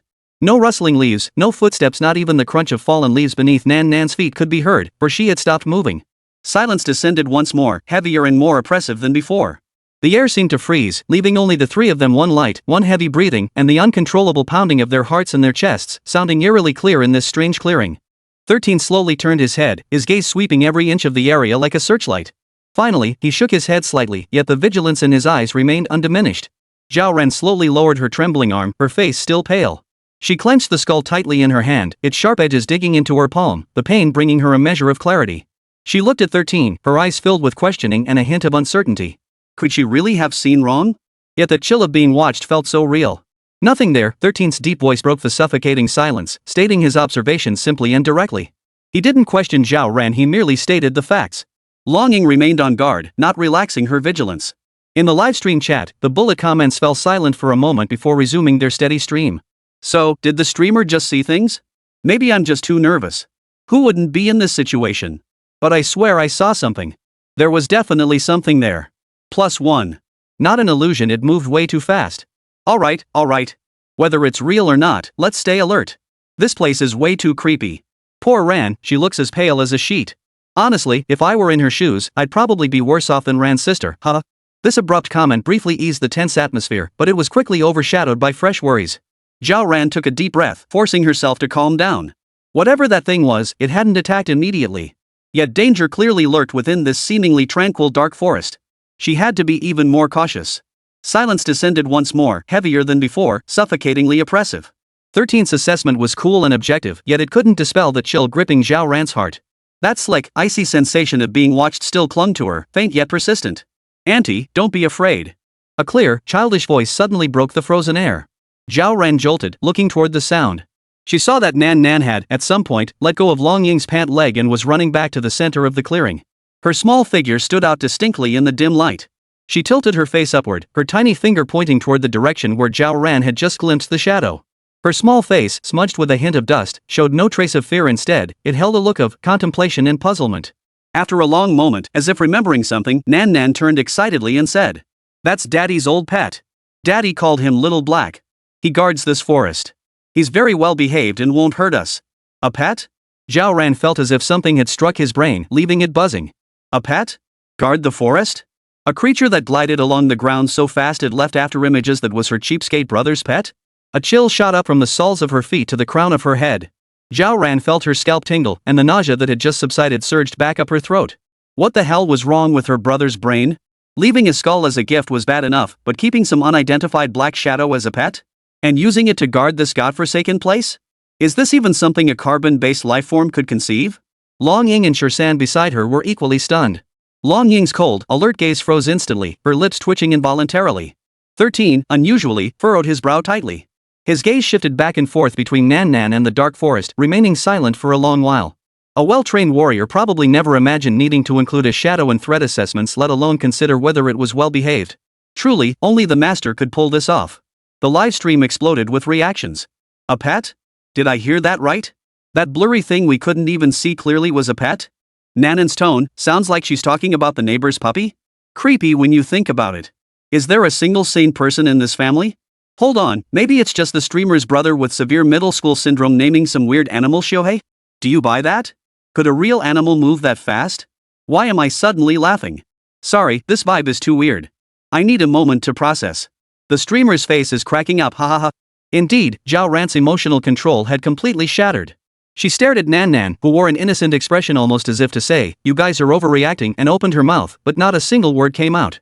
Fear, absurdity, and an indescribable weariness all tangled together. Seeing the adults staring at her with strange expressions, Nan Nan seemed puzzled.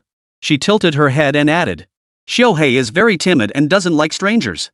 He must have hidden when he saw you earlier. He usually sleeps under that crooked tree." Zhao Ran followed the direction of Nanan's finger and saw the very tree where the shadow had vanished moments before. She no longer found the tree eerie. Instead, her stomach churned even more. "He sleeps?"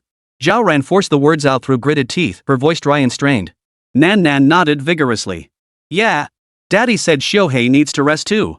Zhao Ran. Long Ying. Shursan. What the hell?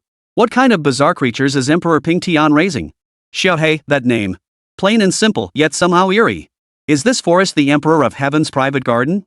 Complete with guard dogs, or rather, shadow guards? I'm starting to wonder if my cat is just too ordinary. Ranjia, I've endured more shock and cognitive overload than someone my age should bear. After the brief shock, the clearing fell back into an unsettling silence. Though Nan Nan assured them Little Black wouldn't harm anyone, knowing such a presence might be lurking in the shadows made it impossible for anyone to truly relax. Fortunately, the next few minutes passed without incident. The dark shadow did not reappear, and the surroundings remained deathly quiet. 91 Another group of shadows. Attack! After walking for a long time, the group briefly replenished their water supplies and rested. 13 rose, his gaze sweeping the surroundings. Tree shadows swayed, the wind howling like ghostly wails. He listened intently for the slightest sound, confirming the area remained quiet and unremarkable before brushing fallen leaves from his clothes. "Let's go," he said in a low voice, tinged with an almost imperceptible tension. "This place is no longer safe." Zhao Ran nodded and took Nanan's hand. Her small hand felt slightly cold. Zhao Ran clenched the skull in his other hand. The cold, bony texture felt like a paperweight, pressing down on the panic spreading through her chest. Her palm pressed tightly against the skull, and she could almost feel a faint chill emanating from the bone itself. Paradoxically, this sensation calmed her agitated heart slightly.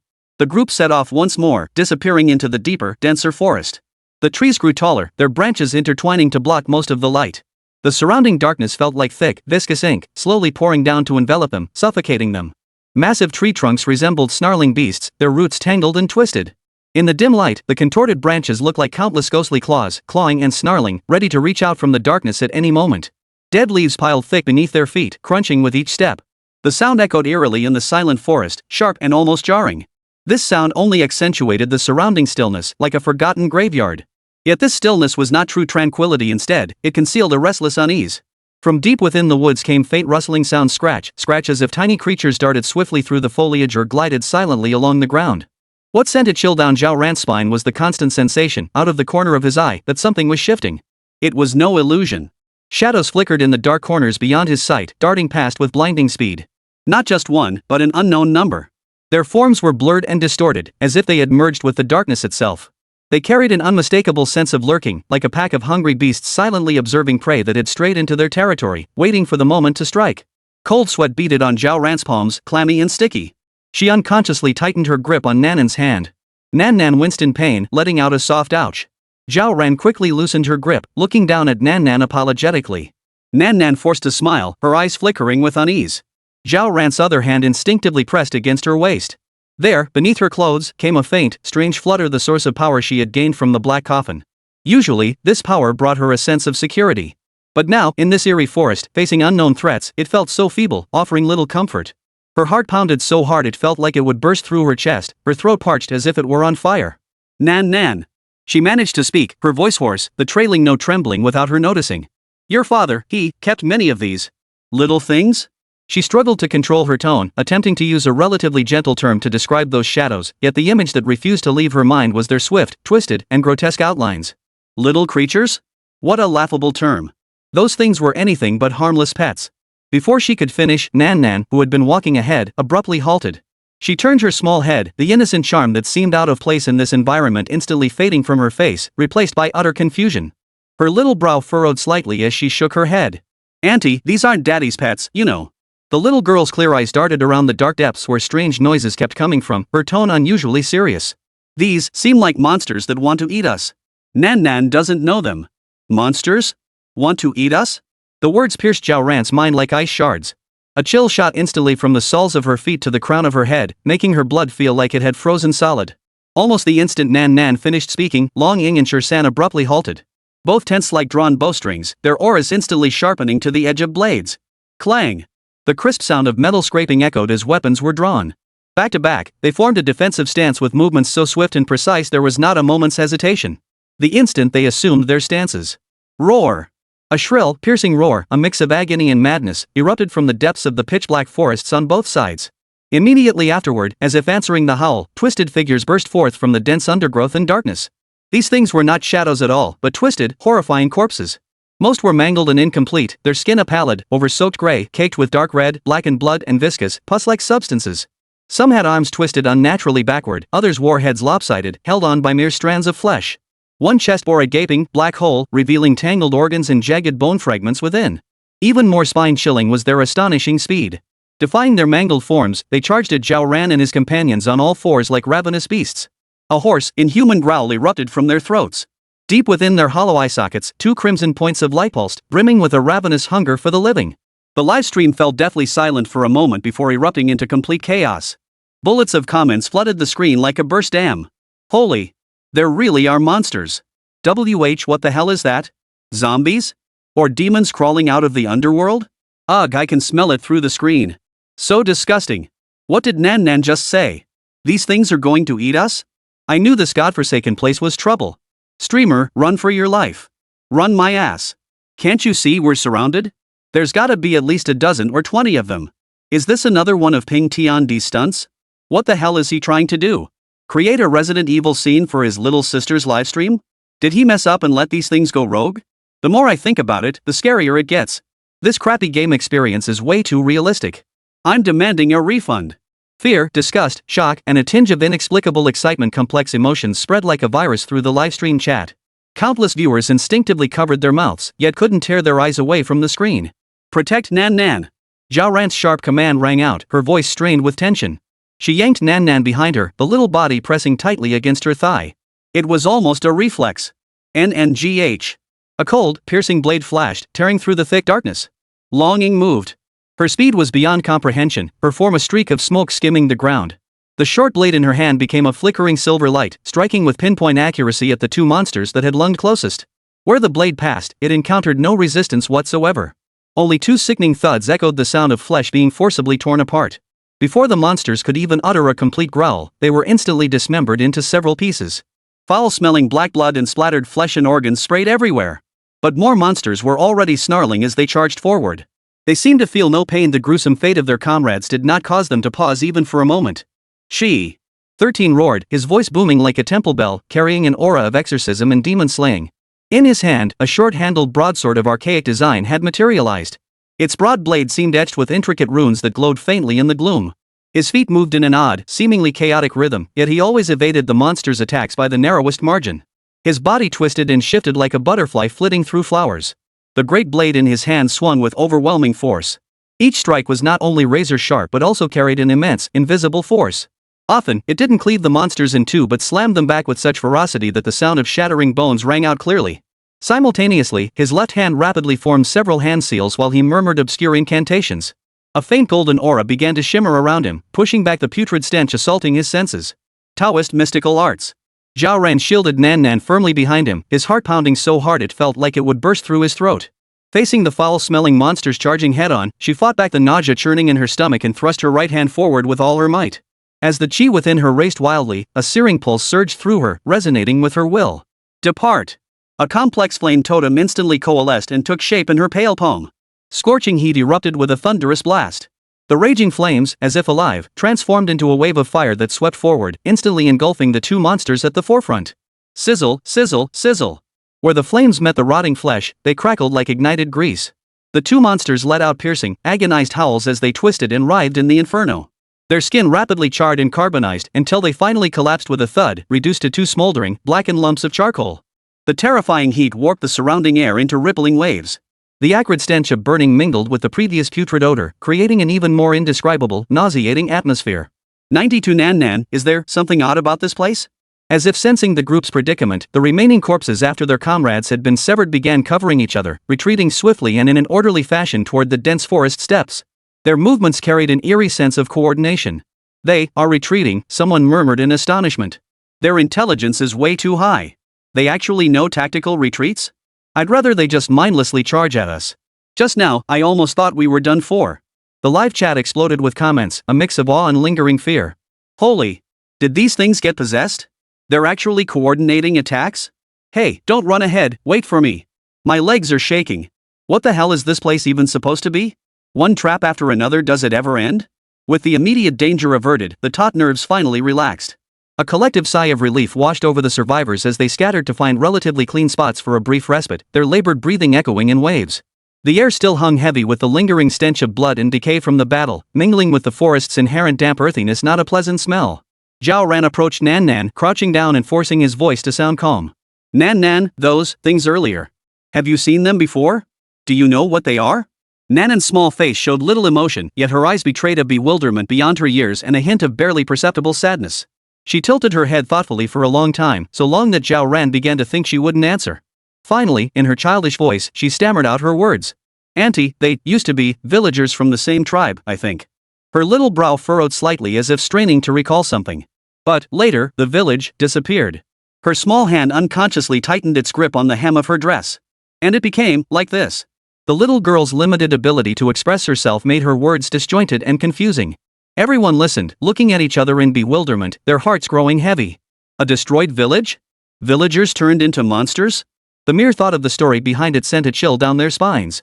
Damn, that's a lot to take in, but it feels like she said nothing at all, one netizen complained. Longing glanced at the sky, then swept her gaze over the weary group and the pensive little girl. Finally, she shook her head. Hanging around here won't do us any good. Let's get out of this forest first. The group gathered their composure and set off again, their steps feeling heavier than before. The latter half of the journey through the dense forest was unexpectedly peaceful, with no further attacks. As they advanced deeper, the trees around them lost their eerie, twisted appearance. Light gradually brightened, and the oppressive feeling in the air seemed to slowly dissipate. After walking some distance further, the scene ahead suddenly opened up, leaving everyone stunned. Before them lay neither the eerie desert nor the unsettling forest. A lake of astonishing clarity appeared without warning just ahead.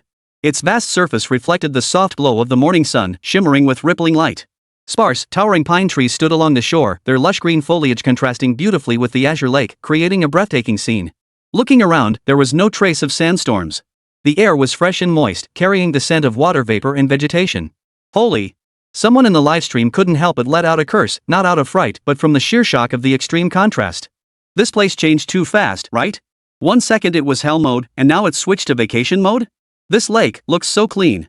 This thought echoed in nearly everyone's mind. Similar comments flooded the chat in an instant.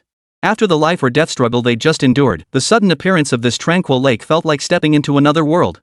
Everyone was stunned into silence by the scene before them. For a moment, words failed them, leaving only the sound of their breaths rising and falling in unison, and the gentle lapping of the lake against the shore. The nauseating stench that had previously filled the air had now been completely dispelled by the fresh mist and the scent of plants. Sunlight danced across the lake's surface, creating a shimmering effect like countless sparkling diamonds, a breathtaking sight. The lake water was crystal clear, revealing even the smallest pebbles on the bottom and the tiny fish swimming about.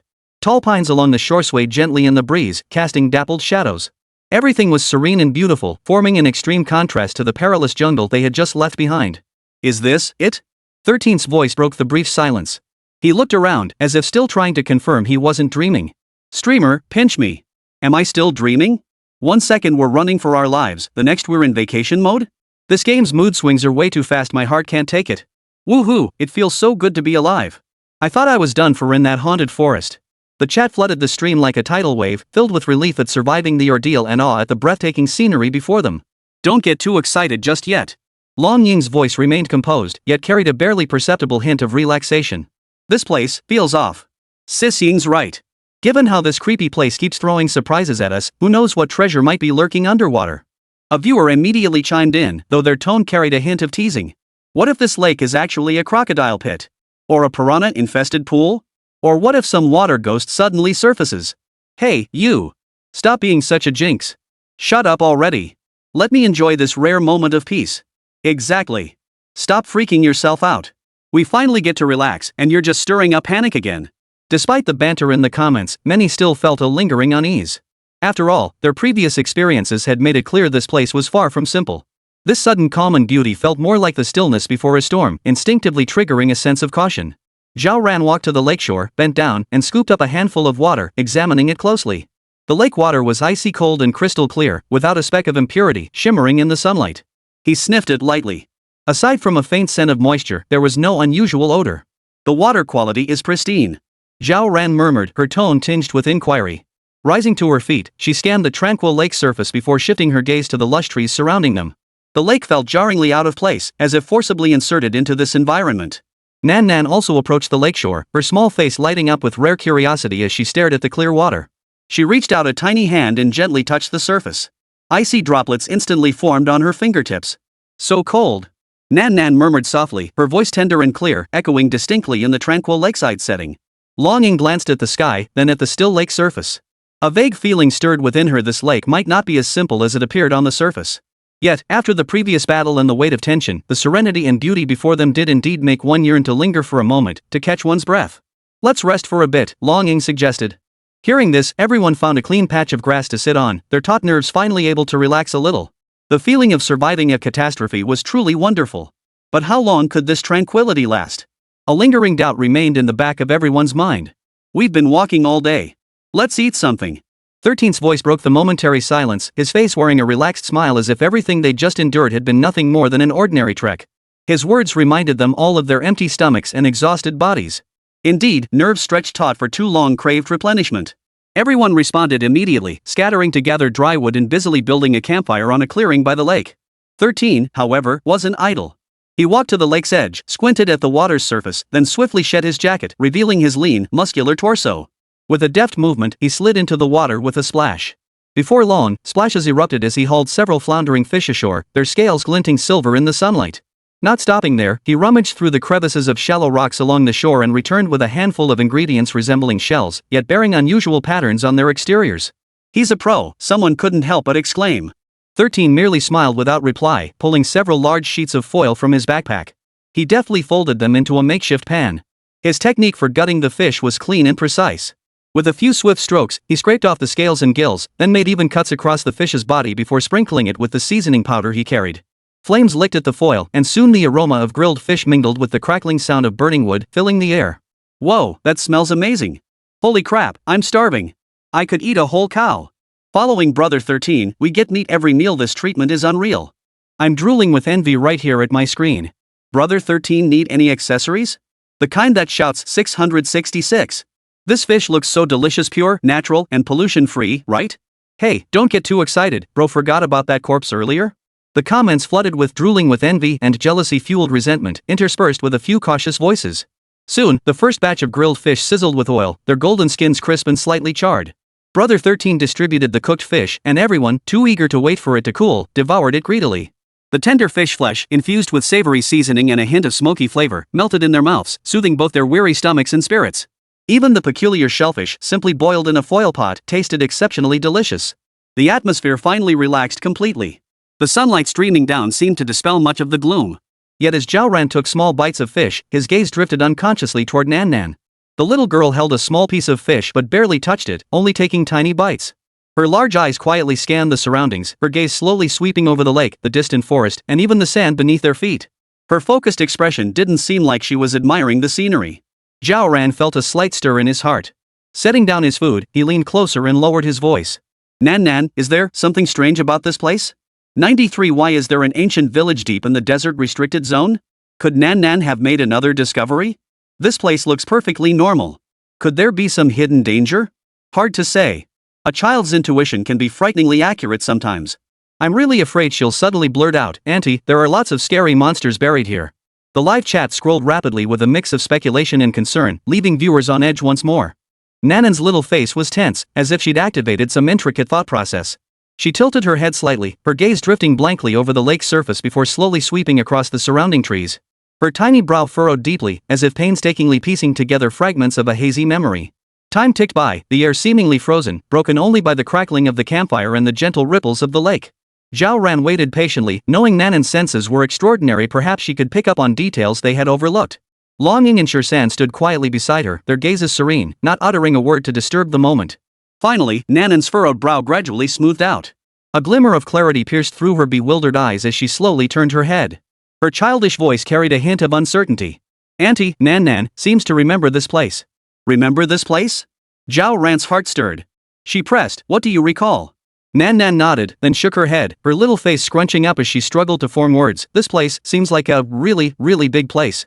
Lots of people lived here. A lot of people? Zhao Ran repeated, her gaze sweeping the empty lakeshore.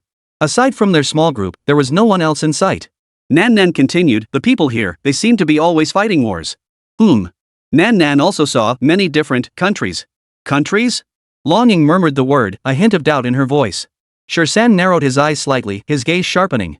The live stream exploded with reactions. In the desert? Countries? Fighting wars? This plot twist is way too out of left field. 1 second we're here, the next we're on an ancient battlefield?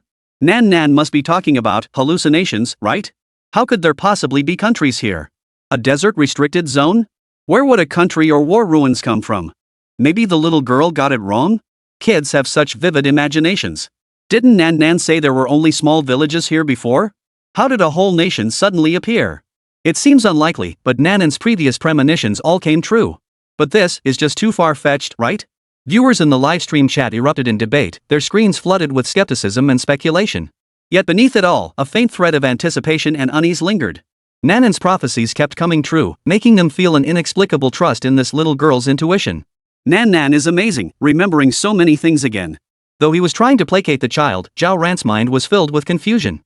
Country? War? These concepts felt utterly out of place in the desert-restricted zone where they were. Zhao Ran watched his niece's earnest expression and helplessly stroked her soft hair. What on earth was going on in this child's little head? Must we pass through this place to continue our journey? Nan Nan tilted her head, pondering for a moment before answering in her childish voice, yes, Auntie. Then let's go take a look soon. Zhao Ran nodded.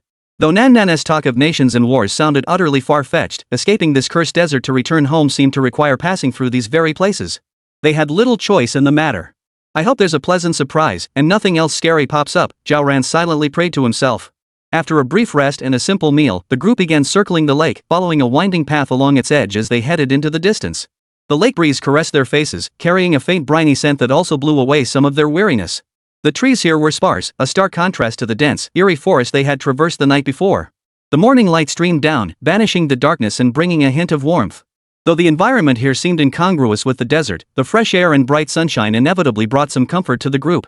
At least they no longer had to live in constant fear of monsters emerging at any moment. Speaking of which, 13, do we have enough provisions? Aren't we running low? Zhao Ran suddenly remembered something and turned to ask. They had consumed a lot of food along the way, and if this continued, they might go hungry. 13 patted his bulging backpack and smiled confidently. Don't worry, we've got plenty. Don't forget, I'm a pro at this. Zhao Ran nodded, recalling the backpack that seemed like a treasure chest and the culinary skills that could conjure up delicious meals anytime, anywhere. He said no more. Hope we get out of here soon, Zhao Ran muttered. Longing walked silently ahead, seemingly uninterested in food, yet her pace unconsciously quickened. As they pressed onward, however, the surrounding landscape began to shift subtly. Sparse trees gradually grew more numerous. Though still not as dense as last night's forest, a hint of verdure was now palpable. The terrain also began to level out, no longer rugged gravel but relatively flat land dotted with occasional low vegetation. The air grew thicker with the scent of water, faintly mingled with the earthy smell of soil. Zhao Ran's taut nerves relaxed slightly. The environmental shift at least signaled they were leaving the desert's heartland, kindling a flicker of hope within her. She glanced at Long Ying, who led the way. Her expression remained serene, her stride steady, seemingly oblivious to the surrounding changes, or perhaps she had already sensed something. Auntie, Nan Nan thinks she smells people. Nan Nan suddenly tugged at Zhao Ran's sleeve and whispered. Human scent? Zhao Ran froze, sniffing the air carefully. Beyond the scent of water and earth, she detected nothing. Could it be that Nanan's senses were acting up again? She glanced at Shirsan, who shrugged, indicating he didn't smell anything either. Nan Nan, are you sure it's human scent? Could it be another animal? Zhao Ran crouched down and asked softly. Nan Nan nodded vigorously, her young face set with certainty. It's definitely human. Nan Nan wouldn't mistake it. It's different from Auntie's scent and different from Uncle Shirsan's too.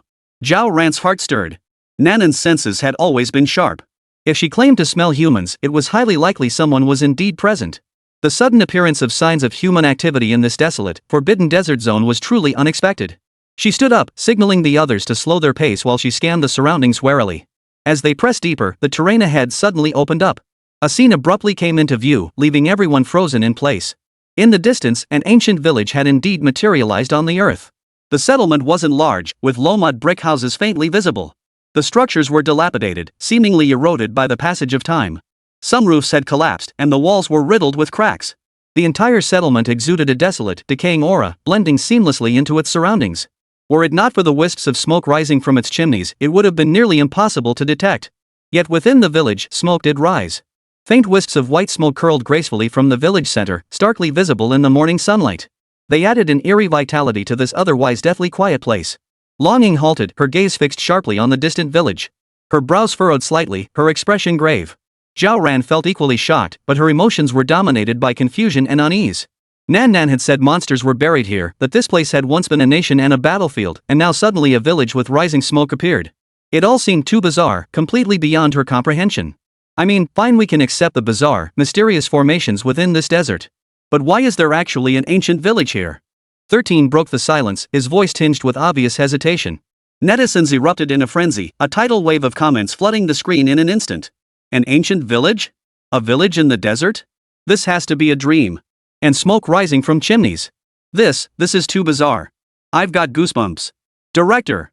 Did you grab the wrong script? This plot twist is way too out there. Wait, look closely at that smoke. Isn't the color a bit off? It looks dark and murky. Holy crap, the more I think about it, the scarier it gets. Is this place haunted or something? Creepy as hell. This is seriously creepy as hell. Can someone explain what's going on? I'm starting to panic. Aren't we supposed to be in a restricted zone? How could there be people here? Could it be an illusion? Are we all hallucinating? Am I the only one who noticed Nan Nan saying she smelled human scent? Could there really be people in the village? Stop talking, it's making me too scared to look, but I can't tear my eyes away. Curiosity killed the cat. Hey, add me to that. I'm scared, but I want to watch too. This is way too thrilling. On the screen, a constant stream of speculation and gasps scrolled by. The audience was clearly stunned by the scene unfolding before them. The previously relaxed atmosphere instantly turned tense, with unease spreading through the comments. Zhao Ran was also stunned by the scene. She rubbed her eyes, certain she wasn't seeing things. In the distance, a village was indeed visible. Though dilapidated, its outline was faintly discernible. What was most unsettling were the wisps of smoke slowly rising from it, as if from another world, adding an eerie aura to this desolate place. Longing remained silent, but her furrowed brow and increasingly sharp gaze revealed the gravity of her thoughts. She seemed to sense something unusual, radiating an aura of alertness. Nan Nan tugged at Zhao Ran's sleeve, murmuring softly, "Auntie, the scent is stronger now. There are so many people in the village." "A lot of people?" Zhao Ran's heart jolted. Nan Nan's senses had never been wrong. If she said there were many people, it meant there were indeed living souls in the village. But how could that be possible? The desert, the ancient village, the rising smoke from cooking fires, and the scent of human presence, all of it was as baffling as a thick fog. The Taklamakan Desert had existed for centuries, long devoid of human habitation. Only a few small towns along its edges still had residents. But deep within this desert, such a scene was undeniably unsettling. 94 who in their right mind would keep the stove burning after someone dies? A village. There really is a village? Zhao Ran muttered to himself, eyes wide as saucers. He blinked hard several times, trying to confirm it wasn't a mirage or a trick of his eyes. In the depths of the Taklamakan Desert, in a place so desolate not even birds would there, a settlement had suddenly appeared. Or rather, a village with smoke rising from its chimneys? This was even more absurd than encountering the skull, the shadow grandfather, or the man-eating monster earlier. At least those things could be vaguely attributed to mysterious phenomena, but what was this village with its smoke rising from chimneys? Could it be some reclusive master running a rural retreat here? 13's brow furrowed deeply, his expression more grave than ever before. This place feels off. Having traversed countless perilous lands over the years, his experience told him this village's sudden appearance and location radiated an intense sense of incongruity. Longing said nothing, only resting a hand on the weapon at her waist. Her gaze swept sharply toward the village entrance as her aura retracted completely, like a female leopard poised to strike. "Auntie, the scent is up ahead." Nan Nan tugged at Zhao Ran's hand, her tiny finger pointing toward the village. "Let's go check it out." Zhao Ran steadied herself. Whether the path led to a den of dragons and tigers or a humble farmhouse, since Nan Nan insisted it was the only way, she had no choice but to press on. Still, she silently resolved to observe from afar and slip away without entering. The group moved cautiously, forming a defensive line as they approached the village. The closer they got, the more palpable the atmosphere of decay and desolation became. The mud brick walls bore deep scars from wind and sand erosion. Many doors and windows had rotted away, exposing the blackened interiors within. Yet, stubborn wisps of smoke still rose from several rooftops in the village center, climbing straight into the sky. Against the silent backdrop, they seemed strikingly out of place, even eerie. The Livestream camera slowly zoomed in as they moved closer. "Why does this smoke feel kinda weird? Like it doesn't have any heat? Don't scare yourself, man. Smoke doesn't have temperature. Wait, it really does look like it. Like it was photoshopped in. This village, it's eerily quiet. Not even a dog barking. Be careful, streamer. This place feels even more sinister than that forest earlier." The group reached the village entrance and halted. A weathered stone tablet stood crookedly at the entrance, its inscriptions long since faded beyond recognition.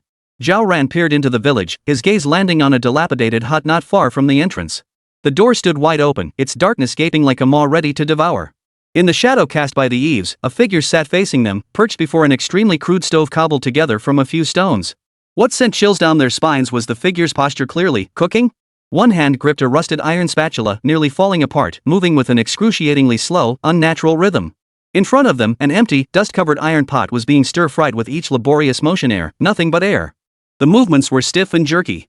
Every lift of the hand, every twist of the wrist, every descent of the spatula carried an eerie, staccato quality, as if joints rusted solid were being forced into motion, like someone manipulating an invisible puppet from behind.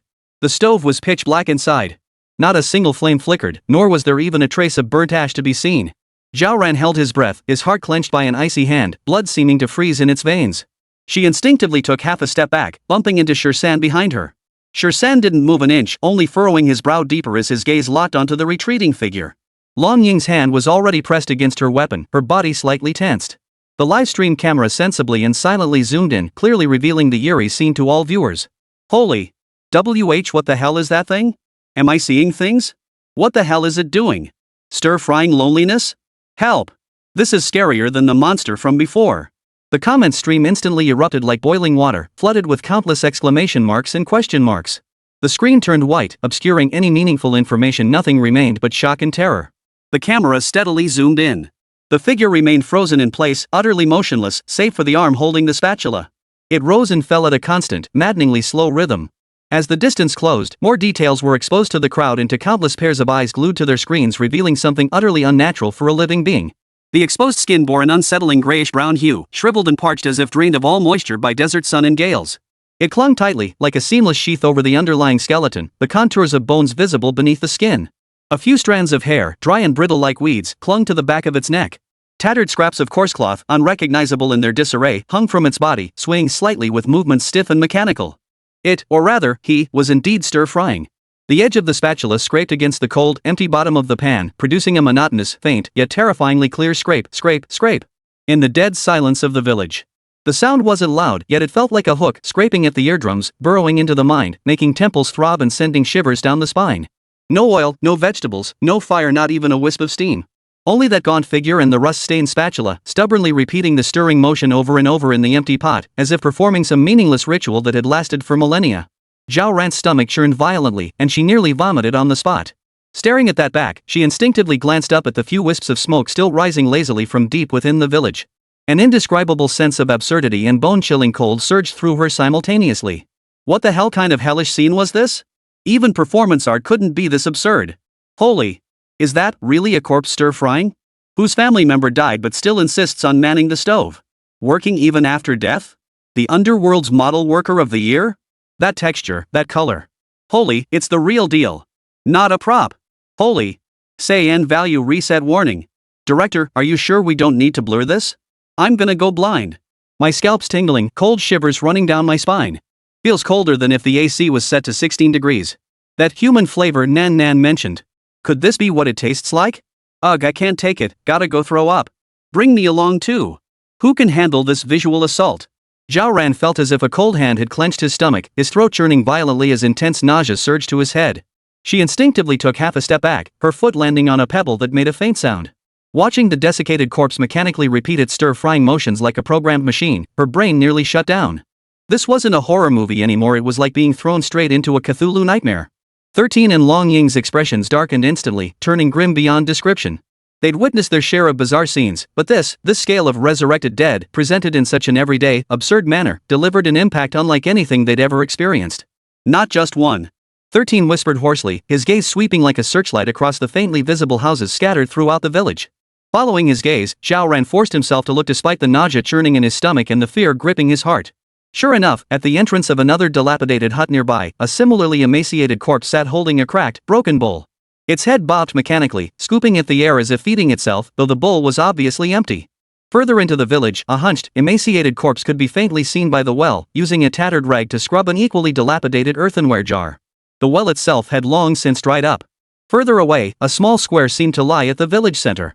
Several desiccated corpses knelt around it, frozen in prayer like sculptures weathered by millennia, their faces fixed on the empty ground, utterly motionless. The entire village resembled a vast stage forgotten by time and cursed by death. All the actors were these long-dead villagers, trapped in a single moment from their lives. Day after day, year after year, they repeated meaningless actions unaware, mechanically numb, radiating a bone-chilling eeriness and desolation. This was no secluded village at all, it was a veritable village of corpses. An indescribable sense of absurdity and bone-chilling dread washed over Zhao Ran like a cold tide, completely engulfing her. She clenched the skull in her hand, its icy touch seemed the only tangible reality left. Unable to stop herself, Zhao Ran wondered, could this be another one of her brother's creations? Was this his idea of a surprise? The kind of surprise that made you wish you could die on the spot? Holy! Did the Emperor of Heaven build a palace in the desert? Zhao Ran fought back the nausea, her stomach churning violently. She shot a quick glance at Long Ying beside her, whose face was equally grim, and whispered, "What the hell is going on? How can dead people still move?" Long Ying didn't respond immediately. Her brows knitted tightly as her gaze swept over the stiff, desiccated corpses, as if desperately searching for clues within this bizarre scene. She scrutinized the mummified corpse stir-frying the food, then shifted her gaze to the distant ones fetching water and eating. Finally, her eyes settled on the kneeling corpses. The altar stood utterly empty, amplifying the eerie atmosphere. After a long moment, she spoke slowly, her voice low and solemn. Obsession. My master once said that some beings, after death, if their obsession runs too deep and their souls refuse to dissipate, their corpses may, under certain specific conditions, repeat their final actions in life or their most profound behaviors. Obsession? Zhao Ran repeated the word, finding it utterly baffling. But cooking, sleeping, washing dishes, how much obsession could such mundane tasks possibly hold? Viewers in the livestream chat also expressed confusion, filling the screen with question marks. How much obsession could cooking, sleeping, or washing dishes possibly hold? My daily grind at work doesn't even come close to that level of obsession. Rituals? What are they even worshipping? Bowing to thin air? Creepy as hell, guys. The more I think about it, the more chills I get. 13's face turned ashen. He scanned the surroundings and said gravely, "We shouldn't linger here. This place reeks of death and an indescribable eeriness. Staying any longer might invite trouble." Zhao Ran also felt uneasy, as if countless eyes were watching him, sending a chill down his spine.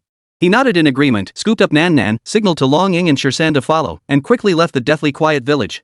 Yet the scene that greeted them next sent shockwaves of unease through the group. After leaving the first village, the oppressive atmosphere did not dissipate. Instead, it weighed heavily on everyone's hearts like a tangible burden. The surrounding silence was terrifying, broken only by their slightly hurried footsteps and Nanan's occasional restless squirming. They hadn't gone far when the outline of another village appeared ahead. Unlike the first settlement, the houses here were more sparsely scattered, surrounded by vast stretches of barren fields. Yet, the fields were not empty. "It's happening again." Zhao Ran's voice trembled slightly as she instinctively tightened her grip on Nan Nan. Several emaciated corpses, clad in tattered farm clothes, were scattered among the ridges. Rusted hoes and sickles clutched in their hands, they mechanically repeated the motions of digging and slashing, their postures rigid and unnatural. The soil had long since hardened and cracked. Their movements were futile and bizarre. Each swing failed to stir even a speck of dust, only the faint clack of bones grinding against bones echoing eerily clear in the deathly silence. "They're farming?" Zhao Ran felt his throat go dry. "On this barren land where nothing grows."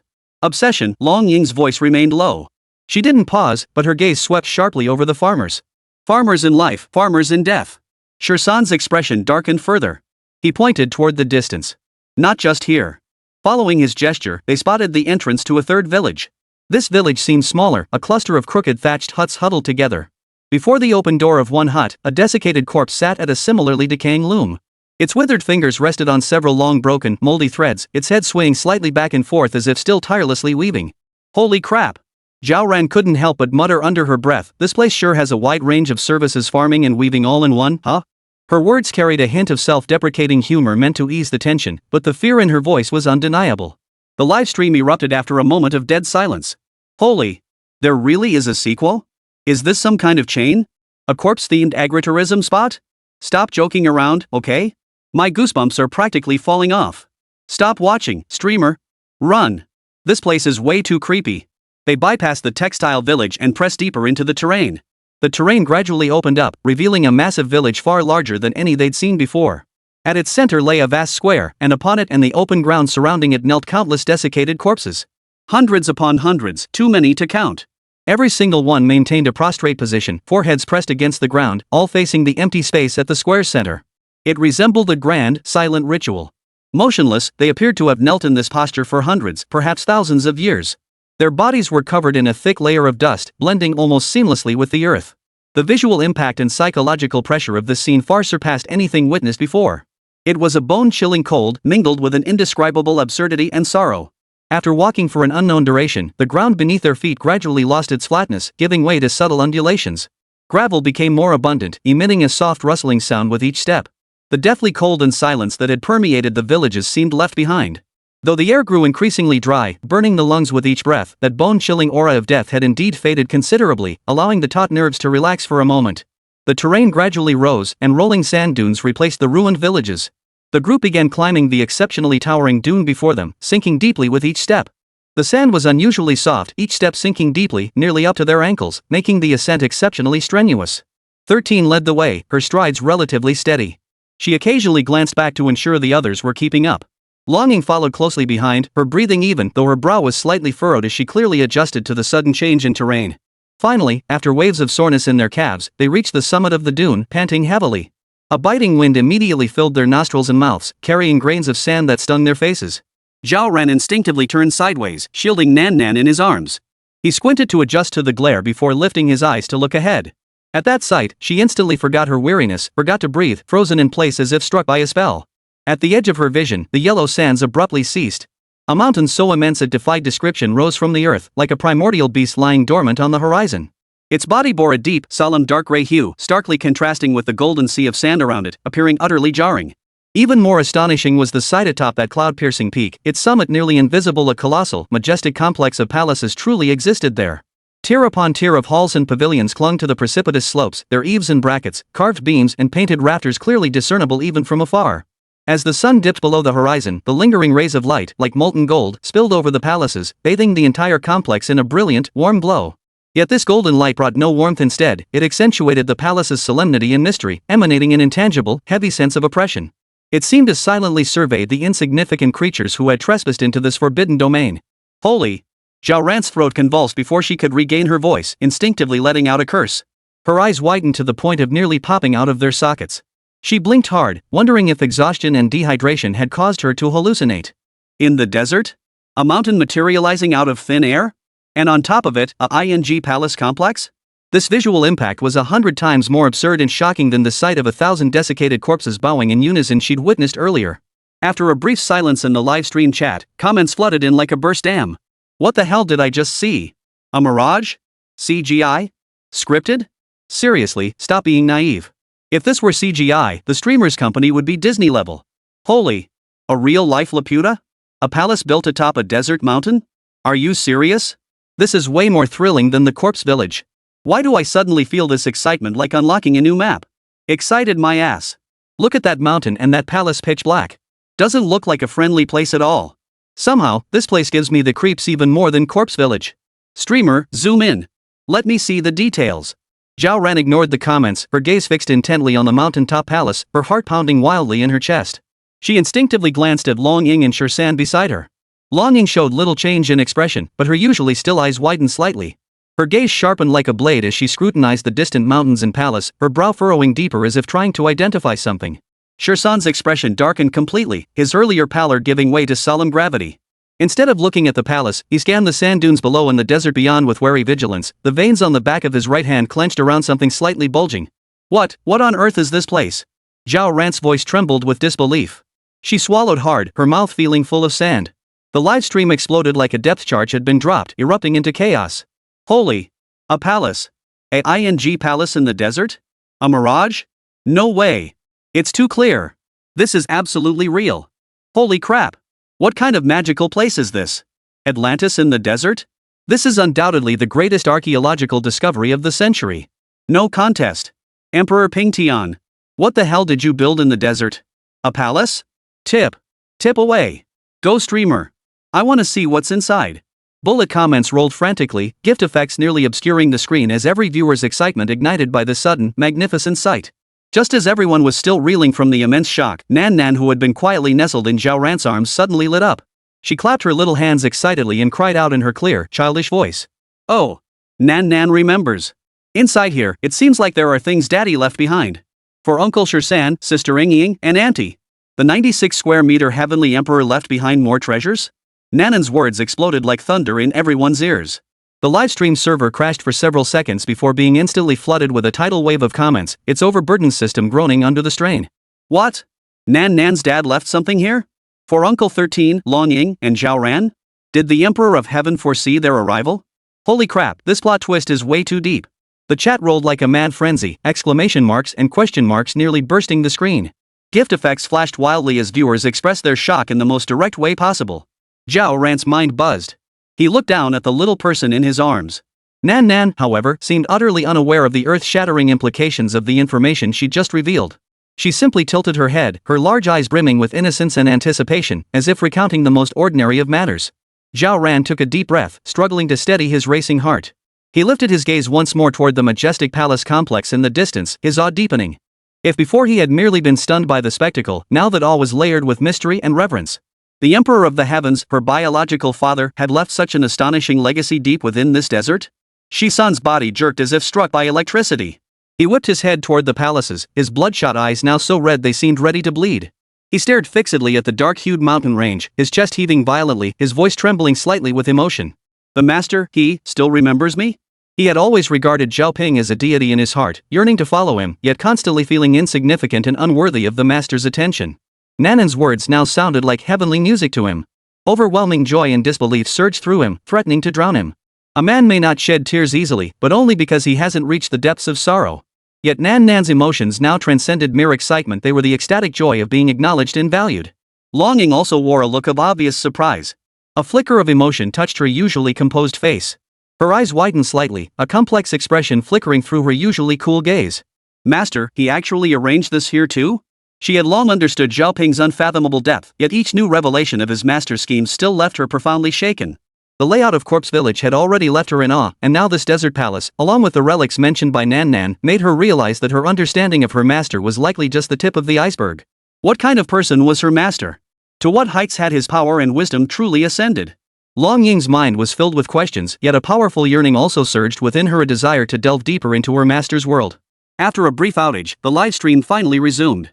The bullet comments erupted with even greater fury, nearly overwhelming the screen entirely. Holy! Holy! Holy! Emperor Ping Tian is incredible. I knew it. I knew the Emperor of Heavenly Peace wasn't ordinary. This move is absolutely divine. Princess Nan Nan is awesome. One line and she blew the whole place up. This is the real plot twist. Those dried up corpses bowing? Put. This palace ruin is the true spectacle. Streamer. Stop spacing out. Let's go. To the palace. I need to see what Emperor Ping Tian left behind. Donate. Donate. Donate like crazy. I won't rest until we push the streamer to the top of the charts today. The audience's excitement ignited completely. Gift effects flooded the screen like there was no tomorrow, sending the livestream's popularity soaring instantly to the top of the platform's charts. It continued climbing at an astonishing rate. Everyone was utterly captivated by Nanan's words and the mysterious palace before them, desperate to know what would happen next. Zhao Ran felt a whirlwind of emotions. She glanced at Shirsan. His withered face was now etched with almost fanatical devotion and anticipation, his gaze fixed intently on the distant palace, as if it held the faith of his entire life. She glanced down at Nan Nan in her arms. The little girl tilted her face upward, her big eyes blinking innocently, completely unaware of the bombshell she had just dropped. She was simply excited about Daddy's left-behind things. Let's go, Zhao Ran sighed inwardly, but there was no turning back now. The group hesitated no longer, their goal clear, the palace nestled among distant mountains. The desert trek was monotonous and grueling. The sand beneath their feet burned hot, the air so dry it felt like it would bake them alive. Yet no one complained. Shirsan even took the lead, his steps hurried, as if he wanted to fly straight to the palace. Hours passed, and as the sun began to dip toward the west, they finally reached the foot of the mountain where the palace complex stood. Looking up, everyone gasped. The mountain face was a near vertical cliff, its dark gray rock resembling a giant sword piercing the sky. A narrow, rough stone staircase wound upward like a thin thread, twisting around the mountain's body. Clearly man-made, the steps showed severe erosion from time. Many sections were cracked and loose, some so narrow they seemed barely wide enough for a single foot, with bottomless cliffs looming beside them. Gusts of mountain wind swept through, threatening to snap the fragile steps at any moment. The live stream exploded with reactions. Holy! How the hell are we supposed to get up there? Is this even a path? More like King Yama's invitation. Vertical 90 degrees? Are you guys lizards or something? My legs are shaking. If you fall, there won't be a trace left. Streamer.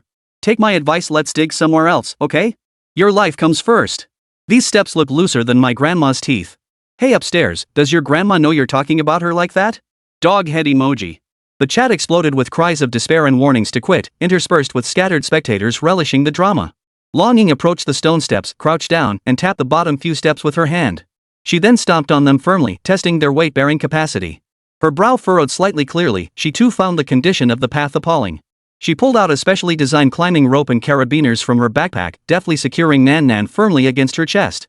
She adjusted the straps several times to ensure both safety and comfort. Nan Nan was remarkably well behaved, resting her little head against Long Ying's shoulder as she curiously examined the steep stone steps. I'll scout ahead. Stay close and watch your footing. Long Ying's voice was cool and steady, without a hint of hesitation. With that, she took a deep breath, gripped the protruding rocks with both hands, placed her feet on the first step, and began her ascent. Her movements weren't fast, but each step was exceptionally steady, showcasing her formidable physical strength. Though carrying Nan Nan added considerable weight, her ascent remained powerful and controlled. Zhao Ran and Shirsan followed closely behind.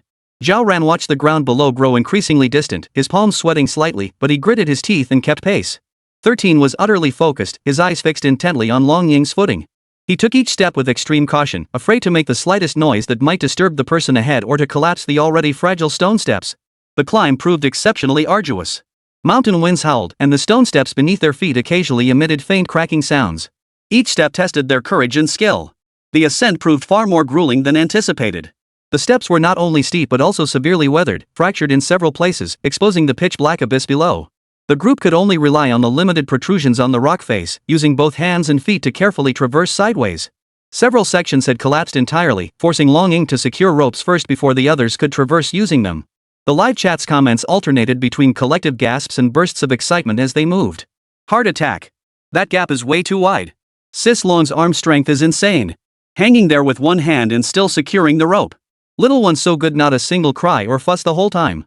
Just then, a seemingly solid stone step beneath Zhao Ran's feet suddenly shattered. Her center of gravity shifted violently backward. She only managed a brief muffled groan before her body spun out of control. In a split second, 13, following closely behind, lunged forward and grabbed Zhao Ran's wrist. The immense pulling force instantly tensed his arm muscles, nearly causing him to slip. Almost simultaneously, Long Ying above sensed the disturbance. She swiftly found a secure foothold on the rock face, flicked her wrist, and flung the auxiliary rope from her waist down with precision. It wrapped around Zhao Ran's waist, pulling her upward with a sharp jerk that relieved most of the strain on 13. Zhao Ran felt excruciating pain in his wrist and a tight grip around his waist as his entire body was yanked back from the brink of falling. His back pressed hard against the cold rock face, his heart pounding wildly, his forehead instantly covered in cold sweat. She looked up at San.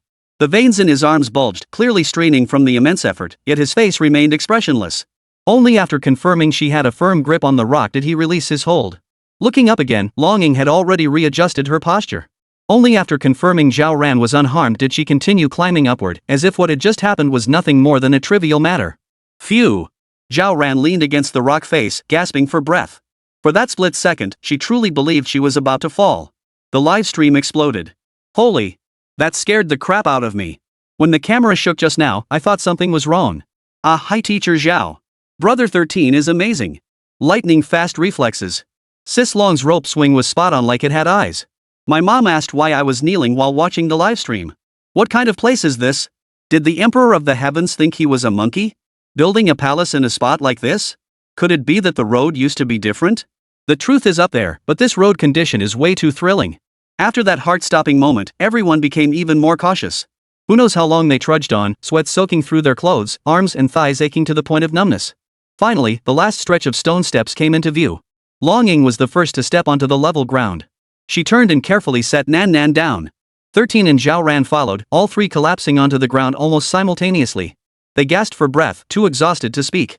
Only Nan Nan, cradled in Long Ying's arms, seemed relatively energetic despite her fatigue. She gazed around curiously. The mountaintop was a vast platform where the wind howled fiercer than below, whipping their clothes into a fluttering frenzy. Without pausing to rest, the group struggled to their feet and looked ahead. In that instant, everyone froze, their breath catching in their throats. Before them lay a sprawling palace complex stretching endlessly into the distance. Huge, grayish-white structures undulated like waves, standing silently amidst the wind and sand. Though thickly coated in dust and showing signs of decay, peeling walls and broken eaves, their monumental structure and imposing grandeur still pierced through the dust of time, delivering an unparalleled visual impact and spiritual awe. It was hard to imagine that such a vast architectural marvel could be hidden atop such a rugged and isolated mountain peak. After a brief silence, the live stream erupted in unprecedented frenzy. What the hell is this? There really is a palace. Holy crap. The scale, are you kidding me? Holy crap. This is 10,000 times more breathtaking than the concept art. Building such a massive palace complex on a mountaintop in the middle of the desert. What kind of power did Emperor Pingtian wield? Was he a god? How much manpower and resources must this have consumed? Did ancient times even have the technology for this? I'm speechless. This is absolutely the discovery of the century. Streamer. Get inside already. I can't wait. What treasures are in there? Charge. The audience went completely wild. The screen was nearly drowned in a flood of comments and gift effects, sending the livestream's popularity soaring to new heights. All eyes were fixed on the silent, majestic palace complex, filled with boundless curiosity and anticipation. 97 mysterious murals, the living sun. The crowd caught their breath, though the mountain winds still howled fiercely, nearly knocking them off their feet. After a moment of stunned silence, their survival instincts and intense curiosity drove them forward. Long Ying spoke first, her voice hoarse with exhaustion. Let's go inside first. Find a sheltered spot and assess the situation. Her gaze swept over the sprawling palace complex, finally settling on the nearest side hall, which appeared relatively intact. The three helped each other to their feet. Long Ying still shielded Nan Nan in front of her, while San instinctively walked slightly ahead, alertly scanning the surroundings.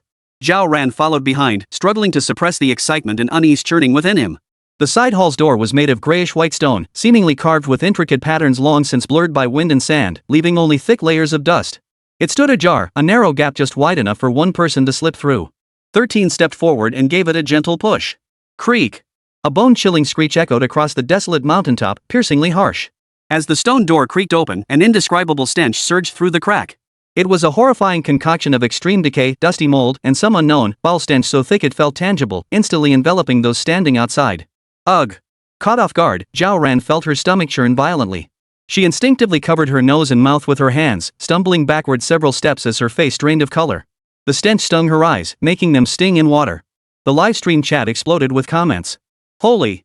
This door-opening effect comes with a biohazard attack. I'm about to puke just watching this. Are you guys okay, streamers?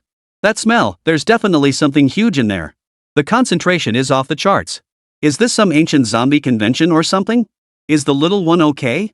Quick, put a mask on the kid. Friendly reminder, do not watch this livestream while eating. Longing furrowed her brow slightly, swiftly pulling up her neck gaiter to cover her mouth and nose while simultaneously turning sideways to tuck Nanan's face into her embrace. Shirsan remained impassive, though his gaze sharpened. He was the first to squeeze through the doorway, simultaneously switching on his headlamp. A piercing beam of light sliced through the chamber's gloom like a stage spotlight, instantly illuminating the scene. The palace interior proved far larger than its exterior suggested, with towering stone columns supporting the vaulted ceiling, disappearing into the darkness. Thick layers of dust blanketed the floor and walls, while cobwebs hung everywhere like gray curtains. Under the spotlight's glare, Zhao Ran and the livestream audience alike took in the chamber's contents, then collectively sucked in their breath. Scattered across the central floor in open areas on both sides lay over a dozen humanoid forms. They had long since rotted away, leaving only desiccated skeletons and tattered scraps of fabric clinging to the bones. Yet what sent chills down the spine was that every single one of these scattered skeletons maintained an eerily identical posture, kneeling on both knees, bodies leaning forward, heads bowed low, as if performing the most devout prostration toward the palace's depths. Kneeling again. Zhao Ran's voice carried an almost imperceptible tremor. She recalled the equally eerie village of desiccated corpses down the mountain, and a chill shot up her spine to the crown of her head. Exactly the same posture as those mummies down below. 13 had already approached one of the skeletal remains, crouching down to examine it closely by lamplight. He avoided direct contact, instead studying the bone color, decay levels, and the material and style of the remaining clothing fragments. After a moment, he stood up, his voice low and certain. Judging by the condition, these are extremely ancient. Definitely not from modern times. The livestream chat exploded with reactions. Holy crap! They're all kneeling corpses. What were they worshipping? What lies deep within the palace? Who were these people? Palace builders? Or guards? How uniform is this death? Mass suicide? Or were they sacrificed? I feel a chill running down my spine. What the hell is Emperor Pingtian up to? Why all this pomp and circumstance, only to have so many people kneel to their deaths here? Could it be they're kneeling before Emperor Pingtian himself? Streamer. Move forward. See who they're actually worshipping. Questions swirled through the hall like dust, mingling with the stench of decay and an unknown dread. The palace, silent for untold centuries, suddenly felt eerie and sinister. 13's assessment was concise yet struck like a boulder into the collective psyche, stirring deeper chill and doubt. Longing tugged at Nan, motioning for everyone to advance. This isn't a place to linger. Let's escape this stench first. The group cautiously navigated around the eerily contorted skeletal remains. Their footsteps crunched softly on the thick layer of dust, the sound echoing eerily clear in the deathly silent hall.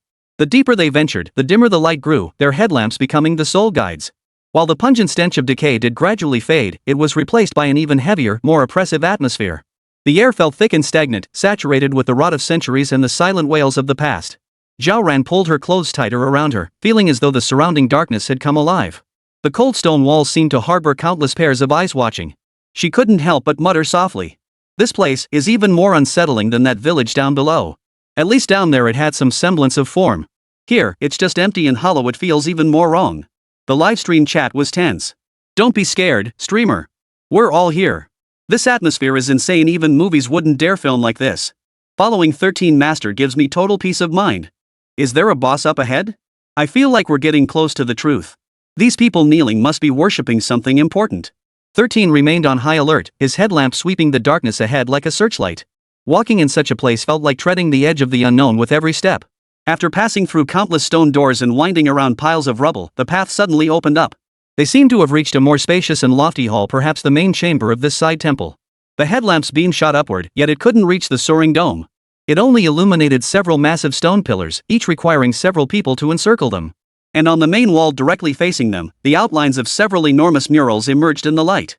Look! There are paintings on the wall. Zhao Ran whispered excitedly, his voice tinged with the thrill of discovery. The three immediately crowded closer. The murals covered the entire wall. Though time had caused many areas to fade, blur, or crack, the pigments used seemed exceptionally durable. The main scenes retained their basic outlines and colors, emanating a profound sense of ancient history. It felt as if one could smell the dust of time itself. 13 steadied the beam of his headlamp on the first mural. At its center hung a scorching sun, blazing high in the sky, its light blinding. Below, the earth was cracked and parched, rivers dried up, and vegetation withered and yellowed, a scene of apocalyptic desolation. A group of people clad in ancient, peculiar garments knelt prostrate on the ground, their bodies pressed flat against the earth. They performed the most devout act of worship toward the sun in the sky. Though their faces were blurred, one could sense the near-frenzied supplication and adoration radiating from them. "It's the sun," Zhao Ran murmured. "They're worshipping the sun." Their posture resembles those skeletal remains outside, only less twisted. The live stream erupted instantly. Sun worship? That's an ancient belief. So they really are worshipping something. This drought is depicted so grimly, no wonder they're demanding rain. So these people died because of the drought? 13 remained silent as the beam of light moved steadily to the right, landing on the second mural adjacent to it. This one's tones were noticeably darker, as if shrouded in an impenetrable gloom. The moment the light hit it, Zhao Ran felt her heart skip a beat. An ominous foreboding surged up, causing her to instinctively take half a step back. The backdrop remained the same: cracked earth and merciless sun. The drought clearly persisted, perhaps even worsened. But the scene at the center made her stomach churn. The kneeling crowd was still there, yet their postures were more twisted, radiating a desperate madness. The foremost figures held something aloft, directed toward the merciless sun in the sky. 13 focused the beam. What they held aloft was a small body, its chest brutally slit open, entrails faintly visible. Not just one. Several such children were being held high by their relatives, offered to the sun that brought the drought. The paint flaked off heavily, obscuring many details. The mural was even covered in fine cracks. Yet the sacrificial gesture, the frenzied desperation to exchange something at any cost, and the overwhelming stench of blood even as a mere mural seemed to pierce through time and space, stabbing straight into everyone's eyes. The livestream was instantly flooded with a tsunami of comments. Holy! Holy! What the hell is this? Child sacrifice? Holy! This is too brutal. I can't handle this. This is cult stuff. Were ancient people this barbaric? No wonder those corpses outside were in such bizarre positions. Creepy as hell. Holy crap, killing their own children to pray for rain? This isn't worship anymore, it's a cult. I get it now. Those people kneeling outside, they're probably sacrifices? No wonder their poses are so bizarre, they were probably tortured to death. What the hell is the Emperor of Heaven up to? Why is his domain filled with such madness? My hair's standing on end. Streamers, be extremely careful. Streamers, run. This dungeon is way too hard. If you don't get out now, the boss will spawn. Fear and revulsion instantly gripped everyone, including the viewers watching from home. Zhao Ran felt her stomach churn violently. She instinctively covered her mouth, her face draining of color. Her gaze darted between the chat stream and the mural, a chill running from the soles of her feet straight to the crown of her head. Her voice trembled as she spoke into the mic, her words echoing like a question to those beside her. To pray for rain? They killed their own children? Those people outside, kneeling, could they all be? She couldn't bring herself to finish the thought. The implication was too horrifying. Long Ying's arms tightened around her, almost burying Nan Nan completely in her embrace. Her gaze fixed coldly on the mural, scrutinizing it like an enemy, radiating an icy aura that repelled all who approached. Even 13, usually composed, seemed to breathe heavier. His hand holding the headlamp remained perfectly still, the beam fixed on that bloody scene. His gaze swept sharply across every corner of the mural, as if trying to see through the flaking paint and cracks. For a moment, the hall echoed only with the three men's slightly labored breathing. Even the faint friction of the headlamp moving was audible. The mural seemed to come alive, its twisted figures and eerie sun silently observing the intruders, radiating millennia of venom and madness. The mural silently narrated a forgotten history steeped in bloodshed and madness, and here they stood, within the very place that bore witness to it. Just as everyone's hearts trembled violently and the livestream chat erupted in heated discussion, Nan Nan, who had been cradled in Long Ying's arms, quiet and almost invisible, suddenly stirred slightly. Her small head emerged from Long Ying's embrace, averting her gaze from the bloody sacrificial scene and fixing it instead on the first mural, the sun hanging high, radiating a fierce, piercing light. Then, she raised her tiny finger and pointed at the mural. The gesture was light, yet it felt like a bolt of lightning splitting the frozen air. Her voice rang out crisply, with the earnestness unique to children, each word clear and distinct in the deathly silent hall. Auntie, Yingying's sister. 13th uncle. This sun's sister seems to be alive. 98 was right, the sun in the mural had truly moved. Nanan's words struck the silent palace like lightning, shattering everyone's perception in an instant. That childish voice echoed through the hall, carrying an undeniable certainty that pierced clearly into everyone's ears. The air seemed to freeze for a fraction of a second, followed by an even deeper stillness. Zhao Ran was the first to snap out of it. She whipped her head toward Nan Nan, eyes wide as saucers, as if hearing some Arabian Nights tale. Her voice cracked. Nan, what did you say? The sun. Sister? Still alive? She almost thought her ears were deceiving her, or that the child was seeing things and babbling nonsense. This mural was at least several hundred, if not 1,000 years old, right? How could anything in it still be alive? And, sister? That title sounded utterly bizarre. Longing sprang into action the instant Nan finished speaking. Her pupils contracted sharply. She tightened her arms, shielding Nan more firmly behind her. Her entire body tensed like a fully drawn bow, sinking slightly as her gaze fixed like a knife on the eerie sun in the first mural. She said nothing, but her taut muscles and heightened alertness silently declared danger. Even the usually composed 13 couldn't hide his astonishment. His hand holding the headlamp trembled almost imperceptibly, causing the beam to flicker briefly over the sun pattern on the first mural before steadying again. His brow furrowed as he stared at the sun, primitive in style, simple in line, his lips murmuring involuntarily. The sun in the mural is a person? And, still alive? The sheer magnitude of this revelation exceeded his usual scope of understanding, temporarily shutting down his analytical mind. Alive? In a painting? Alive for thousands of years? This was beyond what science or history could explain. After a brief pause, the livestream exploded. Bullet comments surged like a burst dam, flooding the screen in an instant. Holy, how absurd is this? Did I hear that right? What did little Nan say? Sun's sister? Alive? Holy crap! This is too much for my brain to handle. The sun in the mural is a living person? Are you serious? Wait, that mural looks ancient. It must be hundreds, maybe even thousands of years old? Alive that long? My scalp is tingling. Seriously tingling. The more I think about it, the scarier it gets. The first painting depicts sun worship, the second shows children being sacrificed to the sun. If this sun is really a living sister, then these rituals. Holy crap! Could it be that all those mummies outside, and the people in that mummy village before they were worshipping and sacrificing to the sun sister in the painting? This dungeon is way too creepy. A living boss hidden in a painting? Sis, listen to me, run. This place is off. Way too off. Suddenly child sacrifice doesn't seem so terrifying, compared to a living creature in a painting. Seriously, dude? Child sacrifices aren't scary? The point is it's alive. Inside a painting. Thousands of years old. Isn't that way scarier than ghosts? What the hell is Emperor Pingtian playing at? Why is his lair filled with things that defy human imagination? Fear, shock, absurdity. A whirlwind of emotions erupted through the bullet comments. Zhao Ran watched the frantically scrolling comments, glanced at Longing beside her, tense as if facing mortal danger, and 13, utterly bewildered. Finally, her gaze drifted back involuntarily to the first mural. That sun, which had previously seemed only scorching and eerie, now appeared to possess an indescribable aliveness in her eyes. Its simple lines seemed to sketch out a blurred yet malevolent face. A chill rose from her feet once more intense than when she'd seen the sacrifice painting, causing her to shiver involuntarily. The hall fell silent once more, broken only by the three figures' slightly hurried breathing and the rolling notifications of comments in the livestream chat. The mural depicting sun worship seemed to come alive in that moment. The sun within its frame silently watched them, radiating a cold, malevolent intent that spanned millennia. Zhao Ran struggled to maintain her composure, attempting to explain this extraordinary scene through science. She crouched down, softening her voice as she gently addressed Nan. Nan, are your eyes playing tricks on you? The sun on the mural is just painted color. How could the pigments be alive? It's so dim in here, could it be the flickering light making you think it's moving?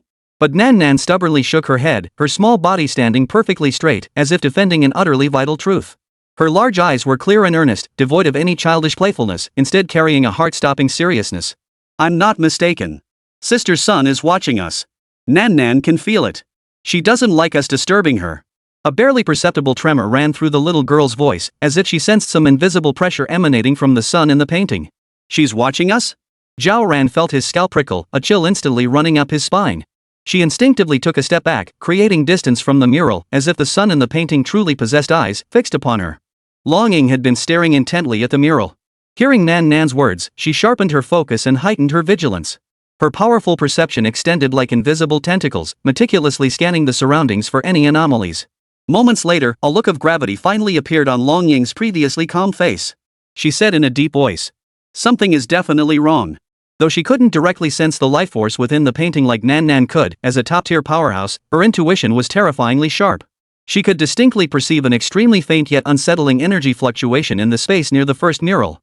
The disturbance was so subtle it was almost negligible, yet to Longing, it stood out like a firefly in the night, clear and conspicuous. The hearts of the live stream viewers felt as though they were being gripped by an invisible hand, clenched tight and thrust up to their throats. Sis Long says something's off too? This isn't just Nan's childish ramblings, something's seriously wrong. Holy crap! This dungeon difficulty just hit max. The desert city was already crazy enough, but this palace is downright sinister. Let's get out of here, streamers. Staying too long in this place is asking for trouble. Terrified comments flooded the screen as viewers' emotions ignited, fear spreading like a plague. 13 slowly raised the spotlight in his hand, precisely projecting the beam onto the sun motif of the first mural. The intense light instantly banished the shadows, revealing the mural's intricate details with startling clarity. The sun was no simple circular doodle. Instead, intricate patterns were meticulously rendered with delicate brushstrokes. Layers upon layers of radiant halos expanded outward, forming a fiery orb radiating both majesty and mystery. Within the sun's central core, shrouded by the radiating light, a faint human silhouette could be discerned. It resembled a baby curled up within the glow, or perhaps a slumbering deity. Could it be, this mural is truly a seal? 13's voice was low and slow, tinged with disbelief. Recalling Master Xiaoping's unfathomable methods and the eerie atmosphere permeating this palace, he began to suspect that Nanan's tale of the living sun sister might not be entirely fantastical. Perhaps this ancient mural truly sealed some existence beyond ordinary comprehension. At that moment, everyone held their breath, staring intently at the sun mural illuminated by the blinding light. The spotlight's beam remained steady and intense, illuminating every minute detail of the mural. Suddenly, under the tense gaze of the crowd, the pigments of the sun on the mural flickered ever so slightly, as if coming to life. The glow was faint, almost like an illusion, yet it was undeniably visible to all. It seemed as if something was slowly flowing within the sun's pattern, causing the pigments to shift and shimmer. It moved. It moved. Did you see that? The sun shifted. Holy! It's real. It really moved. I swear I'm not seeing things. It's not the paint reflecting light. The colors inside are changing on their own. WHWH what the hell is this? The live stream exploded instantly. Bullet comments erupted like a volcanic eruption, flooding the screen with countless exclamation marks and question marks as viewers descended into utter frenzy. An unprecedented chill instantly enveloped the entire hall. Zhao Ran, Long Ying, Shirsan, and millions of viewers in the livestream felt as if their hearts were being gripped by an icy hand. A suffocating terror instantly seized everyone's hearts. A sun sister who might have survived for millennia, sealed within a mural. This far exceeded the scope of modern scientific understanding, completely overturning their grasp of the world's fundamental rules. They had believed that the greatest unknown within this palace lay in the treasures or secrets left behind by Emperor Xiaoping. But now it seemed they had stumbled upon a far more terrifying and intractable problem than they could have ever imagined from the very beginning. The eerie giant in the 99th mural. The faintest flicker within the sun motif on the mural rippled through their minds like a pebble tossed into a tranquil lake. Dead silence enveloped the hall, broken only by the heavy, uneven rise and fall of breaths. Each person felt a chill seeping from the depths of their soul. This was not mere fear, but an instinctive tremor in the face of the unknown, something that threatened to shatter their very understanding of reality. Nan. Zhao Ran's voice was dry. She swallowed hard, unable to meet the mural's gaze any longer. Instead, she turned to her young niece beside her. What do you think? What should we do next? At this moment, it was Nan, the seemingly most unreliable little one, who became their only hope. Nanan's little face was tense. She looked up at Zhao Ran, her childish voice carrying an unwavering certainty. Auntie, it seems like that sun sister has already set her sights on us. She paused, her tiny brow furrowing slightly as if struggling to make sense of something. And the things Dad left behind seem incomplete. Incomplete? Zhao Ran and Shirsan spoke almost simultaneously, exchanging bewildered glances. The clues Xiaoping had left behind were already baffling enough. Now this incomplete detail only added to the already complicated situation. MHM. Nan nodded firmly. I can feel it. There should be something else here, something connected to Dad. The live stream audience erupted. What the hell? There's more? How big is this palace anyway? Incomplete? Could Chief Engineer Zhao have hidden something else? So the first mural was just a roadblock? Or was it merely an appetizer? Nan is amazing. She's like a human radar. Follow Nan, you can't go wrong. Nan seemed to sense something and stopped moving. Her little finger pointed toward a direction deep within the grand hall. Head that way. Without hesitation, the group followed closely behind. Shirsan led the way with a spotlight, while Long Ying brought up the rear, constantly alert to their surroundings, especially the eerie mural behind them. After traversing several empty, deep corridors, the palace's structure grew increasingly bizarre. Finally, they arrived at a jaw-dropping sight. Before them stood a bridge. A bridge spanning a vast, fractured abyss. Its structure, made of an unknown material, glowed with a faint bluish-gray sheen, extending upward into the darkness beyond the palace ceiling, a darkness the spotlight couldn't fully illuminate, as if reaching straight to the heavens. Below lay bottomless darkness. The spotlight's beam plunged into it like a stone thrown into the sea, returning no echo. How could there be a bridge inside the palace? 13 murmured to himself, feeling his worldview being repeatedly shattered. Where does it lead? Zhao Ran gazed at the sky-piercing structure, unease gnawing at his heart. The livestream chat erupted with astonished comments. A bridge? Inside a palace? Is it the heavenly river? What was the designer thinking? This defies science. Don't ask about science, just call it mysticism. I'm a bit afraid of heights, be careful, streamers. What's on the other side? Not another boss, right? Nan Nan, however, showed no fear. She stepped onto the bridge first, her tiny figure appearing especially frail against the massive structure. Auntie, hurry up. Dad's stuff is over there. The trio exchanged glances, then steeled themselves to follow. The bridge deck was wide, but with no railings on either side, only an endless abyss below. Each step sent shivers down their spines. After about 10 minutes, the bridge finally reached its end. Surprisingly, the opposite side wasn't another palace or platform as they'd imagined, but a forest? Yes, a vibrant, living forest. Towering, strange trees they'd never seen before stood thick with foliage. The air was filled with a faint, refreshing scent of plants, a stark contrast to the stifling, oppressive atmosphere inside the palace. It felt as though stepping out had transported me from hell into paradise, yet this abrupt shift only heightened the eeriness. A forest inside a palace. I must be losing my mind. Weren't we just on the mountaintop a moment ago? Zhao Ran rubbed her eyes in disbelief. Long Ying's brow furrowed deeper as she spread her senses wide. This forest gave her an intensely strange feeling beneath its vitality, something far more profound seemed to lurk. Nan Nan slipped into the woods with practiced ease, parting the obstructing branches and leaves. The others followed closely, weaving through the trees. The forest wasn't particularly dense, light filtered through the gaps in the foliage, casting dappled patches of light. Before long, the path opened up abruptly. In the center of a clearing stood an enormous stone wall. Yet this wall appeared to have suffered immense destruction, its edges shattered and covered in cracks. Upon the stone wall, another set of murals stood out starkly. In stark contrast to the first mural's suffocating airiness, the scene on this damaged stone wall radiated a peculiar tranquility. At the center of the stone wall, a massive sun was similarly carved. Yet its radiance was no longer blinding or violent, instead, it radiated a soft, warm quality, as if carrying a soothing, heart-calming power. Beneath the sun lay a lush landscape, teeming with countless primitive, unrecognizable birds and beasts. They knelt in reverent and devout postures, as if collectively worshipping and praying to the sun. The lines flowed smoothly, and though the colors had faded somewhat over the centuries, one could still discern their former brightness and tranquility. Another sun. 13 held the spotlight, its beam slowly sweeping across the stone wall. He marveled. But this style? It's like it wasn't even painted by the same artist as the last one. Under the light, the edges of the stone wall showed severe damage, as if shattered by some immense force. Cracks spread like spider webs, even piercing part of the sun at the center of the painting. These birds, and those horned deer? They're not creatures we recognize. Zhao Ran leaned in close, almost pressing against the stone wall, tracing the outlines of the strange creatures with his fingers in the air. Too ancient. Like some kind of primitive totem worship. The heavy weight that had settled on her heart after the first mural seemed to lift slightly, but this abrupt shift only deepened her unease. The contrast between the extreme oppression and the current tranquility itself felt eerie. Longing remained silent, standing slightly apart as her sharp gaze scanned the entire stone wall, particularly the damaged sections. The vibrant life of this forest made her uneasy, and the serenity of this mural, in her perception, was equally tinged with an indescribable sense of dissonance, like hidden currents churning beneath calm waters. The live stream chat exploded with comments. What a sudden shift in style! From Cthulhu to classic Chinese mythology? This sun looks much nicer, warm and cozy, makes me want to bask in it. The person above is so trusting. Can you really believe anything from this place? Hope it's not a sugar-coated bullet. Worshipping the sun? So the first sun was an evil god, and this one is a benevolent deity? Why do these animals look kinda dumb? The key point is the stone wall is broken. Broken! Who did this? Was it the first sun? Nan Nan mentioned it was incomplete earlier. Could she have been referring to this mural? Or is it that the mural was damaged, hence the incompleteness? This is overwhelming. What exactly is Chief Engineer Zhao trying to convey? I have a bold theory. Could these two paintings be meant to be viewed together? Everyone gathered around the stone wall, trying to find more clues in this serene yet damaged scene. Nan Nan remained silent, tilting her little face upward as she stared intently at the warm sun at the center of the mural. Nan Nan, how do you feel? Zhao Ran asked softly, careful not to interrupt his niece's connection. Nan Nan blinked, pointing her tiny finger at the sun on the mural, then at the startling cracks in the stone wall.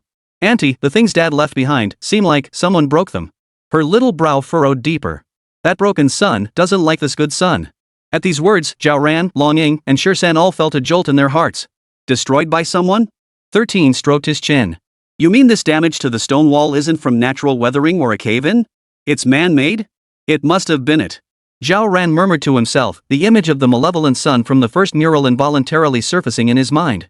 Could it be these two murals are actually one entity? Or do they represent some kind of opposition? Long Ying's conjecture made the atmosphere tense again. One representing destruction, the other representing vitality? Then the one that destroyed this painting, could it be that thing from the first mural? Shirsan's voice trembled slightly. Did they fight? Possible. Zhao Ran nodded, his thoughts gradually sharpening. The clues my brother left behind might not just be the content of the murals themselves, but also their condition. This damage could be one of the most crucial pieces of information. She looked at Nan Nan. Nan Nan, can you sense anything else? About your father?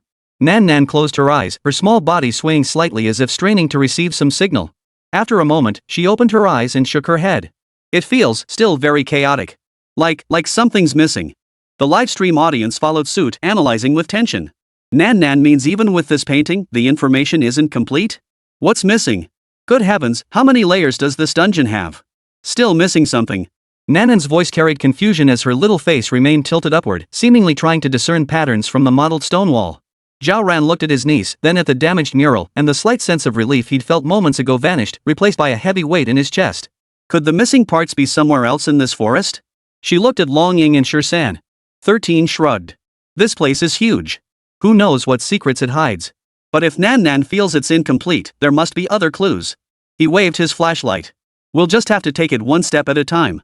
We can't just stand here staring at the mural. Long Ying nodded, her gaze still scanning the surrounding darkness with caution. Nan Nan's instincts are usually spot on. The clues left here do point to something missing. Let's keep going, maybe we'll find a connection. Nan Nan seemed to sense something. She stopped staring at the mural and turned her head toward another passageway extending deeper into the cave. Auntie, over there. Her little finger pointed. It feels like something is calling me. Calling you? Zhao Ran's heart tightened. What kind of feeling? Not a sound, Nan Nan struggled to describe, just like something Dad left behind is still over there. Then let's go. 13 made a quick decision and led the way toward the direction Nan Nan pointed. Passing through the relatively narrow passageway, only to find the space suddenly opening up before them. They seemed to have emerged from the mountain's belly into a clearing surrounded by towering trees. Unlike the gloomy, damp forest before, the trees here, though ancient, exuded a lifeless, decaying aura. The air was thick with dust and the musty scent of aged wood. Scattered across the clearing lay collapsed stones and rotting timber, faintly revealing the outlines of what had once been houses. This place resembled the ruins of an ancient village, utterly abandoned and forgotten, more aged and dilapidated than any trace they had encountered before. Holy crap, how long has this been here? 13 kicked aside a moss-covered stone, exposing the dark soil beneath. This village looks even older than that mural we saw earlier. Zhao Ran crouched down, pinched a bit of soil, and sniffed it. No signs of recent activity. This place has been abandoned for ages. Her gaze scanned the ruins, searching for valuable clues. The livestream exploded with comments. New map? Ancient village ruins? This place feels even creepier than that cave we just saw. Nan Nan radar activated. Follow her, there's always something to discover. This sense of decay, could it be the work of the first sun? Hey, don't be so sure. What if it was built by the second sun and later destroyed by the first? Just then, Long Ying's gaze fixed on a massive stone slab in the village center, relatively flat, yet its edges cracked and fissured. Look over there. The group gathered closer, shining their flashlights onto the slab, illuminating the blurred engravings. It was another set of murals, their style starkly different from the previous two. The lines were cruder, more primitive, exuding a savage, untamed aura. The central image depicted a colossal figure standing tall enough to touch the heavens, its outline blurred and its features indistinguishable. Yet its immense size and oppressive presence were palpable. The figure strode across endless mountains and rivers, leaving behind a trail of raging flames. Countless tiny human figures struggled and perished within the inferno. The scene radiated catastrophe and terror. Unlike the first mural's sinister malice, this depicted pure, unstoppable destructive force. What the hell is this? Attack on Titan? 13 stared at the mural, a chill creeping up his spine. This art style is even more off. Zhao Ran's heart sank. The impact of this mural surpassed even the first one. That colossal figure, the flames engulfing the land. She couldn't connect it to any previous sun. It seemed like an entirely different, far more ancient entity. The live stream audience was stunned. What the hell is this? This destructive power feels even more intense than the first sun. 3 paintings, 3 styles. What exactly is Emperor Ping Tian trying to say? I'm a bit lost, the information's too chaotic. Just as everyone's attention was completely absorbed by the new murals, the previously quiet Nan Nan suddenly broke free from Zhao Ran's grasp and stumbled toward an inconspicuous corner beside the stone slab. There, piles of rotten wooden planks and broken stones lay scattered. Nan Nan! Zhao Ran hurried after her. She stopped before a broken plank half buried in the dirt, her tiny finger pointing beneath it. Auntie! Here! Dad sent, it's here. 13 hurried forward and carefully lifted the rotten wooden plank. Beneath it lay an old notebook with a dark brown leather cover, its binding badly worn. Half buried in dirt, it appeared to have lain undisturbed for countless years. We found it. 13's eyes lit up. Zhao Ran's heartbeat quickened instantly. Her hands trembling, she reached out and gently lifted the notebook from the dirt. Could this notebook belong to Lao Li? What was written inside? Is it an explanation of those murals, or the root cause of all this disaster? 100 instructions from Zhao Ping. Zhao Ran's heart nearly burst from her chest. Her fingertips could clearly feel the rough texture of the cover, along with a weighty sense of time, indescribable and profound. She held her breath, suppressing the complex emotions churning within her. With movements as gentle as if handling a priceless treasure, she carefully opened the ancient notebook, which seemed as though it might crumble to dust at the slightest touch. The pages inside were intensely yellowed, their edges curled and tattered, as if they had endured countless cycles of dryness and dampness. Surprisingly, it wasn't a diary or journal as she'd imagined. Most pages were blank, old and weathered, yet devoid of any writing. Only on the first page, in ink so dark and forceful it seemed poised to pierce through the paper, was a single line written. The handwriting was rigid, the strokes sharp, radiating an unyielding, decisive resolve that brooked no doubt. Now that we know who the enemy is, it's time to eliminate them. Those 12 words alone were like a boulder dropped into stagnant waters, instantly stirring up a raging storm within Zhao Ran and every viewer peering into this place through the live stream lens. An eerie silence descended instantly. Only within the beam of the flashlight did tiny dust particles continue to drift aimlessly, making the silent ruins of the village seem even more eerie. The wind seemed to have died down, leaving only the heavy, musty scent of aged wood and earth pressing down on everyone's hearts. Zhao Ran stared at the words, her pupils suddenly contracting. Each character felt like a red-hot branding iron seared onto her retinas. Know who the enemy is? The enemy, the twisted sun on the mural? This giant who tramples mountains and rivers? Or both? Eliminate? Just like that, a flippant eliminate? As if swatting a fly? Her mind struggled to connect this abrupt command with all the clues: the eerie mural, Nanan's premonition, this ruined village, but only felt a wave of intense dizziness. Brother, where exactly did he stand? What did he face? Was this note left for himself, or? No. Zhao Ran slammed the notebook shut, her movements abrupt, as if the words might burn her fingers. She lifted her head, her gaze sweeping past the ruins toward the direction they had come from, that world buried beneath endless yellow sands. Wait, her voice carried a barely perceptible tremor as a chilling thought took root within her. The words my brother left behind, he meant those suns depicted in the murals, or this giant, they actually exist, and they're probably right there in that desert? The mere utterance of this deduction sent a chill creeping up her spine. If the catastrophe in the mural wasn't imagined, but factual. The livestream went absolutely wild. Holy? The real deal? Take care of it? Is the streamer's brother serious? Does that thing in the mural look like something you can just take care of? Wait, who's the enemy? The first sun? The second? Or that massive boss? Wild guess, the enemy Ping Tian mentioned is that latest giant mural. That thing looks the most badass. This is too much info, my CPU's overheating. So Nan's dad already knew these monsters existed? And planned to clean up them? No wonder Nan can sense them. Is this tracking ability inherited from her dad? Or is it the ultimate mission clue he left behind? Clear. How exactly? Convert them with love? Or physically exterminate them? Stop messing around, upstairs. I've got goosebumps all over. If this is real, what level of horror must be lurking beneath that desert? Streamer, run. This is way too deep, feels like it's beyond our level to handle. In stark contrast to the chaos in the livestream and the storm raging within Zhao Ran's heart. After his initial shock, Shursan's entire aura shifted. He suddenly straightened his back, as if shedding an invisible burden in an instant, while his eyes ignited with a nearly scorching light. That light dispelled all trace of confusion from his face, leaving only pure conviction and excitement. He stared at the notebook as if it were not a tattered journal, but a supreme decree. Sir, he murmured softly, his voice carrying an unusual penetrating quality, brimming with disbelief, excitement, and reverence. So you had this planned all along, sir. I see. To him, these 12 simple words spoke volumes. This was a handwritten directive from the master he revered almost as a deity. Since the master had said eliminate, it meant that this enemy, no matter how unspeakable or world-shattering it appeared in the mural, could indeed be eliminated. The master never spoke idly.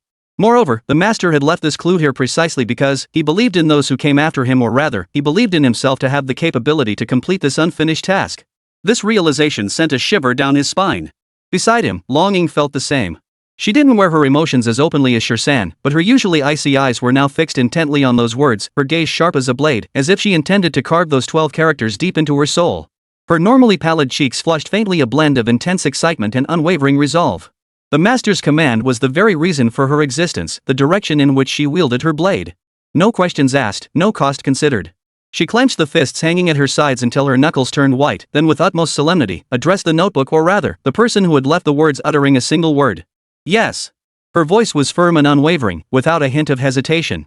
Watching these two instantly slip into a state of receiving divine decree, preparing for death, Zhaoran felt an imaginary vein throb violently on her temples throbbing in pain. Her mouth opened, 1,000 words choking her throat, desperate to scream, "Hey! Snap out of it! Who are the enemies? Where are they? What do they look like? We know nothing. Clear them out? That sounds like suicide. Didn't you see that mural? Does that thing look like something we can clear?" But seeing the fervor in their eyes as if they were itching to grab weapons and charge into the desert to clear obstacles for master all rationality, concern, and sarcasm choked in her throat. Not a single word escaped. She raised her hand wearily to her forehead, overwhelmed by a deep sense of absurdity and helplessness. Bro! What kind of mind-altering potion did you feed these two kids? The effect is just too overwhelming. She had no doubt that even if Big Brother suddenly appeared from some corner, pointed at the sun in the sky, and declared it had risen in the west, these two would nod in agreement without batting an eye. They'd then immediately start seriously researching how to flip the earth upside down to make the sun align with their master's claim. This near-blind trust, it's utterly absurd. Even as his own sister, she felt inadequate. Wait, that wasn't the point. The point was, if her brother wasn't joking, what kind of terrifying enemy had he faced back then? And now, this mess seemed to be falling on their heads? The thought sent a chill down Zhao Ran's spine. Ignoring the complex expression on Zhao Ran's face, Longing crouched down, bringing her eyes level with Nanan's, her voice softening slightly. Nan, do you know where Sun's sister is now? Nan can sense it, Sister Ying. The little girl nodded vigorously, her face full of earnestness, pointing her finger toward a direction deep within the desert. Right over there. Not far at all. Not far? Zhao Ran nearly gasped for breath. Looking at this endless sea of sand, then recalling those things in the murals, and this was not far? She felt like she was about to crack. Wait, we're leaving now? We don't even know what the enemy is, how many there are, or their combat strength. We're just going based on some vague clear it out? She opened her mouth, trying to gather her thoughts to persuade them, but seeing 13 already checking his gear with eyes sharp as blades, and Long Ying's calm, unflinching profile radiating unwavering resolve, she swallowed her words. Forget it. Trying to reason with these two fanatics was like talking to a wall. Let's go, 13 said concisely, stepping forward first. Long Ying took Nanan's small hand and followed closely behind. Zhao ran. What else could she do? She felt utterly hopeless too. Resignedly, she followed along, silently cursing her brother countless times in her mind. What the hell is going on here? The livestream erupted once more. Holy crap! They're actually doing it? Nanan's leading the way. Are we heading to the dungeon entrance? Sun's sister? That nickname. Are the enemies really those Suns? The streamer looks utterly defeated, hahaha. Ran's sister, I was terrified at the time, but I couldn't back down. With these two pros leading the way, streamer, you can just sit back and relax. Guided by Nan, the party left the ruins of the shattered village and entered even more desolate terrain. The sand beneath their feet gradually gave way to hard rock as the ground began to slope upward. Shirsan and Longing moved steadily, vigilantly scanning their surroundings, while Zhao Ran struggled to keep pace, keeping a watchful eye on Nan. The little girl, full of boundless energy, skipped ahead, occasionally glancing back to confirm their direction. After about an hour of walking, bypassing several massive, severely weathered rock pillars, the sight before them made Zhao Ran halt instantly, his breath catching in his throat. They had reached the base of a peak covered in jagged, bizarre rock formations. Unlike the surrounding mountains, the rocks here bore an unnatural, dull sheen. On the flat ground before the peak sat a coffin. The coffin wasn't large, lying quietly across the ground, yet it radiated an eerie aura. More unsettling still, the entire coffin was pitch black, its surface covered in indescribably bizarre patterns. Those patterns twisted and coiled like living creatures, emanating a cold, ominous energy that made one's hair stand on end just to look at it. Zhao Ran felt his throat go dry, unable to utter a single word. What is this thing? Who would use such a coffin? What lies inside? She instinctively glanced at Shirsan and Longing, only to find their faces equally grave. Yet deep within their eyes, a faint light flickered as if this bizarre, colossal coffin had somehow confirmed a conjecture lurking in their hearts. Could this be the opportunity left behind by the 101st Heavenly Emperor? No, could it be this? Zhao Ran remained frozen in place, her mind tangled like a ball of knotted yarn. The visual and psychological shock of that colossal coffin hadn't yet subsided when Nanan's clear voice rang out unexpectedly. Oh! It's something Daddy left behind. The little girl, like a rabbit discovering a candy jar, wriggled free from Long Ying's grasp and scampered over to the eerily black coffin. Her face beamed with unbridled excitement as she reached out, her tiny hand curiously tracing the twisted, coiled patterns that made one's scalp crawl. Zhao Ran's heart nearly leapt out of his throat. He almost blurted out, "Don't touch it," fearing the coffin might be cursed with a 1,000-year-old spell or hide some deadly trap that would reduce them to nothing but bones at the slightest touch. Yet none of the dreaded scenarios unfolded. No poisonous mist erupted, no barrage of steel needles shot forth, nor did the coffin lid explode. Her tiny hand pressed lightly against an inconspicuous indentation on the coffin's side. Click. A faint yet distinctly audible click of a mechanism springing open echoed through the deathly quiet. The edge of the coffin lid, heavy enough to crush mountains, actually lifted upward, revealing a tiny crack. That's it? It's open? Zhao Ran's eye twitched violently. This unlocking method was a bit too plain and simple, wasn't it? The security measures her brother had left behind felt less reliable than the access control system at her own apartment complex. Shirsan and Longing exchanged glances almost simultaneously, a silent understanding flowing between them. They moved swiftly, one on each side. 13 reached out, his fingers digging into the edge of the spring-loaded coffin lid. He took a deep breath, his arm muscles instantly bulging, his veins stood out. With a sudden burst of strength, he shoved it aside. Rumble. An excruciatingly heavy scraping sound echoed, like two massive boulders grinding against each other.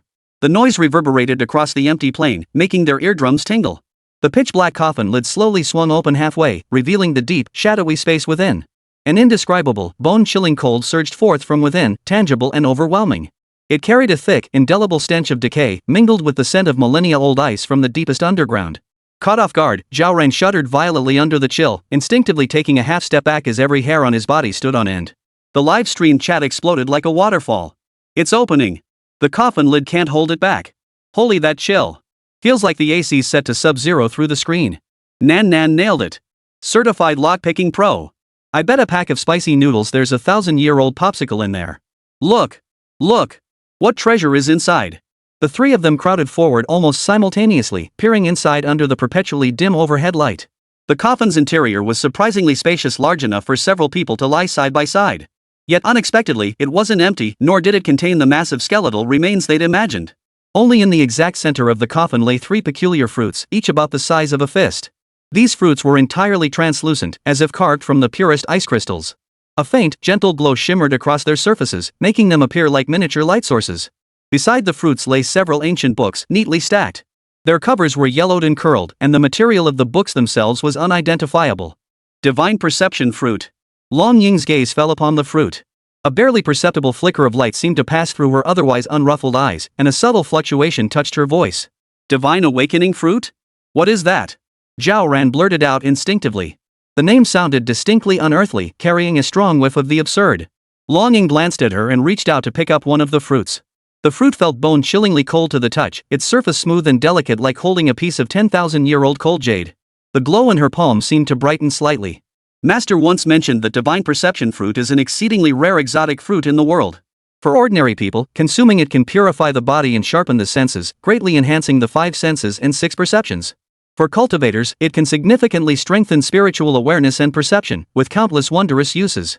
Longing offered no further explanation, swiftly distributing 3 fruits among the group. She kept one for herself, handed one to Shirsan, and placed the last one in Zhao Ran's hand, her tone leaving no room for argument. Eat it. Zhao Ran stared at the cool, softly glowing fruit in his palm, swallowing hard. Just eat it like this? Was this thing definitely not some deadly poisonous bait? Or would eating it cause mutations, like sprouting 3 heads and 6 arms? Her gaze instinctively shifted to 13. He took the fruit without batting an eye, tossed it into his mouth, swallowed it down with a visible swallow, and wore his usual, unchanging expression of calm composure as if he'd just eaten an ordinary apple. Turning to Longing, she did the same, clean and decisive, sending the fruit into her mouth. Fine. If death comes, so be it. At least we can gather for a game of landlords on the road to the underworld. Zhao Ran steeled herself, closed her eyes, held her breath, and shoved the cold, slippery fruit into her mouth. Without chewing, she swallowed it whole. The fruit melted instantly upon contact with his tongue, leaving no discernible taste. Instead, it transformed into an exceptionally crisp, icy essence like heavenly dew that surged down his throat, coursing through every limb and bone before rushing straight to his mind. In that instant, Zhao Ran felt as though her mind had been thoroughly cleansed by the purest ice spring. All fatigue, drowsiness, and distracting thoughts vanished without a trace. The entire world became incredibly clear and vivid through her senses. She could distinctly hear the faint whispers of wind rustling through the crevices of distant rock walls. She could smell not only the musty air but also the faint scent of blood on Shirsan and the almost imperceptible cool fragrance on Longing. She could even discern every tiny crack on the distant rock face and the dust particles clinging to them. This unprecedented sharpness made her feel as if she had instantly evolved from 480p to 8K ultra-high definition. Before Zhao Ran could fully savor this miraculous transformation, Long Ying had already bent down to pick up the old books from the coffin. She casually picked up the top one, her fingers flying across the pages. The pages rustled densely and softly in her hands as she read at a speed that seemed inhuman, her gaze scanning like a scanner. Within a minute or two, she closed the book, shut her eyes, and stood still, her brow slightly furrowed as if rapidly digesting its contents. Immediately afterward, she handed the book to 13 standing beside her. 13 took the book and began skimming through it at an equally astonishing speed, his expression intensely focused, his gaze sharp. A few minutes later, he too closed the book and handed it to Zhao Ran, who was still dazed. Then, mimicking Long Ying's actions, he too closed his eyes and stood there. The air around his body seemed to warp slightly, as if pulled by some invisible force. Zhao Ran? Wait, hold on. What's going on with you two? Are you starting practice already? Open book exam, learn and apply on the spot? She looked down at the book in her hands, then at the two figures before her who seemed to have instantly entered a state of meditation, beginning their on-the-spot cultivation. She felt like a muggle who had accidentally wandered onto the set of a cultivation film. She mimicked them, flipping open the book both had seemingly grasped instantly. Her eyes widened as she stared at the pages. Then, she was utterly dumbfounded. The yellowed pages were covered in twisted, gibberish-like characters she didn't recognize as any language. Accompanying them were intricate diagrams so complex they made her eyes spin, a bizarre fusion of human meridian charts, circuit board schematics, and modern abstract art. Every line, every symbol radiated an aura of antiquity, obscurity, and profound mystery. Her super-enhanced brain, freshly boosted by the divine perception fruit, felt as if it had been instantly formatted in the face of these cryptic scribbles. She could clearly see every detail of each stroke, yet she couldn't comprehend what their combinations signified. Zhao Ran felt her newly enhanced perception had suffered an unprecedented insult. It was like getting a top-of-the-line graphics card only to discover the operating system was incompatible. All she gained was a clearer view of the file not recognized error message. She now faced a brutal reality with crystal clarity. She was essentially illiterate, an illiterate with a high-definition cheat code. The live chat erupted in heated discussion. Holy crap! Divine perception fruit. The name alone sounds so high-end. The streamer ate it. How does it feel? Are your senses heightened to the point of flying away? Can you practice cultivation right here? Is this an open book exam? Isn't this more thrilling than some anime? 13 and Dragon's sister are true legends. They devour books like scanning QR codes, done in a flash. Ran's sister, who am I? Where am I? Am I reading a heavenly text?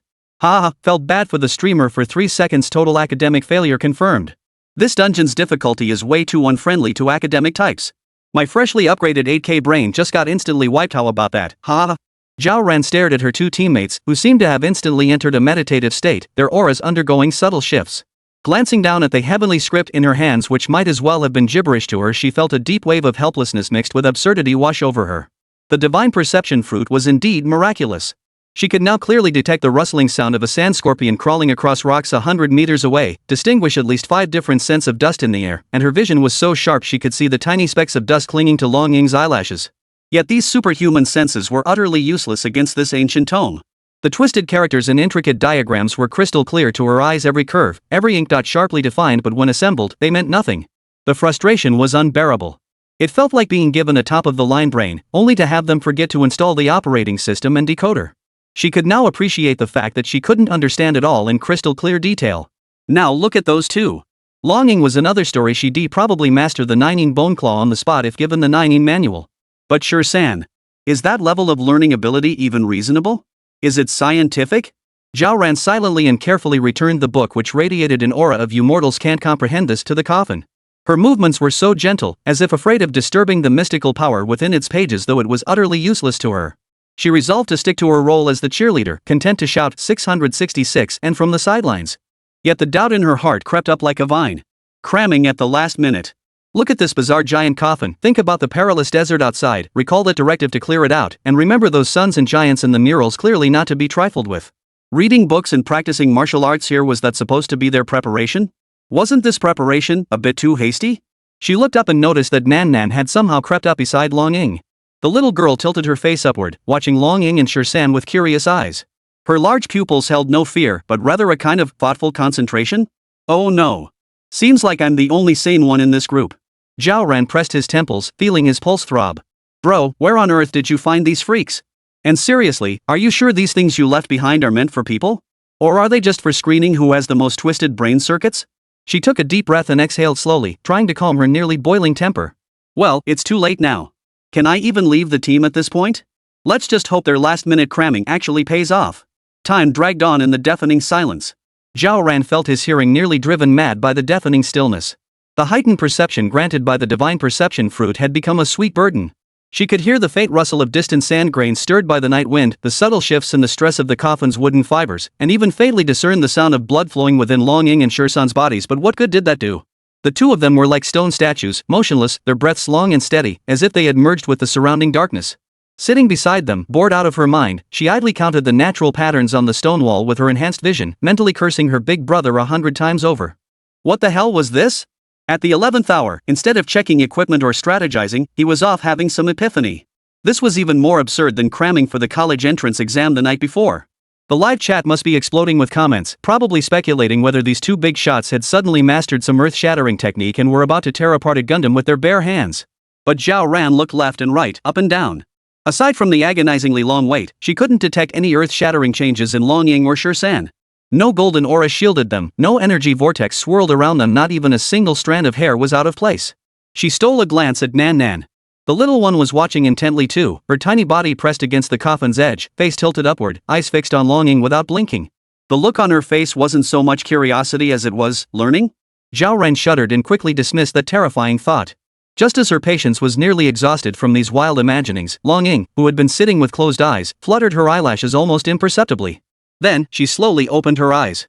Those eyes remained as cool and distant as ever, yet seemed somehow deeper than before, like two cold springs steeped in the night. No astonishing aura erupted, no strange light flickered, she simply awoke calmly and naturally. Almost simultaneously, the 13th beside her also emerged from that peculiar state and opened his eyes. His gaze remained unruffled, yet Zhao Ran felt inexplicably that the icy precision radiating from him seemed, perhaps just a fraction softer? An illusion, surely. Let's go. Long Ying spoke, her voice clear and light, as natural as saying, let's go buy a bottle of soy sauce. Those two words landed like boulders in the hearts of Zhao Ran and countless netizens, stirring not ripples but enormous question marks. That's it? Mastered it? Leveled up?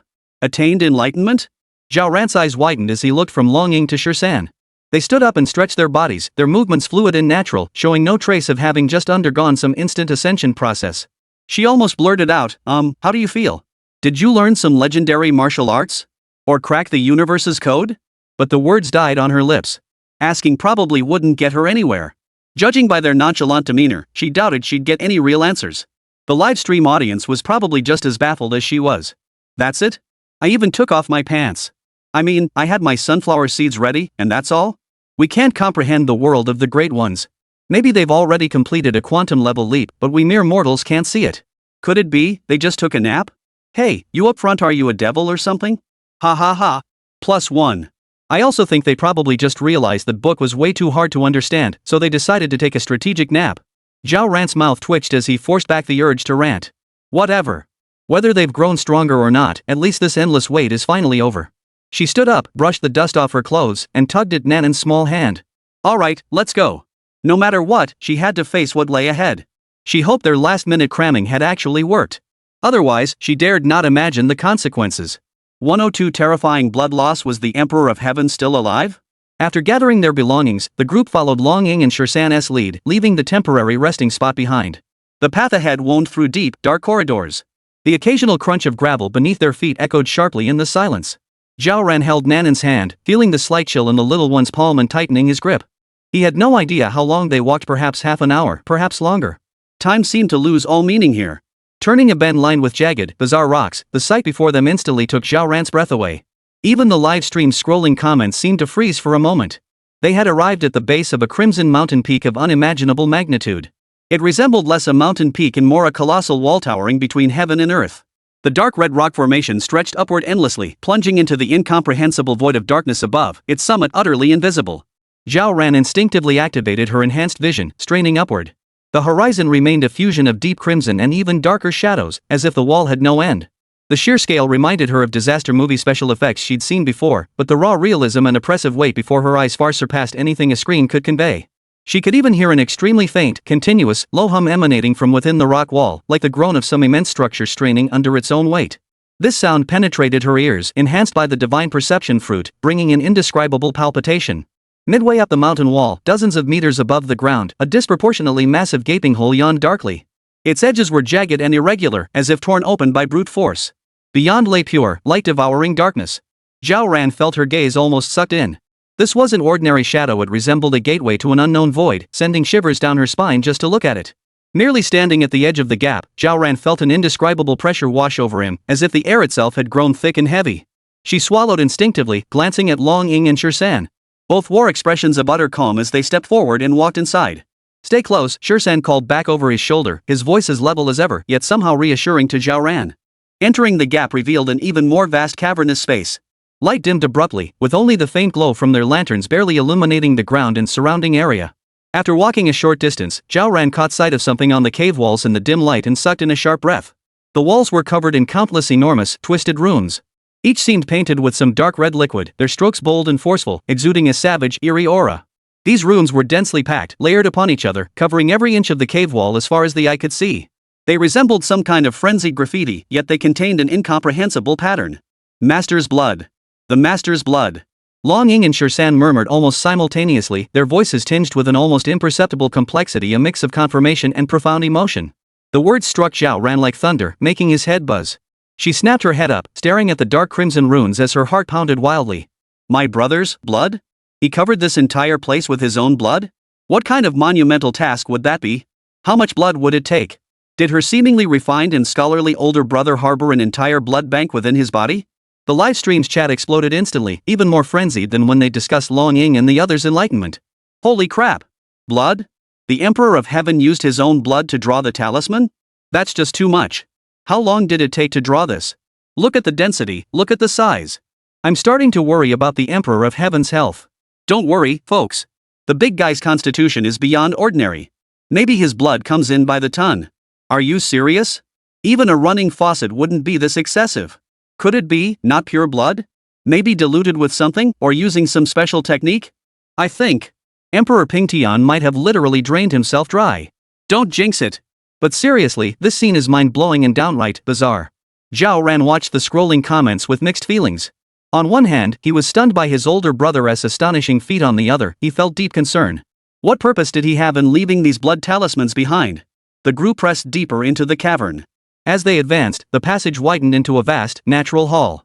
The crimson runes etched into the stone walls on either side not only failed to diminish but grew even larger. Some symbols soared tens of feet high, their strokes twisting like coiled serpents, emanating an increasingly intimidating aura. Standing beneath these symbols, Zhao Ran felt as insignificant as an ant. She couldn't help but glance at Long Ying and Shirsan again. The two remained silent, though their eyes occasionally flickered toward the runes with a hint of intense focus. Nan Nan clung tightly to Zhao Ran, her little face pale, clearly overwhelmed by the sight. Just, when will this drawing ever end? Zhao Ran muttered inwardly, staring at the dark passage ahead, still covered in enormous blood runes, stretching endlessly into the darkness. A sense of absurdity welled up within her. Could her brother really have covered the entire interior of this mountain with these symbols? Was he still alive? Is this really my brother's blood? Zhao Ran's voice was dry, trembling with disbelief as her gaze locked onto the shocking crimson runes. This was a stark contrast to the image of her brother she held in her mind. Long Ying and Shirsan exchanged a glance, seemingly confirming something in each other's eyes before turning to look at Zhao Ran simultaneously, nodding slightly. That simple gesture felt like a boulder dropped into calm waters, sending shockwaves through both Zhao Ran's heart and the livestream chat. He did this alone? Zhao Ran felt his throat tighten, almost instinctively pressing further. He inscribed all of these runes we see here? She gestured around them, encompassing the endless crimson runes stretching in every direction. It was him, 13 replied succinctly, his gaze sweeping over the runes once more, carrying an indescribable mix of emotions, a blend of reverence and profound weight. Long Ying added.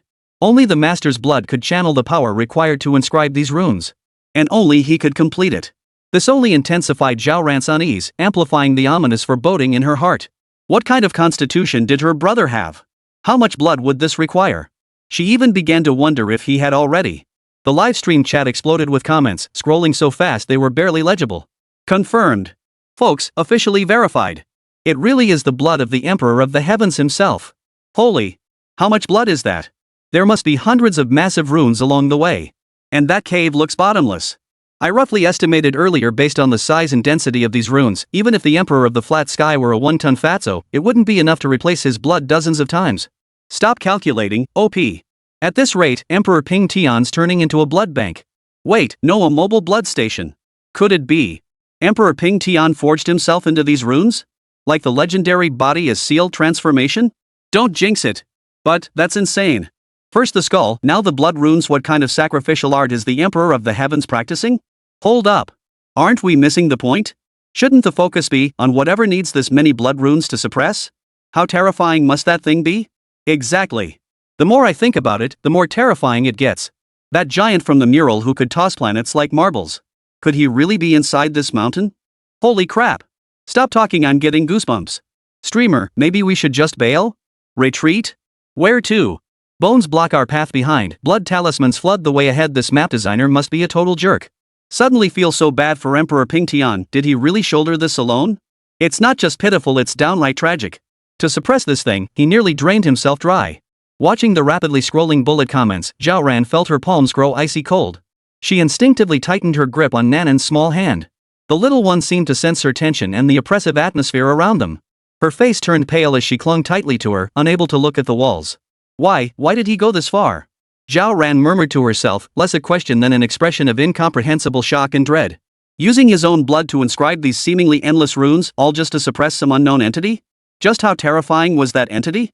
What burden had her brother, who usually seemed almost lazy, taken upon himself here, all alone? Was he okay now? At this thought, Zhao Ran felt as though an invisible hand had clenched her heart, leaving it heavy and suffocating. The darkness ahead remained profound, as if it truly led to some unspeakable abyss of terror. 103 Blood Rune Array. Something's coming out. The group pressed on in silence, the passage seemingly endless. The effects of Zhao Ran consuming the divine perception fruit manifested fully at this moment, amplifying her senses to their limits. Beyond the sound of footsteps and Nanan's occasional uneasy whimpers, she seemed to detect an extremely faint yet persistent, strange noise, as if emanating from the deepest recesses of the thick rock walls. Thump, thump. Like the heartbeat of a slumbering beast, faint, yet carrying a rhythm that shook the soul. This discovery made the hairs on the back of her neck stand on end, amplifying her unease tenfold. The livestream chat erupted into chaos. Guys, anyone get this? That heartbeat. Could the streamer be hearing that sealed away big shot? I'll bet 50 cents it absolutely is. The Emperor of Heaven painted a blood-sealed cage with a blood talisman, and there's a boss trapped inside. Could it be Ping Tian's own heartbeat? Did he fuse himself with the seal? That's a wild theory, but even more extreme than sacrifice-style magic using a human body as the seal? Why does this heartbeat feel like it's powering the blood talisman? Oh no, the more we analyze this, the scarier it gets. Streamer, maybe we should just find a crack to crawl into and wait for rescue? Rescue my ass. Haven't you noticed how calm Dragon Sister and 13 Brother are? Follow the pros, can't go wrong. Worst case, we die on impact. What's there to fear? Bro, you've got some serious mental fortitude already picking out urn designs, huh? Zhao Ran had no time for the banter in the chat. The deeper they ventured, the more massive the crimson runes on the stone walls became, their colors shifting as well. The initial dark red deepened into an ominous shade, and in some places, the edges of the runes took on an eerie, fresh hue as if the blood had only recently congealed. An even more intense sense of oppression followed, accompanied by faint yet palpable energy fluctuations in the air. These vibrations stung Zhao Ran's senses, sending a slight tingle down her scalp. Long Ying and Shursan's footsteps remained steady, but Zhao Ran noticed their gazes linger briefly on the particularly dark runes, as if confirming something. Just then, Nan, who had been clutching Zhao Ran's skirt tightly, suddenly raised her little finger and pointed to a massive rune 10 meters tall on the left front. Its strokes were twisted and knotted, a dark red verging on black, emanating an especially intimidating aura. Nanan's face was pale, but her voice was clear. Here. She paused, as if struggling to discern. Daddy's aura is strongest here. It feels very tired. Tired? Zhao Ran's heart clenched sharply. His footsteps halted as he whipped his head around, fixing his gaze intently on the rune. Compared to the others, it appeared unremarkable. Yet Nanan's words acted like a key, instantly unlocking some profound resonance. She truly felt emanating from that rune a profound weariness and resilience rooted deep within the bloodline. Long Ying and Shursan also halted, following Nanan's pointing finger. For the first time, their expressions shifted noticeably, no longer serene and unruffled, but tinged with an indescribable gravity. The livestream erupted once more. Little Nan did it. Exhausted? That's huge. Does this mean Emperor Ping Tian was already in terrible shape when he painted this part? Not just poor, he was practically spent. What kind of willpower does it take to push through like that? So, is Emperor Ping Tian really still alive? Just extremely weakened? Quick! Streamer, go check those runes. There might be clues. Suddenly feeling so sorry for Emperor Ping Tian.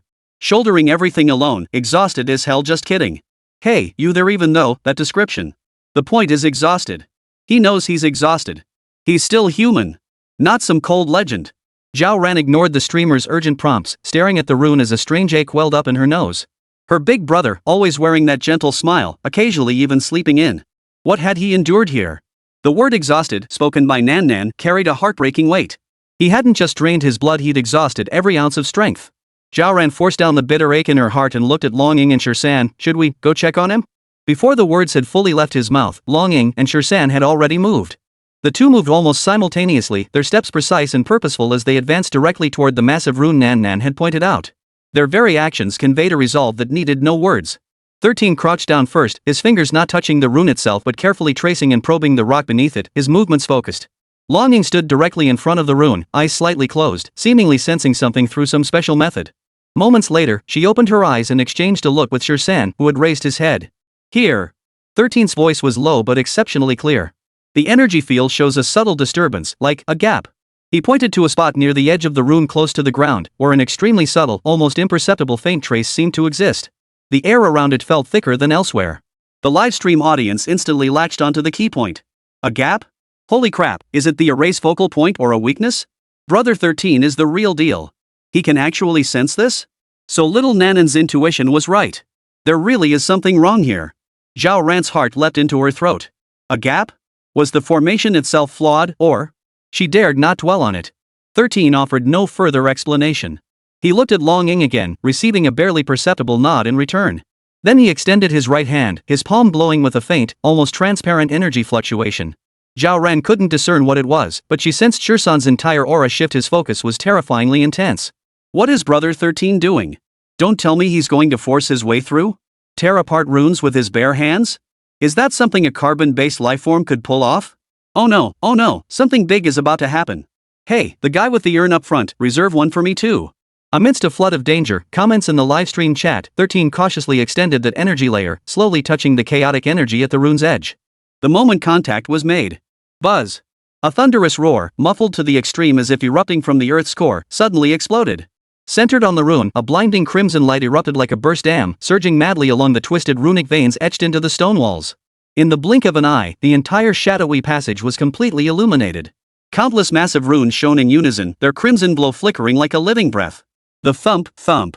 Heartbeat sound suddenly amplified 100-fold, reverberating through the air until it made ears ring and chests feel tight. Even more terrifying was an indescribable torrent of will, like a primordial spirit awakened from a 10,000-year slumber, sweeping brutally across the entire space. This will was vast and boundless, carrying unparalleled majesty, yet permeated with a bone-deep exhaustion and frailty, as if it might extinguish at any moment. Ugh! Zhao Ran felt as though a red-hot iron rod had been violently thrust into her temple. The excruciating pain made her vision darken, nearly causing her to collapse to her knees. The livestream feed instantly vanished, swallowed by dense snowflakes and shrill static. Damn it! The signal's gone. What just happened? That light. Emperor Pingtian. It must be Emperor Pingtian manifesting. Streamer. Are you okay? At all admins, think of a solution fast. Screen recording. Did anyone capture that moment? Even with the static, the aura was incredible. The Emperor of the Heavens seemed furious, yet also utterly exhausted. The light in that consciousness came swiftly and departed just as quickly. Seconds later, the runic glow within the passage dimmed rapidly, returning to its previous state. Only a faint, lingering sense of scorched air and the heart-stopping aftereffects of that energy remained. Zhao Ran leaned against the wall, gasping for breath. Her head pounded like a drum, cold sweat soaking her back. She glanced at Long Ying and Shirsan, noticing they stood rigidly upright, though their expressions were equally grave. Their gazes met once more, this time carrying far more shock, confirmation, and a weightier solemnity. It was as if that fleeting moment of shared awareness had allowed them to grasp crucial information. Just then, Nan Nan, who had been clutching Zhao Ran's skirt tightly, suddenly burst into tears with a wail. Tears streamed down her cheeks like beads from a broken string. Her little face was deathly pale, and though her voice was choked with sobs, it rang out with unusual clarity in the silent corridor. Auntie. Daddy seems so tired. That single word, Daddy, pierced Zhao Ran's heart like an ice pick, causing the breath she just managed to steady after the shock to catch in her throat. Her heart felt as though it had been violently clenched by an invisible hand, the pain making her fingertips go numb. She tried to speak words of comfort, but her throat felt blocked, unable to utter a single syllable. Before Nanan's sobs faded, a deep, muffled thud echoed from the depths of the passageway as if some colossal creature had slammed into the rock wall. Then a second, a third, growing closer. The ground beneath their feet began to tremble faintly yet persistently, while tiny fragments of rock trickled down from above. That brief burst of energy had stirred something dormant, like a boulder dropped into stagnant waters. Long Ying's expression changed abruptly. This is bad. She turned to Shirsan, her eyes urgent. The suppression here has weakened from the disturbance. Whatever's inside is breaking free. 13 reacted faster. Almost the instant Longing finished speaking, he drew the great sword strapped to his back with a swift backhand motion. He didn't look at Longing or Zhao Ran. His piercing gaze locked onto the darkness where the clanging sounds originated. He shifted his stance slightly, positioning himself to shield Zhao Ran and Nan Nan from the front. The master said, his voice remained unruffled, as if stating an established fact, clear it out. Zhao Ran stared at Shi San's back. The excruciating headache from moments ago hadn't fully subsided when a new wave of terror gripped her. What on earth was lurking in there? Thud. Thud. The impact grew louder, the ground trembling more violently. Deep within the darkness, in that pure void that swallowed all light, two enormous points of crimson glow flared up without warning, as if burning with an eerie, greenish-black flame. They weren't lamps, but rather the eyes of some creature, filled with savagery and hunger. As the red glow ignited, a bone-chilling creak echoed through the air, the sound of massive bones contorting, or heavy stones scraping across the ground. An unimaginably vast shadow began to emerge from the corner at the passage's end, squeezing out inch by inch with an oppressive weight that felt suffocating. 104. The feudal lords swear allegiance. Those who betray shall face heaven's wrath. The 2 points of eerie, greenish-red light grew clearer as the colossal shadow writhed and squeezed around the corner in the darkness. Not a physical form, but more like a nightmare forcibly condensed into substance. Thick, indissoluble black mist churned, forming an immense, blurred humanoid shape, yet every contour radiated in human distortion. Within the darkness, crimson light intertwined like ominous veins. At the position of its chest, a mark flickered into view, a distorted, malevolent sun symbol, its edges constantly dissolving and reshaping as if alive. The moment this thing appeared, Zhao Ran's headache intensified tenfold. It was no longer a stabbing pain, it felt like his entire skull had been shoved into a high-speed blender. Countless frenzied, chaotic thoughts filled with despair and hatred poured in like boiling magma. Nausea surged to her throat, her stomach churned violently, and her vision began to warp and blur. The surrounding rock walls seemed to melt and flow. The heightened perception granted by the divine perception fruit now became the cruelest torture device, relentlessly amplifying and forcing the mental pollution and negative emotions emanating from the projection into her consciousness. Zhao Ran's knuckles whitened as her fingers dug into the wall, nearly tearing into the stone. She tried to curse, but found even forming coherent words difficult. This feeling was unbearable, 100 times worse than motion sickness, seasickness, and a hangover combined. If she'd known she'd face this kind of psychic attacker, she should have prepared something beforehand, but what? Brain gold? That didn't seem quite right either. In the live stream room, the picture, which had just stabilized slightly, began shaking violently again. Though it didn't cut out completely, strange ripples and color blocks started appearing on the screen, as if the signal was being severely interfered with. Holy! What the hell is that? Even the mosaic can't hide the sheer evil radiating from it. My eyes. My eyes are going to go blind. This thing is draining my sanity. That mural up front. That sun. Is that Sun's sister? But why is she so darkened? Hang in there, streamer. 13, chop it down. This boss's entrance effect is insane, they're burning through the budget. Hold on, what budget? This is real. Real. I feel like I'm gonna puke through the screen. Nan Nan. Protect Nan Nan. Chaos and terror spilled from the comments, threatening to overflow the screen, but Zhao Ran had no time to spare. She clenched her teeth, struggling to stay lucid, yet her consciousness felt like a flickering candle in the wind. Regret. Long Ying's voice carried an unprecedented gravity. Her face was equally pale, though clearly in far better condition than Zhao Ran. Beware its psychic assault. 13 offered no reply, only tightening his grip on the blade as muscles bulged along his arms. His feet stood slightly apart, anchored to the ground like bedrock. His gaze was razor-sharp, fixed on the massive, writhing shadow closing in. Everything around him, including the mind-shattering shockwaves, seemed utterly irrelevant. He needed to do only one thing. Auntie. Nanan's sobs had ceased at some point. Her small hand still clutched Zhao Ran's shirt hem tightly, her little face buried against his thigh, her body trembling slightly. Her voice was soft and thick with a nasal tone as she added, "It isn't happy. Daddy seems even more tired." The words struck Zhao Ran like a shot of adrenaline, yet also like a bucket of ice water, dousing his chaotic mind. She looked down at Nan Nan. The little girl's trembling body, quivering with fear, made Zhao Ran's heart ache. No, she couldn't collapse. She bit down hard on her tongue, the sharp pain bringing a moment of clarity. Pushing herself against the wall, she forced her body upright, shielding Nan Nan more tightly behind her. The enormous shadowy figure had now fully emerged from the corner.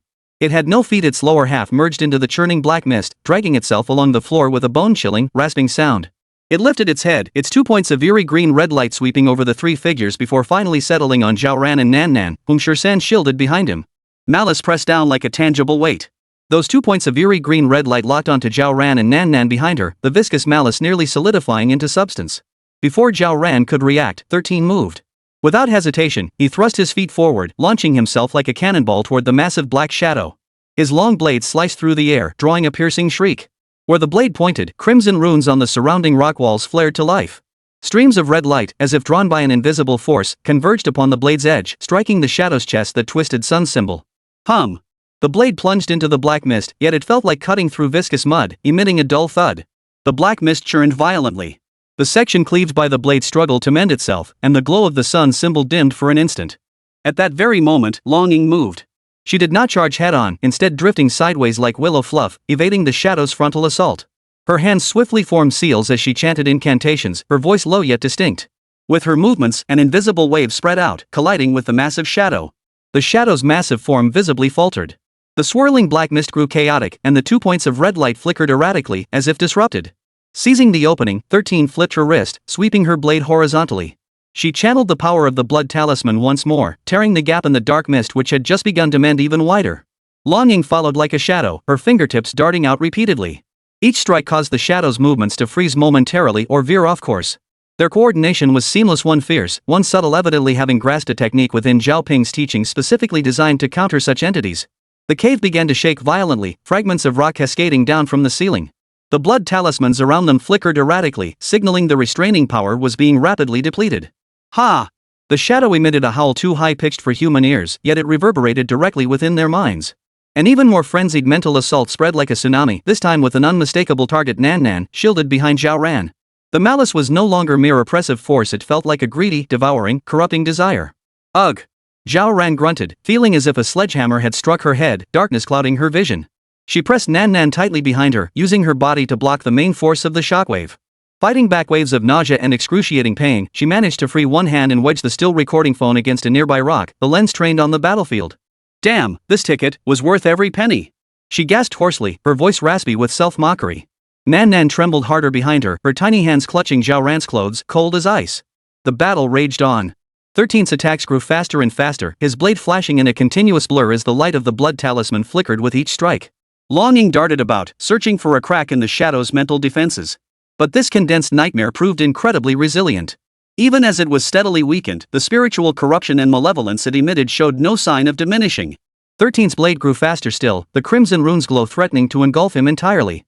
Each slash tore away swirling masses of black mist, only for them to be swiftly replenished. The shadow seemed enraged. Its 2 points of eerie green-red light flared intensely, locking onto Zhao Ran and Nan Nan. An even more ferocious mental assault crashed over them like an invisible tidal wave. Ugh! Zhao Ran's vision darkened, her knees buckling as she nearly collapsed to her knees. Clutching Nan Nan tightly, she felt as though the silent shrieking would shatter her skull. At that moment, Longing, who had been circling for an opening, moved. Seizing the moment when 13 plunged his blade deep into the shadow's body, causing its movements to falter, she snapped her hands together. Her fingers interlaced, forming a complex and bizarre seal. #%. A string of obscure, ancient-sounding syllables spilled rapidly from Longing's mouth. The voice wasn't loud, yet it carried a peculiar penetrating quality, distinct amidst the chaotic roars and impacts, even drowning out the teeth-grinding scraping sound. As the incantation flowed, a dark crimson glow ignited at Longing's fingertips. She thrust her hand forward, and the light shot forth not as a direct strike, but rapidly expanding and fragmenting in midair into countless intricate, twisted blood-red runes. These runes moved like living creatures, scrambling to latch onto the massive shadow's wounds torn open by the 13 slashes and the ceaseless swirling black mist surrounding it. Wherever the crimson runes touched, the black mist churned violently as if scorched by a red-hot iron, emitting hissing sounds. The runes spread rapidly, linking together to form chains and strands that gleamed with an eerie light, digging deep into the shadow's body. The once vast and sprawling shadow, now shackled by these blue rune chains, seemed forcibly restrained. Its movements visibly slowed and stiffened. The suppression effect was immediate. A shrill wail, sharp enough to pierce eardrums, erupted. It was no longer the indistinct mental howl of before, but a clear, female voice filled with endless venom and madness, piercing directly into everyone's minds. The feudal lord's oath. Betrayers. Heaven's wrath shall fall upon you. The voice carried a bone-deep hatred, as if it had traversed centuries of time. You cannot bind me. The voice screamed again. The shadow's body, shackled by chains of cursed script, thrashed violently. The surrounding rock walls shook even more violently, and fragments rained down like a storm. Your blood is nearly drained dry. The sudden female voice in curse sent a shiver through Zhao Ran, and the excruciating pain in his head seemed to clear his mind slightly. The feudal lord's oath? The renegade? She instinctively glanced at the expressionless 13, who only tightened his grip on the sword hilt, then at the pale-faced but still sharp-eyed Longing. Longying's brow furrowed tightly, clearly shaken by the voice and words. Yet her hand seals continued unbroken, incantations flowing steadily as she reinforced the crimson spell seal.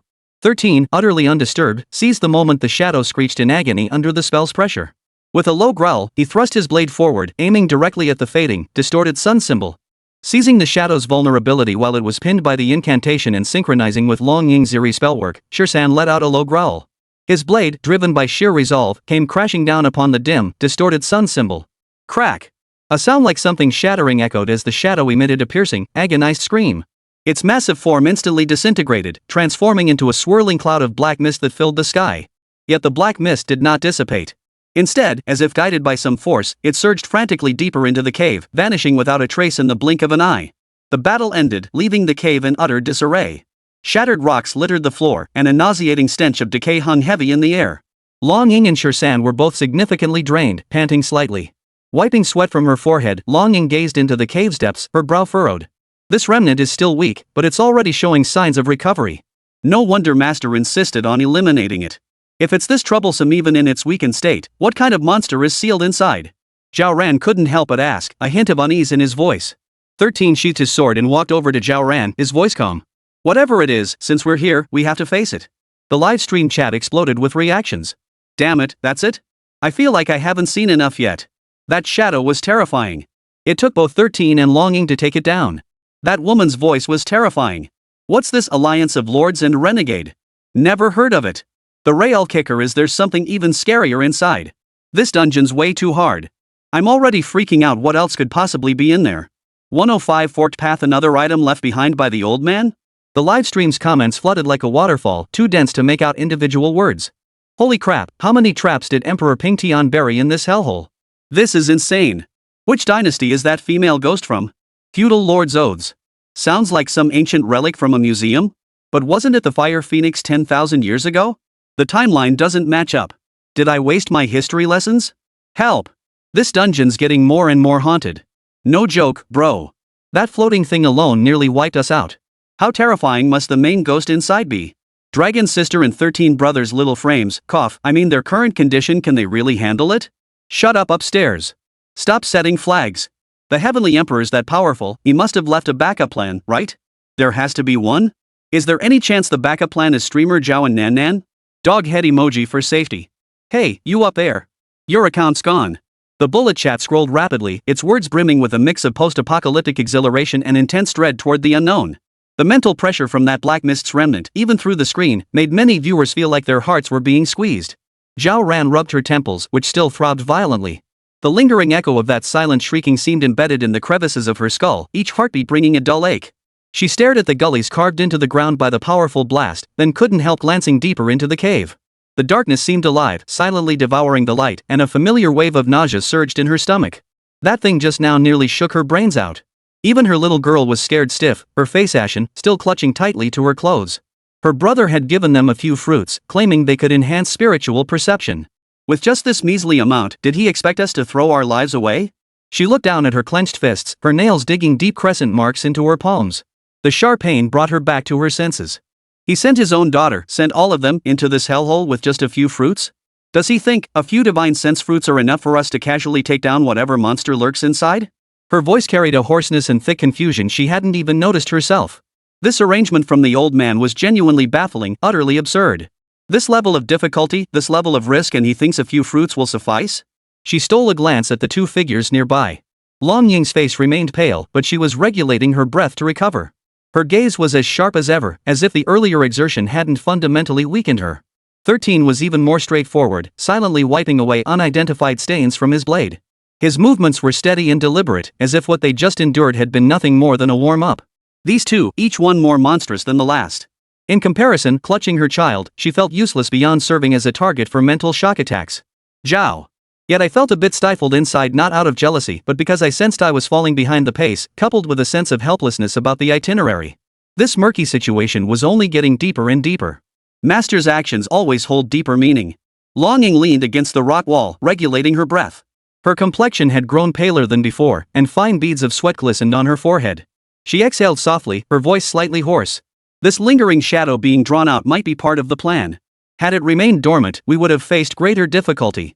Between words, she coughed twice more, evidently suffering significant backlash from the spell, yet her gaze remained sharp, fixed on the vanishing point of the black mist. 13 inspected the blade, confirming it was undamaged before sheathing it again. His movements were meticulous, as if the fierce battle had barely made a ripple in his heart. The master never acts without certainty. His voice remained as steady as ever, devoid of emotion, merely stating a fact. Yet, it carried an inexplicable reassurance. Zhao Ran observed the two men, one pale-faced yet resolute-eyed, the other expressionless yet speaking with unwavering conviction. Their trust in their big brother was beyond comprehension. She couldn't help but wonder inwardly, how did that unreliable-looking guy manage to win over these two top-tier powerhouses, each capable of dominating anywhere they went, to such unwavering loyalty? That shadow just now nearly wiped them all out, the three adults and the child, and it was supposedly just a weak remnant? What level must the true entity sealed inside be? Hell mode doesn't even play like this, does it? All my brother gave them were a few measly fruits, touting them as divine perception enhancers.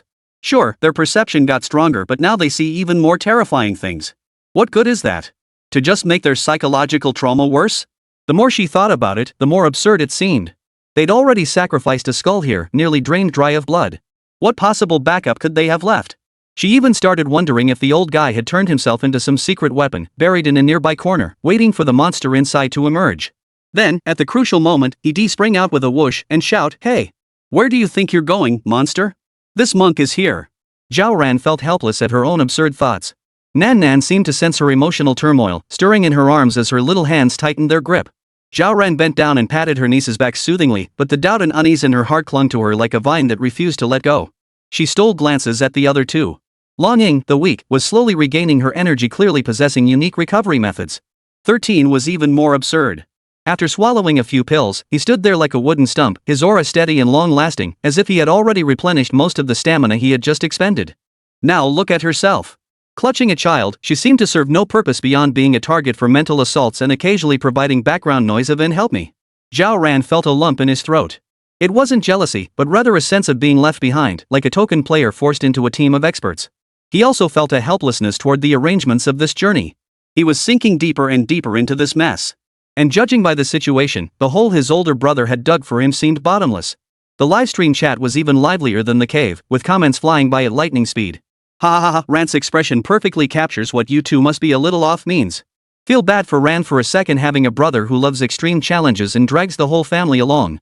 Seriously, how are brother 13 and sister Long staying so calm? Didn't that thing scare them? Is there a chance, just a chance, that the Celestial Emperor's backup plan was that even he didn't expect this place to be so dangerous? Get lost, you guys. Ping Tiandi is infallible. He definitely has a secret weapon up his sleeve. My guess is he's summoning Godzilla. Ha! You upstairs really know your backup plans. Godzilla? Why not Ultraman? Cut it out, okay? Seriously, this place is way too creepy. I hope there really is a backup plan. Otherwise, how are we neighbors supposed to sleep at night? Zhao Peng left his skull here, bleeding dry. You expect him to conjure flowers? That's asking a bit much." The comments streamed by, netizens cracking jokes, yet between the lines lay a palpable, deep-seated anxiety about the unknown. Zhao Ran could almost picture the people beyond the screen nervously rubbing their hands together. She wasn't feeling much better herself. Glancing at her niece beside her, still clutching her skirt hem tightly, her little face pale even after the black mist had receded, a complex mix of emotions welled up inside her. Nan Nan had initially clamored to come find her father. Now that they were actually here, especially after that terrifying shadow appeared, the little one hadn't cried or thrown a tantrum. But her tightly pursed lips and visibly low spirits showed she'd been scared out of her wits too. Perhaps it was also because she sensed her older brother Zhao Ping's faint, almost vanishing presence. If Nan Nan was feeling low, Zhao Ran was no better. Who could feel at ease after running into such a gloomy, ghostly place and seeing their own brother's skull? This wasn't a matter of endurance, it was utterly incomprehensible. Was her brother still alive? The question weighed on her heart like a boulder, heavy and suffocating. She thought again of those so-called divine perception fruits, yet they offered her not a shred of reassurance. Enhanced divine perception? Yes, her divine perception had indeed heightened, but so had the terror brought by that dark shadow, amplified tenfold. What good was that, other than making her even more afraid? Did she have a death wish? She glanced at Long Ying and Shirsan. One sat in meditation, his complexion paler but his breath steady and deep. The other stood there like nothing had happened after wiping his blade, his gaze calm as stagnant water. Their unwavering faith in their elder brother was utterly baffling. "Don't you two have any doubts at all?" Zhao Ran finally couldn't hold back, his voice dry as he asked, tinged with a tremor he hadn't even noticed himself. My brother, does he really have another trick up his sleeve?" Longing slowly opened her eyes, her gaze still sharp, though tinged with weariness. 13 remained silent, merely shooting her a look that screamed, "Do you even need to ask?" Zhao ran. After a brief rest, Longing finished regulating her breath and was the first to rise. Her face remained pale, but her gaze regained some of its sharpness, evidently that unique recovery method had worked. 13 showed no reaction, silently wiping his blade once more before slinging it over his shoulder. The motion was so natural it seemed like he was merely brushing off dust. Zhao Ran, cradling Nan Nan, trailed behind slowly. She felt like a reluctant spectator dragged along to fill the seats and worse, seated in the precarious front row. Nan Nan was quiet in her arms, but her small hand clutched tightly at Zhao Ran's clothes. "Let's go." Long Ying's voice carried a barely perceptible weakness, yet her tone remained unquestionable. The group pressed onward, weaving through the cave carved with intricate runes. The runes lining both sides of the passageway made Zhao Ran's eyes spin. Thanks to those divine awakening fruits, she now saw these cryptic symbols as if they were alive, twisting and shifting before her eyes. In some places, the runes looked as if freshly painted with blood, still damp, and the air carried a faint, lingering scent of rust. No need to ask, this was undoubtedly her brother's handiwork. Zhao Ran could vividly picture him using her as an inkwell without batting an eye, and her stomach churned at the thought. But rounding a corner, the walls and floor were thick with dust, spiderwebs crisscrossing as if untouched for centuries. This temporal dissonance only deepened the already eerie atmosphere, adding a layer of eeriness. What on earth was going on here? One moment it looked freshly renovated, the next it resembled a centuries-old tomb. Was his brother performing some kind of performance art?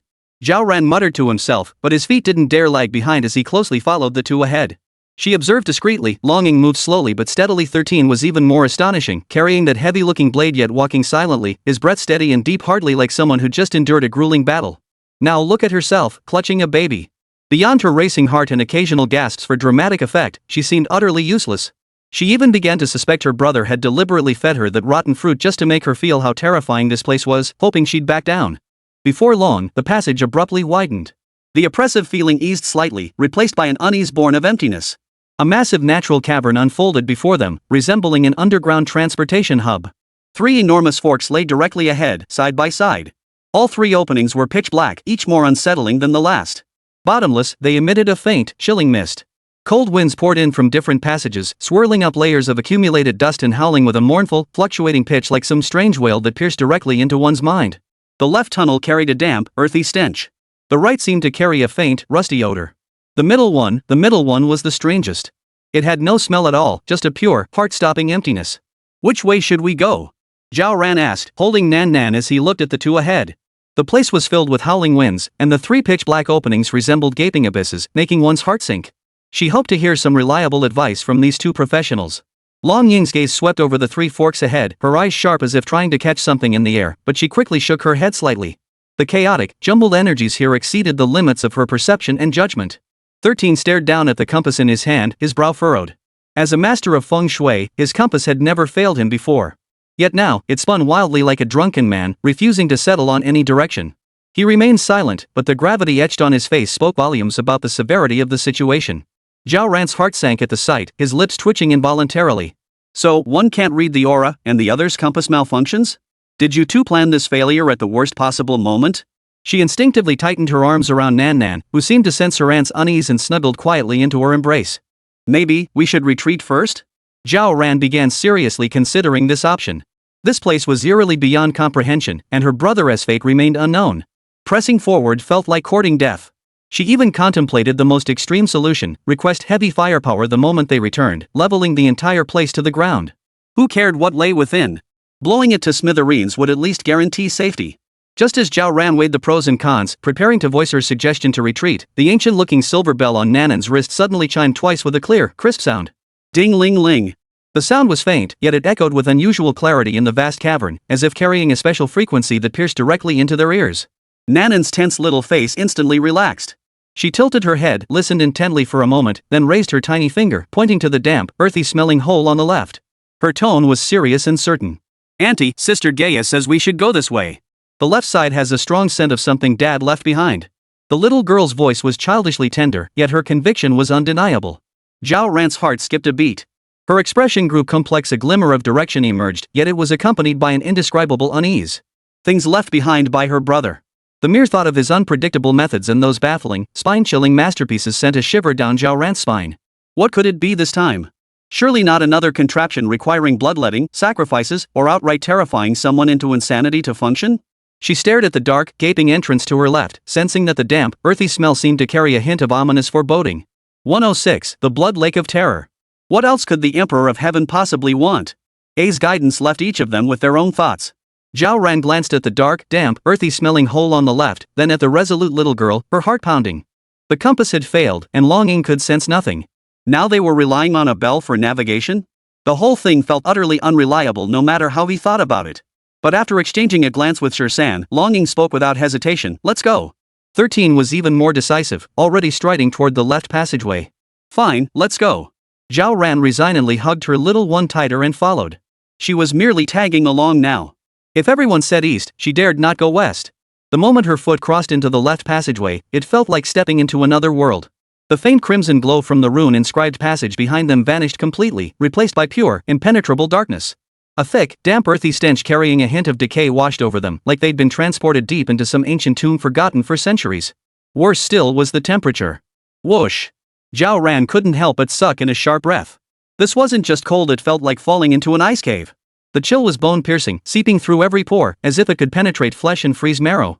Her senses, heightened by the divine perception fruit, made her keenly aware that this chill wasn't ordinary cold. It carried a distinct scent of death and despair, sending shivers down her spine. She instinctively pulled Nan Nan closer in her arms. Though the little one didn't speak, she snuggled deeper into Zhao Ran's embrace. How could it be this cold here? Zhao Ran's teeth began chattering, her voice trembling. The passageway clearly wasn't cold earlier. She instinctively hugged Nan Nan tighter, but the little one merely blinked, curiously scanning the surroundings. Her rosy cheeks showed no sign of cold. If anything, she seemed quite comfortable.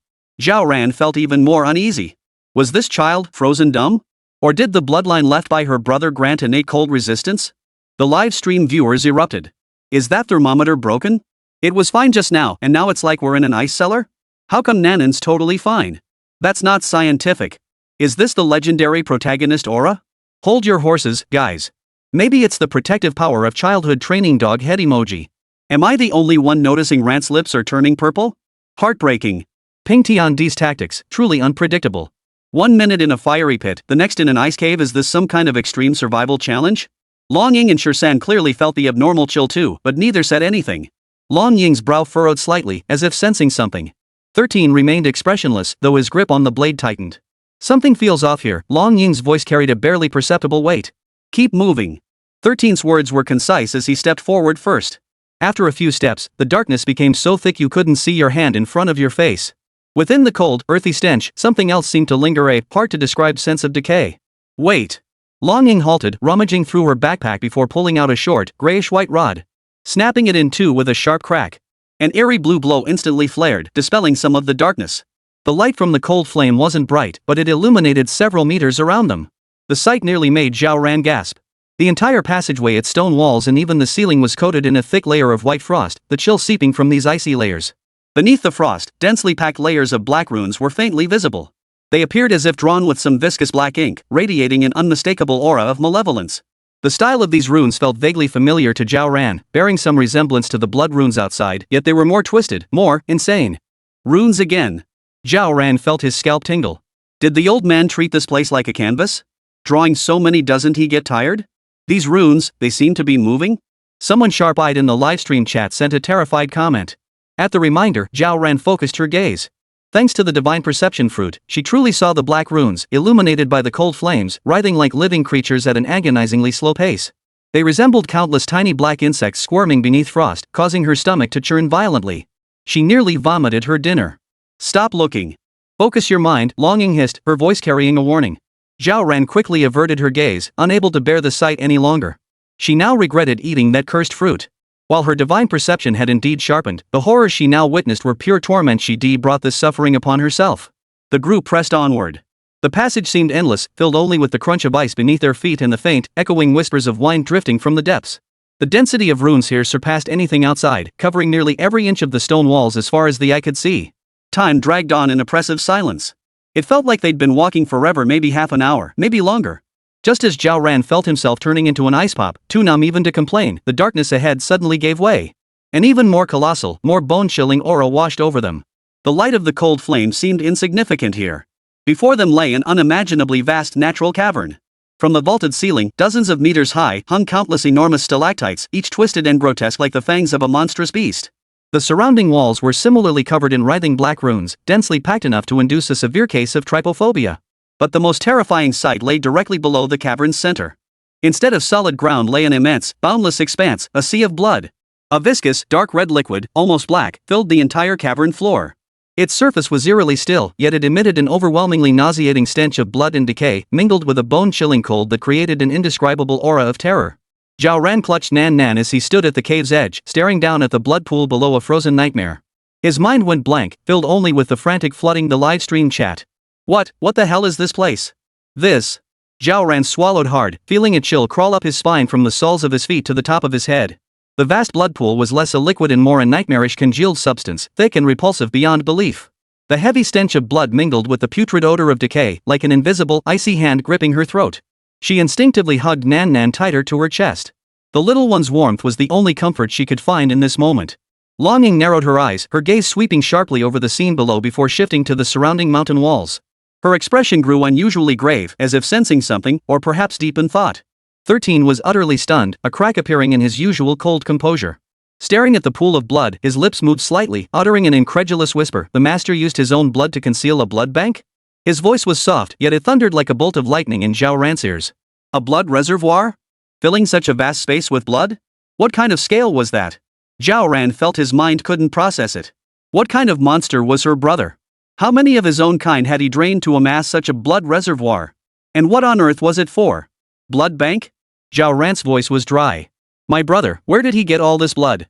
No sooner had she spoken than the livestream exploded. Holy! More of the Emperor of Heaven's blood?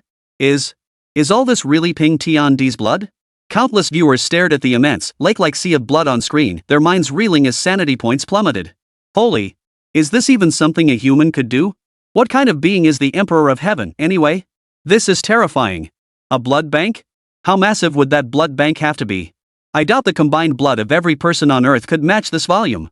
Dude, you're underestimating the Emperor of the Heavens. He's the kind of guy who can move mountains and fill seas. Sis Ran, run. This place is way too creepy. Nanan's still watching. Isn't she scared? This kid really is extraordinary. My heart aches for Ran.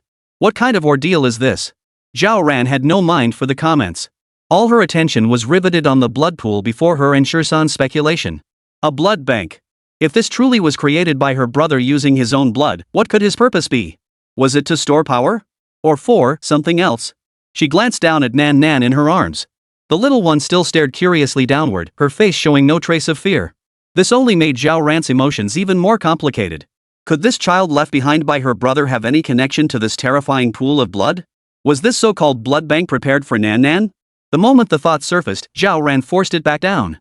Too terrifying, she dared not dwell on it. No. Are you sure this is all my brother's blood? Zhao Ran's voice wavered, trembling with a shakiness she hadn't even noticed.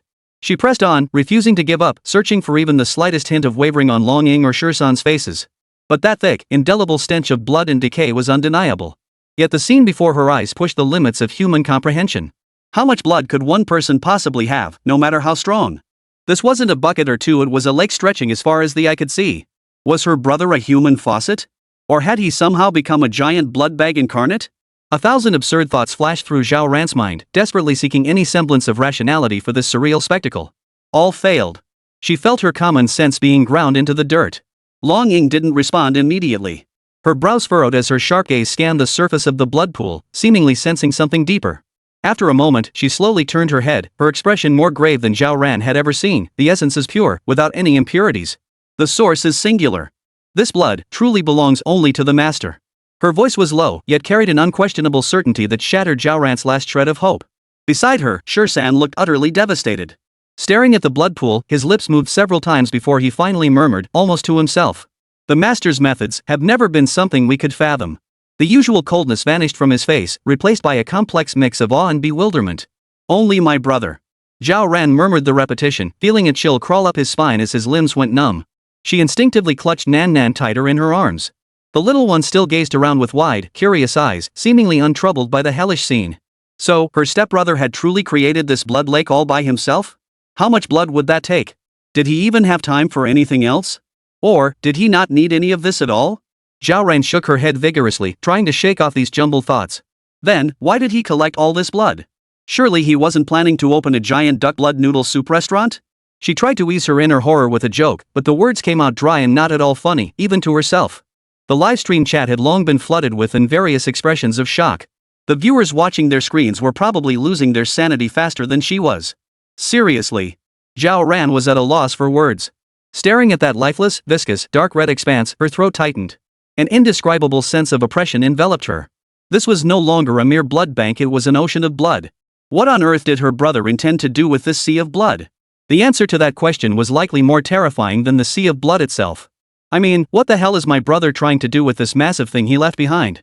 Zhao Ran stood at the edge of the blood pool, staring down at the endless expanse of crimson below.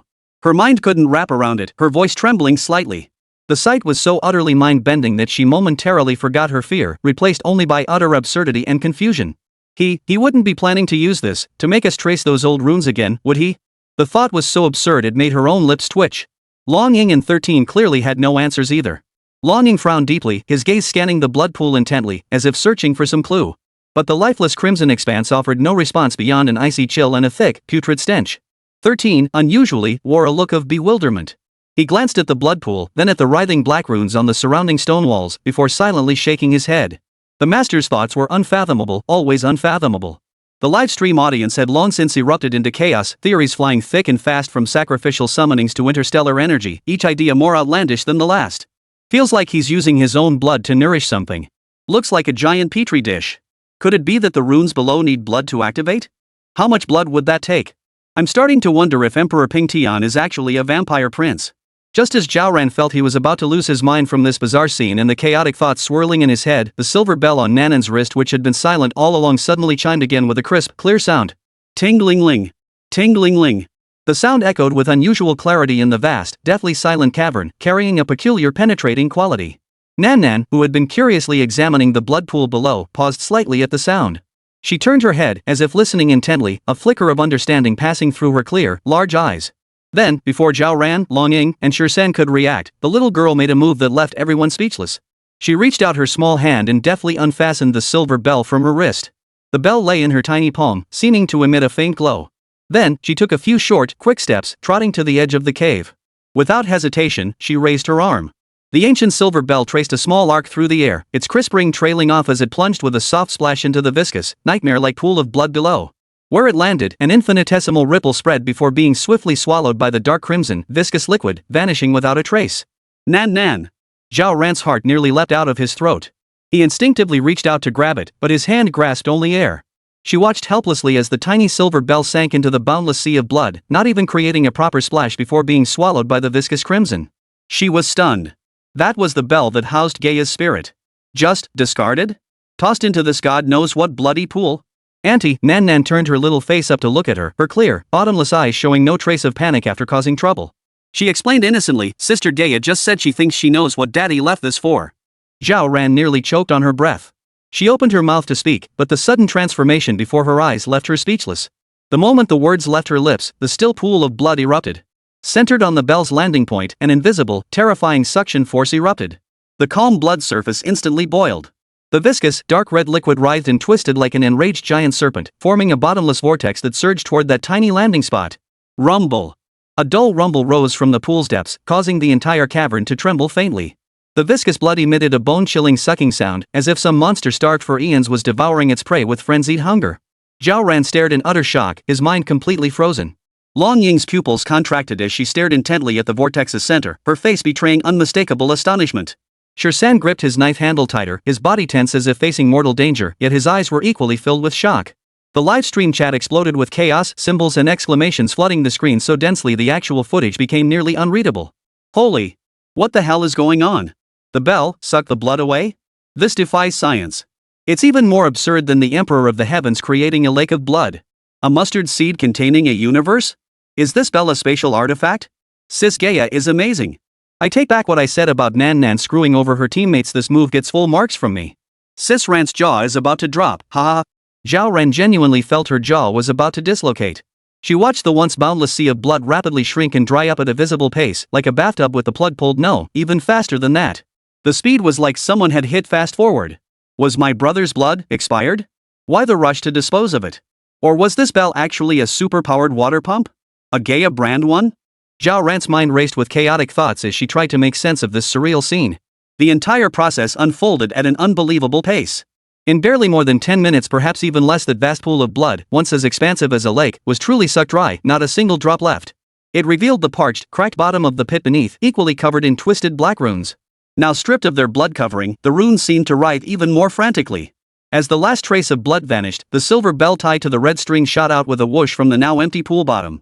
The bloodstains on it instantly disappeared, revealing its original simple silver color. It spun twice in midair before landing lightly in the small hand Nan Nan had extended. The little girl picked up the bell as if retrieving candy from the ground, deftly reattaching it to her wrist. She gave it a shake, listened to its crisp chime, and nodded with satisfaction. Auntie, Sister Ying, Uncle Shirsan. Nan Nan tapped the bell on her wrist, her voice clear and tinged with a hint of self-satisfied pride. Sister Gaia said she's done. We can go through the passage on the right now. Zhao Ran stared at the empty pool bottom, then at the bell on Nanan's wrist, which seemed untouched by anything that had happened.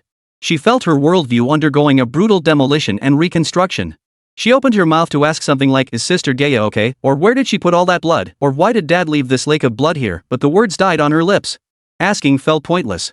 Long Ying and Shirsan, however, remained relatively calm, neither asking any further questions. The master's methods, the girl's peculiarity, Gaia's existence, these matters have already transcended what common sense can explain. Dwelling on details was pointless. What mattered was finding the clues the master had left behind. Long Ying took a deep breath, suppressing the tremor in her heart, and turned first. "Let's go." 13 followed silently, though his footsteps faltered imperceptibly as he passed by Nan Nan. He cast a complex glance at the little girl.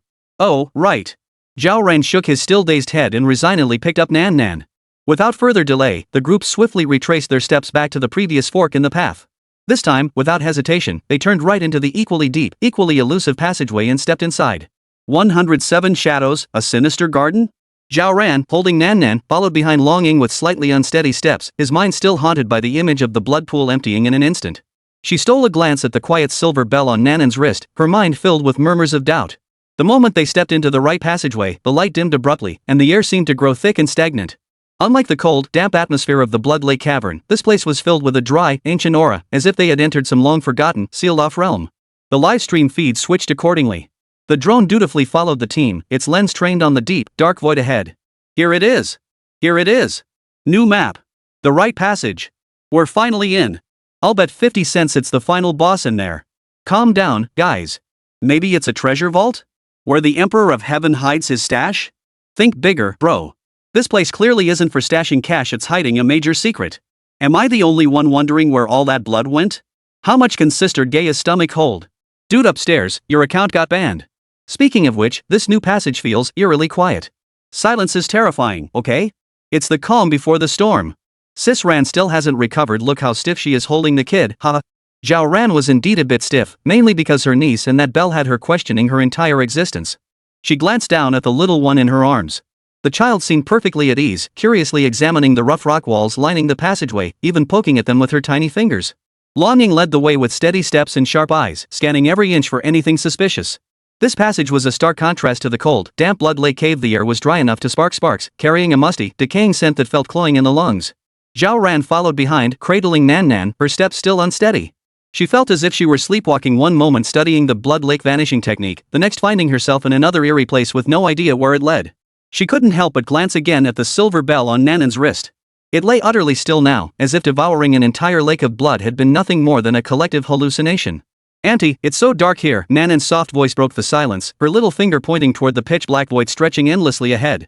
"Yes, it is very dark," Zhao Ran replied, forcing herself to focus. "Hold tight to Auntie, Nan Nan."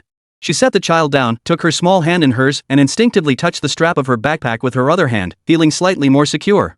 The live stream chat was probably exploding with comments again, but she had no mind to check it now. 13, bringing up the rear, remained on high alert, the knuckles of his knife-gripping hand turning slightly white.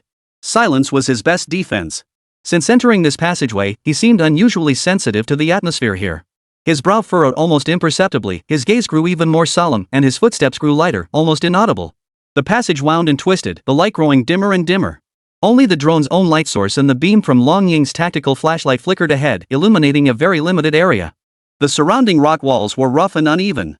Some sections showed the sharp edges of artificial carving, but more were naturally formed, bizarre folds resembling the solidified entrails of some colossal beast. After walking for about 10 minutes, the surroundings fell into such profound silence that only the sound of their footsteps and breathing could be heard. Even the rustle of airflow was faint, almost non-existent. This extreme stillness was eerie in itself. Zhao Ran even found himself wishing for the liveliness of the earlier sounds of runes writhing by the blood lake. Just as Zhao Ran was lost in wild imaginings wondering if some ancient zombie might suddenly leap out of this place, Long Ying, who was leading the way, abruptly halted and raised a hand in a stop gesture. Zhao Ran's heart skipped a beat. He immediately pulled Nan Nan down to crouch, peering forward nervously. Deep within the passageway, just within the faint reach of the flashlight beam, a blurred, shadowy figure loomed. The shadow stood motionless in the center of the passageway, making no sound, showing no movement, like a statue forgotten in the darkness. Yet it felt anything but lifeless and indescribable. Spine-chilling presence hung over it. Almost the moment Long Ying stopped, Shan had silently stepped forward, shielding Zhao Ran and Nan Nan behind him. His other hand rested on his knife hilt, his body slightly arched like a taut bow. The livestream exploded with chaos. Holy! What the hell is that? Here it comes. Finally, a monster. Human silhouette? Must be an enemy. Doesn't look alive, a statue? Could it be the tomb guardians of the Emperor of the Flat Sky? This vibe is giving me goosebumps. Sis Ran. Protect our little one. In the passageway, the three stood frozen, locked in a standoff with a distant shadow.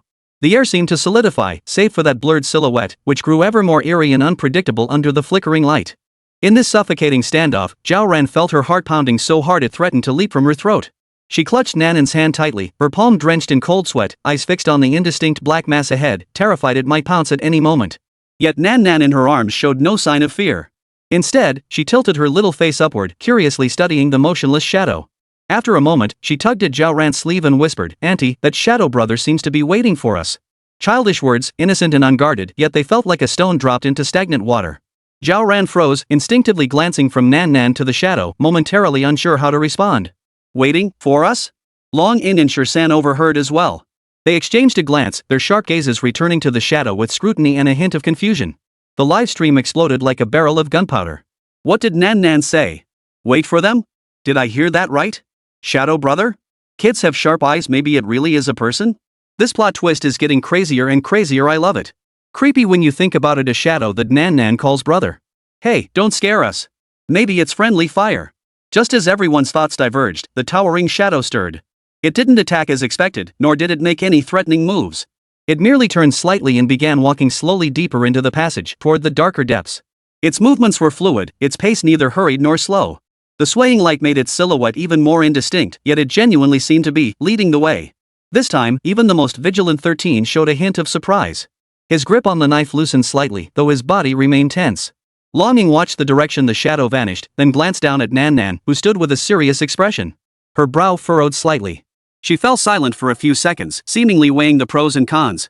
This place oozed eeriness from every corner. An unidentified shadow offering to lead the way? It looked like a trap no matter how you looked at it.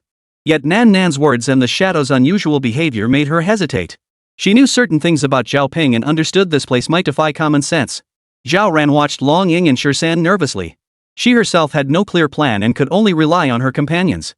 She whispered, "Should we follow?" Long Ying glanced at Shan, who gave an almost imperceptible nod. His instincts told him the shadow held no ill intent, at least not yet.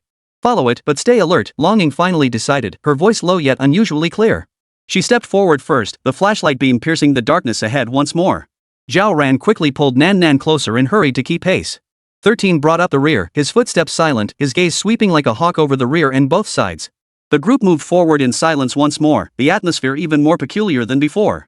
Following an unidentified shadow into the depths of unknown darkness sent a chill down their spines. Zhao Ran's heart raced, but he kept telling himself that at least they hadn't encountered any attacks yet. The passage seemed longer and more winding than before. After an unknown duration, the guiding shadow vanished around a corner. Long Ying halted and signaled for vigilance. Yet the anticipated ambush never materialized. Beyond the bend, instead of deeper darkness, a faint glow seeped through. Simultaneously, a fresh breeze carrying a faint floral scent brushed against their faces, starkly different from the decaying, dry air they had breathed before. The three exchanged glances, each seeing surprise and doubt in the other's eyes. Long Ying took a deep breath and cautiously peered around the corner. The next second, she froze completely. Zhao Ran, unable to contain his curiosity, pulled Nan Nan closer as they edged forward. The sight before them instantly stopped her breath, leaving her mind blank. The deep, oppressive passage had vanished, replaced by an underground space so vast it seemed unreal. Soft light spilled down from somewhere, illuminating a huge, vibrant garden teeming with life. Exotic flowers and rare plants carpeted the ground, lush and verdant, where one could even hear the crisp chirping of birds and the gentle murmur of flowing water. The air was fresh and moist, refreshing to the soul.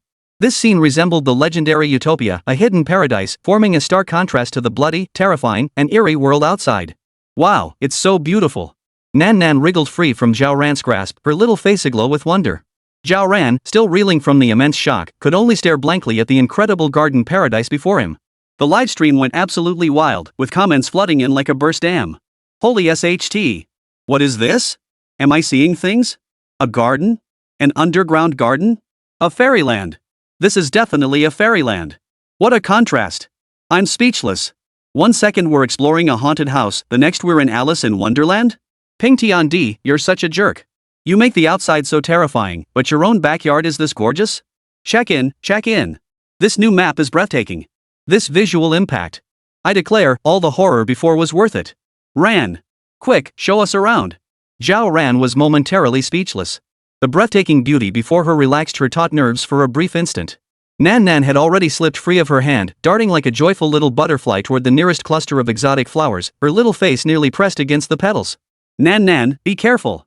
Zhao Ran hurried after her, fearing hidden dangers beneath this beauty.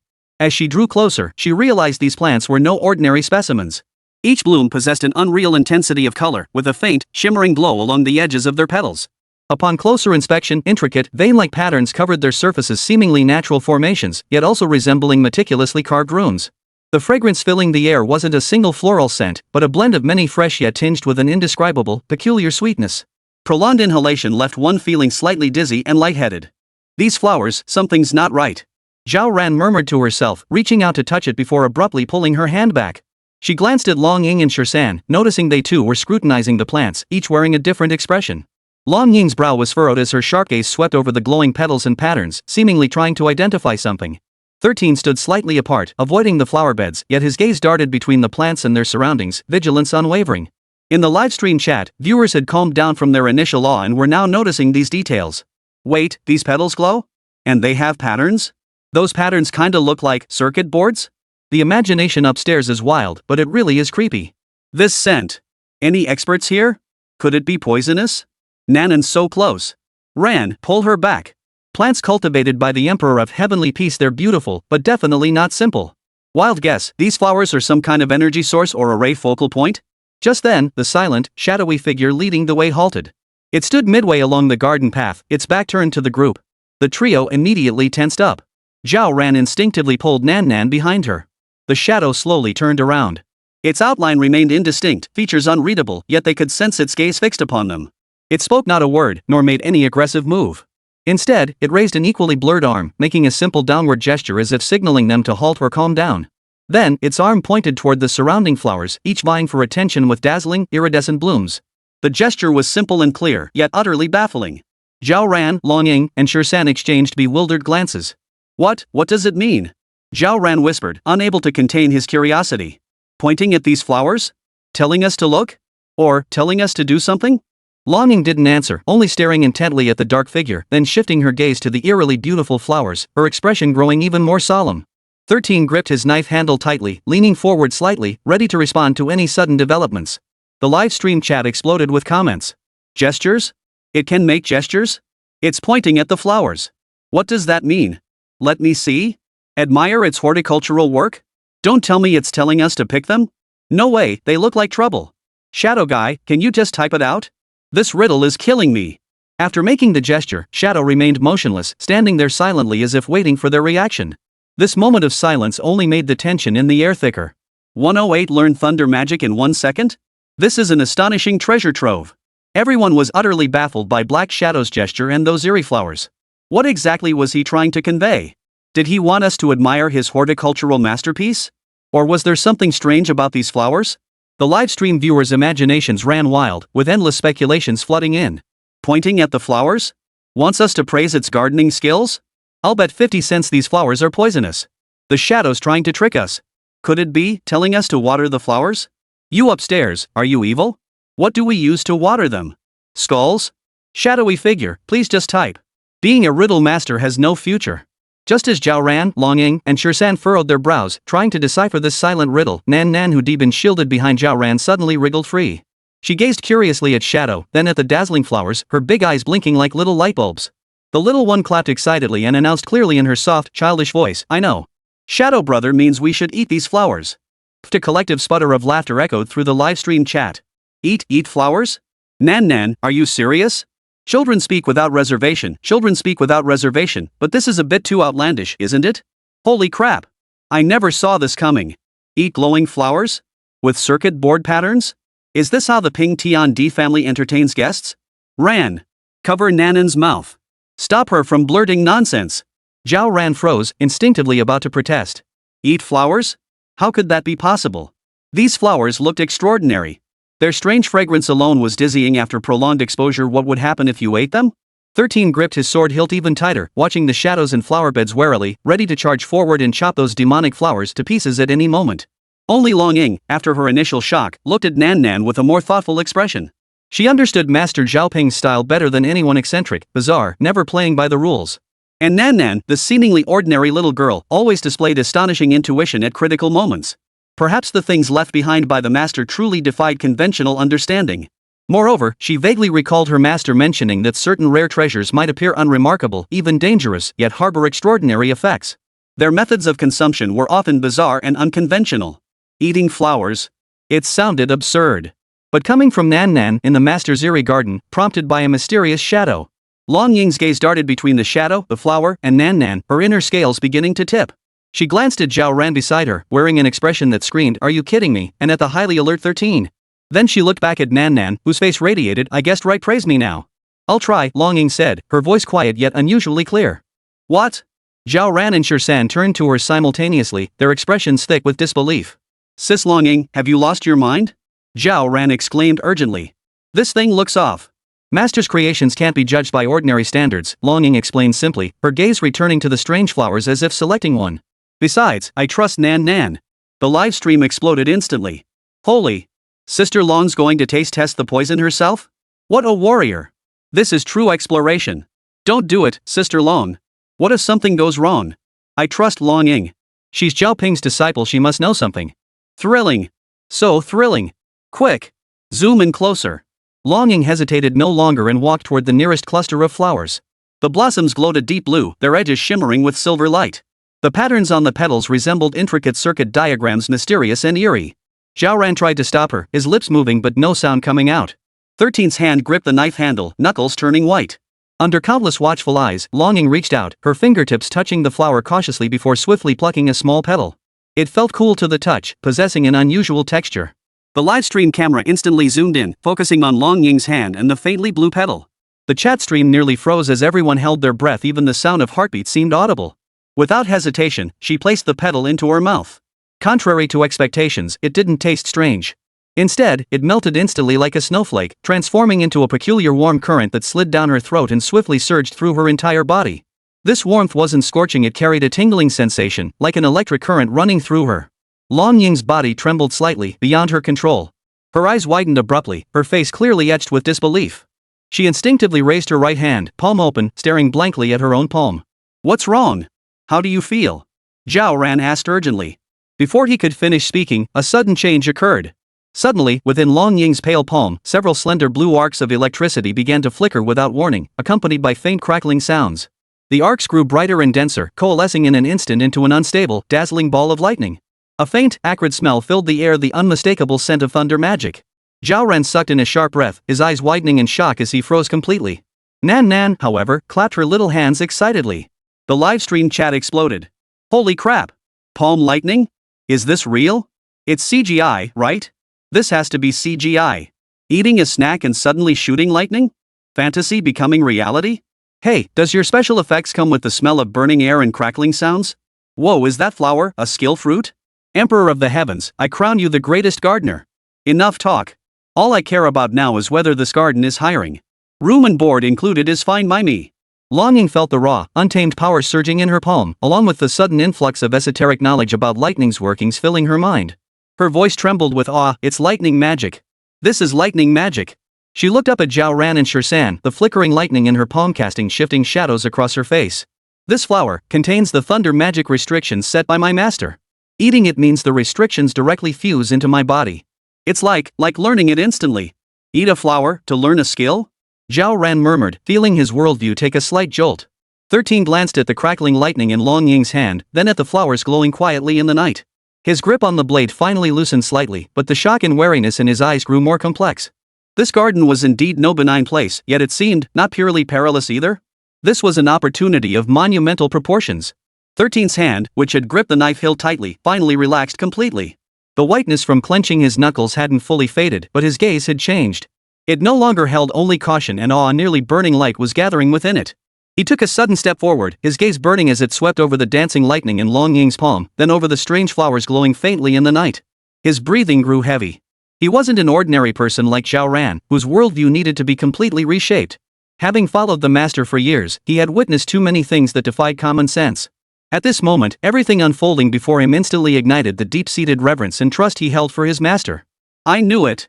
13's voice suddenly rose, brimming with uncontrollable excitement, even cracking slightly. He swung his arm forcefully, startling Zhao Ran beside him. I knew Master had a plan. This place. This is the opportunity Master left for us. His face flushed crimson, a sign of extreme excitement that starkly contrasted his usual calm and reserved demeanor. For 13, this wasn't merely about gaining power, it reaffirmed the Master's unfathomable wisdom and unwavering care for them. This bizarre garden was no deadly trap, it was a treasure trove. A treasure trove brimming with unimaginable opportunities. Zhao Ran shuddered at Shursan's sudden fervor. She glanced at the blue arc still crackling in Long Ying's hands, then at Shursan, who was practically dancing with excitement, and finally at the flowers that seemed to be beckoning, come eat me. Her mind felt utterly overwhelmed. She opened her mouth, wanting to say something like calm down or this is unscientific, but in the end, she could only swallow hard and manage an Meanwhile, the livestream wasn't just boiling over, it was a nuclear explosion. After a brief pause and a flood of question marks, the bullet comments surged like wild horses breaking free, galloping at a near frenetic pace. Their density was so thick it nearly obscured the entire screen. Holy! You can actually eat flowers to learn skills? Isn't that supposed to be a game mechanic? Hey, don't leave. This is way crazier than any game. At least in games you have to fight monsters and level up. This guy just eats them? I'm so jealous. Why wasn't I Zhao Ping's disciple? Is it too late to ask now? Sis Long Ying. Please. Save me one flower. Any color. I'm not picky. Wake up, upstairs. Like it's your turn? Every flower in this garden is probably booked for the next lifetime. Is it too late to quit my job and become an adventure streamer? Can I do it even if it's not my field? Waiting online, super urgent. Enough talk, guys. I'm already planning how to infiltrate this livestream location. Anyone want to team up? Objective, steal flowers. Reporting the guy above. Officer, someone's organizing a theft of national property here.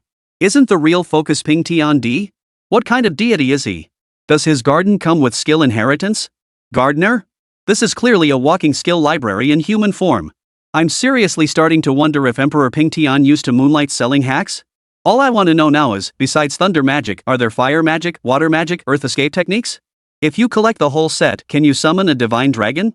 Stop it, I'm gonna cry from jealousy. How is this fair? I grind away at work every day, while he just eats a flower and gets electric powers. This is insane. The flood of comments swiftly shifted from shock and disbelief to overwhelming envy, jealousy, and resentment. Mixed with absurd remarks and boundless fantasies about the future, the livestream's atmosphere reached an unprecedented peak. Countless viewers scratched their heads in front of their screens, wishing they could teleport there instantly, even just to catch a whiff of that floral scent would be worth it. 109 crazy netizens. Take me with you next time. Please? I want to eat that too. Is it too late to buy a flight ticket now? Hey, upstairs, tell me where it is first. Is Emperor Ping Tian hiring garden sweepers? No pay needed, just feed me. I hereby declare, from today onward, I'm Emperor Ping Tian's die-hard fan. Anyone who bashes him will have me on their case. Ran. Stop spacing out. Hurry up. First come, first served. The flood of comments snapped Zhao Ran back to reality. Who cares if it's reasonable or not? Eat first, ask questions later. This was left behind by Zhao Ping. Once this opportunity was gone, it wouldn't come back. She took a deep breath, forcing down the absurdity in her heart, her gaze sweeping over the vibrant array of flowers. 13 couldn't wait any longer. He strode purposefully toward a cluster of earth-tone flowers that looked the most substantial, their petals thick and heavy, their edges glowing with a steady, deep sheen. He practically tore off a large handful, shoving it into his mouth without a second glance and chewing it noisily, as if savoring some rare delicacy. A bit bitter. 13 mumbled indistinctly, yet his eyes grew increasingly bright. A powerful aura suddenly surged from his body, causing the ground beneath his feet to tremble slightly. Long Ying, however, remained composed. Unlike Shirsan's eagerness, she carefully examined the patterns and sheen of different blossoms. Plucking another petal that shimmered with a pale blue glow, she savored it with meticulous attention. Moments later, a gentle breeze seemed to swirl around her, causing her sleeves to flutter without any wind. Seeing this, Zhao Ran hesitated no longer. She selected the flower that appeared most normal, emitting a soft red glow, and carefully plucked a small petal. The petal felt warm and moist in her hand, with a peculiar elasticity. Closing her eyes, she gritted her teeth and placed the petal in her mouth. It melted instantly, a wave of warmth spreading instantly, surging through every limb and bone.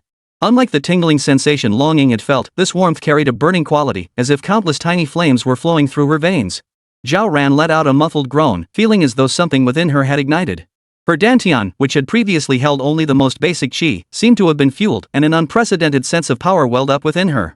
Simultaneously, countless techniques and methods for controlling flames, along with unique ways to wield them, flooded into her mind like a sudden revelation. They were crystal clear, as if she had known them all her life. I seem to. Zhao Ran raised her hand, still in disbelief. Nan Nan watched curiously from the side, clapping her hands and exclaiming, "Auntie, eat more." Zhao Ran instinctively followed the methods in her mind, attempting to summon the searing power within her body. She extended a finger toward empty space, silently reciting the incantation in her mind. Whoosh! A tiny purple flame materialized at her fingertip, flickering unsteadily yet radiating genuine heat. It worked! A flame hotter than the Li character's heat. Zhao Ran nearly jumped for joy. Staring at the flame on her fingertip, she was both astonished and delighted, quickly trying to control it. The flame danced at her fingertip, stretching out at times and forming into a small purple fireball at others. The live stream erupted once more. Holy crap! It's a special fire technique. Ran Jia has made it big. Mom asked why I was kneeling while watching the stream. Newbie trial card? No way. This is a VIP max level upgrade package. So jealous, so jealous. I'm changing my name to Lemonhead. Quick! Ran. Try the others. Ice. Wind. Earth. Inspired, Zhao Ran turned her attention to the other flowers. She tried a nearby blue flower radiating cold air and a white flower with swirling air currents at its edges. An ice spike formed in her palm, crooked but intensely cold. A tiny wind blade also ignited, whistling through the air. Over at Shirsan's end, the commotion was even louder. He seemed to specifically target flowers that looked hard and substantial to consume.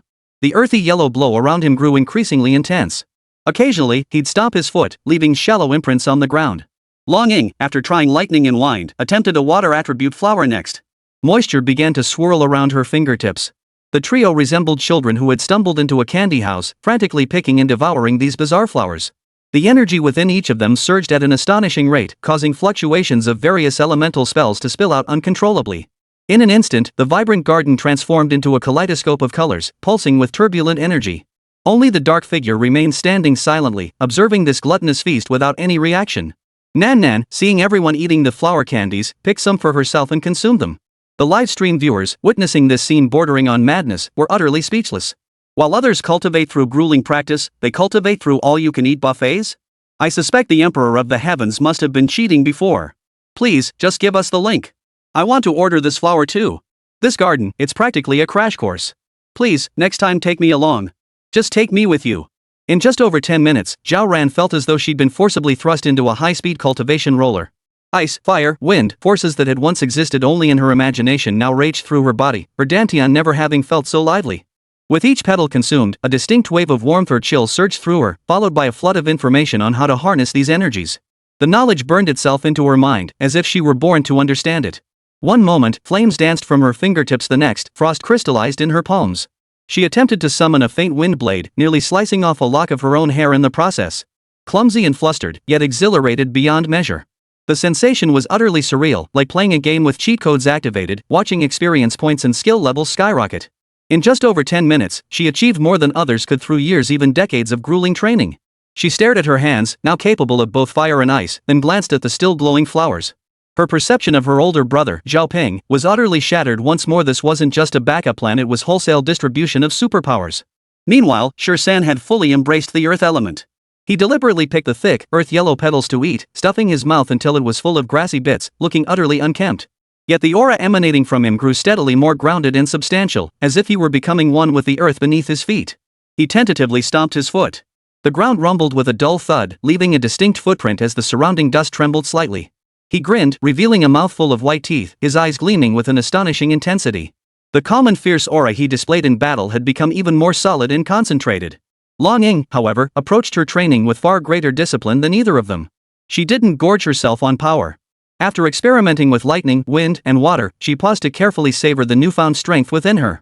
She attempted to fuse wind and lightning, tiny blue-green arcs occasionally dancing from her fingertips, her form seeming to grow lighter and more ethereal. Her command over the power clearly surpassed both Zhao Ran and 13. Though her enhancements weren't as diverse, each increment felt solid and effective. The live chat exploded with comments, overflowing with envy and frustration. I can't take it anymore. I'm heading down to the park to dig up wild greens to eat. What if? Dude, don't be stupid. That's literally eating dirt. This is eating an experience pack. This is killing me. Seriously killing me. Why don't I have a Zhao Ping as my big bromaster neighbor? Form a team. Right now. Destination, Taklamakan Desert. Conduct a thorough search. I refuse to believe we can't find another garden like this. At National Geography at Discovery Channel, you should totally follow this livestream. This is way more thrilling than discovering a new species. I've already started drafting my resignation letter. Reason, pursuing extraordinary powers. Can someone tell me besides lightning, fire, wind, earth, and water, are there light and shadow elements? What about space and time? Just how deep is the Heavenly Emperor's arsenal? Now even roadside wildflowers look like they have delicate features. I just want to take a bite. Report the guy above who wants to nibble on wildflowers. Destruction of greenery finds. Zhao Ran watched the chorus of wails in the livestream while feeling the surging power within her body. The shock and absurdity in her heart reached its peak. Her elusive older brother, always shrouded in mystery and unpredictable in his movements, had actually left behind such a cheat code level opportunity? This was way too generous. How on earth did he pull this off? Planting a few flowers could turn someone into a master overnight? It defied logic, but it was so typical of Zhao Ping. And the instigator of it all, that shadowy figure, remained frozen in place like a statue. It watched calmly as Zhao Ran and the others devoured the flowers like mad groundhogs, observing the multicolored lights flickering across their bodies and the uncontrolled energy fluctuations radiating from them, showing no reaction whatsoever. It neither stopped them nor urged them on, as if everything unfolding before its eyes was entirely within its expectations, or perhaps, it simply didn't care. Nan, however, was thoroughly enjoying herself. Unlike the adults, she made no discerning choices. Seeing brightly colored, appealing fruits, she simply plucked them and stuffed them into her mouth. Her little cheeks grew plump and round. Occasionally, she let out a tiny burp accompanied by sparks of electricity or a wisp of frosty breath, then giggled delightedly, finding it utterly amusing. 110 Central Passage. The monster's belly? The strange petals in the garden were nearly all devoured by the three of them. Each felt an unfamiliar power surging within, abundant yet somewhat uncontrollable. Zhao Ran belched, her breath uneven. Her left hand felt slightly warm, while her right hand radiated a chill.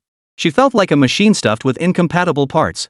The power within her was chaotic, ice and fire intertwined, wind and thunder roared, a raucous elemental party erupting in her dantian. The slightest distraction could send sparks leaping from her fingertips or a thin layer of frost forming. On the tiny wrist of the little girl, the simple silver bell swayed gently, emitting a faint, almost inaudible tinkling sound. The little girl tilted her head, her dark, shiny eyes fixed on an empty space where only dust particles danced in the light. She blinked, as if trying to discern something. Auntie. Nan turned her head, her little face serious, her voice tinged with a barely perceptible hint of disappointment. Shadow Brother said he finished his task and is going back to sleep. Zhao Ran felt a slight heaviness in her heart. Had that guiding remnant fulfilled its purpose? She crouched down, running her fingers through Nanan's soft hair, a complex mix of emotions stirring within her. Long Ying and Shersan had also heard Nanan's words. They exchanged a glance, both falling silent. Let's go back, Long Ying said, rising to her feet and brushing imaginary dust from her clothes. The three of them, accompanied by Nan, retraced their steps back to the enormous underground transportation hub, the cavern where three pitch-black passages converged. The left passage was damp and chilly, already explored. The right led to that wondrous garden, where they'd found great riches. Now, all eyes turned to the central passage, the deepest, quietest, and the only one untouched. Zhao Ran stared at the pitch-black entrance, feeling a chill run down his neck. Had they just received their beginner's gift pack only to advance directly? Moreover, the atmosphere at this entrance felt significantly more oppressive and heavy than the previous two. The live stream chat exploded with comments. Here comes the main event. The middle passage is definitely the main storyline. From the Emperor of Heaven, surprises guaranteed or scares. High energy warning ahead. Non-combatants, bring your own armor. Wild guess, the final boss is locked inside. Sis Rant's expression says it all. She practically has "I wanna go home" written on her face. Hilarious. Zhao Ran had no time to read the comments, but her expression was undeniably grim. She desperately wanted to grab Long Ying and Shersan's arms and suggest, how about we head up first to catch our breath? Digest things? Formulate a battle plan? But seeing the calm yet resolute expressions on their faces, she silently swallowed the words on the tip of her tongue. She was scared, but she couldn't hold them back. Long Ying and Shirsan showed almost no hesitation, simultaneously stepping forward toward the central passageway. Zhao Ran tightened her grip on Nan Nan in her arms and took a deep breath. Despite the thin air, she steeled herself and followed. "We're already here. We're already here." She could only repeat the words in her mind. The moment she stepped into the central passageway, the environment shifted abruptly. Gone was the damp chill of the left passage, gone too the warmth of the right garden.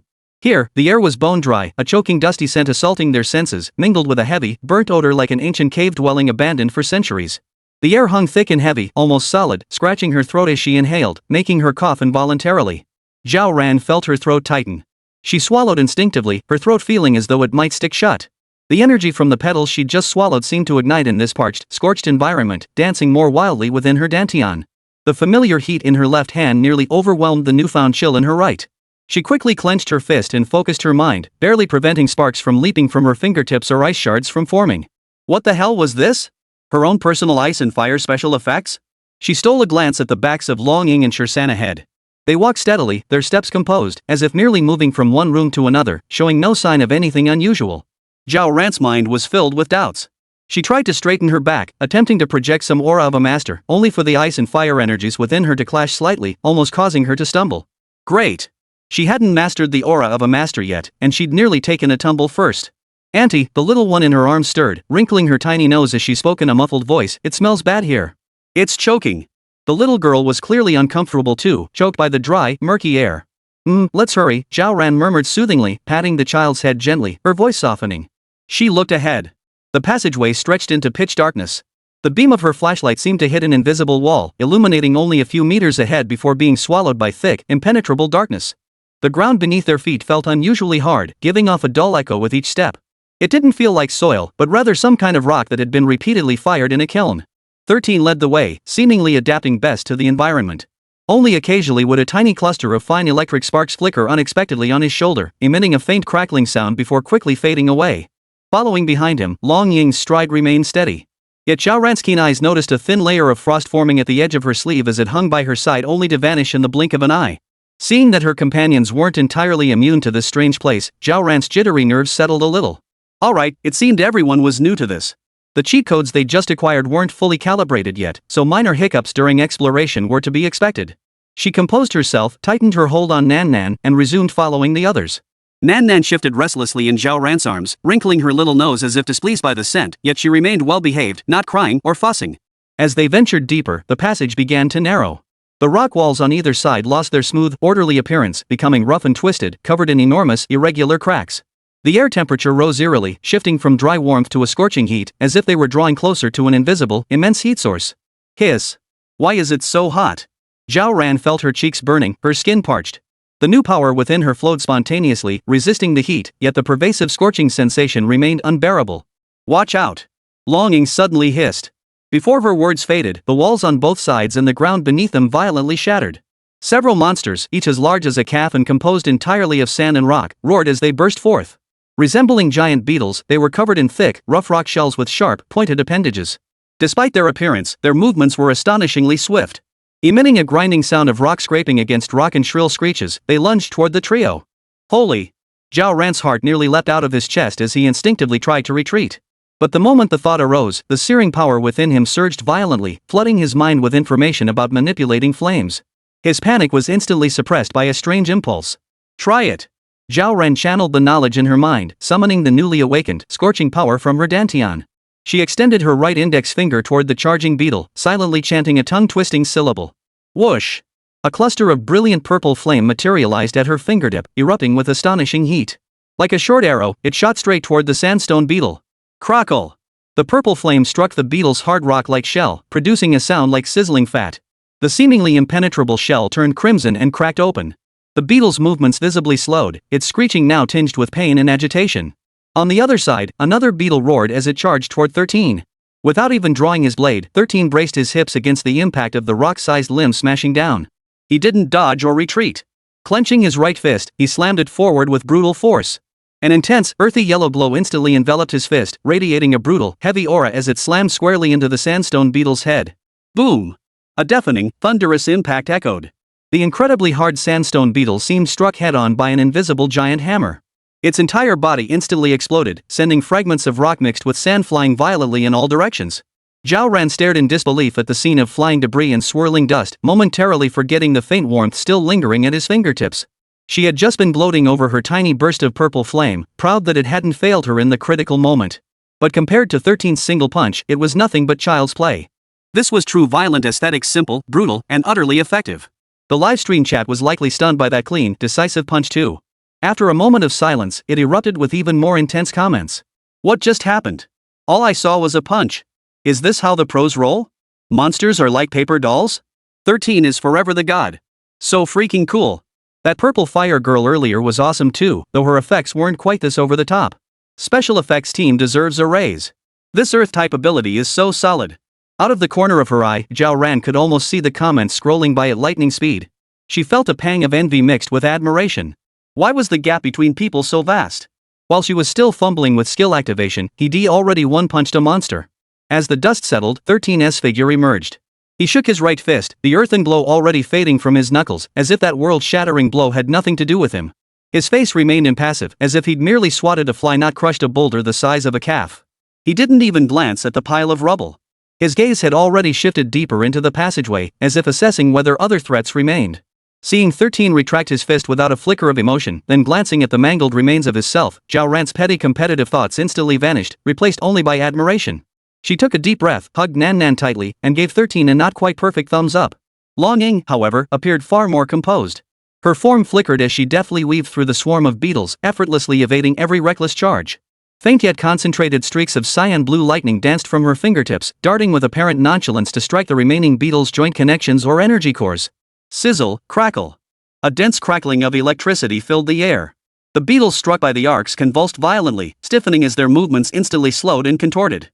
Two collapsed to the ground, twitching uncontrollably, their rocky exoskeletons scorched with burn marks from the electric shock, temporarily neutralized. In mere seconds, the trio had efficiently disposed of these formidable sandstone beetles that had arrived with such ferocity. Zhao Ran surveyed the smoking debris and beetle remains scattered across the ground, then glanced at her two companions, one impassive, the other relaxed and composed. For the first time, she truly grasped the sense of participation and exhilaration that came with being a combatant. Seems this flower wasn't eaten for nothing, she murmured softly, a faint smile tugging at her lips. The trio didn't linger long. After clearing the debris blocking their path, they pressed onward. The temperature deep within the passageway kept climbing, the air so dry it felt like it could ignite spontaneously at any moment. However, bolstered by the new power within her, the intense heat, though uncomfortable, remained within tolerable limits. The passage ahead suddenly opened up, becoming wider, yet the darkness grew thicker and deeper, as if even the light itself had been swallowed by the heat and gloom.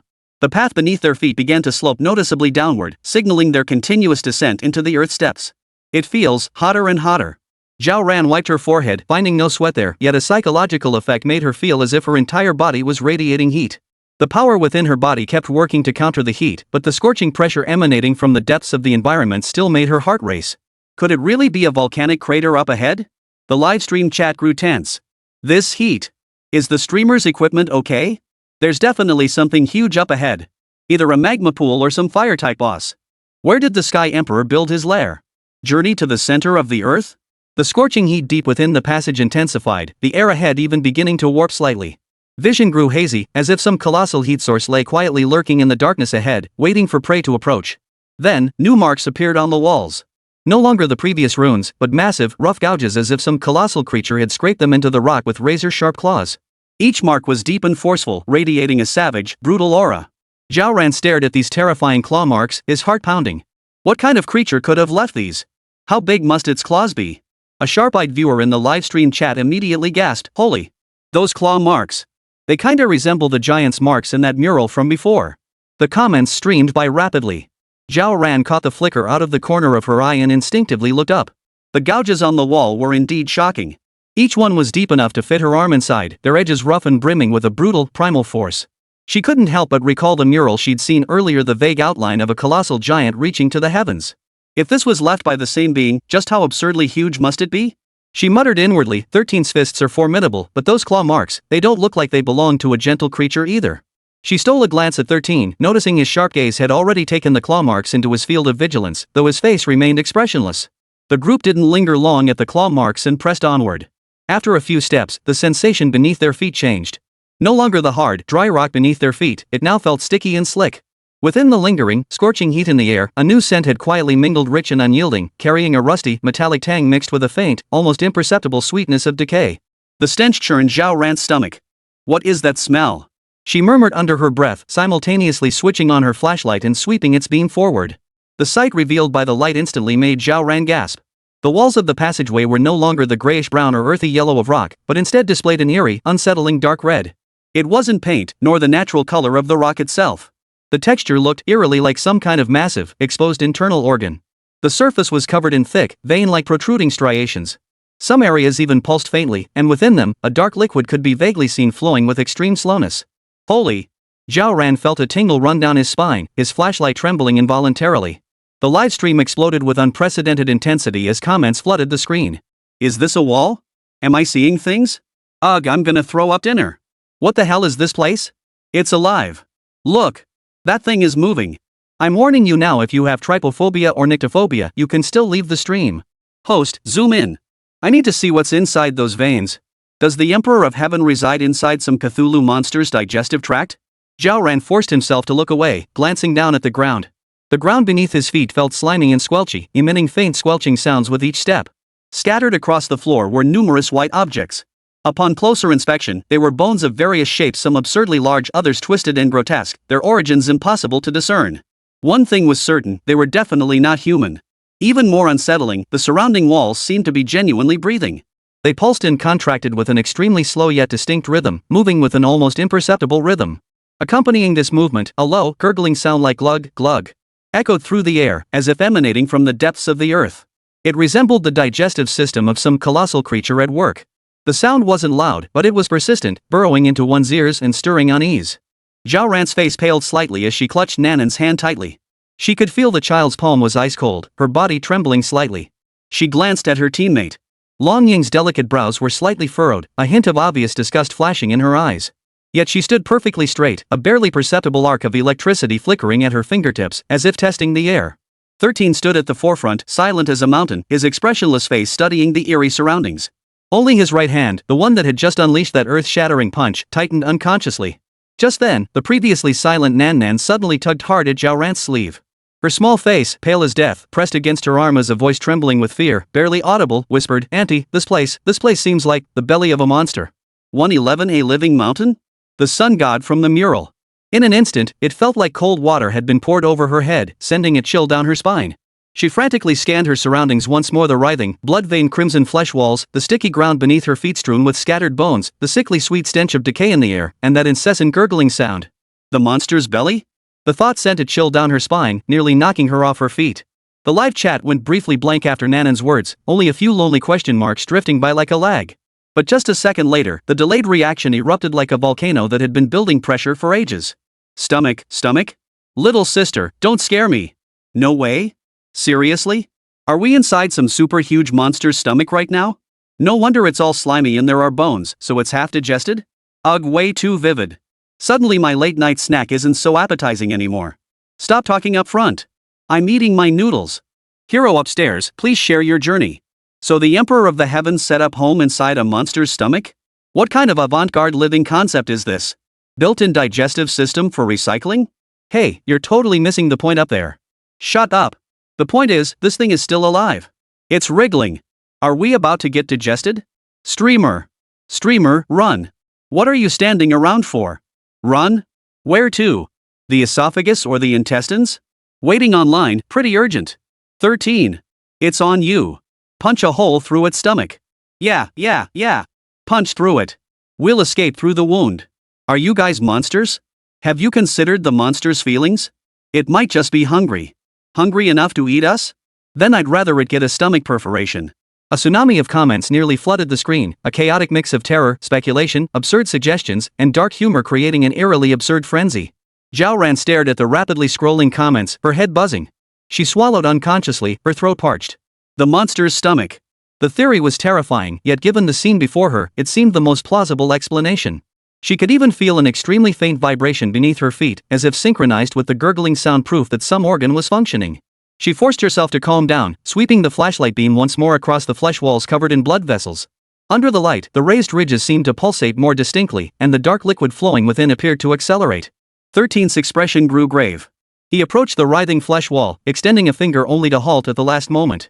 Instead, he tapped it cautiously with the hilt of his knife. The sound was dull, like striking thick, resilient leather. Thud, thud.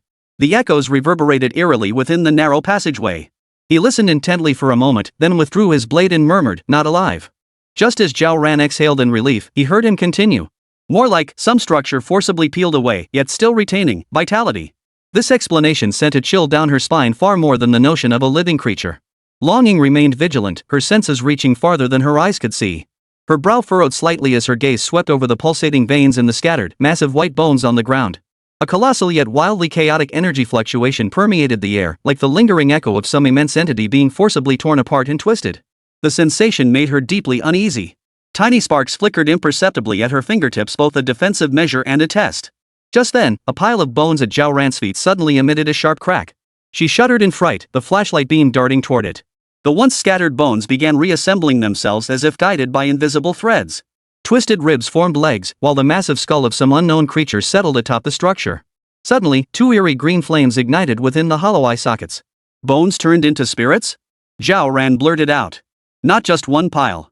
Several piles of white bones nearby underwent the same transformation, staggering to their feet with joints grinding in a bone-chilling creak as they closed in on the living. What a unique welcome ceremony. Watch out. Longing hissed, striking first. Her hands traced invisible patterns, and crackling blue lightning snakes shot forth, coiling precisely around the foremost skeleton. The lightning danced, causing the skeleton's movements to falter noticeably. Its entire skeletal frame trembled, as if it had suddenly started dancing to a thunderous beat. 13 followed immediately. His massive, imposing blade was already in his grasp. With a low growl, the blade flared with an earthy yellow blow as he swung it out in a sweeping arc. Crash! The heavy blow smashed the electrically stiffened skeleton clean in half at the waist, sending bone fragments flying everywhere. Zhao Ran's heart skipped a beat as she quickly added, "Don't let them get back up." She rubbed her palms together, and a searing fireball shot forth, landing on the scattered bone fragments and igniting them with a crackling burst. The air filled with the acrid stench of burning flesh. The remaining bone monsters roared as they charged. The trio immediately coordinated their efforts. Longing controlled the battlefield to distract them. 13 focused on destroying the main threats, while Zhao Ran followed behind, destroying the evidence to prevent these things from rising again. For a moment, the passageway flashed with lightning, whistled with blade winds, and blazed with flames. The scene was chaotic, yet their efficiency was astonishingly high. The bone monsters were quickly cleared, but the clack-clack and gurgle sounds from deeper within the passage grew more intense, as if more residents had been roused. The trio dared not linger.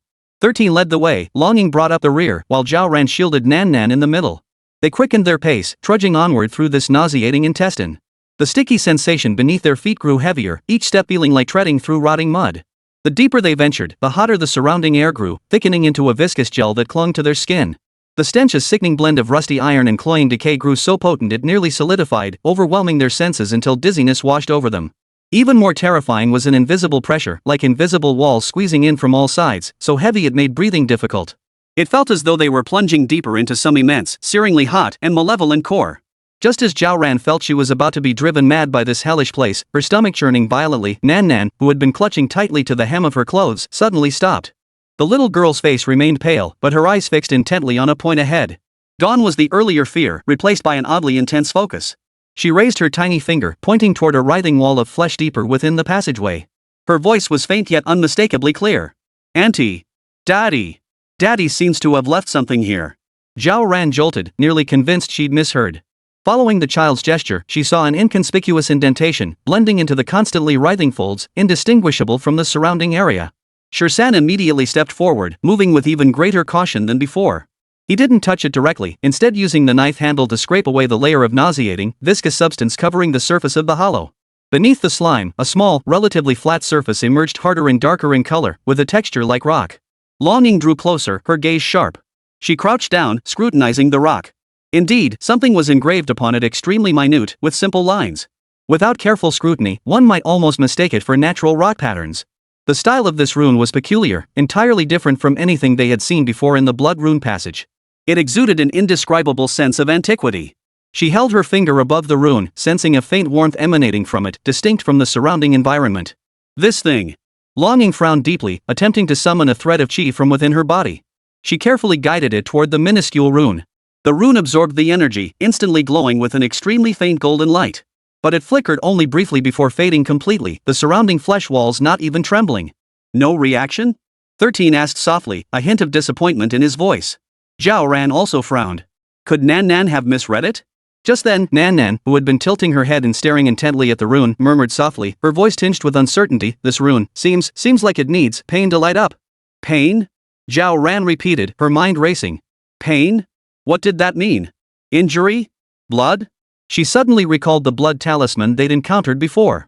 Could it be another blood sacrifice ritual? How much did the owner of this place enjoy bloodletting? She glanced at Nanan's earnest little face, then at the unresponsive tiny rune. After a moment of silence. Screw it, let's just try. Zhao Ran steeled her resolve, raised her left index finger, and bit down hard on the tip. A sharp, stinging pain shot through her finger as a crimson drop of blood formed instantly. Without further hesitation, she brought her finger close to the rock and precisely dripped a single drop of blood onto the tiny rune. The instant the blood touched the rune, a sudden transformation occurred. The tiny rune erupted with blinding golden light, no longer the faint flicker of before, but suddenly glowing like a miniature sun. The dazzling radiance instantly banished the surrounding gloom, spreading along the edges of the rock's recess like a living thing. Golden lines swiftly traced and intertwined across the writhing, dark red flesh walls. In the blink of an eye, a vast, intricate, and profoundly mystical rune matrix appeared before them. The golden light exploded outward, like warm sunshine melting snow, instantly banishing the suffocating chill and putrid stench. The massive rune matrix etched into the flesh walls glowed steadily, its light pulsing like breath, radiating a profound, comforting sense of power. This power did not burn instead, it carried a soothing, peaceful calm. The ceaselessly writhing flesh walls around them seemed to have been paused, coming to a complete standstill. Even the thick, cloying stench of decay faded considerably, subtly replaced by an indescribable, herbaceous fragrance. The steadily rising temperature stabilized, no longer climbing higher. Ha! Zhao Ran exhaled deeply, feeling as if he'd finally surfaced after holding his breath underwater for ages. His taut nerves relaxed slightly. She glanced down at her still bleeding index finger, then looked up at the spectacular, almost unreal golden rune wall before her. She couldn't help but mutter inwardly, brother's taste is quite unique. Even a safe house has to involve blood? Couldn't he have chosen something more earthly? 13 loosened his grip on the knife handle slightly. He scanned the still surroundings, then looked at the rune matrix. His face showed no extra emotion, only a barely audible hum escaped his throat. His eyes were filled with admiration for Zhao Ping's craftsmanship. Long Ying, however, was utterly captivated by the runes. She stepped closer, her gaze fixed intently on the intricate, interwoven golden lines, as if etching every detail into her mind. These runes, their structure is ancient, unlike any system I know. Yet the energy is pure and vast, seemingly possessing only defensive and guiding functions. She extended a finger, sensing the tranquil power through the air. This area is safe for now. Safe is good, safe is good. Zhao Ran hurriedly rummaged through his backpack for first aid spray and bandages, giving his finger a quick dressing while muttering under his breath as he wrapped it, could we find a different way to open the door next time? Nan Nan tilted her little face upward, gazing at the glowing rune with sparkling eyes, radiating childlike pride. Her voice was soft yet clear, Daddy left it. Yes, yes, yes. Your daddy is the best. Zhao Ran ruffled her little head, suppressing the surging worries and doubts in his heart. What exactly had Zhao Ping gone through in this cursed place to leave something like this as a marker? They seized this rare chance to rest briefly. Long Ying sat cross-legged, eyes closed, regulating her breath to replenish the chi she'd expended. Shirsan chose a relatively clean rock to lean against, meticulously wiping his blade while his ears remained alert, straining to catch any faint sound from either end of the passage. Before long, the immense rune matrix shifted once more. The golden beams composing it no longer spread uniformly, some began to flow and converge like living creatures, drawn by an invisible force as they slowly extended deeper into the passage. Finally, these beams traced a distinct path upon the floor and walls before them, a winding route shimmering with soft golden light that pointed into the darkness ahead. Nan Nan immediately stood up, her little finger pointing at the path of light, her tone filled with complete trust and certainty. Auntie, it's Daddy telling us to go this way. Zhao Ran, Shirsan, and Long Ying all rose to their feet, gazing toward the end of the light path. The darkness there seemed deeper and purer than before, as if it could swallow all light. The silence carried an unsettling sense of the unknown. The safety zone created by this rune matrix was warm, but ultimately only a temporary refuge. The real test, they suspected, lay ahead. Looks like Dad really was worried we'd get lost, Zhao Ran said with a forced lightness, smiling at Nan Nan and patting her back. Inside, however, he was on high alert. Alright, let's follow the navigation. Stay close. Let's see what your dad's really up to. 13 said nothing, stepping forward once more. He adjusted his breathing, then set off with steady strides toward the beginning of the golden path. The light seemed to grow brighter as he stepped in, as if confirming its guidance. Long Ying scanned the surroundings, confirming no anomalies before taking up the rear. Zhao Ran tightened his grip on Nanan's hand, following closely behind Shirsan as they stepped once more into the darkness ahead. This time, however, a distinct, faintly glowing path marked their way forward. The golden runic path beneath their feet was clearly visible, winding forward like the sole lifeline in the darkness. The writhing flesh walls on either side remained still, yet their greasy, reflective texture still sent shivers down the spine. Before long, a wave of heat washed over them. Unlike the previous chill, this was pure, searing heat that felt as though it could ignite them. The air grew increasingly dry, each breath carrying a searing sensation, as if inhaling not air but scorching sand. Zhao Ran instinctively glanced at the live streaming device on his wrist. The screen began to flicker violently, tearing apart as snowflakes multiplied. The few remaining bullet comments grew intermittent, filled with viewers' anxious inquiries and worries. "The signal, it's failing," Zhao Ran muttered under his breath, feeling a surge of irritation. To fail at the crucial moment, this damn place wouldn't even let him submit a bad review. As they advanced deeper, the flesh walls lining the passageway darkened, glowing an unnatural crimson as if scorched by intense heat within. In some spots, a thin layer of black glass-like substance resembling cooled, solidified obsidian covered the walls, reflecting faint golden light. The sensation beneath his feet changed to no longer rock, but some scorching, hard surface. Heat seeped through the thick combat boot soles, burning his soles until they went numb. Zhao Ran felt as if he were walking on a sizzling iron plate, needing only a sprinkle of cumin to complete the scene. 13, leading the way, suddenly halted. He tapped the ground beneath his feet with the butt of his knife, producing an unusually crisp, hollow sound that jarred against the surrounding muffled environment. Crouching down, he ran his fingers over the scorching surface, feeling the vibrations and heat. "It's hollow underneath," he stated concisely, lifting his gaze toward the front. "The heat is radiating up from below." Longing closed her eyes, then snapped them open seconds later, her expression growing even more grave. Below, a massive energy source. Her voice dry, tinged with a barely perceptible astonishment. Pure, violent, unimaginably high temperatures. She didn't elaborate further, but that gravity spoke volumes. "Empty? What's down there?" "Geothermal heating." Zhao Ran tried to lighten the mood, though his voice was also slightly hoarse. She pulled Nan closer to Shirsan, her soles burning unbearably. The golden rune path ahead no longer wound, all light converged at a single point, pointing straight to the passage's end. There, the space suddenly opened up. No longer a cramped passageway, it revealed a massive cavernous opening shrouded in a dark crimson glow. The scorching heat was almost tangible, assaulting them as they approached. The group exchanged glances.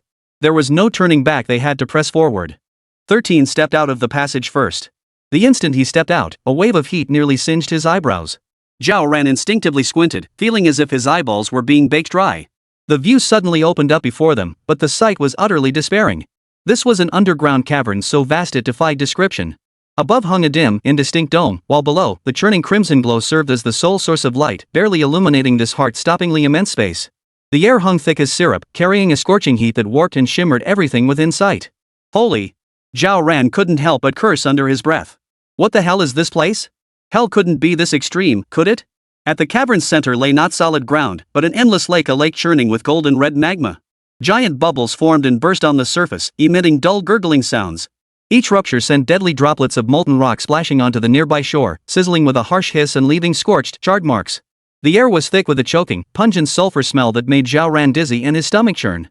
13 remained expressionless, but the knuckles of his knife-gripping hand turned slightly white. He scanned the surroundings warily, his body taut, ready to respond to any sudden threat at a moment's notice. Long Ying's expression was even more grim than it had been in the passageway. Staring at the lava lake, her eyes were filled with disbelieving horror, as if assessing the terrifying energy contained within this area. Zhao Ran pulled Nan back instinctively, taking half a step backward. The ground beneath their feet remained scorching hot, but compared to the heat radiating from the lava lake ahead, it felt almost cool. She swallowed hard, her throat parched as if on fire. How could there be a place like this down here? How deep is this lava lake? No one could answer her. Her gaze swept past the boiling, destruction-laden lake toward the distant horizon. On the opposite shore stood a colossal entity. It resembled a mountain, yet defied any familiar peak. It was enormous, filling the horizon, its peak piercing the hazy darkness above. Its outline shimmered faintly in the distorted heat, appearing unreal. The entire mountain glowed an unsettling dark red, its surface covered in a network of faintly raised patterns. Illuminated by the flickering, shifting light of the lava lake below, those patterns seemed to come alive, undulating with the shifting light and shadow, as if breathing? Or like a colossal heart beating slowly yet powerfully. Zhao Ran felt her scalp prickle and her heart pound wildly as a primal fear gripped her. This thing is alive? The thought made every hair on her body stand on end. She blinked hard, trying to see more clearly, but the distorted heat waves blurred everything. Just then, Nan, who had been clutching Zhao Ran's hand tightly, began to shake violently. The little girl stared fixedly at the dark red mass, her face instantly draining of all color, turning deathly pale. She clutched Zhao Ran's hand so tightly her knuckles turned white, her voice cracking with uncontrollable fear and tears as she shrieked, "Auntie, it's sister son." "What?" Zhao Ran froze, her mind buzzing as if she'd heard an auditory hallucination. She looked down sharply at Nan Nan, seeing only tears in the little girl's eyes as she stared fixedly at the mountain, her body shaking like a fallen leaf in the wind. Sun's sister? The enormous, warm, luminous sun sister from Nanan's fragmented descriptions was that the dark red mountain looming across the lava lake, radiating a terrifying aura as if it were breathing? Zhao Ran, Shirsan, and Longing froze in place as if petrified by a spell. A crack appeared on Shirsan's face as his brows furrowed deeply. Longing sucked in a sharp breath, her gaze growing intensely grave. A living mountain? The sun from the mural? The sun sister mentioned by Nan Nan? The sheer volume of information overwhelmed Zhao Ran, leaving his mind blank. Only Nanan's trembling voice echoed in his ears. Sun. Sister. Zhao Ran murmured the words, feeling a chill surge from the soles of her feet to the crown of her head, a sensation more unbearable than the scorching heatwave that had just engulfed her. Though the signal was intermittent, Nanan's tearful cry and the abnormally massive, dark red mountain in the frame still transmitted clearly. The live stream exploded instantly. Bullet comments erupted like an avalanche, only to be swallowed by signal lag moments later. Scattered characters, giant question marks and exclamation points struggled to appear. What the hell? Sun's sister? That thing is Sun's sister? A living mountain? Is that the sun god from the murals? Wait, isn't the sun sister supposed to be warm? This looks like hell. My kid's crying. This can't be good. Holy crap, I thought the mural was just a legend, but there's actually a living sun? What the hell is this place? An active volcano beneath a lava lake? This is insane. It's scarier than all those monsters before. Run, streamer. That mountain looks like it's moving. The signal's cutting out. Hang on, streamer. Don't lose it. I haven't figured out what that mountain really is yet. 112 blew up. What kind of entity did Zhao Ping provoke back then? After a brief moment of clarity, the screen flickered with snowy static again. The signal struggled on the brink of failure, yet the breathtaking scene hadn't completely vanished. The phrase sun sister and that monstrous, unnaturally massive, dark red mountain peak breathing as if alive seared into every viewer's retinas and minds like a red-hot branding iron. The shock it unleashed far surpassed anything they'd ever encountered before. Holy! What the hell is that? Is it ING alive? Am I seeing things? A mountain. A mountain moving? Like a heart. Wasn't it sealed? How did they seal a living planet engine? The mural up ahead. The sun in that painting. And the patterns on that mountain. Could it really be Sun's sister? Did Nan Nan recognize her correctly? That scale, that presence. What kind of being did Emperor Ping Tian provoke back then? The feed's frozen. But that red glow and shadow. I feel my sanity evaporating. Hang in there, streamer. Don't cut out. Even if you die, let us see this damn thing clearly. I suddenly feel a bit sorry for Emperor Ping Tian. If it were me, I'd be running for my life to know. I'd ascend right where I stand if I could. That heartbeat sound. It's happening again. It's not Ping Tian D's, it's coming from that mountain. Holy. There's a face in that shadow? A female ghost? Nanan's tiny body shook violently in Zhao Ran's arms, nearly convulsing. The terror brought by that enormous, dark red mountain was pure and overwhelming, far surpassing any monster or danger they'd faced before. The little girl clung desperately to Zhao Ran's clothes, her knuckles turning white. Tears rolled down like beads from a broken string, yet even her cries were choked in her throat. Only faint, suppressed sobs betrayed her near collapse from terror. She buried her small face deep into Zhao Ran's thigh, her body trembling like the last leaf in an autumn wind. Sun's sister. A chill shot up Zhao Ran's spine from the soles of her feet to the top of her head. Instinctively, she pulled Nan Nan closer behind her, her arms tightening around the child as she tried to offer the slightest comfort with her own warmth. Yet her own heart pounded so fiercely it felt like it might burst through her chest. The apocalyptic hellscape before her eyes clashed with the once warm, comforting name Nan Nan had uttered, creating an extreme absurdity and terror. This thing, is it sister son? What kind of world-destroying thing had her unreliable older brother sealed away? He sure had passed the buck big time. Nan Nan, don't cry. Auntie is here. My poor Nan Nan. Kids sense things best. This thing is a million times scarier than that lingering remnant. You bastard, Emperor of Heaven. Dumping your own daughter on your sister and running away. Hey, up there even the heaven-taming Emperor probably didn't see this coming. Who could have predicted this? This mountain, the pressure is overwhelming. I can barely breathe just looking at it through the screen. I caught a clear look at that female ghost's face. Holy crap. It's the same voice from that curse earlier. Long Ying's expression darkened to the extreme, tinged with a hint of pallor. She closed her eyes, then snapped them open moments later. Her gaze held disbelief, terror, and a hint of bewilderment. She sensed it within that mountain lay an energy as vast and boundless as the cosmos itself. Yet at its core pulsed an ancient, pure consciousness, saturated with the essence of destruction and finality. This consciousness was even older and more alien than any text or forbidden art left behind by her master. This power simply did not belong in this realm. 13 gripped the hilt of his blade, his body taut as a rock on the verge of shattering. His face bore no obvious fear, only the solemn gravity of one confronting something utterly beyond comprehension. He could not measure what lay before him with no knowledge, relying instead on Long Ying's judgment and the instinct to protect Zhao Ran and her niece. His sharp gaze locked onto the mountain and the churning lava lake, while his vigilance intensified toward the newly emerged black mist, searching for any potential threat. The magma lake churned and boiled, enormous bubbles continuously bursting, spewing deadly heat and the acrid stench of sulfur into the air, forming a natural, impassable chasm. At that moment, the dark red colossus, as if sensing their arrival, began to emit a deep, rumbling thud, thud. This sound did not originate from air vibrations but pierced through the intense heat and distance, striking deep into everyone's soul like the heartbeat of a primordial beast, heavy and oppressive. With each heartbeat, Zhao Ran felt his chest tighten and his blood surge, while Nan Nan trembled like a sieve, nearly unable to stand. Accompanying this eerie pulsation, the dense black mist at the edge of the cavern, near the darkness of the passage they had come through, grew more solid. No longer a shadowy blur, it slowly coalesced and stretched, its outline gradually sharpening until it revealed a twisted human form. At the chest of the black mist, the twisted, malevolent sun symbol glowed more vividly than before. It pulsed with an ominous red light, as if alive, echoing the patterns on the distant mountain surface. The black mist slowly turned its body, revealing its face. It was no longer a blurred outline, but a twisted, hideous female visage. Its features were vaguely discernible, yet warped by boundless venom and madness. Its eye sockets were hollow and bottomless, while the corners of its mouth stretched into an inhuman, malevolent curve exactly like the shadowy form of the black mist in its lingering remnant state. Only now, this face was clearer and more real, as if it had condensed all the negative emotions in the world. Holy! A ghost face. A high-definition and censored female ghost face. It really is that lingering shadow. Did it materialize? That face, it's filled with malice. It's the same voice that cursed the streamer earlier. Is this ghost one with the mountain? The mountain is the main body, and she's an avatar? So that evil sun in the mural is this thing? Did the Emperor of Heaven subdue a psychotic goddess? Oh no! She's looking this way. Who is she looking at? The female specter made no sound, but her hollow eyes locked onto them. Her gaze, like a cold, venomous snake, slowly swept over Long Ying, who braced for battle, and Shan, who stood utterly still.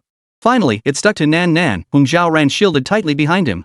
A cold, viscous, tangible malice surged like an invisible tide, instantly engulfing the three. This malice was utterly pure, brimming with greed, hatred, and some indescribable hunger for living flesh. Oh no! That female ghost has targeted Nan Nan. Protect Nan Nan. This malice. I can feel my hair standing on end even through the screen. What a look in its eyes. Like it wants to devour Nan Nan whole. Wait, why is it fixated on Nan Nan? Could it be connected to the Emperor of the Heavens? Creepy when you think about it. Nan Nan is the daughter of the Emperor of Heaven. Could this be targeting the Emperor of Heaven? Retaliation? Damn it! Zhao Ran felt every hair on her back stand on end, a chill creeping up her spine. She instinctively pulled Nan Nan further behind her. Simultaneously, she summoned the newly acquired, still unfamiliar power within her. A faint, flickering light alternating between fire and ice glowed at her fingertips, an instinctive reaction of her body to extreme danger. She knew the real trouble had only just begun. This female ghost, or rather, this lingering remnant, was clearly aligned with that terrifying sun sister mountain. Could it even be an extension of the mountain's will? It's starting. It's starting. This ghost is about to cause trouble. Feels like the cut scene before a boss battle. Cut the cinematic. Fight her already. Or run for your life. Run? Where to? Behind us is a lava lake, and ahead is a ghostly maze. Instead of lunging to tear them apart, the female specter remained frozen in place. Its hollow eye sockets fixed on them as twisted lips opened and closed, emitting a series of low, indistinct, utterly incomprehensible syllables. The sound didn't seem to travel through the air, it felt like it was being chiseled directly into their brains, carrying an indescribable sense of filth, as if countless maggots were writhing inside their skulls. Ugh! Zhao Ran groaned, feeling her temples throb violently as if she'd been stuffed into a high-speed washing machine. Her stomach churned violently. She clamped her hands over her ears, but it was useless, the sound poured directly into her mind. Nanan's little face instantly drained of color. Her tiny body shook violently as she clamped her eyes shut, teeth grinding together with a sharp click, as if enduring immense agony. Long Ying and Shan were visibly affected too. Long Ying's brow furrowed deeply, his face even paler than before, fine beads of sweat forming on his temples. 13 remained poised with his blade raised, but the taut muscles and the slight twitch at the corner of his mouth betrayed the pressure he was under. Damn it! A mental attack. And it's an AoE attack. Hang in there, streamer. Just hearing about this stuff is driving me insane. Nan Nan. How's Nan Nan? Dragon Sister and 13 seemed to be struggling too. Just as Zhao Ran felt her consciousness shatter under the bizarre sound, that female voice filled with bone-chilling venom pierced her mind like a poison ice spike once more. Feudal lords, swear your oath. The renegade. Heaven's curse upon you. Each syllable seemed crystallized from blood and curses, brimming with boundless hatred and resentment. 100 times clearer than the earlier whispers from the spectral remnant, it felt as though the female ghost was screeching directly into her ear. This shockwave was far more violent than the earlier, persistent whispering. Zhao Ran's vision darkened, nearly causing her to collapse to her knees. Only a fierce resolve I refused to die in this cursed place kept her standing. She shook her head, trying to dispel the nauseating sensation, while shielding Nan Nan even more fiercely behind her. Longing swayed slightly, gritting her teeth against the searing pain in her mind. Yet a flicker of something strange passed through her eyes. It seemed she had caught a crucial piece of information within the vicious curse. Dazed, she murmured to herself, the oaths of the feudal lords, divine retribution, what exactly is it? Her voice was low, her expression inscrutable. Zhao Ran's mind remained a muddled mess. Longing remained silent, her expression growing increasingly grim. 13 had clearly heard the curse too, but his brow furrowed even deeper, his eyes filled with confusion. This ancient oath and curse lay entirely beyond his understanding. He couldn't grasp how it connected to the monster before them or the purpose of their journey. An alliance oath among feudal lords? What the hell is that? Never heard of it in history class. Sounds ancient. The renegade? Who betrayed whom? Divine retribution? Is this female ghost here to carry out that punishment? My guess is the Emperor of Heaven made some vow with someone back in the day and broke it? Now his daughter's getting punished for it? Dude, your imagination rivals that of a conspiracy theorist. Emperor Ping Tian, I'm not taking the blame for this. Zhao Ran fought back nausea and a throbbing headache, instinctively glancing up at the massive Sun Sister Mountain in the distance. Uncontrollably, his mind flashed back to the blood-soaked scenes from the mural's tiny figures kneeling before the sun, sacrificing children. The feudal lord's oath, those who betray, divine retribution, sacrifice, the sun. A vague yet profoundly unsettling thought took shape in her mind, the female ghost's curse, the terrifying Sun Sister, and the sacrificial rites depicted in the murals all likely pointed to the same ancient, dark, and bloody event buried by time. And what Zhao Ping had suppressed might be far more than just one crazy woman. Just as everyone's minds were being torn apart by the curse and speculation, the female face fragment seemed to complete its proclamation. Its massive form, composed of black mist, began to slowly writhe. No longer drifting aimlessly, it moved with a heart-stopping determination and clear purpose, drifting toward the opposite shore of the lava lake toward the colossal Sun Sister Mountain. It's moving. Where is it going? Look at the direction. Is it heading back into that mountain? Merge? It's going to merge with the main body? No. If this clone is already this powerful, what will happen after it merges? As the remnant moved, the dark crimson Sun Sister Mountain seemed to respond to a summons. Its thump, thump. Heartbeat grew more urgent, more thunderous. The twisted patterns on the mountain's surface blazed with intense crimson light. A wave of destructive intent, more colossal and pure than before, spread like a tsunami. The air itself seemed to thicken and grow scorching hot. A chill gripped everyone's hearts simultaneously as a dreadful premonition rose. The appearance and actions of this remnant were no coincidence. It was resonating with the mountain. The terrifying entity, suppressed for untold millennia, might truly be about to. Ding-ling-ling-ling. At that very moment, the silver bell on Nanan's wrist, quiet until now, a gift from Gaia, suddenly erupted with an unprecedented series of urgent, piercing chimes. The sound was no longer its usual clear and pleasant ring. Instead, it was filled with urgency, fear, and a desperate warning. Nanan's already pale face drained of all color. Her eyes snapped open, ignoring the searing pain in her head. Her tiny finger pointed at the mountain whose heartbeat was accelerating, and she screamed, her voice breaking. Auntie! Auntie! It's waking up! That evil thing! It's waking up! Before Nan Nan could finish speaking, the massive Sun Sister Mountain began to violently tremble. No longer the rhythmic pulsing of before, it now resembled some terrifying living creature struggling desperately within, trying to break free. Giant cracks spread across the mountain's surface like a spiderweb, emitting a bone-chilling, grinding friction sound as rocks tumbled down in a shower of debris. Damn it! Zhao Ran felt the ground beneath his feet shake violently, nearly losing his balance. Immediately after, more blood-red vines twisted like human veins and tendons, several times thicker than the one seen before, burst violently from the cracks. Twisting and writhing, their surfaces coated in viscous fluid reeking of putrid stench and decay, they lashed wildly in all directions, sending waves of scorching air that instantly saturated the entire underground chamber with a nauseating stench. At the same moment, the female face fragment that had drifted to the edge of the magma lake plunged without hesitation into the churning, boiling crimson-black lava below. Boom! As if a boulder had been hurled into it, the magma erupted into a violent frenzy, its waves surging and churning. The vast form of the remnant, composed of black mist, twisted and deformed violently within the unimaginable heat, emitting a silent, shrill wail before finally disintegrating completely. It transformed into a more condensed, pure black vapor, utterly consumed by the magma. But this was not the end. That black mist, as if possessed of life, swiftly converged from the depths of the magma lake toward the direction of the Sun Sister Mountain. It really went back. Long Ying's voice trembled with disbelief. As the remnant fused, the surface of the magma lake began to surge violently. The flesh and blood vines that had burrowed out from the mountain's fissures now began to extend rapidly toward the magma lake. As if guided by some invisible force, the magma began to coalesce and rise on the lake's surface, intertwining with the twisted vines. Against the boiling surface, it forcibly constructed an extremely unstable bridge composed of churning molten rock and contorted flesh vines.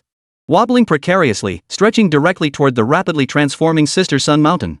The instant the bridge took shape, a terrifying consciousness descended like an invisible tide, greater, older, and colder than the previous curse of remnant, carrying a pure will of destruction and savagery. This consciousness possessed no physical form, yet it seemed to saturate every inch of space, weighing heavily upon each person's heart, nearly crushing their very souls and making even breathing an agonizing struggle. The signal. The signal's cutting out. It's blowing up. The screen's almost all static. Streamer. Are you okay? What was that just now? It felt like the sky was falling. Mom, I'm scared. The livestream signal abruptly cut out under intense energy interference, the screen devolving into chaotic static and piercing static noise. Yet in the final seconds, the comment stream exploded with viewers' uncontrollable terror and concern for the streamer's safety. 113 Mountain is waking up. This is bad. Inside the cave, Shirsan's expression was more grave than ever. Yet within those eyes, usually tinged with a hint of carelessness, burned an unusually resolute light. He lunged forward, shielding Zhao Ran and Nan Nan behind him. Fixing his gaze on the mountain that was awakening, his voice was low yet unquestionably resolute. Stay here. Do not come any closer.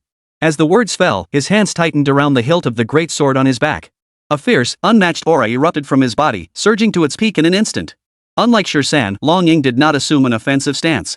With lightning-fast reflexes, she pulled the still-crying Nan Nan tighter into her embrace, shielding her with her free arm while her gaze locked onto the terrifying entity awakening in the distance.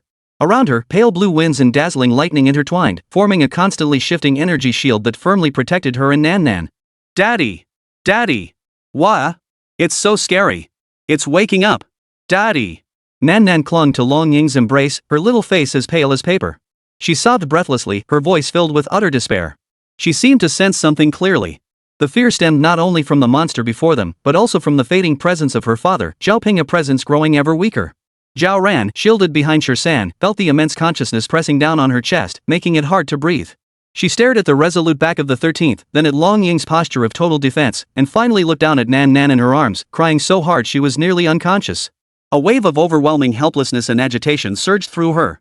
Damn it, am I just a liability? At that moment, against the backdrop of the raging lava lake and countless flesh-like vines, the cracks on the surface of the Sun Sister Mountain grew wider and deeper. Through the gaping rifts, a vaguely discernible, colossal, twisted, and indescribable form could be glimpsed within the mountain's core. It was struggling, arching upward inch by agonizing inch with immense difficulty. As if an ancient entity, suppressed for countless millennia, was about to shatter its chains and burst forth into the light. At the critical moment, a sudden change occurred. Zhao Ran felt a sudden warmth in his embrace. This sudden warmth was entirely different from the scorching heat of the surrounding magma or the icy coldness of the giant spirit's consciousness. It carried a peculiar gentleness. She instinctively looked down and saw the mysterious skull fragment left by Zhao Ping, which she had always kept close to her body. Without warning, it now emitted a faint yet clearly visible soft white glow. The bone itself grew faintly warm, its heat permeating through her clothing and directly into Zhao Ran's body. Strangely, it began to dispel some of the crushing weight and bone-chilling cold that threatened to overwhelm her. Bathed in the white glow, the skull's previously inconspicuous intricate patterns seemed to come alive. The light flowed along the lines like delicate golden rivers. The bone's warm ivory hue grew brighter, as if silently responding to the terrifying presence awakening in the distance. Auntie! Nan Nan, who had been trembling in Long Ying's embrace, suddenly stopped crying. Her tiny finger pointed toward Zhao Ran's arms, her voice faint yet tinged with a bewildered curiosity born of narrow escape. Daddy's bones, they seem to be talking to Sister Sun. The child's words carried an uncanny directness that pierced to the core. Almost the instant Nan Nan finished speaking, the massive silhouette struggling to rise in the distance abruptly froze. Though no sound accompanied it, the air currents in that space abruptly became chaotic. A more violent mental fluctuation spread out, carrying indescribable fury and a hint of caution. More flesh-like vines erupted from the mountain's fissures like madly dancing tentacles, lashing the air with renewed ferocity, tearing through the silence with a shrill whistling sound. Roar! Seizing this fleeting pause, 13 paid no heed to the skull's strange transformation. His entire focus was on preventing the bridge from fully materializing. With a low growl, his hands bulged with muscle as the heavy broadsword on his back was yanked out with a thunderous roar. Earth-colored, dense energy instantly enveloped the blade as it swung down with brutal force, striking the unstable middle section of the bridge, a twisted web of magma and flesh vines. He would sever this connection. Longing, meanwhile, divided her focus. One part of her maintained the azure barrier woven from wind and thunder before her, shielding Nan Nan and Zhao Ran within it against the giant spirit's mental assaults and the occasional lashing of flesh vines. The other part noticed the skull's anomaly, a flicker of alarm and doubt crossing her eyes. At that moment, the skull in Zhao Ran's embrace suddenly concentrated its light. No longer radiating evenly, it coalesced into an extremely fine yet exceptionally clear beam. Like a precise indicator light, it shot straight toward an inconspicuous indentation on the surface of the distant Sun Sister Mountain. That very indentation was precisely where Nan Nan had earlier cried out, sensing her father's presence most intensely. In a flash, countless fragments of information collided and connected in Zhao Ran's mind: Nan Nan's words, the giant spirit's reaction, the skull's guidance, and the perception amplified countless times by the divine sense fruit.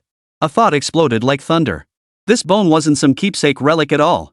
It was a key left behind by my brother. Or rather, a vessel for some kind of usable power? Damn it! I'll give it my all. Zhao Ran's chest heaved violently as his earlier helplessness was replaced by a desperate resolve. She didn't have time to ponder the mysteries behind it. Almost instinctively, she clenched the glowing, feverishly hot skull tightly in her palm. Closing her eyes, she frantically summoned every trace of power within her: the rudimentary elemental energies absorbed from the flowers, the biting cold of ice, the searing heat of fire, the ethereal lightness of wind, the solid weight of earth. Though faint and disjointed, she now channeled them all, without reserve, into the skull in her hand. When every ounce of Zhao Ran's power touched the white light emanating from the skull, it sparked a violent chemical reaction between them. The skull's glow ceased to be gentle, instantly surging to blinding intensity. It enveloped Zhao Ran entirely in a dense, dazzling white light. A force she had never felt before, vast and overwhelming beyond description, suddenly surged forth from her skull, rushing down her arms and into every fiber of her being. Ugh! Zhao Ran let out an uncontrollable groan of pain, feeling like a balloon being inflated beyond its limits, ready to burst at any moment. The force erupting from her skull was overwhelming, utterly unreasonable, brutally washing over every inch of her meridians and every bone in her body. The agony surged like tidal waves, crashing against her consciousness and causing her vision to darken in waves. Yet amidst this agony, a strange clarity emerged. This force wasn't merely a torrent of energy, it felt more like an imprint of rules?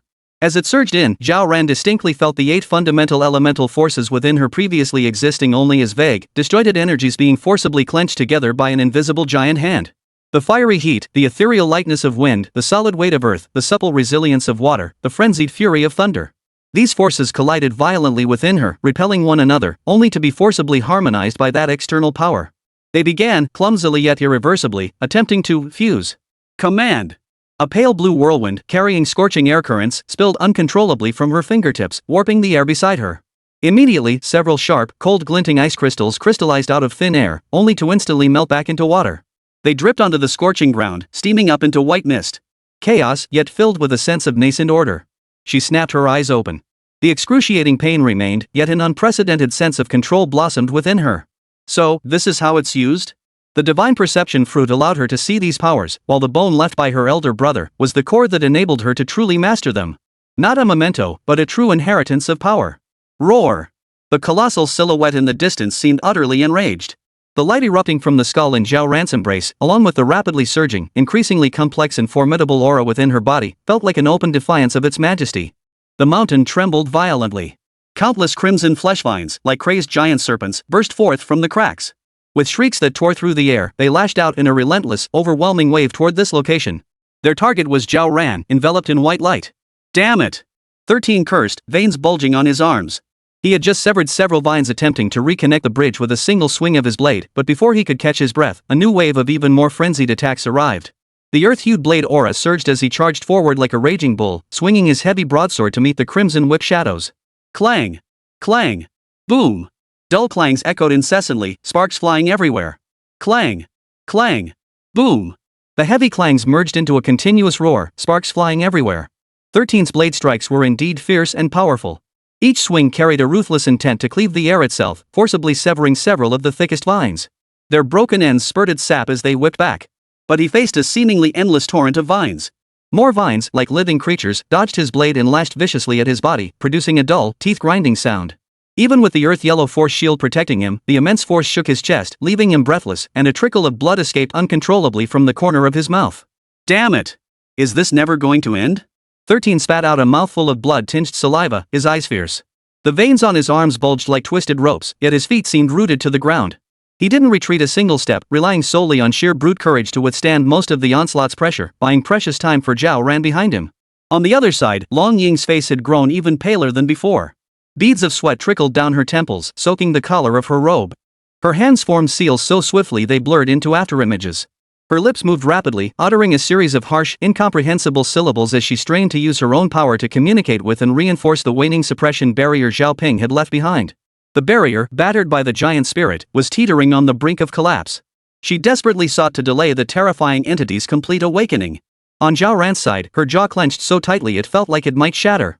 The violent force surging through her body threatened to tear her apart. Every second was agony, as if her bones were being forcibly disassembled and reassembled. Yet the beam of light shooting from her skull like a guiding beacon, yet also a command locked firmly onto the distant mountain wall.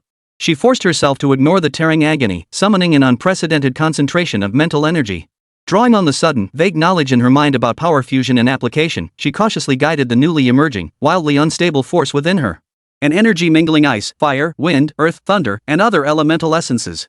It surged through her arms, poured into the scorching skull in her palm, and then, channeled through that precise white beam, slammed violently into the inconspicuous hollow on the mountain wall.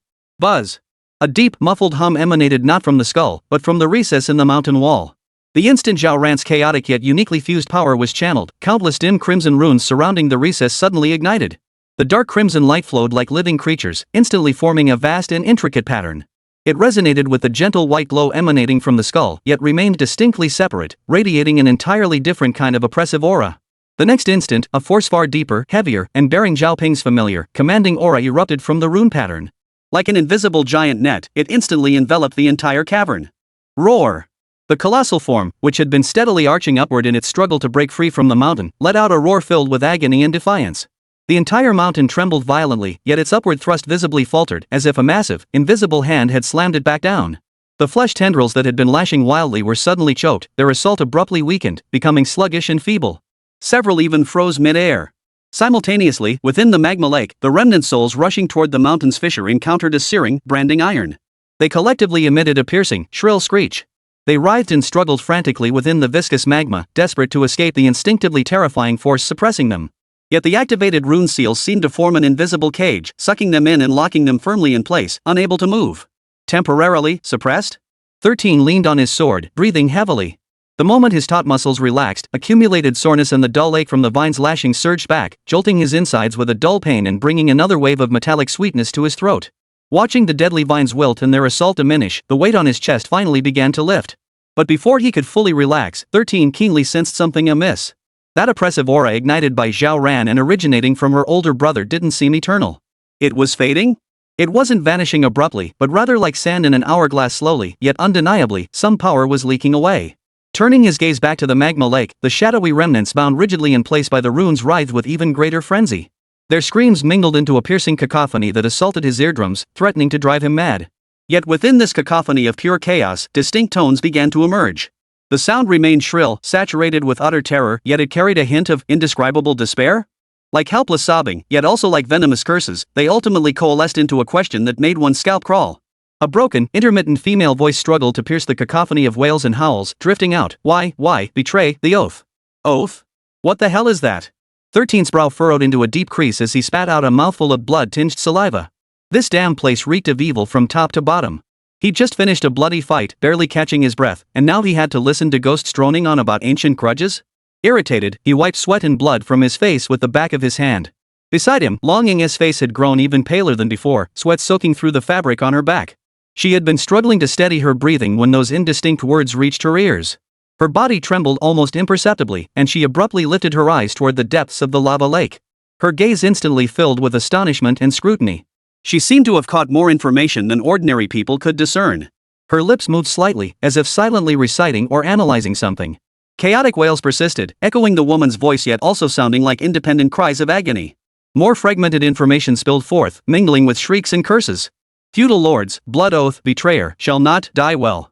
These words were fragmented and indistinct, like wreckage from a sunken ship churned up by wind and waves, vaguely pointing toward some ancient secret long buried by time. Damn it, 13 cursed under his breath, tightening his grip on the greatsword in his hand. Though his words were curses, his gaze swept the surroundings with even sharper intensity than before, fixating especially on that massive silhouette temporarily suppressed yet still stirring with restless energy. The surprises in this hellhole never failed to disappoint. Who knew what new trouble would erupt in the next second? He dared not let his guard down completely. Within the mountain wall, the colossal spirit clearly had no intention of giving up. Though the dark crimson glow of the runes still pulsed, its restraining power still held, its massive body continued to arch upward slowly, yet with unyielding determination. Each minute shift sent tremors rippling through the cavern, causing fragments of rock to cascade from the ceiling. The once withered flesh vines now seemed to draw new strength, probing and twisting at the edges of the rune's glow, striving to break free once more. Zhao Ran felt it most acutely. A hollow weakness spread through her limbs and bones as the chaotic energy within her body drained at an unprecedented rate, flowing ceaselessly through her arms and into the skull. The skull in her palm grew suddenly cold, and the once steady white beam began to flicker erratically, its light visibly dimming. Simultaneously, the dark red glow of the massive rune pattern on the mountain wall flickered erratically. Clearly, the immense suppressing force emanating from Zhao Ping was rapidly weakening. Just as that suppressing force was about to dissipate completely, the light on the skull's surface suddenly contracted inward. No longer directed toward the mountain wall, it instead gathered upon itself. A faint, pearly glow twisted and condensed directly above the skull, eventually forming two characters slightly hastily written yet bold and forceful. Zhao Ran, Long Ying, and Shirshan, all three pairs of eyes were drawn to it simultaneously, clearly recognizing the characters. Shishan. Shishan? 13 murmured instinctively, his brow furrowing deeper. What the hell is that place? Damn it, couldn't he have left a clearer message? These two cryptic characters plunged the trio fresh from a life or death struggle and having just endured a chorus of ghostly wails back into utter bewilderment. A clue? A warning? Or perhaps a place name? Before they could ponder further, the last glimmer of light vanished from the skull, and the massive crimson rune pattern on the mountain wall instantly dimmed, as if it had never shone at all.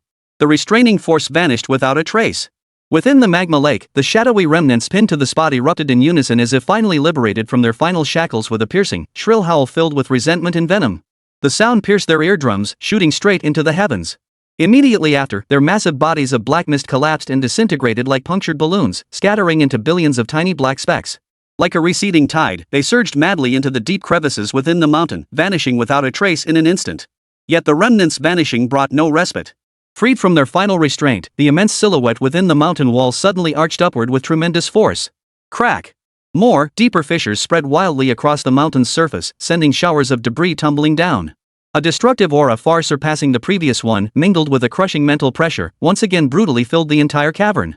The awakening process of that colossal entity had been abruptly accelerated. 13's expression darkened, his knuckles turning white as he gripped his blade. This is bad. 114 divine weapon descends. The Emperor of Heaven's hidden hand? 13's expression darkened, his knuckles turning white as he gripped his blade. This is bad. Before the words had fully left his mouth, the entire mountain belly surged upward, as if a slumbering colossus had finally rolled over. This was no longer the sporadic tremors of before. The entire crust groaned under unbearable strain. A thunderous, muffled roar echoed from the mountain's depths. It wasn't merely sound, it felt like some tangible force expanding and surging, pressing down on chests until lungs felt constricted and organs shifted out of place. Rumble! The rock walls overhead could no longer withstand this force, and massive chunks of stone began crashing down with a deafening clatter. Yet something bizarre happened. Before the massive boulders could reach the ground, an invisible force seized them mid-air, violently twisting and deforming them. Eerie crimson patterns rapidly emerged on their surfaces, like red-hot branding irons seared into the stone. In an instant, these rocks seemed to come alive, coalescing into twisted, jointed stone monsters of various shapes. Some resembled scorpions magnified countless times, brandishing massive pincers formed from rock. Others took the shape of crude humanoids, crawling on all fours and emitting a shrill, grinding sound as their rocky limbs scraped against the cave floor. The moment these stone beasts took shape, they locked onto the only three living beings left in the cavern.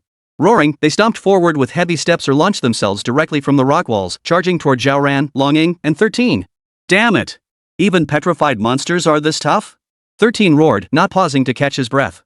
His greatsword whipped through the air like a streak of cold light, slashing viciously at the humanoid stone creature charging first. Clang! A dull clang echoed like metal striking metal, sparks flying everywhere. 13 felt a violent jolt in his palm, his arm going numb. The stone creature staggered back several steps from the blow, a shallow white gash marking its chest, before swinging its rocky arm even more savagely at him. Worse still, the sheer number of these stone monsters was overwhelming. The moment one was repelled, 3 or 4 more would instantly fill the gap from different directions, fearless of death. Their strength and defense far surpassed those of the sand beetles and bone monsters encountered earlier. 13 swung his greatsword, hacking fiercely through the swarm of stone beasts. The blade flashed, sending fragments of rock flying. But having just endured a series of fierce battles, his stamina was severely depleted. He felt his arms growing heavier by the moment, his breathing becoming increasingly labored. Several times, he narrowly dodged the stone monster's heavy punches, only to have his back slashed by another monster's sharp claws, leaving a stinging wound. Long Ying. Hold on. Shirsan shouted hoarsely amidst the chaos. Long Ying bit her lower lip, her face paler than paper. With immense effort, she held the pale blue light barrier before her, keeping most of the stone monsters at bay. The barrier shook violently under the monster's heavy impacts, its color flickering between bright and dim. Fine cracks began appearing at the edges, as if it might shatter completely at any moment. Sweat trickled down her pale cheeks, dripping onto the scorching ground and instantly evaporating into wisps of white vapor. The energy within her was draining at an unprecedented rate. Sustaining this barrier had consumed nearly all her strength. Zhao Ran clutched Nan Nan, sheltered behind the light barrier by Long Ying, watching anxiously as the bloodied 13 fought fiercely outside and Long Ying struggled desperately to hold the line. She tried to summon the power within her that had just calmed slightly, but felt only waves of needle-like stabbing pain and chaos in her dantian. The power refused to obey her commands, instead showing signs of spiraling out of control once more. Her heart burned with urgency, desperate to rush forward and help. Yet she knew her current state would only complicate matters, potentially endangering Nan Nan in her arms. She could only cling tighter to the little girl, who trembled just as fiercely, retreating steadily to dodge the occasional shards of rock that pierced through cracks in the light barrier. The stone monsters seemed endless, pouring forth from the collapsing mountain walls, forming and joining the fray. 13's movements grew sluggish, her body already bearing several wounds of varying depths, blood staining her clothes crimson. Long Ying's light barrier was visibly faltering, its glow fading to an extreme dimness. Despair, like a cold tide, began to silently engulf the hearts of the three. Could they truly endure against this endless army of stone monsters and the terrifying entity awakening deep within the mountain? In the livestream chat, the bullet comments froze for an instant before erupting into a tsunami of gasps and cries of horror. Holy! These stone monsters are insane! So tough and there are so many of them. 13's injured. That hit to the back looked brutal. Dragon's sister can't hold out much longer. Her light shield is about to shatter. It's over, it's over. This time we're really going down. Someone save them. Zhao Goddess, think of something. You have hidden powers, right? Hey, stop rushing her. Can't you see Zhao Goddess isn't in the right state? Don't be scared, little one. Uncle and Auntie are here. How are we supposed to fight like this? There are way too many of them. We can't kill them all. For everyone we take down, 3 more come out. 13, maybe we should make a strategic retreat? Retreat my ass. Where the hell are we supposed to retreat to? Behind us is lava, above us is a cave-in, and all around us are rock monsters. The mood plummeted instantly. Every viewer's heart was in their throat as suffocating despair filled both the screen and the room. Many couldn't bear to watch anymore and covered their eyes. 13 gasped for breath, each swing of his blade feeling like his arms were filled with lead. The wound on his back burned fiercely. Sticky sweat and blood mingled, soaking through his clothes, cold and painful. He glanced at the precariously swaying light screen. Long Ying's face had turned translucent white, sweat pouring down in large beads. Her lips were tightly pressed together, her body trembling slightly, clearly pushing herself beyond her limits. Damn it! 13 swung his blade again, cleaving a stone monster lunging at him. The impact numbed his palm, and a small chip gouged the edge of his blade. Gritting his teeth, he opened his mouth to shout something, anything to rally the troops, even a curse would do. At that critical moment, when everyone felt they were about to be completely overwhelmed by the monsters. Chirp! A sharp yet strangely melodious bird call echoed through the entire mountain cave without warning. The sound was clear and ethereal, piercing through the roar of falling rocks and the monsters' growls, reaching every ear with perfect clarity. Even the fearless stone monsters froze for a split second. 13 snapped his head up, following the sound. Above the churning lava lake in the distance, a vast expanse of thick, impenetrable white mist had materialized out of nowhere. The fog churned and expanded at an astonishing speed, instantly obscuring the view of the entire upper area, as if sealing off that space from the rest of the cave. Immediately afterward, from the edges of the mist, agile, swift black figures burst forth like ghostly apparitions. Their numbers were considerable, at least a dozen, all clad in identical, peculiar black uniforms tailored to hug their bodies, accentuating their lean, muscular builds. Their movements were astonishingly swift. With a few leaps across the steep, crumbling rock face, they silently secured advantageous positions, overlooking the chaotic battlefield below. Each radiated a cold, focused aura, like drawn blades, starkly contrasting with the chaotic, frenzied stone beasts below. After a brief moment of dead silence in the livestream chat, it erupted once more. What was that sound just now? Birds chirping? Where'd that fog come from? Holy! Someone's there. It's a person, right? Black suits. They're moving so fast. How did they get down here? Parachuted? No, I didn't see any parachutes. That uniform. Which department is that? Never seen it before. Reinforcements? Are they here to rescue someone? That aura feels off. Doesn't look like they're here to help. Who cares if they're good or bad? As long as they can fight. Kill those stone monsters. Why do I feel like they're scarier than the stone monsters? New characters? NPCs or players? 13 gripped her blade tightly, her throat going dry as she stared intently at the suddenly appearing figures in black. Who were these people? Friend or foe? Longing also spotted the figures. The shimmering light barrier wavered as her focus faltered, dimming further. Startled, she snapped back to concentration, though the shock and suspicion in her eyes lingered. Zhao Ran, cradling Nan Nan, also looked up at the uninvited guests who descended like ghosts. His heart leapt into his throat, and he instinctively held Nan Nan tighter. The icy aura emanating from these figures sent an inexplicable chill through her. Without pause, the dozen dark figures plunged from the cliff like arrows released from a bow, landing silently amidst the chaotic battlefield below. Their movements were utterly inhuman. Landing without a sound, their movements carried an unnatural coordination and swiftness. Rather than dispersing immediately, they formed small combat units of 3 in an instant, covering each other like precision-engineered killing machines. They plunged directly into the thickest concentration of stone monsters. Clang! Crack! The crisp clang of metal clashing and the crack of shattering rock echoed almost simultaneously. A black-clad figure sidestepped, evading a stone creature's powerful swing. With a swift upward flick of the reverse grip dagger in his hand, he precisely stabbed into the fragile joint connecting the creature's arm to its armpit. A twist of the wrist, and the entire stone arm snapped off. Before the stone creature could react, a teammate stepped forward. A flash of steel pierced the faintly glowing energy core within its chest. Thud! The stone golem, deprived of its core, froze in place before shattering with a thunderous crash, reducing itself to a pile of rubble. The entire sequence unfolded with fluid precision from engagement to elimination in a mere 2 or 3 seconds. In another group, facing 2 stone monsters attacking from front and rear, the leader charged forward instead of retreating. He suddenly ducked low and lunged forward, slamming his shoulder into the knee of one stone monster. Though it seemed like an ant shaking a tree, the stone monster suddenly lost its balance and toppled backward. In that instant, the 2 teammates behind flashed out like ghosts from both sides. Their short blades crossed in a swift slash, sending a massive stone head flying skyward before tumbling far away. Their weapons appeared to be specially crafted short blades or daggers, gleaming with a cold, eerie light. Sharp beyond measure, they sliced through rock as easily as cutting tofu. Each strike targeted vital points with ruthless precision, devoid of any wasted motion. Their efficiency was terrifyingly efficient. 13 watched with his eyes wide, the ache in his arms and the wound on his back momentarily forgotten. The stone monsters he had barely managed to split open with all his strength seemed as fragile as paper in these fighters' hands. What the hell, where did these monsters come from? They're even more monstrous than the stone beasts. Longing watched with her heart pounding.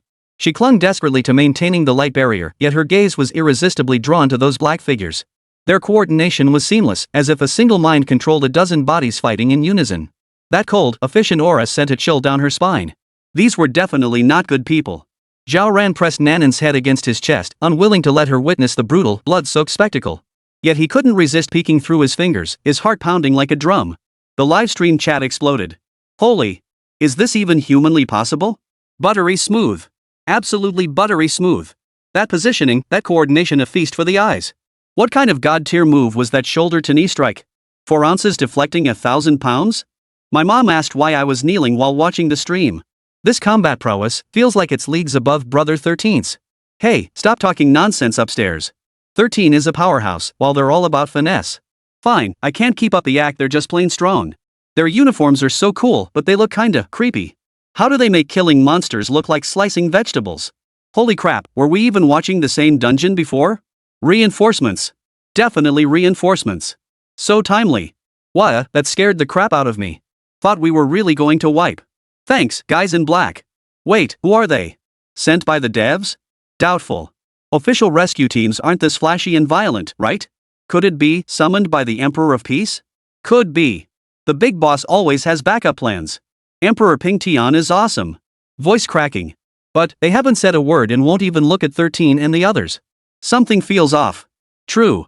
They're like robots, just focused on killing monsters. The black armored figures surged forward like a torrent of dark lightning. Wherever they passed, stone monsters fell in droves, shattering into fragments. They exchanged no words, scarcely even glancing at one another, yet coordinated with instinctive precision. Within a minute or two, the stone monster horde that had cornered 13 and Longing was violently breached, the pressure suddenly easing. The tide seemed to turn in an instant. Yet the unease in 13's heart did not lessen in the slightest. These people were too powerful, too mysterious. Was their appearance truly only for rescue? 115 Another wave of reinforcements. The terrifying blood gold seal. The black armored figures swept through the stone monsters like a black whirlwind reaping lives. Their movements were precise to the extreme. Each swing of their blades claimed an energy core, each footfall perfectly evading attacks or finding the optimal leverage point. The stone monsters that had earlier kept 13 and his companions running for their lives now crumbled and collapsed in waves, like fallen leaves swept by an autumn wind. 13 leaned against the rock wall, gasping for breath. The aching in his arms and the pain in his back reminded him of the grueling battle he'd just endured. Watching the black armored figures, the corner of his eye twitched involuntarily. Here they were, both chopping stone. He'd strained every muscle, carefully angling each blow, while a few swift swipes, and a stone golem lay shattered into fragments. The gap was enough to make one question their very existence. A ridiculous thought even crossed his mind. He wanted to approach them and ask where they bought their blades, where they clearly outperformed his own. Longing struggled to maintain the precarious light barrier, her face pale, yet her gaze remained fixed on those shadowy figures. They were too strong, inhumanly so. They barely communicated, yet moved as one unified entity. Each action fit perfectly into the team's rhythm, without a single wasted motion. This extreme efficiency and the icy aura of slaughter sent a chill deep into her soul. These people were definitely not friendly neighbors. Zhao Ran still held Nan Nan close in his arms. The little girl was either terrified or simply held too tightly, remaining completely still. Zhao Ran, however, couldn't resist peeking through his fingers at the scene outside, his heart pounding wildly. Half the sensation was fear, half awe. This was more thrilling than watching an action blockbuster. No movie would dare film something like this. The livestream chat exploded with a flurry of comments. Holy! That positioning! That blade work! Textbook level! Take back what I said earlier, brother 13, well, it's all about participation. Ah, the guy above just stole the show. But seriously, this contrast is brutal. How come they slice through monsters like cutting watermelons? One chop per target? So, did the pro hire outside help? How much per hour for that? Don't ask, just say it's astronomical. Look! They've stopped. The mobs seem to be cleared? That fast? Indeed, as the last stone golem crashed to the ground, a brief vacuum formed at the center of the battlefield. A dozen figures clad in black armor stood silently amidst the rubble, their armor spotless, as if they'd just completed a casual training exercise. They didn't glance at the 13 or exchange a word among themselves.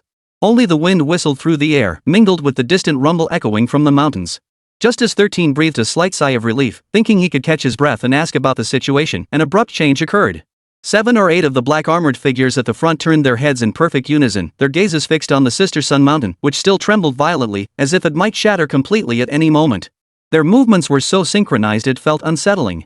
Shisan's heart skipped a beat, the relief he just felt instantly rising back to his throat. These people. Their target, it seemed, had been that mountain all along. Long Yin and Zhao Ran also noticed the shift. The shock still fresh on their faces deepened into solemn gravity. The energy fluctuations emanating from the mountain were already unsettling enough. Now, with these mysterious black armored figures fixated on it, no one could predict what might happen next. The atmosphere grew eerie and tense once more. 13's Adam's apple bobbed as his heartbeat, which had just begun to steady, started pounding like a drum again. Sure enough, these people weren't some altruistic heroes at all. Saving them had merely been a convenient side note. This mountain was their true objective. He instinctively touched the wound on his back that still throbbed faintly, feeling as though his group had just escaped the jaws of a wolf only to stumble headlong into the mouth of a tiger. Long Ying's face paled further, the light barrier she struggled to maintain seeming to dim slightly. She sensed not only the violent energy within the mountain, but also a distinct aura emanating from these black armored figures, a source of the same energy, yet purer and colder. Who, exactly were they? And what were they here for? Zhao Ran tightened his arms around Nan Nan. The little girl stirred in his embrace, emitting a faint nasal sound. Zhao Ran couldn't help but mutter under his breath, goodness, this scene is even more terrifying than before. Any desire to watch a blockbuster had vanished, replaced by a tingling sensation running down his spine. Just then, the 7 or 8 black armored figures at the front made a new move. Almost simultaneously, they raised their hands, palms upward. A dazzling golden light flared, enveloping them. The light wasn't blinding, instead, it carried an indescribable weight and majesty. Their aura surged, becoming vast and enduring. Immediately, their hands began forming intricate seals at a speed so rapid it left after images. As the seals were completed, the air above them began to warp and condense. Golden bands of light materialized out of thin air, rapidly stretching and thickening until they solidified into chains as thick as arms, their surfaces engraved with intricate runes. The moment these golden chains materialized, they emitted powerful fluctuations that seemed to freeze the surrounding air. Holy! What the hell is that? The livestream exploded with reactions. Special effects. It's gotta be special effects, right? Wake up, upstairs. This is ING Live. Golden Legend? These chains look way more intense than those runes on that crappy stone pillar Zhao Ran activated earlier. Ping Tian Emperor. Did you really summon this? Give us a straight answer. Before the audience could reach any conclusions, the black armored figures moved. Working in pairs with their inhumanly synchronized motions, they violently seized the solidified golden chains. Their arms bulged with muscle as they unleashed staggering strength, hurling the heavy chains like javelins toward the violently trembling mountain. Whoosh whoosh. Several golden streaks sliced through the air, emitting piercing whistles. Rumble rumble. The mountain suddenly emitted an even more thunderous roar, as if some colossal creature was struggling to break free from within. The pace of the rock collapse accelerated sharply, cracks spreading like a spiderweb. At that very moment, the golden chain struck their target with pinpoint accuracy, not the mountain itself, but several enormous, rock-formed arms that suddenly thrust out from the fissures. A blurred, colossal silhouette, towering to the heavens, was struggling and taking shape within the mountain's interior. As if alive, the golden chains instantly coiled around the massive stone arms and the newly revealed portion of the torso. Runes along the chains flared brightly, humming with a powerful resonance as a colossal suppressing force radiated outward, attempting to pin the awakening giant spirit firmly within the mountain's core. Roar! A roar filled with agony and fury erupted from within the mountain, its shockwaves making the eardrums of the 13 and others buzz while the ground beneath their feet trembled violently. The colossal stone monster was clearly enraged, its struggles growing more violent and frenzied. Where the chains bound it, rock continuously shattered and reformed, placing ever greater strain on the mountain itself, now teetering on the brink of total collapse. The chat exploded again. Holy crap! What the hell is this monster? How could there be another giant beast hiding in the mountains? What are those chains for? To suppress a god? Who the hell are these black armored guys? They're insane. Brother 13 and the others. Shouldn't they be thinking about how to get the hell out of here? Waiting online, pretty urgent. 13 stared at the almost mythical scene before him, then glanced down at the rusty blade in his hand, a weapon so dull it couldn't even scratch a stone monster. His lips twitched uncontrollably as a single thought consumed him. If I surrender now, would I be siding with the black armored ones or the stone creatures? Run? Where to? The ground beneath his feet felt like it would collapse any second, the entire dungeon teetering on the brink of being torn apart piece by piece. Golden chains dug deep into the giant rock arm and torso, runes blazing with blinding light as the suppressing force poured down like a mountain flood. Yet the colossal beast within the mountain possessed unimaginable strength. Each violent thrash snapped the golden chains taut, making them groan under the strain. Even the black armored figures who had hurled them swayed slightly, clearly struggling to maintain control. The Colossus's roar rolled like thunder, no longer merely anger but mingled with an indescribable agony, as if enduring immense torment. The mountain's surface fractured more violently, chunks of rock peeling away to reveal more of the monster's form within. The golden chains were on the verge of snapping completely. Long Ying's face turned as pale as paper. Not only could she sense the chaotic, frenzied power emanating from the giant spirit within the mountain, but she also clearly perceived a peculiar connection between these black armored figures and the giant spirit. Their powers shared a common source, yet they simultaneously repelled and suppressed one another. Her gaze fell upon the black armored men, her eyes filled with confusion and a deeper sense of apprehension. Zhao Ran clutched Nan tighter. The little girl, disturbed by the violent tremors and roars, squirmed uneasily and let out a few whimpers like murmurs in a dream. Sweat beaded on Zhao Ran's forehead as he whispered urgently to Shirsan, this is way beyond our league, right? Maybe we should find a way to slip away? 13 gave a bitter smile. Where? Every direction is a battlefield now. We're like tiny grasshoppers in the eye of the storm. Just then, another disturbance erupted. At the edge of the clearing they had cleared earlier, where thick fog had once shrouded the area, another group of figures silently materialized. Unlike the grim, icy aura of the black armored figures, these wore ancient-style white robes embroidered with strange patterns, their fabric indistinguishable. Numbering only about a dozen, each held or supported uniquely shaped ritual artifacts, tortoise shells, bronze mirrors, and crudely carved wooden staffs. Upon appearing, they did not immediately join the fray. Instead, they swiftly dispersed, taking up positions at different points to form an arcane formation. This formation encompassed the black armored warriors, the violently trembling mountainside, and even the group of spectators including Shirsan. Immediately, a deep, ancient chanting filled the air. It was not a language 13 recognized, its syllables awkward and tongue-twisting, carrying a peculiar rhythm that seemed to resonate directly within the depths of one's soul. As the chanting began, the ground beneath each white-robed figure silently glowed, revealing intricate runic formations. The array's base was an eerie dark red, like dried bloodstains, over which blinding golden light patterns flowed. The two colors intertwined and coiled, creating a contradictory sense of both sacredness and unholy strangeness. A vast, overwhelming aura yet tinged with decay and desolation spread like a tidal wave, instantly enveloping the entire area. At its emergence, not only did the 13 and their companions pause, but even the black armored figure locked in a struggle with the colossal form seemed to falter momentarily. The livestream erupted once more. Holy! Another wave? The white-robed ones? Is this the Mage Corps making their entrance? This setup feels way cooler than the black armor guys. Blood red and golden light? What's going on here? Are they the heroes or the villains? I'm getting nervous. Brother 13, you guys aren't getting surrounded, are you? Shut up, you jinx. Emperor Ping Tian, think of something. 13's heart sank completely. Before he could make sense of the black armored ones, an even more mysterious group in white robes appeared. He now seriously suspected he'd stumbled into the final battle of some mythic level dungeon, and their little group was just a bunch of accidentally intruding minions about to be wiped out. He even had this absurd feeling that neither of these factions might not even be targeting them at all.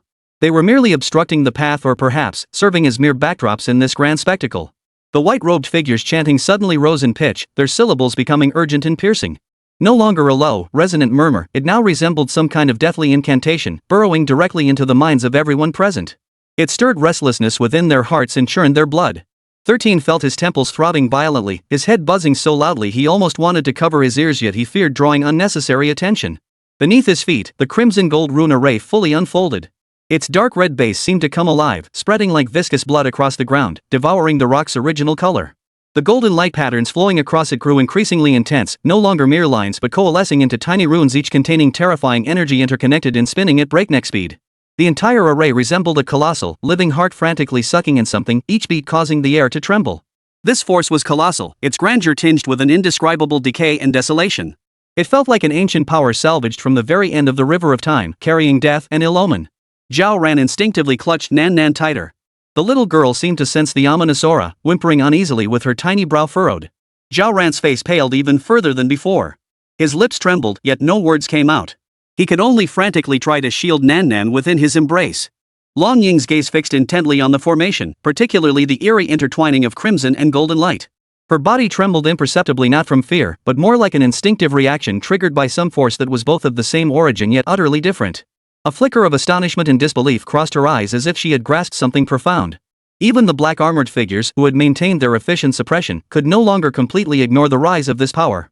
The golden chains they cast still bound the mountainous creature tightly, but the movements of those sustaining the chains grew noticeably heavier. Several even adjusted their positions, as if guarding against something. The mountain spirit's roar grew more piercing, its anguish now laced with unprecedented terror.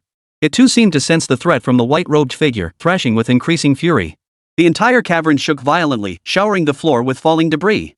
The live stream exploded. Holy crap! That chanting from the white-robed guy is giving me the creeps. Blood paired with gold? What kind of dark magic is this? Doesn't look like good people.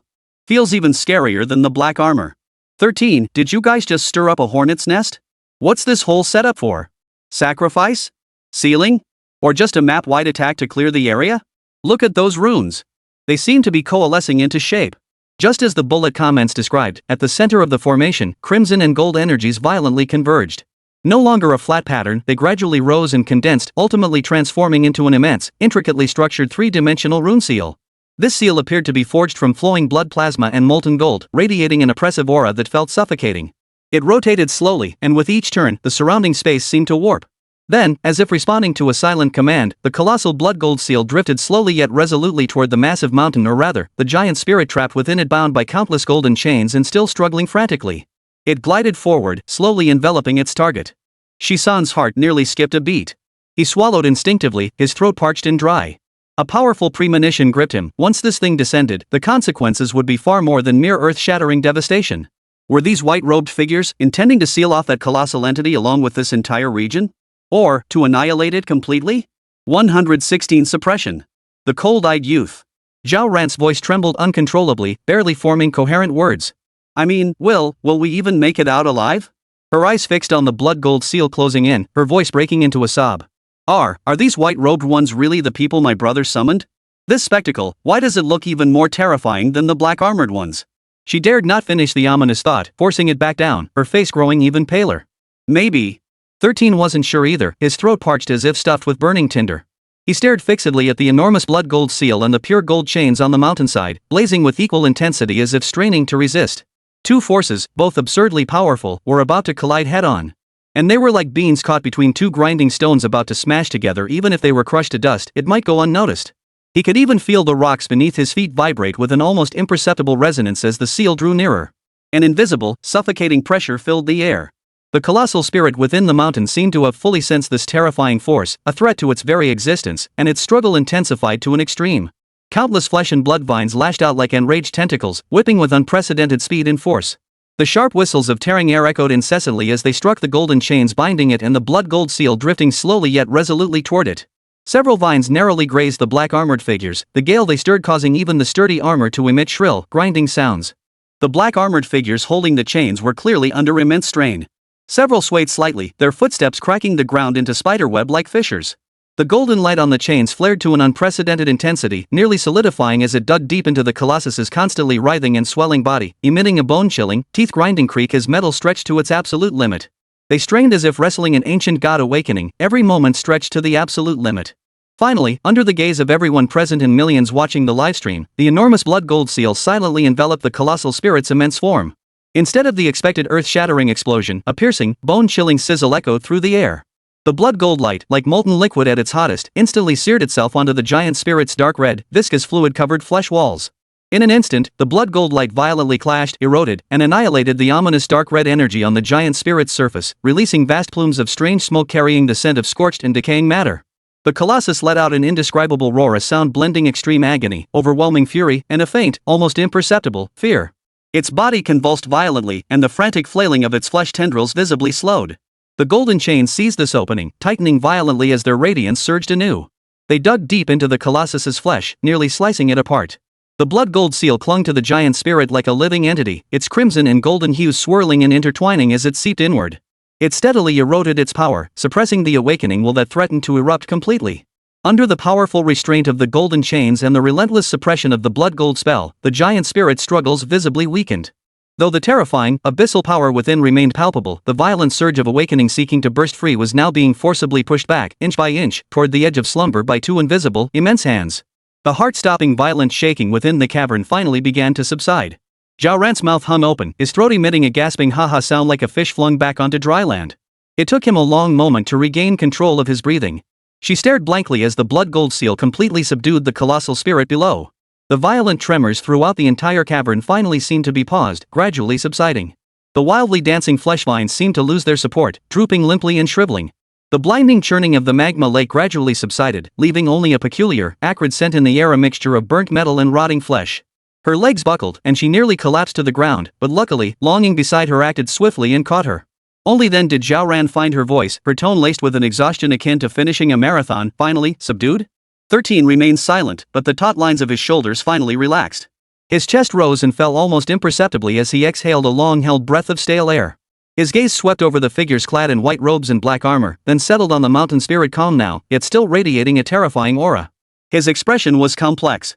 Just then, one of the white-robed figures maintaining the formation seemed to exhale in relief. He turned his head, his gaze sweeping over their direction, and a faint smile touched the corners of his mouth. That smile acted like a shot of adrenaline, instantly dispelling all the worry that had weighed on everyone. The earlier fear and doubt vanished into thin air, and the group's faces lit up with renewed vigor. This really is the person my brother summoned? She was so excited she could barely form coherent sentences, nearly jumping up. This display. This power. In the live stream room, as the energy interference weakened, the intermittent signal finally stabilized. Though the earlier breathtaking suppression scene appeared fragmented, it was enough for millions of viewers to catch a glimpse of the tip of the iceberg, their hearts racing like they were on a roller coaster. Now, with the picture fully clear, the chat exploded like a pent-up superpower unleashed. Holy! The glitches made me miss it earlier, but look at this setup now. These effects. They're burning through the budget. 6,666. Emperor Ping Tian is insane. This backup? Even divine soldiers descending from the heavens wouldn't be this over the top. So what were those black armored guys doing fighting for so long? Like a cupping therapist running into a demolition crew? Those black armored guys were just cannon fodder, right? This wave is the cream of the crop. Look at their gear, their aura. Red paired with gold, that blood gold seal looks kinda sinister, but when the big shots step in, it's a whole different level. Those white-robed guys look even fiercer than the black-armored ones? How many hidden cards does Emperor Ping Tian have up his sleeve? Does he own a mine or have gods as relatives? Bro Ping! You're forever the god. Please protect us. So, can we get out now? Are the streamers still alive? Give us a peep.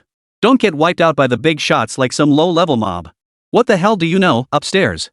Didn't you see that white-robed guy smiling just now? He's definitely friendly. One of us. The fervor of the bullet comments resonated strangely with Zhao Ran's current state of mind. She even felt a sense of pride, as if these comments were praising her too. Though the next second, comments like "streamer so weak, clinging to the big shots the whole time," and "the epitome of coasting to victory" flooded the screen, making her mouth twitch. Weak? Hell yeah, she was weak. But surviving was good enough. What else could she ask for? More than criticism, her heart was filled with relief at surviving the ordeal and profound awe for the mysterious powerhouses before her. That earth-shattering suppression earlier wasn't special effects, it was genuine, overwhelming power that nearly shattered her little heart. Inside the cavern, as the energy storm subsided, the energy mist that had distorted the light began to slowly dissipate like a receding tide. The silhouettes of the black-armored warriors grew distinct. Their armor bore an ancient, ornate design, intricately engraved with complex patterns. It was far more refined and substantial than the black armor the group had encountered earlier, emanating an aura as solid and weighty as mountains. They stood rigidly upright, forming a single, unified mass. The white-robed figures wore garments of unusual material, not ordinary cloth. In the dim light, subtle currents of light seemed to flow within them. They too bore intricate silver insignia embroidered upon their robes. Their forms were ethereal yet radiated an aura of inviolable authority. Their positions subtly formed an arcane formation, like stars surrounding the moon, encircling the center. As the mist completely dissipated, all eyes, including the gaze of millions watching the livestream, naturally converged on the core of the formation. There, standing quietly, was a young man. He wore the same white robe, yet its design appeared more refined, its intricate details exuding greater complexity and nobility. His features were sharp and angular, as if carved by a blade, his eyes deep and unfathomable like a frozen lake, their gaze unsettling to behold. He had not participated in the suppression at all, merely standing there in silence, yet he naturally became the focal point for everyone. It was an aura that commanded the entire scene without a word, nearly through sheer presence, as if he embodied the very rules of this place. He lifted his eyes, his gaze calmly sweeping over the solemnly standing subordinates in black armor and white robes, glancing past the mountain spirit, its massive form bound by blood-gold chains and cursed seals, runes swirling across its skin, before finally, without any discernible emotion, turning slowly toward the corner where Zhao Ran, Long Ying, and the 13th lay, survivors of the ordeal. 13's heart lurched violently. Almost instinctively, he straightened his spine, his relaxed muscles instantly tensing once more. The relieved smile on Zhao Ran's face stiffened slightly. The gaze made the hairs on his body stand on end, and he couldn't help but whisper to Long Ying beside him. "Why, is he looking at us?" Long Ying didn't answer, only her expression grew heavier. She tightened her grip on Zhao Ran's arm slightly, signaling her to stay calm. She could sense that the young man's gaze, though seemingly calm, was sharp as a blade, as if it could pierce through everything. His gaze lingered on the three of them for a moment, silently appraising them. Finally, his eyes seemed to fixate on Zhao Ran, who was desperately trying to make herself invisible. Zhao Ran's heart skipped a beat. Could it be because my earlier complaint was too loud and he heard it? Just as Zhao Ran's mind raced with wild thoughts, the young man finally began to move. His strides were measured, yet each step seemed to land on some peculiar node, stirring subtle currents in the surrounding air. He passed through the solemnly standing subordinates, ignoring the colossal spirit that still radiated a terrifying aura despite being suppressed, and walked straight toward Zhao Ran and the other two in the corner. His posture was erect, his demeanor steady yet tinged with a cold sharpness. When his gaze swept over them, it carried the scrutiny of a superior. His white robe was made of extraordinary fabric, its intricate silver insignia shimmering faintly in the dim light. This only accentuated his stern, otherworldly countenance, utterly devoid of any earthly warmth, as if he had just emerged from an ancient glacier. Zhao Ran instinctively shrank further behind Long Ying, his mind racing with desperate pleas. "Don't look at me. I'm just a passerby here to set the mood. I know nothing, I see nothing. This is purely accidental." 13 stepped forward half a pace. The movement was small yet resolute, placing him firmly between Zhao Ran and Long Ying. His gaze met the advancing youth with wary vigilance, his entire aura taut like a fully drawn bowstring. The young man halted a few paces before the trio.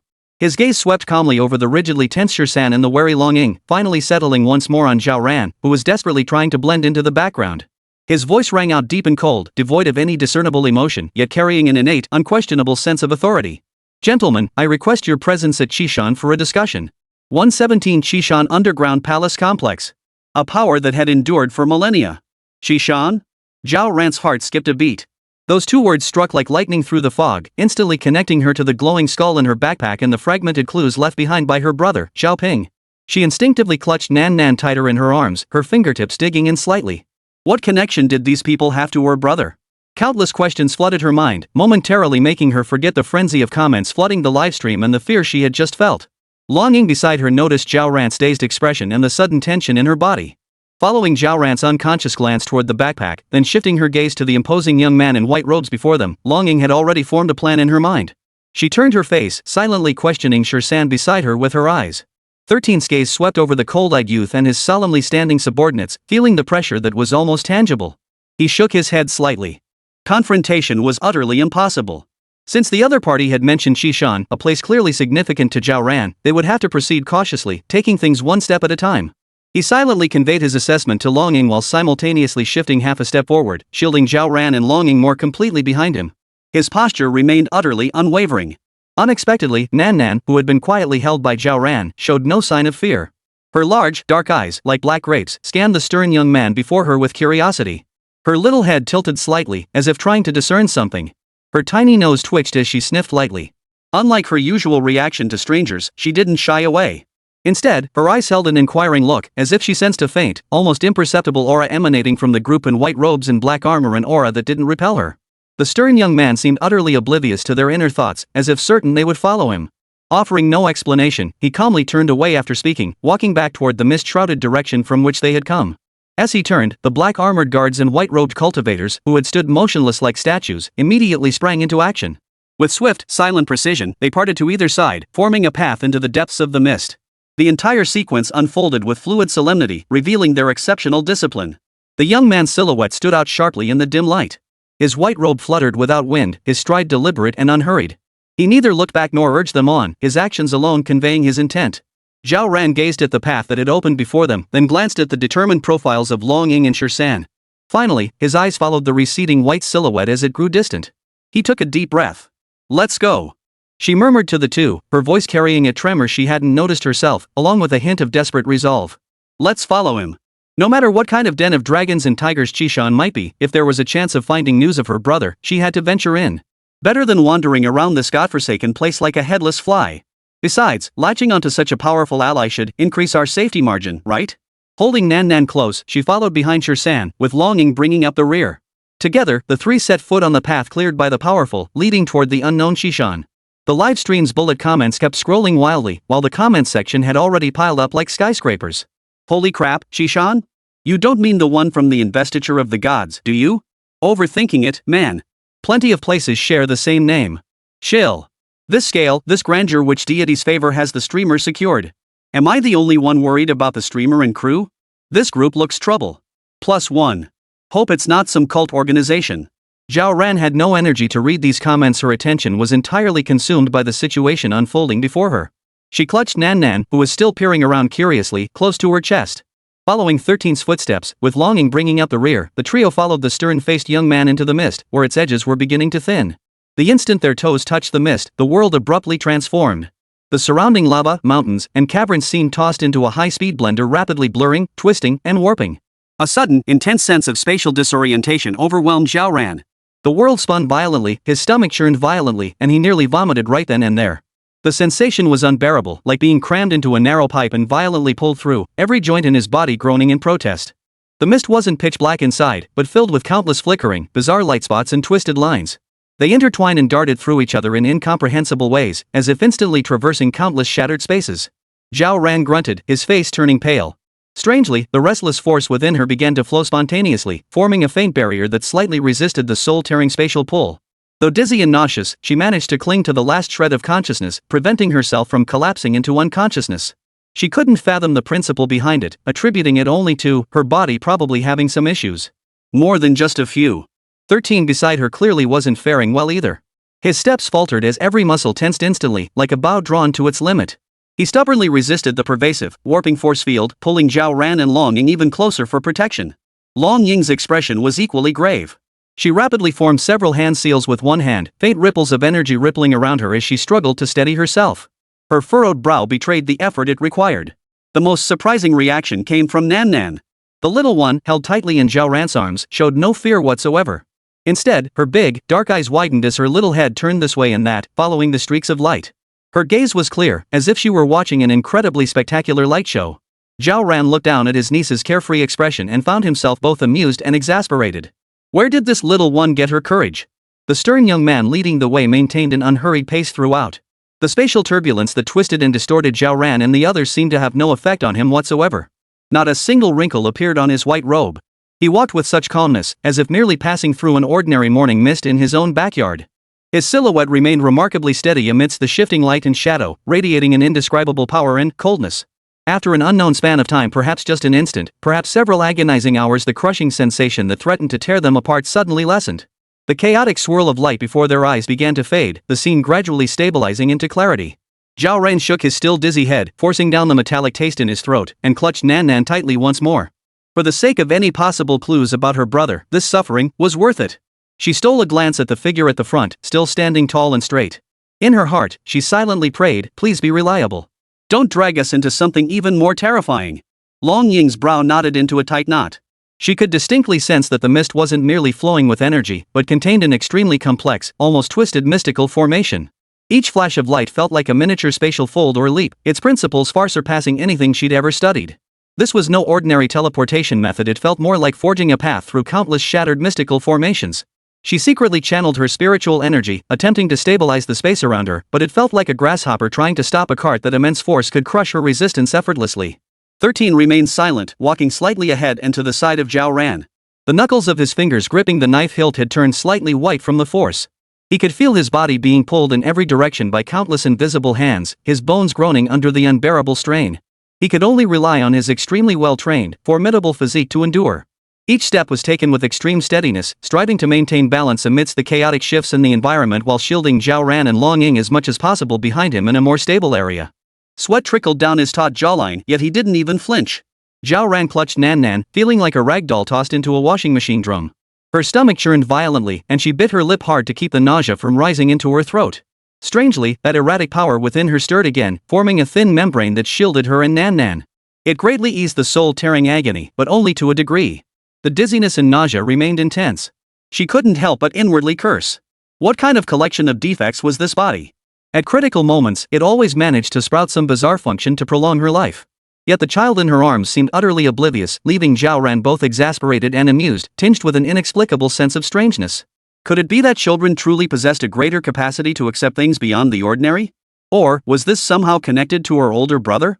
The livestream feed suffered severe interference, the signal cut in and out, the image distorted and blurred, occasionally flashing a frame or two of bizarre, otherworldly scenes shrouded in mist.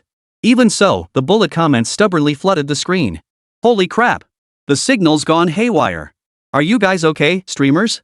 These effects are insane. The budget's on fire. What special effects? This is clearly spatial teleportation. High-dimensional fragments? Stop pretending, it's just motion sickness effects. The streamer's about to puke. Any experts out there? Break down the tech behind this. Ping Tian D's black tech? Probably some special Chi-Man layout like before. Am I the only one noticing that guy in white staying totally steady? He's carrying the whole show. Nan Nan seems to be having a blast. Kids are amazing. As they delved deeper, the surrounding scenery shifted faster and faster, the dizziness reaching its peak. Just as Zhao Ran felt he couldn't hold on any longer, all the light and shadow abruptly froze, then rapidly faded away like a receding tide. The intense dizziness vanished abruptly, like being abruptly stopped from spinning at high speed. Zhao Ran staggered, grabbing hold of 13 beside him to steady himself, gasping for breath. The mist cleared completely. The sight before them made Zhao Ran, Shan, and Long Ying gasp in unison. Even Nan Nan, who had been cooing excitedly moments ago, fell silent, her little mouth slightly open as she stared blankly ahead. They stood at the edge of an immense, indescribable space. It was less a cave and more the entrance to an underground world. A colossal stone archway stretched before them, so immense it defied imagination. Soaring to the ceiling, its height was impossible to gauge. Intricate, ancient patterns carved into its surface radiated an aura of desolate grandeur and solemn authority. Beyond the arch lay profound darkness, faintly illuminated by scattered points of energy light, like starlight, flowing slowly as if leading to another universe. This was Mount Qi? Merely the entrance alone was already so awe-inspiring. The stern young man leading the way halted, glancing sideways at them. His gaze remained serene and unruffled, as if he were utterly accustomed to such sights. As the mist dissipated, the suffocating dizziness vanished abruptly, as if severed. Zhao Ran gripped Shan's arm, gasping for breath as dry, icy air tinged with the scent of dust filled her lungs, a stark contrast to the damp, clinging mist. She lifted her eyes, her vision finally focusing. A massive stone archway stood silently before them, as if it had been there since time immemorial. The intricate patterns on its surface dazzled the eyes, yet radiated an inexplicable sense of order. Merely gazing upon it made one feel insignificant. Beyond the arch lay a profound darkness, like the gaping maw of a colossal beast, swallowing all light. Only star-like points of light drifted slowly within it, mysterious and distant. 13 straightened his body, muscles still taut, though the knuckles of his knife-gripping hand relaxed slightly. His gaze swept over the archway, sharp and appraising, as if assessing the potential threat of this colossal structure. Long Ying tilted her head back, brows furrowed. Her lips moved slightly as she seemed to decipher the ancient carvings, her expression shifting unsteadily.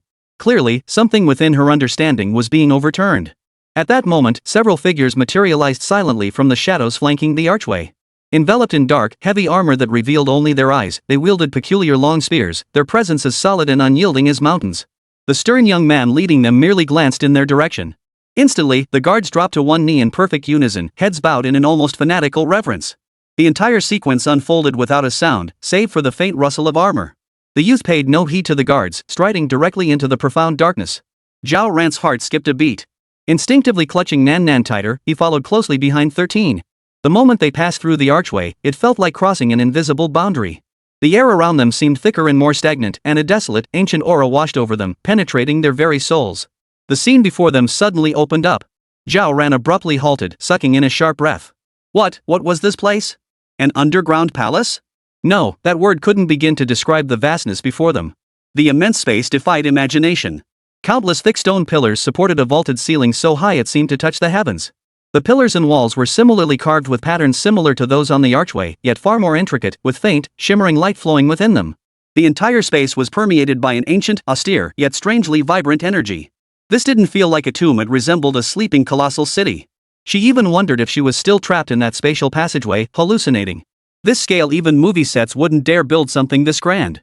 Suddenly, the little girl in her arms stretched out her tiny hand, pointing toward an exceptionally thick stone pillar in the distant darkness. A clear "oh" escaped her lips, her little face brimming with wonder. Miraculously, the livestream signal stabilized slightly after passing through the archway. Though still slightly distorted, it was enough to make out the scene before them. The chat exploded instantly. Holy! What is this? CGI? Real location? This has to be an underground palace, right? Are you guys switching careers to tomb raiding? Tomb raiding? Look at those guards at the entrance, does that look like something grave robbers would have? This style feels really weird. Why do I feel like they've been living here all along? Like, for thousands of years? Stop guessing, everyone. Look where Nan Nan is pointing. What's over there? Streamer, hurry up. The big shots are getting far ahead. Could this really be one of Emperor Pingtian's forces? Zhao Ran steadied herself, suppressing the shock and absurdity welling up inside, and hurried to catch up with the figure ahead that had already gained some distance. No matter where this place was, the clues her brother left were here. She had to keep going. This place was pushing her psychological limits to the absolute limit. Isn't this welcome ceremony a bit too grand? Zhao Ran muttered to himself as he gazed into the distance. The area was far from empty. Countless figures moved through the vast space, clad in robes or armor of archaic design and muted hues, their actions silent and orderly. Some worked together to haul heavy stones or massive wooden crates, their surfaces seemingly etched with intricate patterns.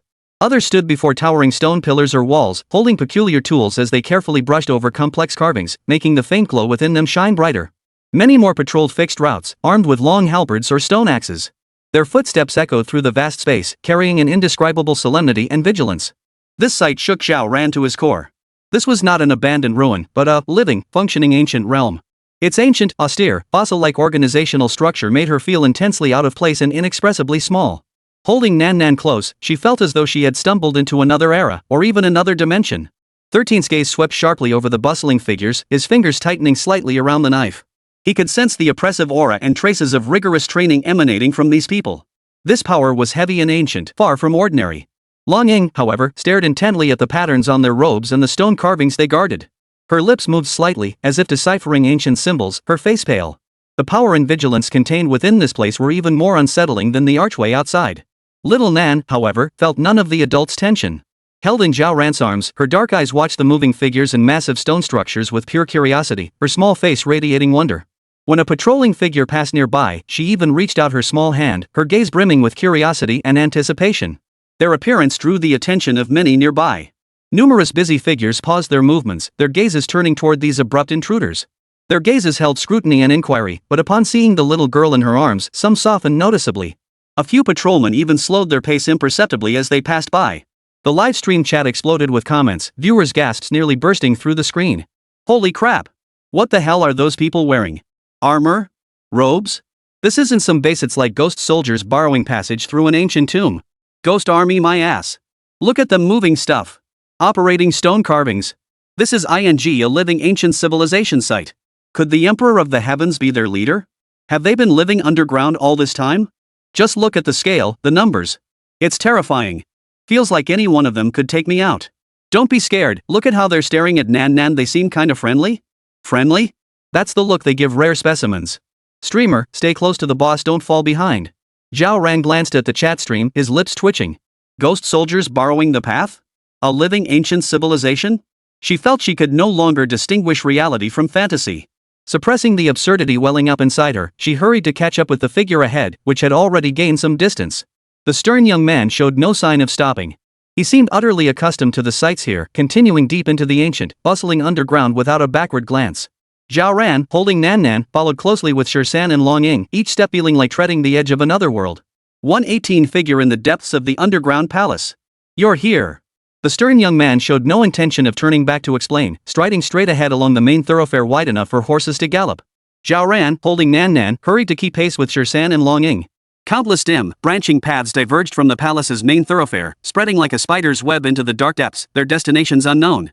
Along the way, figures clad in similarly archaic attire passed them by, some pushing wheeled stone carts laden with faintly glowing ore, others hurrying along with heavy scrolls of animal hide clutched in their hands. No one initiated conversation, yet their gazes invariably lingered on them, especially on Nan Nan for a moment. The live stream wasn't just buzzing, it was about to boil over. Holy crap, these ancient stone paths are way too wide. Host, look left. What's that? A warehouse? It's piled up like a mountain. Everyone here seems so busy, like a giant, intricate machine. Is this even human-made? I'm starting to question reality. Following the comment's direction, Zhao Ran looked to the left. Behind a massive arched entrance lay an immense, seemingly endless space. Inside, it was piled high with all manner of indescribable materials, neatly stacked, metallic sheen blocks, massive plant roots emitting wispy white vapors, and peculiar biological specimens preserved in transparent containers. Several figures dressed in apprentice-like attire were using strange tools to tally and record something. Zhao Ran felt dizzy from the sheer scale. This place was larger than any logistics center she'd ever seen, and far more bizarre. She couldn't help but mutter under her breath, what kind of place did my brother end up working at? These perks look kinda scary. Before long, muffled shouts echoed ahead, accompanied by powerful gusts of air. Turning a corner, the scene suddenly opened up into an even more colossal training ground.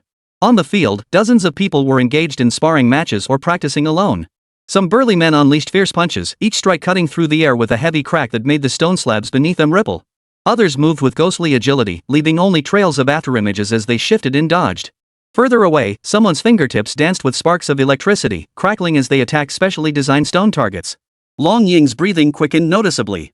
She stared intently at the movements and surging energies emanating from the figures in the arena, her expression shifting constantly. The Northern School's mountain-shattering technique. No, it's more refined. And that is that master's wind riding technique? How is that possible? And the rudimentary form of thunder summoning. She seemed to recognize certain elements, yet they bore subtle yet crucial differences from the traditions she knew. The shock in her eyes nearly overflowed. 13's gaze also grew unusually grave. Unlike Long Ying, who focused on specific techniques in schools, he scanned the entire training ground's layout, the vitality intensity of the practitioners, and their overall coordination. These individuals, whether singled out or as a collective, radiated a battle-hardened ferocity and imposing discipline. The knuckles of his fingers gripping the sword hilt turned slightly white. Nan Nan seemed fascinated by the flashes and booms, wriggling in Zhao Ran's arms and pointing excitedly at the training ground. Auntie, let's go play over there. Zhao Ran quickly patted her down. Be a good girl, Nan Nan. Don't disturb the uncles and aunts practicing. She found the words absurd even to herself. Surrounded by this scene where antiquity and power intertwined, she felt her common sense being ground into the dirt. This wasn't some base, it was clearly a living, breathing, subterranean ancient kingdom possessing extraordinary power. The live stream audience had completely lost it.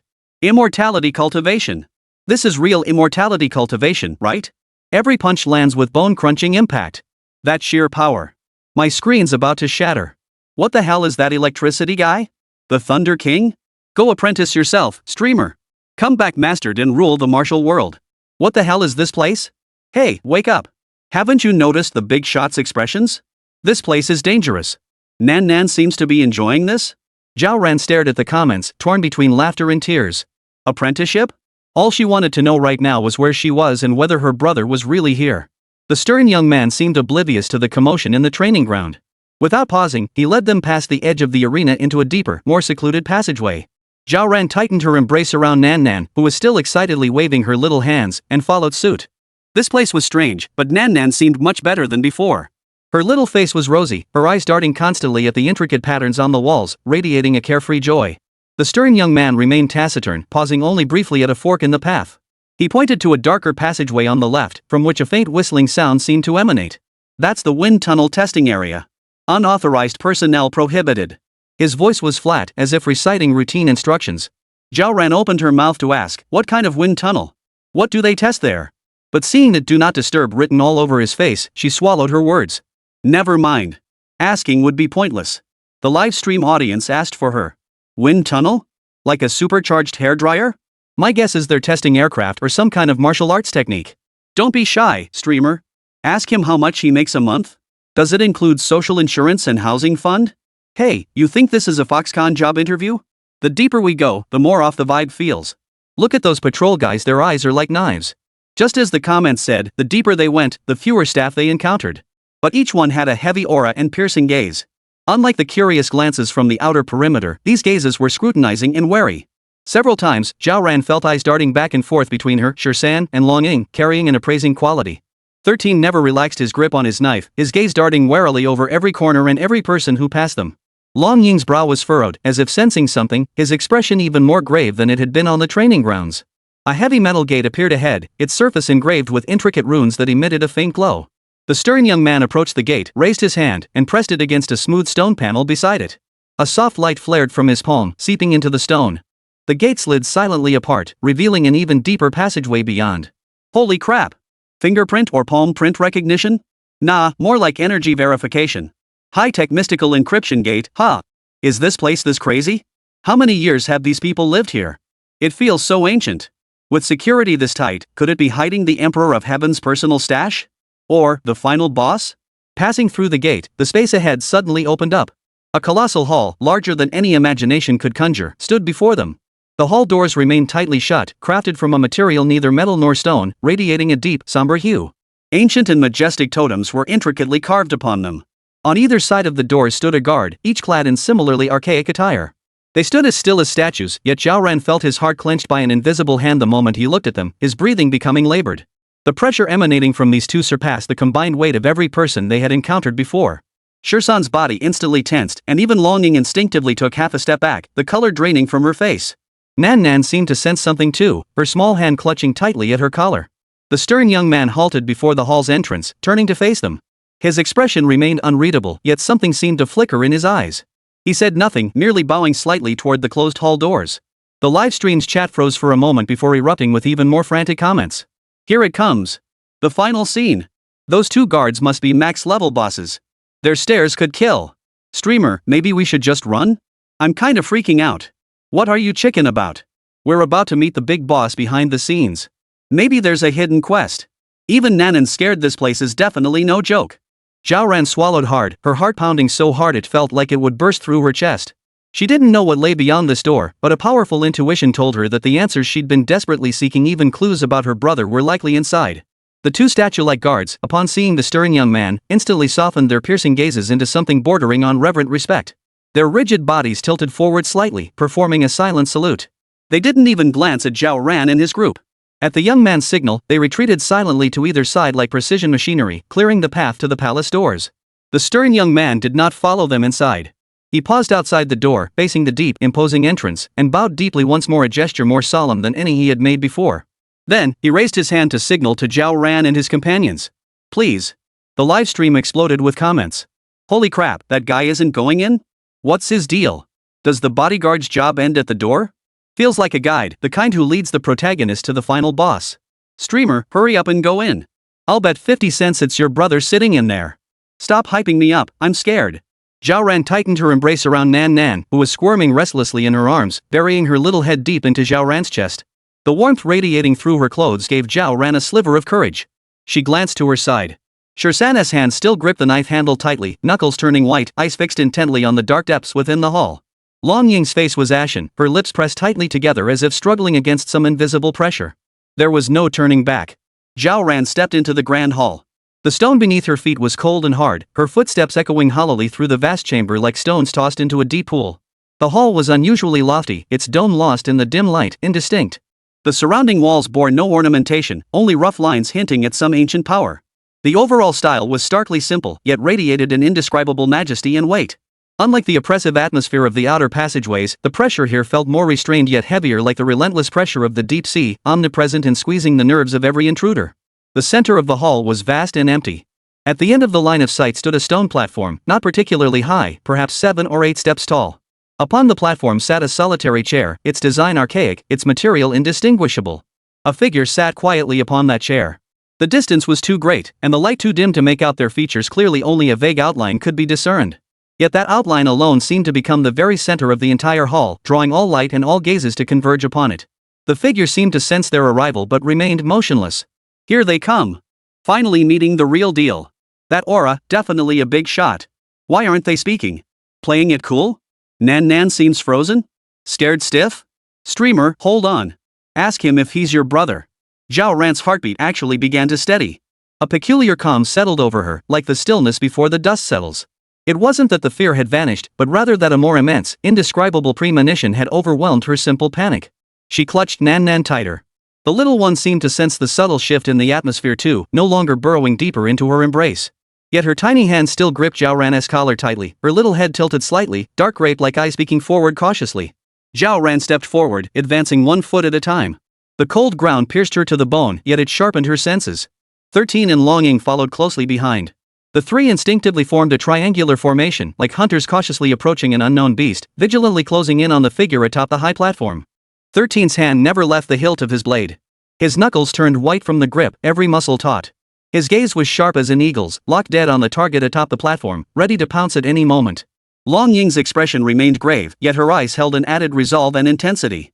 She pressed her lips together, forcing her back straight to resist the invisible yet crushing pressure. With each step, the figure on the platform grew clearer, while the hall's silence thickened, the air becoming so viscous it felt suffocating. Footsteps echoed through the vast hall, tap, tap, tap, striking at the heartstrings of everyone present. The live stream's comments grew sparse and tense with each step.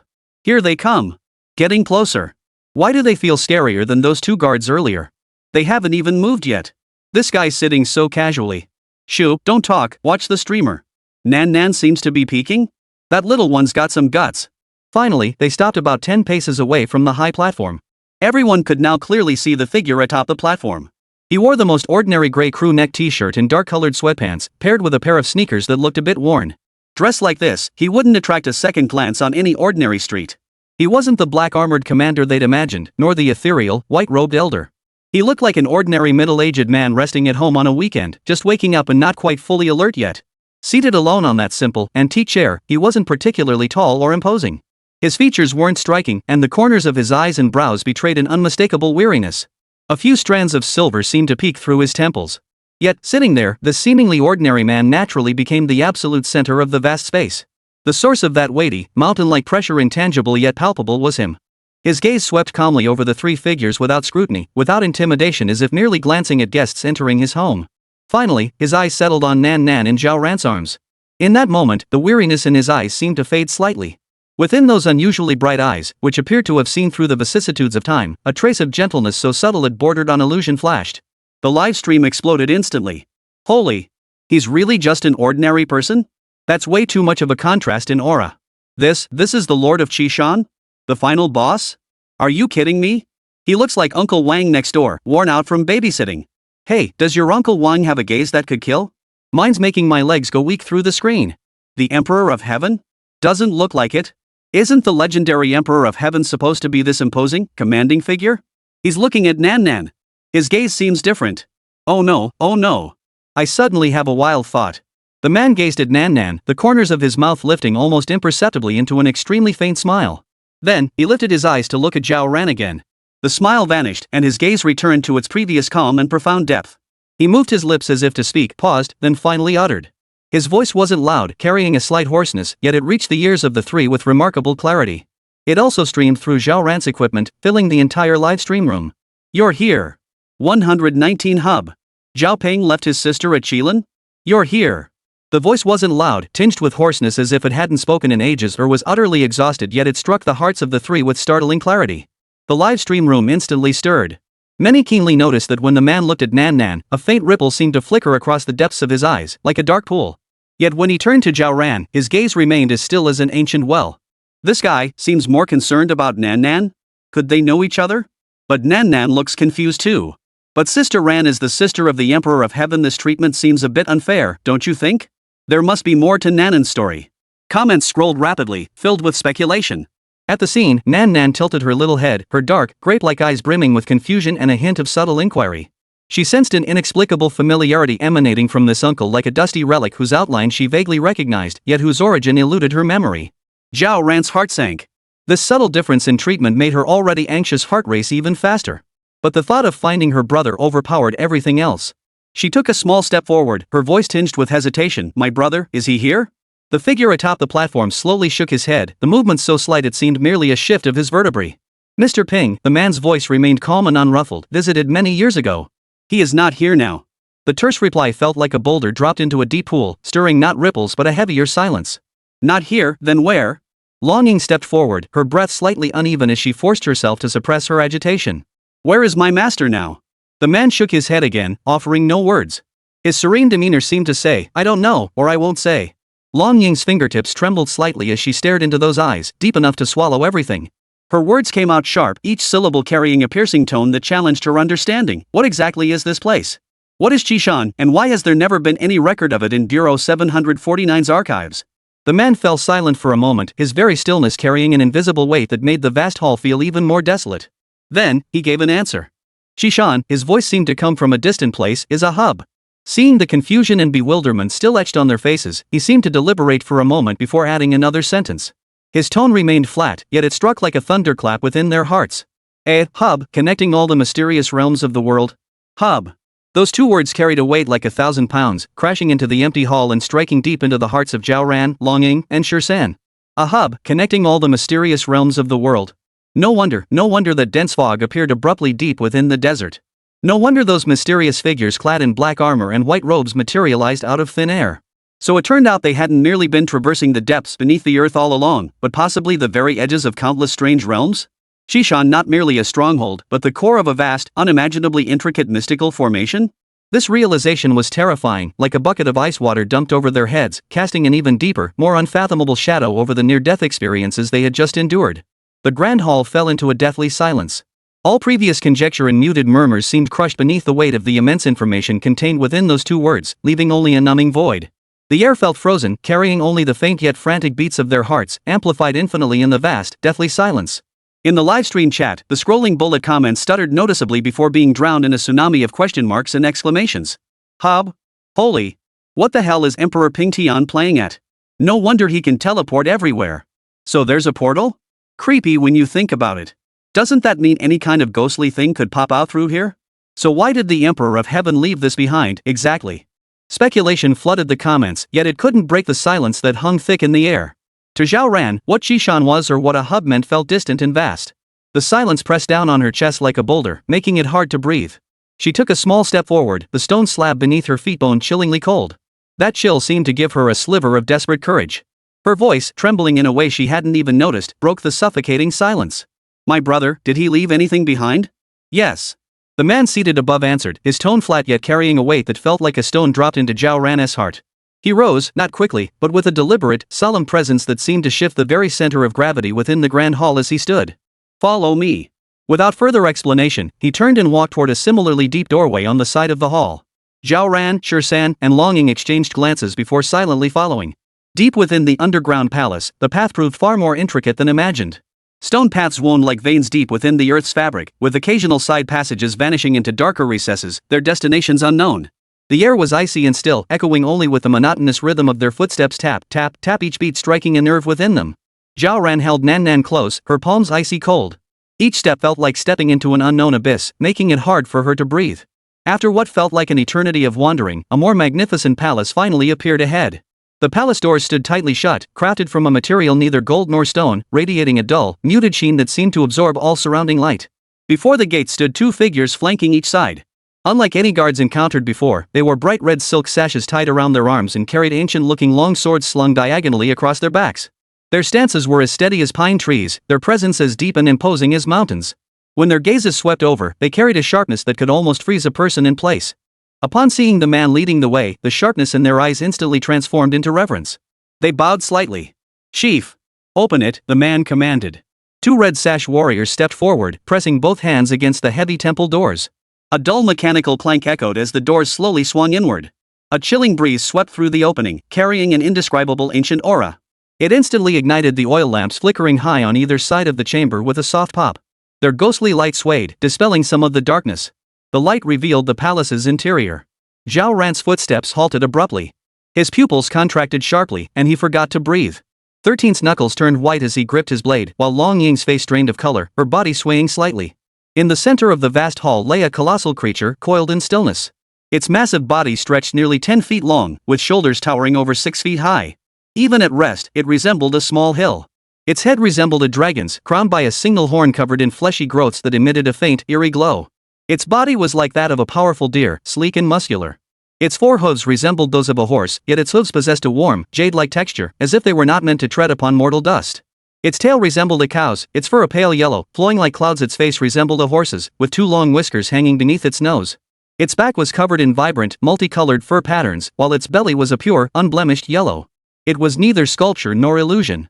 It lay coiled in quiet repose, eyes half closed as if in an eternal slumber, yet radiating an indescribable majesty and serenity, ancient and mysterious, as if stepping from the most distant myths into reality. For a moment, deathly silence enveloped the temple gates inside and out. In the livestream chat, delayed comments erupted like ignited powder kegs. A deluge of gasps and question marks flooded the screen. Holy? What the hell is that? A Qilin? Am I seeing things? Is that a Qilin? Zhao Ping left his sister a Qilin? What kind of international joke is this? A mythical creature? Does it really exist? Wait, how does Zhao Ping even have a Qilin? 120 people each with one? Qilins can be mass-produced? The livestream chat exploded with comments, bubbling like boiling water, every character seething with excitement. Everyone stared at the quiet, coiled creature in the center of the hall, its blue-scaled body leaving their minds collectively frozen. Unbelievable. This ing thing is a Qilin? Is this real? Some kind soul went exploring, and the souvenir left behind by their brother is a living, breathing Qilin? Netizens went absolutely wild, the flood of comments so thick it obscured the screen. At that moment, not just the audience, but even Zhao Ran, Long Ying, and Shirsan, who were right there on the scene, were all speechless, their throats feeling like something was stuck in them. This is... Zhao Ran's voice trembled without her noticing, tinged with absurdity. She'd imagined her brother might have left behind martial arts manuals, divine weapons, or even some world-ending forbidden artifact. But a Qilin? Was this sort of thing something you could just leave behind? This was more shocking than all the monsters and forbidden seals she'd encountered combined. It's a young Qilin. The man on the high platform nodded calmly, as if discussing the most ordinary matter. His gaze swept over the sleeping young beast, his tone utterly unruffled. Mr. Ping once resided on Mount Qi for a time. This creature was casually cultivated by him during that period. Casually cultivated? Zhao Ran's eye twitched. She felt she might have misunderstood the meaning of the word casually. The man seemed oblivious to her expression and continued his explanation. As agreed, Qishan shall be responsible for breeding matters. All friends, old acquaintances, and relatives of Mr. Fan may come to Qishan to claim one. The word struck like a thunderclap, sending a buzzing sensation through Zhao Ran's mind. Not just one? Mass production? Friends, old acquaintances, relatives, all could come claim one? She abruptly turned to look at Long Ying and Shirsan. Both wore equally stunned expressions, as if this sudden benefit had knocked them off their feet. The sheer volume of information left them momentarily speechless. The livestream chat exploded into chaos. Wait. Did I hear that right? Breeding? Claim one? One per person? Are Qilin now as common as cabbages? Holy! What kind of god is Emperor Pingtian? Is he looking for friends? Is it too late to become his godson now?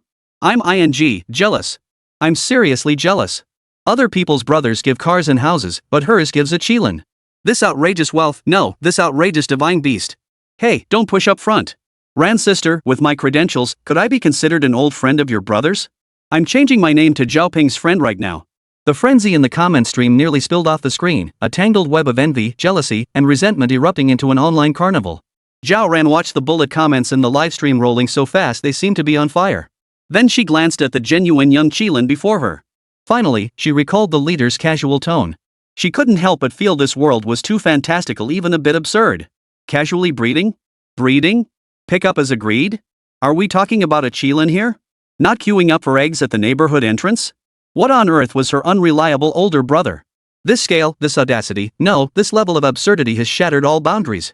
She even began to wonder if all those life or death crises she'd faced before were just some beginner quest her brother casually set up for her. All to qualify her for claiming this, starter pet? The viewers in the livestream chat were clearly losing it. The flood of comments poured in like a burst dam, carrying waves of envy, jealousy, and pure sour grapes. Wait, this isn't just one, it's one per person? Someone wake me up. Tell me this isn't real. A Qilin. A live one. I hereby declare, from this day forward, Zhao Ping is my half-brother's biological dad. Hey, you in line up front. Bro. Check out my unique bone structure, wouldn't I make the perfect long-lost bestie? Damn it, I told you we should have followed Ranjia to explore. Who was it that talked me out of going? I regret it so much I could die. Damn it, yesterday I was gloating over snagging half-price bubble tea, and now you tell me some random guy's brother gave away a Qilin? My defenses are shattered, everyone. Totally shattered. I'll cry first to pay my respects. Damn it, I want a Qilin too, even a mini one would do. Ran, listen to me, let's not get one. This thing's way too attention-grabbing. I'm scared you'll get mugged if you go out. You upstairs, think bigger. Robbed? Who'd dare rob someone riding a Qilin? Here's the real question, do you need a license to ride a Qilin? Would a Class C license cut it? What kind of insurance do you need? Does mandatory third-party liability cover it? Does this thing burn gas or eat grass? How many bales per 100 kilometers? It's one thing to brag online, but if you guys ever actually start riding Qilins around, I'll lose my temper for real, I mean it. Netizens went wild with comments, every word dripping with the bitter resentment of why is the world so unfair. A flood of comments flooded the screen, people claiming kinship, trying to connect, begging for links. They seemed to feel an indescribable envy for this scene, along with a crushing sense of defeat, as if fate had utterly abandoned them. Damn it, why don't I have a brother like that? Zhao Ran watched these heartfelt cries of despair, and the corners of her mouth twitched involuntarily. Now she understood why her brother was always so secretive. With a move like this, if it were made public, wouldn't it spark a world war? Auntie, Nan Nan wants to ride the big horse. The little girl seemed far more excited, her clear voice ringing out as she wriggled free from the adult's grasp and scampered off on her stubby legs. Long Ying and Shirsan instinctively tried to stop her, but they were a step too slow. Everyone's hearts leapt into their throats. However, the expected frenzied attack from the ferocious beast never materialized. The young Qilin merely tilted its head, observing the tiny figure that had dashed before it. It even lowered its head, gently nudging the plump little hand the girl held out with its warm snout. The gesture was affectionate, devoid of any ferocity. The livestream fell silent for a second before erupting. Wait, is this Qilin fake? How can it be this docile? Has Nan Nan maxed out her charm points? She's even tamed a mythical beast? I declare Nan Nan is the real protagonist. Wow, this Qilin looks pretty docile. Zhao Ran composed herself and decided to give it a try. She cautiously shifted her feet, taking just a few steps closer. The Qilin suddenly lifted its head. Its previously gentle gaze instantly turned cold and sharp, fixing on her. A low, threatening growl rumbled from its throat. Roar! A deafening roar, carrying palpable pressure, crashed toward her. Zhao Ran felt a chill run from the soles of her feet to the top of her head. Her legs grew weak and unsteady, and she instinctively tried to step back. The live stream's chat froze once more. Damn it! Is the difference in treatment this obvious? Sis Ran, we really did place our trust in the wrong person. Does this Qilin recognize people? Only kids? Long Ying and Shirsan exchanged helpless glances before stepping forward to test it. The outcome was unsurprising. The Qilin bared its teeth at them, its growl deepening in its throat, poised to pounce at any moment. 121 Wait, a 4-year-old girl inheriting Mount Qishan? This time, the livestream audience was utterly dumbfounded. Case solved, this Qilin only recognizes Nan Nan. Could it be bloodline suppression? Because Nan Nan is the daughter of the Emperor of the Heavens? The truth is up there. This Qilin is afraid the big boss will beat it up. Bad horse, don't bully auntie. Seeing this, the little girl's face turned stern. She planted her hands on her hips and called out to the Qilin in a babyish voice. She even reached out her tiny hand and gave the Qilin's massive foreleg a light yet firm pat. A jaw-dropping scene unfolded. The young Qilin, which had been menacing moments before, actually shrank back slightly at the little girl's pat and scolding. Then, like a child caught doing something wrong, it quickly lowered its proud head, even taking half a step back. A whimpering sound escaped its throat, sounding almost aggrieved. The livestream chat exploded with exclamation marks and question marks. What did I just witness? A Qilin being scolded like a puppy? Nan Nan, this area's under my protection. Ah, this is hilarious. That Qilin is such a wimp. Cute contrast. Is this the divine beast's adorable contrast? Love it, love it. Auntie, come pet it, it won't dare scare you now.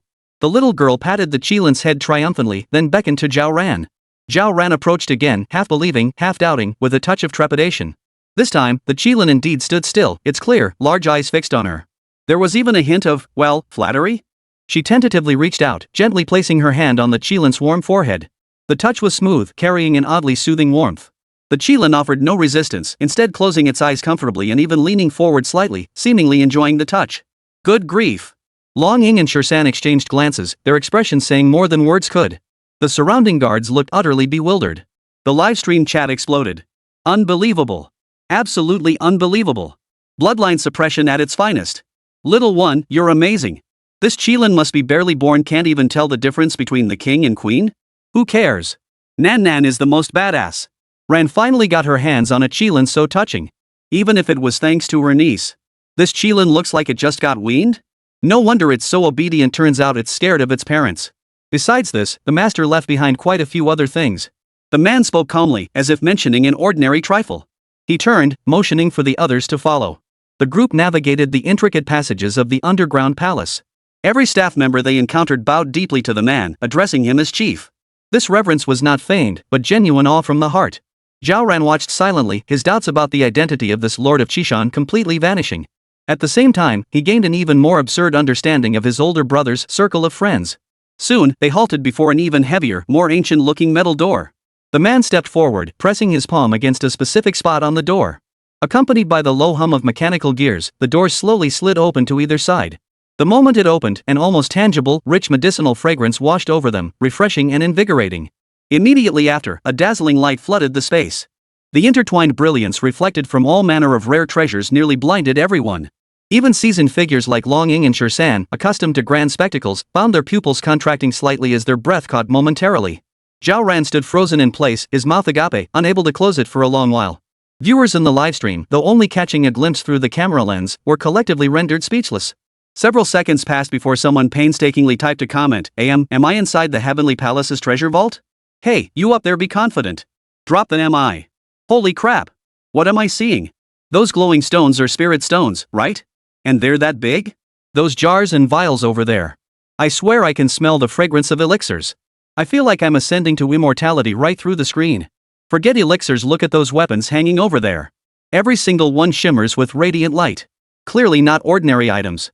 What's piled in that corner? Dragon scales? Phoenix feathers? Am I seeing things?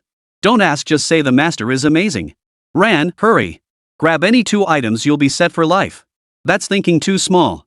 If we emptied this warehouse, we could probably buy several countries. The man seemed unfazed by their astonishment, stepping aside to clear a path. These cultivation resources all prepared for you at the master's instruction. He strode into the warehouse, his voice echoing through the vast space. Besides basic qi nurturing pills, there are also pills for healing injuries, detoxification, warding off evil, and focusing the mind enough to handle most emergencies. He casually picked up a jade bottle and handed it to Zhao Ran. This is the 9-turn resurrection pill. It can save your life in critical moments. Zhao Ran's hand trembled, nearly dropping it. 9-turn resurrection pill? That legendary item? Handed over so casually? She felt as though she wasn't holding a pill, but a burden weighing 1,000 pounds. These weapons are no ordinary items either. The man gestured toward the rows of weapons gleaming coldly nearby. Forged from rare materials like celestial meteorite iron and deep-sea sunken gold, enhanced with special runes. Cutting through iron like mud is merely their baseline capability. They also possess innate properties like spell piercing and extreme sharpness. He picked up a seemingly ordinary dagger and lightly drew it across a thick steel plate used for testing. With a sharp hiss, the steel plate sliced through as easily as tofu, the cut smooth as glass. Live chat. Didn't I just say? Cutting through iron like mud is just the basics. Give me that dagger and I could slice through a Gundam.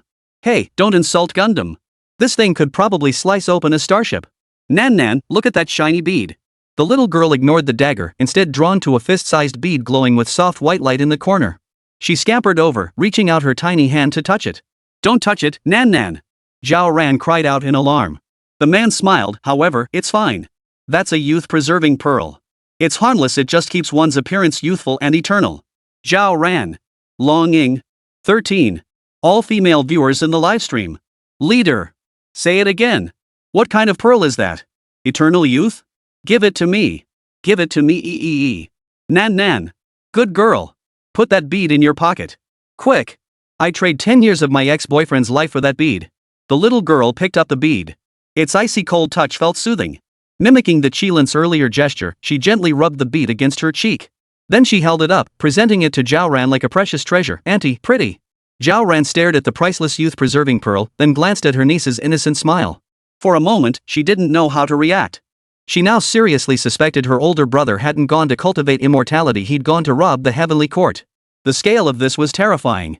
The man continued his introduction. Besides elixirs and weapons, there are also protective treasures, array discs, talismans, and jade slips recording various cultivation techniques.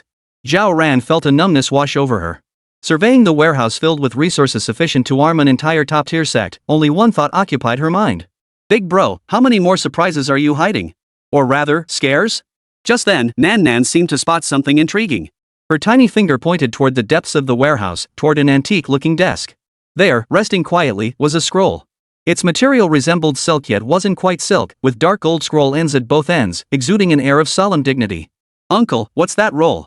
The little girl's voice was childishly innocent, brimming with curiosity. Hearing Nanan's question, the man followed her pointing finger. His gaze, which had been slightly cold and hard moments before, softened unconsciously upon meeting Nanan's eyes, even carrying a hint of an almost imperceptible smile. He patiently explained, "That is for you." He paused briefly, as if choosing his words carefully, before delivering an even more astonishing revelation. "It's the proclamation declaring you the heir to the Lord of Qishan." "What?" The exclamation erupted almost in unison from Zhao Ran, Long Ying, and Shirsan. The room fell so silent you could hear a pin drop. Xianwen? Successor? The Lord of Qishan? Each word alone was familiar, but combined and applied to a child barely over 4 years old, it sounded utterly preposterous. Zhao Ran felt her temples throbbing violently. The nerves that had been numbed by the shock of the face-freezing pearl in the warehouse full of treasures were now being violently jolted once more. She even doubted whether she had misheard. The livestream's chat froze for a moment before erupting with even more frantic messages. "Did I hear that right? Xianwen? For Nan? Hold up, this is too much info, my brain's overheating. So, this entire warehouse full of treasures is a welcome gift for the new Lord of Qishan? Holy crap! Holy crap! Crowned at 4? What kind of god-tier start is this? No wonder this guy treats Nan differently. He saw his successor? LOL, so he found his successor. Is this guy planning to retire early? Sis Ran, hurry up and ask, is Qishan hiring? Like, 4T serving an errand running for the big shots." Zhao Ran rubbed her temples hard, trying to clear her muddled thoughts. She looked at the man, her voice dry with disbelief. "You mean Nan? Inheriting Qishan? She's barely 4 years old." This was even more absurd than her brother suddenly becoming a cultivation master. The man nodded slightly, his expression calm, yet his tone carried an unwavering certainty. "Precisely. This is the master's arrangement, and it is also the rule of Qishan." Nan blinked her big, dark eyes, glancing at the scroll, then at her aunts and the others with their varied expressions.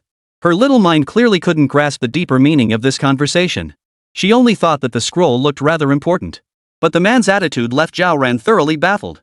122 clarification. These are all divine auras? Inherit the ruler of Qishan? Zhao Ran's lips moved, repeating these words. Each syllable felt heavy as 1,000 pounds, pounding her brain until it buzzed. Even after a long while, she still seemed unable to shake off the man's matter-of-fact words.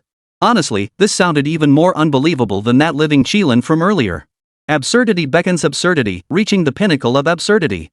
Even the worldly wise Long Ying and the formidable 13 showed obvious apprehension and solemnity when facing those black-armored, white-robed figures outside. Since stepping into this cursed place, every person she encountered had given her a sense of unfathomable depth, overwhelming power, and even terror. The man before her, as the supreme leader of Qishan, appeared as ordinary as an office drone just off work. Yet to command such a vast and mysterious force, his own power and methods were undoubtedly unimaginable. And now, he was suggesting that Nan, a mere 4-year-old still sniffling and needing to be held, should inherit this position? What difference was that from handing the nuclear launch button to a kindergarten kid? No, it might be even more absurd. Moreover, Zhao Ran stole a glance at the man. How could this guy utter such earth-shattering words without a trace of hesitation on his face? Instead, he seemed to radiate a faint sense of relief, as if a huge weight had been lifted. It felt like someone who'd been carrying a decades-old burden had finally found the next unlucky soul to take over, allowing them to retire in peace. Yes, you heard correctly. The man seemed to have read Zhao Ran's thoughts, or perhaps he was simply stating facts. He tilted his head slightly, his gaze fixed on Zhao Ran's face, his tone as flat as if he were discussing today's weather. This attitude felt less like negotiation and more like the announcement of a final decision, one already in effect and beyond question. But Zhao Ran's throat went dry, the sheer absurdity threatening to overwhelm his reason. But Nan is only 4 years old. She can't even tie her own shoelaces. And, my brother, Zhao Ping, we don't even know if he's alive or dead. He's vanished without a trace. This place is so vast, with so many capable people. How can they just make such a rash decision to put a child in charge? Zhao Ran grew increasingly agitated as she spoke, her voice rising several octaves. She couldn't accept it.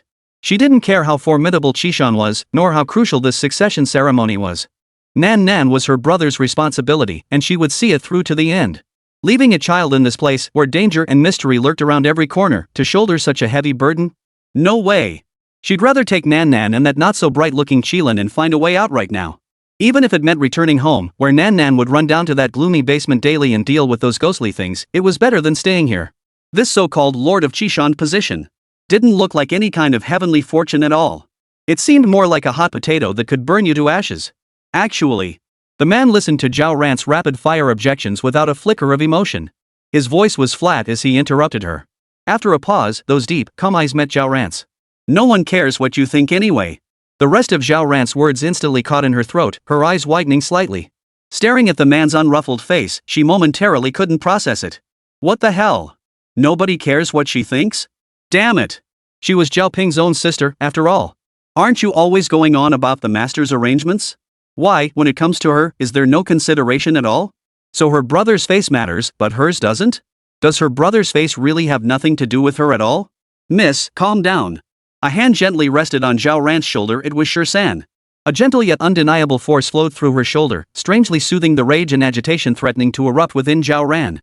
13 stepped forward half a pace, shielding Zhao Ran slightly behind him as his steady gaze fixed on the man atop the platform. Even if you intend to inherit Qishan, shouldn't you at least let us? Nan Nan know what Qishan actually does? Zhao Ran took a deep breath, forcing down the absurdity and simmering anger in his heart, voicing the crucial question on behalf of the still innocent little one in his arms. The things her brother had left behind were indeed astonishing, but the eerie atmosphere permeating this place and the attitude of the man before her left her utterly uncertain. What exactly was Qishan for? Surely it couldn't be some massive divine beast breeding facility that also delivered treasure-bearing children? This guy's as stubborn as a mule. Yeah, she's the sister of the Emperor of Heaven, yet she treats us like we're thieves? I'm still curious where the Emperor of Heavenly Peace actually went. This mess looks impossible to clean up. Was it really wise to leave it for his sister and daughter? Could it be that this chieftain is actually the Emperor of Heaven's steward? Nice imagination, but could your butler really suppress a monster as massive as a mountain? The live stream chat scrolled with viewers chiming in with their own theories, piecing together the truth from the limited clues. Follow me. The man seemed unfazed by the skepticism in Zhao Ran's tone, offering no explanation. He simply turned again, gesturing for them to follow. Fine, asking was pointless anyway. We'll see. Zhao Ran pursed his lips, hugging Nan Nan as he followed Sher-san and longing back into the labyrinthine passages deep within the underground palace. In the dimly lit underground palace, passages branched out in every direction, like the crisscrossing veins within a giant beast. They followed the man through twists and turns, occasionally encountering silent patrols of black armored guards. Upon seeing the man, these guards would halt instantly, bowing in unison with precision. Yet their gazes were sharp as blades, sweeping over Zhao Ran and the others with undisguised scrutiny. Zhao Ran felt uneasy under their stares, instinctively pulling Nan Nan closer. Their stares made her feel like a monkey on display in a zoo, a particularly rare species, at that. They encountered more people pushing stone carts laden with supplies. The stones bore patterns resembling the intricate designs of the underground palace, emitting a faint glow. They hurried along, eyes fixed straight ahead, as if the entire Qishan mountain were a colossal, ceaseless machine, and each person merely a precisely functioning cog within it. This ancient, overwhelming sense of order weighed heavily upon Zhao Ran, filling her with an indescribable sense of oppression. Long Ying's brow had remained furrowed since entering the underground palace. She kept glancing at the stone walls on either side and the bustling figures, her gaze filled with scrutiny as if trying to discern something, yet her expression grew increasingly grave. 13 maintained his usual silence, yet Zhao Ran could sense the taut tension radiating from him, a vigilance poised to strike at any moment. His sharp gaze swept every corner where danger might lurk, each step deliberate and powerful. He moved like a walking shield, protecting the two behind him with unwavering vigilance. Nan Nan, however, found it all fascinating. No longer frightened like before, she stared wide-eyed with curiosity at the passing figures and the massive stone structures. Her carefree demeanor eased Zhao Ran's mind a little. At least the little one wasn't crying or fussing here. After walking some distance, the man ahead halted his steps. They arrived before a side hall. Unlike the grand main hall they had passed, this chamber was less imposing yet still spacious, constructed entirely of cold stone. The railings were carved with intricate patterns that emitted a faint glow in the dim light. The man approached the palace doors and pressed his palm against them. With a low, mechanical hum, the heavy palace doors slowly swung inward. A chill seeped through the cracks, carrying an ancient, weighty scent. As the doors swung fully open, the oil lamps within the palace seemed to be lit by an invisible hand. With a soft pop, the faint flames instantly illuminated the chamber's interior. The layout was relatively simple. Aside from several massive black stone pillars in the center, the hall contained only a huge stone table positioned directly in the middle. The table's material was rustic yet smooth, its surface engraved with runes Zhao Ran could not decipher. Chief! A hoarse voice abruptly pierced the chamber's silence. From the shadows deep within the side chamber, an old man emerged, walking slowly. He wore the same white robe, but his hair and beard were entirely snow white. His frame was emaciated, as if a gust of wind could topple him. His face was etched with deep wrinkles, resembling a parched riverbed. Yet from this frail, dying shell emanated an aura vast as the ocean, deep and enduring, silently proclaiming the terrifying power contained within. Zhao Ran's eyelid twitched. This place truly was a den of hidden dragons and crouching tigers. Even the random old man who stepped out seemed capable of crushing her with a single finger. Old Master Jiang, let us begin. The man gave the elder a slight nod, his tone as calm as ever. The elder responded respectfully, his movements seemingly slow yet carrying a certain rhythm as he approached the massive stone table at the hall center. His withered palm pressed lightly against the stone table's edge. The colossal energy within him, vast as an abyss, began to circulate. It transformed into a faint glow visible to the naked eye, slowly flowing down his arm and into the stone table. Hum. The ancient runes etched into the tabletop seemed to awaken, lighting up one by one with a deep hum. The intertwining light swirled, tracing an incredibly complex, ever-shifting three-dimensional map of light and shadow across the smooth tabletop. Simultaneously, waves of indescribable, chaotic energies emanated from the luminous map, saturating the entire side hall. Some were scorching hot as fire, others bone-chillingly cold. Some carried the savage brutality of the primordial wilderness, while others exuded the deathly decay of stagnation. Each was bizarre and unique, yet without exception, they were powerful, ancient, and possessed an essence transcending the mundane. These are all divine essences? Long Ying's expression abruptly changed. She distinctly felt the dormant fire phoenix bloodline within her body stir uncontrollably the moment it touched these energies, resonating with a mix of craving and wariness. Her gaze locked onto the countless flickering points on the light map, each seemingly representing a source of power that made her heart race. 123. That terrifying monster, and you tell me it's just a limbless creature? God? Zhao Ran's heart skipped a beat too. She recalled the fire phoenix in Ilao Mountain that had nearly defied belief, and the living, heart-beating mountain in the desert. The live stream's chat exploded instantly at those two words. Holy! No way! Every single point on this map is a god? Shishan, all the mysterious places connected to it, could they all be housing a god? Holy, the fire phoenix of Ilao Mountain, the sun god of the desert, this ing, how many gods, immortals, demons, and monsters are there in this world? Wait, so back then, the Emperor of Heaven didn't just seal one? He sealed a whole bunch? How many gods are there in this world? My brain's fried. This is too much to process. I need a moment. Netizens were utterly flustered, their screens flooded with wild speculations and gasps, every word dripping with the shock of having their worldviews repeatedly shattered. No matter how you looked at it, if every single one of those densely packed points of light on the map represented a god, that was terrifying. What, exactly, are gods? Zhao Ran felt her understanding being upended once more. She couldn't help but look at the man and ask this question, one that might seem foolish, but whose answer she desperately needed now. That which heaven and earth bestow upon is called a god. The man's voice was calm as he repeated the words Longing had once explained to Zhao Ran, yet she still didn't understand. At the man's gesture, the group approached the massive stone table, each carrying their own complex emotions. On the stone table, three-dimensional light and shadow swirled, countless tiny points of light floating within, like imprisoned stars. Each point radiated a distinct yet equally unsettling ancient aura, vast, desolate, violent, deathly still, a bizarre array that seemed to encapsulate every negative force and colossal power in existence. Merely drawing near, Zhao Ran felt an inexplicable sense of oppression. The place you were in before is here. The man raised his hand, his fingertip pointing to a relatively dim area in the northwest corner of the light map. At the edge of that area, an extremely faint crimson glow flickered faintly, like the dying flicker of a candle flame, yet it still radiated a scorching and ominous aura. Long Ying's expression shifted slightly. She could clearly sense the power contained within that crimson glow, vast, yet tinged with a certain fractured frenzy. The aura seems purer than that mountain before, yet also more chaotic.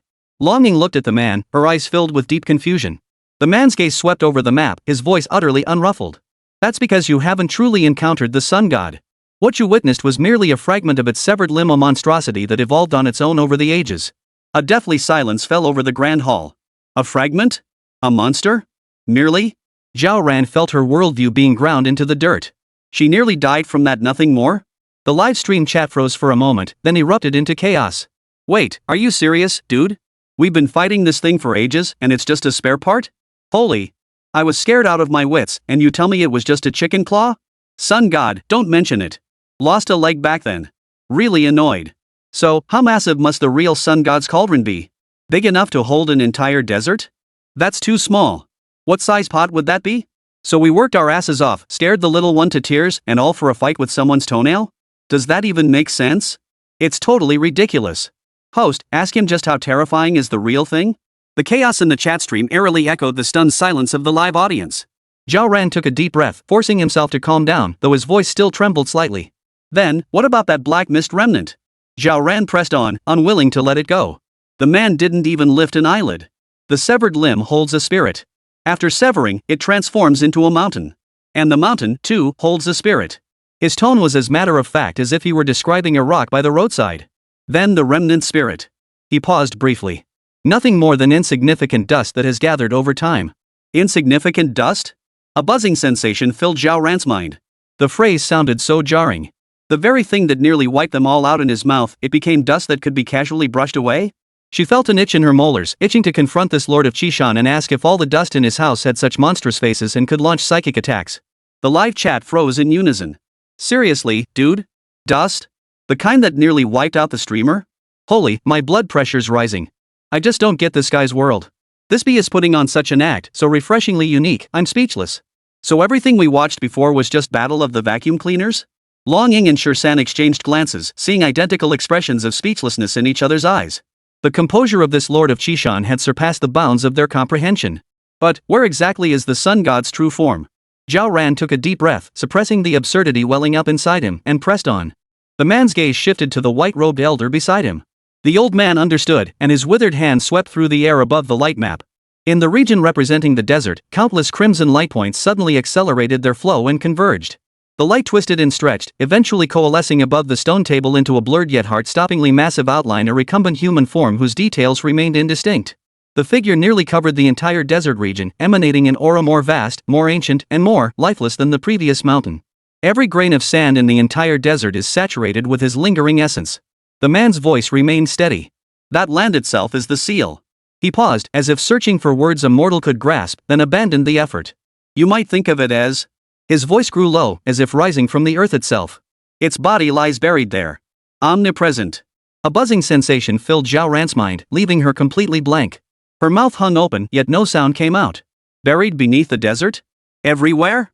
Then all this time, hadn't they been trampling all over someone's corpse? Long Ying's face drained of color, her body swaying imperceptibly before being steadied by Shirsan without a flicker of emotion. The live stream exploded. Holy! The entire desert? Holy!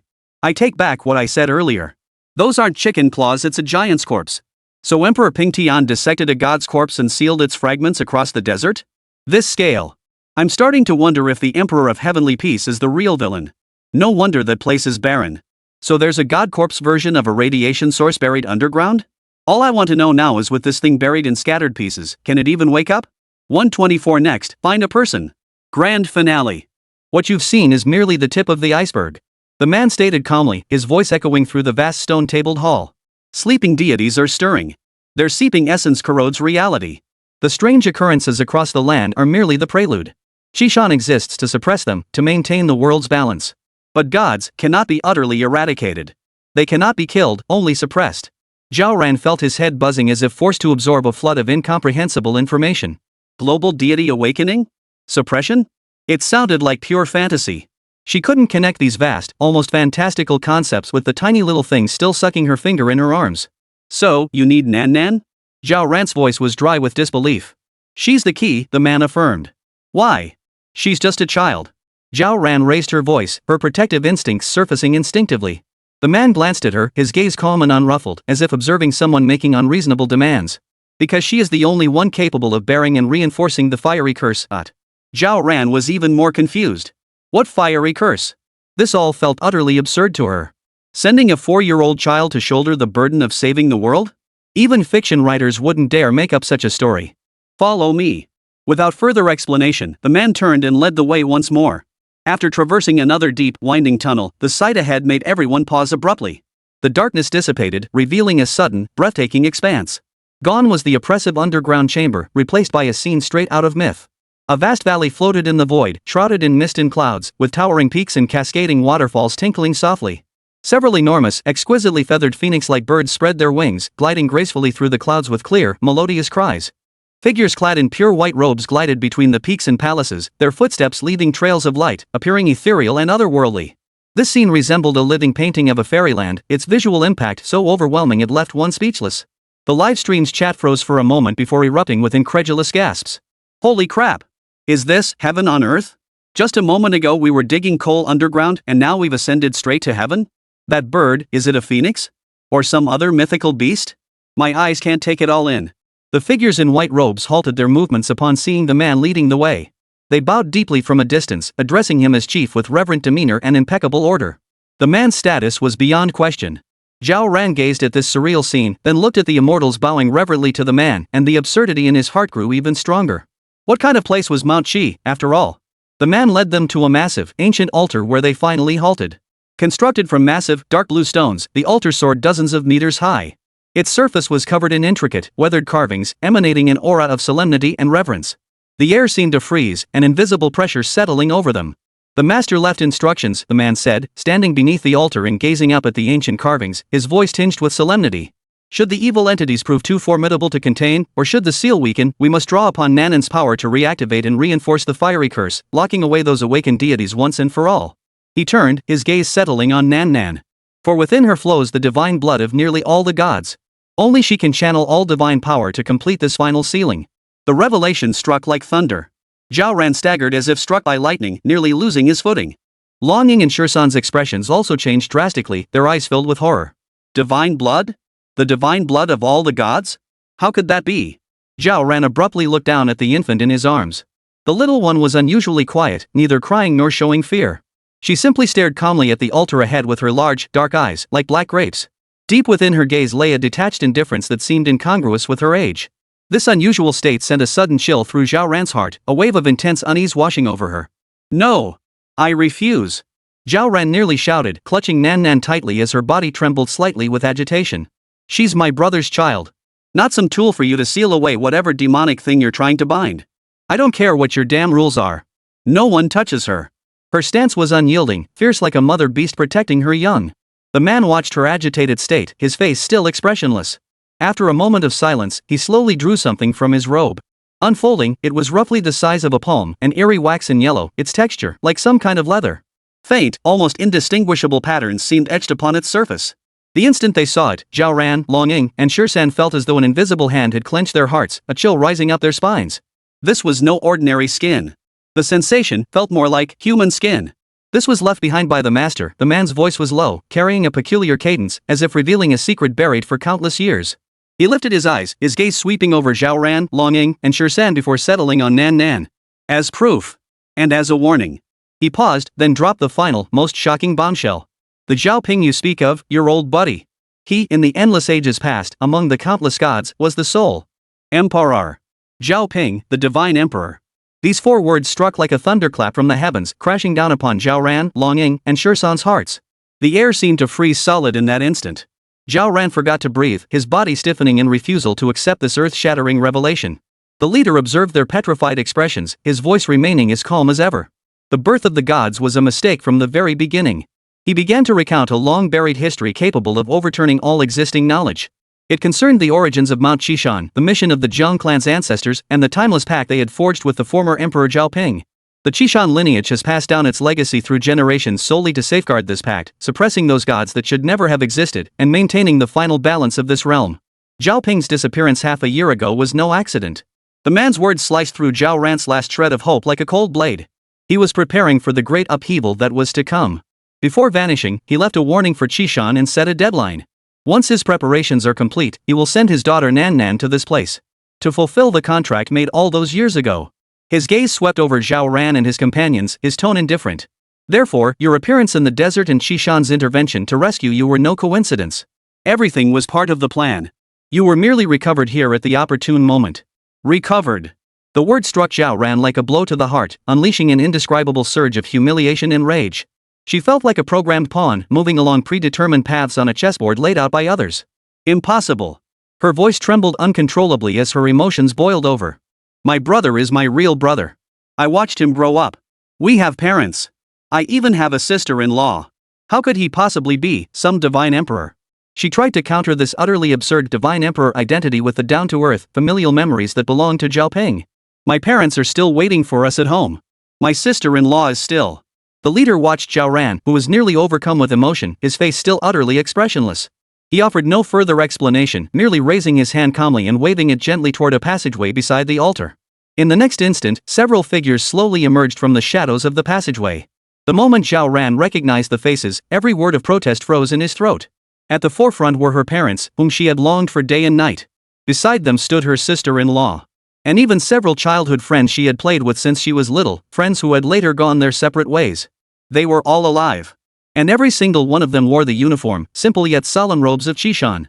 Their steps were steady and powerful, their gazes calm, even carrying a hint of the detached indifference characteristic of those in positions of authority. When they looked at Zhao Ran, their eyes held no joy at a long-awaited reunion. Instead, there was only a kind of helplessness, as if looking at an unruly younger relative, along with a deeply hidden, complex emotion that Zhao Ran could not comprehend. They seemed as though they had always belonged here. And she, Zhao Ran, was the outsider who didn't belong. Boom! Zhao Ran felt her world shatter completely. The family she had always believed in, those warm memories, the bonds of kinship that had sustained her. In this moment, they were ruthlessly torn to shreds. Her eyes widened, her lips trembled, yet no sound escaped her. A tidal wave of despair and betrayal washed over her. Staggering backward, she murmured, her voice shattering into fragments. It's all fake. It's all fake. Finally, all her emotions coalesced into a heart-wrenching growl that echoed across the empty altar. Everything is fake. Fake? Zhao Ran's voice was hoarse and broken, trembling with disbelief. It's all fake. She jerked her head up, tears blurring her vision, yet clearly reflecting the familiar yet unfamiliar faces before her. Everything is fake. The near-collapsing growl echoed across the empty altar, carrying despair and the agony of being torn apart. The world seemed to spin and shatter before her eyes. Tears poured like a burst dam, rolling down her cheeks as her body swayed uncontrollably, nearly collapsing. Long Ying and Shirsan were equally horrified, but their reactions were lightning fast. They caught her on either side just in time. Their warm palms offered steadying support, yet they couldn't dispel the bone-chilling cold in Zhao Ran's heart. Instead, it only made her feel more absurd. Zhao Ran's parents, sister-in-law, and those former playmates approached calmly. Their steps were measured, as if treading sacred ground. Their expressions were complex and indescribable apology mingled with resignation, but above all, a calm acceptance and resolve that they had long since embraced their roles. This damned calm formed a jarring contrast to Zhao Ran's heart-wrenching collapse. Like a blunt knife, it sliced repeatedly into her already bloodied heart, then leisurely sprinkled salt on the wound. Why? Zhao Ran wrenched herself free from Long Ying and Shirsan's support, stumbling forward a step as she croaked the accusation at those she'd once considered closest. Why did you lie to me? After all these years of pretending, aren't you tired? You aren't my family? Then who am I? Where did you find me? How did you end up here? Wearing these clothes? Her gaze swept over their simple, solemn robes. Each glance seemed to confirm the complete upheaval of her worldview, yet also mocked her past naivety. Zhao Ran's mother watched her daughter's tear-streaked face, a flicker of emotion crossing her own eyes before being swallowed by something deeper. Her lips parted, but only a soft sigh escaped before she looked away. Her father stepped forward, his face bearing the weight of lived experience. His voice was low and heavy. Ran, we are not your parents. At least, not in the way you think. Your life has been an arrangement from the very beginning. Zhao Ran's sister-in-law nodded in agreement, her eyes flickering with a hint of regret yet equally resolute, for her. These few simple sentences, offered without further explanation, felt like boulders crashing onto Zhao Ran's chest, crushing her breath. Not coercion. It was an arrangement. For Nan. The warm family she believed in, the kinship she'd risked everything to protect it had been built upon a colossal lie from the very beginning. And she herself? Merely a carefully selected comic relief character within that deception. A bone-chilling cold instantly enveloped her, colder than the underground palace's chill, freezing her very soul to tremble. She felt like a complete fool, a clueless, self-important, self-satisfied buffoon. Their acting was so masterful, the Oscars owed them a little gold statue. Betrayal gnawed at her insides like a venomous snake, the pain nearly causing her to convulse. In the midst of utter chaos and agony, Zhao Ran instinctively looked down into her arms. Nan wasn't crying or fussing. The little one was unusually quiet, only tilting her tiny face up, her pure, clear eyes like dark grapes silently fixed on her. As if saying, "It's okay, Auntie. Don't worry." This maturity and composure, utterly incongruous with her age, pierced Zhao Ran's heart like a cold needle. It filled her with heartache and a deeper dread and worry. What had this child endured? Whether you accept it or not, that's the reality. The leader's voice cut through the tense standoff once more, delivered in that same unruffled tone, as if discussing the weather. He paid no heed to Zhao Ran's emotional breakdown, nor did he acknowledge the melodramatic accusations reminiscent of a family soap opera. His gaze lingered only briefly on Nan. You were not raised in an orphanage. His voice was calm, yet each word cut like a knife, shattering Zhao Ran's last foundation of belief. You were chosen. You were placed in that family to become her aunt. This was to provide Zhao Ping's daughter with a relatively normal environment to grow up in, a necessary human anchor. I promised Zhao Ping I would care for his daughter until the day the contract was fulfilled. You were merely a chosen participant in this plan, a necessary component. His gaze fell upon Nan Nan, carrying an air of unquestionable authority, as if declaring a sacred object. She is the daughter of the Divine Emperor, bearing within her the key capable of unlocking everything. She is the only one capable of bearing and reinforcing the fiery curse, sealing away those uncontrolled deities forever. This was Zhao Ping's arrangement, the only choice. To prevent this world from collapsing entirely. Each word rang clear and cold, shattering Zhao Ran's last vestiges of struggle and hope, trampling her dignity beneath foot. There is no escape. Nor could it be changed. Her family was fake. Her past was fake. Her entire life was fake. The niece in her arms was the so-called key to salvation, a living key. And she herself? Merely a disposable tool in this grand scheme, a self-sufficient, self-guided one at that. A wave of overwhelming helplessness and absurdity washed over her, making her want to burst out laughing. Zhao Ran slowly stopped trembling, letting the tears dry on her face without uttering another sound. She stared at the eerily calm family before her, at the child in her arms whose gaze was cold enough to freeze the heart, and then at the ancient altar that seemed poised to devour everything at any moment. She knew she had no choice. At least not now. She couldn't leave with Nan Nan. She had to stay. She would see this through to the end. She would uncover the hellish scheme her so-called elder brother, that pretended Divine Emperor, had woven. More importantly, she would guard Nan Nan. No matter what demons, monsters, or Divine Emperors the future brought, she would stay by her side, even if only as a former tool. The leader watched the flame extinguish in her eyes and the coldness reignite, seemingly waiting for her response. "You have earned merit," he stated calmly, as if appraising the worth of an object. "As her aunt, you fulfilled your duty. I can grant you a status sufficient to survive on Mount Shishan." Zhao Ran wiped away the last traces of tears, her heart growing icy cold. Status? The last thing she lacked now was status. Actress, tool, fool. Did she really need another one?